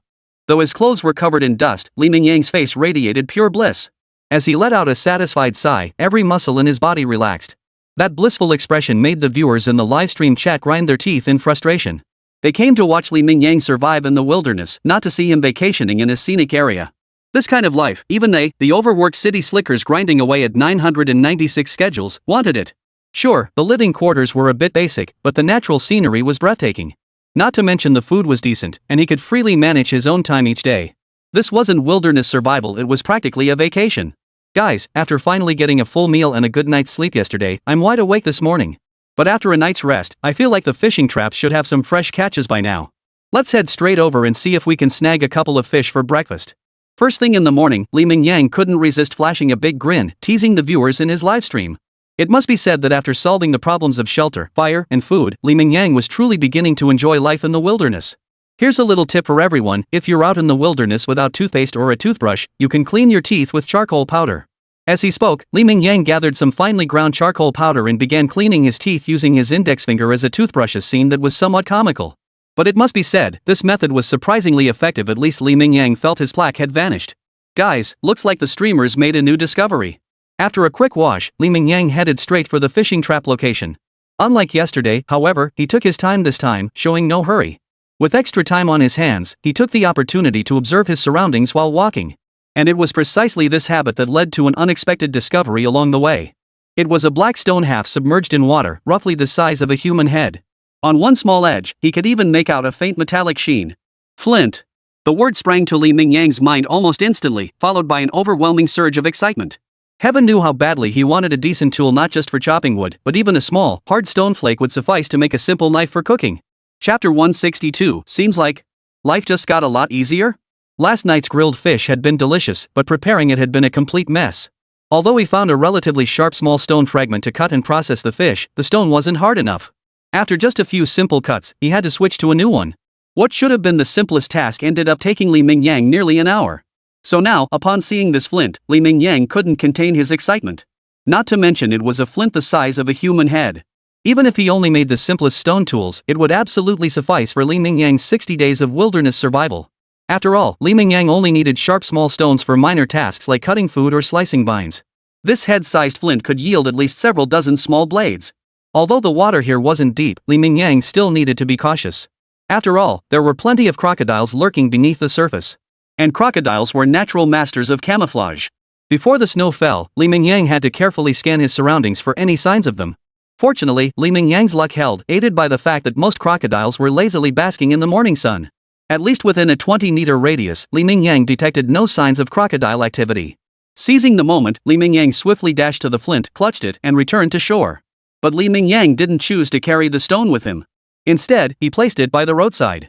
After all, no one would come to fight him over it here. Though not large, the stone weighed at least 20 or 30 pounds. In the wilderness, every ounce of stamina had to be conserved. After all, unlike at home, where ample food supplies were always guaranteed. Therefore, Li Mingyang planned to check the traps first. If he found anything worthwhile, he would bring the stone back to camp upon his return. Hey! As soon as he approached the trap, Li Mingyang couldn't help but cheer inwardly. He hadn't held out much hope. Traps were largely a matter of luck. Having caught 4 fish last night, it would have been perfectly normal to come up empty today. But what surprised him was that even from a distance, he spotted the traces of 2 sizable fish swimming inside. Conservatively estimated, the 2 fish together weighed at least over 5 pounds. While Li Mingyang had a huge appetite and 5 pounds wouldn't be enough for his day's meals, it would at least ensure his energy supply for the day. After all, fish were not only rich in protein but also packed with healthy fats. With these 2 fish, plus whatever wild fruits he could find in the jungle, Li Mingyang could at least meet his basic energy needs for the day. Not to mention the possibility of fresh catches upon his return that evening. Without hesitation, drawing on yesterday's experience, Li Mingyang expertly blocked the trap's entrance first. Then, grabbing his club, he leaped into the trap and launched a furious attack. After about 10 minutes, Li Mingyang now held 3 fish strung together with vines. The largest one weighed over 3 gene, roughly 1.5 kilograms, while the other 2 were each over 1 gene, about 0.5 kilograms. A conservative estimate put the total catch at 6 to 7 pounds, an absolutely bountiful haul. Seeing how effective the trap was, Li Mingyang couldn't help but feel delighted, and a little idea began to form in his mind. If a single trap could yield such bounty, shouldn't he invest more effort in this endeavor to ensure a daily food supply? For instance, in this river bend, besides the lush trap area, Li Mingyang could easily identify 2 or 3 more spots suitable for similar traps. Besides, it was still early, and he hadn't been particularly hungry since he'd eaten his fill yesterday. Lifting his sleeves, Li Mingyang rolled up his sleeves and got to work, immediately setting up new traps. Holy crap! I knew Africa was rich in resources, but I never imagined it would be this abundant. Just this simple trap yielded such a massive haul. Now the streamer is setting up new traps. Is this still wilderness survival? After setting up a few traps, doesn't the streamer now have a steady food supply? Now he's got a house and bread too. I'm tempted to say, can I take over the survival challenge? Sure, the living conditions are a bit rough, but the scenery is absolutely stunning. Seeing Li Mingyang's morning haul and watching him start setting new traps, the viewers in the livestream couldn't help but feel a bit envious. After all, if you had to sum up his current situation in one phrase, it would be nothing short of living in luxury. Food and shelter secured, a place to weather the elements. What more could one ask for in the wilderness? While working, Li Mingyang occasionally glanced at the live chat. When he saw these comments, he couldn't help but pause. It seemed that was exactly the case. His original vision of tempering his will in the wilderness, honing survival skills, and bravely outwitting Mother Nature. None of that had materialized. Aside from feeling a bit tired when he first arrived, how many days had truly passed? Had he already become a wilderness success story? Chapter 163, Preparing for the Future, Expanding the Trap Network. At first glance, it seemed to be true, but Li Mingyang dared not let his guard down just yet. He knew from his research before venturing into the wilderness that proper preparation was essential. The Congo rainforest was about to enter its rainy season, which was precisely why Li Mingyang had chosen a campsite on a small cliff. While floods weren't guaranteed during the rainy season, water levels would inevitably rise. Had he randomly picked a spot in the jungle, the camp he'd painstakingly built could easily be submerged. That was not an outcome Li Mingyang desired. Furthermore, the Congo rainforest was mostly flat terrain, making it impossible for Li Mingyang to predict in advance how high the water levels would rise. Nor could he calculate beforehand whether a randomly chosen spot would be submerged. However, there were some things Li Mingyang could be certain of in advance. For instance, the fishing traps that currently provided him with a steady daily income. These traps would certainly become useless during the rainy season, as rising water levels would render the area unsuitable for trapping fish. If he chose a shallower spot instead, he couldn't guarantee the same catch as now. Due to the flat terrain, Li Mingyang had no idea how wide the water surface would become. Currently, all the fish lived in this small river. As the water area expanded, the number of fish active in the peripheral areas would naturally decrease. Would the traps still be effective then? Li Mingyang truly had no idea. Therefore, if he wanted to survive the next 60 days in the wilderness without incident, making some necessary preparations in advance was absolutely essential. For instance, stockpiling food and storing supplies. Li Mingyang needed to resolve these matters as much as possible before the rainy season arrived. Beyond food, if Li Mingyang wanted to live comfortably in the wilderness, he needed to ensure not only a steady food supply early on but also prepare other supplies in advance for the remaining time. For instance, he needed to gather as many storable carbohydrates as possible. While in the jungle earlier, Li Mingyang had discovered some taro. Though toxic when raw, these tubers provided a decent source of starchy carbohydrates when cooked. With the sun shining brightly during this period and his camp perched on a cliff with ample sunlight, Li Mingyang could easily gather some taro, slice them thinly, and sun-dry them into taro chips. Beyond that, Li Mingyang aimed to gather other items that could be collected early, preparing as much as possible before the rainy season arrived. For instance, he hadn't forgotten that this waterway was home to numerous crocodiles. If the area around his home were to become a vast expanse of water, building a small boat for travel would become absolutely essential. Beyond that, many other preparations were needed. Timber, for instance, was essential to ensure his campfire could burn continuously. While he didn't need enough to last 60 days, he had to stockpile a reserve for unexpected emergencies. Then there were the defensive structures for his campsite, another crucial consideration. Having observed the crocodiles inhabiting the area, Li Mingyang understood their habits well. They would invariably come ashore at certain times to bask in the sun. If the surrounding area were to become completely flooded, his camp, as the only high ground nearby, it would likely become the crocodile's prime target. Without proper defenses, he could easily be ambushed in his sleep. After all, a juicy 200 or 300 pound chunk of meat right beside them. Li Mingyang didn't believe these brutal creatures, whose brains were filled only with the instinct to hunt, would easily pass up such a feast. While constructing a new fishing trap, these thoughts swirled in Li Mingyang's mind. Though life seemed comfortable now, a new sense of urgency had settled in his heart. Originally, Li Mingyang had only planned to set up one fishing trap today before returning home. But now, he decided to seize this opportunity to prepare traps in every usable spot around him. With a fire source now available, Li Mingyang could easily turn any surplus fish into smoked fish, which would keep for a long time. As long as he had a proper place to store these foods, keeping the smoked fish protected from wind and sun exposure. With adequate ventilation, Li Mingyang believed this food could easily last longer than the 60 days he needed to survive in the wilderness. Wait, host, are you some kind of perpetual motion machine? You've been working this long and you're not tired? The viewers in the livestream didn't know Li Ming's plans, but when they saw her finally complete a trap, they assumed she'd go rest. Instead, they witnessed Li Mingyang seamlessly transitioning to constructing the next trap. Though these fish traps looked simple, anyone who'd done manual labor knew they were incredibly physically demanding. Each irregularly shaped stone had to be hauled back and forth, meticulously stacked into a neat stone wall, with every gap carefully filled. Building a single trap like this would absolutely exhaust the average person. Before Li Mingyang could answer the unexpected question, the live stream viewers beat him to it. New here, huh? As a longtime fan of Brother Yang, I can tell you with absolute certainty this kind of workload is a piece of cake for him. A newbie actually asking this kind of question? I suggest you go check out Yang Ge's older videos. Then you'll understand why Yang Gu earned the title of Earth's strongest man. He's a genuine, purebred beast completely different from us ordinary humans. Let's be honest, if anyone else tried wilderness survival, I'd assume it was scripted. But if it's Brother Yang, I just silently pray for the animals living in the wilderness, hoping they stay far away from that man. Otherwise, no matter how fierce the beast, it'll end up with only one fate, becoming food. But after all that, I still don't quite get it. Why does Brother Yang seem so rushed? There's already plenty of food available now. Why rush to set up so many new traps? Wasting food by not eating it all is pointless, right? Facing the flurry of comments flooding the livestream chat, Li Mingyang first stretched lazily, though the work itself wasn't particularly tiring for him. But working bent over for long periods was still taxing, and stretching allowed his weary lower back to relax. Guys, you might not realize this, but even though it's deep winter back home, I'm currently in the southern hemisphere. The Congo rainforest here is about to enter its rainy season. As you've noticed, the surrounding terrain is essentially an endless plain. Who knows where this seemingly modest river will spread by then? And when that happens, these fish traps will become useless. So I need to stockpile as much food as possible while I still can. Plus, there's a lot of groundwork to lay. I won't let the rainy season catch me off guard. Chapter 164, Too Much Food Building a Storage Room. Li Mingyang made no secret of his intentions.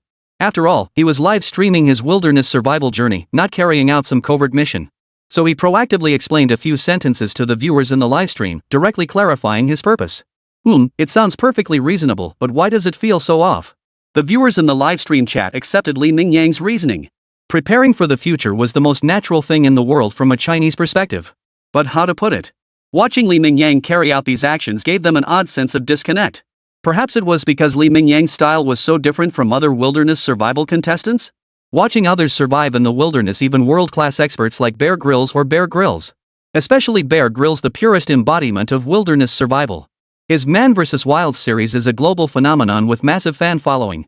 Yet even such world-class experts often struggled in the wilderness. Without tools, even simple tasks became arduous. Executing these tasks is fraught with difficulties, yet these challenges seem to vanish entirely when Li Mingyang tackles them. Take the shelter Li Mingyang built, for instance. If it were Bear Grylls, it would likely take several days to construct. It could even take longer, considering the sheer thickness of the logs, not something easily moved without tools. Just look at Diez's performance in the wilderness. He either relied on stones or slowly chipped away at things like shells. It took immense effort to fell even a modestly sized tree. Yet with Li Mingyang, it seemed entirely reversed. Even without any tools, relying solely on brute strength, Li Mingyang could effortlessly gather the wood needed to build his shelter. In fact, it took him less than a day to complete his current dwelling. The same principle applied here. Though the fishing trap appeared simple, constructing it would have been physically draining for an ordinary person. Yet in Li Mingyang's hands, it was like a child playing with building blocks. He assembled the trap with effortless ease and apparent enjoyment. If you sensed something off about the tone above, you're spot on. After all, from the very beginning, our Yang Ge's style has always been completely different from everyone else's. Even when competing on the world stage, others faced countless hardships and challenges. Our brother Yang stepped onto the world stage and immediately stood atop the pinnacle. He didn't even need several matches. He instantly became the uncrowned king of the global combat world. No one dared stand before this world-class powerhouse to face the beast. With such monstrous physical prowess, defying the laws of nature in the wilderness is practically the most normal thing in the world. In the livestream chat, aside from a handful of newcomers, the vast majority were longtime fans of Li Mingyang. They knew every detail of his journey like the back of their hands. Without Li Mingyang needing to explain, these fans eagerly shared his glorious battle record. They relished seeing newcomers' expressions of disbelief, then eagerly dug into Li Mingyang's past exploits. Within just a few videos, they were completely won over and became part of their community. It's a bit of a shame I got so engrossed today that I overlooked a few things. So tonight's dinner will only be these 3 fish I caught during the day. Before he knew it, Li Mingyang had worked straight through until sunset, but his harvest was substantial. He'd built 4 new fishing traps today. But precisely because he'd been building traps non-stop, the fish in the water sensed the threat. They had all retreated far from the river bend, leaving Li Mingyang with nothing else to show for his efforts today besides those 3 fish from the morning. Despite this, a hopeful smile couldn't help but spread across his face. But things should improve after tonight passes. I can't wait to see how much I'll catch when I wake up tomorrow morning. After saying this, Li Mingyang stared at the familiar sight of Huangjinjin's sizzling grilled fish, its oil bubbling and steaming. Exhausted from a full day's work and ravenously hungry, he wasted no time. Though 3 fish might only fill him up to 7 or 8 parts full, it was still a rare chance to replenish his food supply. After sprinkling on the familiar chili powder, the flavor was truly unbeatable. At least Li Mingyang felt that even if he ate this stuff every day, he wouldn't get sick of it anytime soon. Good night, everyone. With no entertainment in the wilderness, Li Mingyang had developed the perfect habit of going to bed early and waking up early. After finishing dinner and resting for a bit, Li Mingyang, faithfully recorded by the live stream camera, leisurely flopped onto his bed. Soon, the sound of his deep, snoring sleep filled the air. Guys, I feel like my next task might need to shift. Instead of setting more traps, I think I need to build a new structure. With this much food, not having a proper storage room would be the biggest waste of all. Just as Li Mingyang had anticipated, when he returned to the trapline river bend the next morning, he found substantial catches in all 5 traps. Even the least productive trap yielded 2 whole fish. Armed with his large rod, it took Li Mingyang nearly 40 minutes to haul all the fish from the traps. But equally, his haul this time was unprecedentedly huge. Looking at the full 16 fish of various sizes he was carrying, the weight in his hands felt substantial, at least 40 pounds, maybe even more. He certainly couldn't eat all these fish in a single day. Therefore, his plans to make smoked fish and build a food storage room had to begin today. Chapter 165, Ambush? Crocodile takeout is here. But this time was different. Because of the sheer volume of fish, Li Mingyang didn't plan to bring them all back to camp for processing. Transporting them back would be inconvenient. There were no shallow waters near the camp, making it dangerous to clean the fish along the shore. The blood scent would undoubtedly attract crocodiles. If he got ambushed by accident, a moment of carelessness might not cost him his life outright, but injury was guaranteed. Therefore, Li Mingyang planned to clean all the fish here first before bringing the processed catch back. Then, they could eat what was needed and prepare smoked fish directly. No need to return to camp for slow processing. Besides, Li Mingyang had brought 2 small stone knives with him this time. These were brand new flint knives he'd discovered yesterday. Though small, about half the size of his palm, Li Mingyang had thoughtfully crafted handles for both. They worked quite well, at least far sharper than the makeshift tools Li Mingyang had used before. Processing the fish wasn't as complicated as before. Li Mingyang even felt that his 2 new stone knives performed almost as well as ordinary iron knives. Even with this large quantity of fish to process, Li Mingyang only spent about an hour on the task. After all, this was in the wilderness. There was no need for the meticulous cleaning and preparation required at home. He simply scraped off the scales, ripped out the guts and innards, and rinsed them clean with water. It was a bit of a shame, though, that in the wilderness, Li Mingyang's cooking options were extremely limited. He only had one method: roasting over a fire. He didn't even have a simple pot. Even if Li Mingyang wanted to try something new, he couldn't make a silk purse out of a sow's ear. Yet in the wilderness, food is scarce. Simply having these edible catches was already a blessing. Even with such limited cooking options, Li Mingyang felt deeply satisfied. But this was only for now. If he ever got the chance, Li Mingyang would craft some brand new cooking utensils. For instance, if he could find bamboo here, that stuff was practically a jack of all trades in the plant world. Just snapping off a section of bamboo would give him a natural rice pot. Sure, it might get scorched after repeated use, but if he could find bamboo, so be it, just grab another one when it burns out. Or if he found clay, he could consider firing a pottery pot, perhaps even adding a couple of matching bowls. While processing the fish he caught, Li Mingyang couldn't help but start planning in his mind. Though grilling had always been his favorite, he knew he wouldn't last 2 months eating it every single meal. So exploring other cooking methods was definitely on the agenda. Maybe he could try something new tonight? While searching for supplies and firewood these past few days, Li Mingyang had spotted some banana-like plants. At the very least, their leaves were exceptionally large. While grilling fish tonight, he could easily gather a pile of charcoal and wrap his catch in those banana leaves. He could create something akin to lotus leaf chicken or lotus leaf fish. Compared to dry grilled fish, this novel approach should yield a rather delicious result. Just imagining it made Li Mingyang's mouth water uncontrollably. In the wilderness, unlike in the city, you can't just eat whenever you want. You have to rely on your own efforts to provide for yourself. So Li Mingyang could only manage about 2 meals a day at most. Though it was still early morning, the 3 fish he'd eaten yesterday had long since been digested. Li Mingyang was now ravenously hungry, even though these were merely gutted raw fish before him. In Li Mingyang's eyes, they had already transformed into prepared delicacies. Not to mention, Li Mingyang had brought plenty of chili powder this time. He planned to use it as a seasoning to marinate the fish. Wrapped in banana leaves and grilled, the fish would surely be flavorful, juicy, and even carry a hint of the leaves' aroma. Damn it! As he pondered this, Li Mingyang's peripheral vision suddenly caught sight of a piece of dead wood drifting toward him. A profanity burst from his lips as he leaped backward, clutching the fish in his hand, swiftly leaving his previous position. Almost simultaneously, a gaping maw snapped toward the spot where Li Mingyang had just been standing. It was a massive crocodile, over 2.5 meters long. With its gaping maw open, Li Mingyang had no doubt it could bite off his head. But now that Li Mingyang had evaded it, the creature had the audacity to try chasing him onto the shore.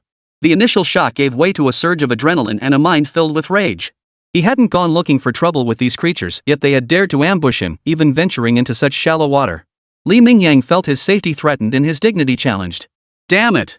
Cursing under his breath, Li Mingyang decisively scooped up a smooth, massive boulder easily 2 or 3 times the size of a human head as the crocodile charged toward him on its stubby legs. With a furious roar, he raised the stone high above his head and brought it crashing down. Only then did the viewers in the livestream suddenly realize what was happening. Amidst a flurry of expletives, they were utterly dumbfounded by Li Mingyang's ferocious actions. Most people would have been scared stiff by such a massive crocodile, unable to even stand steady.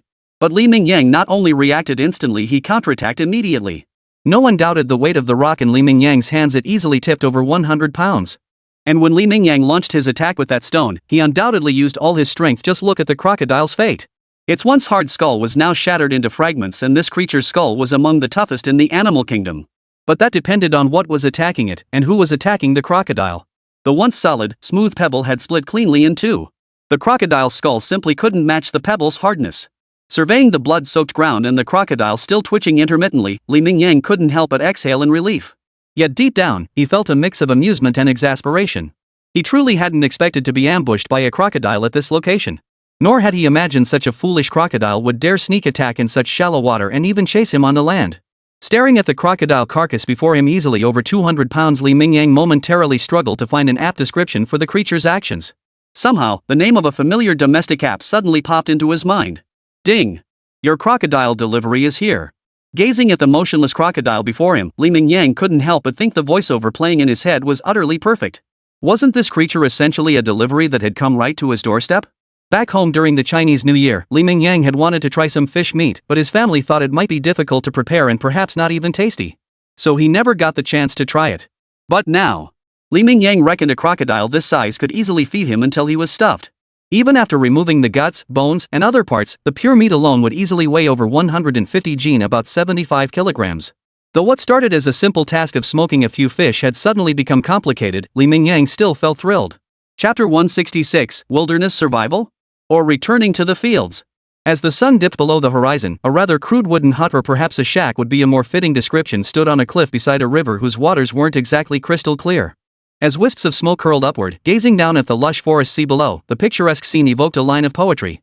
Withered vines, ancient trees, dust crows. Though there were no withered vines, no ancient trees, no dust crows, and not even a small bridge, this scene of lush, vibrant life felt even more soothing.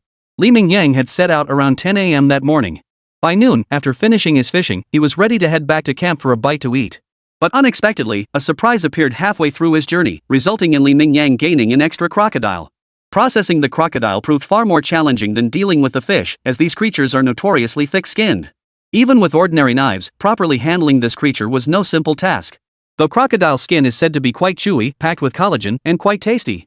And while braising is supposedly the best way to prepare crocodile meat, Li Mingyang was out in the wild without the necessary equipment. So Li Mingyang's best solution was simply to peel off the crocodile skin, discard the innards and such, and take the meat with him. All Li Mingyang had at his disposal were two simple stone knives. Though he relied on sheer brute strength, the tough alligator hide still took him considerable effort to handle.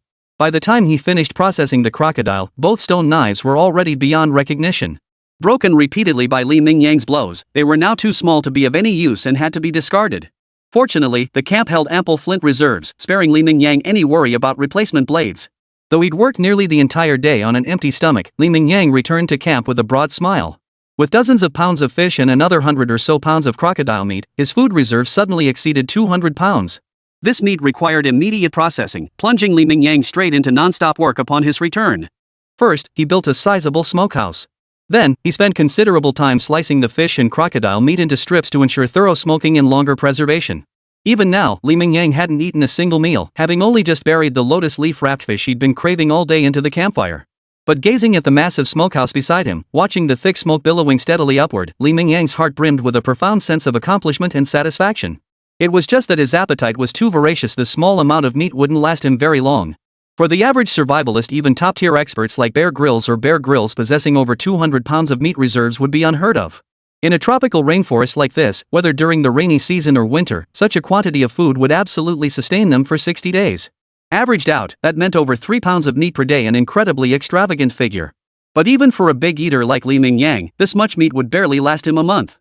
If he rationed it carefully and combined it with the taro and other edibles he'd found in the jungle earlier, surviving for over 40 days wouldn't be a problem. Now that the food issue was essentially resolved, Li Mingyang could shift his focus to other tasks. For instance, building a brand new shelter before the rainy season arrived? The current small hut could serve as an excellent storage space for the food reserves. With just some simple reinforcement and the addition of a door, it could easily and securely store provisions. As for Li Mingyang's residence, his mind was already buzzing with ideas and designs. Although he currently lived on the cliff, to cope with the humid rainy season, his dwelling would at least need to be elevated above ground level. Even if it wasn't too high, just raising it about 50 centimeters above the ground would keep Li Mingyang away from the damp earth, allowing him to live in a quiet and comfortable environment. He could even expand the shelter's scale, not just a bed, but perhaps a small table and stool to add a sense of ritual to mealtimes. 666. I knew Brother Yang was fierce, but this is the first time I've truly grasped just how formidable he is, soloing a crocodile in the wilderness with a single strike. Even now, viewers in the livestream chat couldn't contain their excitement, occasionally bursting out with exclamations of awe. Cooking smoke, beautiful scenery, and plenty of pure, natural, unpolluted food. Even though the shelter is a bit simple, why does this scene look so enviable? The person above is spot on. I feel the same way. Honestly, this doesn't even feel like wilderness survival, it's more like a return to rural idyll. It's like the reclusive life described by Tao Yuan Ming, fulfilling yet leisurely and delightful. How utterly beautiful. Chapter 167, Aiming for a Refined Lifestyle. Netizens' thoughts were well-meaning. At first glance, this lifestyle did seem incredibly pleasant, especially to those long trapped in concrete jungles, who found it particularly enviable. But this remains purely a fantasy, as sharp-minded netizens quickly punctured this illusory veneer. You're overthinking it. The only reason it looks so idyllic is because the guy out there in the wilderness is our Yang Gu. If it were you in that situation, forget starving to death, you'd probably get snatched by an alligator and it'd be game over. This comment sent the live chat into an uproar. Viewers froze for a second before bursting into laughter. It seemed like they were onto something. Watching the live stream through the screen, everyone had this illusion that they could do it too. But any adult knows deep down that many things are beyond their capabilities, let alone something as hardcore as wilderness survival. For them, forget about living comfortably in the wilderness, they might not even make it to the Congo rainforest. It wasn't just about money, the chaotic local environment made it an absolute nightmare for ordinary people to reach the heart of the Congo rainforest. Li Mingyang's skill and daring led him to choose this location. While other top wilderness survival experts have chosen numerous locations worldwide for their survival challenges, yet one rarely encounters even a single individual undertaking wilderness survival in the Congo rainforest. The reason? the region's chaotic political landscape. They feared they might not even reach the jungle or might have just emerged from it. They'd risk stumbling straight into warlord clashes where a stray bullet or shell could end their lives. Don't be fooled by their seemingly fearless demeanor when faced with genuine life-threatening danger. Cowardice rears its ugly head. Guys, our goal today is to gather enough building materials in this jungle. After smoking them all night, the cured meat and fish are nearly finished. They're almost completely dried out now, ready for long-term storage. But we still lack a proper storage room for our food. I plan to convert our current shelter directly into a food storage area. To prepare for the upcoming rainy season, I'll build myself a brand new elevated shelter. Simultaneously, to counter the crocodile threat, I'll fortify the only path up this cliff. So today's tasks are quite demanding. Though it's still early morning, we must begin work as soon as possible. Early the next morning, the sun had just risen above the distant mountain peaks. It was probably around 6 a.m., not quite 7 o'clock. Mingyang had not only risen early but was already introducing his day's tasks to viewers in his livestream. Before taking action, however, Mingyang didn't forget about stockpiling food. Although he currently had no shortage of food, Mingyang naturally didn't mind being prepared for any eventuality by stockpiling more. So his first task upon waking was to craft a flint axe using flint. While he could easily obtain wood through brute force, the wood obtained that way wasn't very useful and wasted a lot of his stamina. If he could bring an axe and chop the wood before resorting to brute force, creating a notch in the tough timber would save him considerable effort. Next, Mingyang hurried straight to the fishing trap he had constructed. Although the Congo rainforest teemed with all kinds of small animals, in theory, Mingyang could have targeted other sources. But now, the fish traps provided a steady daily income, and the river teemed with fish. With such an effortless source of sustenance, Mingyang knew exactly which path to choose. As for other food sources, once he had sufficient reserves on hand, he could afford to spend some effort considering those options. Then it would be a welcome change of pace. Guys, to be honest, I'm starting to regret choosing the Congo rainforest as my survival spot. I wonder why no other contestants chose this area for survival before. Was it because it's extremely dangerous, or because the resources in this rainforest are just too abundant? Just one day passed, and the trap yielded a whopping 18 fresh fish. Holding up another hefty string of fish easily 50 to 60 pounds, Mingyang found himself both amused and exasperated. Even though he'd set himself the goal of surviving 60 days in the wilderness. But judging by the current situation, he might not even need 10 days to gather enough food. He could easily spend the entire 60 days doing nothing but enjoying life in the wilderness, living off the land until the end. Now he genuinely didn't know whether choosing the Congo rainforest as his first stop had been the right or wrong decision. True, this was indeed a pristine rainforest, and he was genuinely engaging in wilderness survival. Everything was real. But was he living a little too comfortably in this jungle? This seemed to lack any dramatic effect. As if reading Mingyang's thoughts, viewers in the livestream chat couldn't resist teasing him one after another. Others are wilderness survival streamers out here, but you're just on vacation. Look at Dai going 9 meals without food in his first 3 days in the wilderness. Now look at you keep eating like this, and by the 60-day mark, won't you be packing on a few pounds, host? Similar comments flooded the chat, leaving Mingyang with a headache. Though the criticism seemed undeniably valid. But Mingyang couldn't help but twitch an eye. This comment really left him speechless. By the time he finished preparing all the fish and placed them on the smoker to continue smoking, it was around 9 or 10 in the morning. During this time, Mingyang managed to grab a quick breakfast. By now, he was ready to officially begin today's planned tasks. While what you guys said makes sense, things are already set. We can't just change locations now, right? So I'm definitely going to complete the 60-day wilderness survival challenge. But we can set ourselves a little new goal. During these 60 days, I won't just survive in the wilderness, I'll make my little life here truly wonderful and strive for a refined existence. Just like you guys said, ideally I'll turn this wilderness survival into Tao Yuanming's return to the fields. If I can pull that off, wouldn't it be a unique showcase of my streaming skills? As Mingyang spoke, he swung his axe with all his might. A single, powerful strike carved a massive gash into the timber, thick as a thigh. He followed up with a powerful kick, sending the tree easily over 10 meters tall crashing to the ground. This time, Mingyang chose thicker timber than before, as his goal was to build a house elevated off the ground. That required sufficiently sturdy main beams. At the very least, the framework needed to be robust. Otherwise, the house would sway dangerously or even risk collapse with just a few simple movements inside. What kind of refined life would that be? Even a homeless person's shelter is sturdy and durable. In short, our new plan begins with building a beautiful wilderness cabin. Chapter 168, a 2-story wooden cottage. Due to the 24/7 livestream, Mingyang's survival in the wilderness was under constant viewer scrutiny and observation. Everyone knew Mingyang's actions couldn't possibly involve cheating, so they naturally welcomed his performance.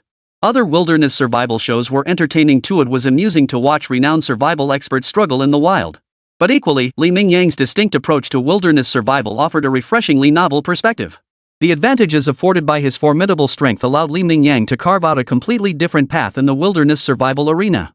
In fact, this path was one only Li Mingyang could tread after all. His formidable physique was something ordinary contestants couldn't hope to match. Rise. Li Mingyang felled a full 10 logs of similar size, each weighing at least 150 kilograms. The 10 logs were securely bound together with vines he found, their combined weight easily surpassing 1,000 jin. An ordinary person faced with such a massive load would likely sigh in despair, and even moving a single log would exhaust them completely. Yet before Li Mingyang, this massive bundle seemed as light as foam, moved with effortless ease and grace. Though it was clear Li Mingyang was exerting considerable effort, the logs weren't immovable. He effortlessly dragged them through the jungle. What followed left the live stream audience utterly dumbfounded. Though some longtime fans who'd witnessed Li Mingyang hoisting entire buildings were still watching, they hadn't witnessed his feats in ages. Now, Li Mingyang suddenly displayed this extraordinary, even freakishly powerful physique. Even these longtime fans who had followed him for years couldn't help but gape at their screens, their eyes filled with utter disbelief. Under everyone's stunned gaze, Li Mingyang seemed to transform into an unstoppable robot. He resembled the T-800, making people wonder if a miniature nuclear reactor was installed inside his body. Otherwise, how could he keep moving without showing any signs of fatigue? Apart from the initial 10 thicker logs, Li Mingyang selected only arm-thick timber for the rest. There was no need to waste resources, even though straight trees were plentiful in this rainforest. But for a tree to grow to thigh thickness in this environment would take years at the very least. Smaller logs, like arm-thick ones, were inherently at a disadvantage in this ecosystem. Even if Li Mingyang cut them down, they would quickly regrow. Choosing these smaller logs was sufficient for his needs, and there was no reason to waste natural resources. Moreover, this choice would make his subsequent work considerably easier, at least not as arduous as hauling those 10 massive logs earlier. While those massive logs had demanded nearly all his strength to drag through the jungle, these smaller ones he could simply shoulder and easily carry back to camp. As evening fell and the sun dipped below the horizon, Li Mingyang collapsed beside the campfire, gazing at the fiery clouds on the horizon. Today's full day of labor had undoubtedly yielded rich rewards. Just look at the mountain of timber piled beside him. Not only would it be more than enough for Li Mingyang to build a small cabin, but it would also easily suffice for constructing an entirely new storage shed. The reason Li Mingyang had gathered so much timber in one go was not only to be prepared for any eventuality but also to build other things he needed. For instance, a brand new, larger, and more refined bed, or perhaps a few chairs and tables for the house. In short, this timber had many potential uses. Even if some went unused, it could always be burned as firewood. It would never go to waste. Guys, we're having banana fish again tonight, but this time I'm adding some alligator meat to try. I've never tasted crocodile meat before, but it's a rare source of protein and fat out here in the wilderness. Even if it's just okay, I'm not going to waste it. At this moment, Li Mingyang seemed to transform into a food blogger, preparing his dinner while showcasing his culinary skills in front of the camera. The bright red chili peppers paired with smoked alligator meat and fish. Though Li Mingyang hadn't taken a single bite yet, the mere appearance of the dish made viewers in front of the live streaming room swallow hard. Recalling Li Mingyang's earlier, incredibly appetizing eating style, even though it wasn't the usual dinner hour for most, they suddenly felt a pang of hunger. He quickly packed his dinner and buried it in the campfire embers. Seizing the last rays of the setting sun, Li Mingyang picked up a small twig. He aimed the camera at the ground in front of him. While we have time, why don't we sketch out the design for the little cabin we're planning to build? I originally thought 50 centimeters above the ground would be fine, but now I suddenly have a different idea. I want to build it higher. I envision a 2-story cabin, the upper level for living, while the lower space could store firewood and such. After all, I don't want to be burning damp wood every day when the rainy season hits. If that happened, the thick smoke every time I tossed new wood into the fire would be pure torture. Chapter 169, Javelin. Hunting the Wild Boar Herd. As he spoke, Li Mingyang sketched a rather rough design on the ground. Fortunately, it wasn't a complicated project. Even with his sketchy style, the viewers in the livestream could easily grasp the concept. As for the size, I think now that survival pressure is gone, we should aim higher for quality of life. To put it simply, the space absolutely has to be large enough. If it's anything like our current tiny shack, you can't really call that quality of life. As he spoke, Li Mingyang couldn't help but start daydreaming. After a moment of simple mental calculation, he settled on the foundation's dimensions. I think 4 meters long by 3 meters wide is a solid plan. Anything bigger would be tricky to build. Besides, there's no need for that much space out here in the wilderness. Even after 60 days, my belongings probably wouldn't fill a small room. 12 square meters will be more than enough. I only need a small bed, and if possible, I could build a clay stove. Finally, add a small table and a simple chair. That should be the ultimate setup for a wilderness shelter. As for the ceiling height downstairs, I think around 2 meters would be ideal. Combined with this floor space, it'll definitely hold plenty of storage. It's definitely enough for storing firewood piles, and even during rain, it provides a relatively spacious activity area downstairs. Li Mingyang's execution speed was nothing short of lightning fast. He didn't even wait until tomorrow. Immediately after finishing dinner, by the light of the campfire, he immediately began processing the timber. Though these felled logs would only need to be used for 60 days, Mingyang still felt it was best to prepare them properly. Especially the logs that would be buried underground as foundation supports. Considering the rainy season, to prevent rot or insect infestation, it's essential to carbonize the base of these logs before construction begins. Mingyang's method was quite brutal. He simply adjusted the campfire to the right height and tossed the bottom ends of the logs directly into the flames. Once one side was charred black, he flipped them over to ensure the entire underside was thoroughly carbonized. For safety, Mingyang prepared 6 pieces of timber for the framework instead of the standard 4. After all, once the house was built, it would likely reach a height of around 5 meters. At that height, if it encountered strong winds, without a sturdy main structure, unexpected dangers and unnecessary incidents could easily occur. It could even lead to the structure collapsing entirely. There was no point in cutting corners on this crucial aspect. After all, Mingyang had chosen a campsite at the highest point of the surrounding caves, with no other terrain features to shield it from the onslaught of fierce winds. Although the ground atop the cliff was unusually solid, even the bare soil had hardened into rock-like clumps. But under Mingyang's brute force approach, using just one tough wooden pole carbonized yesterday, he quickly dug out 6 pits, each at least 1 meter deep. He also prepared numerous stones of various sizes nearby, which would later be used to reinforce the wooden stakes. After waking up today, Mingyang didn't even check the fish in the trap. He simply ate breakfast and immediately began his day's work.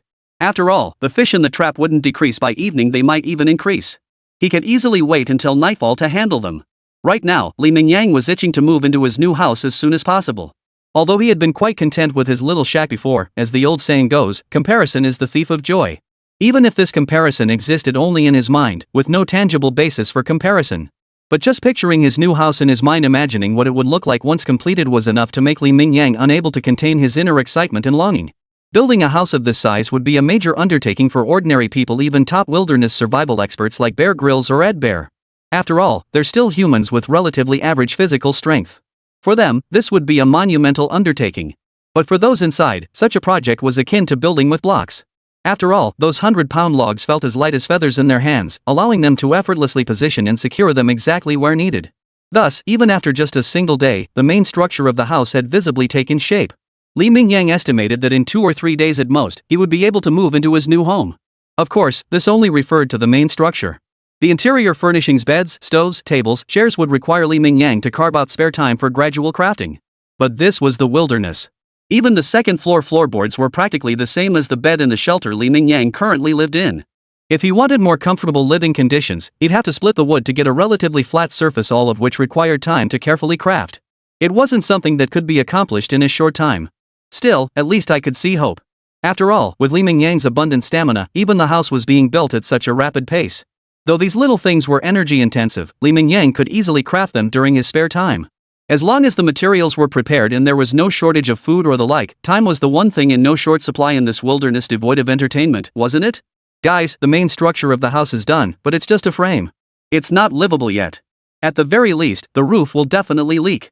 To have a shelter that protects us from wind and rain, we absolutely must fix that issue. Fortunately, we're in the wilderness, a resource-rich tropical rainforest. With keen eyes for discovery and a mind adept at labor, it's surprisingly easy to find usable resources in the wilderness. Take bark, for instance. While many might overlook its value, in the wilderness, it serves as natural roofing material. By making full use of it, we can easily construct a shelter to protect us from wind and rain. You can even use bark to seal gaps around the house. Even during a storm, the interior will stay completely dry. 3 days passed in the blink of an eye. Though Mingyang only checked the traps each night, his food reserves were growing at a visible rate. By now, Mingyang felt the traps had become mere decorations. After all, his food seemed sufficient to last him a full 60 days. Consequently, Mingyang now devoted most of his energy to improving his living conditions. This morning, he emerged wielding his newly crafted weapon, a sturdy, wrist-thick tree trunk roughly 2.5 meters long. Both ends of this straight trunk had been carbonized and sharpened to a point. Whether wielded as a spear or hurled as a javelin for ranged attacks, it was an absolutely perfect weapon. As Mingyang searched for suitable trees, he suddenly heard unusual sounds coming from the nearby jungle. Though he couldn't identify the source, Mingyang was certain of one thing. The creature making that noise was definitely not small.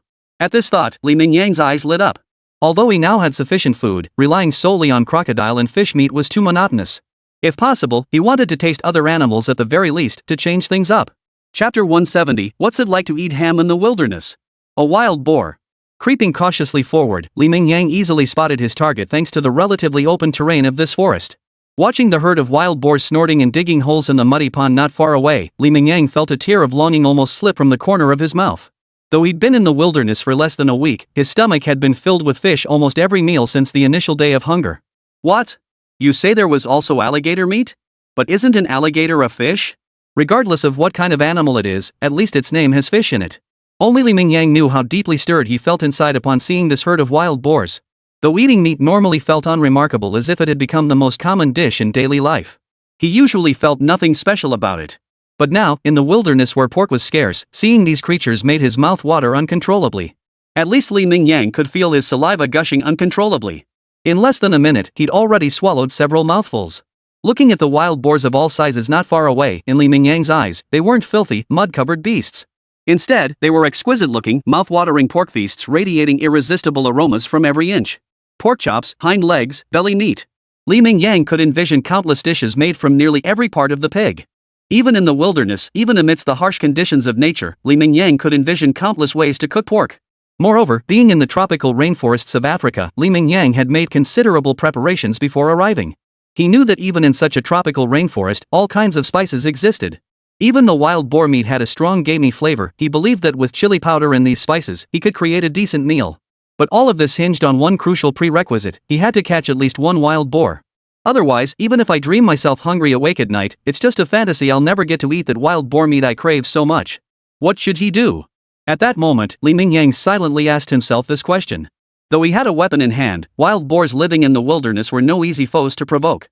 Those long tusks could easily make him pay with blood and tears if he wasn't careful. If he chose a close-range attack, Li Mingyang surveyed his surroundings and found not a single suitable tree to take cover behind. The thickest trunks around were no more than 5 thick.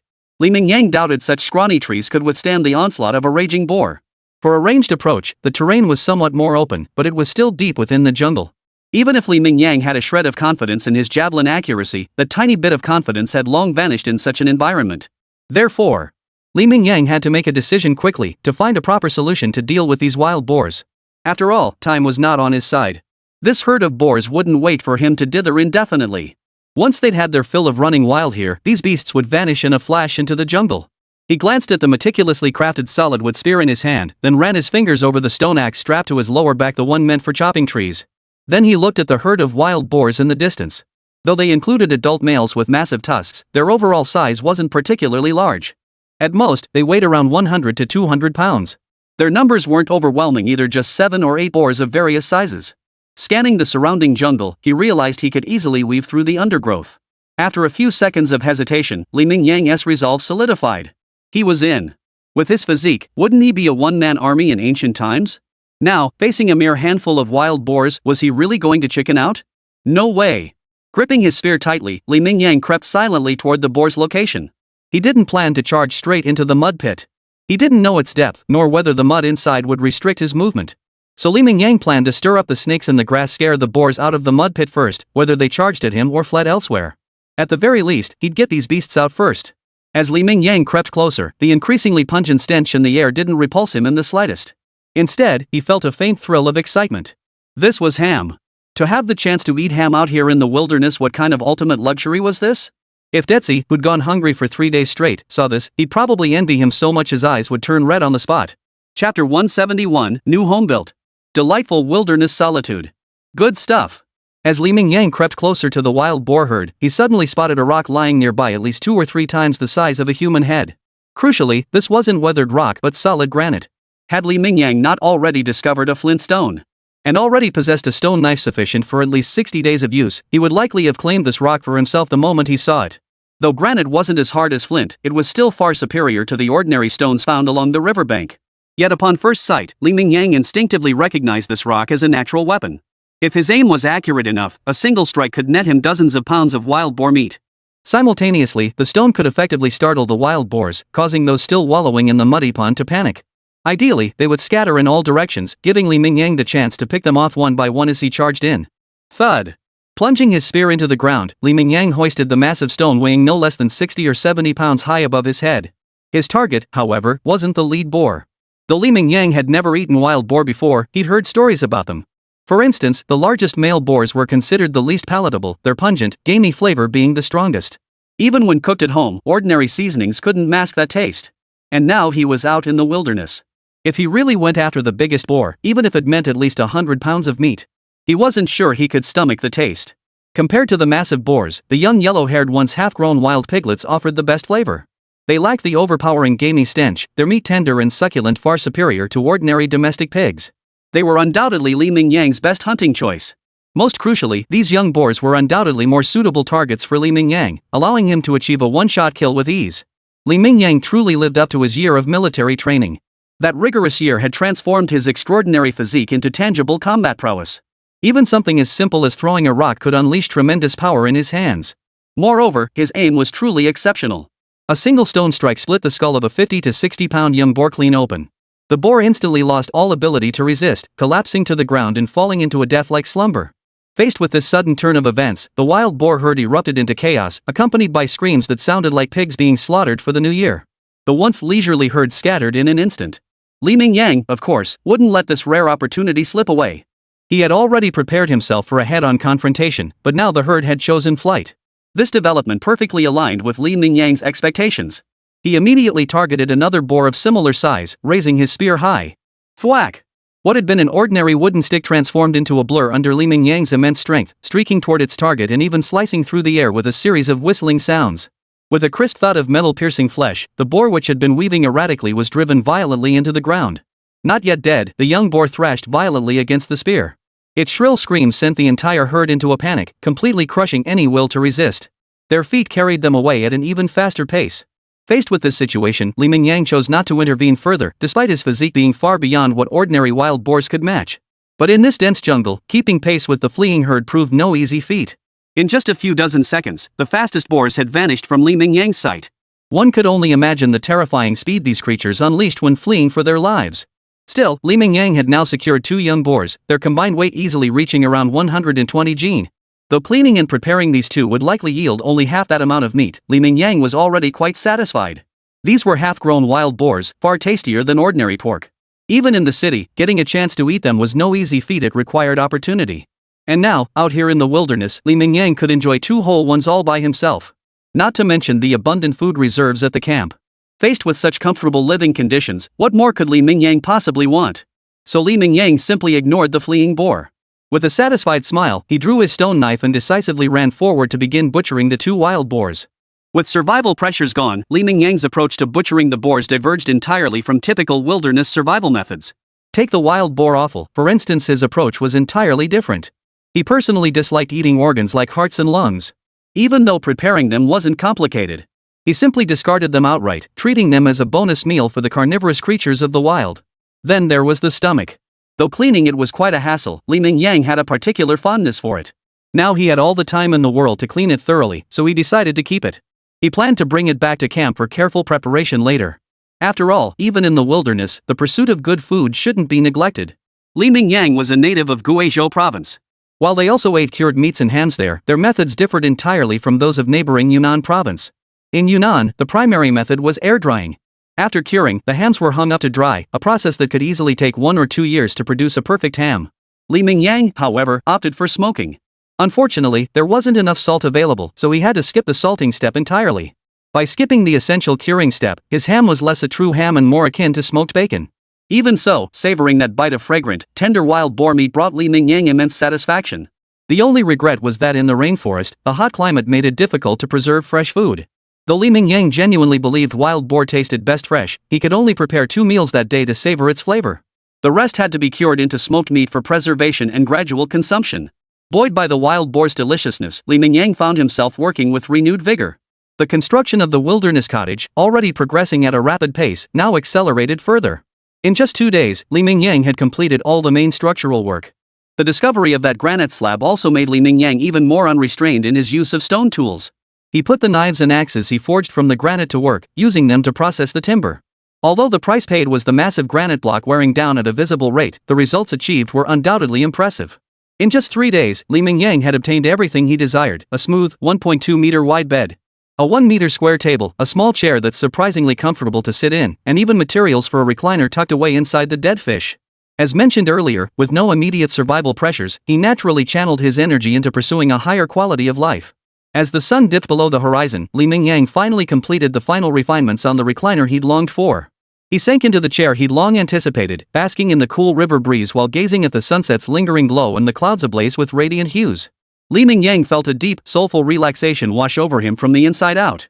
Now that he had a home, furniture, and no worries about food, he could fully indulge in the blissful solitude of his wilderness life. Chapter 172. The rainy season arrives, water levels soar. Indeed, Mingyang had quietly rebranded his 60-day wilderness survival challenge into what he now called wilderness solitude. His current living conditions bore little resemblance to the harsh realities of wilderness survival. Survival meant struggling desperately for a sliver of life, emphasizing grueling hardship and outwitting nature. But Mingyang realized his situation had completely veered off course. Even if he wanted to correct it, he simply couldn't. After all, his own capabilities were plain for all to see. Trying to struggle for survival in the wilderness like ordinary survivalists. Unless he deliberately chose to abandon the act and force himself to endure real hardship, he'd never live that kind of life in this resource-rich rainforest. Of course, if he were somewhere else, say, a desert with scarce resources, Mingyang's life would be even tougher than that of an ordinary wilderness survivalist. In such a place, his formidable physique would be utterly useless, even becoming a liability and a burden. After all, the stronger the physique, the greater the daily nutritional and energy requirements. Even the most skilled cook can't make a meal without ingredients. In an environment with almost no resources, even with his formidable physique, Mingyang would struggle immensely to meet his daily energy demands. Wow, he's not even trying to pretend anymore.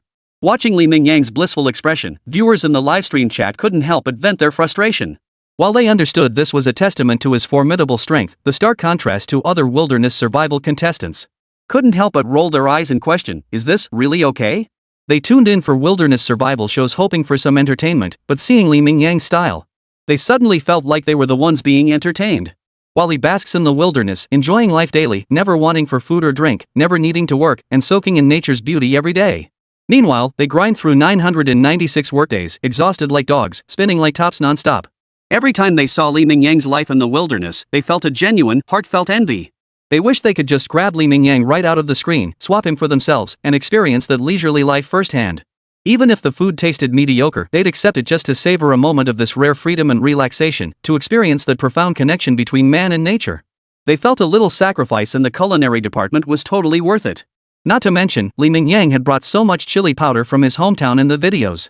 While the flavors might be limited, every meal looked absolutely delicious. Often, just watching made their mouths water. I want this kind of life too. Ultimately, the collective frustration of countless viewers coalesced into this phrase, flooding the live chat with relentless repetition. Mingyang naturally noticed these comments, but he showed no intention of responding. While he used to enjoy teasing his viewers daily and quietly savoring their flustered reactions, a rare pleasure in the wilderness. But today, Mingyang was simply too engrossed in savoring the natural surroundings while lounging in his recliner. This blissful languor had even sapped his desire to tease the netizens. Besides, he didn't need to lift a finger now the netizens were already cracking under the pressure. He could simply sit back and listen to their reactions. There was absolutely no need for him to intervene. Boom! Unfortunately, it seemed even the heavens couldn't stomach Mingyang's label. After all, we learned it in school textbooks as children: morning glow, no journey, evening glow, 1,000 miles. Wasn't it agreed that seeing a fiery sunset meant guaranteed good weather? Now, Mingyang had barely been lying at the shelter's entrance for half an hour, and the distant sunset hadn't even fully dipped below the horizon yet. Within mere minutes, the sky darkened visibly, growing gloomy and foreboding. Then a thunderclap boomed from the nearby sky, accompanied by howling winds. The once clear evening sky instantly transformed into a scene of dark clouds pressing down upon the city. Rain was coming, and it was going to be a downpour. Faced with this sudden turn of events, Mingyang already knew what he had to do. Though deeply reluctant, he dutifully packed up his recliner and slunk back into the shelter he'd just built. Who knew if the downpour would hit in the next second? While Mingyang wasn't afraid of getting sick, he certainly didn't want to become a drenched chicken.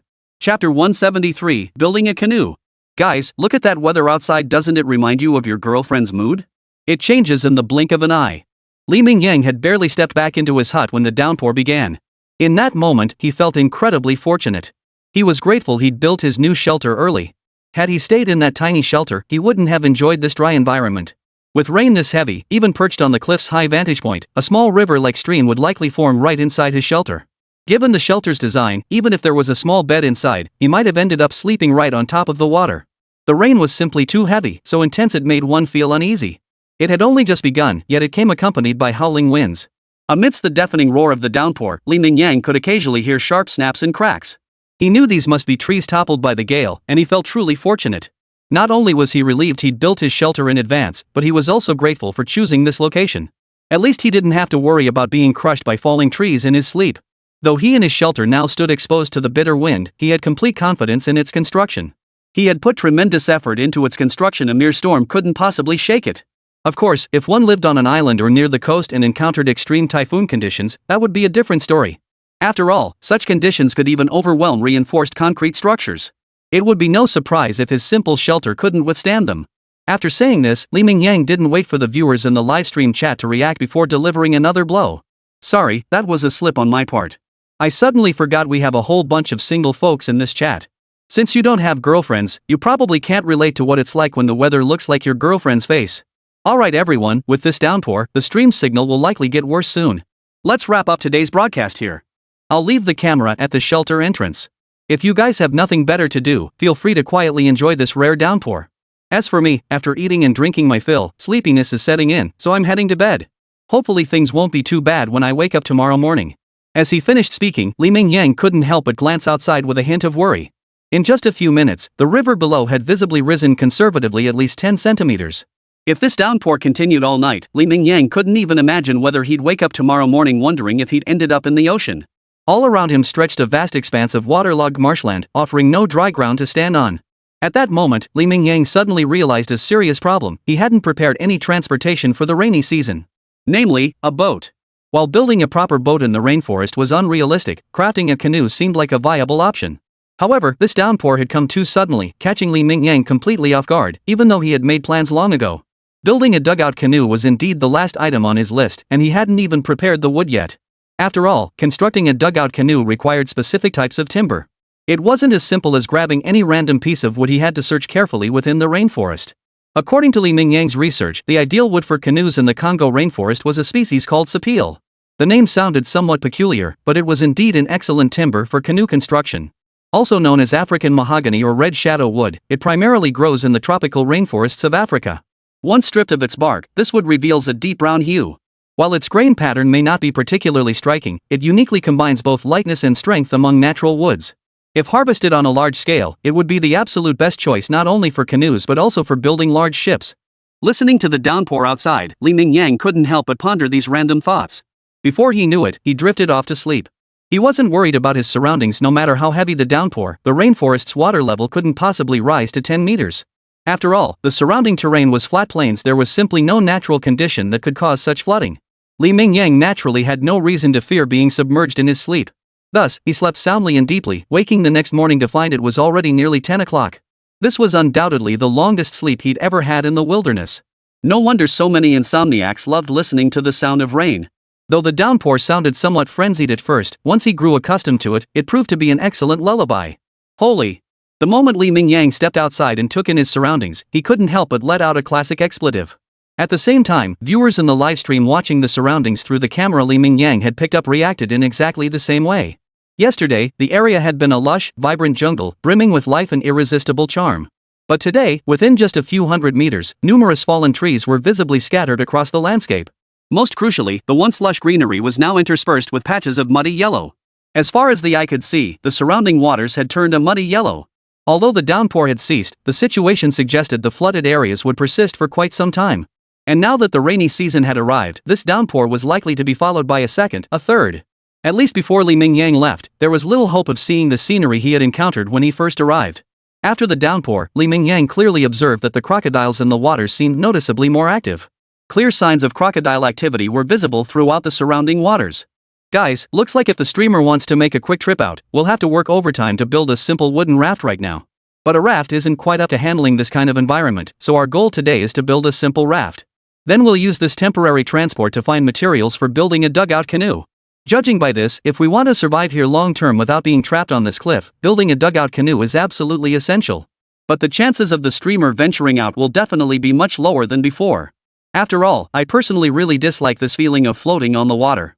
It doesn't provide the same solid sense of security as being on land. It's inexplicably unsettling. Chapter 174, Home Fishing?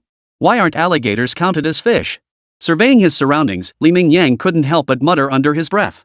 Despite a year of military training that had honed his swimming skills to near perfection, this calm stretch of water posed absolutely no threat to Li Mingyang. But it seemed like he was just born incompatible with water. He simply didn't like it. No matter how advanced his skills became, it was nearly impossible to overcome this visceral, almost soul-deep aversion. If it were a clear lake, like the one described in Record of a Small Stone Pond, Li Mingyang might actually be quite interested. On a scorching day, he wouldn't mind taking a dip, enjoying the water, or perhaps fishing nearby.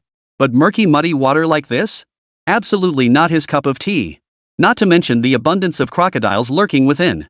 Crocodiles were natural masters of camouflage. Even when the water was relatively clear, they were difficult to spot without careful observation, let alone now, with the water so murky. If he carelessly entered the water, one misstep could easily lead to a surprise attack from a crocodile lurking beneath the surface. The thought of this possibility only deepened Li Mingyang's aversion to the surrounding waters. His gaze drifted to the small wooden raft he was constructing. Silently, he expanded his original construction plan considerably. While it would still float on the water, a larger size meant greater safety. As for whether a larger raft would be too cumbersome to maneuver, Li Mingyang assured himself that with ample food, strength was the last thing he lacked. Even without oars, Li Mingyang could easily propel a simple raft using logs of suitable thickness. After all, although the water area had become quite expansive, the water level wasn't particularly deep. A piece of timber 7 or 8 meters long would be more than sufficient. While this approach might seem impractical or downright unwise to most people, it suited Li Mingyang perfectly. He even genuinely believed that such a massive pole would be far sturdier than ordinary small bamboo sticks. Moreover, when facing crocodiles, this timber, thick as a calf's leg, could serve as a surprisingly effective weapon, unlike bamboo poles, which would likely snap clean off with a single bite. Due to this change in plans, Li Mingyang was forced to postpone his original mission to find wood for the dugout canoe. By the time he had the raft mostly constructed, it was already around 4 or 5 in the afternoon. Though this was only a rough estimate, the sun was already low on the distant horizon. Li Mingyang knew there wasn't enough daylight left to paddle the canoe out into the jungle for exploration. Yet it wasn't quite dinner time yet, let alone bedtime. And in the wilderness, there was no phone to scroll through videos of pretty girls. Chatting with viewers in his livestream didn't hold much appeal either, so he had to rack his brain to find some entertainment. But this was the wilderness, and Li Mingyang was alone. Even with such thoughts, finding a suitable solution proved surprisingly difficult. Just as he was feeling somewhat at a loss, his peripheral vision suddenly caught sight of a crocodile floating in the river far off. The sight of these creatures made Li Mingyang's eyes light up. A somewhat bold and absurd idea began to form in his mind. He was bored anyway, so why not try fishing for fun? He didn't have a hook, but he wasn't fishing for ordinary fish anyway. Besides, who said alligators weren't fish? Crocodile fishing wouldn't require such delicate tools, would it? He could definitely go for a simple and brutal approach. There was just one thing: the fishing line had to be sturdy. After all, these were crocodiles renowned for their powerful jaws and considerable size. If the line wasn't strong enough, it wouldn't be him fishing for fun, it'd be the crocodile in the river having fun with him.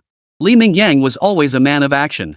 With this idea and urge already taking root in his mind, and nothing else pressing to do at the moment, he sprang into action immediately. For the hook, Li Mingyang planned to use the bones left over from processing crocodile meat. He sharpened both ends into a cone-like shape, then tied his stored smoked meat to the center. This should prove quite appealing to the crocodile. Surveying his hastily crafted hook easily over 20 centimeters long, Li Mingyang felt a surge of satisfaction, though he couldn't help but twitch his lips at the absurdity. Finding amusement in crocodile fishing in this environment, he figured he was probably the only one who could pull something like this off. It was truly a unique pleasure he had devised. Even the hook itself radiated such wild, violent energy, perfectly matching his own style. Next came the fishing line. The shelter still held plenty of bark collected earlier. Many had been deliberately gathered by Li Mingyang during his travels, with no other purpose than being exceptionally suitable for rope making. Though the ropes Li Mingyang had made before were just small cords for hanging cured meat, barely 50 centimeters long and quite thin. But the principle behind making rope remained the same. Using the same method, Li Mingyang could easily craft a thick, long-plus version of crocodile fishing rope. As time ticked by, the sunset on the distant horizon gradually sank below the horizon. By this time, Li Mingyang had finally completed the most crucial piece of his crocodile fishing gear, a meticulously crafted bark rope at least as thick as his thumb. He held it in his hand to gauge its weight and test its strength. It had to be said, this thing absolutely lived up to its appearance. Even when Li Mingyang strained with all his might, the rope remained remarkably resilient, showing no sign of breaking. Tying a secure knot onto his handmade hook, Li Mingyang gazed down at the waters below the cliff, his eyes brimming with excitement and anticipation. First, he gave the live stream camera a full showcase of the results of his nearly 2 hours of work. Let's get this show on the road. The next second, Li Mingyang eagerly flung his special contraption into the waters below. Of course, while doing all this, Li Mingyang hadn't forgotten one crucial thing: keeping a stone axe close at hand. Just in case he actually hooked a crocodile, he needed a reliable weapon close at hand. Chapter 175, Downstream. This was a journey with no turning back. Damn it! Li Mingyang felt he might have been a bit stingy with the crocodile's enthusiasm in this river. He'd barely lowered his fish bait. The previously calm surface below erupted like a boiling pot. At least 5 or 6 crocodiles swarmed toward it instantly, acting like rabid dogs spotting a hot piece of poop. Their frenzy was palpable. In less than a minute, Li Mingyang felt a powerful tug on the rope in his hands. Fish on! In an instant, Li Mingyang grasped what was happening, though this was his very first time fishing. He was momentarily at a loss. Should he reel the fish in immediately, or what should he do? After all, he wasn't sure if the hook was even properly set. What if halfway up, the crocodile slipped off? Wouldn't that mean wasting at least a pound of smoked meat? But that thought only circled in his mind for a moment before vanishing. Meat was the last thing he needed right now. Even if he lost a pound or two by failing to reel it in, it wouldn't matter much to Li Ming. Not to mention the multitude of crocodiles below. If Li Mingyang truly intended to hunt these creatures, he could easily snare a few using simple snare traps baited with food. The reason he chose fishing was mainly for his own amusement. Since he was destined never to lack meat or food, why fret over a pound or two of meat? So Li Mingyang immediately unleashed his fastest speed, his hands moving in rapid, alternating swings. A massive crocodile, weighing at least 100 or 200 pounds, was swiftly hauled out of the water by Li Mingyang. Whether crocodiles were just born with limited brains or, like turtles, clamped down on their prey and refused to let go. Even after being hauled over 10 meters and flung onto the shore, it still clamped down on its meal with all its might. Of course, it could also be that Li Mingyang's actions were simply too swift. With its limited brain capacity, the crocodile hadn't even registered what was happening before it was already ashore. But regardless, this crocodile that had already been hauled ashore now lay on Li Mingyang's table as a dish. Gazing at the crocodile, its face still twisted in savage fury as it gnawed at the fishing hook, Li Mingyang's own face twisted into a matching, ferocious grin. He grabbed the long-handled stone axe he'd deliberately prepared nearby, though calling it a stone hammer might be more accurate. Its wind resistance was uncertain, but in Li Mingyang's hands, it wielded the force of an armor-piercing hammer. Thud! As Li Mingyang raised it high above his head and brought it crashing down, the sound of shattering bones and the impact of hard metal against flesh echoed across the shore. The crocodile, its face twisted in savage fury 1 second, had its skull split open the next. That terrifying, spine-chilling crocodile head. The next instant, a large chunk caved in, and the crocodile, which had been thrashing on the ground, lay utterly still. Not bad, not bad. Li Mingyang couldn't have been more satisfied with his handiwork. He'd been reluctant to use the smoked meat as bait, but now, looking at the crocodile beside him, dead as a doornail, Li Mingyang thought, fresh bait practically delivered to his doorstep. Meanwhile, viewers who had silently watched the entire process unfold in the livestream were stunned by Li Mingyang's brutal and ferocious technique. They'd seen countless fishing videos, whether river fishing, sea fishing, or even reeling in monstrous creatures weighing hundreds of pounds. But no fishing video had ever delivered the sheer shock Li Mingyang was now providing. This was a crocodile. A notorious predator in the natural world, and an amphibious creature that something ordinary people would keep a safe distance from. Yet in Li Ming's hands, it was treated like the most ordinary little fish, utterly incapable of resistance or struggle before meeting its end. Judging by Li Mingyang's demeanor, he even seemed poised to use this caught crocodile as bait, showing absolutely no intention of stopping. In the blink of an eye, over half of Li Mingyang's 60-day wilderness survival challenge had passed. To be precise, he had now reached day 50. Just as Li Mingyang had estimated at the outset, the Congo rainforest offered an abundance of resources, coupled with the presence of numerous crocodiles in the vicinity. Even though Li Mingyang had been careful about his diet, balancing meat and vegetables, there simply wasn't much else to do each day in the wilderness. These 50 days of wilderness survival hadn't made Li Mingyang emaciated, he'd actually gained a few pounds. His appearance was completely different from other wilderness survival contestants. If one were to force a comparison between Li Mingyang and the others, it might be in their appearance. Though living near water and with ample supplies, Li Mingyang occasionally washed himself, sometimes even indulging in the luxury of a hot bath. But his beard and hairstyle were beyond his control. After 50 days, if someone claimed Li Mingyang was a jungle-dwelling savage, people might actually believe it. His appearance simply doesn't align with the concept of civilization. Yet viewers in the livestream chat were thoroughly impressed by the hardcore skills Li Mingyang had demonstrated during this period. No matter how fierce the beast, when facing Li Mingyang, it was no different from a domesticated chick. Earlier, he'd even beaten up a gorilla, proving what it truly means to be the strongest man on Earth. He beat the jungle bully so badly that the gorilla was left questioning its very existence. It had probably fled to some remote corner to lick its wounds in solitude. And conservatively speaking, it's unlikely the gorilla will ever return to this region that brought it such misery. The psychological trauma Li Mingyang inflicted was simply too profound. By this point, the jungle rivers had returned to their natural state, and Li Mingyang's surroundings once again burst with lush greenery. The murky waters had vanished. Were it not for the vivid memories of these past 50 days, Li Mingyang might have suspected he'd been dreaming. His surroundings had always been like this, unchanged. Guys, I've got a bold idea. We've been surviving in the wilderness for 50 days now, and as for quality of life. At this point, Li Mingyang stopped speaking. He simply turned the camera toward himself, primarily showcasing his slightly protruding belly, which had already developed a few rolls. So I figure hanging around camp for another 10 days just seems kinda pointless. In other words, I feel like life here has gotten a bit too easy lately, so I'm planning a little challenge to make the most of these final 10 days. My favorite wilderness survival shows have always been Bear Grylls and Bear Grylls. They represent two distinct approaches.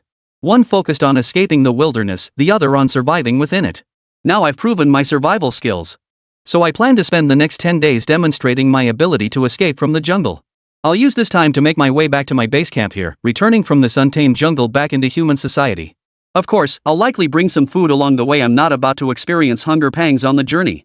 Chapter 176, Torrential Waterfalls. Battling nature is the real thrill. By the end of his speech, Li Mingyang couldn't help but flash a bright smile, his eyes brimming with anticipation. Paired with his unkempt hair from 50 days of neglect and a beard bristling with ruggedness, the scene carried a touch of comical absurdity. However, once he presented his plan, it earned unanimous approval from the viewers in the livestream chat. Though Li Mingyang had demonstrated formidable skills during his 50-day survival ordeal, no one doubted his ability to endure in the wilderness. In fact, viewers who had witnessed the entire 60-day livestream were convinced he could endure even longer, not just 60 days, but easily double that time. But no matter how thrilling or exciting something is, prolonged exposure inevitably leads to fatigue. Moreover, as Li Mingyang's days progressed, his daily routine grew increasingly monotonous. Food was never in short supply. He only ventured out to hunt when he fancied a change of pace. The rest of his days resembled those of a hermit holed up in the wilderness, eating, sleeping, or fishing. His leisurely existence was so enviable that viewers in the livestream chat couldn't help but feel a bit envious. Now, Li Mingyang himself seemed to have grown weary of this existence, or perhaps he found the challenge too easy. With just 10 days left before completing the challenge, he decided to spice things up for everyone and himself by adding a bit more difficulty. Faced with this, the spectators who thrive on drama and never shy away from a good show naturally had no complaints. They practically raised both hands and feet in support. Seeing no objections from the chat, without delay, Li Mingyang began organizing his supplies. Though only 10 days remained, his supplies were still plentiful. Even if he chose to do nothing in the wilderness, they would last him well over a month. During this period, Li Mingyang had flawlessly executed his previous plans, successfully crafting his own dugout canoe. In fact, with so much idle time on his hands, he had even slightly expanded his original canoe design. Not one, but two canoes. Using crossbars for reinforcement, Li Mingyang connected the two canoes together. One served as his seating area, while the other was designated for stowing supplies. This setup made it incredibly convenient for Li Mingyang to venture out during floods, whether searching for supplies or anything else. Now, this specially crafted canoe was undoubtedly Li Mingyang's best means of transportation. In the jungle, any stretch of water or river was undoubtedly the jungle's highway. Compared to the dense, tangled undergrowth, even without a vehicle, simply navigating open water was far more efficient than trudging through the jungle. Not to mention, Li Mingyang already had a ready-made vehicle at his disposal. To ignore such a tool and deliberately plunge into the thickets to court hardship, that wouldn't be voluntarily increasing his difficulty, it would be outright idiocy. He wanted to demonstrate his ability to escape the wilderness, not parade around looking like a disheveled mess trudging through the jungle every day. I was actually quite happy packing up my things. After all, even the most beautiful scenery grows tiresome when you see it for too long. But now, seeing the camp I built with my own hands, I suddenly feel a pang of reluctance for some reason. It seems this place has quietly become my anchor in this jungle, a place where I feel a sense of belonging, like home. After packing everything up, Li Mingyang walked to the riverbank and gazed from afar at his wooden cottage and campsite clinging to the cliff face. He couldn't help but sigh, letting out a heartfelt remark. Honestly, hearing the streamer say that, I feel the same way, like a sudden emptiness in my heart. It's not just the streamer, this campsite has been with us for 60 days now. This sudden wave of melancholy spread directly to the hearts of the viewers in the livestream room. One by one, they couldn't help but echo the sentiment. Though they eagerly anticipated the new adventure, it didn't mean they felt no attachment to this place. This was the place that had provided them with daily sustenance for over 50 days, nearly 2 months. Every mealtime, tuning into this livestream had become an indispensable ritual. Li Mingyang's livestreams had become their daily meal companion, and for the most part, those livestreams had been broadcast from this very small camp. Now, the sudden departure wasn't just hard for Li Mingyang, even they felt a pang of reluctance. Alright, enough with the sentimentality. If you want to revisit the camp, just watch the stream replays. Honestly, I'm more excited for the streamer's new adventures. I've had my fill of this back to the land lifestyle. Roar! Regardless, Li Mingyang resolutely embarked on his new journey. Without much hesitation, he piloted his canoe downstream, his mind filled with a clear plan. Following this river, it would take me no more than 3 to 5 days to reach the city where the logistics headquarters is located. Even if he took some time to enjoy himself along the way, 10 days would be more than enough. But sometimes, unexpected events strike without warning. Just hours after setting out, Mingyang suddenly heard a thunderous roar of water. Simultaneously, he felt the current beneath him accelerate sharply. Glancing forward, he immediately spotted a distinct break in the water flow. Damn it! A waterfall. Chapter 177, Nature's Gift.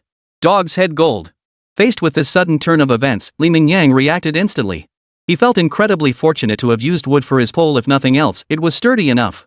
He thrust the pole forward in front of the canoe, using sheer brute strength to forcefully halt its rapid descent.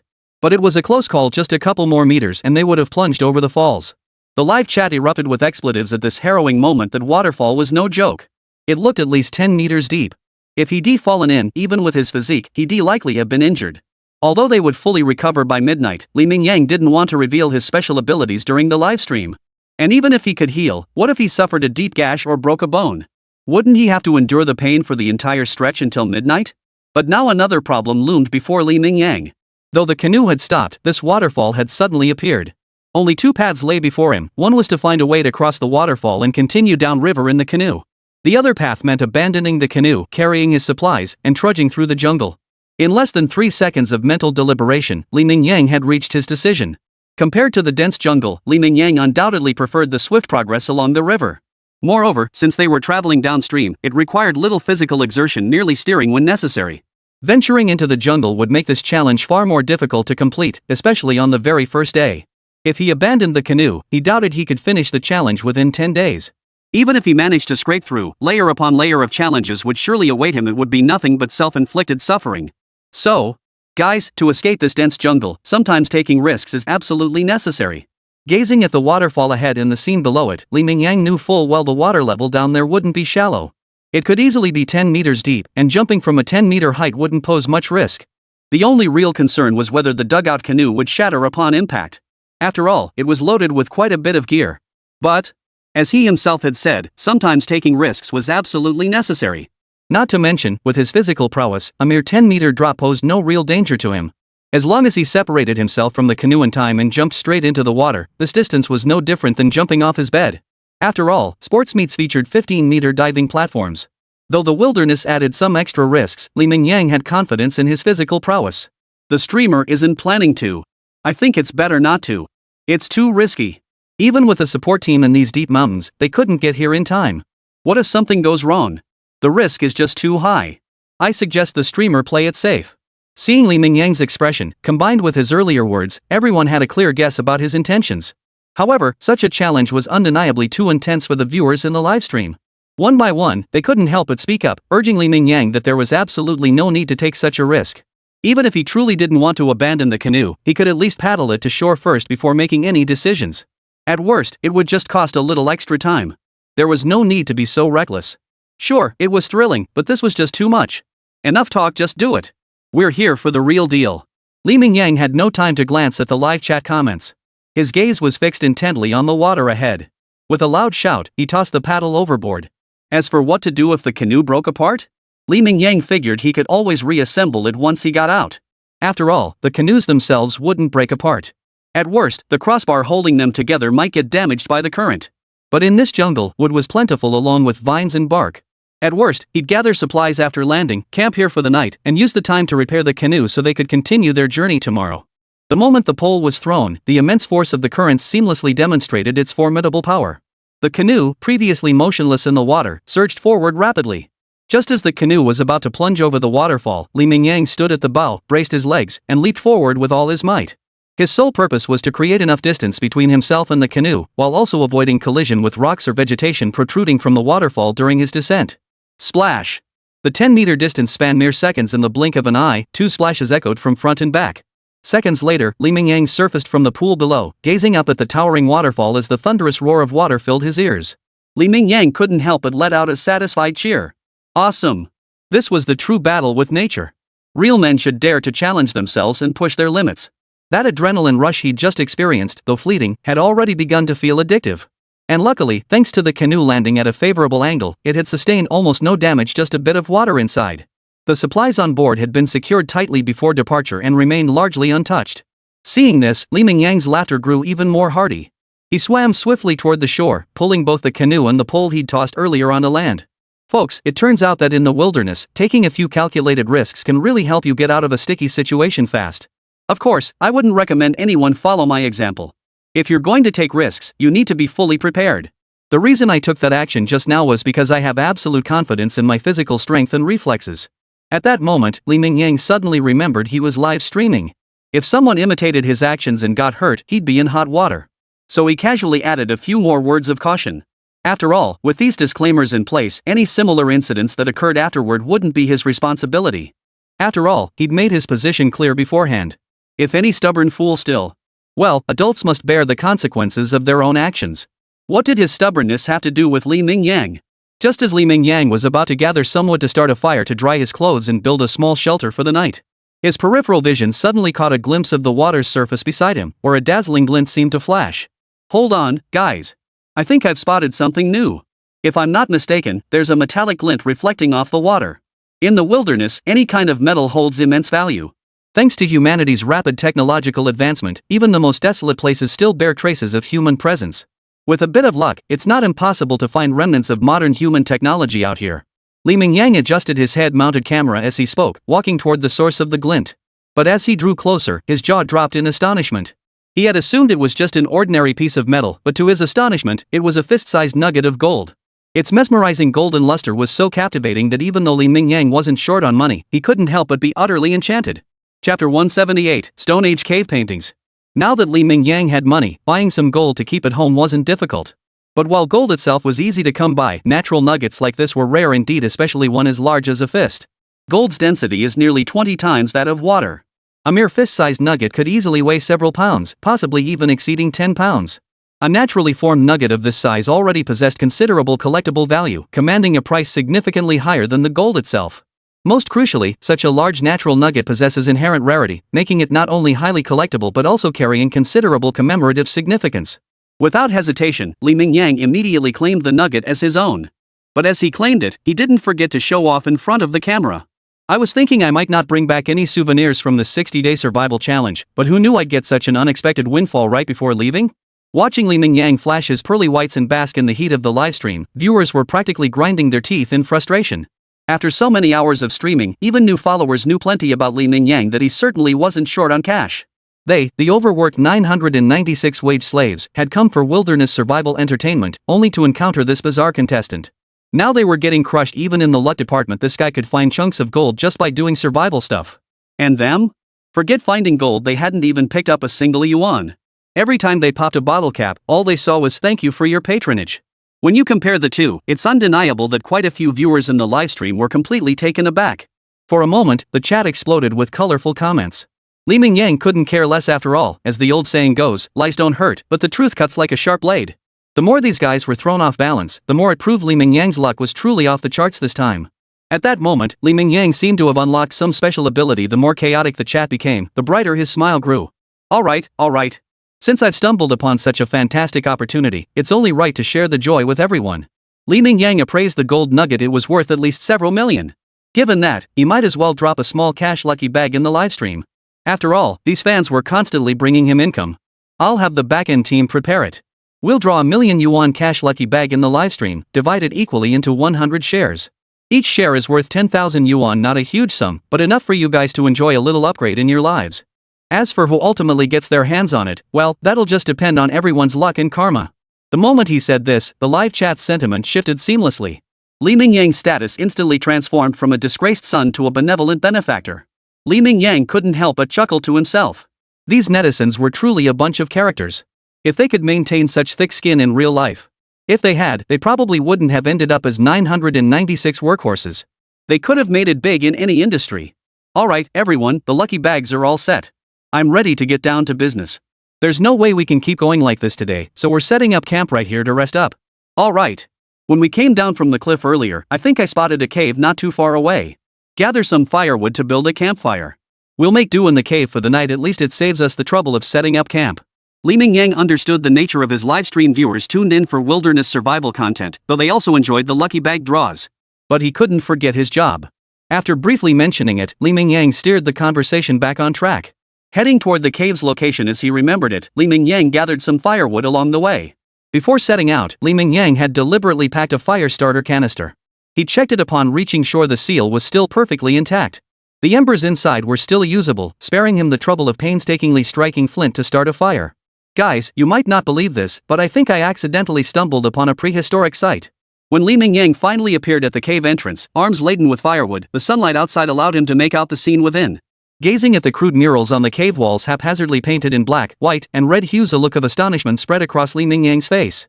Chapter 179, Time and Space Collide, a hunt overlapping across 10,000 years. This was the first time Li Mingyang had ever witnessed such ancient historical relics with his own eyes.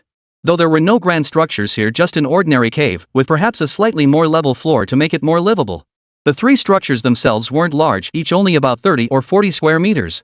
Yet, upon seeing these murals, Li Mingyang felt an inexplicable sense of awe. It was as if a prehistoric aura from 10,000 years ago washed over him, carrying the awe-inspiring weight of the Earth's profound transformations. Silently adjusting the position of his head-mounted camera, Li Mingyang began to carefully examine the cave paintings. It must be said that these murals, dating back at least several thousand years, were executed in a remarkably crude style. Many elements were rendered with simple, bold lines. Nevertheless, one could still make out the scenes depicted, primarily hunting scenes. One could imagine that securing such prey in those days would have been a momentous occasion for the primitive people dwelling in this cave. That was likely why they chose to record these events on the cave walls. Li Mingyang scrutinized the murals, recognizing many familiar elements within them. Take these grass-colored lines over here. If Li Mingyang wasn't mistaken, they should be gorillas?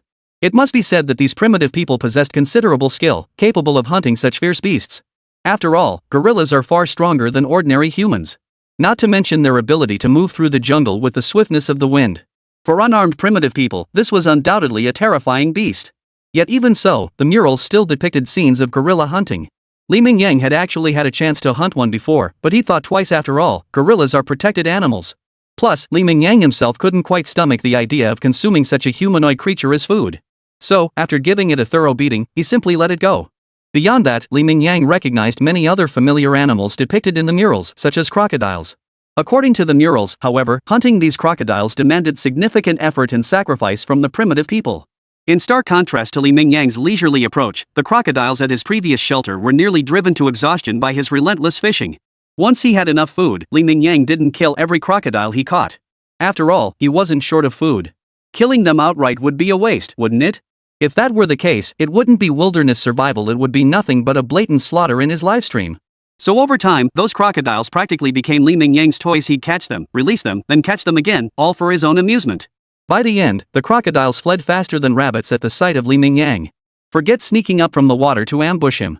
Even from dozens of meters away, the moment they spotted him, they vanished without a trace. Faced with this shocking spectacle, the viewers in the livestream silently shared this experience with Li Mingyang.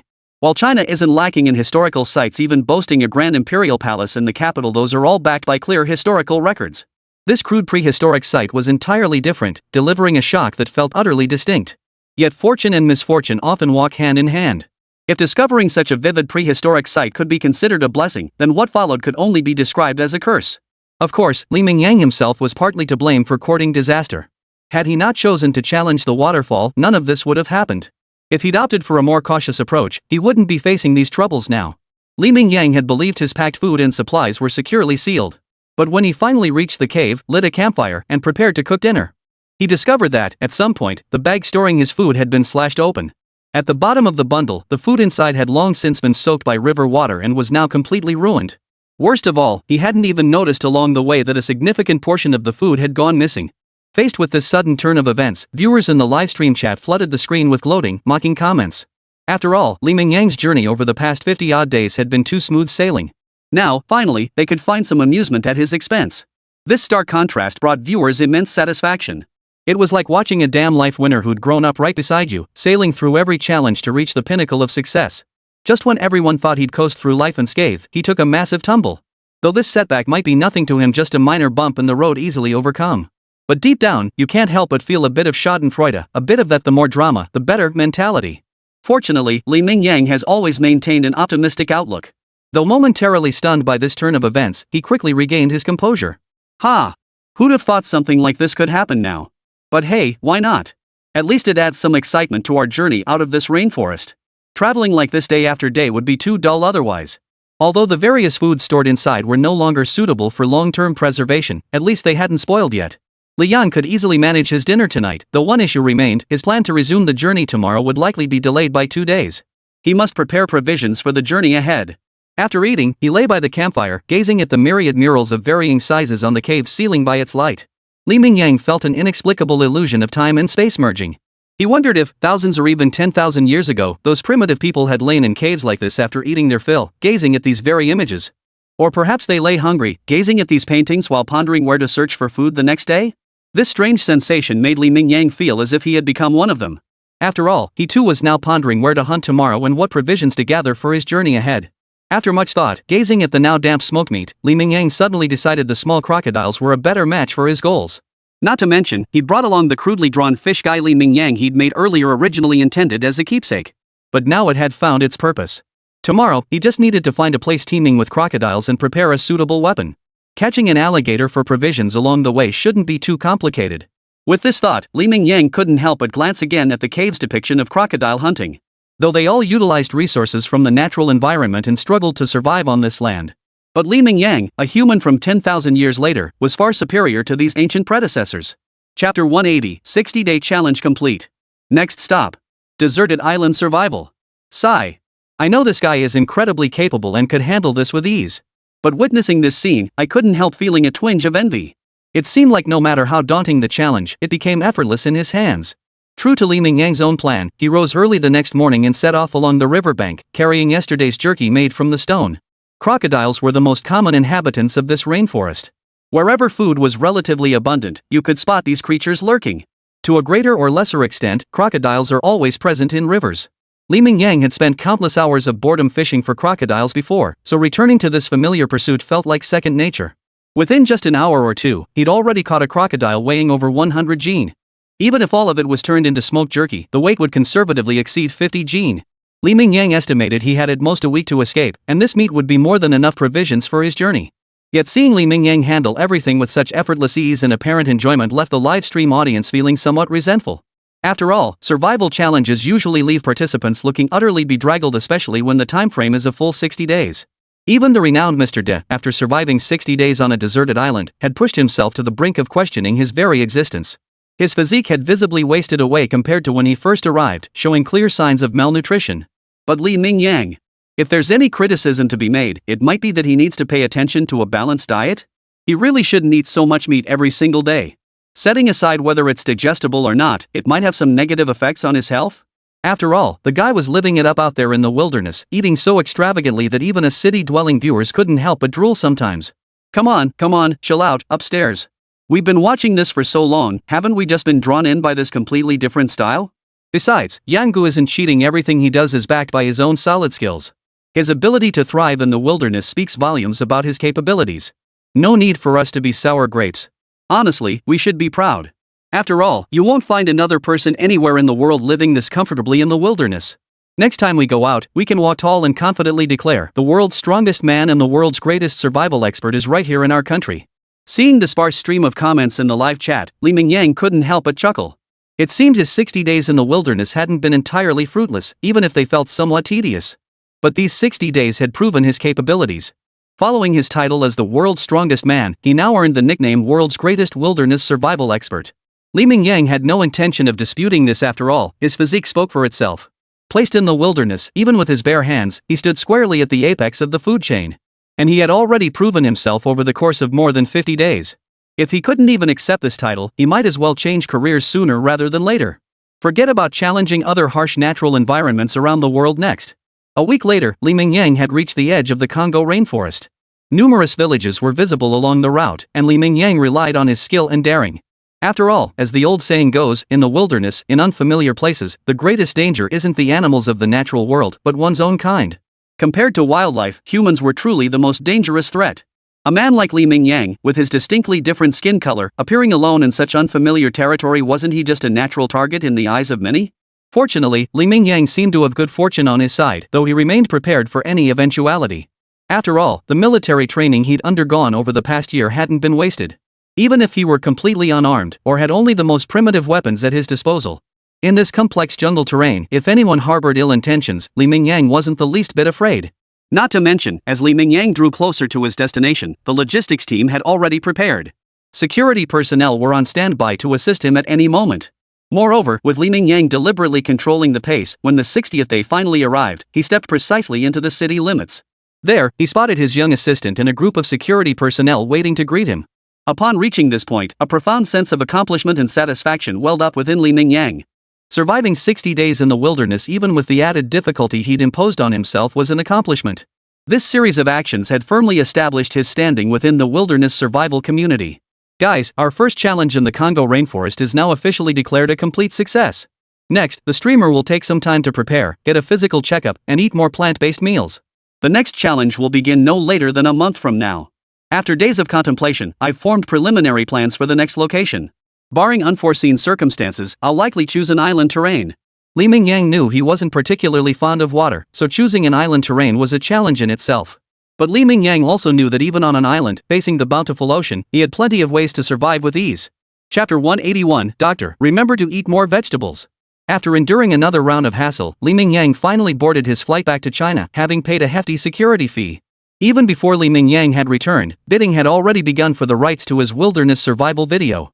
After all, to ensure comprehensive coverage, Li Mingyang had spared no effort this time deploying numerous filming devices and drones for automatic tracking. The logistics team truly delivered during this 60-day wilderness survival challenge, replenishing supplies promptly before they ever ran low. This enabled Li Mingyang to maintain 24/7 uninterrupted filming.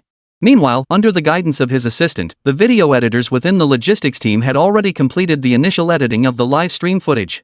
In other words, the documentary of this 60-day wilderness survival challenge was nearly ready the moment Li Mingyang completed his challenge.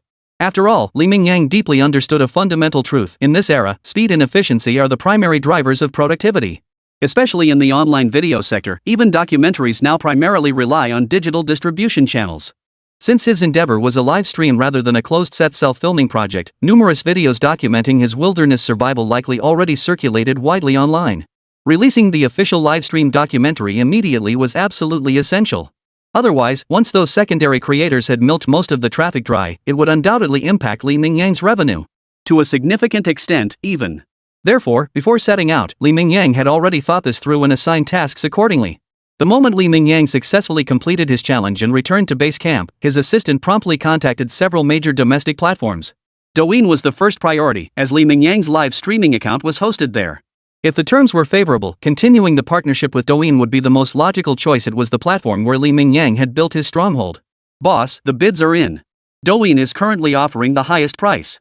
They seem to have quite a bit of confidence in our documentary. For the first round copyright of this documentary, valid for 1 year, the standalone offer for the wilderness survival video copyright alone is 18 million. After the plane landed, the assistant immediately opened all the private messages in the back end. After all, the news about selling the rights had already been subtly hyped up on Douyin by the assistant. Leveraging Li Mingyang's massive following, nearly every company confident in their capabilities and interested in the rights sent messages immediately. They promptly submitted their bids, but surprisingly, Douyin, his former platform, offered the highest price. 18 million. Upon hearing this figure, Li Mingyang felt somewhat dissatisfied. After all, he had truly invested heavily this time. The documentary production, security costs, equipment expenses, and other associated costs had easily run into the 3 to 4 million range. Yet the price was only 18 million yuan despite his massive fanbase and traffic.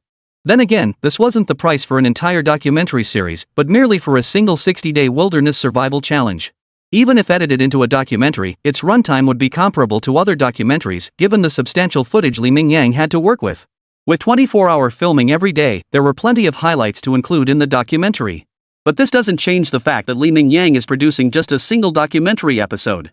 Unlike other contestants, a full documentary series would require at least 6 or 7 different challenge locations. Thinking about it this way, Li Mingyang's earnings this time around are actually quite decent. Alright, since Douyin offered the most generous terms and they're our old employer, let's just go with them. Though the offer feels a bit lacking this time, as long as we keep pushing forward and strive to boost the popularity of our wilderness survival series, I'm confident the offers will only get better from here. Li Mingyang paused here, feeling it might be slightly inappropriate to bring this up at this moment. After all, Li Mingyang prided himself on efficiency and a fast pace.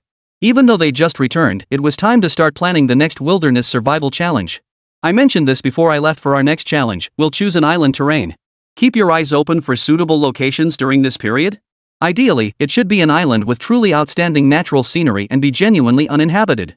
Li Mingyang believed that while wilderness survival was the core theme, having stunning scenery as a backdrop would undoubtedly boost both the livestream's impact and the video's view count. Upon hearing this, the assistant didn't argue but agreed immediately.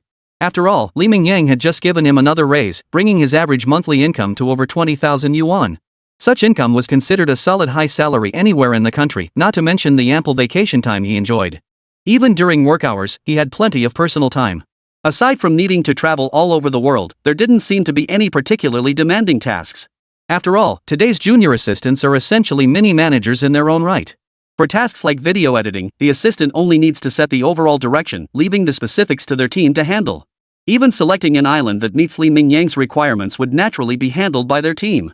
So when faced with their boss's request, the assistant readily agreed. Sure, but I think our top priority right now should be getting a full medical checkup at the hospital.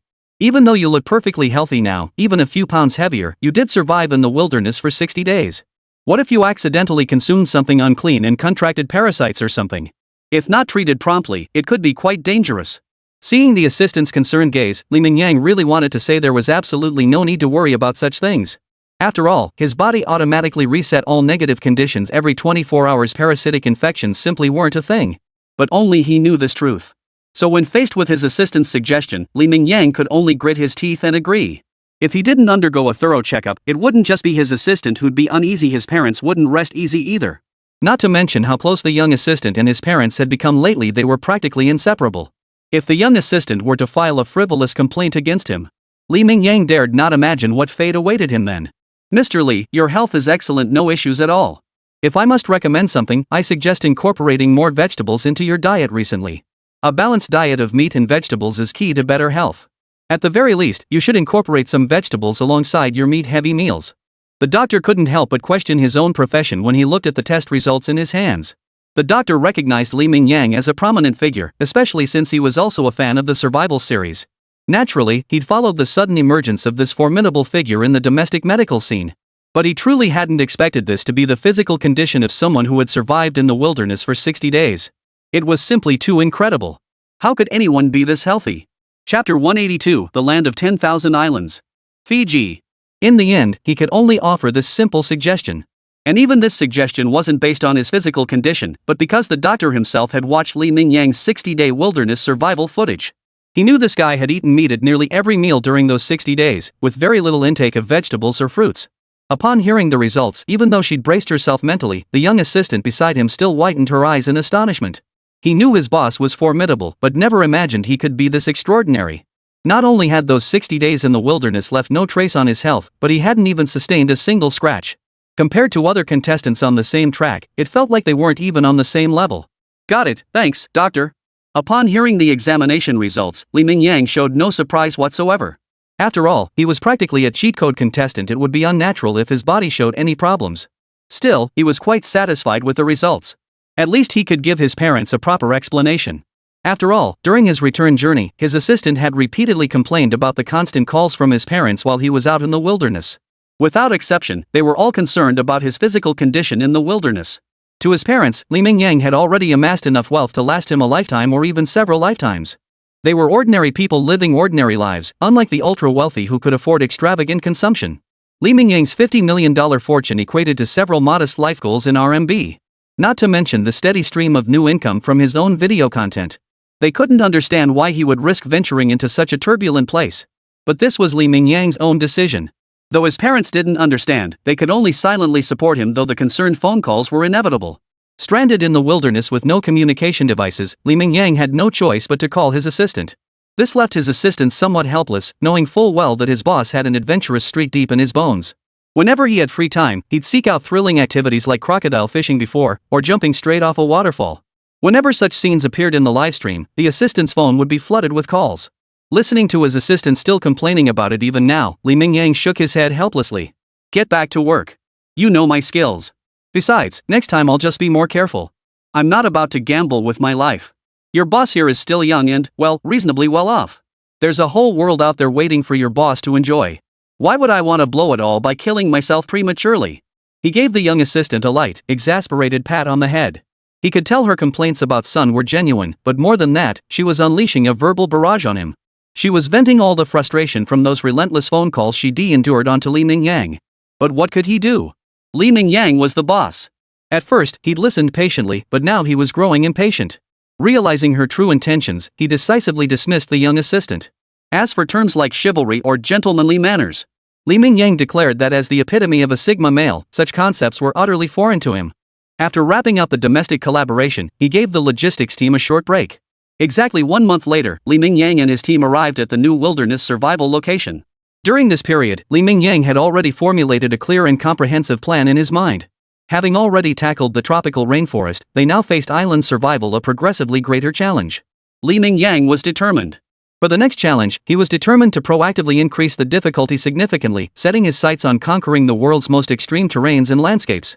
Take, for instance, the world's highest plateau, the Qinghai Tibet Plateau, or the world's largest desert, the Sahara, or even the plains within the Arctic Circle, or the barren Antarctic continent. Li Mingyang intended to conquer every harsh terrain on Earth, completing his conquest of nature.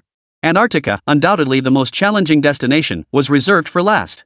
Regarding this ultimate test, a bold idea was already taking shape in Li Mingyang's mind. But all that must come after completing the previous challenges. For now, he could take his time to ponder carefully, with no rush to propose a concrete plan. For now, he would fully immerse himself in experiencing Fiji, the land of 74,000 islands. Indeed, this year's new challenge destination was set in the world-renowned tourist paradise of Fiji. This nation boasted countless islands of all sizes, earning its nickname, Land of 10,000 Islands. Finding a few suitable islands for the castaway challenge would be a breeze. Moreover, its natural scenery perfectly aligns with Li Mingyang's previously outlined requirements. Chapter 183, Deserted Islands Survival begins. Before I ever stepped onto the path of boxing, I actually dreamed of one day living in Fiji. Li Mingyang was now undeniably wealthy, even though his primary purpose for coming here was wilderness survival. But indulging in some leisure activities along the way wouldn't break the bank. Everything was top-notch, like their vehicles. Even before leaving the airport, they'd already connected with a local professional team. They were driving 3-star luxury business vehicles. Comfort was absolutely guaranteed. Gazing out the window at scenery vastly different from his homeland, feeling the faintly salty sea breeze, Li Mingyang experienced a deep sense of relaxation from within. And he wasn't joking about this, it was a dream he'd genuinely held before. Perhaps because he had grown up inland, Li Mingyang had always yearned for the ocean, especially islands. Fiji, known as the land of 10,000 islands and a world-renowned tourist destination, boasted waters of an astonishing azure blue. Crucially, the cost of living here wasn't prohibitively high. Even when he was just an ordinary person, Li Mingyang believed that with hard work and earning money, he could make a life here. But now? That dream had long since faded from Li Mingyang's heart. Even though he now possessed both the wealth and the means to make it happen, he now preferred life in his homeland. Having grown up on that land since childhood, the thought of suddenly relocating felt unnatural. Whether it was the food, language, or culture, staying in China undoubtedly felt most comfortable. As for why he once entertained such thoughts, it was probably a form of escapism. Feeling dissatisfied with life back home, he began fantasizing about a completely new environment. But when you finally had the means, you realized that wherever you were, it felt like paradise. For wealthy individuals, less developed countries actually limit their ability to enjoy life and pursue their passions, so their mindset naturally shifts. This time, when Li Mingyang arrived, he didn't dive straight into work. Though he'd started streaming, it wasn't about survival challenges. Instead, he treated his team to a little perk, taking over 20 people to Fiji for several days of intense fun. It was also a way to fulfill a small dream of his. Only after everyone had had their fill of fun did he officially begin work. The island Li Mingyang chose was in a remote part of Fiji, an uninhabited archipelago in the southeast. There were 5 or 6 islands in total, large and small, but none were particularly large. Naturally, Li Mingyang chose the largest island as their landing spot. To enhance the realism of the Deserted Island Survival Challenge, Li Mingyang didn't conduct a thorough survey of the islands. He only needed to confirm they were uninhabited to set his sights on them. At most, he had selected the largest island when initially choosing a survival location, as greater land area meant more resources. Moreover, larger land areas increased the likelihood of finding freshwater, undoubtedly the most crucial resource in an island environment. While coconuts could serve as a decent water source, long-term survival relying solely on them was impossible. If you really want to call it cheating, Li Mingyang wasn't exactly cheating, he was merely giving himself a small advantage within the bounds of the rules. This time, just like last time, the survival period is still 60 days. Although this time we're on a tropical island in the ocean where supplies are relatively scarce. But I remain confident I can easily complete this 60-day survival challenge. The filming equipment has already been dropped onto the beach beforehand, and as you can clearly see, the only thing I'm carrying this time is a pair of swim trunks. Due to the tropical location and the unusually high temperatures, Li Mingyang wore nothing but a pair of swim trunks this time. While he admired the spirit of Uncle De who went completely bare during his videos, Li Mingyang himself couldn't bring himself to strip down for the camera. Beyond his swim trunks, Li Mingyang also wore flip-flops. Logically, sneakers or even sandals would offer far more traction on challenging terrain. But Li Mingyang wanted to add a little extra challenge for himself. As for going barefoot? Li Mingyang admitted he could manage it, but prioritized comfort flip-flops it was. Amidst the roar of the helicopter's rotors, Li Mingyang swiftly arrived at the designated destination. Instead of disembarking immediately, he first aimed the camera at the crystal-clear azure waters below. He then shifted the camera to the lush island ahead, first fully showcasing the beauty of this deserted island to the viewers in the livestream. Only then did Li Mingyang leisurely unbuckle his seatbelt and make his way to the door, gazing down at the sea more than 20 meters below. Li Mingyang flashed a bright smile at the camera. Guys, after over a month, I'm officially kicking off the second phase of my 60-day wilderness survival challenge island life. Without giving his viewers a moment to react, he swung the camera overhead and plunged toward the sea below. Though the 20-meter drop was quite high, Li Mingyang's physical prowess meant a straight landing posed no threat. Even landing flat on his back wouldn't cause him any harm, maybe just a momentary sting. It must be said that Li Mingyang's swimming skills were far beyond what Detzi could ever hope to achieve. While he didn't particularly like water, that didn't mean he was a poor swimmer. Quite the opposite. Bolstered by his golden finger and monstrous physique, Li Mingyang moved through the water like a ferocious shark.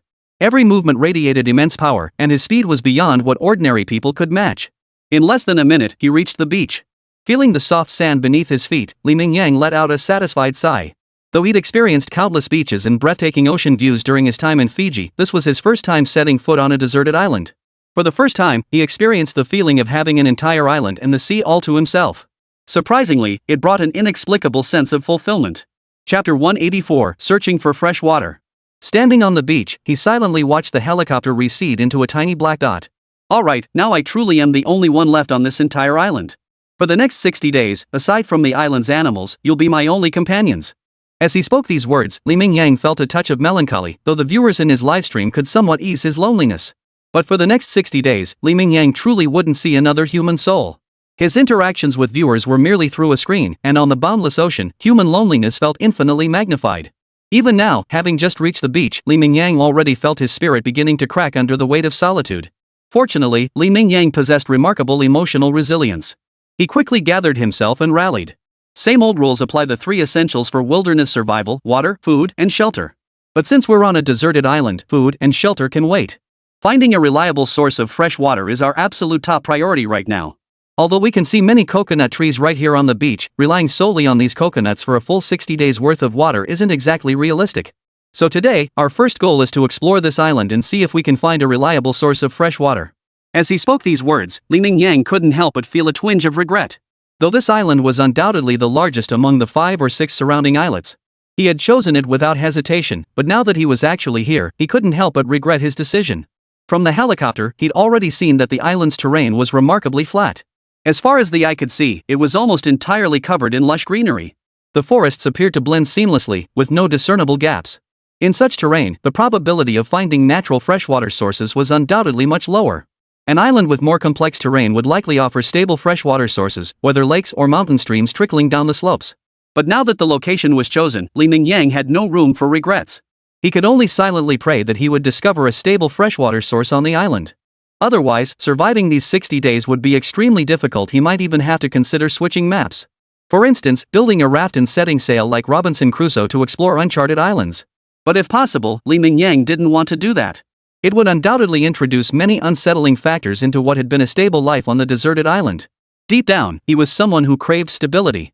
Though his current pursuits involved risk and he even enjoyed adventure, he simultaneously craved stability. The two desires weren't mutually exclusive. Generally, when searching for freshwater sources in the wilderness, you can increase your chances by observing differences in terrain and plant distribution. Unfortunately, I observed the island's terrain from the plane earlier, and it's remarkably flat. The elevation difference shouldn't exceed 20 meters, and it's quite possible it doesn't even reach 10 meters. As far as the eye can see, it's all flat terrain, and the plant distribution appears almost indistinguishable. Finding freshwater resources will undoubtedly be a severe challenge.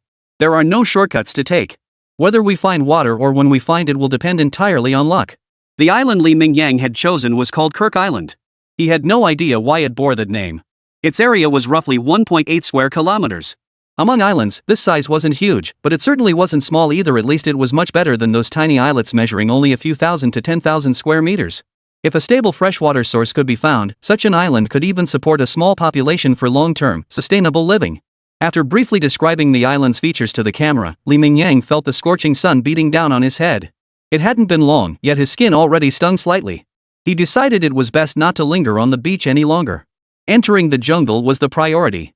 On one hand, he needed to hurry and find freshwater resources. On the other, he could escape this scorching sun. At the same time, Mingyang felt a twinge of regret. Why did he have to show off like that?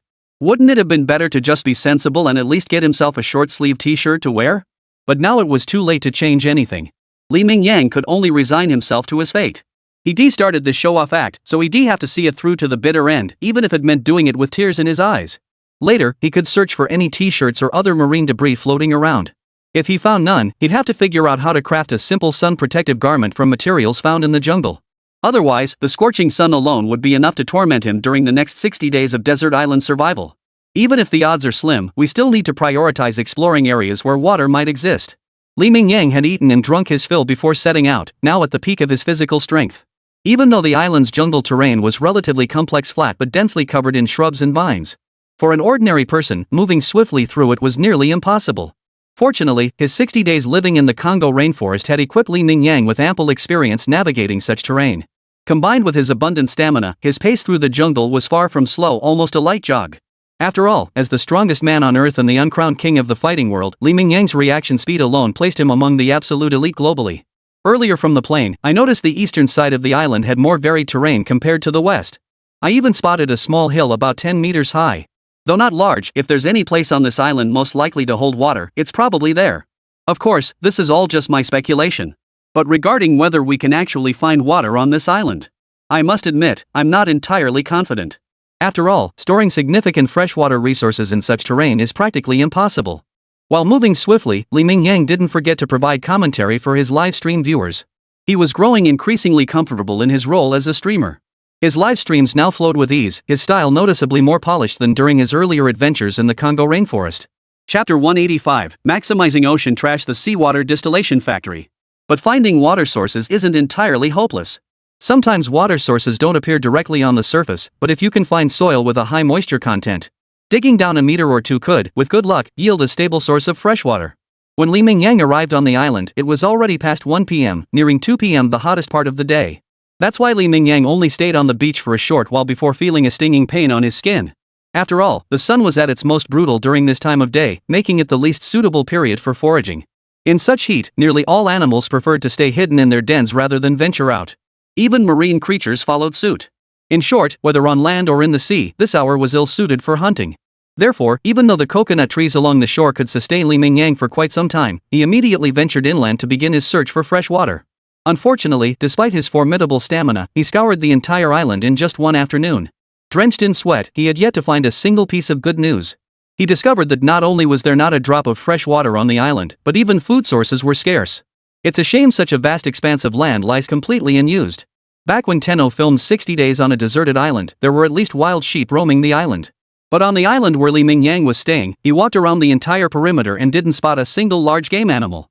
Birds and rodents were plentiful enough, but they were all tiny creatures barely worth mentioning. This discovery left Mingyang feeling rather disheartened. He couldn't help but think that had he chosen an island with even slightly more complex terrain, even if smaller in size, things might have been much better. Even if food remained scarce, he might at least have secured a stable source of fresh water. After all, food could always be obtained directly from the sea. With the ocean at his back, as long as Mingyang dared to venture out, he would never lack for sustenance. In fact, with daily effort on the beach, he could gather a substantial amount of food resources. Watching the sunset gradually sink below the distant horizon, Mingyang's expression couldn't help but turn despondent. Damn it, after circling the entire island, I haven't found a single thing. All in all, this place is definitely not suitable for survival. But come to think of it, that makes sense. If this island were truly livable, with stable freshwater sources, given its flat terrain, it wouldn't still be a deserted island, completely untouched by human development.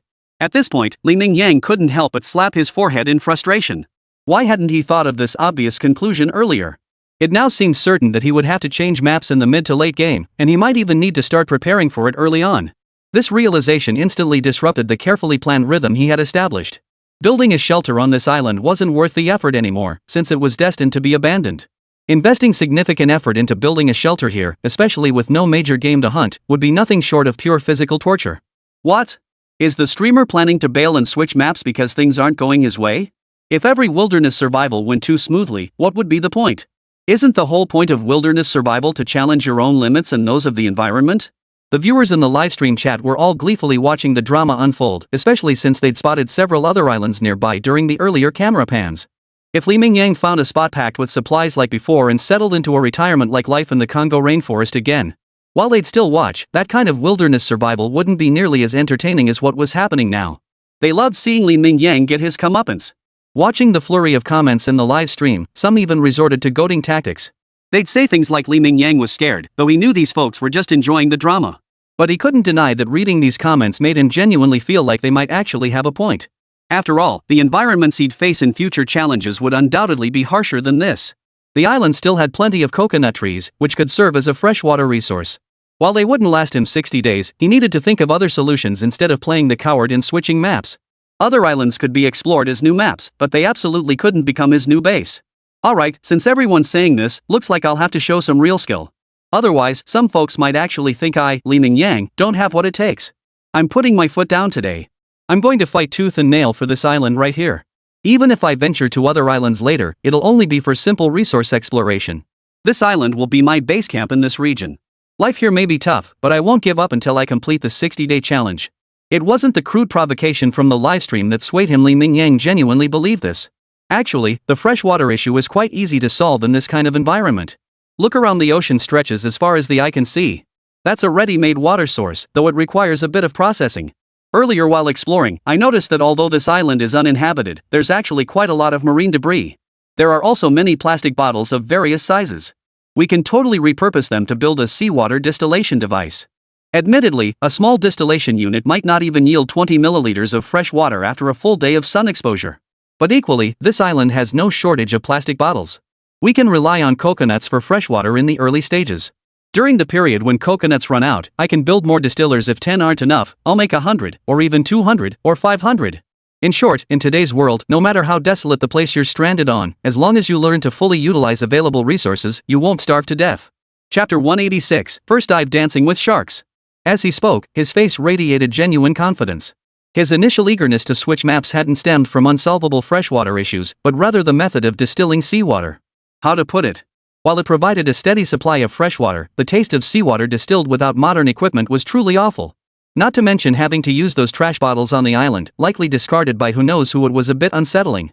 But now that the decision was made, this method of obtaining freshwater became crucial. Fortunately, as Li Mingyang mentioned earlier, Fiji, being a tourist hotspot, never lacks for visitors of all kinds. Add in the local residents, and there's bound to be a fair share of less than civilized individuals among them. So the island was actually littered with all kinds of plastic bottles and such. Li Mingyang even occasionally spotted the large black buoys left behind by fishermen. While these weren't suitable for distillation apparatus, they were absolutely perfect for storing freshwater. While the island's resources fall short of what I initially imagined, I must admit the pure, natural taste of these coconuts is truly exceptional. They say coconut palms thrive best in tropical regions. The scenery here in Fiji is unmatched, and even the wild coconuts taste incredible. Though he had already made up his mind, Li Mingyang didn't act immediately. He'd been running through the forest all day. He estimated the outdoor temperature was at least 35 degrees Celsius. Having gone nearly the entire afternoon without replenishing his water supply, Li Mingyang's lips were now almost completely chapped. Even if he had other tasks to attend to, he should first pick a couple of coconuts to rehydrate and rest briefly in the shade. Not to mention, this was Li Mingyang's first time seeing such azure blue seawater. It perfectly embodied the description from the record of a small stone pool. All seemed to float freely, as if without support. If there was any difference, it was that the water here shimmered like a gemstone, not completely transparent and colorless. Yet this moist, lustrous hue only enhanced the sea's allure. Bathed in the afterglow of the setting sun, it felt like paradise itself. It's just that the island lacks resources, most critically, fresh water. Otherwise, who wouldn't want a private island like this? With such breathtaking ocean views, if only we had a private yacht to complement it, life would be absolutely delightful. Li Mingyang couldn't help but sigh as he savored the evening sea breeze, its refreshing coolness a stark contrast to the midday heat. Then, as if suddenly struck by a thought, he burst out laughing. Though we won't get to enjoy this kind of life during our 60-day survival challenge on this deserted island, we could still manage a scaled-down version. This island may not be my private property, but at least no one should be coming here during this period. As for a house, building a comfortable shelter should suffice. And for the yacht? A shaded raft would do the trick just fine. I even spotted plenty of thorny shrubs growing wild on the island. I'll pick the sturdier ones with larger thorns. Once I have the means, I might even row out to sea on that raft for fishing. How could such a life not be considered a pleasure? Though Li Mingyang currently possessed nothing on the island, not even a sufficient supply of basic freshwater. But that didn't stop him from planning and dreaming about the future. 60 days, even if the first 30 or 40 were rough and tough. Li Mingyang had complete confidence in his abilities. At the very least, he could establish all the fundamental necessities within these 60 days. He would make his little life on this resource-scarce deserted island vibrant and fulfilling. While exploring the island earlier, I didn't find any freshwater, but this time wasn't wasted. As he spoke, Li Mingyang pulled a green rope from his pants pocket, likely a remnant of a fishing net washed ashore from the sea. Fishing nets used for ocean fishing differed from the common inland varieties. This rope was thicker, some strands even as thick as a finger. Though the one Li Mingyang held was about the thickness of a shoelace, he tested it and found it surprisingly sturdy. He was wearing flip-flops with no laces, but with this rope, Li Mingyang could now start a fire using the bow drill method. In such a tropical place, finding materials for survival was incredibly easy, especially since it hadn't rained. After a full day of sun exposure, the driftwood scattered across the beach was bone dry. Thus, in less than 2 minutes, Li Mingyang had gathered all the tools needed for kindling. Under the somewhat stunned gazes of viewers in the livestream chat, it took Li Mingyang less than 15 minutes to successfully light a campfire beneath the trees. To be honest, after watching so many episodes of Uncle D's wilderness survival shows, I always thought starting a fire was incredibly difficult. But after seeing this streamer's technique, it seems like that guy Detsy just isn't very skilled at this. Sometimes he goes days without managing to get a proper campfire going. While Li Mingyang had indeed mastered this skill quite proficiently, he hadn't shown it off much before. Back in the Congo rainforest, he'd been extremely careful with his fire sources, only using shoelaces to start a fire once. So when this effortless, leisurely scene reappeared in the livestream, viewers finally recognized Li Mingyang's true prowess at fire starting. After adding several thick logs to the fire to ensure it wouldn't die out anytime soon, Li Mingyang finally turned his gaze toward the vast ocean before him. After a full day of work with almost nothing to show for it, I shouldn't shortchange myself tonight. Facing the sea, the one thing you never lack is ingredients. While the light is still decent, I'm heading out to sea to try my luck. With that, Li Mingyang leapt gracefully into the ocean, his movements fluid and elegant. However, the viewers in the livestream couldn't help but grow anxious at this moment, as comments flew across the screen like snowflakes. Shark. Streamer, get out of the water immediately. There's a shark in the sea. Chapter 187, Shelter Site Selection: The Advantages of Oceanfront Property. Li Mingyang already had the habit of glancing at the live chat comments from time to time. He naturally noticed the flood of alerts, but he felt no fear whatsoever about the so-called shark. After all, he'd already researched the area before coming. There were no large sharks here, just small ones weighing 30 to 50 pounds at most. Even the largest ones wouldn't exceed 100 pounds, all small sharks, hardly worth Li Mingyang's fear. Not to mention, Li Mingyang was an exceptional swimmer. Coupled with his superhuman strength, even killing fish underwater wouldn't faze him. If anything, they were likely just a plate of food delivering itself to him. However, it was said that sharks excreted urine through their skin, making their meat rather unpleasant to eat. This peculiarity made Li Mingyang feel somewhat queasy. Eating shark meat would essentially be like eating, well, that. Still, Li Mingyang couldn't ignore the audience's well-intentioned warning. Relax, everyone. Not only do I have a sharpened wooden stick in my hand, but if a shark comes near, it's essentially offering itself up as meat. Truth is, sharks aren't nearly as terrifying as you imagine. For starters, I haven't been injured, so there's no blood to attract them. Second, sharks are actually quite manageable. If you regularly watch documentaries like Animal World, you'll see that. Plenty of divers encounter sharks when they go in the water, even larger ones. But if you push them away with your palm against their nose when they approach, they usually won't bother you. It's actually a shark trait: they don't attack immediately. Instead, they test their prey first. Their nose is one of their more vulnerable spots. If you push the shark away, it will perceive you as a formidable opponent. Don't be fooled by their clumsy, brutish appearance. Sharks aren't as dumb as they look. Their intelligence is actually surprisingly high. At the very least, they know to test their opponent's strength before acting. So even if there are sharks in the sea, with my skills, diving in is absolutely no problem. Of course, while everything I've mentioned is true, don't attempt this without sufficient skill. The reason streamers dare to do this is because they're skilled enough to be bold. They have complete confidence in their abilities. Just don't try this yourselves. Li Mingyang was getting increasingly adept at streaming, and he didn't forget to give his viewers a final reminder. You could also call it an instinctive attempt to avoid responsibility. After all, fame brings trouble, a lesson Li Mingyang kept firmly in mind. He certainly didn't want to lose his account just as his career was taking off and he'd finally found a new goal.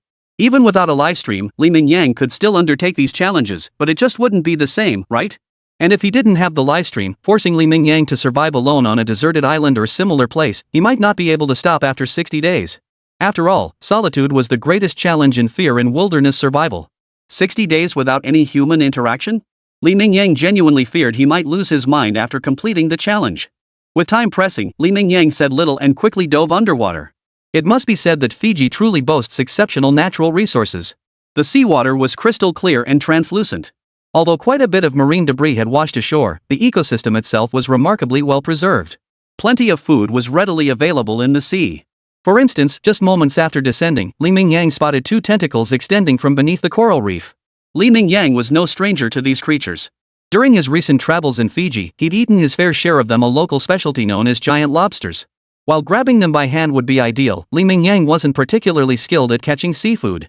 Prioritizing his safety to avoid getting pinched by the lobster's massive claws, Li Mingyang decisively opted for brute force. He aimed the wooden stick at the lobster's position and thrust it down with all his might. Within just 20 minutes or so, before the sun had fully set, Li Mingyang had gathered enough food for tonight's dinner. Back on shore, the bonfire still blazed fiercely, already producing plenty of glowing embers. Without the proper equipment today, grilling was the only primitive cooking method available. Fortunately, they were eating seafood.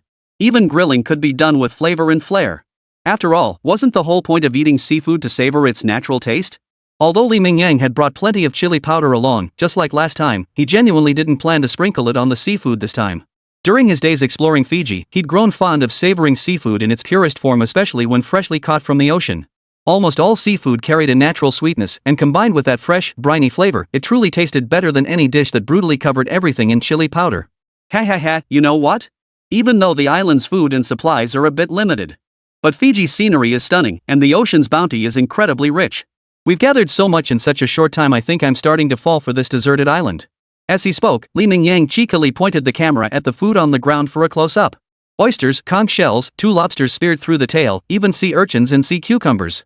To the viewers in the livestream chat, this wasn't wilderness survival, it was a full-blown seafood feast in the wild. Here it comes, here it comes. That familiar feeling is back. Sure enough. Can only say, that's the man for you? Even with a rough start, he never skimps when it comes to eating. We really should have braced ourselves earlier. This guy's style is completely different from everyone else. Even Mr. De faced 3 days of starvation at the start, but watching this guy, I wonder if he'll gain a few pounds over these 60 days? Faced with this scene, viewers in the livestream couldn't help but crack jokes, though their bodies betrayed them as saliva steadily pooled in their mouths. Seafood is an absolute luxury for inland cities, and even coastal cities don't offer it cheaply. Most people are just ordinary office workers, they wouldn't necessarily splurge on such a lavish meal normally. But now, not only was Li Mingyang eating it, he was feasting on the freshest, top-tier seafood straight from the ocean. Paired with the breathtaking beach scenery, a sense of leisure instantly filled the entire livestream. How could anyone not feel envy and jealousy? Guys, today's mission is different from yesterday's. First, we need to collect enough plastic bottles to build a freshwater distillation unit. Second, since we're planning to settle on this island, we need to find a suitable spot to build a shelter. The island environment may look beautiful, but it's also notorious for its unpredictable weather.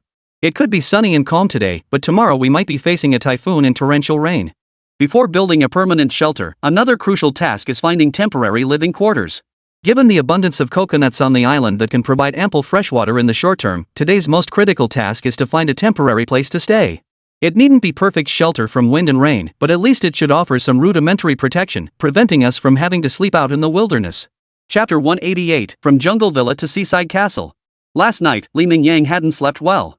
Though the sand was soft, it was hardly ideal for sleeping. If he could, Li Mingyang would have gladly returned to that wooden cottage deep in the Congo rainforest, back to his battered bed that had been complained about countless times. Even a straw-covered wooden bed would be infinitely more comfortable than lying directly on the beach. So early this morning, as the sun's first rays peeked over the distant horizon, Li Mingyang rose before dawn. He immediately began planning his tasks for the day, with the foremost priority being to resolve his temporary living situation. At the very least, he needed a roof over his head and a comfortable place to sleep. However, Li Mingyang didn't regret yesterday's decisions.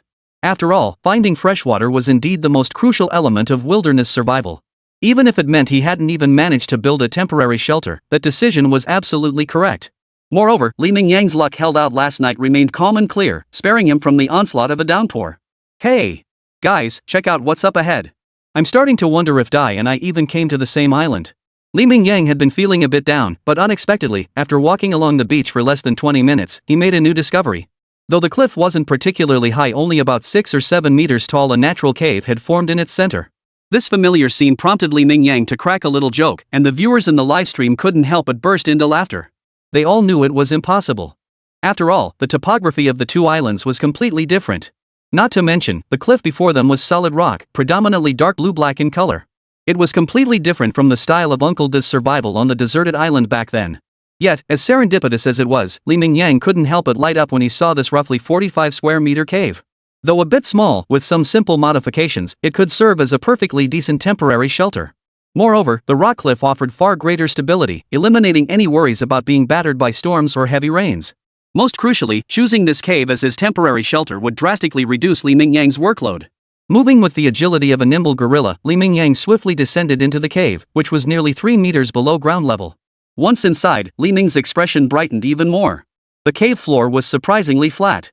Whether from sea winds or other causes, soft sand covered the floor, making it almost effortless for Li Mingyang to prepare a living space. All he needed was a wall to block wind and rain, then a small bed for himself, and he could stay there temporarily. Not bad, not bad. Guys, I gotta say this, to survive out here in the wilderness, it takes more than just raw strength and knowledge in your head. Luck is actually a pretty crucial factor too. Take this cave right here, for instance. If I weren't such a stickler for standards, this could easily serve as our shelter for the next 60 days. But hey, I'm a stickler for quality, so our next mission is to find a spot truly worthy of building a proper shelter. This time, though, I won't be building a wooden hut like I did back in the Congo rainforest. While the island has plenty of materials, the most abundant resource is stone, found everywhere. Compared to a wooden hut, I'd rather build a stone house this time. After all, stone structures stay cooler than wooden ones. This involves a bit of physics. Stone has low thermal conductivity, meaning it takes a long time to heat up or cool down. So during the day, a stone house stays cooler than a wooden one, and at night, it stays warmer. You don't even have to worry about fire hazards with a stone house. The risk of it catching fire is practically non-existent. As he spoke, Li Ming couldn't help but let an expression of anticipation flicker across his face. Even though the start of this venture was unfavorable, Li Mingyang had no intention of lowering his standards for living quality by even the slightest degree. At worst, it would cost him more time, but when it came to quality of life, Li Mingyang had strict and serious standards. Unlike that guy Deji, who constantly boasted about surviving well in the wilderness and proving his abilities. But perhaps being naked really wasn't conducive to wilderness survival, as nearly every challenge ended up being a complete failure. This was something even Li Mingyang had to admire. He couldn't speak for other aspects, but at least he possessed a stomach of steel. While the jungle cabin is quite nice, we're now by the sea with such perfect scenery. If I didn't build a splendid stone seaside castle, wouldn't that be a disservice to this humble Li who traversed thousands of miles of arduous roads to reach this beautiful island? Chapter 189, Food Crisis. Li Mingyang wasn't just bragging, he'd carefully assessed his current situation. First, facing the sea meant food was never in short supply. Today, less than half an hour in the ocean had already provided more than enough for a hearty meal. If only he had the means to preserve food long-term, Li Mingyang was even considering starting a food reserve. Though the means weren't available yet, that didn't mean Li Mingyang couldn't take some initial steps. For instance, as previously mentioned, he could find a suitable location to build a stone house, essentially a seaside castle. Even without food reserves, the vast ocean served as a natural granary. Li Mingyang could easily carve out time each day after work to fill his belly. Building a house, especially a stone one, would undoubtedly demand considerable effort. Stone itself was far heavier than wood, not to mention the additional tools required to construct a proper stone structure. For instance, finding suitable clay on the island, mixing it with water and even adding some licorice to create a binding agent. This would ensure the house was draft-proof and watertight. Beyond that, stone construction actually requires wood too. It's essential for reinforcing walls and supporting the roof. All in all, the scale of this seaside villa project far exceeded that of the wooden cottage built in the Congo rainforest. The physical exertion required of Li Mingyang was absolutely incomparable to that of building those two-story wooden cottages. Snap! But that was all for later. Right now, Li Mingyang's immediate priority was to make minor adjustments to the cave he'd discovered, rendering it more habitable. He walked straight to the island, selected a suitable straight piece of timber, and without any tools, kicked it precisely where he wanted. A loud snap echoed through the air. Witnessing this brutal scene, viewers in the livestream chat couldn't help but exclaim, here it comes, that familiar feeling. Every time I see this, it feels like the streamer isn't even human. Is this really strength a normal person can possess? No wonder all viewers were completely convinced Li Mingyang could thrive on the island. While resources on the island were somewhat scarce, it faced the sea. As long as food was plentiful and fresh water could be secured. With Li Mingyang's superhuman physique, crafting a comfortable living space for himself was hardly a challenge. Seeing him now, looking like a bulldozer incarnate, even though viewers had witnessed it countless times, they still couldn't help but marvel. If Li Mingyang had been born in ancient times, even without brains but just his physique, he could probably have become a duke or something. After all, with a physique like his, just throw him onto the battlefield clad in heavy armor, and he'd be a veritable bulldozer, a one-man army against thousands. As a vanguard commander, with Li Mingyang leading the charge at the forefront, they couldn't fathom who in ancient times could possibly withstand such a human tank. Moreover, with the experience gained in the tropical rainforest and the fact that the trees on the island were nowhere near as thick as those in the rainforest, Li Mingyang's efficiency proved even more astonishing than his performance in the Congo rainforest. Within just 1 or 2 hours, he had already carried several bundles of timber back to the cave. Though the cave entrance was over 3 meters above ground level, a height that would normally make transporting logs extremely difficult and energy-consuming for most people. But Li Mingyang was no ordinary man, and his solution was straightforward and forceful. What seemed like immovable logs to ordinary people felt almost weightless in Li Mingyang's hands. A bundle of wood, tightly bound with vines, weighed at least 200 or 300 pounds. After positioning himself below the cave entrance, Li Mingyang aimed and hurled the bundle with all his might. The vexing problem of transportation was instantly solved. Viewers in the livestream chat couldn't help but cringe. Doubts surfaced once more. Was this thing even human? Or some kind of Terminator robot from the future? With the wood prepared, the next steps were straightforward. First, he used the timber to construct walls. Li Mingyang only planned to leave a small doorway for himself. Although rain might seep in through that spot later, it wouldn't affect his comfort while resting. After all, this was inside a cave, and Li Mingyang needed to build a campfire inside. Forget about a chimney unless Li Mingyang could drill through the rock ceiling. Or unless he could get his hands on steel and cement to build a winding chimney out of the cave. But these were undoubtedly impossible, so he could only leave a large opening, at least allowing the smoke and carbon dioxide from burning wood to vent out. Even though his current physical condition was beyond that of ordinary people, carbon monoxide poisoning would still guarantee a dead end, no exceptions. Under the stunned gazes of his livestream audience, Li Mingyang completed a fully functional new shelter in less than an afternoon. Leveraging the cave's existing structure, Li Mingyang's workload was essentially limited to building walls. He didn't even need to worry about drafts. A few minor gaps were perfectly acceptable to him, as long as they didn't let in torrential rain. This design even ensured Li Mingyang's own safety, guaranteeing excellent ventilation. Next came a simple wooden cot. This time, Li Mingyang hadn't found any suitable stone for making stone tools. For comfort, he selected straight logs about as thick as a big toe. This ensured the wood could support his weight. It also significantly improved the bed's flatness. Combined with some leaves and dry grass he gathered on the island, he easily crafted a reasonably comfortable little bed. Finally, he gathered stones of various sizes and built a simple stove, essentially just arranging stones into a C shape. This allowed Li Mingyang to have his hands free while processing food or grilling. Thus, the rudimentary shelter built within the cave was complete. On his second day on the island, Li Mingyang had already escaped the awkward predicament of using the sky as his blanket and the earth as his bed. Guys, to celebrate moving into our new place today, even if it's not exactly ideal, at least we've got a proper spot to stay on this island. So I plan to use the remaining time to scour the sea for food and prepare a seafood feast to treat myself. By the time Li Mingyang finished all his tasks, the sun indicated it was only around 3 or 4 in the afternoon. Plenty of time remained for him to hunt for food. Gazing at the azure sea stretching before him, Li Mingyang felt brimming with confidence. With all this time, if he couldn't manage to prepare a seafood feast for himself, then he, Li Mingyang, might as well forget about this whole deserted island survival thing altogether. He might be better off heading home while he still had some money left to live a life of leisure. With these thoughts swirling, Li Mingyang leapt decisively into the ocean. But he soon realized something was off today. Yesterday, after entering the water, he could see all kinds of food with his own eyes. In fact, his dinner last night had been a selective harvest, plenty of things he knew were edible but didn't particularly like, so he hadn't brought them back. Today, however, after searching the sea for over 10 minutes, his haul was pitifully small. It was as if overnight, all the edible creatures in the sea had vanished without a trace. Chapter 190, Typhoon strikes 3 days of hunger and cold. This sudden turn of events left Li Mingyang utterly baffled, while an uneasy foreboding began to take root in his heart. Could something unexpected be about to happen? After all, Li Mingyang knew that before disasters struck, small animals were usually far more alert than humans. And now, within just a single day, this bizarre situation had caused the marine ecosystem to undergo an almost earth-shattering transformation. This couldn't help but heighten Li Mingyang's vigilance. Regardless, Li Mingyang's immediate priority remained securing sufficient food for himself.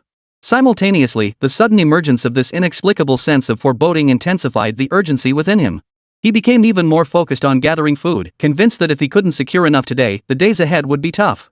Though there was no scientific basis for his thoughts, nor any evidence to support them, he chose to trust this gut feeling. After all, on a deserted island, even if it meant some waste, stockpiling food in advance couldn't hurt. Even if some went to waste, Li Mingyang could at least consume the vast majority before it spoiled.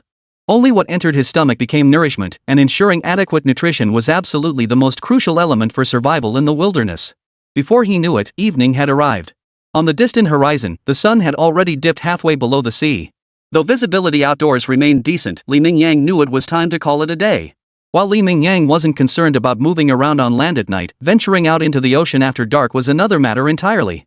If swept away by offshore currents, he could easily become lost at sea in the dim light. He had loved reading Robinson Crusoe as a child, but he certainly didn't want to experience true shipwreck and drifting at sea himself. Compared to an island with supplies, drifting alone on the boundless ocean would be the most despairing experience imaginable. Even Li Mingyang himself wasn't sure he could survive in such an environment. As he had said before, he still had plenty of good days ahead of him and wouldn't risk his life for nothing. Yet, gazing at the spoils of his half-afternoon's labor today, Li Mingyang couldn't help but feel a wave of despondency wash over him. Yesterday, this place had felt like paradise, yet today everything had changed completely. Over 3 hours of searching had yielded only one stray lobster that had slipped through the net, the rest being mostly shells of various sizes. Many had been pried off exposed reefs, and though they appeared numerous, piled into a small mountain. But Li Mingyang knew full well that the shells themselves accounted for at least 70% of the weight. The actual edible meat, the part that would nourish his body, wouldn't exceed 5 pounds at most.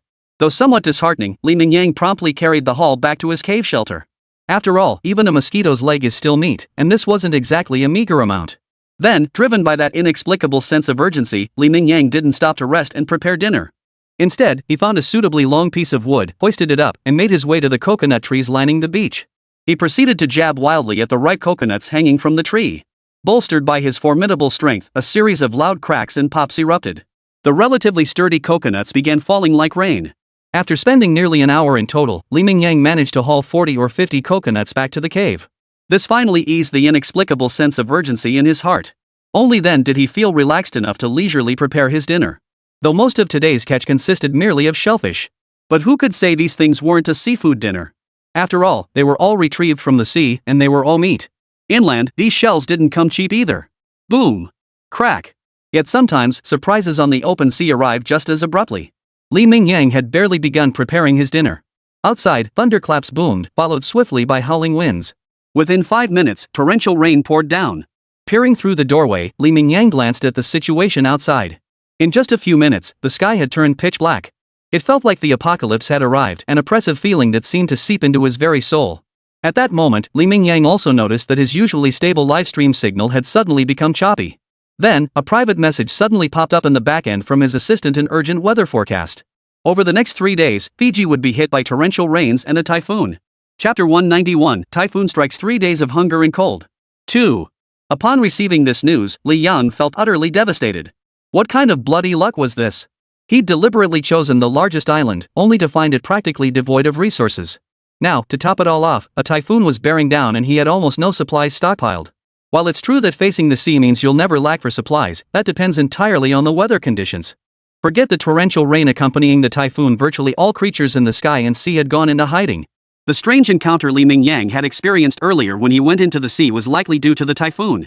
Even without venturing into the sea, the mere turbulence of the typhoon-driven waves combined with the relentless downpour made simply stepping outside a potentially dangerous endeavor. Thus, a severe problem now loomed before Li Mingyang.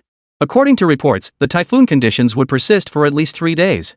His current food supply consisted solely of the pile of shells before him. All the meat combined would barely exceed 5 pounds. For an average person, this might suffice for 3 days, but for Li Mingyang? This amount of meat wouldn't even be enough for a single meal. In other words, Li Mingyang now faced the same predicament as Daji. A rough start, he'd likely go hungry for 8 meals over 3 days? And that's assuming Li Mingyang ensures he gets a full meal later. If he wants to save some food for unexpected situations. If he divides this meager food into several meals, it would mean going hungry 9 times over 3 days. Recalling his earlier boasts, Li Mingyang suddenly wondered if this was karma coming back to bite him. As the old saying goes, pride comes before a fall. He had indeed been overly confident in his abilities, overlooking the power of nature. Since arriving on the island, Li Mingyang even felt that the sense of urgency he once carried had faded. He approached everything with leisurely ease, as if every problem could be effortlessly solved by his own abilities. Such thinking might have been fine before. After all, whether facing ferocious beasts or minor troubles. Under Li Mingyang's formidable physique, these difficulties were hardly obstacles at all. But now, facing the pitch-black sky and howling gales outside, Li Mingyang truly felt his own insignificance. No matter how formidable his physique might be, it seemed utterly insignificant when confronted with the true, overwhelming power of nature. Then, a worse situation unfolded. Due to the typhoon and torrential rain, the live stream signal vanished completely. In other words, Li Mingyang was now completely cut off from his livestream audience and even his support team. Even though a makeshift signal tower had been hastily erected on the island beforehand, it was nothing more than a rudimentary structure. Against such weather, it offered little to no protection. In fact, it was highly likely that the makeshift signal tower had already collapsed under the onslaught of the fierce winds and torrential rain within just a few minutes, let alone providing Li Mingyang with a stable live stream signal or a channel to contact the outside world. Fortunately, Li Mingyang still had a newly constructed temporary shelter. This sturdy cave would at least shield him from the downpour and gales. Apart from the risk of hunger, the external environment posed little immediate threat to Li Ming. This sudden turn of events left Li Mingyang stunned for a long while. It took him over 10 minutes to finally snap back to reality. Although the sudden storm had cooled the air considerably, the food he'd brought back still wouldn't keep for long. Therefore, Li Mingyang had to act quickly to process the food at the very least, cook it to extend its shelf life somewhat. The best solution would be to consume all the food immediately to avoid spoilage and waste. If Li Mingyang had a pot, he could extend the food's shelf life by reheating it repeatedly. Unfortunately, Li Mingyang lacked such resources, possessing only a campfire. He was actually relieved that he'd acted quickly earlier, moving the campfire into the cave along with a good supply of firewood. Had he been any slower, he wouldn't just be unable to process the food, he wouldn't even have basic lighting. Outside, the sky was pitch black. Inside his small cave, it would likely be so dark he couldn't see his hand in front of his face. Before he knew it, the morning of the third day arrived. While visibility outside had improved somewhat, the surroundings remained a gloomy haze. The torrential rain persisted. Li Mingyang had grown accustomed to the occasional sounds of rocks tumbling and trees snapping nearby. This was his first taste of the ocean's brutality, even though he now had a sturdy shelter and was still on land. Yet the raging weather still gave him the illusion of being adrift in a small canoe on the open sea. Yet these sensations were secondary to Li Mingyang's current state. He felt his stomach growl, the hunger pangs turning into a dull ache. Gazing at the still overcast skies outside, Li Mingyang's expression darkened considerably.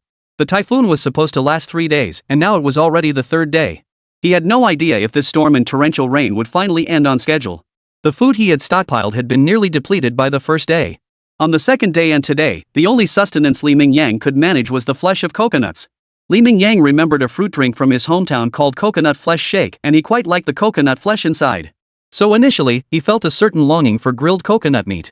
But after just one bite, his face immediately contorted into a mask of agony. The two were completely different things.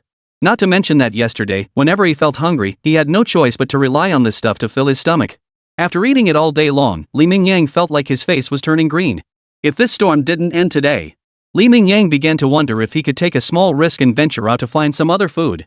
Even if it couldn't fill his stomach completely, at least it would give him a change of taste.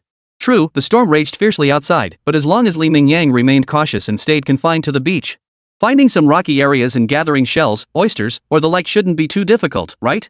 As for getting his clothes wet, there was a campfire in the cave. He could keep himself warm and dry his clothes quickly. Given this rare weather, Li Mingyang even wondered if, with enough luck, he might stumble upon fish washed ashore. All in all, weather like this wasn't entirely bad. With good luck and enough courage, one could genuinely scavenge quite a bit of edible food along the coast. Chapter 192, Desert Island Survival is definitely the best way to lose weight. Though an intense urge surged within him, Li Mingyang almost wanted to dash straight into the downpour right now, sprinting to the beach to hunt for food and upgrade his meager rations. But gazing at the raging wind and torrential rain outside, he decided it wouldn't hurt to play it safe. After all, he'd only gone without food for a single day. A person could survive over a week without food, and there were coconuts in the cave. During this time, Li Mingyang had also collected a fair amount of fresh water using halved coconut shells. He also had several relatively intact plastic bottles he'd collected earlier, each filled to the brim with fresh water. Li Mingyang's fresh water supply had been substantially replenished in just these few days. In fact, even if the island ran completely dry of coconuts, relying solely on this stored freshwater would provide Li Mingyang with at least 10 days, or even half a month, of water. Therefore, distilling seawater was no longer an urgent priority for him. Rather than distilling seawater, Li Mingyang planned to collect as many plastic bottles as possible from the island immediately after the downpour ended. Although the island was relatively flat, there were inevitably some low-lying areas. If he acted swiftly, he could gather significantly more freshwater resources in these areas. Though the idea was sound, Li Mingyang quickly dismissed it. He knew the water pooling on the ground was teeming with bacteria. At first glance, it might appear clean, but drinking it directly was unsafe. Not to mention storing it in a sealed container for an extended period that was practically impossible. It likely wouldn't even take 10 days in the scorching outdoor heat for these precious freshwater resources to spoil. It would turn a murky green, and might even become infested with all sorts of strange little creatures. Ugh! When will this weather ever end? Since the live stream lost signal, Mingyang experienced for the first time the profound loneliness of being stranded alone on a deserted island. Though he hadn't succumbed to negative emotions or thoughts yet, the feeling of being utterly alone in the entire world, with no one to communicate with, was truly unbearable. And to make matters worse, while enduring this isolation, he also had to endure hunger. I should have brought my little assistant along when I first came up here.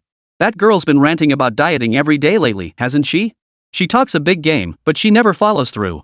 If I'd brought that girl along to starve on the island with me for a few days, plus all the chores I have to do every day, losing weight would be a piece of cake. She'd lose at least a pound or two every single day. Survival on a deserted island is absolutely the most perfect weight loss program in choice. Maybe after this trip, we could consider launching a program like that? Use weight loss as an incentive to get women to spend.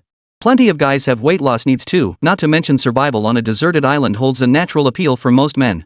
As long as we handle logistics and life monitoring properly, it seems like attracting investment might actually be feasible.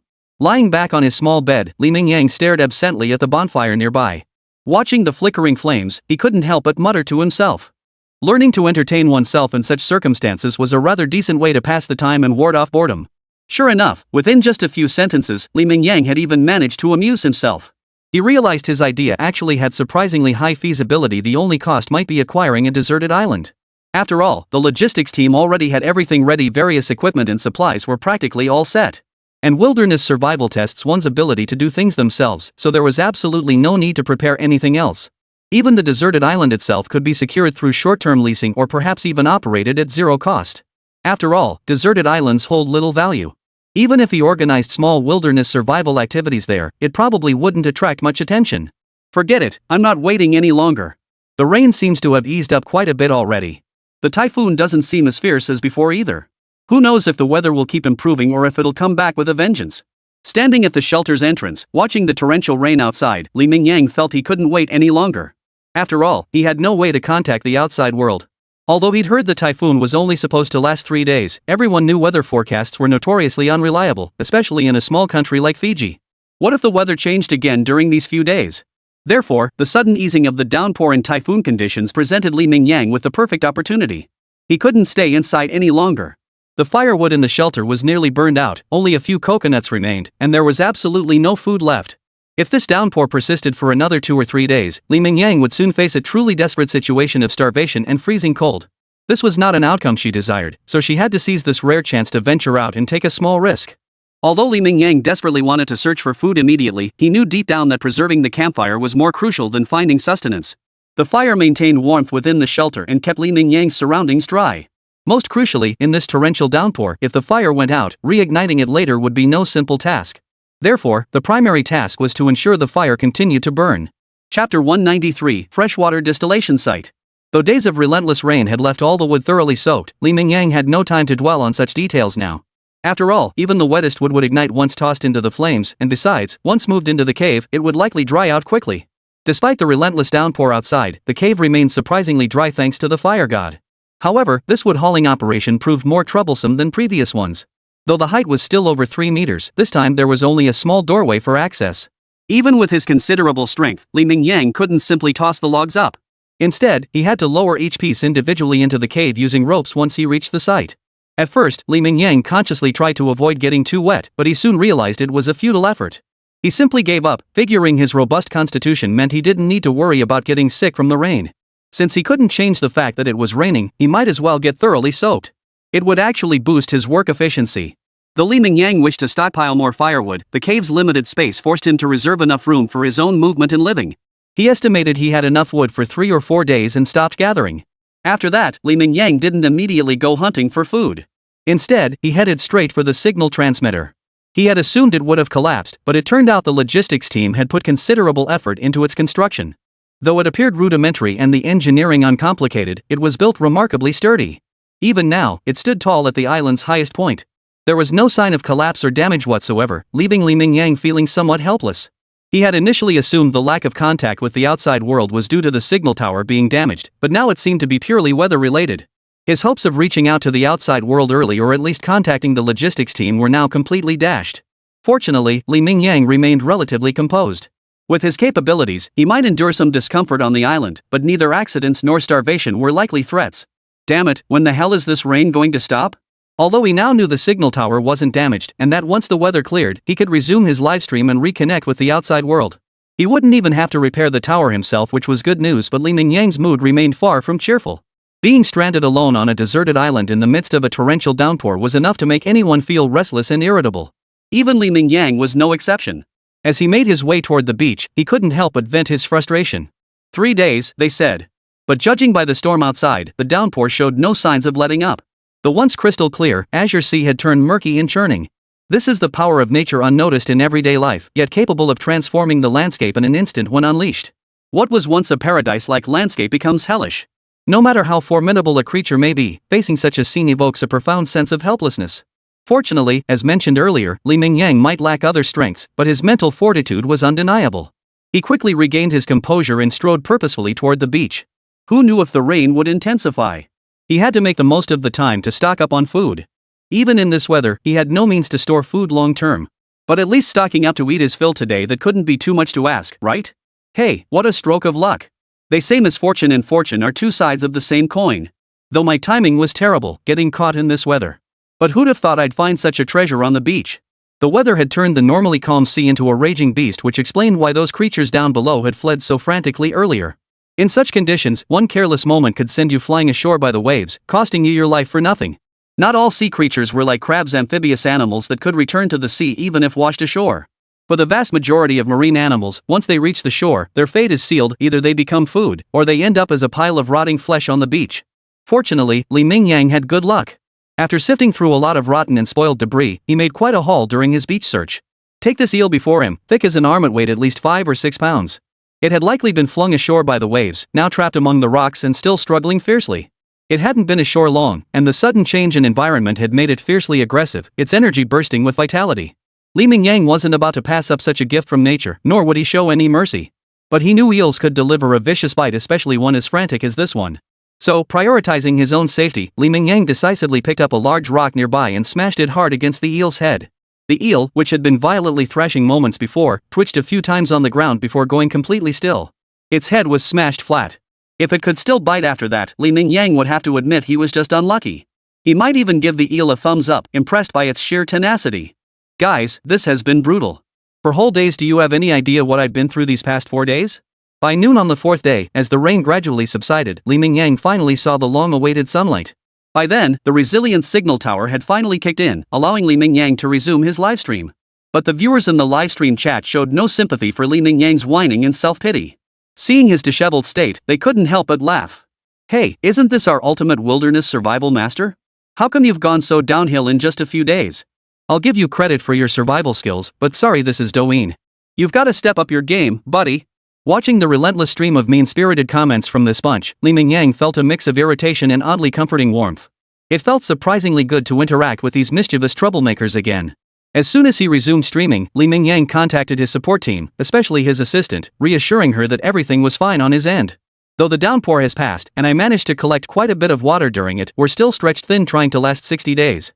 The original plan still needs to proceed. Besides, these past few days haven't been idle for the streamer. Bored out of my mind in the shelter every day, I might as well get some prep work done ahead of time. As he spoke, Li Mingyang turned the camera toward the bottles and jars scattered on the ground, all of which he had processed. Though they didn't look particularly appealing, each was a fully functional seawater distiller, a renewable energy source powered solely by the sun's heat. The principle was simple: pour seawater into the bottom jar, place it in direct sunlight, and let the sun evaporate the water. The vapor would then condense into water droplets at the top of the bottle, eventually dripping into the receiver below. It was hard to say how much fresh water could be collected in a day, probably just a small sip. But with enough distillers, the problem of fresh water supply could be solved. Chapter 194, Moving to a New Home. Finding a spot for this seawater distillation was easy. The vast, flat beach right outside served as a natural drying field. The island's terrain was remarkably flat, ensuring the beach's central area received ample sunlight regardless of the sun's position. Most crucially, this location was very close to the shelter, making it convenient for Li Mingyang to access the freshwater supply whenever needed. Finally back online, the long-awaited feeling had Li Mingyang brimming with motivation. Even the simplest tasks ignited his passion for work, leaving him no time to greet the viewers in the livestream chat. After briefly explaining the distiller's operating principle, Li Mingyang eagerly began constructing the freshwater distillation plant. Though there were only over 30 distillers, the freshwater they produced wouldn't even cover half a day's needs for Li Mingyang. But on this barren island devoid of resources, these rudimentary distillers represented cutting-edge technology. And with a scale of over 30 units, it was substantial enough. Why not indulge in a little self-amusement and dub it the Freshwater Distillation Project? As for the teasing in the livestream chat, Mingyang simply ignored it. His motto was clear: as long as he wasn't embarrassed, the only ones left feeling awkward were the others. To be fair, during the typhoon and torrential rains earlier, food was actually plentiful. We didn't even need to go out to sea, just walking along the shoreline yielded plenty of supplies. But compared to that kind of weather, I much prefer the sunny and breezy conditions we have now. Sunshine, crystal clear water and sandy beaches, plus the occasional sip from a coconut. This is what life is truly about. On the first day of resuming his livestream, Mingyang didn't plan to schedule himself too tightly. Perhaps the recent downpour had shifted his mindset a bit, adding a touch of zen-like calm. As the old saying goes, things will work themselves out. There was no need to stress himself out. Whatever came his way would find a solution. Just take things step by step. Making everything so rigid might seem to boost results at first glance. But upon reflection, it seemed unnecessary. The ultimate goal and outcome remained the same: completing the 60-day desert island survival challenge. As long as that goal is met, the process itself doesn't warrant excessive concern. Damn it! That familiar feeling is back again. This guy genuinely can't go a day without making us suffer. He's a backstab master, not some survival expert.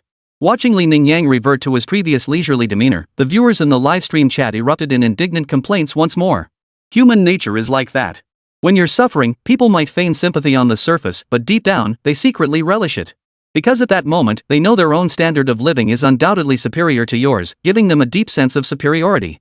But when they see you living the life they can only dream of, almost everyone can't help but feel a pang of envy. Mingyang understood the mentality of these little brats in the livestream room all too well. Except for when he first resumed streaming, when he was somewhat excited and treated these little brats a bit better. Now back to his usual self, Mingyang wasn't about to let these chaps in the livestream room off easy. Making them gnash their teeth in frustration? That's precisely what Mingyang strives for. How did that saying go? Ditch your personal integrity and embrace a life of moral bankruptcy. Mingyang thought that phrase hit the nail on the head. Guys, I know you're impatient, but hold your horses. As the saying goes, slow and steady wins the race. This is my long-term residence on the island. Isn't it better to invest more time and effort to make it sturdier, more durable, and also more refined? I don't want this so-called castle collapsing after just a few rounds of typhoons and downpours next time. Then we'd have to crawl back into that tiny cave. Honestly, I'd much rather have a proper house than live in a cave. In the blink of an eye, nearly half a month had passed since Mingyang arrived on the island. He and his livestream audience had returned to their usual dynamic of loving and bickering with each other. But since his mindset shift, Mingyang approached everything with a leisurely pace, sometimes so unhurried it made viewers squirm with impatience. Take this house building project, for instance. His last jungle cottage had been completed in just a couple of days. But this time, it took over a week just to get the main structure up. When the full view of this seaside castle appeared on screen, the viewers in the livestream chat couldn't help but admit that the time spent was well worth it. At the very least, both its exterior and intricate details far surpassed the previous so-called cottage. In fact, viewers felt an urge to kick Mingyang out and move in themselves. But having grown accustomed to Mingyang's previous rapid pace, they felt genuinely unsettled by this starkly different efficiency. Alright, no need to rush me, folks. At most, it'll be ready in the next day or two. Your streamer will be moving into the new place soon enough. The main structure is done. The remaining bits and pieces? That'll be wrapped up in no time. Chapter 195, Learning from Mistakes, Stockpiling Food. Though he spoke confidently, Mingyang couldn't help but feel a pang of regret. He had regretted choosing this island more than once. While spacious, it was resource-poor, so barren that even a solid rock was hard to find. Even if he wanted to do some basic woodworking with the timber he'd gathered, it was like trying to cook without ingredients. He simply had no effective means to process it. Even now that the new house was built, there was nothing: no table, no chairs, not even his own little bed. Mingyang could only select pieces of wood with relatively suitable thicknesses for crafting, just as he had done in the cave shelter. Unlike in the Congo rainforest, he couldn't achieve a truly flat surface using stone tools. Still, the seaside cottage was finally complete. While the furnishings left something to be desired, it was infinitely better than living in a cave. After all, this was a house he had built with his own hands. Spanning about 10 square meters, it was not only more spacious than the cave. Lighting and ventilation were meticulously designed during construction. Windows and doors could be opened or closed at will whenever Mingyang needed them. If another violent storm hit, shutting the windows might sacrifice some light, but in such weather, even if it was pitch black outside, as long as the house stayed dry and warm inside. As for drafts, Mingyang had no worries about that either. Thoughtfully, he'd built a fireplace during construction. Any smoke or fumes would simply vent out through it, eliminating that worry entirely. Now that he had this dry, spacious shelter, Li Mingyang planned to furnish it and put some projects into action. The sudden typhoon and torrential rain he'd encountered last time had left him starving for days inside the cave shelter. Although he hadn't gone hungry after braving the rain to go out, the feeling of walking alone in the raging storm was truly unbearable.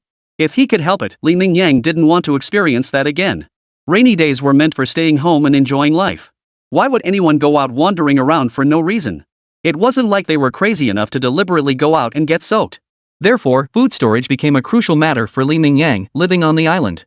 Now that he had the means, even seafood could be preserved for extended periods through smoking. In the dry interior of the house, there was no need to worry about food spoiling prematurely due to humidity or other environmental factors. As long as he properly smoked the food he gathered, Li Mingyang could rest easy in his new home should any unexpected situations arise. No matter how fierce the storms raged outside, they couldn't disrupt his peaceful little life. It must be said that Li Mingyang was quite the resourceful fellow. Since the old shelter was no longer needed, he simply repurposed it. First up was his little bed. He simply hauled it straight from the shelter to his new home. After all, he didn't have the skills to build a better one, so why waste the time? As for the remaining furniture like tables, Li Mingyang used the existing wood from the shelter. This approach avoided waste and unnecessary disruption to the island's natural environment. Second, it saved him a ton of energy. With everything already available, there was truly no need to go through the hassle of selecting new materials. Even if he could find better wood, the improvement in quality would be minimal. It was better to just make do with what he had.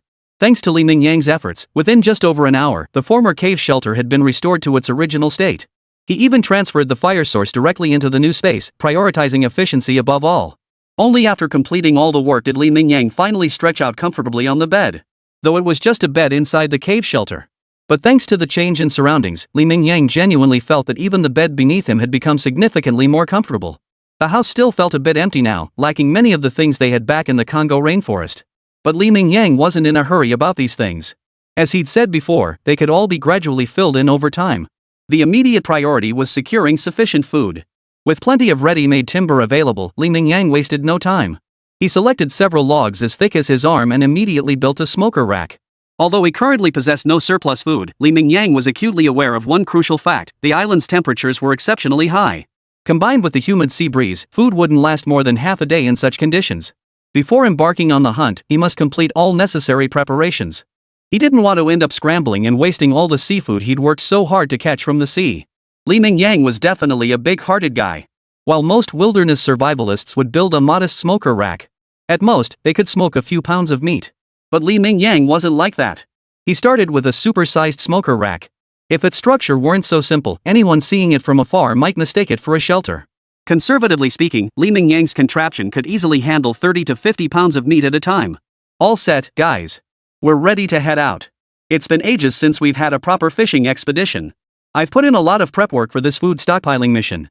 I even have a secret weapon. Remember how curious you were about that contraption I built? You'll find out what it is soon enough. Li Mingyang hadn't wasted a single moment lately. He'd been building houses non-stop during the day, and he hadn't been idle at night either. After all, he couldn't possibly sleep 10 hours a day. Li Mingyang simply didn't require that much rest. So during his free evenings, he'd sit by the campfire crafting little contraptions. The most valuable find among these was a small steel rod he'd picked up from the beach trash earlier. It was only about 40 centimeters long and as thin as the tip of a chopstick, nothing particularly large. When he first found it, Li Mingyang was beyond excited. His first thought was to forge it into a knife. Though challenging, it wasn't impossible. With charcoal prepared in advance, crafting a simple knife was feasible. But Li Mingyang soon realized this thing probably wouldn't be of much use to him. Even if he managed to craft it into a knife, it would only be a small one, useful at best for minor tasks in the kitchen. But since the vast majority of his diet consisted of seafood, he really didn't need such a thing. So Li Mingyang set the small steel rod aside. Then one day, while fishing at sea, inspiration struck. He remembered the spear guns many fishermen used. He had the rebar, and he'd once found half a broken tire who knew how it had washed ashore. With these two items and the islands would supply, Li Mingyang could easily craft a simple spear gun. As for the small steel rod, Li Mingyang made a minor modification. He not only polished it to a mirror-like shine but also fashioned a small barbed hook at the tip. Once this rebar pierced a fish, that barb would ensure the fish had no chance of escape. Chapter 196, Fierce Battle with the Shark Pack. Why was Li Mingyang so confident in his homemade spear gun? The main reason lay in his formidable physical strength. He had arranged a full 8 pieces of tire cord, each barely as wide as a thumb, 4 on each side. For an ordinary person, it might be impossible to even pull it taut. Such immense kinetic energy was concentrated onto a single slender steel rod. The velocity it would achieve upon release was unimaginable. Even in seawater, ordinary small fish would have virtually no chance to resist this steel rod. Before they could even react, the rebar would already be violently embedded in their bodies. Combined with the barbed hook design, whether the rebar pierces cleanly through or embeds itself in the fish's flesh, there would be no chance of escape for the struck fish. With this contraption in hand, Li Mingyang felt confident he could strike even larger creatures, even sharks, with a single hit. The only potential for escape lay in the rope itself, the makeshift line Li Mingyang had fashioned from a discarded fishing net he'd found on the shore. After Li Mingyang wove it, it was thick enough to fit around a little finger. While it was strong enough that most people couldn't break it, it was still a rope that had been exposed to the elements for who knows how long. Compared to the fresh, store-bought stuff, its durability was certainly incomparable to those new products. Still, it was more than sufficient for catching ordinary small fish. Beyond that, Li Mingyang thoughtfully fashioned a fish basket from the net to hold his catches. This way, he wouldn't have to return to shore after every catch, allowing him to gather a substantial amount of food in a single trip. After all, Li Mingyang had woven this small fish basket with exceptionally fine mesh. Even a 10 centimeters fish that slipped inside would be unable to escape. As for whether the blood scent might attract ocean predators, Li Mingyang expressed complete indifference to this concern. Having a weapon in hand versus being unarmed were two entirely different concepts. Now, even facing a genuine large shark, Li Mingyang felt not a shred of fear. He was ready to take it on. With his formidable physique and sharp weapon, if he couldn't handle a mere shark, wouldn't all his years of grueling training have been a joke?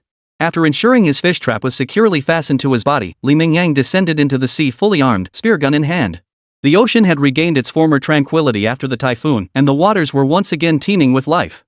Not to mention the substantial coral reefs surrounding the island. This place was undoubtedly a paradise for all kinds of marine life.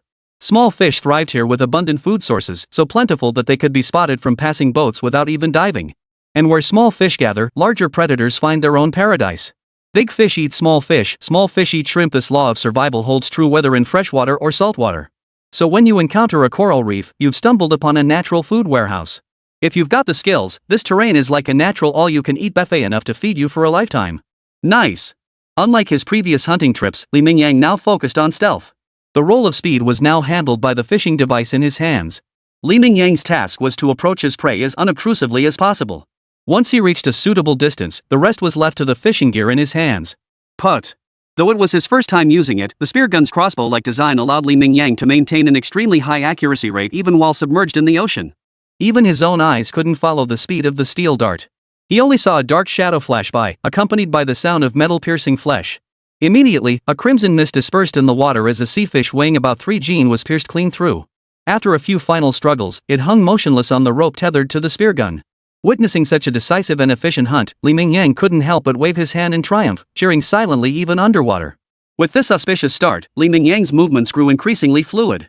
One fish, then two. In just 30 to 40 minutes, Li Mingyang's fish basket had filled with over 10 fish. Even the smallest weighed over 2 Gene, and the fish basket was now packed to the brim, holding at least 30 to 40 Gene of fresh fish meat. Though Li Mingyang still felt somewhat unsatisfied, he knew today's catch was sufficient. Continuing to catch more would be too much for his smoked meat business to handle. But just as he was preparing to leave, an unexpected situation arose. The blood trail from over a dozen fish was likely too conspicuous, acting like a beacon in the night. Without warning, over a dozen sharks of various sizes had gathered around Li Mingyang. Chapter 197, Another Typhoon. Damn weather. Damn it. Faced with this sudden turn of events, Li Mingyang wanted to slap himself for his earlier words. What kind of jinx was he? Just moments ago, he'd boasted he wasn't afraid of sharks, and now, here they were. Using spear guns for fishing was common among coastal fishermen and usually drew little attention from sharks. While it's true sharks are highly sensitive to the smell of blood and might chase it across vast distances if they detected it in the ocean. But in reality, most sharks aren't that bored. Countless fishermen use this method, yet only a few actually encounter sharks. Yet his mouth seemed to have some kind of supernatural power. Not only did it attract sharks, but a whole pack of over 10. While a significant part of this was due to the fact that the island where Li Mingyang was struggling to survive was naturally home to a large shark population.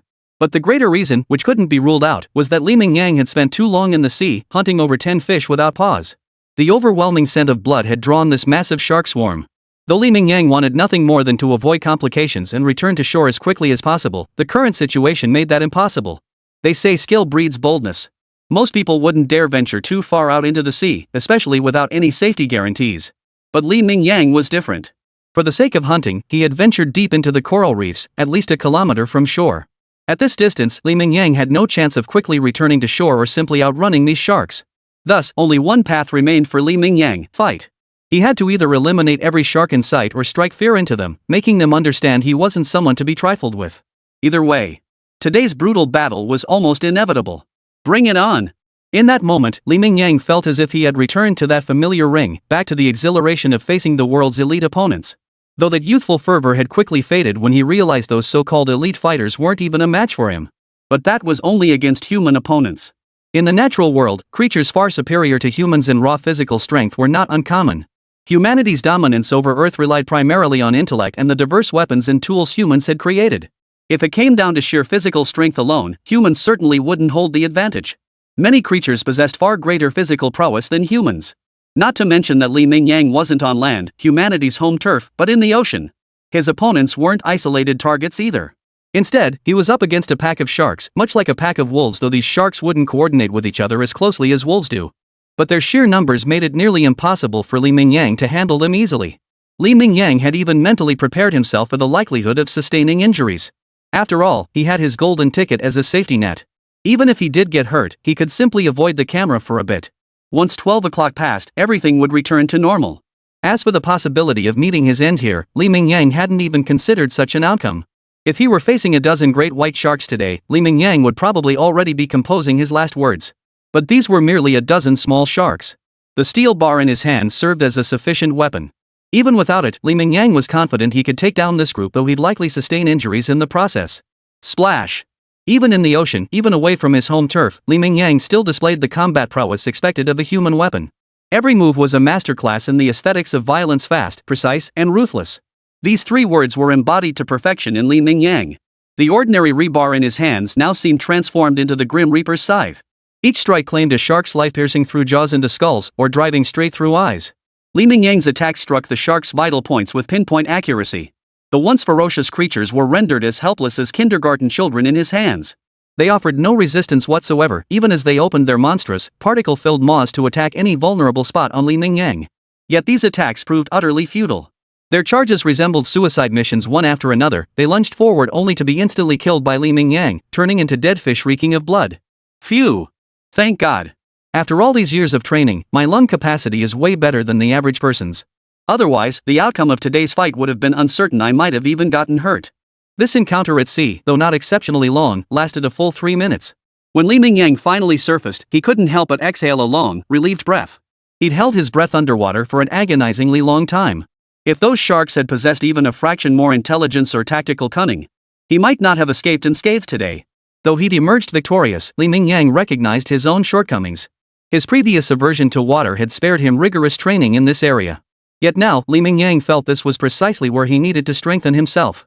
The diverse environments he would face in the future would inevitably involve more underwater encounters. He might even have to confront underwater dangers far more severe than what he had just experienced. Given that, preparing in advance was undoubtedly essential. Setting aside other considerations, he needed to at least extend his underwater breath-holding capacity. That way, when confronted with such situations again, he could handle them with greater ease. He couldn't rely on luck playing such a significant role in his physical capabilities again. Gazing at the blood-reddened sea from the fierce battle, Mingyang had no intention of lingering. Nor did he plan to take the shark carcasses with him. As he'd said before, unless absolutely necessary, he genuinely didn't want to eat shark meat. Rumor had it that not only was the taste awful, but it reeked of urine. Now that Mingyang had no shortage of food, why would he subject himself to such suffering? He'd even rather brave a typhoon-force storm to scour the beach for fresh food than eat shark meat. Even if the conditions were harsher, at least the food entering his stomach would suit his taste, and plenty of it could even be called delicious. After all, the essence of seafood lies in that final character, fresh. And nothing could be fresher than what was just pulled straight from the ocean. Lost in these thoughts, Mingyang suddenly caught a glimpse out of the corner of his eye. The distant sky was darkening at a visible pace. Faced with this sudden change, Mingyang couldn't help but feel genuinely bewildered. His right hand instinctively covered his mouth. Was his mouth truly a jinxed one, blessed with the power to speak ill? Earlier, he'd mentioned sharks, only to encounter a dangerous pot of them moments later. And now, just as he'd muttered about the weather, the distant sky had taken on the ominous appearance of dark clouds pressing down on the city, threatening to crush it. Mingyang knew this kind of weather all too well. After all, he'd endured 3 unforgettable days during the previous typhoon in torrential rain. He could guarantee with absolute certainty that the sky's current posture meant a violent storm was absolutely inevitable. Chapter 198, Heading to a New Island. Though caught off guard by this sudden turn of events, Li Mingyang was momentarily stunned. He snapped into action, unleashing unprecedented reserves of energy as he sprinted toward the island's shore. He had no intention of remaining in the open sea when the real storm hit. While his physique was undeniably formidable and his stamina seemed bottomless like a perpetual motion machine, he knew all of this was merely an illusion. If he were swept into the raging currents that would soon erupt, could he truly rely on his physique alone to make it back to shore? Li Mingyang didn't have enough confidence in that. Ultimately, it would largely depend on sheer luck. Li Mingyang had no intention of entrusting his life to something as elusive as luck. Even though he'd already shown decent luck when facing the shark pack, who knew if Lady Luck would keep watching his back? What if? So Li Mingyang absolutely refused to risk his life on such a minor matter. The sudden shift in his approach didn't go unnoticed by the viewers in the livestream chat. One after another, they couldn't help but gloat, even though they knew full well the stream might get cut off due to weather conditions. But compared to a lost stream, they were far more eager to see Li Mingyang's earlier flustered state. After all, these past few days had been far too leisurely, so leisurely that viewers found themselves unconsciously grinding their teeth watching Li Mingyang. Now, it seemed even the heavens couldn't bear to watch Li Mingyang living so comfortably on the deserted island. They'd stepped in personally to give him a proper lesson. Hang in there, streamer. You don't want to end up looking like a drowned rat, do you? Li Mingyang might not have noticed, but several viewers in the livestream had access to aerial drone footage. Dark clouds were closing in at a visible pace from the distance. Even from afar, they could clearly see torrential rain pouring down. Occasional gusts of wind and flashes of lightning accompanied the downpour, creating a scene that truly resembled the apocalypse. Meanwhile, Li Mingyang was still swimming frantically through the sea, pushing himself to his absolute limit. His sole goal was to reach the island as quickly as possible. Even if he couldn't make it back to the shelter in time, he had to at least set foot on land. He didn't even have the heart to glance at the comments flooding his livestream. And even without looking, he could bet his life the chat was filled with schadenfreude-filled trolls. After all, this love-hate dynamic between him and his viewers had become something of a tradition, even though this was only his second live challenge. This unspoken bond with his audience felt ingrained in his very bones, as natural as breathing. Boom! Listening to the thunder rumbling outside his window, hearing the downpour pounding against the windows, Li Mingyang sat in his seaside castle, unable to resist raising an eyebrow in smug satisfaction. These guys still want to see this young master fail? I say you lot are the real joke. Don't they know what kind of power I possess? A mere typhoon is no match for me. Though he was once again completely cut off from the outside world, Li Mingyang couldn't help but feel a surge of secret satisfaction. Facing the same storm, his circumstances were now utterly different. He now possessed a sturdy shelter, and today's timely hunt had even yielded dozens of pounds of fish. Even with the raging storm outside, the quality of the smoked meat rack he'd built earlier proved truly excellent, not hindering the smoking process at all. After all, the layers upon layers of banana leaves not only effectively trapped the smoke within the smoking chamber but also provided excellent rain protection.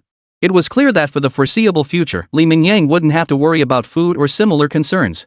He wouldn't even have to brave the rain to scavenge the beach for food like last time. If he wanted, he could just stay home and relax. He could spend his days leisurely, or find small things to occupy his time. He could simply wait until this sudden typhoon passed. Leaning back on his small bed, he savored the stark contrast between the dry, warm shelter and the harsh conditions outside. While feeling satisfied deep down, Li Mingyang couldn't help but fall into deep thought.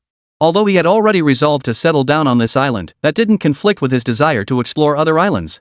Especially the island closest to him. Though small, less than a third the size of the one he currently occupied. Its terrain was rugged and undulating, downright treacherous for the average person. After all, navigating and exploring such jagged, interlocking terrain would be hellishly difficult for the average person. For Li Mingyang, however, it was different. Such terrain meant more possibilities, suggesting he might make new discoveries on this island. At the very least, it could yield entirely new resources for his use. Even if he couldn't find food or water, he could surely gather some hard stones for crafting stone tools? Chapter 199, The Sausage Tree That Truly Bears Sausages. This storm arrived just as suddenly as before, yet its duration proved remarkably prolonged. It wasn't the kind of storm that came and went in a flash. Li Mingyang estimated this one would last at least 2 or 3 days. Fortunately, he had finally prepared in advance this time. Regardless of the raging storm outside, he could still enjoy a cozy little life in his shelter. And unlike the boredom of his cave shelter last time, Li Mingyang now had a much larger space. He could fully utilize this time to tackle other tasks. For instance, he could explore other islands as he'd mentioned before. While Li Mingyang could certainly swim there. His stamina permitted such seemingly audacious actions, but practical considerations prevented him from attempting it. His goal in exploring new islands was to gather resources. Even if he swam there, how would he bring back whatever he found? Therefore, he must prepare a means of transportation before setting out. This plan wasn't a sudden whim for Li Mingyang, it had been brewing since his first days on the island. Consequently, over the past period, Li Mingyang had been consciously and unconsciously gathering materials suitable for constructing a raft. He had piled a stack of materials right outside his shelter, primarily consisting of straight pieces of wood. Beyond that, to ensure the raft's buoyancy, Li Mingyang had also gathered items like foam boards and other floating materials. Though these materials were piled haphazardly around the shelter, somewhat marring the scenery. Making the seaside castle resemble a makeshift recycling center at first glance, Li Mingyang now felt deeply grateful for his earlier actions. These materials kept him occupied during this period, allowing him to construct the raft over the coming days. Once the rain cleared, Li Mingyang could launch his operation immediately. All in all, building a raft capable of successfully navigating the seas was a craft in itself. First and foremost, it had to be sturdy. Li Mingyang wasn't overly concerned about this aspect, having discovered a substantial amount of rope on the island. Even though these ropes appeared somewhat decayed, Li Mingyang remained unfazed. By gathering multiple strands, the raft would undoubtedly be solid and sturdy. As for the raft's design, Li Mingyang planned to directly reference the one he'd seen in the Congo rainforest. He planned to build a catamaran design, one hull for passengers and the other for cargo. While this design would make forward movement slightly more difficult, it would be far more suitable for ocean voyages, offering greater stability. No need to constantly worry about capsizing. With concrete plans and designs already forming in his mind, Li Mingyang moved with remarkable speed once he got started. After all, his physical prowess was undeniable. What might be a significant undertaking for an ordinary person was as simple as building with blocks for him. The only extra effort required was meticulous attention to detail during construction to ensure the structure's sturdiness. It would just take a bit more time. Overall, Li Mingyang completed the raft construction with remarkable ease. He even thoughtfully added some comfort features to the raft's basic functionality. For instance, he secured a small chair directly to the raft, giving himself a place to sit while on it. He also built a small shelter on the raft to block wind and rain. Though it looked a bit crude, it was at least highly practical. Truth be told, the tropical sun was brutally harsh. Even after so many days here, Li Mingyang still found it hard to adjust. His body had developed a basic tolerance over time, and the sun could barely burn his skin anymore. But the sheer intensity of the heat remained unbearable. So whenever time allowed, Li Mingyang decisively added these comfort features. As for whether these additions would add weight and hinder the raft's progress, Li Mingyang couldn't care less about that. When push came to shove, brute force would do the trick. In shallower waters, he'd simply pole his way through. For deeper sections, he had a specially designed large or ready. With these tools, Li Mingyang had no worries about reaching his destination. He'd even prepared for the worst-case scenario. If all else failed, he could simply jump off and push the raft across by hand. After all, this contraption was originally built to carry cargo. As long as he could reach his destination and haul the goods back, that was all that mattered. As for the journey itself, Li Mingyang didn't really care much about the details. "Guys, it's good to see you again. I'm afraid I'll have to disappoint you this time. Though the storm hit suddenly, I've actually been living pretty comfortably these past few days." This unexpected storm lasted shorter than Li Mingyang had anticipated. By the morning of the third day when he woke up, the world outside had already returned to sunny and calm conditions. Li Mingyang immediately resumed his livestream, not only gloating to his viewers in the chat room. He also proudly showcased the raft he'd built over the past 2 days. "Although there are still plenty of resources to tap into on this island, I could easily sustain a 60-day challenge right here without ever leaving. But that would be a bit too boring, wouldn't it? So over the past couple of days, I've spent some time building this raft. I plan to head over to the nearest neighboring island for some exploration." As Li Mingyang spoke, he pointed the camera toward the distant horizon, where a faint dark silhouette could be discerned several kilometers away. That was Li Mingyang's destination, a small island with a rugged terrain. Enough with the small talk. As they say, the day's work begins at dawn. Breakfast is done, and now is the perfect time to be full of energy. Got something to say? We'll chat about it once we reach the new island. As he resumed interacting with his live stream audience and took in the sunny, breezy scenery, Li Mingyang found himself in an unexpectedly good mood. Coupled with his curiosity about the entirely new island, Li Mingyang felt he couldn't possibly wait another minute. After a few brief instructions, he pushed the raft into the sea and eagerly paddled toward the dark silhouette of the island. Back in the Congo rainforest, Li Mingyang had genuinely believed that a raft was the most perfect thing ever. Back then, aboard those 2 dugout canoes, Li Mingyang had felt like he was cruising on a highway through the jungle. Navigating through the thickets required almost no physical exertion. But now, faced with a nearly identical mode of transport, Li Mingyang couldn't help but feel a touch of unease. To be precise, he had somewhat underestimated the complex currents of the open sea. The raft's design inherently hindered straight-line travel. While it offered stability, that was its sole advantage. Even though Li Mingyang relied on sheer brute force to make progress, by the time he finally reached his destination island, the sun had already climbed to its zenith in the sky. In other words, this mere few kilometers of distance had forced Li Mingyang to struggle at sea for several hours. Had he not finally thrown caution to the wind, leaping into the sea to push the raft along with his hands, then using a pole to haul it ashore in the shallows? He likely wouldn't have reached his destination even after struggling all evening. Seeing the flood of teasing comments in the livestream chat, Mingyang couldn't help but blush. He silently vowed to himself that once he got back, he would rigorously train in this particular skill. He couldn't afford to embarrass himself like that again. But as the old saying goes, after the storm comes the rainbow. This ordeal actually brought Mingyang a stroke of good fortune. No sooner had he stepped ashore than an exclamation of pure delight burst from his lips. Staring at a strangely shaped tree ahead, his face lit up with uncontrollable excitement. Guys, look what I found. A sausage tree. Who knew this place had something like this? Chapter 200, Call Me the Wilderness Cooking Master. Following Mingyang's pointing finger, viewers in the livestream quickly spotted the uniquely shaped tree. Towering at least 15 or 16 meters high, its form carried an air of rustic antiquity. But that wasn't the most important part. What truly stood out were the fruits densely clustered on its branches. From afar, they resembled sausages strung up on the tree. When they first heard the name, the viewers in the livestream chat couldn't help but look utterly baffled. What on earth was a sausage tree? Hadn't they ever heard of such a thing? But now, seeing this scene, nearly everyone couldn't help but admire the genius behind the name. The name was spot on. Anyone who dared say this thing wasn't edible would have to explain themselves. Honestly, I'm genuinely surprised. Logically speaking, this is a deserted island, it shouldn't have anything like this. The sausage tree is native to Uganda in Africa, but due to the age of exploration, it's now found in many places around the world. But those were almost always planted by humans, whereas this island is genuinely uninhabited. So discovering a sausage tree here is the most unexpected delight imaginable for me. Seeing the chat still filled with bewildered comments, Mingyang, in a good mood, didn't mind elaborating a bit more. This sausage tree isn't just visually peculiar, the crucial point is that its fruit is genuinely edible. They're packed with starch and carbohydrates. Crucially, whether ripe or unripe, they taste the same, both are perfectly edible. And the fruit from a single sausage tree can weigh over 10 kg. Speaking of which, it reminds me of an interesting story also from the tropics. During the age of exploration, ancient sausage trees were distributed across regions worldwide suitable for cultivation. On many tropical islands, the soil wasn't ideal for growing crops, so the sausage tree became their best food source. In some places, there's even a tradition: when a son or daughter is born, 3 sausage trees are planted. By the time these children grew up, these 3 sausage trees would become their coming-of-age gifts, their sole property upon reaching adulthood. For it is said that just 3 sausage trees can sustain an entire family, providing sufficient food for their needs. At this point, Mingyang could no longer contain his excitement and burst into hearty laughter. His expression radiated satisfaction. He had been worried earlier eating seafood every day wasn't sustainable, though it could get them through the next 60 days. But the island offered far too few carbohydrates or starchy foods to rely on. Even he, Mingyang, would eventually tire of eating seafood every day, not to mention the toll it would take on his health. Now, with this sausage tree bearing at least 100 fruits densely clustered on its branches, not only could he easily survive 60 days, but even half a year would be manageable with this sausage tree. He could live comfortably, even quite well. After this delightful discovery, Mingyang couldn't even be bothered to explore anything else. He rushed forward impatiently, using the pole in his hand to knock down a fruit.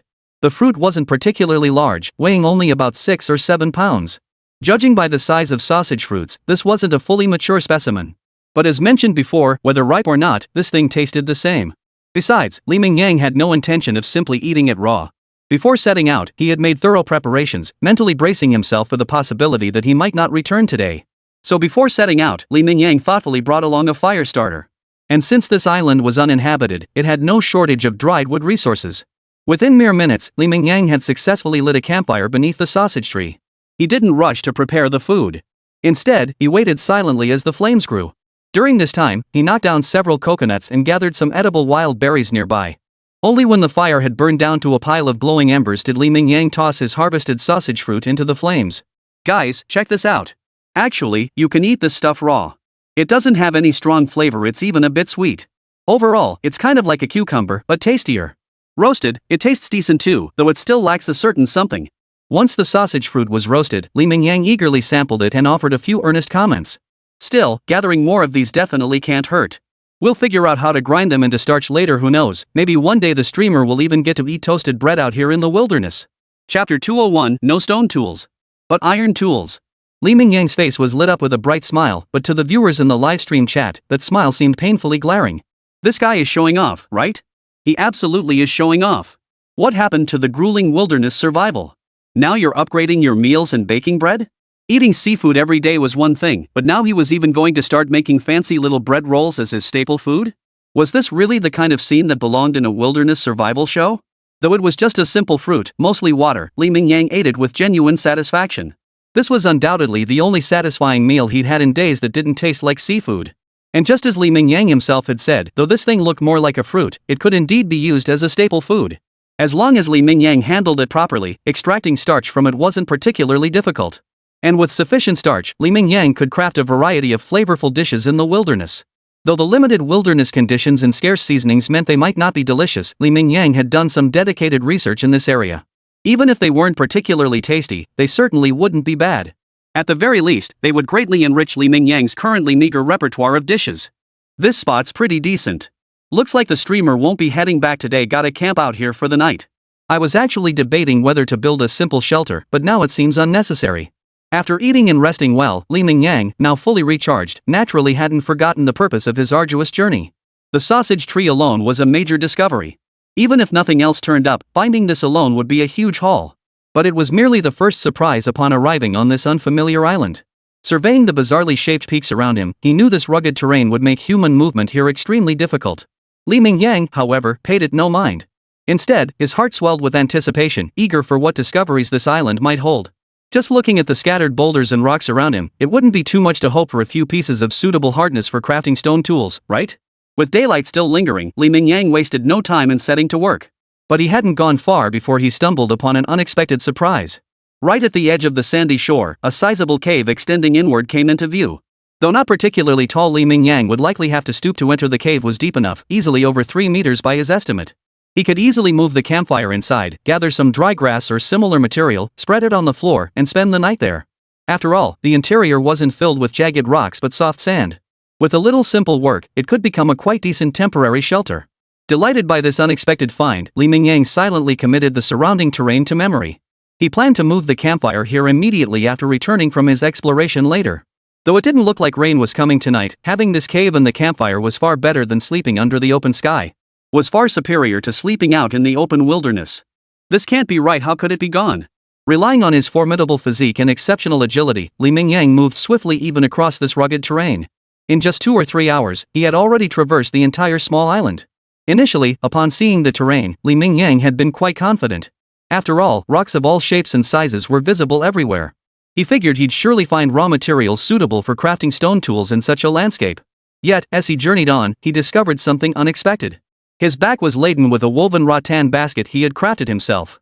It was already filled with several unidentified edible wild berries, and he had even gathered over 20 taro roots of various sizes.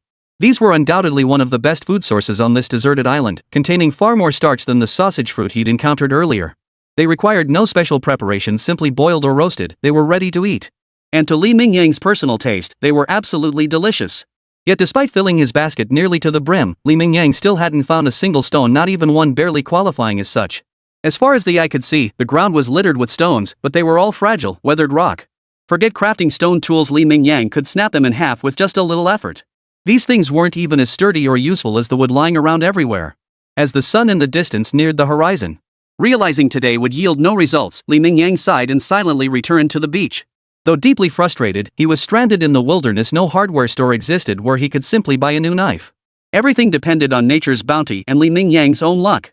Clearly, compared to his last adventure in the Congo rainforest, Li Mingyang's luck this time was truly terrible. While his formidable physique could solve many problems, having the right tools would make life here far more convenient than it currently was. Many tasks would become simpler, especially when it came to preparing and processing food. He no longer harbored the ambition of crafting large stone tools like stone axes, as he had done in the Congo rainforest. His expectations were modest. Even a small, suitable stone fragment that could offer some assistance during food preparation would suffice. That alone would be enough to satisfy Li Mingyang. Unfortunately, despite the considerable effort he'd expended to reach this spot and the many things he'd gathered, he hadn't made any progress toward his original goal. Just as Li Mingyang sighed in disappointment, he suddenly noticed a sharp edge in the corner of the cave. He hadn't noticed it before, having only given the cave a cursory glance during his initial exploration. Now, however, it instantly piqued his interest. Such a perfect right angle was virtually impossible to find in nature, let alone this color. Taking 3 steps in 2 strides, Li Mingyang rushed to the cave's corner. He impatiently brushed aside a handful of sand and immediately grasped the unexpected discovery in his hand. It turned out to be a broken iron plate. Li Mingyang had no idea what its original purpose had been. Only the portion exposed above the ground remained relatively intact, the other side was completely rusted beyond recognition. Yet even so, Li Mingyang couldn't suppress his excitement upon seeing it. He had been content with just finding stone tools, but unexpectedly, this unexpected surprise had appeared at this moment. He had found a scrap of iron. Though it was decayed beyond recognition, Li Mingyang was confident. This seemingly useless scrap of iron could be reborn in his hands. Chapter 202, Wilderness Metallurgy. The steel hand axe is freshly forged. He had been ready to rest, but after discovering this iron fragment, Li Mingyang had no such thoughts or plans anymore. His mind was now filled with excitement. Even if he forced himself to lie down now, sleep would be impossible. On this lawless island, there was virtually no light pollution or air pollution, even now that the sun had completely set. Yet under the bright moonlight and the sea's reflection, coupled with his own formidable physique granting excellent night vision, Li Mingyang remained perfectly mobile even after nightfall. Li Mingyang could still move freely, at least on the relatively uncomplicated terrain of the beach. He swiftly and decisively discarded the rusted sections that were beyond repair. As for the remaining, relatively sturdy parts, Li Mingyang knew well.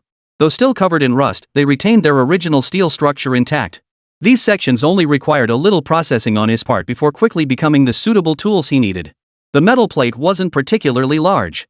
After clearing away the useless parts, Li Mingyang roughly estimated its weight to be around 3 Jin. Once the impurities were removed, the weight might decrease by another third?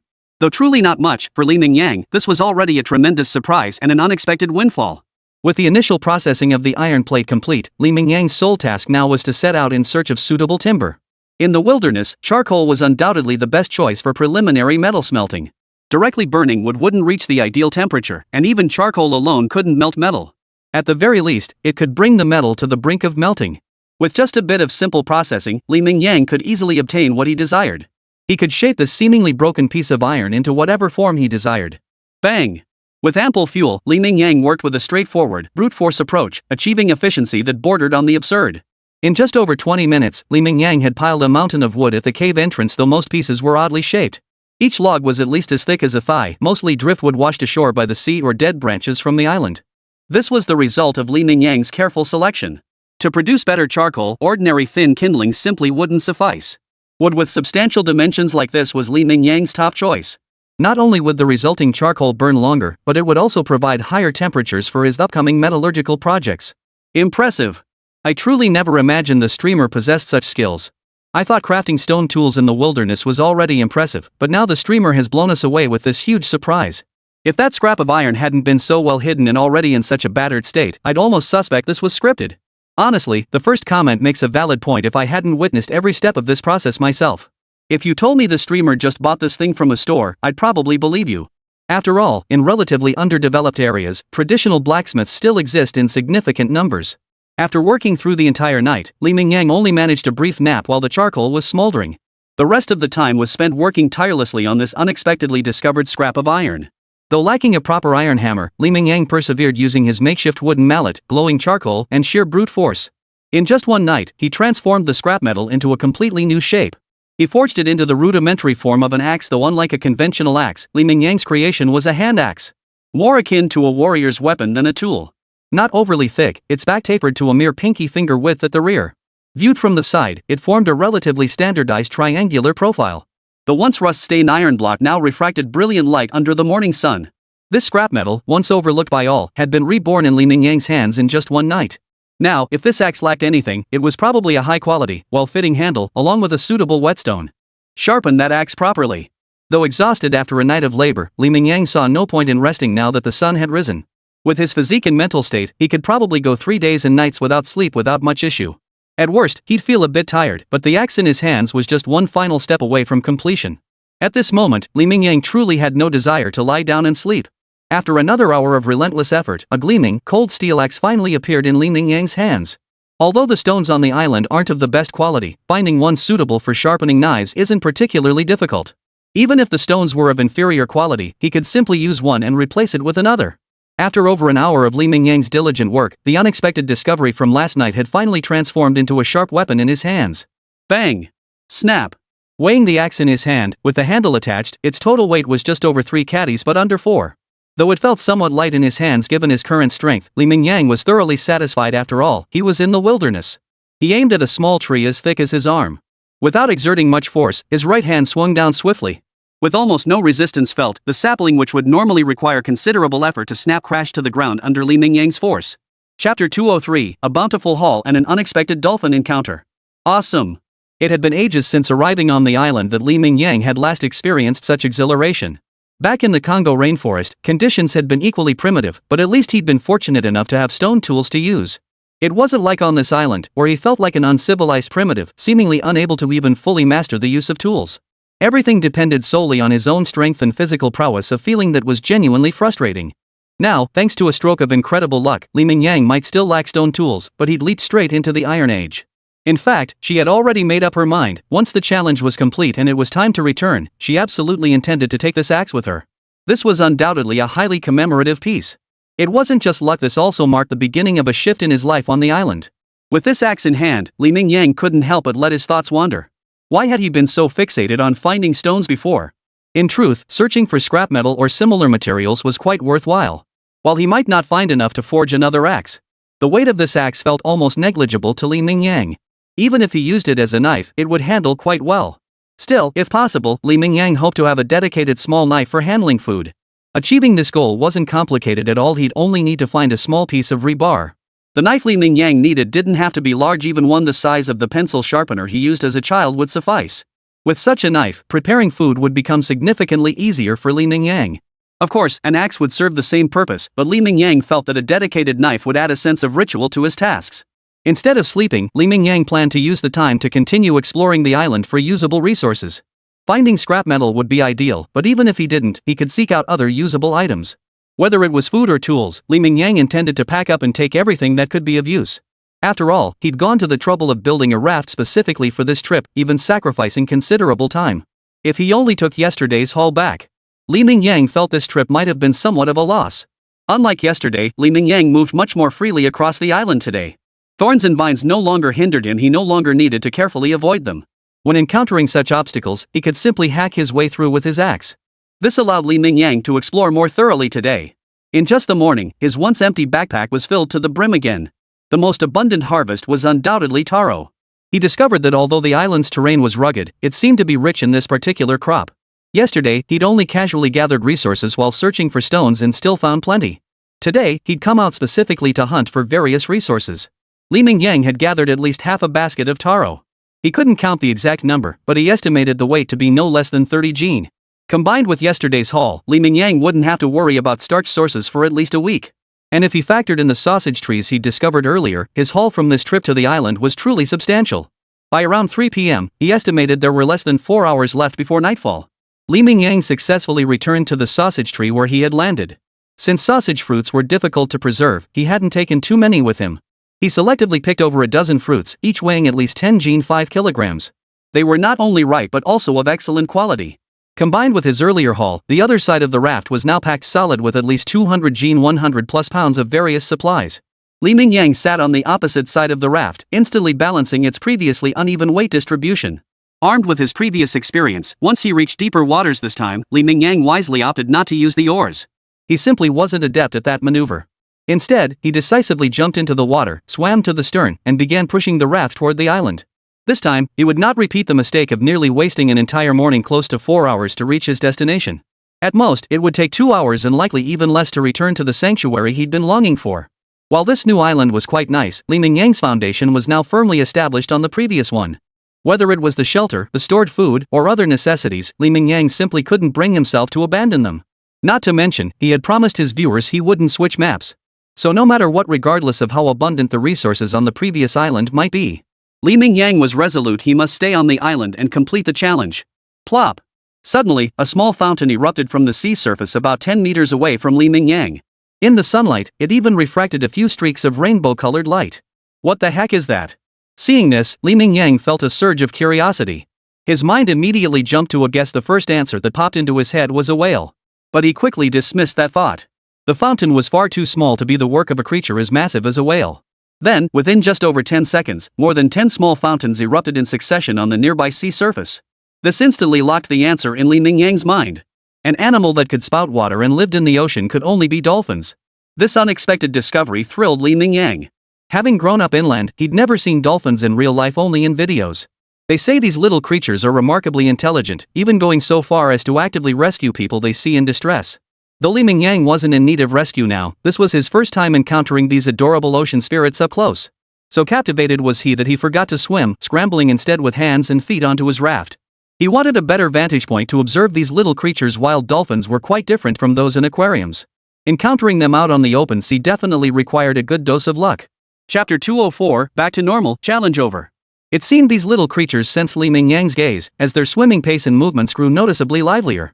Several particularly playful dolphins even leapt directly from the sea surface, their pinkish-white skin shimmering brilliantly under the sunlight. Witnessing this scene, even Mingyang found himself mesmerized. He knew he'd encountered dolphins, but he never imagined his luck would be this extraordinary. Legendary pink dolphins. These creatures were incredibly rare not just in the wild, but even in aquariums. They weren't something ordinary people could see.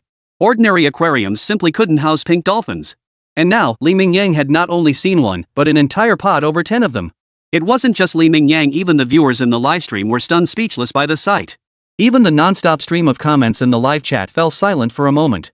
Everyone was mesmerized by this breathtaking tableau. As the sun dipped below the horizon, dolphins like ocean spirits leapt high above the water's surface. The sapphire blue sea reflected flecks of golden light in the lingering glow, creating a scene so breathtaking it seemed too beautiful to belong to this world. After a full 10+ minutes, these playful little creatures had circled around Mingyang countless times. Seemed to finally feel tired and bored. After splashing a few times, they quickly vanished from the raft's edge. Watching them drift away, even Mingyang, a burly man standing over 6 feet tall, couldn't help but feel a pang of wistfulness. It was no wonder Mingyang felt this way. These little creatures were simply too adorable. As if blessed with an innate cuteness buff, they even sported those adorable smile-shaped lips, instantly sparking affection in anyone who laid eyes on them. Well, I have to say, the streamer really had some incredible luck this time. Not only did he come back with a bountiful haul, but he even got such a delightful surprise on the way back. Honestly, even if this expedition yielded nothing else, just encountering these little ones would have been the greatest reward. Only then did Mingyang finally snap back to reality, his gaze fixed quietly on the direction the dolphins were swimming away. Both the expression on his face and the words flowing from his mouth were heartfelt, genuine admiration. This feeling was truly magical. Take those scenic spots back home, whether they were 5 or rated attractions or so-called earthly paradises. Though they all showcased natural scenery, Mingyang always felt something was missing. They simply couldn't compare to the scene unfolding before him now. Even Mingyang felt as if fate had bestowed a gift upon him. If not for destiny's secret favor, how could he have had such incredible luck to encounter this group of ocean spirits? Just as Mingyang was still lost in this enchantment, a glance out of the corner of his eye suddenly caught something utterly astonishing. Damn it! The expletive slipped out before he could stop it. He realized his attention had been entirely focused on the dolphins. He assumed they were deliberately circling his raft, refusing to leave. But it turned out he'd been overthinking it. Driven by the ocean currents, his raft had drifted far out without him even realizing it. It wasn't that the dolphins were reluctant to leave Mingyang and his raft behind. Rather, the raft's drifting direction happened to align perfectly with the dolphin's own path. The ocean worked in such mysterious ways. Though only a dozen minutes had passed, closing the distance would take at least 3 times as long. So although Mingyang had learned from his previous mistake, the dolphins taught him a new lesson. By the time he returned to the island, the sunset had already dipped below the distant horizon. Only a faint glow remained, allowing Mingyang to move supplies back to his shelter before darkness fully descended. Perched on a rocky outcrop by the shore, Mingyang wore his specially crafted straw hat as he gazed at the setting sun on the horizon. He felt the refreshing sea breeze, observed the crystal clear water beneath the rocks transparent as glass and, of course, the colorful fish swimming through it. In his hands was a fishing rod crafted from wild bamboo he discovered on the island just 2 days prior. The bamboo wasn't particularly thick even at its widest point, it was no thicker than a big toe. Fortunately, this type of bamboo seemed to grow quite slowly and was almost entirely solid, making it exceptionally sturdy. He also had fishing line made from ropes he'd found on the island, along with a hook fashioned from a small iron nail. In recent days, Mingyang seemed to have become utterly absorbed in the sport of fishing, often sitting by the sea for entire days. After all, there was no longer an urgent need for food. Even fresh water was reliably available daily from over 100 distillers, barring unpredictable weather. But if they encountered weather like the previous typhoon and torrential rains, fresh water would be the least of their worries.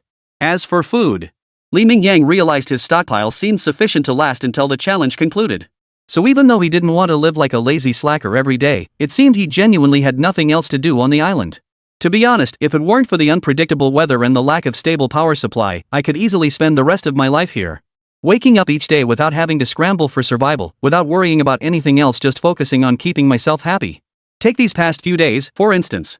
Fishing every day, and on good days, catching more fish than I could possibly eat in a single day.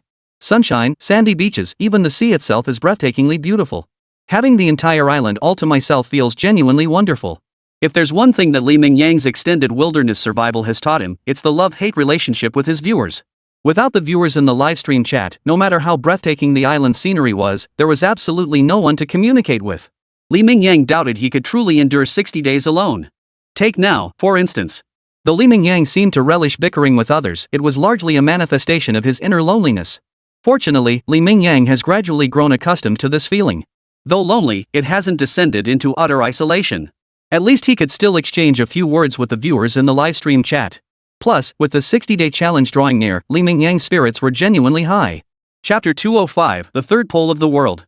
Kunlun.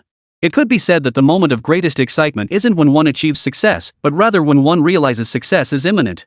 Take Li Mingyang now, for instance. He knew the challenge's end was near, success was within reach, he just needed to stick to the routine for a few more days. This palpable sense of victory indeed eased his mind considerably. Thus, the image Li Mingyang presented on camera now bore little resemblance to wilderness survival. Instead, he radiated the relaxed ease of someone vacationing on an island. After all, he no longer faced any urgent problems to solve. Everything had been accomplished through his efforts over the preceding period. Given that, enjoying life for the time being was the right thing to do. Moreover, unlike his previous stint in the Congo rainforest where he'd deliberately added challenges to keep himself occupied, Li Mingyang wasn't seeking unnecessary difficulty this time. Or rather, he'd become much more laid back, especially since he was surrounded by endless ocean. There was neither the means nor the need to make things harder. Did they really expect Li Mingyang to build a sturdy raft and set sail? To see if he could drift from this deserted island to the mainland? Li Mingyang wouldn't bother with such a thankless and uncertain endeavor. Besides, he'd already steeled himself for the next challenge. He had already received his answer. The next challenge would not only take place in a different location, but the nature of the challenge itself would change. Surviving in such an extreme environment was indeed a decent idea, but for Li Mingyang, it still felt a bit lacking. Perhaps Li Mingyang could blend elements of Uncle D and Bear Grylls styles, forging a completely new challenge approach uniquely his own. Da-da-da-da. When the morning of the 60th day arrived, unlike when he had come, Li Mingyang chose a helicopter for his return journey. This would be much faster, and he couldn't wait to get back to China. He wanted to prepare for the next challenge as soon as possible. Upon returning to China, the first order of business wasn't any new project, but the ever-present routine physical examination. But the results were no different this time. Just like before, Li Mingyang was in impeccable health. There was absolutely no sign that this was the body of someone who had lived on a deserted island for 60 days. Having learned from past experiences, the doctor couldn't even offer 2 words of dietary advice this time. After all, during his time on the deserted island, Li Mingyang had maintained an exceptionally disciplined routine, even paying attention to balanced meals with both meat and vegetables. By the final stretch of the 60-day challenge, Li Mingyang had expanded his focus beyond mere survival to include mental and recreational well-being. Each day was spent either fishing or chatting with viewers in his livestream, ensuring his mind remained thoroughly relaxed. The doctor even began to feel a strange illusion that Li Mingyang hadn't gone to participate in his 60-day wilderness survival challenge, but had actually taken a vacation for himself. He seemed to have visited a scenic island, enjoying a full 60-day vacation, returning with both his physical and mental states thoroughly rejuvenated. With such positive results, Li Mingyang eagerly began preparing for his next challenge. This time, however, he didn't plan to head overseas. Instead, he chose a destination within China. In fact, he chose a relatively familiar place, the Qinghai Tibet Plateau. But it wasn't just any terrain on the Qinghai Tibet Plateau. Li Mingyang set his sights on the Kunlun Mountains, a range shrouded in mystery since ancient times. This mountain range had played a pivotal role in Chinese culture for thousands of years. A myriad of mystical legends surround these mountains, and even in modern times, human exploration of them remains minimal. After all, the terrain up there is simply too harsh, so harsh that ordinary people can barely survive, let alone conduct thorough exploration. This time, Li Mingyang was determined to challenge the limits of human endurance in this extreme environment. Simultaneously, he aims to faithfully document the myriad mysterious sights within the Kunlun Mountains through his lens. He aims to unveil the mysteries of the Kunlun Mountains for his livestream audience, while simultaneously testing the limits of his own physical endurance and mental fortitude. This time, Li Mingyang didn't plan to simply find a place to survive within the Kunlun Mountains. Instead, he was preparing for an unprecedented challenge, traversing the entire length of the Kunlun Mountains. Yes, you read that correctly, no typo here. It's precisely the word traverse. Others have attempted crossings traversing from one side to the other via the shortest route. Much like building a highway, they find the terrain most suitable for crossing and run through the shortest point in the mountain range to count it as a crossing. But Li Mingyang's goal was entirely different from these ordinary people. He intended to deeply dissect this mountain range, shrouded in mystery since ancient times. He planned to journey from the heart of Kunlun Mountain toward the world's highest peak. While he couldn't explore the entire Kunlun range from end to end, at the very least, he would explore the areas within the Kunlun Mountains that were steeped in the thickest layers of mystery. This challenge wasn't traditional wilderness survival.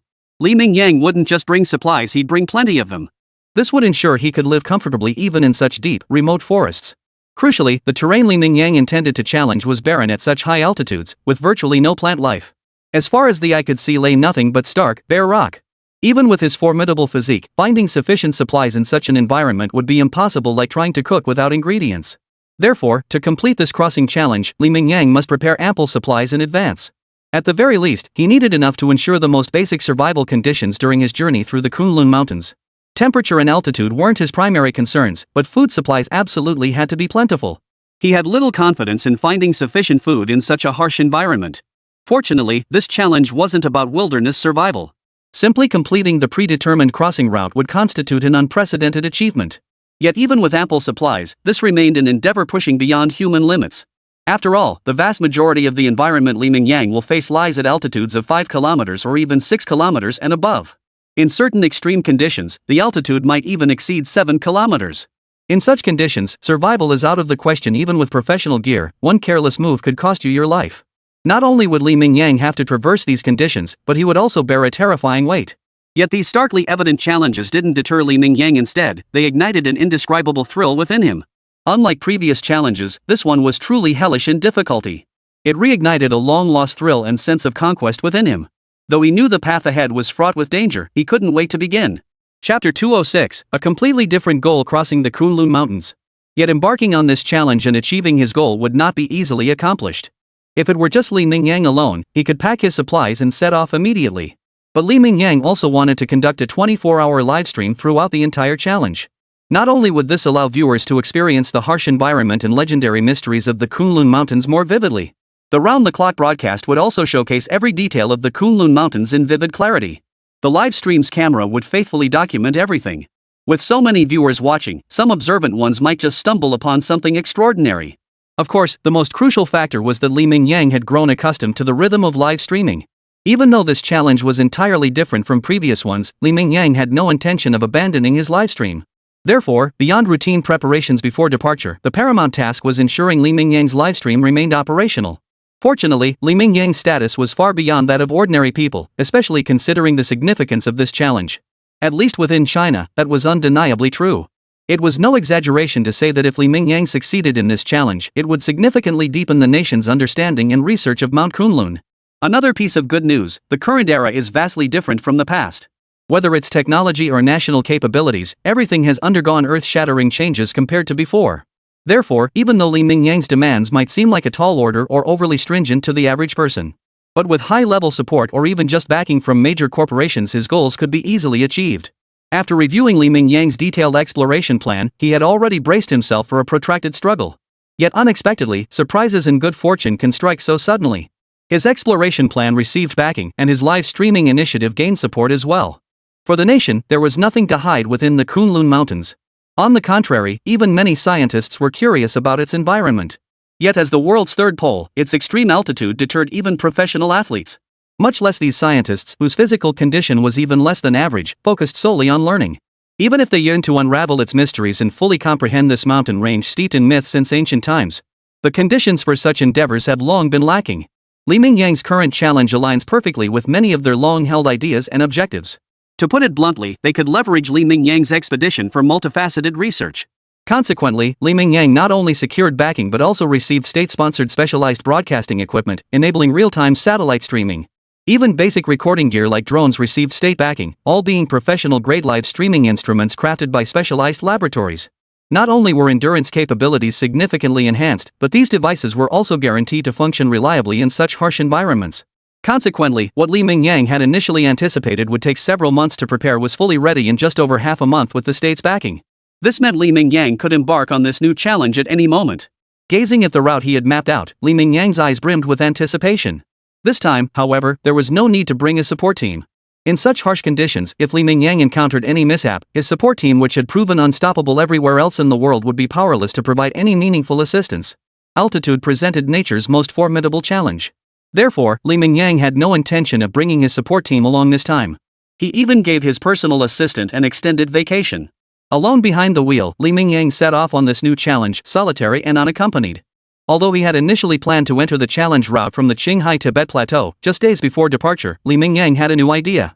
Instead of entering directly from the Qinghai Tibet Plateau, he planned to change direction and enter from Xinjiang.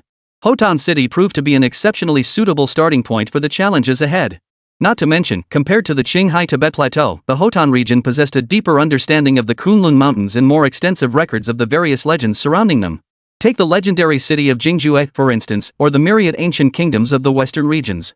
Whether these kingdoms rose or fell, their destinies seemed inextricably linked to the Kunlun Mountains. Thus, Li Mingyang had temporarily shifted his destination here. Even after arriving, he didn't immediately start streaming.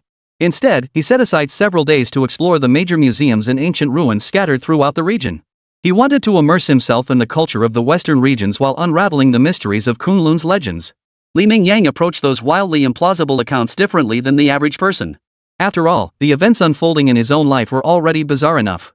Couldn't some of these legends, which seemed like utter nonsense, also be based on real occurrences? At the very least, these existing accounts could provide Li Mingyang with valuable clues to refine his challenge route. It could also make his live stream challenge more spectacular. Of course, these were merely side benefits. Li Mingyang's primary goal remained satisfying his boundless curiosity about Kunlun Mountain. To truly understand this mysterious mountain range, gathering as much information as possible before departure was undoubtedly the best approach. Far better than plunging in blindly like a headless fly, floundering about aimlessly. Chapter 207, Kunlun Valley, Unexpected Hutyan White Jade. No wonder so many people yearn for this mysterious land of the northwest. The scenery is breathtaking, and the people are even more beautiful. Though he had only recently arrived, Li Mingyang felt he was already falling in love with this land. Not only did the local cuisine suit his palate perfectly, but the breathtaking natural scenery and unique cultural landscapes captivated him. Everything seemed to pull at his attention like an invisible magnetic field. And finally, the most crucial point, he discovered the local girls were genuinely stunning. Saying you'd see a Naza every 3 steps or a Dilraba every 5 was certainly an exaggeration, but there were genuinely plenty of beauties. In just a few days, Li Mingyang had already encountered several women whose beauty rivaled that of the 2 famous actresses he had in mind. This couldn't help but make Li Mingyang sigh in admiration. The people of the Great Northwest truly are blessed. Just as that old man once said, for health and longevity, smoke, drink, eat fatty meats, but most crucially, learn to appreciate beauty. Feasting your eyes daily is undoubtedly beneficial for both mind and body. Of course, all that was merely a bonus. Li Mingyang's primary purpose for coming here was to study the various cultures surrounding Mount Kunlun. Naturally, he devoted most of his energy to this primary objective, and even in just a few days, he made significant progress. In the various museums here, Li Mingyang encountered numerous records about Kunlun and the ancient kingdoms of the western regions. While he couldn't be certain of the accuracy of the translated information, it certainly broadened his knowledge. Finally, he visited the city library. Never underestimate the value of a city library. They hold the most detailed records about that city. Typically, local libraries even have dedicated departments responsible for organizing historical records and other local documentation. Therefore, if you arrive in a new place and wish to quickly grasp its cultural heritage spanning hundreds or even thousands of years, to understand its customs and traditions, the best approach is to visit the local library and consult its various archives and documents. Though Li Mingyang had only skimmed the surface these past few days, he'd already gained considerable insight. At the very least, he gained unique insights into Kunlun Mountain, his destination perspectives distinct from modern scientific research. It also allowed Li Mingyang to refine his plans for the route and objectives he had mapped out. Exploring such a place was already captivating enough, but if he could add layers of mystery and historical depth to the existing narrative. Li Mingyang even had a premonition that this third expedition might become an insurmountable mountain in the documentary world. An eternal classic. While Li Mingyang's primary goal was to challenge nature and push his physical limits to feel continuous progress even at his current level. But since he had chosen to livestream and simultaneously produce a documentary, he had to give serious thought to developing this aspect further. Li Mingyang was a fiercely competitive individual. In the past, when he had little hope, he had no choice but to bow his head under life's pressures. But now, possessing such capability and strength, Li Mingyang naturally strives to excel within his capacity. Even documentary filming falls under this principle. And the greater the documentary's impact, the more benefits Li Mingyang stands to gain. Although he was no longer short of money, in fact, he could even be called a millionaire no matter what. People never grow tired of accumulating more possessions. So when Li Mingyang drove to an inconspicuous town at the foot of the Kunlun Mountains, parked his vehicle at a guest house, and asked the owner to drive him to the river valley leading straight to Kunlun's summit, Li Mingyang reopened his long-dormant livestream. Hey everyone, long time no see. This time it's different, I didn't give you guys a heads up beforehand. The thing is, this challenge location is a bit different. I was worried some enthusiastic brothers might suddenly show up and block my way, insisting on joining me for the challenge. As he said this, Li Mingyang's face wore an expression of helpless amusement. He genuinely didn't doubt that among his massive audience, a few might actually show up with that intention. After all, during his previous streams, plenty of viewers had made such bold claims. As the old saying goes, in a big forest, you'll find all kinds of birds. If a few stubborn individuals actually showed up, it wouldn't just disrupt his exploration plans for Kunlun Mountain. If anything went wrong, he'd be held responsible. Such were the burdens of being a public figure.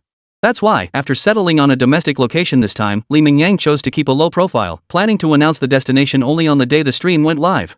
Even if any stubborn individuals did show up, they wouldn't be able to keep up with his pace.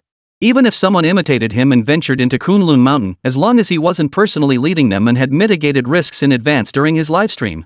Even if such a person did something reckless and something happened, it wouldn't have anything to do with him, Li Mingyang. It wasn't that Li Mingyang was cold-hearted. Rather, it was unfair to make him bear responsibility for someone who clearly didn't value their own life. That would be the greatest injustice to Li Mingyang. After all, Li Mingyang had made it crystal clear, others should not attempt to follow his example, as it was a life-threatening endeavor. If someone still chose to attempt it after such explicit warnings, that was them courting death and it had absolutely nothing to do with him. This streamer challenge will be entirely different from previous ones. There's no fixed time limit unlike the 60-day challenge before. In fact, this time is different from before. I'm not going in empty-handed. Quite the opposite, I brought not only various tools, but also ample food and water supplies. It's not that I lack confidence in finding a suitable place to survive in the Kunlun Mountains. This challenge has an entirely different objective. This time, my goal isn't survival, it's to traverse the entire Kunlun mountain range and explore its mysterious places. And this endeavor differs from all other Kunlun challenges. It's not a simple traverse. I plan to start right here, from the central part of Kunlun, and head westward toward the highest peak of the mountain range. If possible, I even plan to traverse all the way to our nation's border. Along the way, I will fully showcase the myriad mysteries of the Kunlun Mountains, striving to capture the most authentic Kunlun through the lens. Of course, even though I brought ample supplies, they certainly won't last for such an extended period.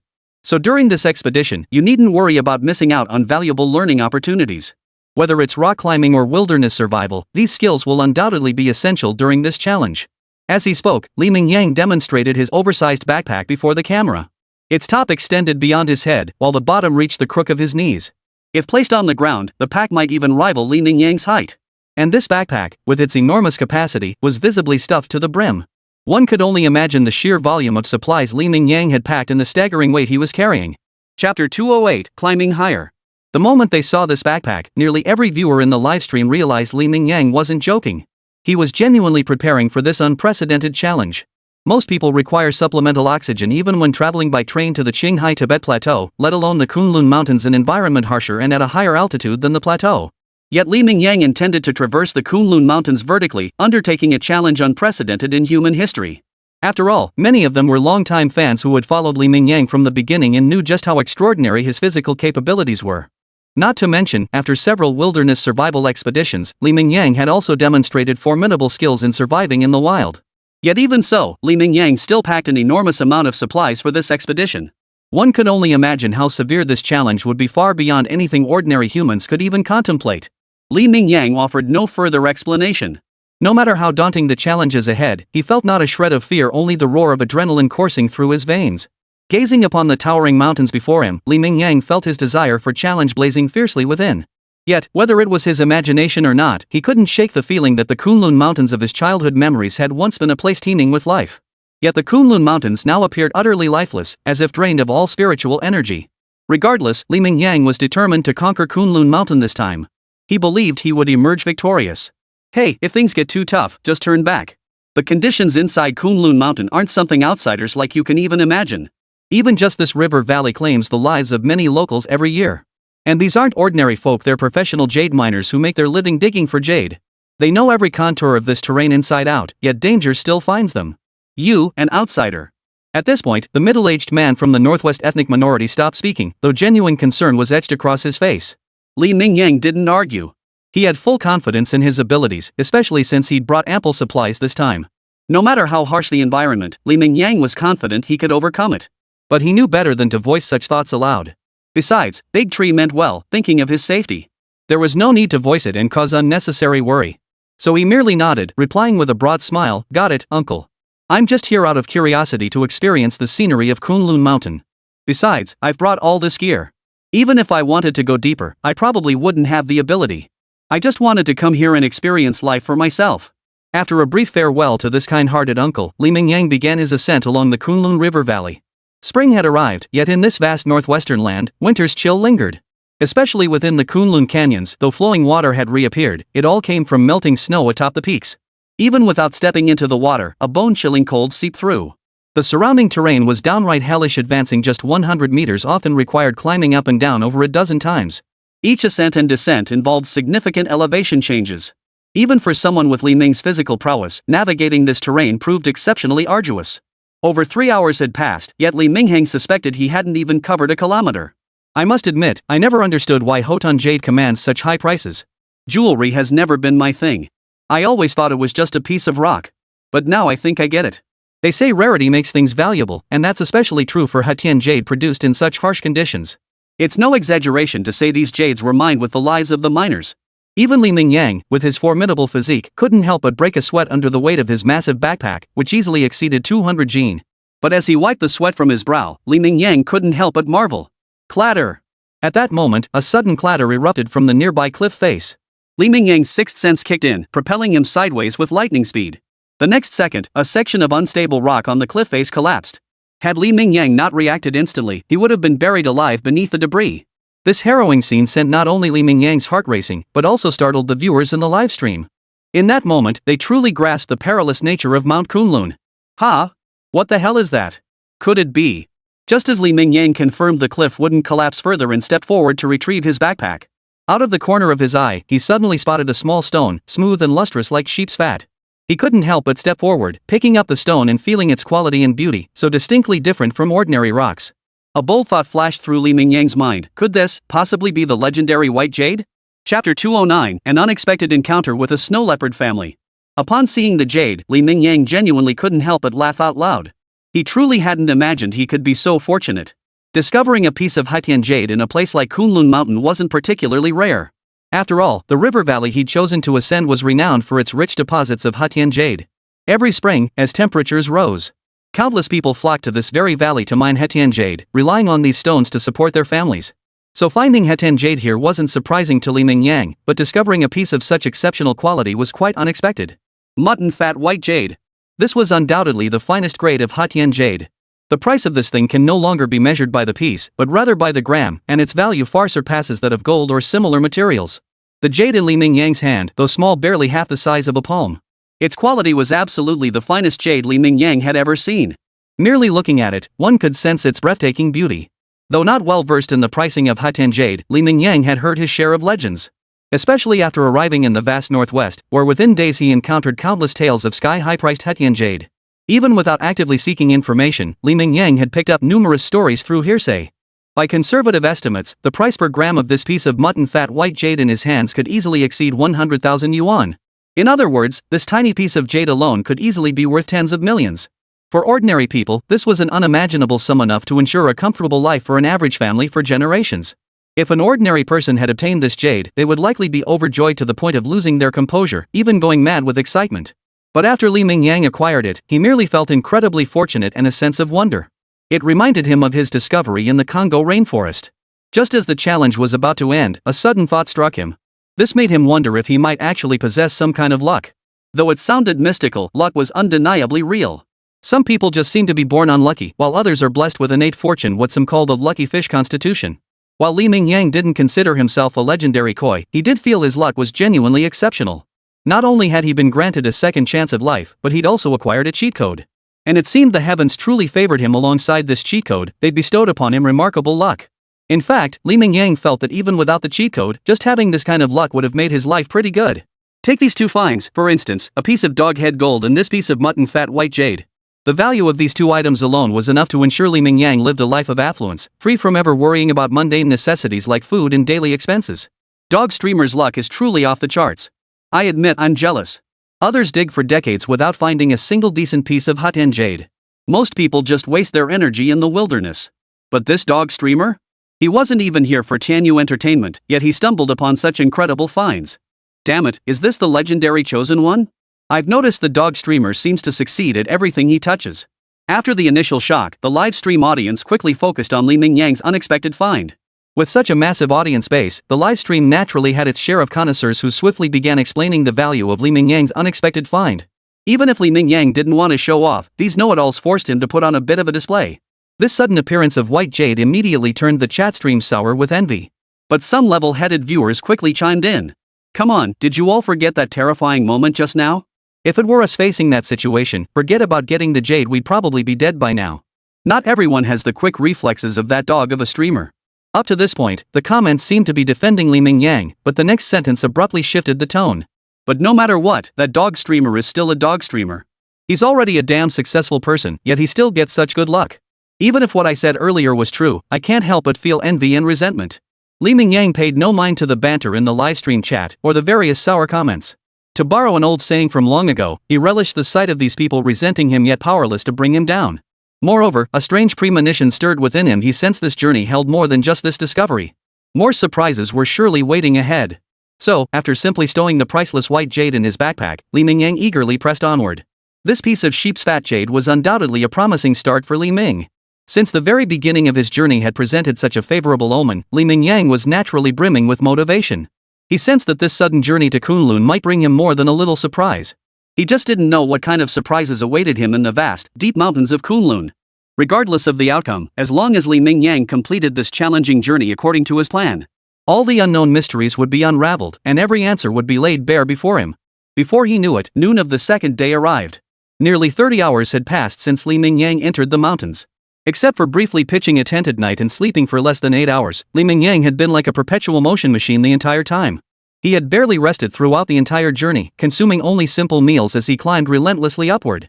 To be perfectly honest, I finally understand why mountaineering is considered one of the greatest challenges for sports enthusiasts worldwide. From afar, these mountains don't look particularly high, but when you actually set out to conquer them, they suddenly seem to transform. The path that seems so short becomes endless. Truly challenging a world-renowned peak is an absolute test for anyone. Looking back at his progress after over a day of relentless effort, the results were somewhat disheartening. Li Mingyang couldn't help but sigh as he munched on his energy bar. Fortunately, his physical constitution was far beyond that of ordinary people. Even though his progress seemed pitifully slow to himself. In reality, Li Mingyang had already ventured deep into the Kunlun Mountains, a distance rarely reached even by professional jade miners. With just a little more effort, Li Mingyang would truly reach the heart of Kunlun Mountain. He would reach those remote, untouched realms, places where no human had ever set foot, and reveal the mysterious landscapes of Kunlun's heart to the world through his livestream. Guys, what do you see over there? As a top-tier human weapon, Li Mingyang's keen perception was naturally beyond that of ordinary people. Even the snow leopard, a master of camouflage in the natural world, couldn't escape Li Mingyang's keen observation when it moved. So he quickly noticed what appeared to be a moving shadow on a distant mountain peak. Staring intently, he scrutinized the figure. What else could it be but a nationally protected big cat? He never imagined that so soon after entering the Kunlun Mountains, he would encounter such a rare creature. Don't underestimate the snow leopard. Encountering one in the wild is an extraordinary stroke of luck. Chapter 210, Wild Yak Herd. The miracle of life's continuity. It was even more precious than the pot of bottlenose dolphins Li Mingyang had encountered at sea last time.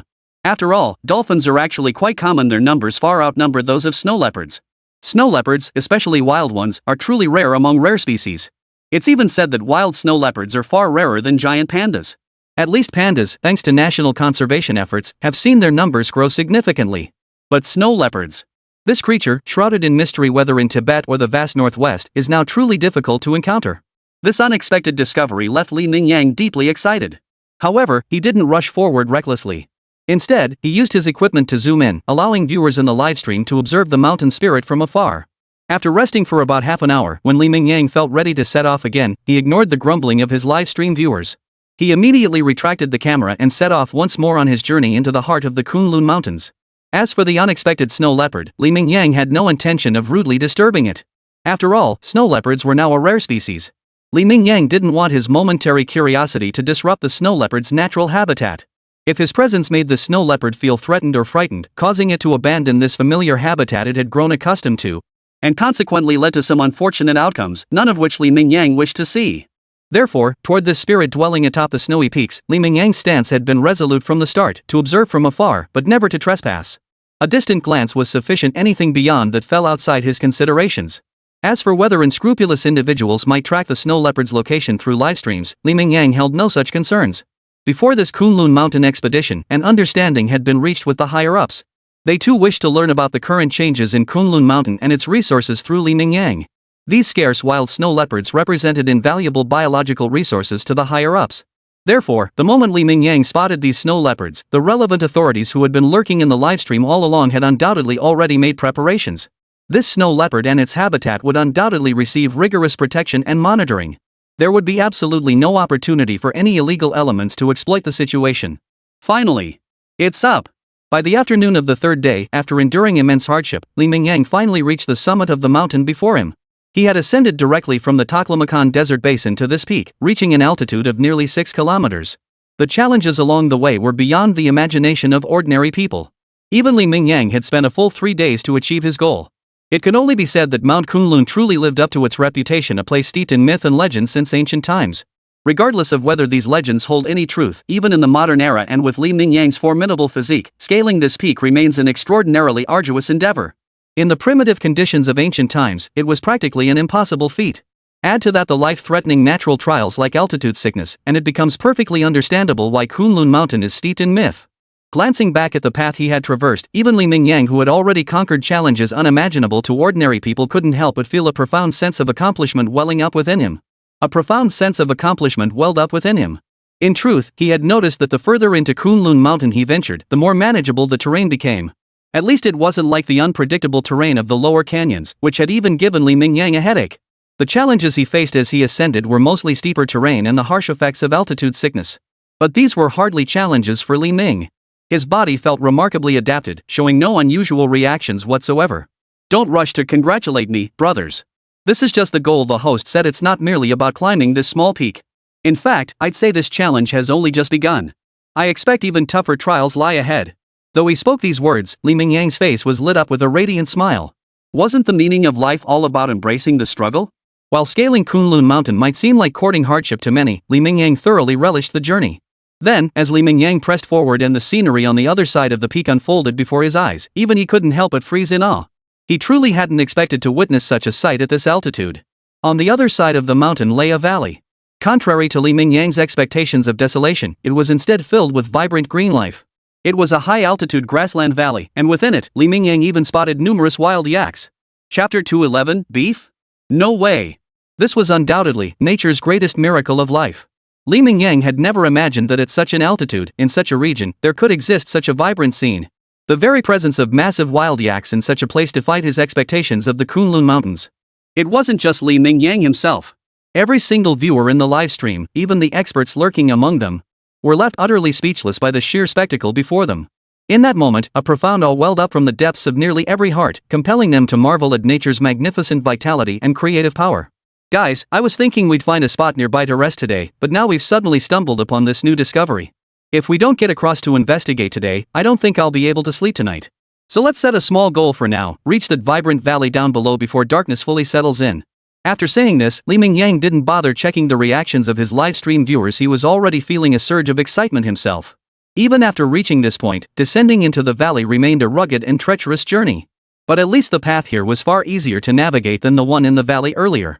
Even though the terrain was quite steep, Li Mingyang could immediately spot several possible routes.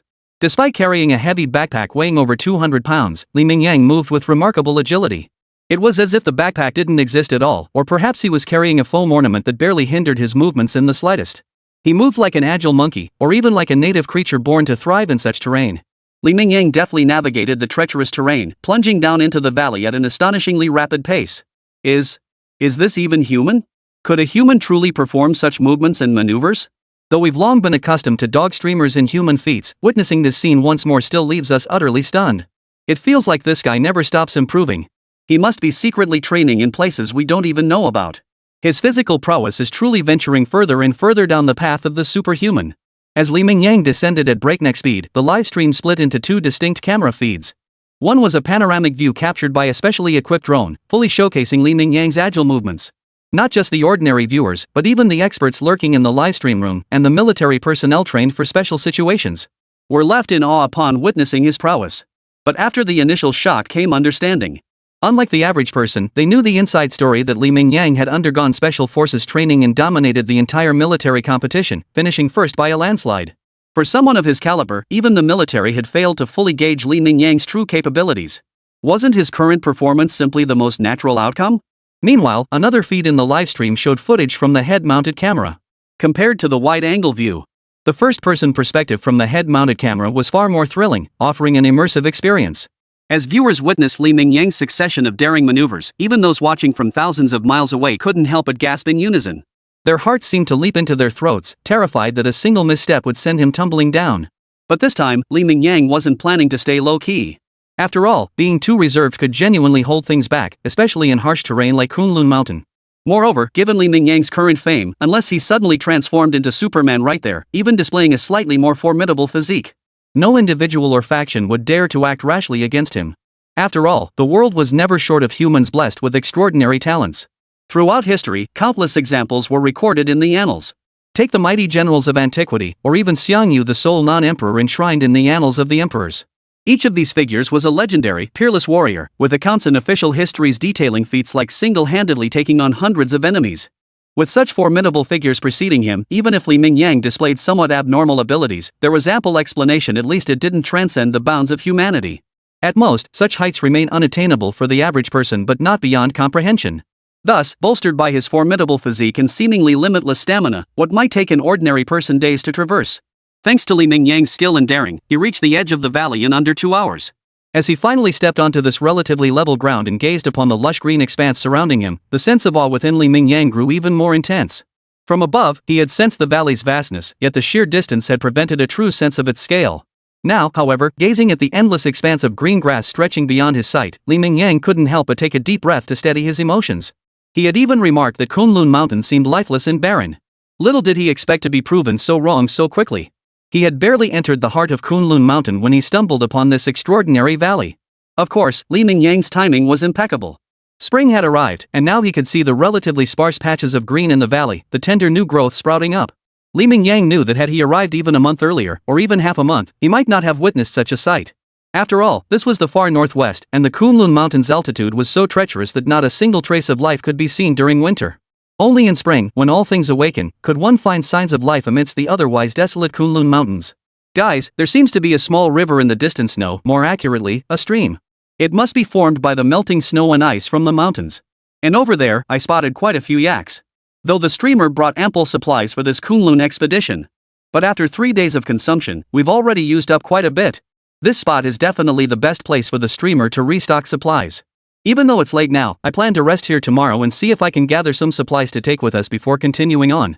Even though my backpack looks huge, it's still not enough to complete my challenge.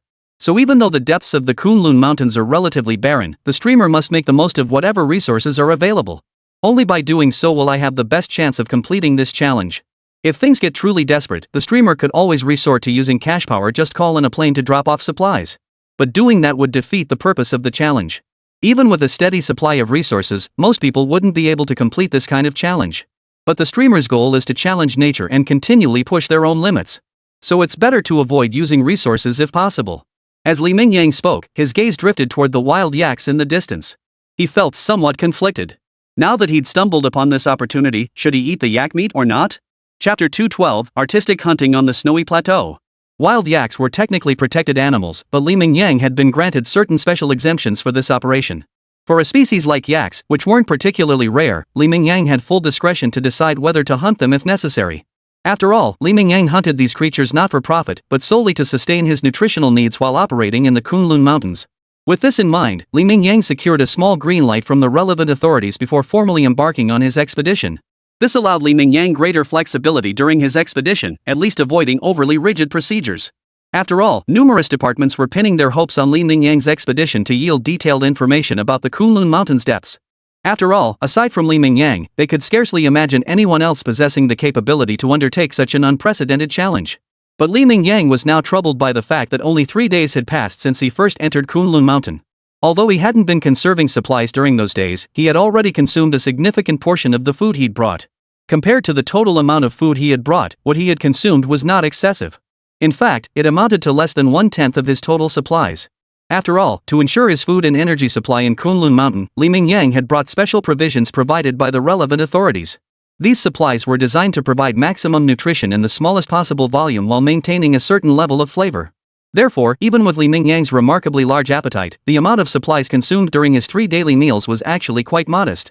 Yaks, however, were massive creatures by nature.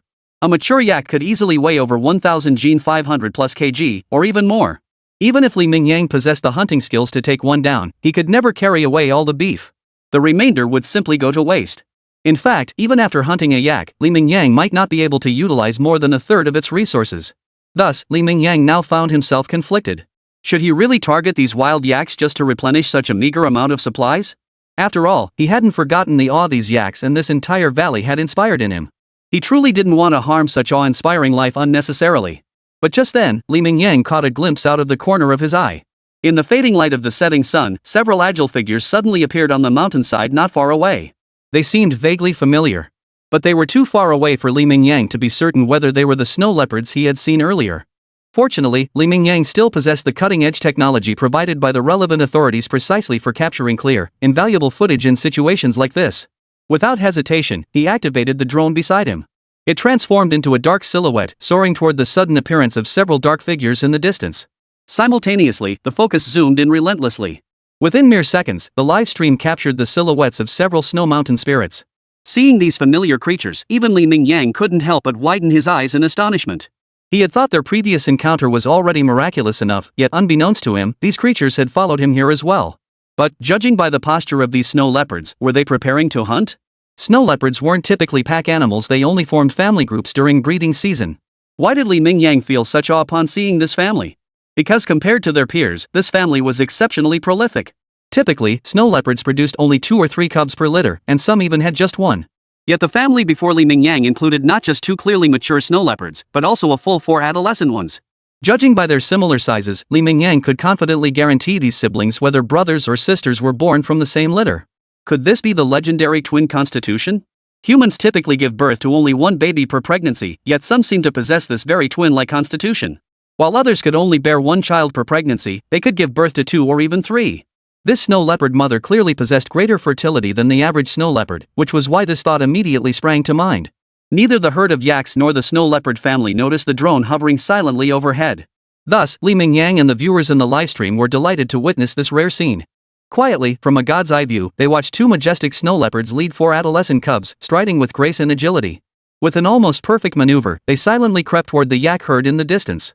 As the snow leopard family drew closer, both Li Mingyang and the viewers in the livestream couldn't help but instinctively hold their breath. All eyes were fixed on this hunt unfolding on the snowy plateau, a spectacle bordering on artistry. Chapter 213, Pressing Onward, the True Death Valley. Whoosh! Watching the snow leopards charge toward the yak like bolts of lightning, Li Mingyang felt his blood boil. He couldn't help but silently narrate their actions in his mind. 6 snow leopards, 2 adults and 4 cubs simultaneously targeted a young yak from 6 different directions. It seemed they possessed a certain self-awareness of their capabilities, understanding that a true giant might be beyond their reach. Attacking a larger one could easily result in wasted effort and potential injury. Thus, this family of 6 had settled on a young yak as their target. Though the distance made precise estimation difficult for Li Mingyang. But he could roughly estimate that this yak weighed around 500 gene. Never mind that they were a family of 6, even just 2 adult snow leopards. As long as they timed their attack right, hunting this yak shouldn't be particularly difficult. Faced with these sudden predators, the yak herd scattered like fireworks bursting into the sky, dispersing completely in less than a second. By whose panicked screams rang out incessantly. Despite their exaggeratedly large size, the snow leopard seemed like a tiny kitten in their presence. Yet, seemingly due to some natural predator-prey dynamic, these yaks instinctively fled in terror even before such a small snow leopard. Even the heaviest beasts, weighing no less than 1,500 gene, over 750 pounds, and approaching 2,000 gene, nearly 1,000 kilograms, behaved this way. It was as if the sharp horns on their heads were for nothing. Witnessing this scene, Li Mingyang couldn't help but marvel at the family of 6 snow leopards while also letting a wry smile escape his lips. He couldn't help but think these yaks were truly wasting their massive size. To be utterly routed by these little creatures was downright embarrassing. If Li Mingyang were in the yak's place, 6 snow leopards alone, no matter how agile they were, wouldn't stand a chance. But you're huge, aren't you? And you've got those sharp horns on your heads. If you just stick together, what could those snow leopards possibly do to you? Guys, I was actually debating whether to hunt a yak for some resources to take back. But now, it seems I don't have to worry about that anymore. In less than 10 minutes, this hunt executed with almost artistic precision had reached its conclusion. The yak targeted by the family of 6 snow leopards received no assistance whatsoever from its herdmates. When the snow leopard family charged, the other yaks scattered like shot, fleeing faster than anyone. Even after reaching safety, upon realizing the snow leopards weren't after them, these creatures lingered, watching. They stood silently watching their fellow yak fall to the snow leopard family, even watching as the half-grown yak was devoured. Meanwhile, Mingyang, observing the scene from afar via drone, couldn't help but smile. This yak weighed at least 500 g 250 kilograms or more. Even accounting for bones and other non-meat parts, the edible meat alone should have been around 200-300 g 150 kilograms. The family of 6 snow leopards, 2 adults and 4 cubs could never possibly consume that much meat. They likely couldn't finish even half of it, which sparked a bold idea in Mingyang's mind. After all, it was fresh meat. Once the family of 6 had eaten their fill, could he perhaps go up and reap the benefits? After all, this hunt wasn't initiated by Mingyang himself. Even if he didn't make use of the beef left behind by the snow leopards, it would likely rot and spoil right there, or be eaten by other small animals. Since he, Mingyang, had come to Kunlun Mountain and become part of the natural world, didn't that mean he could be considered equal to these animals? If so, once this family of 6 had eaten their fill, Mingyang would gladly take the leftover beef without hesitation. At this thought, Mingyang couldn't help but let out a strange chuckle. Simultaneously, he stuffed the compressed video he'd taken out of his backpack for dinner right back inside. 3 days he had been eating this stuff for 3 whole days now. Although the relevant authorities had designed numerous flavors for these compressed meals, considering Mingyang's appetite, and the nutritional ratios were exceptionally balanced and rich, after 3 solid days of eating it, Mingyang simply couldn't stomach the stuff anymore. Now, with so much beef waiting for him just a short distance away, all Mingyang needed was a little patience. By evening, he'd be savoring fragrant grilled beef. After all, he'd brought in plenty of supplies and seasonings this time. This wasn't just wilderness survival, it was an expedition. With ample stamina at his disposal, why should Mingyang subject himself to such deprivation? That was simply out of the question. Today's a lucky day, every wish comes true. An hour later, Mingyang was in an exceptionally good mood. Humming a tune, he began dissecting the carcass of the half-grown yak. The parts eaten by the snow leopard were obviously unusable. Those snow leopards looked adorable and were even called mountain spirits. Their teeth harbored a veritable menagerie of bacteria. Though Mingyang wasn't particularly afraid of these microbes after all, he was a cheat code user. But no matter how you look at it, this was still a spot the snow leopard had already gnawed on, and Mingyang couldn't quite get past that mental hurdle. So Mingyang focused his efforts on areas untouched by the snow leopard. Watching the chunks of meat he sliced off one by one, Mingyang couldn't have been happier. The snow leopard family of 6 had an appetite even smaller than he'd anticipated, and the beef he'd trimmed off easily weighed around 150 pounds. And it was all pure meat. Once dried into jerky, it should yield about 80 gene. Not only would the volume shrink further, but it would also be much easier for Mingyang to carry. He had already planned to rest in this valley for a day, and now with this unexpected windfall, Mingyang decided to use tomorrow to gather more firewood. He would first cure this meat into jerky, though the weather wasn't overly hot yet. But leaving fresh meat out too long would spoil it. Out here in the wilderness, jerky was the only viable preservation method. Fortunately, Mingyang had brought ample seasonings, plenty of salt, Sichuan pepper powder, and other essentials. They would come in handy right now. Meanwhile, viewers in the livestream couldn't help but grit their teeth at the sight. For the first 3 days, they had watched with rapt attention, as Mingyang truly faced immense hardship. The various terrains were torturous enough to witness, let alone endure firsthand. But now, they were forced to watch as a piece of pie literally fell from the sky and landed right on Mingyang's head. How could they not seethe with resentment as this damn man once again happily feasted on gourmet food in the wilderness? And then, without Mingyang having the slightest clue, the label of freeloader was slapped right onto his forehead. After all, this was food hunted by the entire snow leopard family of 6. He'd essentially just picked up the leftovers. How could that not be considered freeloading? We'll rest today. Tomorrow, after packing up all the meat, we'll follow the route plan and reach Death Valley soon. This Death Valley isn't the one you're familiar with. After researching local records these past few days, I discovered the true Death Valley that belongs to Kunlun Mountain. They say there are some truly wondrous things inside. Who knows if it's true or not? Chapter 214, Legends of Death Valley. Before they knew it, the afternoon of the second day arrived. From last night until now, Mingyang's life had been nothing short of blissful. Due to the colder temperatures on Kunlun Mountain, Mingyang had set aside some fresh beef. Combined with the ample supplies he'd brought this time, Mingyang had thoroughly explored every possible way to prepare beef over the past few meals. As for the remaining bulk of the beef, he simply placed it all onto the smoking rack. Since Mingyang had cut the meat into small strips, the drying process was quick. Not to mention, the salting had already helped dehydrate it. Smoked continuously since last night, the meat was now nearly dry. But just to be safe, he wanted to preserve these foods for even longer, so he wouldn't be stuck eating only compressed rations in the future. Li Mingyang planned to continue smoking it overnight. Come morning, he'd pack the cured meat into his backpack. So now, while preparing dinner, Li Mingyang was explaining his upcoming route to the viewers in his livestream. Death Valley? Is the streamer just bragging? Isn't there only one place called Death Valley in the Kunlun Mountains? Besides, the government has already explored it. There are even plenty of documentaries about the place, and none of them mention anything mysterious. No way? Seriously? Could the streamer be hyping it up just for views?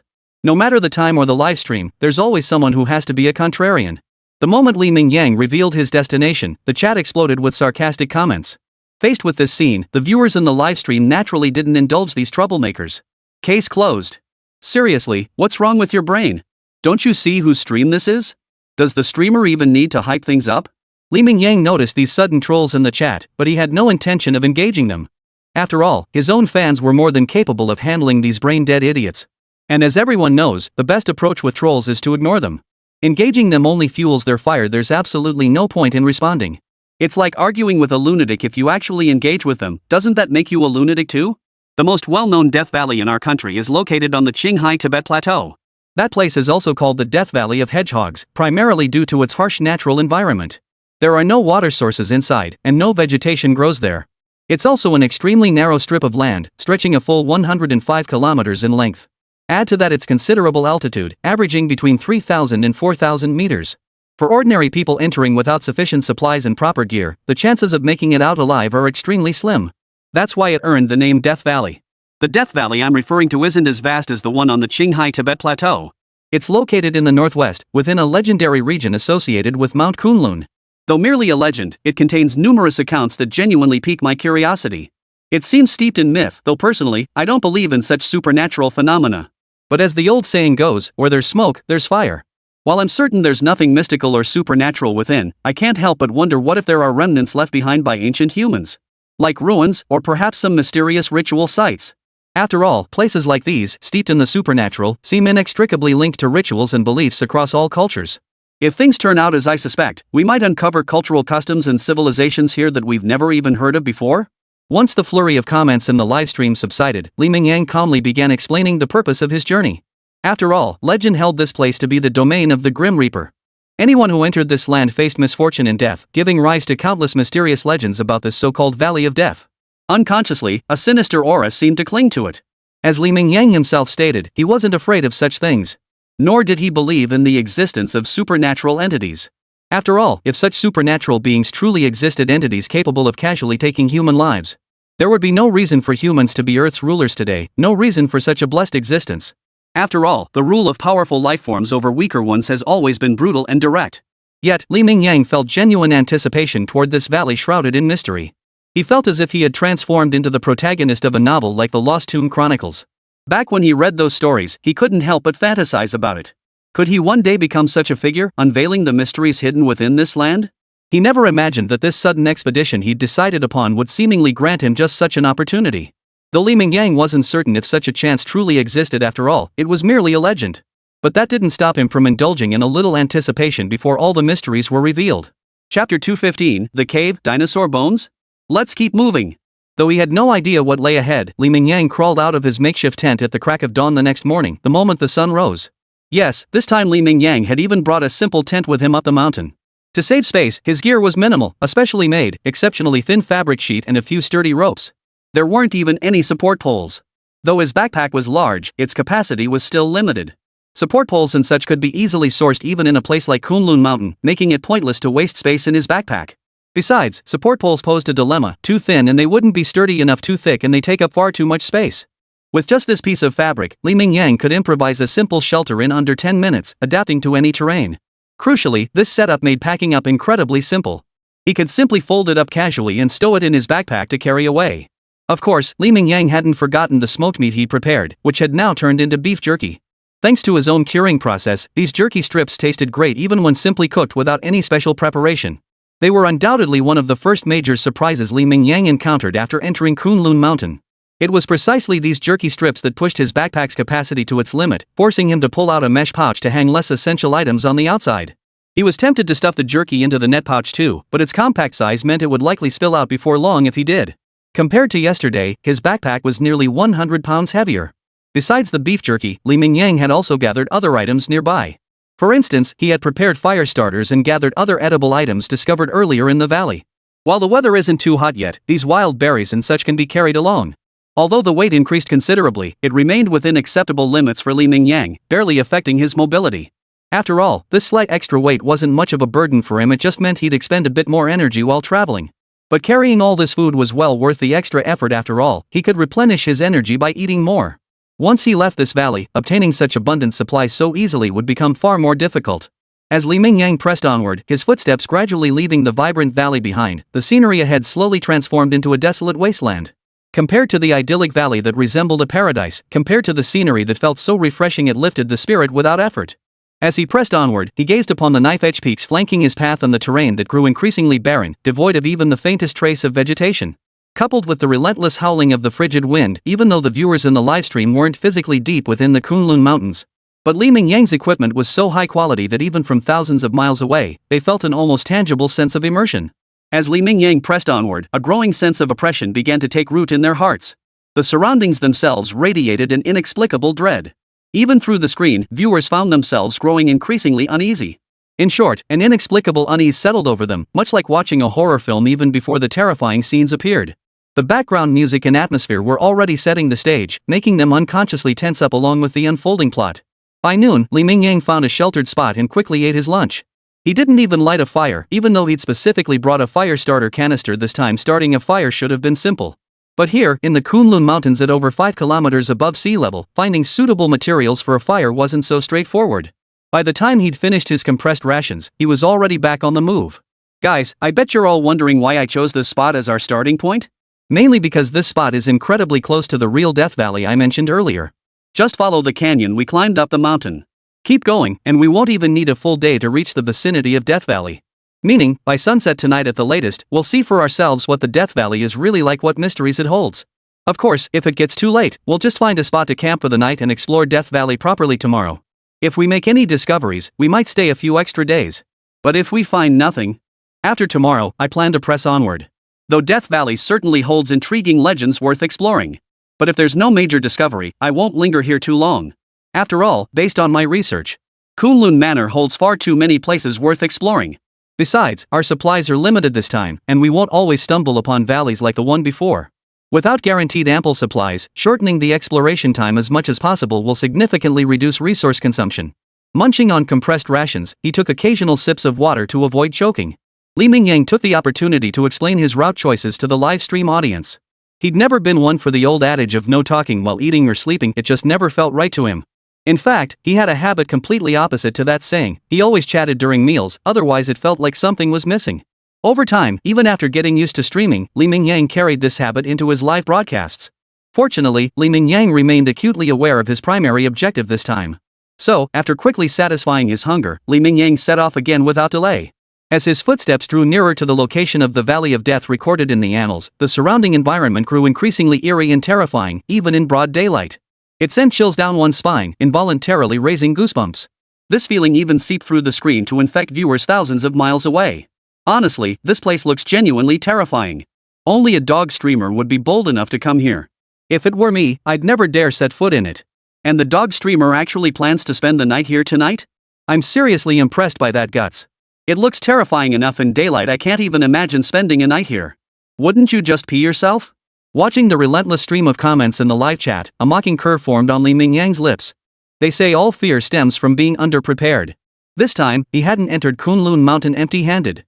Coupled with his already formidable physique. No matter what demons or monsters he encountered, or whatever unknown terrifying beasts lurked in the shadows, Li Mingyang was confident he could handle them. Unfortunately, even after trekking this far, though the surroundings looked eerily terrifying, there wasn't even any vegetation. Forget animals, it was merely eerie. He hadn't encountered any real danger. Holy! As the sun began to set, Li Mingyang had successfully reached the borders of Death Valley and had even ventured a short distance deeper into its depths. But with darkness fast approaching, neither exploring further nor pushing on seemed wise. Fortunately, luck was on his side. He soon discovered a sizable cave and was just about to set up camp when. But the moment he reached the cave entrance, he was met with this sight, a rib-like object, easily as thick as a thigh, protruding high from the mud. Could this be a legendary dinosaur fossil? Chapter 216, The Unexplainable Giant Footprints. The thought flashed through his mind in an instant. It wasn't that he lacked knowledge, but such an enormous skeletal-like object apart from dinosaurs, Mingyang truly struggled to imagine any other creature possessing such dimensions. But what baffled him was why only a single rib remained visible. Where had the rest of the bone fossils gone? Surveying the cave's surroundings, Mingyang detected no other skeletal remains besides this towering rib that seemed poised to pierce the heavens. Could they be buried underground? Though this seemed somewhat implausible, given that the exposed portion of the rib protruded at least 2 or 3 meters above the ground. If there were other similar skeletal remains nearby, they wouldn't necessarily protrude as high as this one, but surely some traces would be visible? Yet, aside from this single bone, Mingyang found no trace of any other skeletal remains.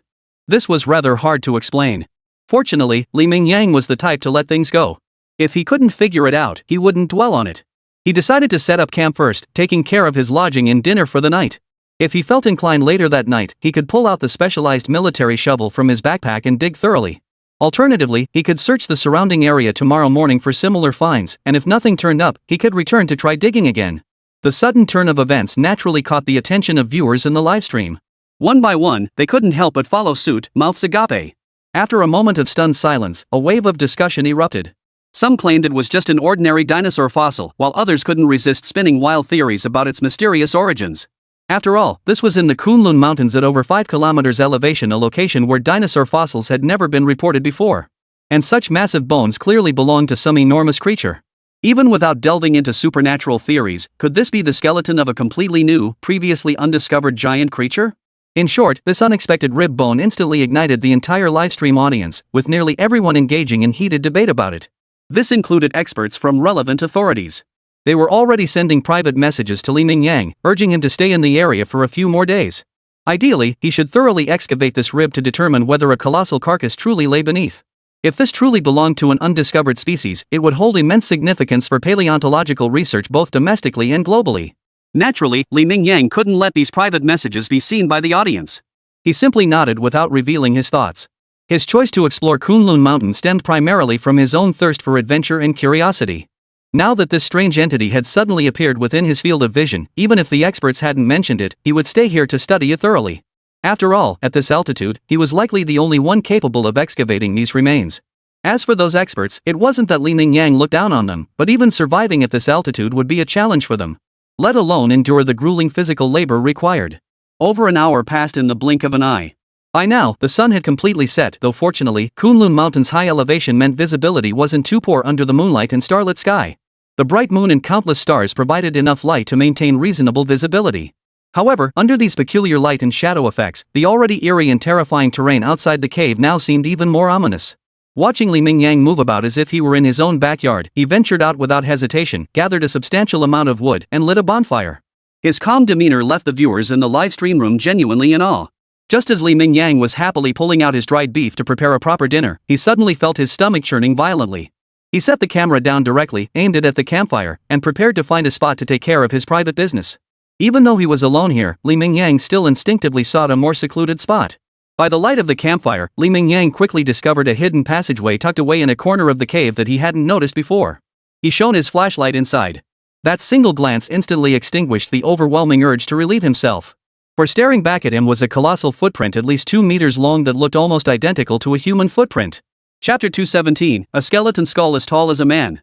Witnessing this, Mingyang's pupils contracted involuntarily. He was certain this was no natural coincidence. He could even make out distinct palm lines within the massive shadow. He couldn't help but silently compare it to human proportions, then glance down at his own feet. Even if this giant's body structure differed significantly from humans, even if it were a Bigfoot-like creature, such an enormous footprint. A conservative estimate would place its height well over 15 meters. Its weight would be measured in tons. Most crucially, the body structure capable of supporting such weight, whether in terms of bones, internal organs, or any other physical composition. Its structure and mass were utterly terrifying, far beyond anything a mere mortal could hope to challenge. Mingyang even doubted whether such a colossal creature could possess agility and flexibility comparable to humans, capable of sustaining such an immense frame while performing complex movements and athletics. Even modern conventional weapons, like firearms, would likely be incapable of inflicting any meaningful damage on such a colossal creature. It would be like a mosquito bite, maybe a slight sting, but no real damage whatsoever. Since awakening his golden finger, Mingyang preferred solving problems with his formidable physique. Yet this didn't mean he was a muscle-bound brute with no brain. The moment he realized those massive footprints weren't ordinary, Mingyang suddenly had a thought: that enormous rib outside. Could that thing be the remains of a giant? Upon closer thought, it seemed entirely plausible. After all, the presence of such an enormous footprint here suggested that countless years ago, this area was likely where giants once lived. Even if not, it was at least within their range of activity. If that were the case, then finding a giant skeleton here would be perfectly normal. This realization sent a rush of excitement through Mingyang. This was far more significant than any dinosaur fossil or unknown creature's remains. This was human.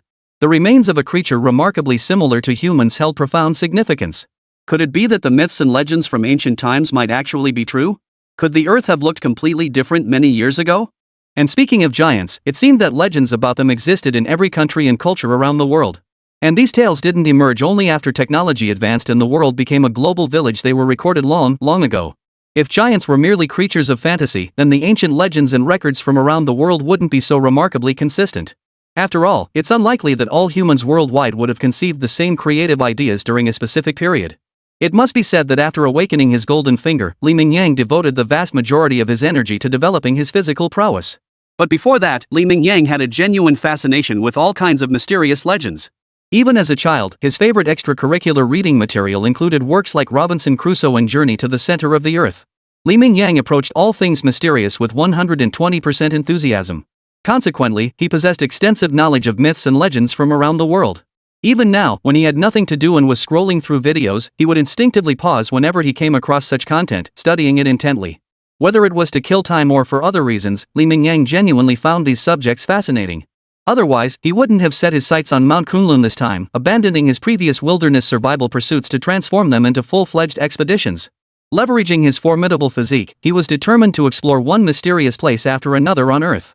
Now, his first target, one he hadn't held much hope for in terms of discoveries, surprised him immensely almost immediately. Now, Mingyang felt the blood in his veins practically roaring with excitement. He truly never imagined encountering such a mysterious event that defied all conventional understanding. Suddenly, giant creatures modern science deemed nearly impossible appeared. While modern science acknowledges the existence of humanoid creatures far taller than humans, after all, many people today exceed average height. In fact, the world's tallest humans can exceed 2.7 meters, a height that would easily qualify as giant for the average person. But these giants were entirely different from the creature Mingyang now faced, two utterly distinct species. In just a few seconds, countless thoughts raced through Mingyang's mind. Legends of floods, for instance. In China, there was the story of Yu the Great controlling the floodwaters. Around the same time, ancient civilizations across the globe all had clear records of this flood. Could this indirectly prove that the Great Flood actually happened? And was it truly global in scale? Did the many legendary ancient civilizations truly exist before this Great Flood? What about Atlantis? Or the mysterious mother continent? Could all these familiar legends have been based on real events? The mere thought of these possibilities made Mingyang eager to complete his exploration of the entire Kunlun Mountains immediately. He even wished he could become a superhuman, effortlessly exploring every hidden corner of the Earth. To unearth these legendary entities one by one, satisfying his curiosity while gaining a comprehensive understanding of Earth's true nature. Step further in. Snapping back to reality, Mingyang stared at the crack splitting open in the cliff face behind the footprints. He could vaguely make out what appeared to be a sizable space beyond. An inexplicable feeling urged Mingyang to continue exploring inward. Perhaps something new awaited him there. As mentioned before, Mingyang placed considerable trust in such premonitions. Especially since this was a completely new space he hadn't noticed before, following the discovery of the enormous, bizarre rib and the massive footprint before him. Mingyang's curiosity about this land and the cave had reached its peak. Even without this so-called premonition, Mingyang was absolutely determined to turn this place inside out, leaving no stone unturned. He would not allow himself to miss any potential discovery. He pulled a compact high-intensity flashlight from his pocket, special equipment issued by the relevant authorities. Its exact cost was unknown, but its brightness was undeniable, and its battery life was truly impressive. According to their claims, even if Mingyang kept the flashlight on 24 hours a day, it would still last at least 30 days. Driven by boundless curiosity, yet tempered by caution and unease, Mingyang sidled his way into the narrow crevice within the cliff face. He had expected that only after a complex exploration would Mingyang make his latest discovery. But unexpectedly, sometimes reality unfolds differently than in novels, where convoluted twists and turns are often required. Often, the truth lies just a hair's breadth away.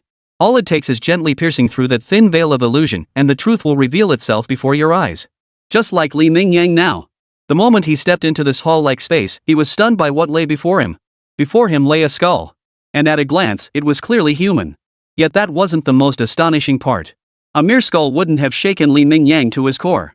What truly mattered was the sheer size of this colossal skull. Even standing at nearly 1.9 meters tall, approaching 2 meters with shoes, Li Mingyang was undeniably towering. Yet standing before this skull, he felt himself dwarfed by its sheer height. Chapter 218, The Mysterious Allure of Kunlun Steps. So, this is the answer? Witnessing this scene, Li Mingyang froze in place for nearly a full minute before finally processing what had happened. They say people laugh unconsciously when they're speechless. Li Mingyang hadn't really believed that before, but now he did. He had already scripted a scenario in his mind, one where he would likely encounter all sorts of mysterious, even inexplicable events. He'd even imagined placing himself in considerable danger. Yet, unexpectedly, the biggest challenge in discovering this thing might just be squeezing his robust frame into this tiny cave? At this thought, Li Mingyang genuinely chuckled at his own absurd musings. But now, staring at the enormous skull before him, Li Mingyang couldn't help but wish he were the protagonist of some other novel. Wasn't a personal space supposed to be the standard cheat code? Why did he only get a plain old physical enhancement? If only he possessed a personal spatial pocket, even a small one would suffice. He could simply carry this thing away. Even transporting it in batches would work. At the very least, he could move these astonishing discoveries to a relatively safe location without drawing attention. If he had a portable space, he could easily incorporate many of his discoveries into his own collection. He could even venture to those remote corners of the world few ever reach, bringing back countless precious artifacts. He could even build a private museum that would astound the world. Gazing at the massive skull before him, Li Mingyang could vividly imagine the shockwaves it would send through the world when revealed. For it was a physical artifact capable of overturning evolutionary theory, a tangible piece of evidence that could upend much of the world's current scientific understanding. Feeling the distinctly different texture in his hand, Li Mingyang was almost certain this was a bone fossil, not an artificial object. He found no traces of artificial carving on its surface. But since it was destined to stay behind, Li Mingyang resolved to gather as much information as possible. Pulling his phone from his pocket, Li Mingyang meticulously documented this astonishing discovery before him. Instead of taking photos, he recorded video footage directly, ensuring he wouldn't miss any overlooked details. He captured the entire surrounding environment in crystal clear detail. Following that, Li Mingyang meticulously surveyed every inch of the cave's interior. While ensuring he didn't overlook any detail, he also checked for any other spaces he might have missed. All of this was recorded by Li Mingyang away from the live stream camera. Certain things weren't meant for public exposure. It was enough for him to know, and at most, he might share his discoveries with the relevant authorities. As for the rest, Li Mingyang currently lacked neither fame nor money. There was no need to use this to attract attention. Besides, the internet was overflowing with trolls. If he really exposed this stuff, it wouldn't just attract unwanted attention. Simply the skeptics questioning the truth would be enough to ruin his otherwise good mood.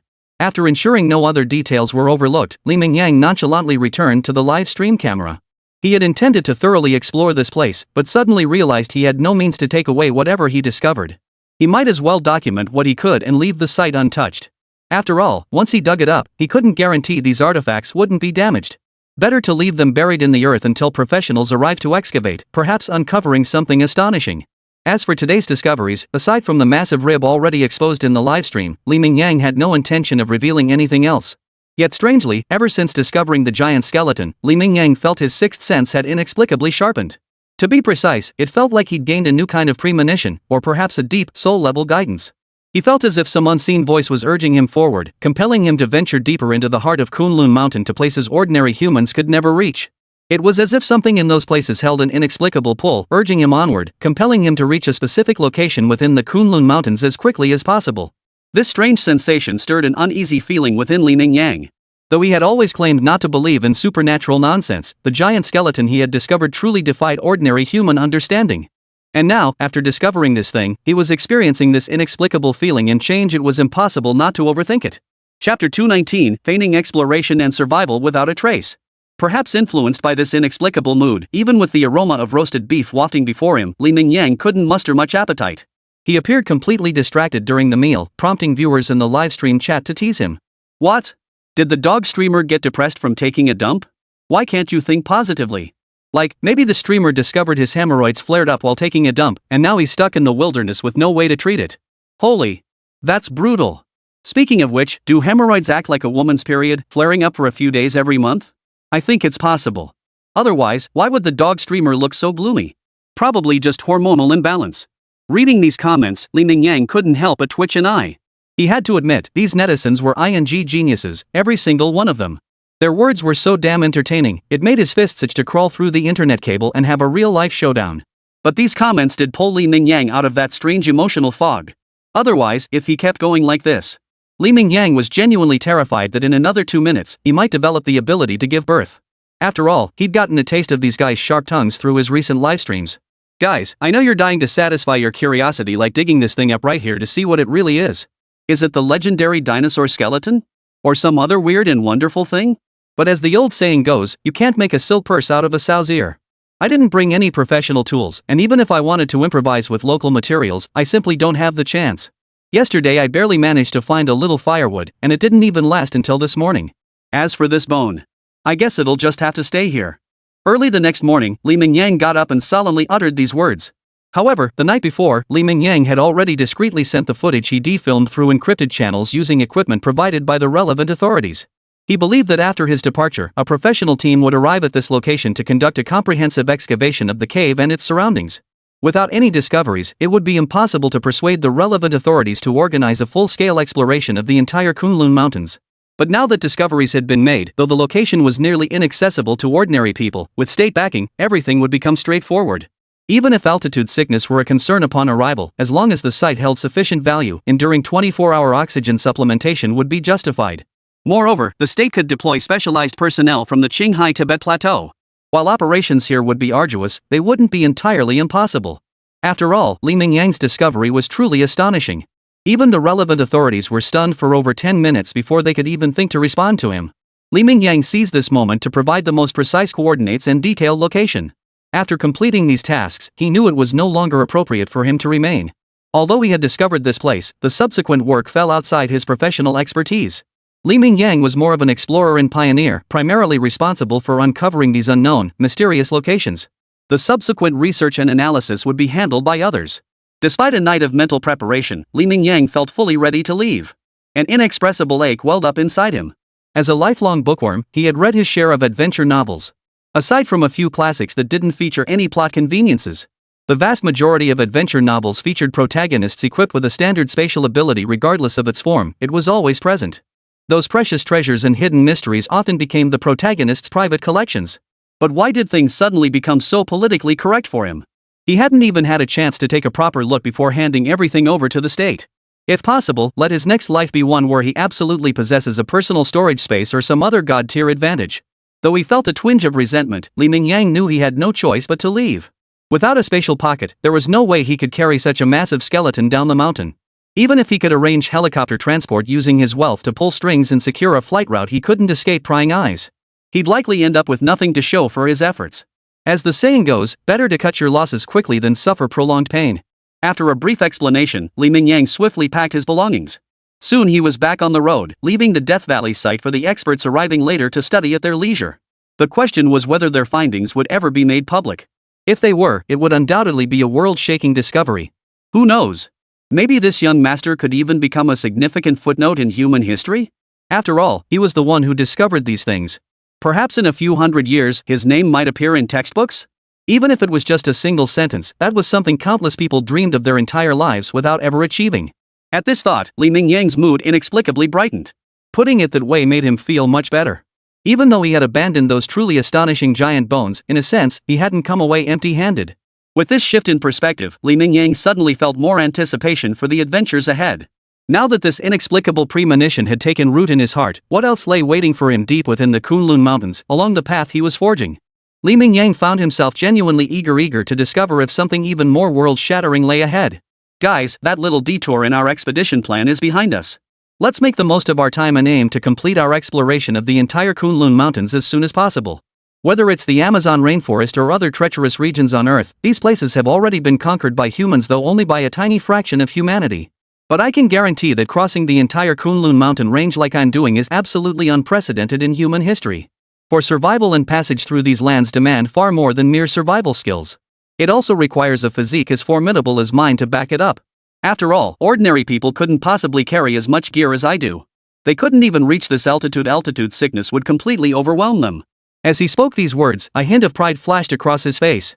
Though his physique might seem insignificant compared to potential giant creatures like a grown man observing a baby who can't even walk. But at least within the current human society, his physique stood alone in its class. Looking across the entire world, Li Mingyang couldn't imagine anyone whose physique could rival his own. Unless some kind of genetically enhanced human from a sci-fi movie actually appeared. Now, the events in Death Valley had come to a close. Though many mysteries and curiosities remained unresolved. But Li Mingyang must press onward, continuing his adventures and explorations with the same unassuming demeanor. Chapter 220, seemingly touching a mysterious veil. After all, during yesterday's communication, the national authorities had already emphasized that until the matter was fully investigated, it must be kept under absolute strict confidentiality. Therefore, Li Mingyang could only continue to feign indifference while pursuing his investigation. It was as if he had never discovered the giant skeleton yesterday, as if he had never encountered such an earth-shattering find. Though outwardly brimming with determination and continuing his exploration, his mind couldn't help but be filled with countless speculations. After discovering these giant bones, might there be other discoveries nearby?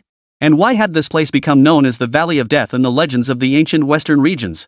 Had those ancient people also discovered the existence of these giant skeletons? A bold thought even crossed Li Mingyang's mind. Could it be that remnants of these giants still lingered during the era of the western region's kingdoms? Though this notion felt wildly improbable, Li Mingyang couldn't entirely dismiss the possibility. The world is vast and full of wonders. This phrase perfectly captures the essence of Earth. Though humans now proclaim themselves rulers of Earth, how much do we truly understand about this planet beneath our feet? Humans have developed all manner of instruments to study space and have begun fantasizing about finding a new home for humanity in the cosmos. But in truth, humanity's understanding of the very land beneath their feet remains limited, even scant. For a planet that has existed for over 4 billion years, human civilization has only truly flourished for a mere few thousand years. Even the rapid advancement of technology has only spanned 2 or 3 centuries. Compared to the Earth itself, human history is truly insignificant. Thus, on this planet, Li Mingyang felt that whatever civilizations or lifeforms had ever existed were perfectly natural phenomena. To suggest that over billions of years, Earth, a planet teeming with life, has produced only one intelligent species, humanity. Even Li Mingyang himself found that hard to believe. Humans weren't particularly special on this planet. Much less in the vastness of the cosmos, much less in the billions of years of planetary life history. Take the sudden discovery of giant skeletons, for instance. Before this, Li Mingyang had never even imagined such beings could exist on Earth. If these giants truly existed, did they also rule Earth for a period, much like humanity? Had they developed highly advanced civilizations? If so, why did these giants vanish without a trace? Even dinosaurs from over 100 million years ago have left behind numerous fossils. Dinosaur fossils are hardly rare finds anymore. These creatures, dating back hundreds of millions of years, can be seen in many places. So why have there been no substantial discoveries regarding giants?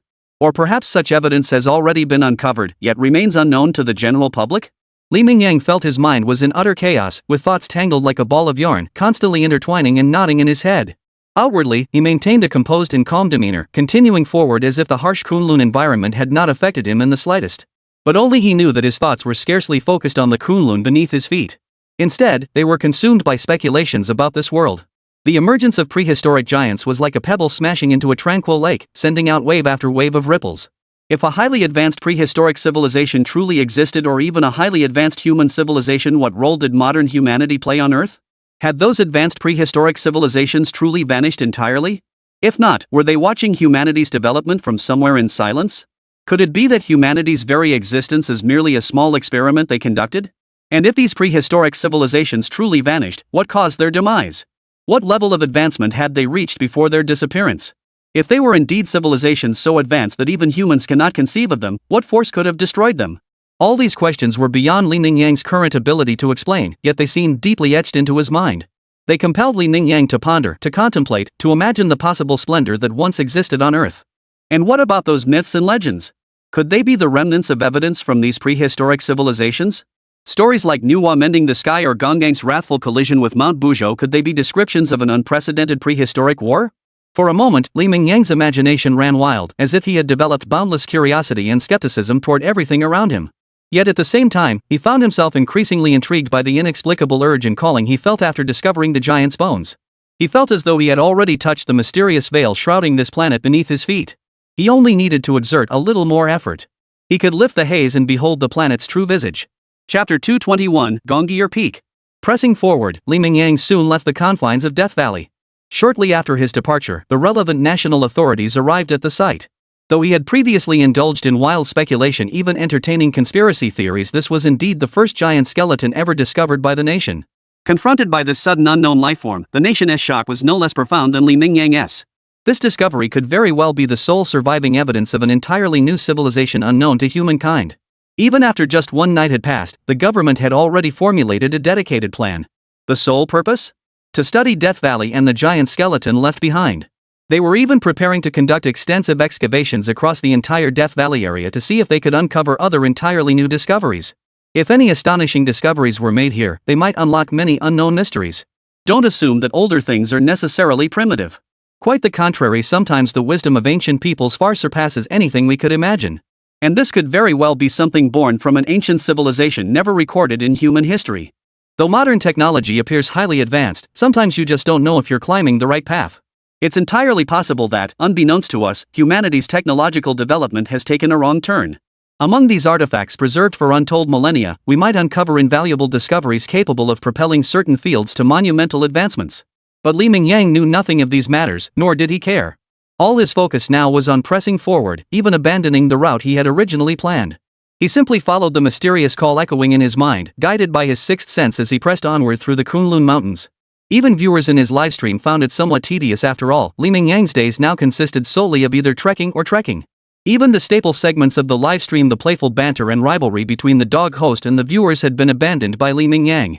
Only when encountering something truly unusual would Li Mingyang pause his journey. It wasn't to satisfy the curiosity of his viewers, but rather because Li Mingyang wanted to see if he might stumble upon any other new discoveries along the way. If he could uncover something new, might it offer some evidence for this inexplicable pull that had suddenly emerged in his mind? Would it deepen his understanding of the Kunlun Mountains? It was precisely for these reasons that Li Mingyang occasionally paused. Unfortunately, even when certain spots appeared genuinely peculiar, they still yielded no new discoveries. It was as if the entire Kunlun Mountains held no greater value than that previous Death Valley, or more precisely, the colossal giant skull left behind within it. He couldn't even be certain that the rib fragment he'd found belonged to the giant. So for him now, the most valuable thing he'd found since arriving in Kunlun was that skull and perhaps a footprint? But with the skull already in his possession, the footprint seemed less significant. Before he knew it, another week had passed, and Li Mingyang's footsteps had unconsciously carried him far from the original Death Valley. Yet as he pressed forward, his altitude steadily climbed. By now, he had approached the vicinity of Conger Peak, the highest summit of the Kunlun Mountains. Gazing at the colossal peak ahead, seemingly piercing the heavens, even Li Mingyang couldn't help but feel a momentary awe. Though everyone knew Mount Everest in the Himalayas, bordering China, was the world's highest peak. And that mountain towered over the one before him by over 1,000 meters, compared to the famed Mount Everest. Li Mingyang found this mountain before him even more awe-inspiring. It wasn't merely because it was the highest peak of the Kunlun range, but also because as he drew closer to its vicinity, a sudden, inexplicable thrill surged within him. It felt as though something he had long sought had suddenly appeared before him, as though he had suddenly achieved success. Though all Li Mingyang could see now, beyond the colossal mountain before him, was nothing else.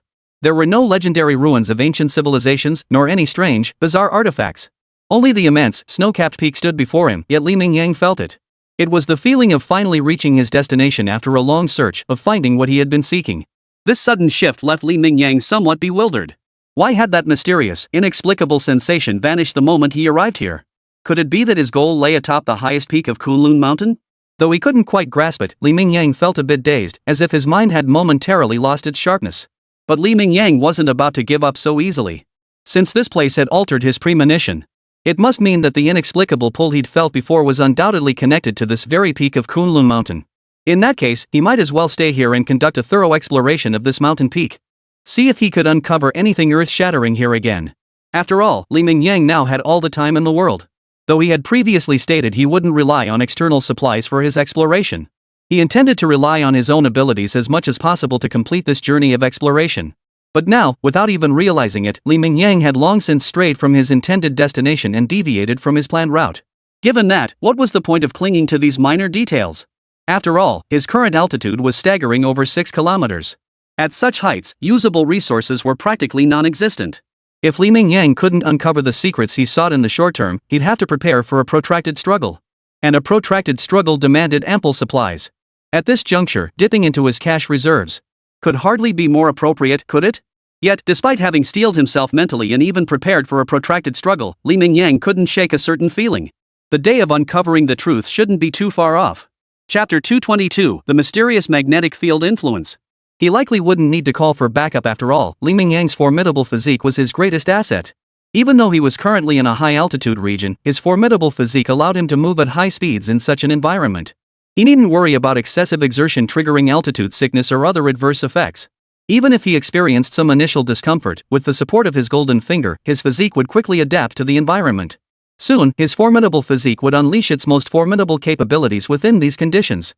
Even though this was the highest peak of Kunlun, and even though Li Mingyang would likely have to summit the mountain before him, reaching an altitude of over 7,700 meters. None of this posed a particularly daunting challenge for Li Mingyang. If that vague sensation continued to surface during his exploration, even if only intermittently, as long as he didn't have to dig up the entire area to uncover its hidden secrets, Li Mingyang was confident he could complete his exploration of Kunlun's highest peak within a month. Though Li Mingyang yearned to satisfy his curiosity immediately and begin his exploration right away. But alas, the sun was already nearing its setting, and Li Mingyang had to set up camp and rest first. The higher the altitude, the greater the temperature difference between day and night. Especially now, before summer had even arrived, the snow around Li Mingyang's elevation was visible to the naked eye. In such an environment, without a suitable place to set up camp and maintain body temperature, survival would be uncertain. Although Li Mingyang was confident he wouldn't freeze to death in such conditions, the shivering sensation would be unbearable. Without even a decent place to sleep, even someone as resilient as Li Mingyang might collapse from exhaustion before achieving his goals if he couldn't rest properly for long periods. After all, his current physique was merely far superior to that of ordinary people. He wasn't exactly superhuman. He certainly wasn't like those cultivators who could retreat into seclusion for years at a time.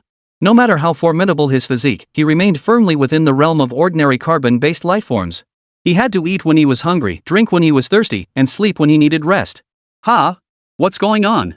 Just as Li Mingyang had finished using his supplies to build a simple shelter for himself, and finally had a moment to spare to check his livestream channel, he discovered that the previously smooth-running livestream was now experiencing noticeable lag. It felt as if some unknown force was interfering. Could it be a magnetic field shift?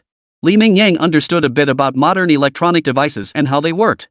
He knew that when exposed to strong magnetic fields, devices could not only lag but potentially fail entirely. During his previous livestreams in the Kunlun Mountains, no matter how remote the location, even in places like Death Valley, his signal had remained stable. Yet now, upon arriving at this location, such inexplicable changes had occurred. Could it be that he was truly nearing the objective of his journey? Even in modern scientific research, inexplicable magnetic field fluctuations were often linked to strange, mysterious phenomena. So this sudden, inexplicable shift was hard for Li Mingyang not to overthink. His expression couldn't help but betray his growing excitement. Whereas before he'd merely wanted to begin his exploration quickly, now Li Mingyang was itching to jump up immediately and search the surroundings thoroughly. To see if that inexplicable force that had drawn him in before was still within reach? It wasn't just Li Mingyang, even the viewers in the livestream room noticed this inexplicable change. After all, they were the first to notice the lag in the stream. They'd been watching it live the whole time. Faced with this sudden change, they didn't overthink it like Li Mingyang. What's going on? This equipment has been working perfectly all along. Why is it suddenly acting up? Could it be malfunctioning? After all, just by looking at the streamer's equipment, you can tell it's not mass-produced. Could be. Experimental gear like this hasn't undergone thorough testing. A few glitches? Totally normal. Reading the comments flooding the chat, Li Mingyang immediately put on a look of frustration. He'd been struggling to find a suitable excuse to end the stream early. Now he had a ready-made excuse. Even if he actually made a discovery, he could simply shut down the stream. At worst, he could simply claim the equipment malfunctioned, broke down unexpectedly, and refused to cooperate. If the authorities inquired, he could claim the equipment was an unnecessary burden after breaking down, so he'd left it behind on the mountain. As long as Li Mingyang dug a hole and buried the equipment somewhere, he didn't believe the authorities would actually send people to search for it. This was a location reaching over 7,700 meters in altitude, a summit attempt no easier than climbing Mount Everest. After all, Everest's fame meant it had well-established climbing routes. Moreover, finding the equipment Li Mingyang discarded in these vast mountains would be like searching for a needle in a haystack. There was no fixed target. So he was almost certain that even if he went ahead and did this, nothing unexpected would happen. Everyone, rest assured. Though the equipment seems to have a minor glitch now, even if it stops working later, I'll still keep filming. After all, my goal this time is to reveal all the mysteries of the Kunlun Mountains. Even if the live stream fails, at least the recording equipment should still function normally. Worst case, I'll edit it into a documentary after we get out. Either way, I'll make sure everyone sees my entire expedition journey. At this moment, Li Mingyang delivered what was arguably the most compelling performance of his life, conveying every ounce of regret and frustration with chilling precision. Chapter 223, An Endless Cave? It seemed as though he genuinely desired a 24-hour livestream, yet was forced to abandon this tempting idea due to the constraints of reality. Nearly everyone in the livestream chat chose to believe Li Mingyang's explanation. After all, during his previous 2 survival challenges spanning a full 120 days, he had never once interrupted his livestream. Even when changing batteries, he faithfully documented everything with a secondary camera. His formidable outdoor skills and genuine survival efforts left no room for doubt. Even the most nitpicky online trolls found nothing to criticize. Now, faced with this sudden situation and Li Mingyang's explanation, they had even less reason to question it. In fact, many felt genuinely touched. They were touched that even at this moment, Li Mingyang hadn't forgotten to consider his viewers, choosing instead to faithfully document everything through his lens. As for whether anyone suspected Li Mingyang might be taking advantage of the situation to gather some unplanned supplies, no one in the live chat was questioning that either. Li Mingyang's supply pack was still packed to the brim, far from being depleted. As she herself had stated, even pushing forward at full strength every day, these supplies would last her at least a month. There was no need to resort to petty tricks at this stage. Understood. But if the stream really does go offline, the streamer must remember to prioritize safety. If you encounter truly unavoidable danger, remember to retreat promptly. It's remarkable you've made it this far. At the very least, you've shown us views of Kunlun Mountain ordinary people could never see. There's no need to push forward recklessly when you know it's impossible. The world is vast, with countless uncharted territories awaiting your exploration. As wave after wave of concerned comments flooded the chat, Li Mingyang pinched his thigh repeatedly, desperate to stifle the laughter threatening to escape. As for whether his conscience was gnawing at him, Li Mingyang had no idea what that was. Conscience? He was genuinely unfamiliar with the concept. Then, when Li Mingyang crawled out of bed the next morning, he had already conveniently cut off the livestream. He did report it to the relevant authorities, claiming equipment malfunction had caused the issue. He assured them his personal safety was absolutely unthreatened, so there was no need for concern. The reason for this maneuver was that Li Mingyang sensed he might have made a truly monumental discovery this time.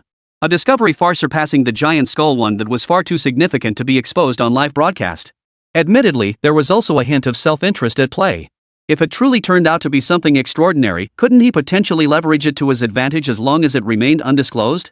How could every single thing be as tall as that giant's head, even taller than myself? Surely there must be some goodies he could sneak back quietly, right? Holding on to this thought, Li Mingyang decisively ended the livestream, also to prevent any discoveries he might make from revealing his location through the broadcast content. As for now, in such a harsh altitude environment and across such a vast area, even if something hidden were to be found, regardless of whether anyone would discover it, and even if someone did notice something amiss and attempted to search the area, the difficulty of searching here would be nothing short of hellish. If Li Mingyang added a little camouflage, the chances of others discovering this potential major find would be virtually zero. But what about after the live stream ended? How would Li Mingyang continue searching for the hidden location? Li Mingyang had already prepared a solution for this. Didn't this thing interfere with magnetic fields? Even though the live stream was off, Li Mingyang still carried plenty of electronic devices. By monitoring the fluctuations in his devices, Li Mingyang could easily pinpoint where the magnetic field was strongest. If his hunch was correct that these inexplicable magnetic fluctuations were indeed caused by that mysterious presence calling and tempting him from the shadows, then, using this method, Li Mingyang could easily pinpoint the correct destination. Where exactly is it? Why does it feel like the magnetic fields are all pretty much the same everywhere? Though the idea was sound, Li Mingyang searched all afternoon. It seemed as if the entire mountain was saturated with magnetic fields. Beyond some subtle variations in intensity, he hadn't made any other significant discoveries. This made him question his own sanity. Had all his careful preparations, even shutting down his livestream, only to realize those sensations were all just his imagination? Had he discovered the remains of an unprecedented giant? Was this discovery so earth-shattering that it had overwhelmed him with excitement? Had his adrenaline remained elevated for too long, clouding his rational judgment? At this point, Li Mingyang had even begun searching for scientific justifications within his own mind. Though she herself seemed rather unscientific, as the old saying goes, nothing is impossible if you're willing to give up. Now Li Mingyang was like a headless fly, circling aimlessly around the highest peak of the Kunlun Mountains. Fine, I'll persevere a little longer and see if I can discern any patterns in the magnetic field's fluctuations. If I still find nothing by tomorrow, maybe I should just continue the livestream to wrap up this expedition? After forcing himself a couple of self-reassurances, Li Mingyang dragged his weary body onward, continuing his exploration through the complex mountain terrain at over 6 kilometers above sea level. Perseverance paid off. Just as Li Mingyang was on the verge of collapse and the sun was about to set, his electronic devices finally registered a significant change. The reason things had become so complicated was primarily because he didn't possess a specific instrument for detecting magnetic field changes. He could only rely on the limited capabilities of his handheld electronic devices, yielding results that were decidedly rough. Had Li Mingyang possessed a professional magnetic field detector, his search would have encountered far fewer obstacles. Fortunately, his luck seemed as unfailingly good as ever. Finally, as the sun dipped below the horizon, Li Mingyang discovered a peculiar cave. It didn't look very large, but it appeared to be quite deep. The closer he got to the cave entrance, the greater the interference his electronic devices experienced. By the time Mingyang stood at the cave entrance himself, every electronic device he carried had malfunctioned, even the camera. Although the camera could still be turned on, anything it recorded turned into nothing but static. It couldn't capture any images at all, let alone clear ones. At that moment, Mingyang's premonition intensified dramatically. It felt as if a voice from the beyond whispered, "Congratulations, you finally found the place." Gazing at the cave before him, Mingyang pulled out his high-powered flashlight. Thankfully, this device remained unaffected by the magnetic field and functioned normally. As the beam swept through the unassuming entrance barely taller than a person and less than 2 meters wide, the interior seemed to stretch endlessly into the darkness. At least, the astonishingly long beam from his flashlight couldn't illuminate its entirety. Mingyang was almost certain this was a cave of astonishing depth. But exploring it wouldn't be as simple as just walking in. As everyone knows, the greatest dangers in caves aren't the rugged, treacherous paths, but rather certain seemingly ordinary yet highly hazardous areas. For instance, carbon dioxide buildup or oxygen depletion. These were invisible threats. To proceed with exploration, Mingyang planned to craft a torch not overly bright, but sufficient to serve as a warning signal. To signal the air quality in this area?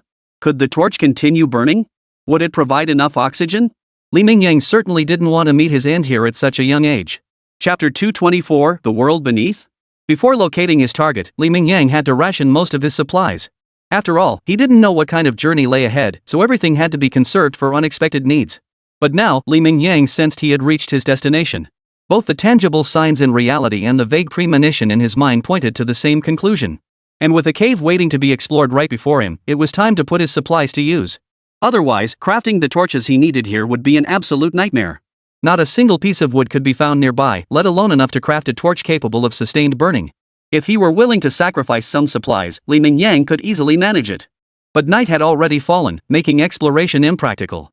Though inside the cave, especially deep within, day and night felt indistinguishable. Sunlight barely penetrated the cavern, but he still planned to rest inside for the day. He would explore the area tomorrow morning, fully prepared. He could also use tonight to prepare the necessary tools, especially torches. He had a strong premonition that the depth of the cave before him would be truly astonishing. Therefore, he intended to prepare as many torches as possible tonight. He needed to ensure these torches would safely guide him both in and out. Though if he ventured in, explored everything, and returned, a flashlight might render torches unnecessary, Mingyang still opted to pack extra out of caution. Who knows if the air conditions inside might suddenly change? What if a place that seemed perfectly safe turned deadly just hours later? After all, he had already discovered the giant skeleton, and he felt as if he had been guided by some unseen force to this place. Mingyang had every reason to suspect this place might be even more dangerous than before. Such unpredictable shifts were likely normal occurrences. In any case, extra preparation offered only benefits and no harm. Extreme caution was the ultimate safeguard that had allowed Mingyang to survive in the world's most perilous places. Not to mention, this time he was facing a mysterious place humanity had never explored before. What puzzled Mingyang, however, was this: if this place truly had any connection to that mysterious giant, why was the cave entrance so small? Even the interior space wasn't particularly large, barely big enough for an average person to enter and exit. A creature as massive as a giant shouldn't be able to pass through such a narrow opening. Surely that thing couldn't alter its physical dimensions at will? This was the real world, not some fantasy realm. Mingyang found such a possibility utterly implausible. They temporarily settled in the cave to rest, and the hands inside were already busily preparing torches that might be needed tomorrow. Yet questions kept surfacing in his mind, one after another. His already chaotic thoughts became a tangled mess, and Mingyang couldn't find a single reasonable answer. When the morning sunlight streamed into the cave and illuminated Mingyang's face, he sprang to his feet immediately, having spent the night in a half-asleep, half-awake state. He pulled a lighter from his pocket, but instead of immediately lighting the torch, he lit a cigarette for himself first. Only after forcing his mind to calm down did he light the torch. He slung his pre-packed backpack over his shoulder and strode purposefully deeper into the cave. Somewhat unexpectedly, Mingyang's torch burned steadily without incident from the moment he entered the cave, defying the dangers he had anticipated. The cave was indeed rugged, and even with his physical condition, some sections proved quite difficult to traverse. Yet the oxygen levels remained consistently sufficient, completely avoiding the worst-case scenarios Mingyang had previously imagined. The cave's depth, however, matched Mingyang's estimate. It seemed bottomless. From early morning until now, though sunlight remained invisible, Mingyang's mechanical watch indicated a full 6 or 7 hours had passed. It was now afternoon, yet the cave stretched on as if it would never end. It had even robbed Mingyang of any thoughts of eating or replenishing his energy. He was determined to persevere and see where the cave ended. Moreover, Mingyang could distinctly feel that he was constantly descending. The cave resembled an endless staircase spiraling downward. It had been winding downward from an altitude exceeding 6 kilometers, and by now, Mingyang estimated he had descended at least 2 kilometers. What on earth was up there? Could it be the legendary world at the Earth's core? Several more hours passed, and it was now 8 p.m., yet Mingyang remained deep within the cavern, having made no new discoveries. Such bizarre encounters even made Mingyang's mind start to wander. If not for the constantly shifting surroundings, he might have suspected he'd stumbled into the legendary ghostly maze. Chapter 225, Insane. A living prehistoric creature. They pressed on until past midnight, pushing forward relentlessly until just before 1 a.m. Only then did Mingyang halt his advance, setting up camp for the night's rest. Before 7 a.m. the next morning, having rested for only 6 hours, Mingyang set off again. Though the rest was brief, 6 hours proved sufficient for Mingyang. Now, his curiosity burned fiercely. Where exactly did this passage lead? Just how deep did this cave go? To uncover the truth, Mingyang had even modified his original torch, transforming it into something resembling a small candle. He did this to make them burn longer, as he needed the torches, or rather, the flame, to test the air. A powerful flashlight was sufficient for illuminating the path ahead. Besides, Mingyang had barely used it so far, and he still had 2 spares tucked away in his backpack. No matter how deep this cave might be, it couldn't possibly lead to a subterranean world like those described in novels, could it? Mingyang estimated he was nearing the cave's deepest point, so after rising early that morning, his pace quickened once more. He even leaped over many low obstacles, anything under 5 meters high, where the terrain below allowed it, instead of slowly climbing down. The only consequence of this approach was that the backpack strapped to his back was becoming increasingly strained. Yet the deeper he ventured into the cavern, the more intense the vague sense of excitement grew within him. By the end, he felt almost impatient, no longer caring about minor details like potential damage to his backpack.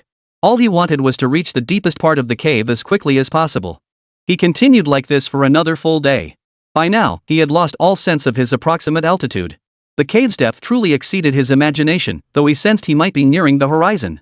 In other words, his altitude had plummeted from over 6,000 meters to a level approaching that of the plains. When the clock struck past midnight once more, Mingyang hesitated. Should he press on or rest for the night and continue tomorrow?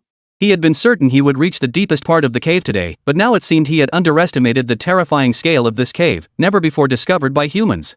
Fortunately, the terrain along the way hadn't been particularly complex, otherwise, his current gear might not have been sufficient for the descent. Many of the caverns featured massive drops, potentially reaching hundreds of meters. Even with his superhuman physique, a fall from such heights would be certain death. So Mingyang was genuinely relieved now, thankful he hadn't encountered such terrain. Otherwise, he'd have no choice but to retreat and wait for another opportunity to explore. Just as Mingyang hesitated, he faintly heard the roar of a beast echoing from ahead. Though faint and indistinct, Mingyang could confidently guarantee it came from some large creature. Faced with this sudden development, Mingyang couldn't help but startle, yet excitement also surged within him.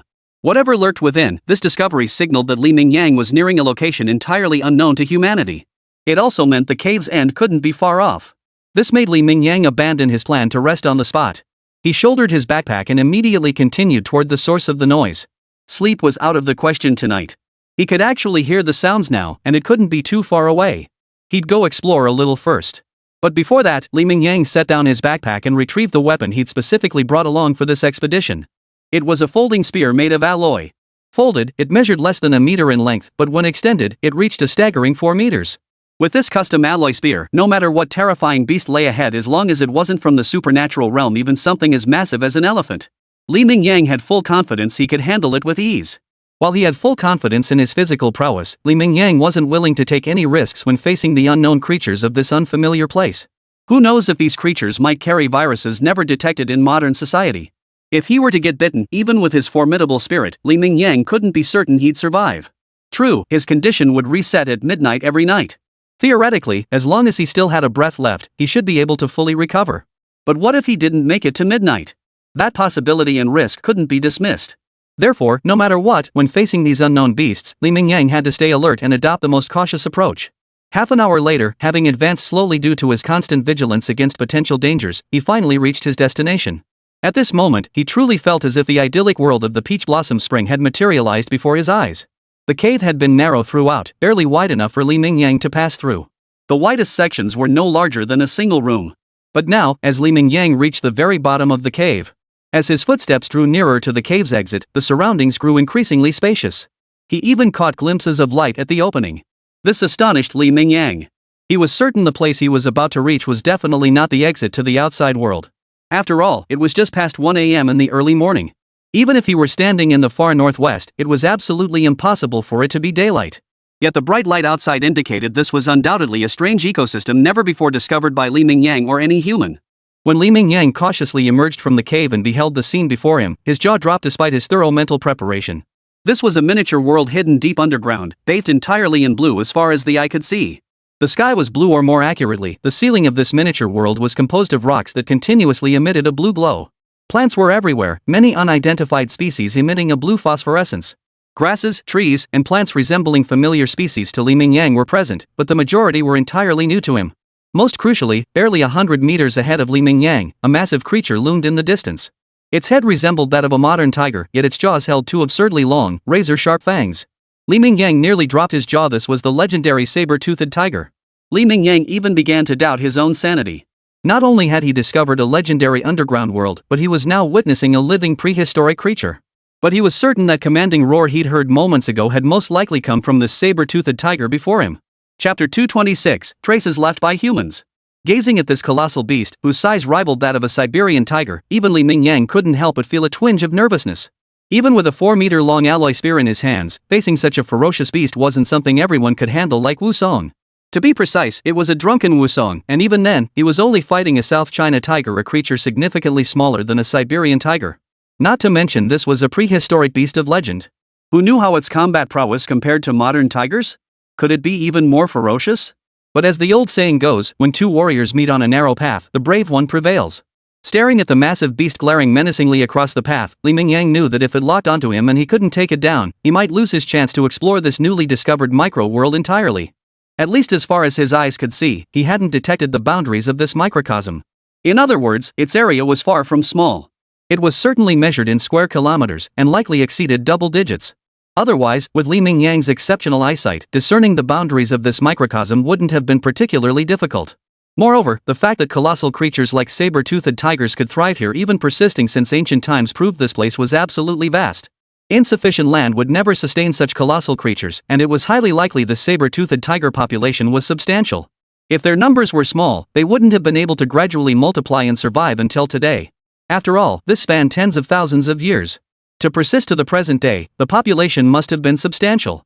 As the man and tiger faced off, the saber-toothed tiger across from him seemed to sense that Li Mingyang was no one to be trifled with. Particularly the alloy spear in Li Mingyang's hands posed a deadly threat to the saber-toothed tiger.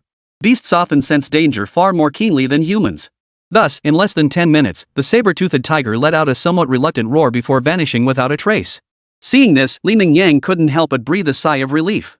After all, he knew nothing about the ecosystem within this microcosm. If possible, he hadn't wanted to take the saber-toothed tiger's life.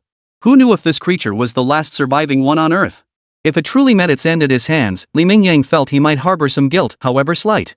However, this place was likely accessible only to him. Even if Li Mingyang later reported it to the relevant authorities, he couldn't guarantee they'd have the capability to navigate all the way into this microcosm. As the sole entrance and exit to this microcosm, the cave's terrain was too complex and the journey too time-consuming when Li Mingyang first arrived. Such a journey and the harsh environment were simply beyond the capabilities of ordinary people. Not to mention reaching the cave entrance itself required ascending to the summit of Kunlun Mountain, over 6,000 meters above sea level. With all these conditions piled up, one would inevitably need to carry massive supplies. If oxygen tanks were also required, the logistical burden would be hellishly difficult. But Li Mingyang wasn't in the mood to think about any of this now. He had no intention of revealing his destination anyway. Otherwise, he wouldn't have gone to such lengths to shut down his livestream. Nor would he have insisted on sneaking here alone. Even if Li Mingyang hadn't shut it down, they were now deep underground, at least several thousand meters below the surface. No matter how strong the live stream signal was, it couldn't possibly penetrate this location. After the saber-toothed tiger retreated, Li Mingyang breathed a sigh of relief while also taking a closer look at his surroundings. A thought even surfaced in his mind: Jules Verne, that fellow, as one of the world's most renowned novelists. Many of his works had legions of fans worldwide, and quite a few people genuinely believed that much of what Verne described in his stories was real. Take Journey to the Center of the Earth, for instance. While what lay before him now wasn't the Earth's core, it was undoubtedly a mysterious world hidden deep underground, unknown to most.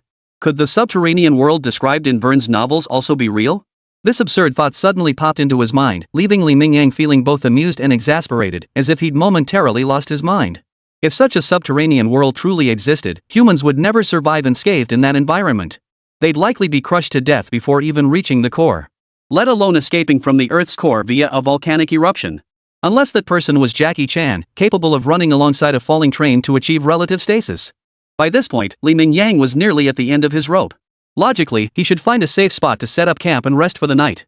But the sudden appearance of this world had completely robbed Mingyang of any desire to sleep. The fatigue in his mind had vanished, replaced entirely by overwhelming curiosity. So, after the saber-toothed tiger retreated, Mingyang immediately picked up his weapon and cautiously pressed forward. He intended to thoroughly explore this world never before discovered by humans, to investigate its ecosystem so utterly different from the outside world. As for rest? That could wait until after he'd completed a preliminary exploration. Roar! Not long after setting off, Mingyang faintly heard the rumbling sound of flowing water. This discovery instantly brightened his eyes. In any ecological environment resembling Earth's, water sources were absolutely the most crucial discovery. After all, nearly all carbon-based life depended on water for survival. Finding a water source meant Mingyang could use it as a base to discover more strange and unseen lifeforms in this small world. But before he could get closer, something suddenly appeared in his line of sight, causing Mingyang to freeze in shock once more. It was a knife. An ancient-looking blade, seemingly at least hundreds, if not thousands, of years old. But Mingyang was certain this was undoubtedly a human artifact. After all, it couldn't have been forged by a saber-toothed tiger, could it? Chapter 227, The Mysterious Underground Palace Beneath the Altar. This unexpected discovery completely altered Mingyang's plans. He had originally intended to thoroughly explore this small world, searching for any other wondrous creatures. But this rust-stained, long-forgotten blade that appeared out of nowhere made Mingyang suddenly realize he wasn't the first human to set foot in this place. Though the blade appeared to possess a long history hundreds of years, as mentioned earlier, Mingyang couldn't be certain of the exact figure. But it was certainly not left by modern humans. Both its style and the traces of rust proved that this blade had been here for a considerable time. Could it be that ancient Western region kingdoms had explored here? Though ancient productivity was low, Mingyang never underestimated the capabilities of humans from any era. For humanity is a collective, not merely individuals, and within any collective, exceptional talents inevitably emerge. Just like Mingyang himself today, wasn't he one of the most exceptional among humanity? Though the path into the microcosm was arduous, Mingyang traversed it with remarkable ease. This did not mean others couldn't reach this place with immense perseverance. Now, a question inevitably arose in Mingyang's mind: if someone in ancient times had already discovered this place and even left behind a long sword, was this the act of an individual, or the collective endeavor of a nation or faction? This distinction is crucial. If it was merely an individual act, there might be little value in further exploration. An individual might have stumbled upon it by chance, and ancient people lacked powerful defensive tools like firearms. Compounded by their solitary nature and physical limitations, unlike Mingyang's extraordinary constitution, even if they stumbled upon this place, perishing here would have been entirely natural. They likely wouldn't have left behind any valuable or useful clues. But if a group of people came here, that would be a very interesting matter. They might even leave behind mysterious artifacts that modern society simply cannot comprehend or explain.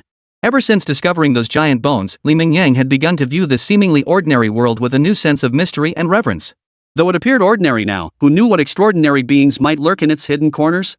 After all supernatural beings are essentially powerful lifeforms. If one were to stretch the definition, Mingyang himself could now barely be considered an extraordinary being, couldn't he? At the very least, ordinary humans could never possess the strength and physique Mingyang now had. Having transcended the ordinary, transcended the mortal realm, how could Mingyang not be considered an extraordinary human? Using the blade as his focal point, Mingyang swiftly began exploring the surrounding area. He had initially assumed finding clues wouldn't be particularly easy, but he soon realized his assumption was wildly off the mark. The truth matched his suspicions: this wasn't the work of a lone individual. It undoubtedly originated from some ancient human faction in the western regions. Of course, it couldn't be ruled out that it originated from the Qinghai Tibet Plateau, as both regions were quite close to Kunlun Mountain. In fact, Mingyang's gut feeling leaned more toward the Tibetan Plateau. Only those long adapted to the high-altitude climate could have ventured from the caves to this location. Surveying the increasing number of scattered weapons around him, every single one was rusted beyond recognition. As Mingyang ventured deeper, he discovered numerous skeletal remains. Some were clad only in utterly decayed garments. Others, however, were clad in well-equipped armor, further solidifying Mingyang's suspicions. Yet this discovery also bred new doubts within him. If so many people had come here, perhaps even a fully armed army. Logically, such a force should not have been annihilated by the beasts of this jungle. What on earth could have caused this entire army and its soldiers to be left behind here? Though centuries had passed, Mingyang could still make a rough analysis based on the traces at the scene. This was undoubtedly the aftermath of a battle. Could it be an internal conflict? But it didn't look like that either. Or perhaps, Li Mingyang suddenly recalled the giant skeleton he had discovered earlier. Could it be that these soldiers had all perished after battling such a terrifying creature? But that shouldn't be possible unless this microcosm had other entrances. But if there were, wouldn't this microcosm have been discovered long ago? After all, a passage large enough for giants to pass through. And given the current elevation, there's absolutely no reason it wouldn't have been discovered. With these doubts swirling in his mind, Li Mingyang pressed forward, guided by the clues he had uncovered. Finally, as he gazed upon the ever-increasing number of corpses, his unease beginning to grow, a structure belonging to humanity suddenly came into view. It was a massive altar of considerable scale. Though only about 10 meters of it was visible above ground, Li Mingyang was absolutely certain this was a massive, towering altar. The key clue was the damaged gate beneath the altar, where a staircase over 2 meters wide wound its way downwards. Even standing right at the entrance, Li Mingyang couldn't even see how deep the altar went. At this sudden discovery, Li Mingyang couldn't help but clasp his chest, feeling his heart pounding violently. He had a premonition that all the puzzles and answers that had troubled him for so long were likely hidden beneath this altar. Yet fear also crept into his heart. If his guess was correct, the soldier's demise was likely connected to whatever lay beneath the altar. Though centuries, perhaps even millennia, had passed, who knew what dangers still lurked beneath? Should he venture down to investigate? He had already reached the entrance, enduring countless hardships to arrive at this place. Yet now, hesitation crept into Li Mingyang's heart. Gazing at the deep, dark entrance of the altar, it no longer appeared to him as a mere doorway, but rather as a gaping maw. It seemed to be waiting for this greenhorn to crawl inside willingly, only for the terrifying beast to swallow him whole, reducing him to a pile of refuse in its stomach. Before he knew it, a fine sheen of cold sweat had broken out on his forehead. This overwhelming sense of dread truly made him hesitate, unable to act rashly. Chapter 228, A Blue Orb? No. This is a door. Even the seemingly crude entrance gave Li Mingyang the illusion that once he stepped inside, there would be no return. Li Mingyang. You're supposed to be the world's strongest man, aren't you? What nonsense are you thinking about here? It's just an ancient altar built by humans hundreds or even thousands of years ago. Even if there really are some strange, mysterious things inside, how could they possibly pose a threat to you? Even if some terrifying creature once existed inside, this is the real world, not some bizarre tomb raiding novel. But no mysterious creature could have survived for over 1,000 years to this day. And if there really were any danger, this thing wouldn't be confined to this tiny underground palace. The moment I stepped into this little world, wouldn't I have been killed long ago by whatever mysterious and terrifying creature might exist? After all, the fiercer the beast, the stronger its territorial instincts. If such a creature truly existed, wouldn't it sense you the moment you entered this microcosm and perceive you as a threat? How else would you have made it safely all the way to the altar's entrance? Patting his own face, Li Mingyang suddenly became somewhat rambling, muttering to himself in a tone that was half persuasion, half self-comfort. He forced his wildly pounding heart to settle and compelled his emotions to calm. This time, Li Mingyang hadn't even brought his backpack. Facing such unknown dangers, the heavy pack would only hinder his movements. Besides, if he did encounter danger, he didn't want his backpack to be left behind in this underground palace. He still intended to return, even though this small world offered ample supplies. But without his backpack, he'd struggle to carry these supplies back to the outside world. Li Mingyang hadn't forgotten how utterly desolate the cave entrance was. Not to mention the sheer distance he'd have to traverse just to exit through that cave. His backpack contained the torches and flashlight he'd crafted. Without illumination, finding his way out of the pitch-black cavern would be nearly impossible. Tap, tap, tap. The underground palace, untouched by human feet for untold years, echoed with Li Mingyang's cautious yet steady footsteps. At the entrance, Li Mingyang hadn't imagined the underground palace would be this vast. But as he descended, he realized the altar resembled a pyramid-like structure, with the space growing larger the deeper he went. Even now, 10 minutes later, Li Mingyang had only reached the halfway point, yet the surrounding space already echoed with his footsteps. Throughout this time, Li Mingyang remained in a state of heightened alert, constantly vigilant against any potential dangers lurking in the darkness. Soon, however, he realized his nerves might simply be on edge. There was a touch of paranoia in his perception. Nothing strange lurked here, and everything around him felt eerily open. A single glance could take in nearly every detail of the entire underground palace. Not only was there no danger, but there wasn't even a single small animal to be found. Another 10 minutes passed before Li Mingyang finally reached the lowest level of the underground palace. Upon reaching this point, he was astonished to discover a small temple-like structure right in the center of the entire underground palace. Upon seeing this structure, Li Mingyang realized his earlier assumptions might have been wrong.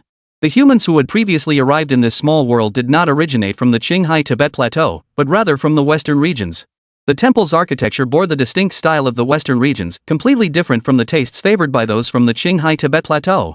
What the hell was wrong with these ancient people? They built such an enormous underground palace, only to put a tiny little temple inside? The temple before him wasn't particularly large. At most, its total area wouldn't exceed 50 square meters.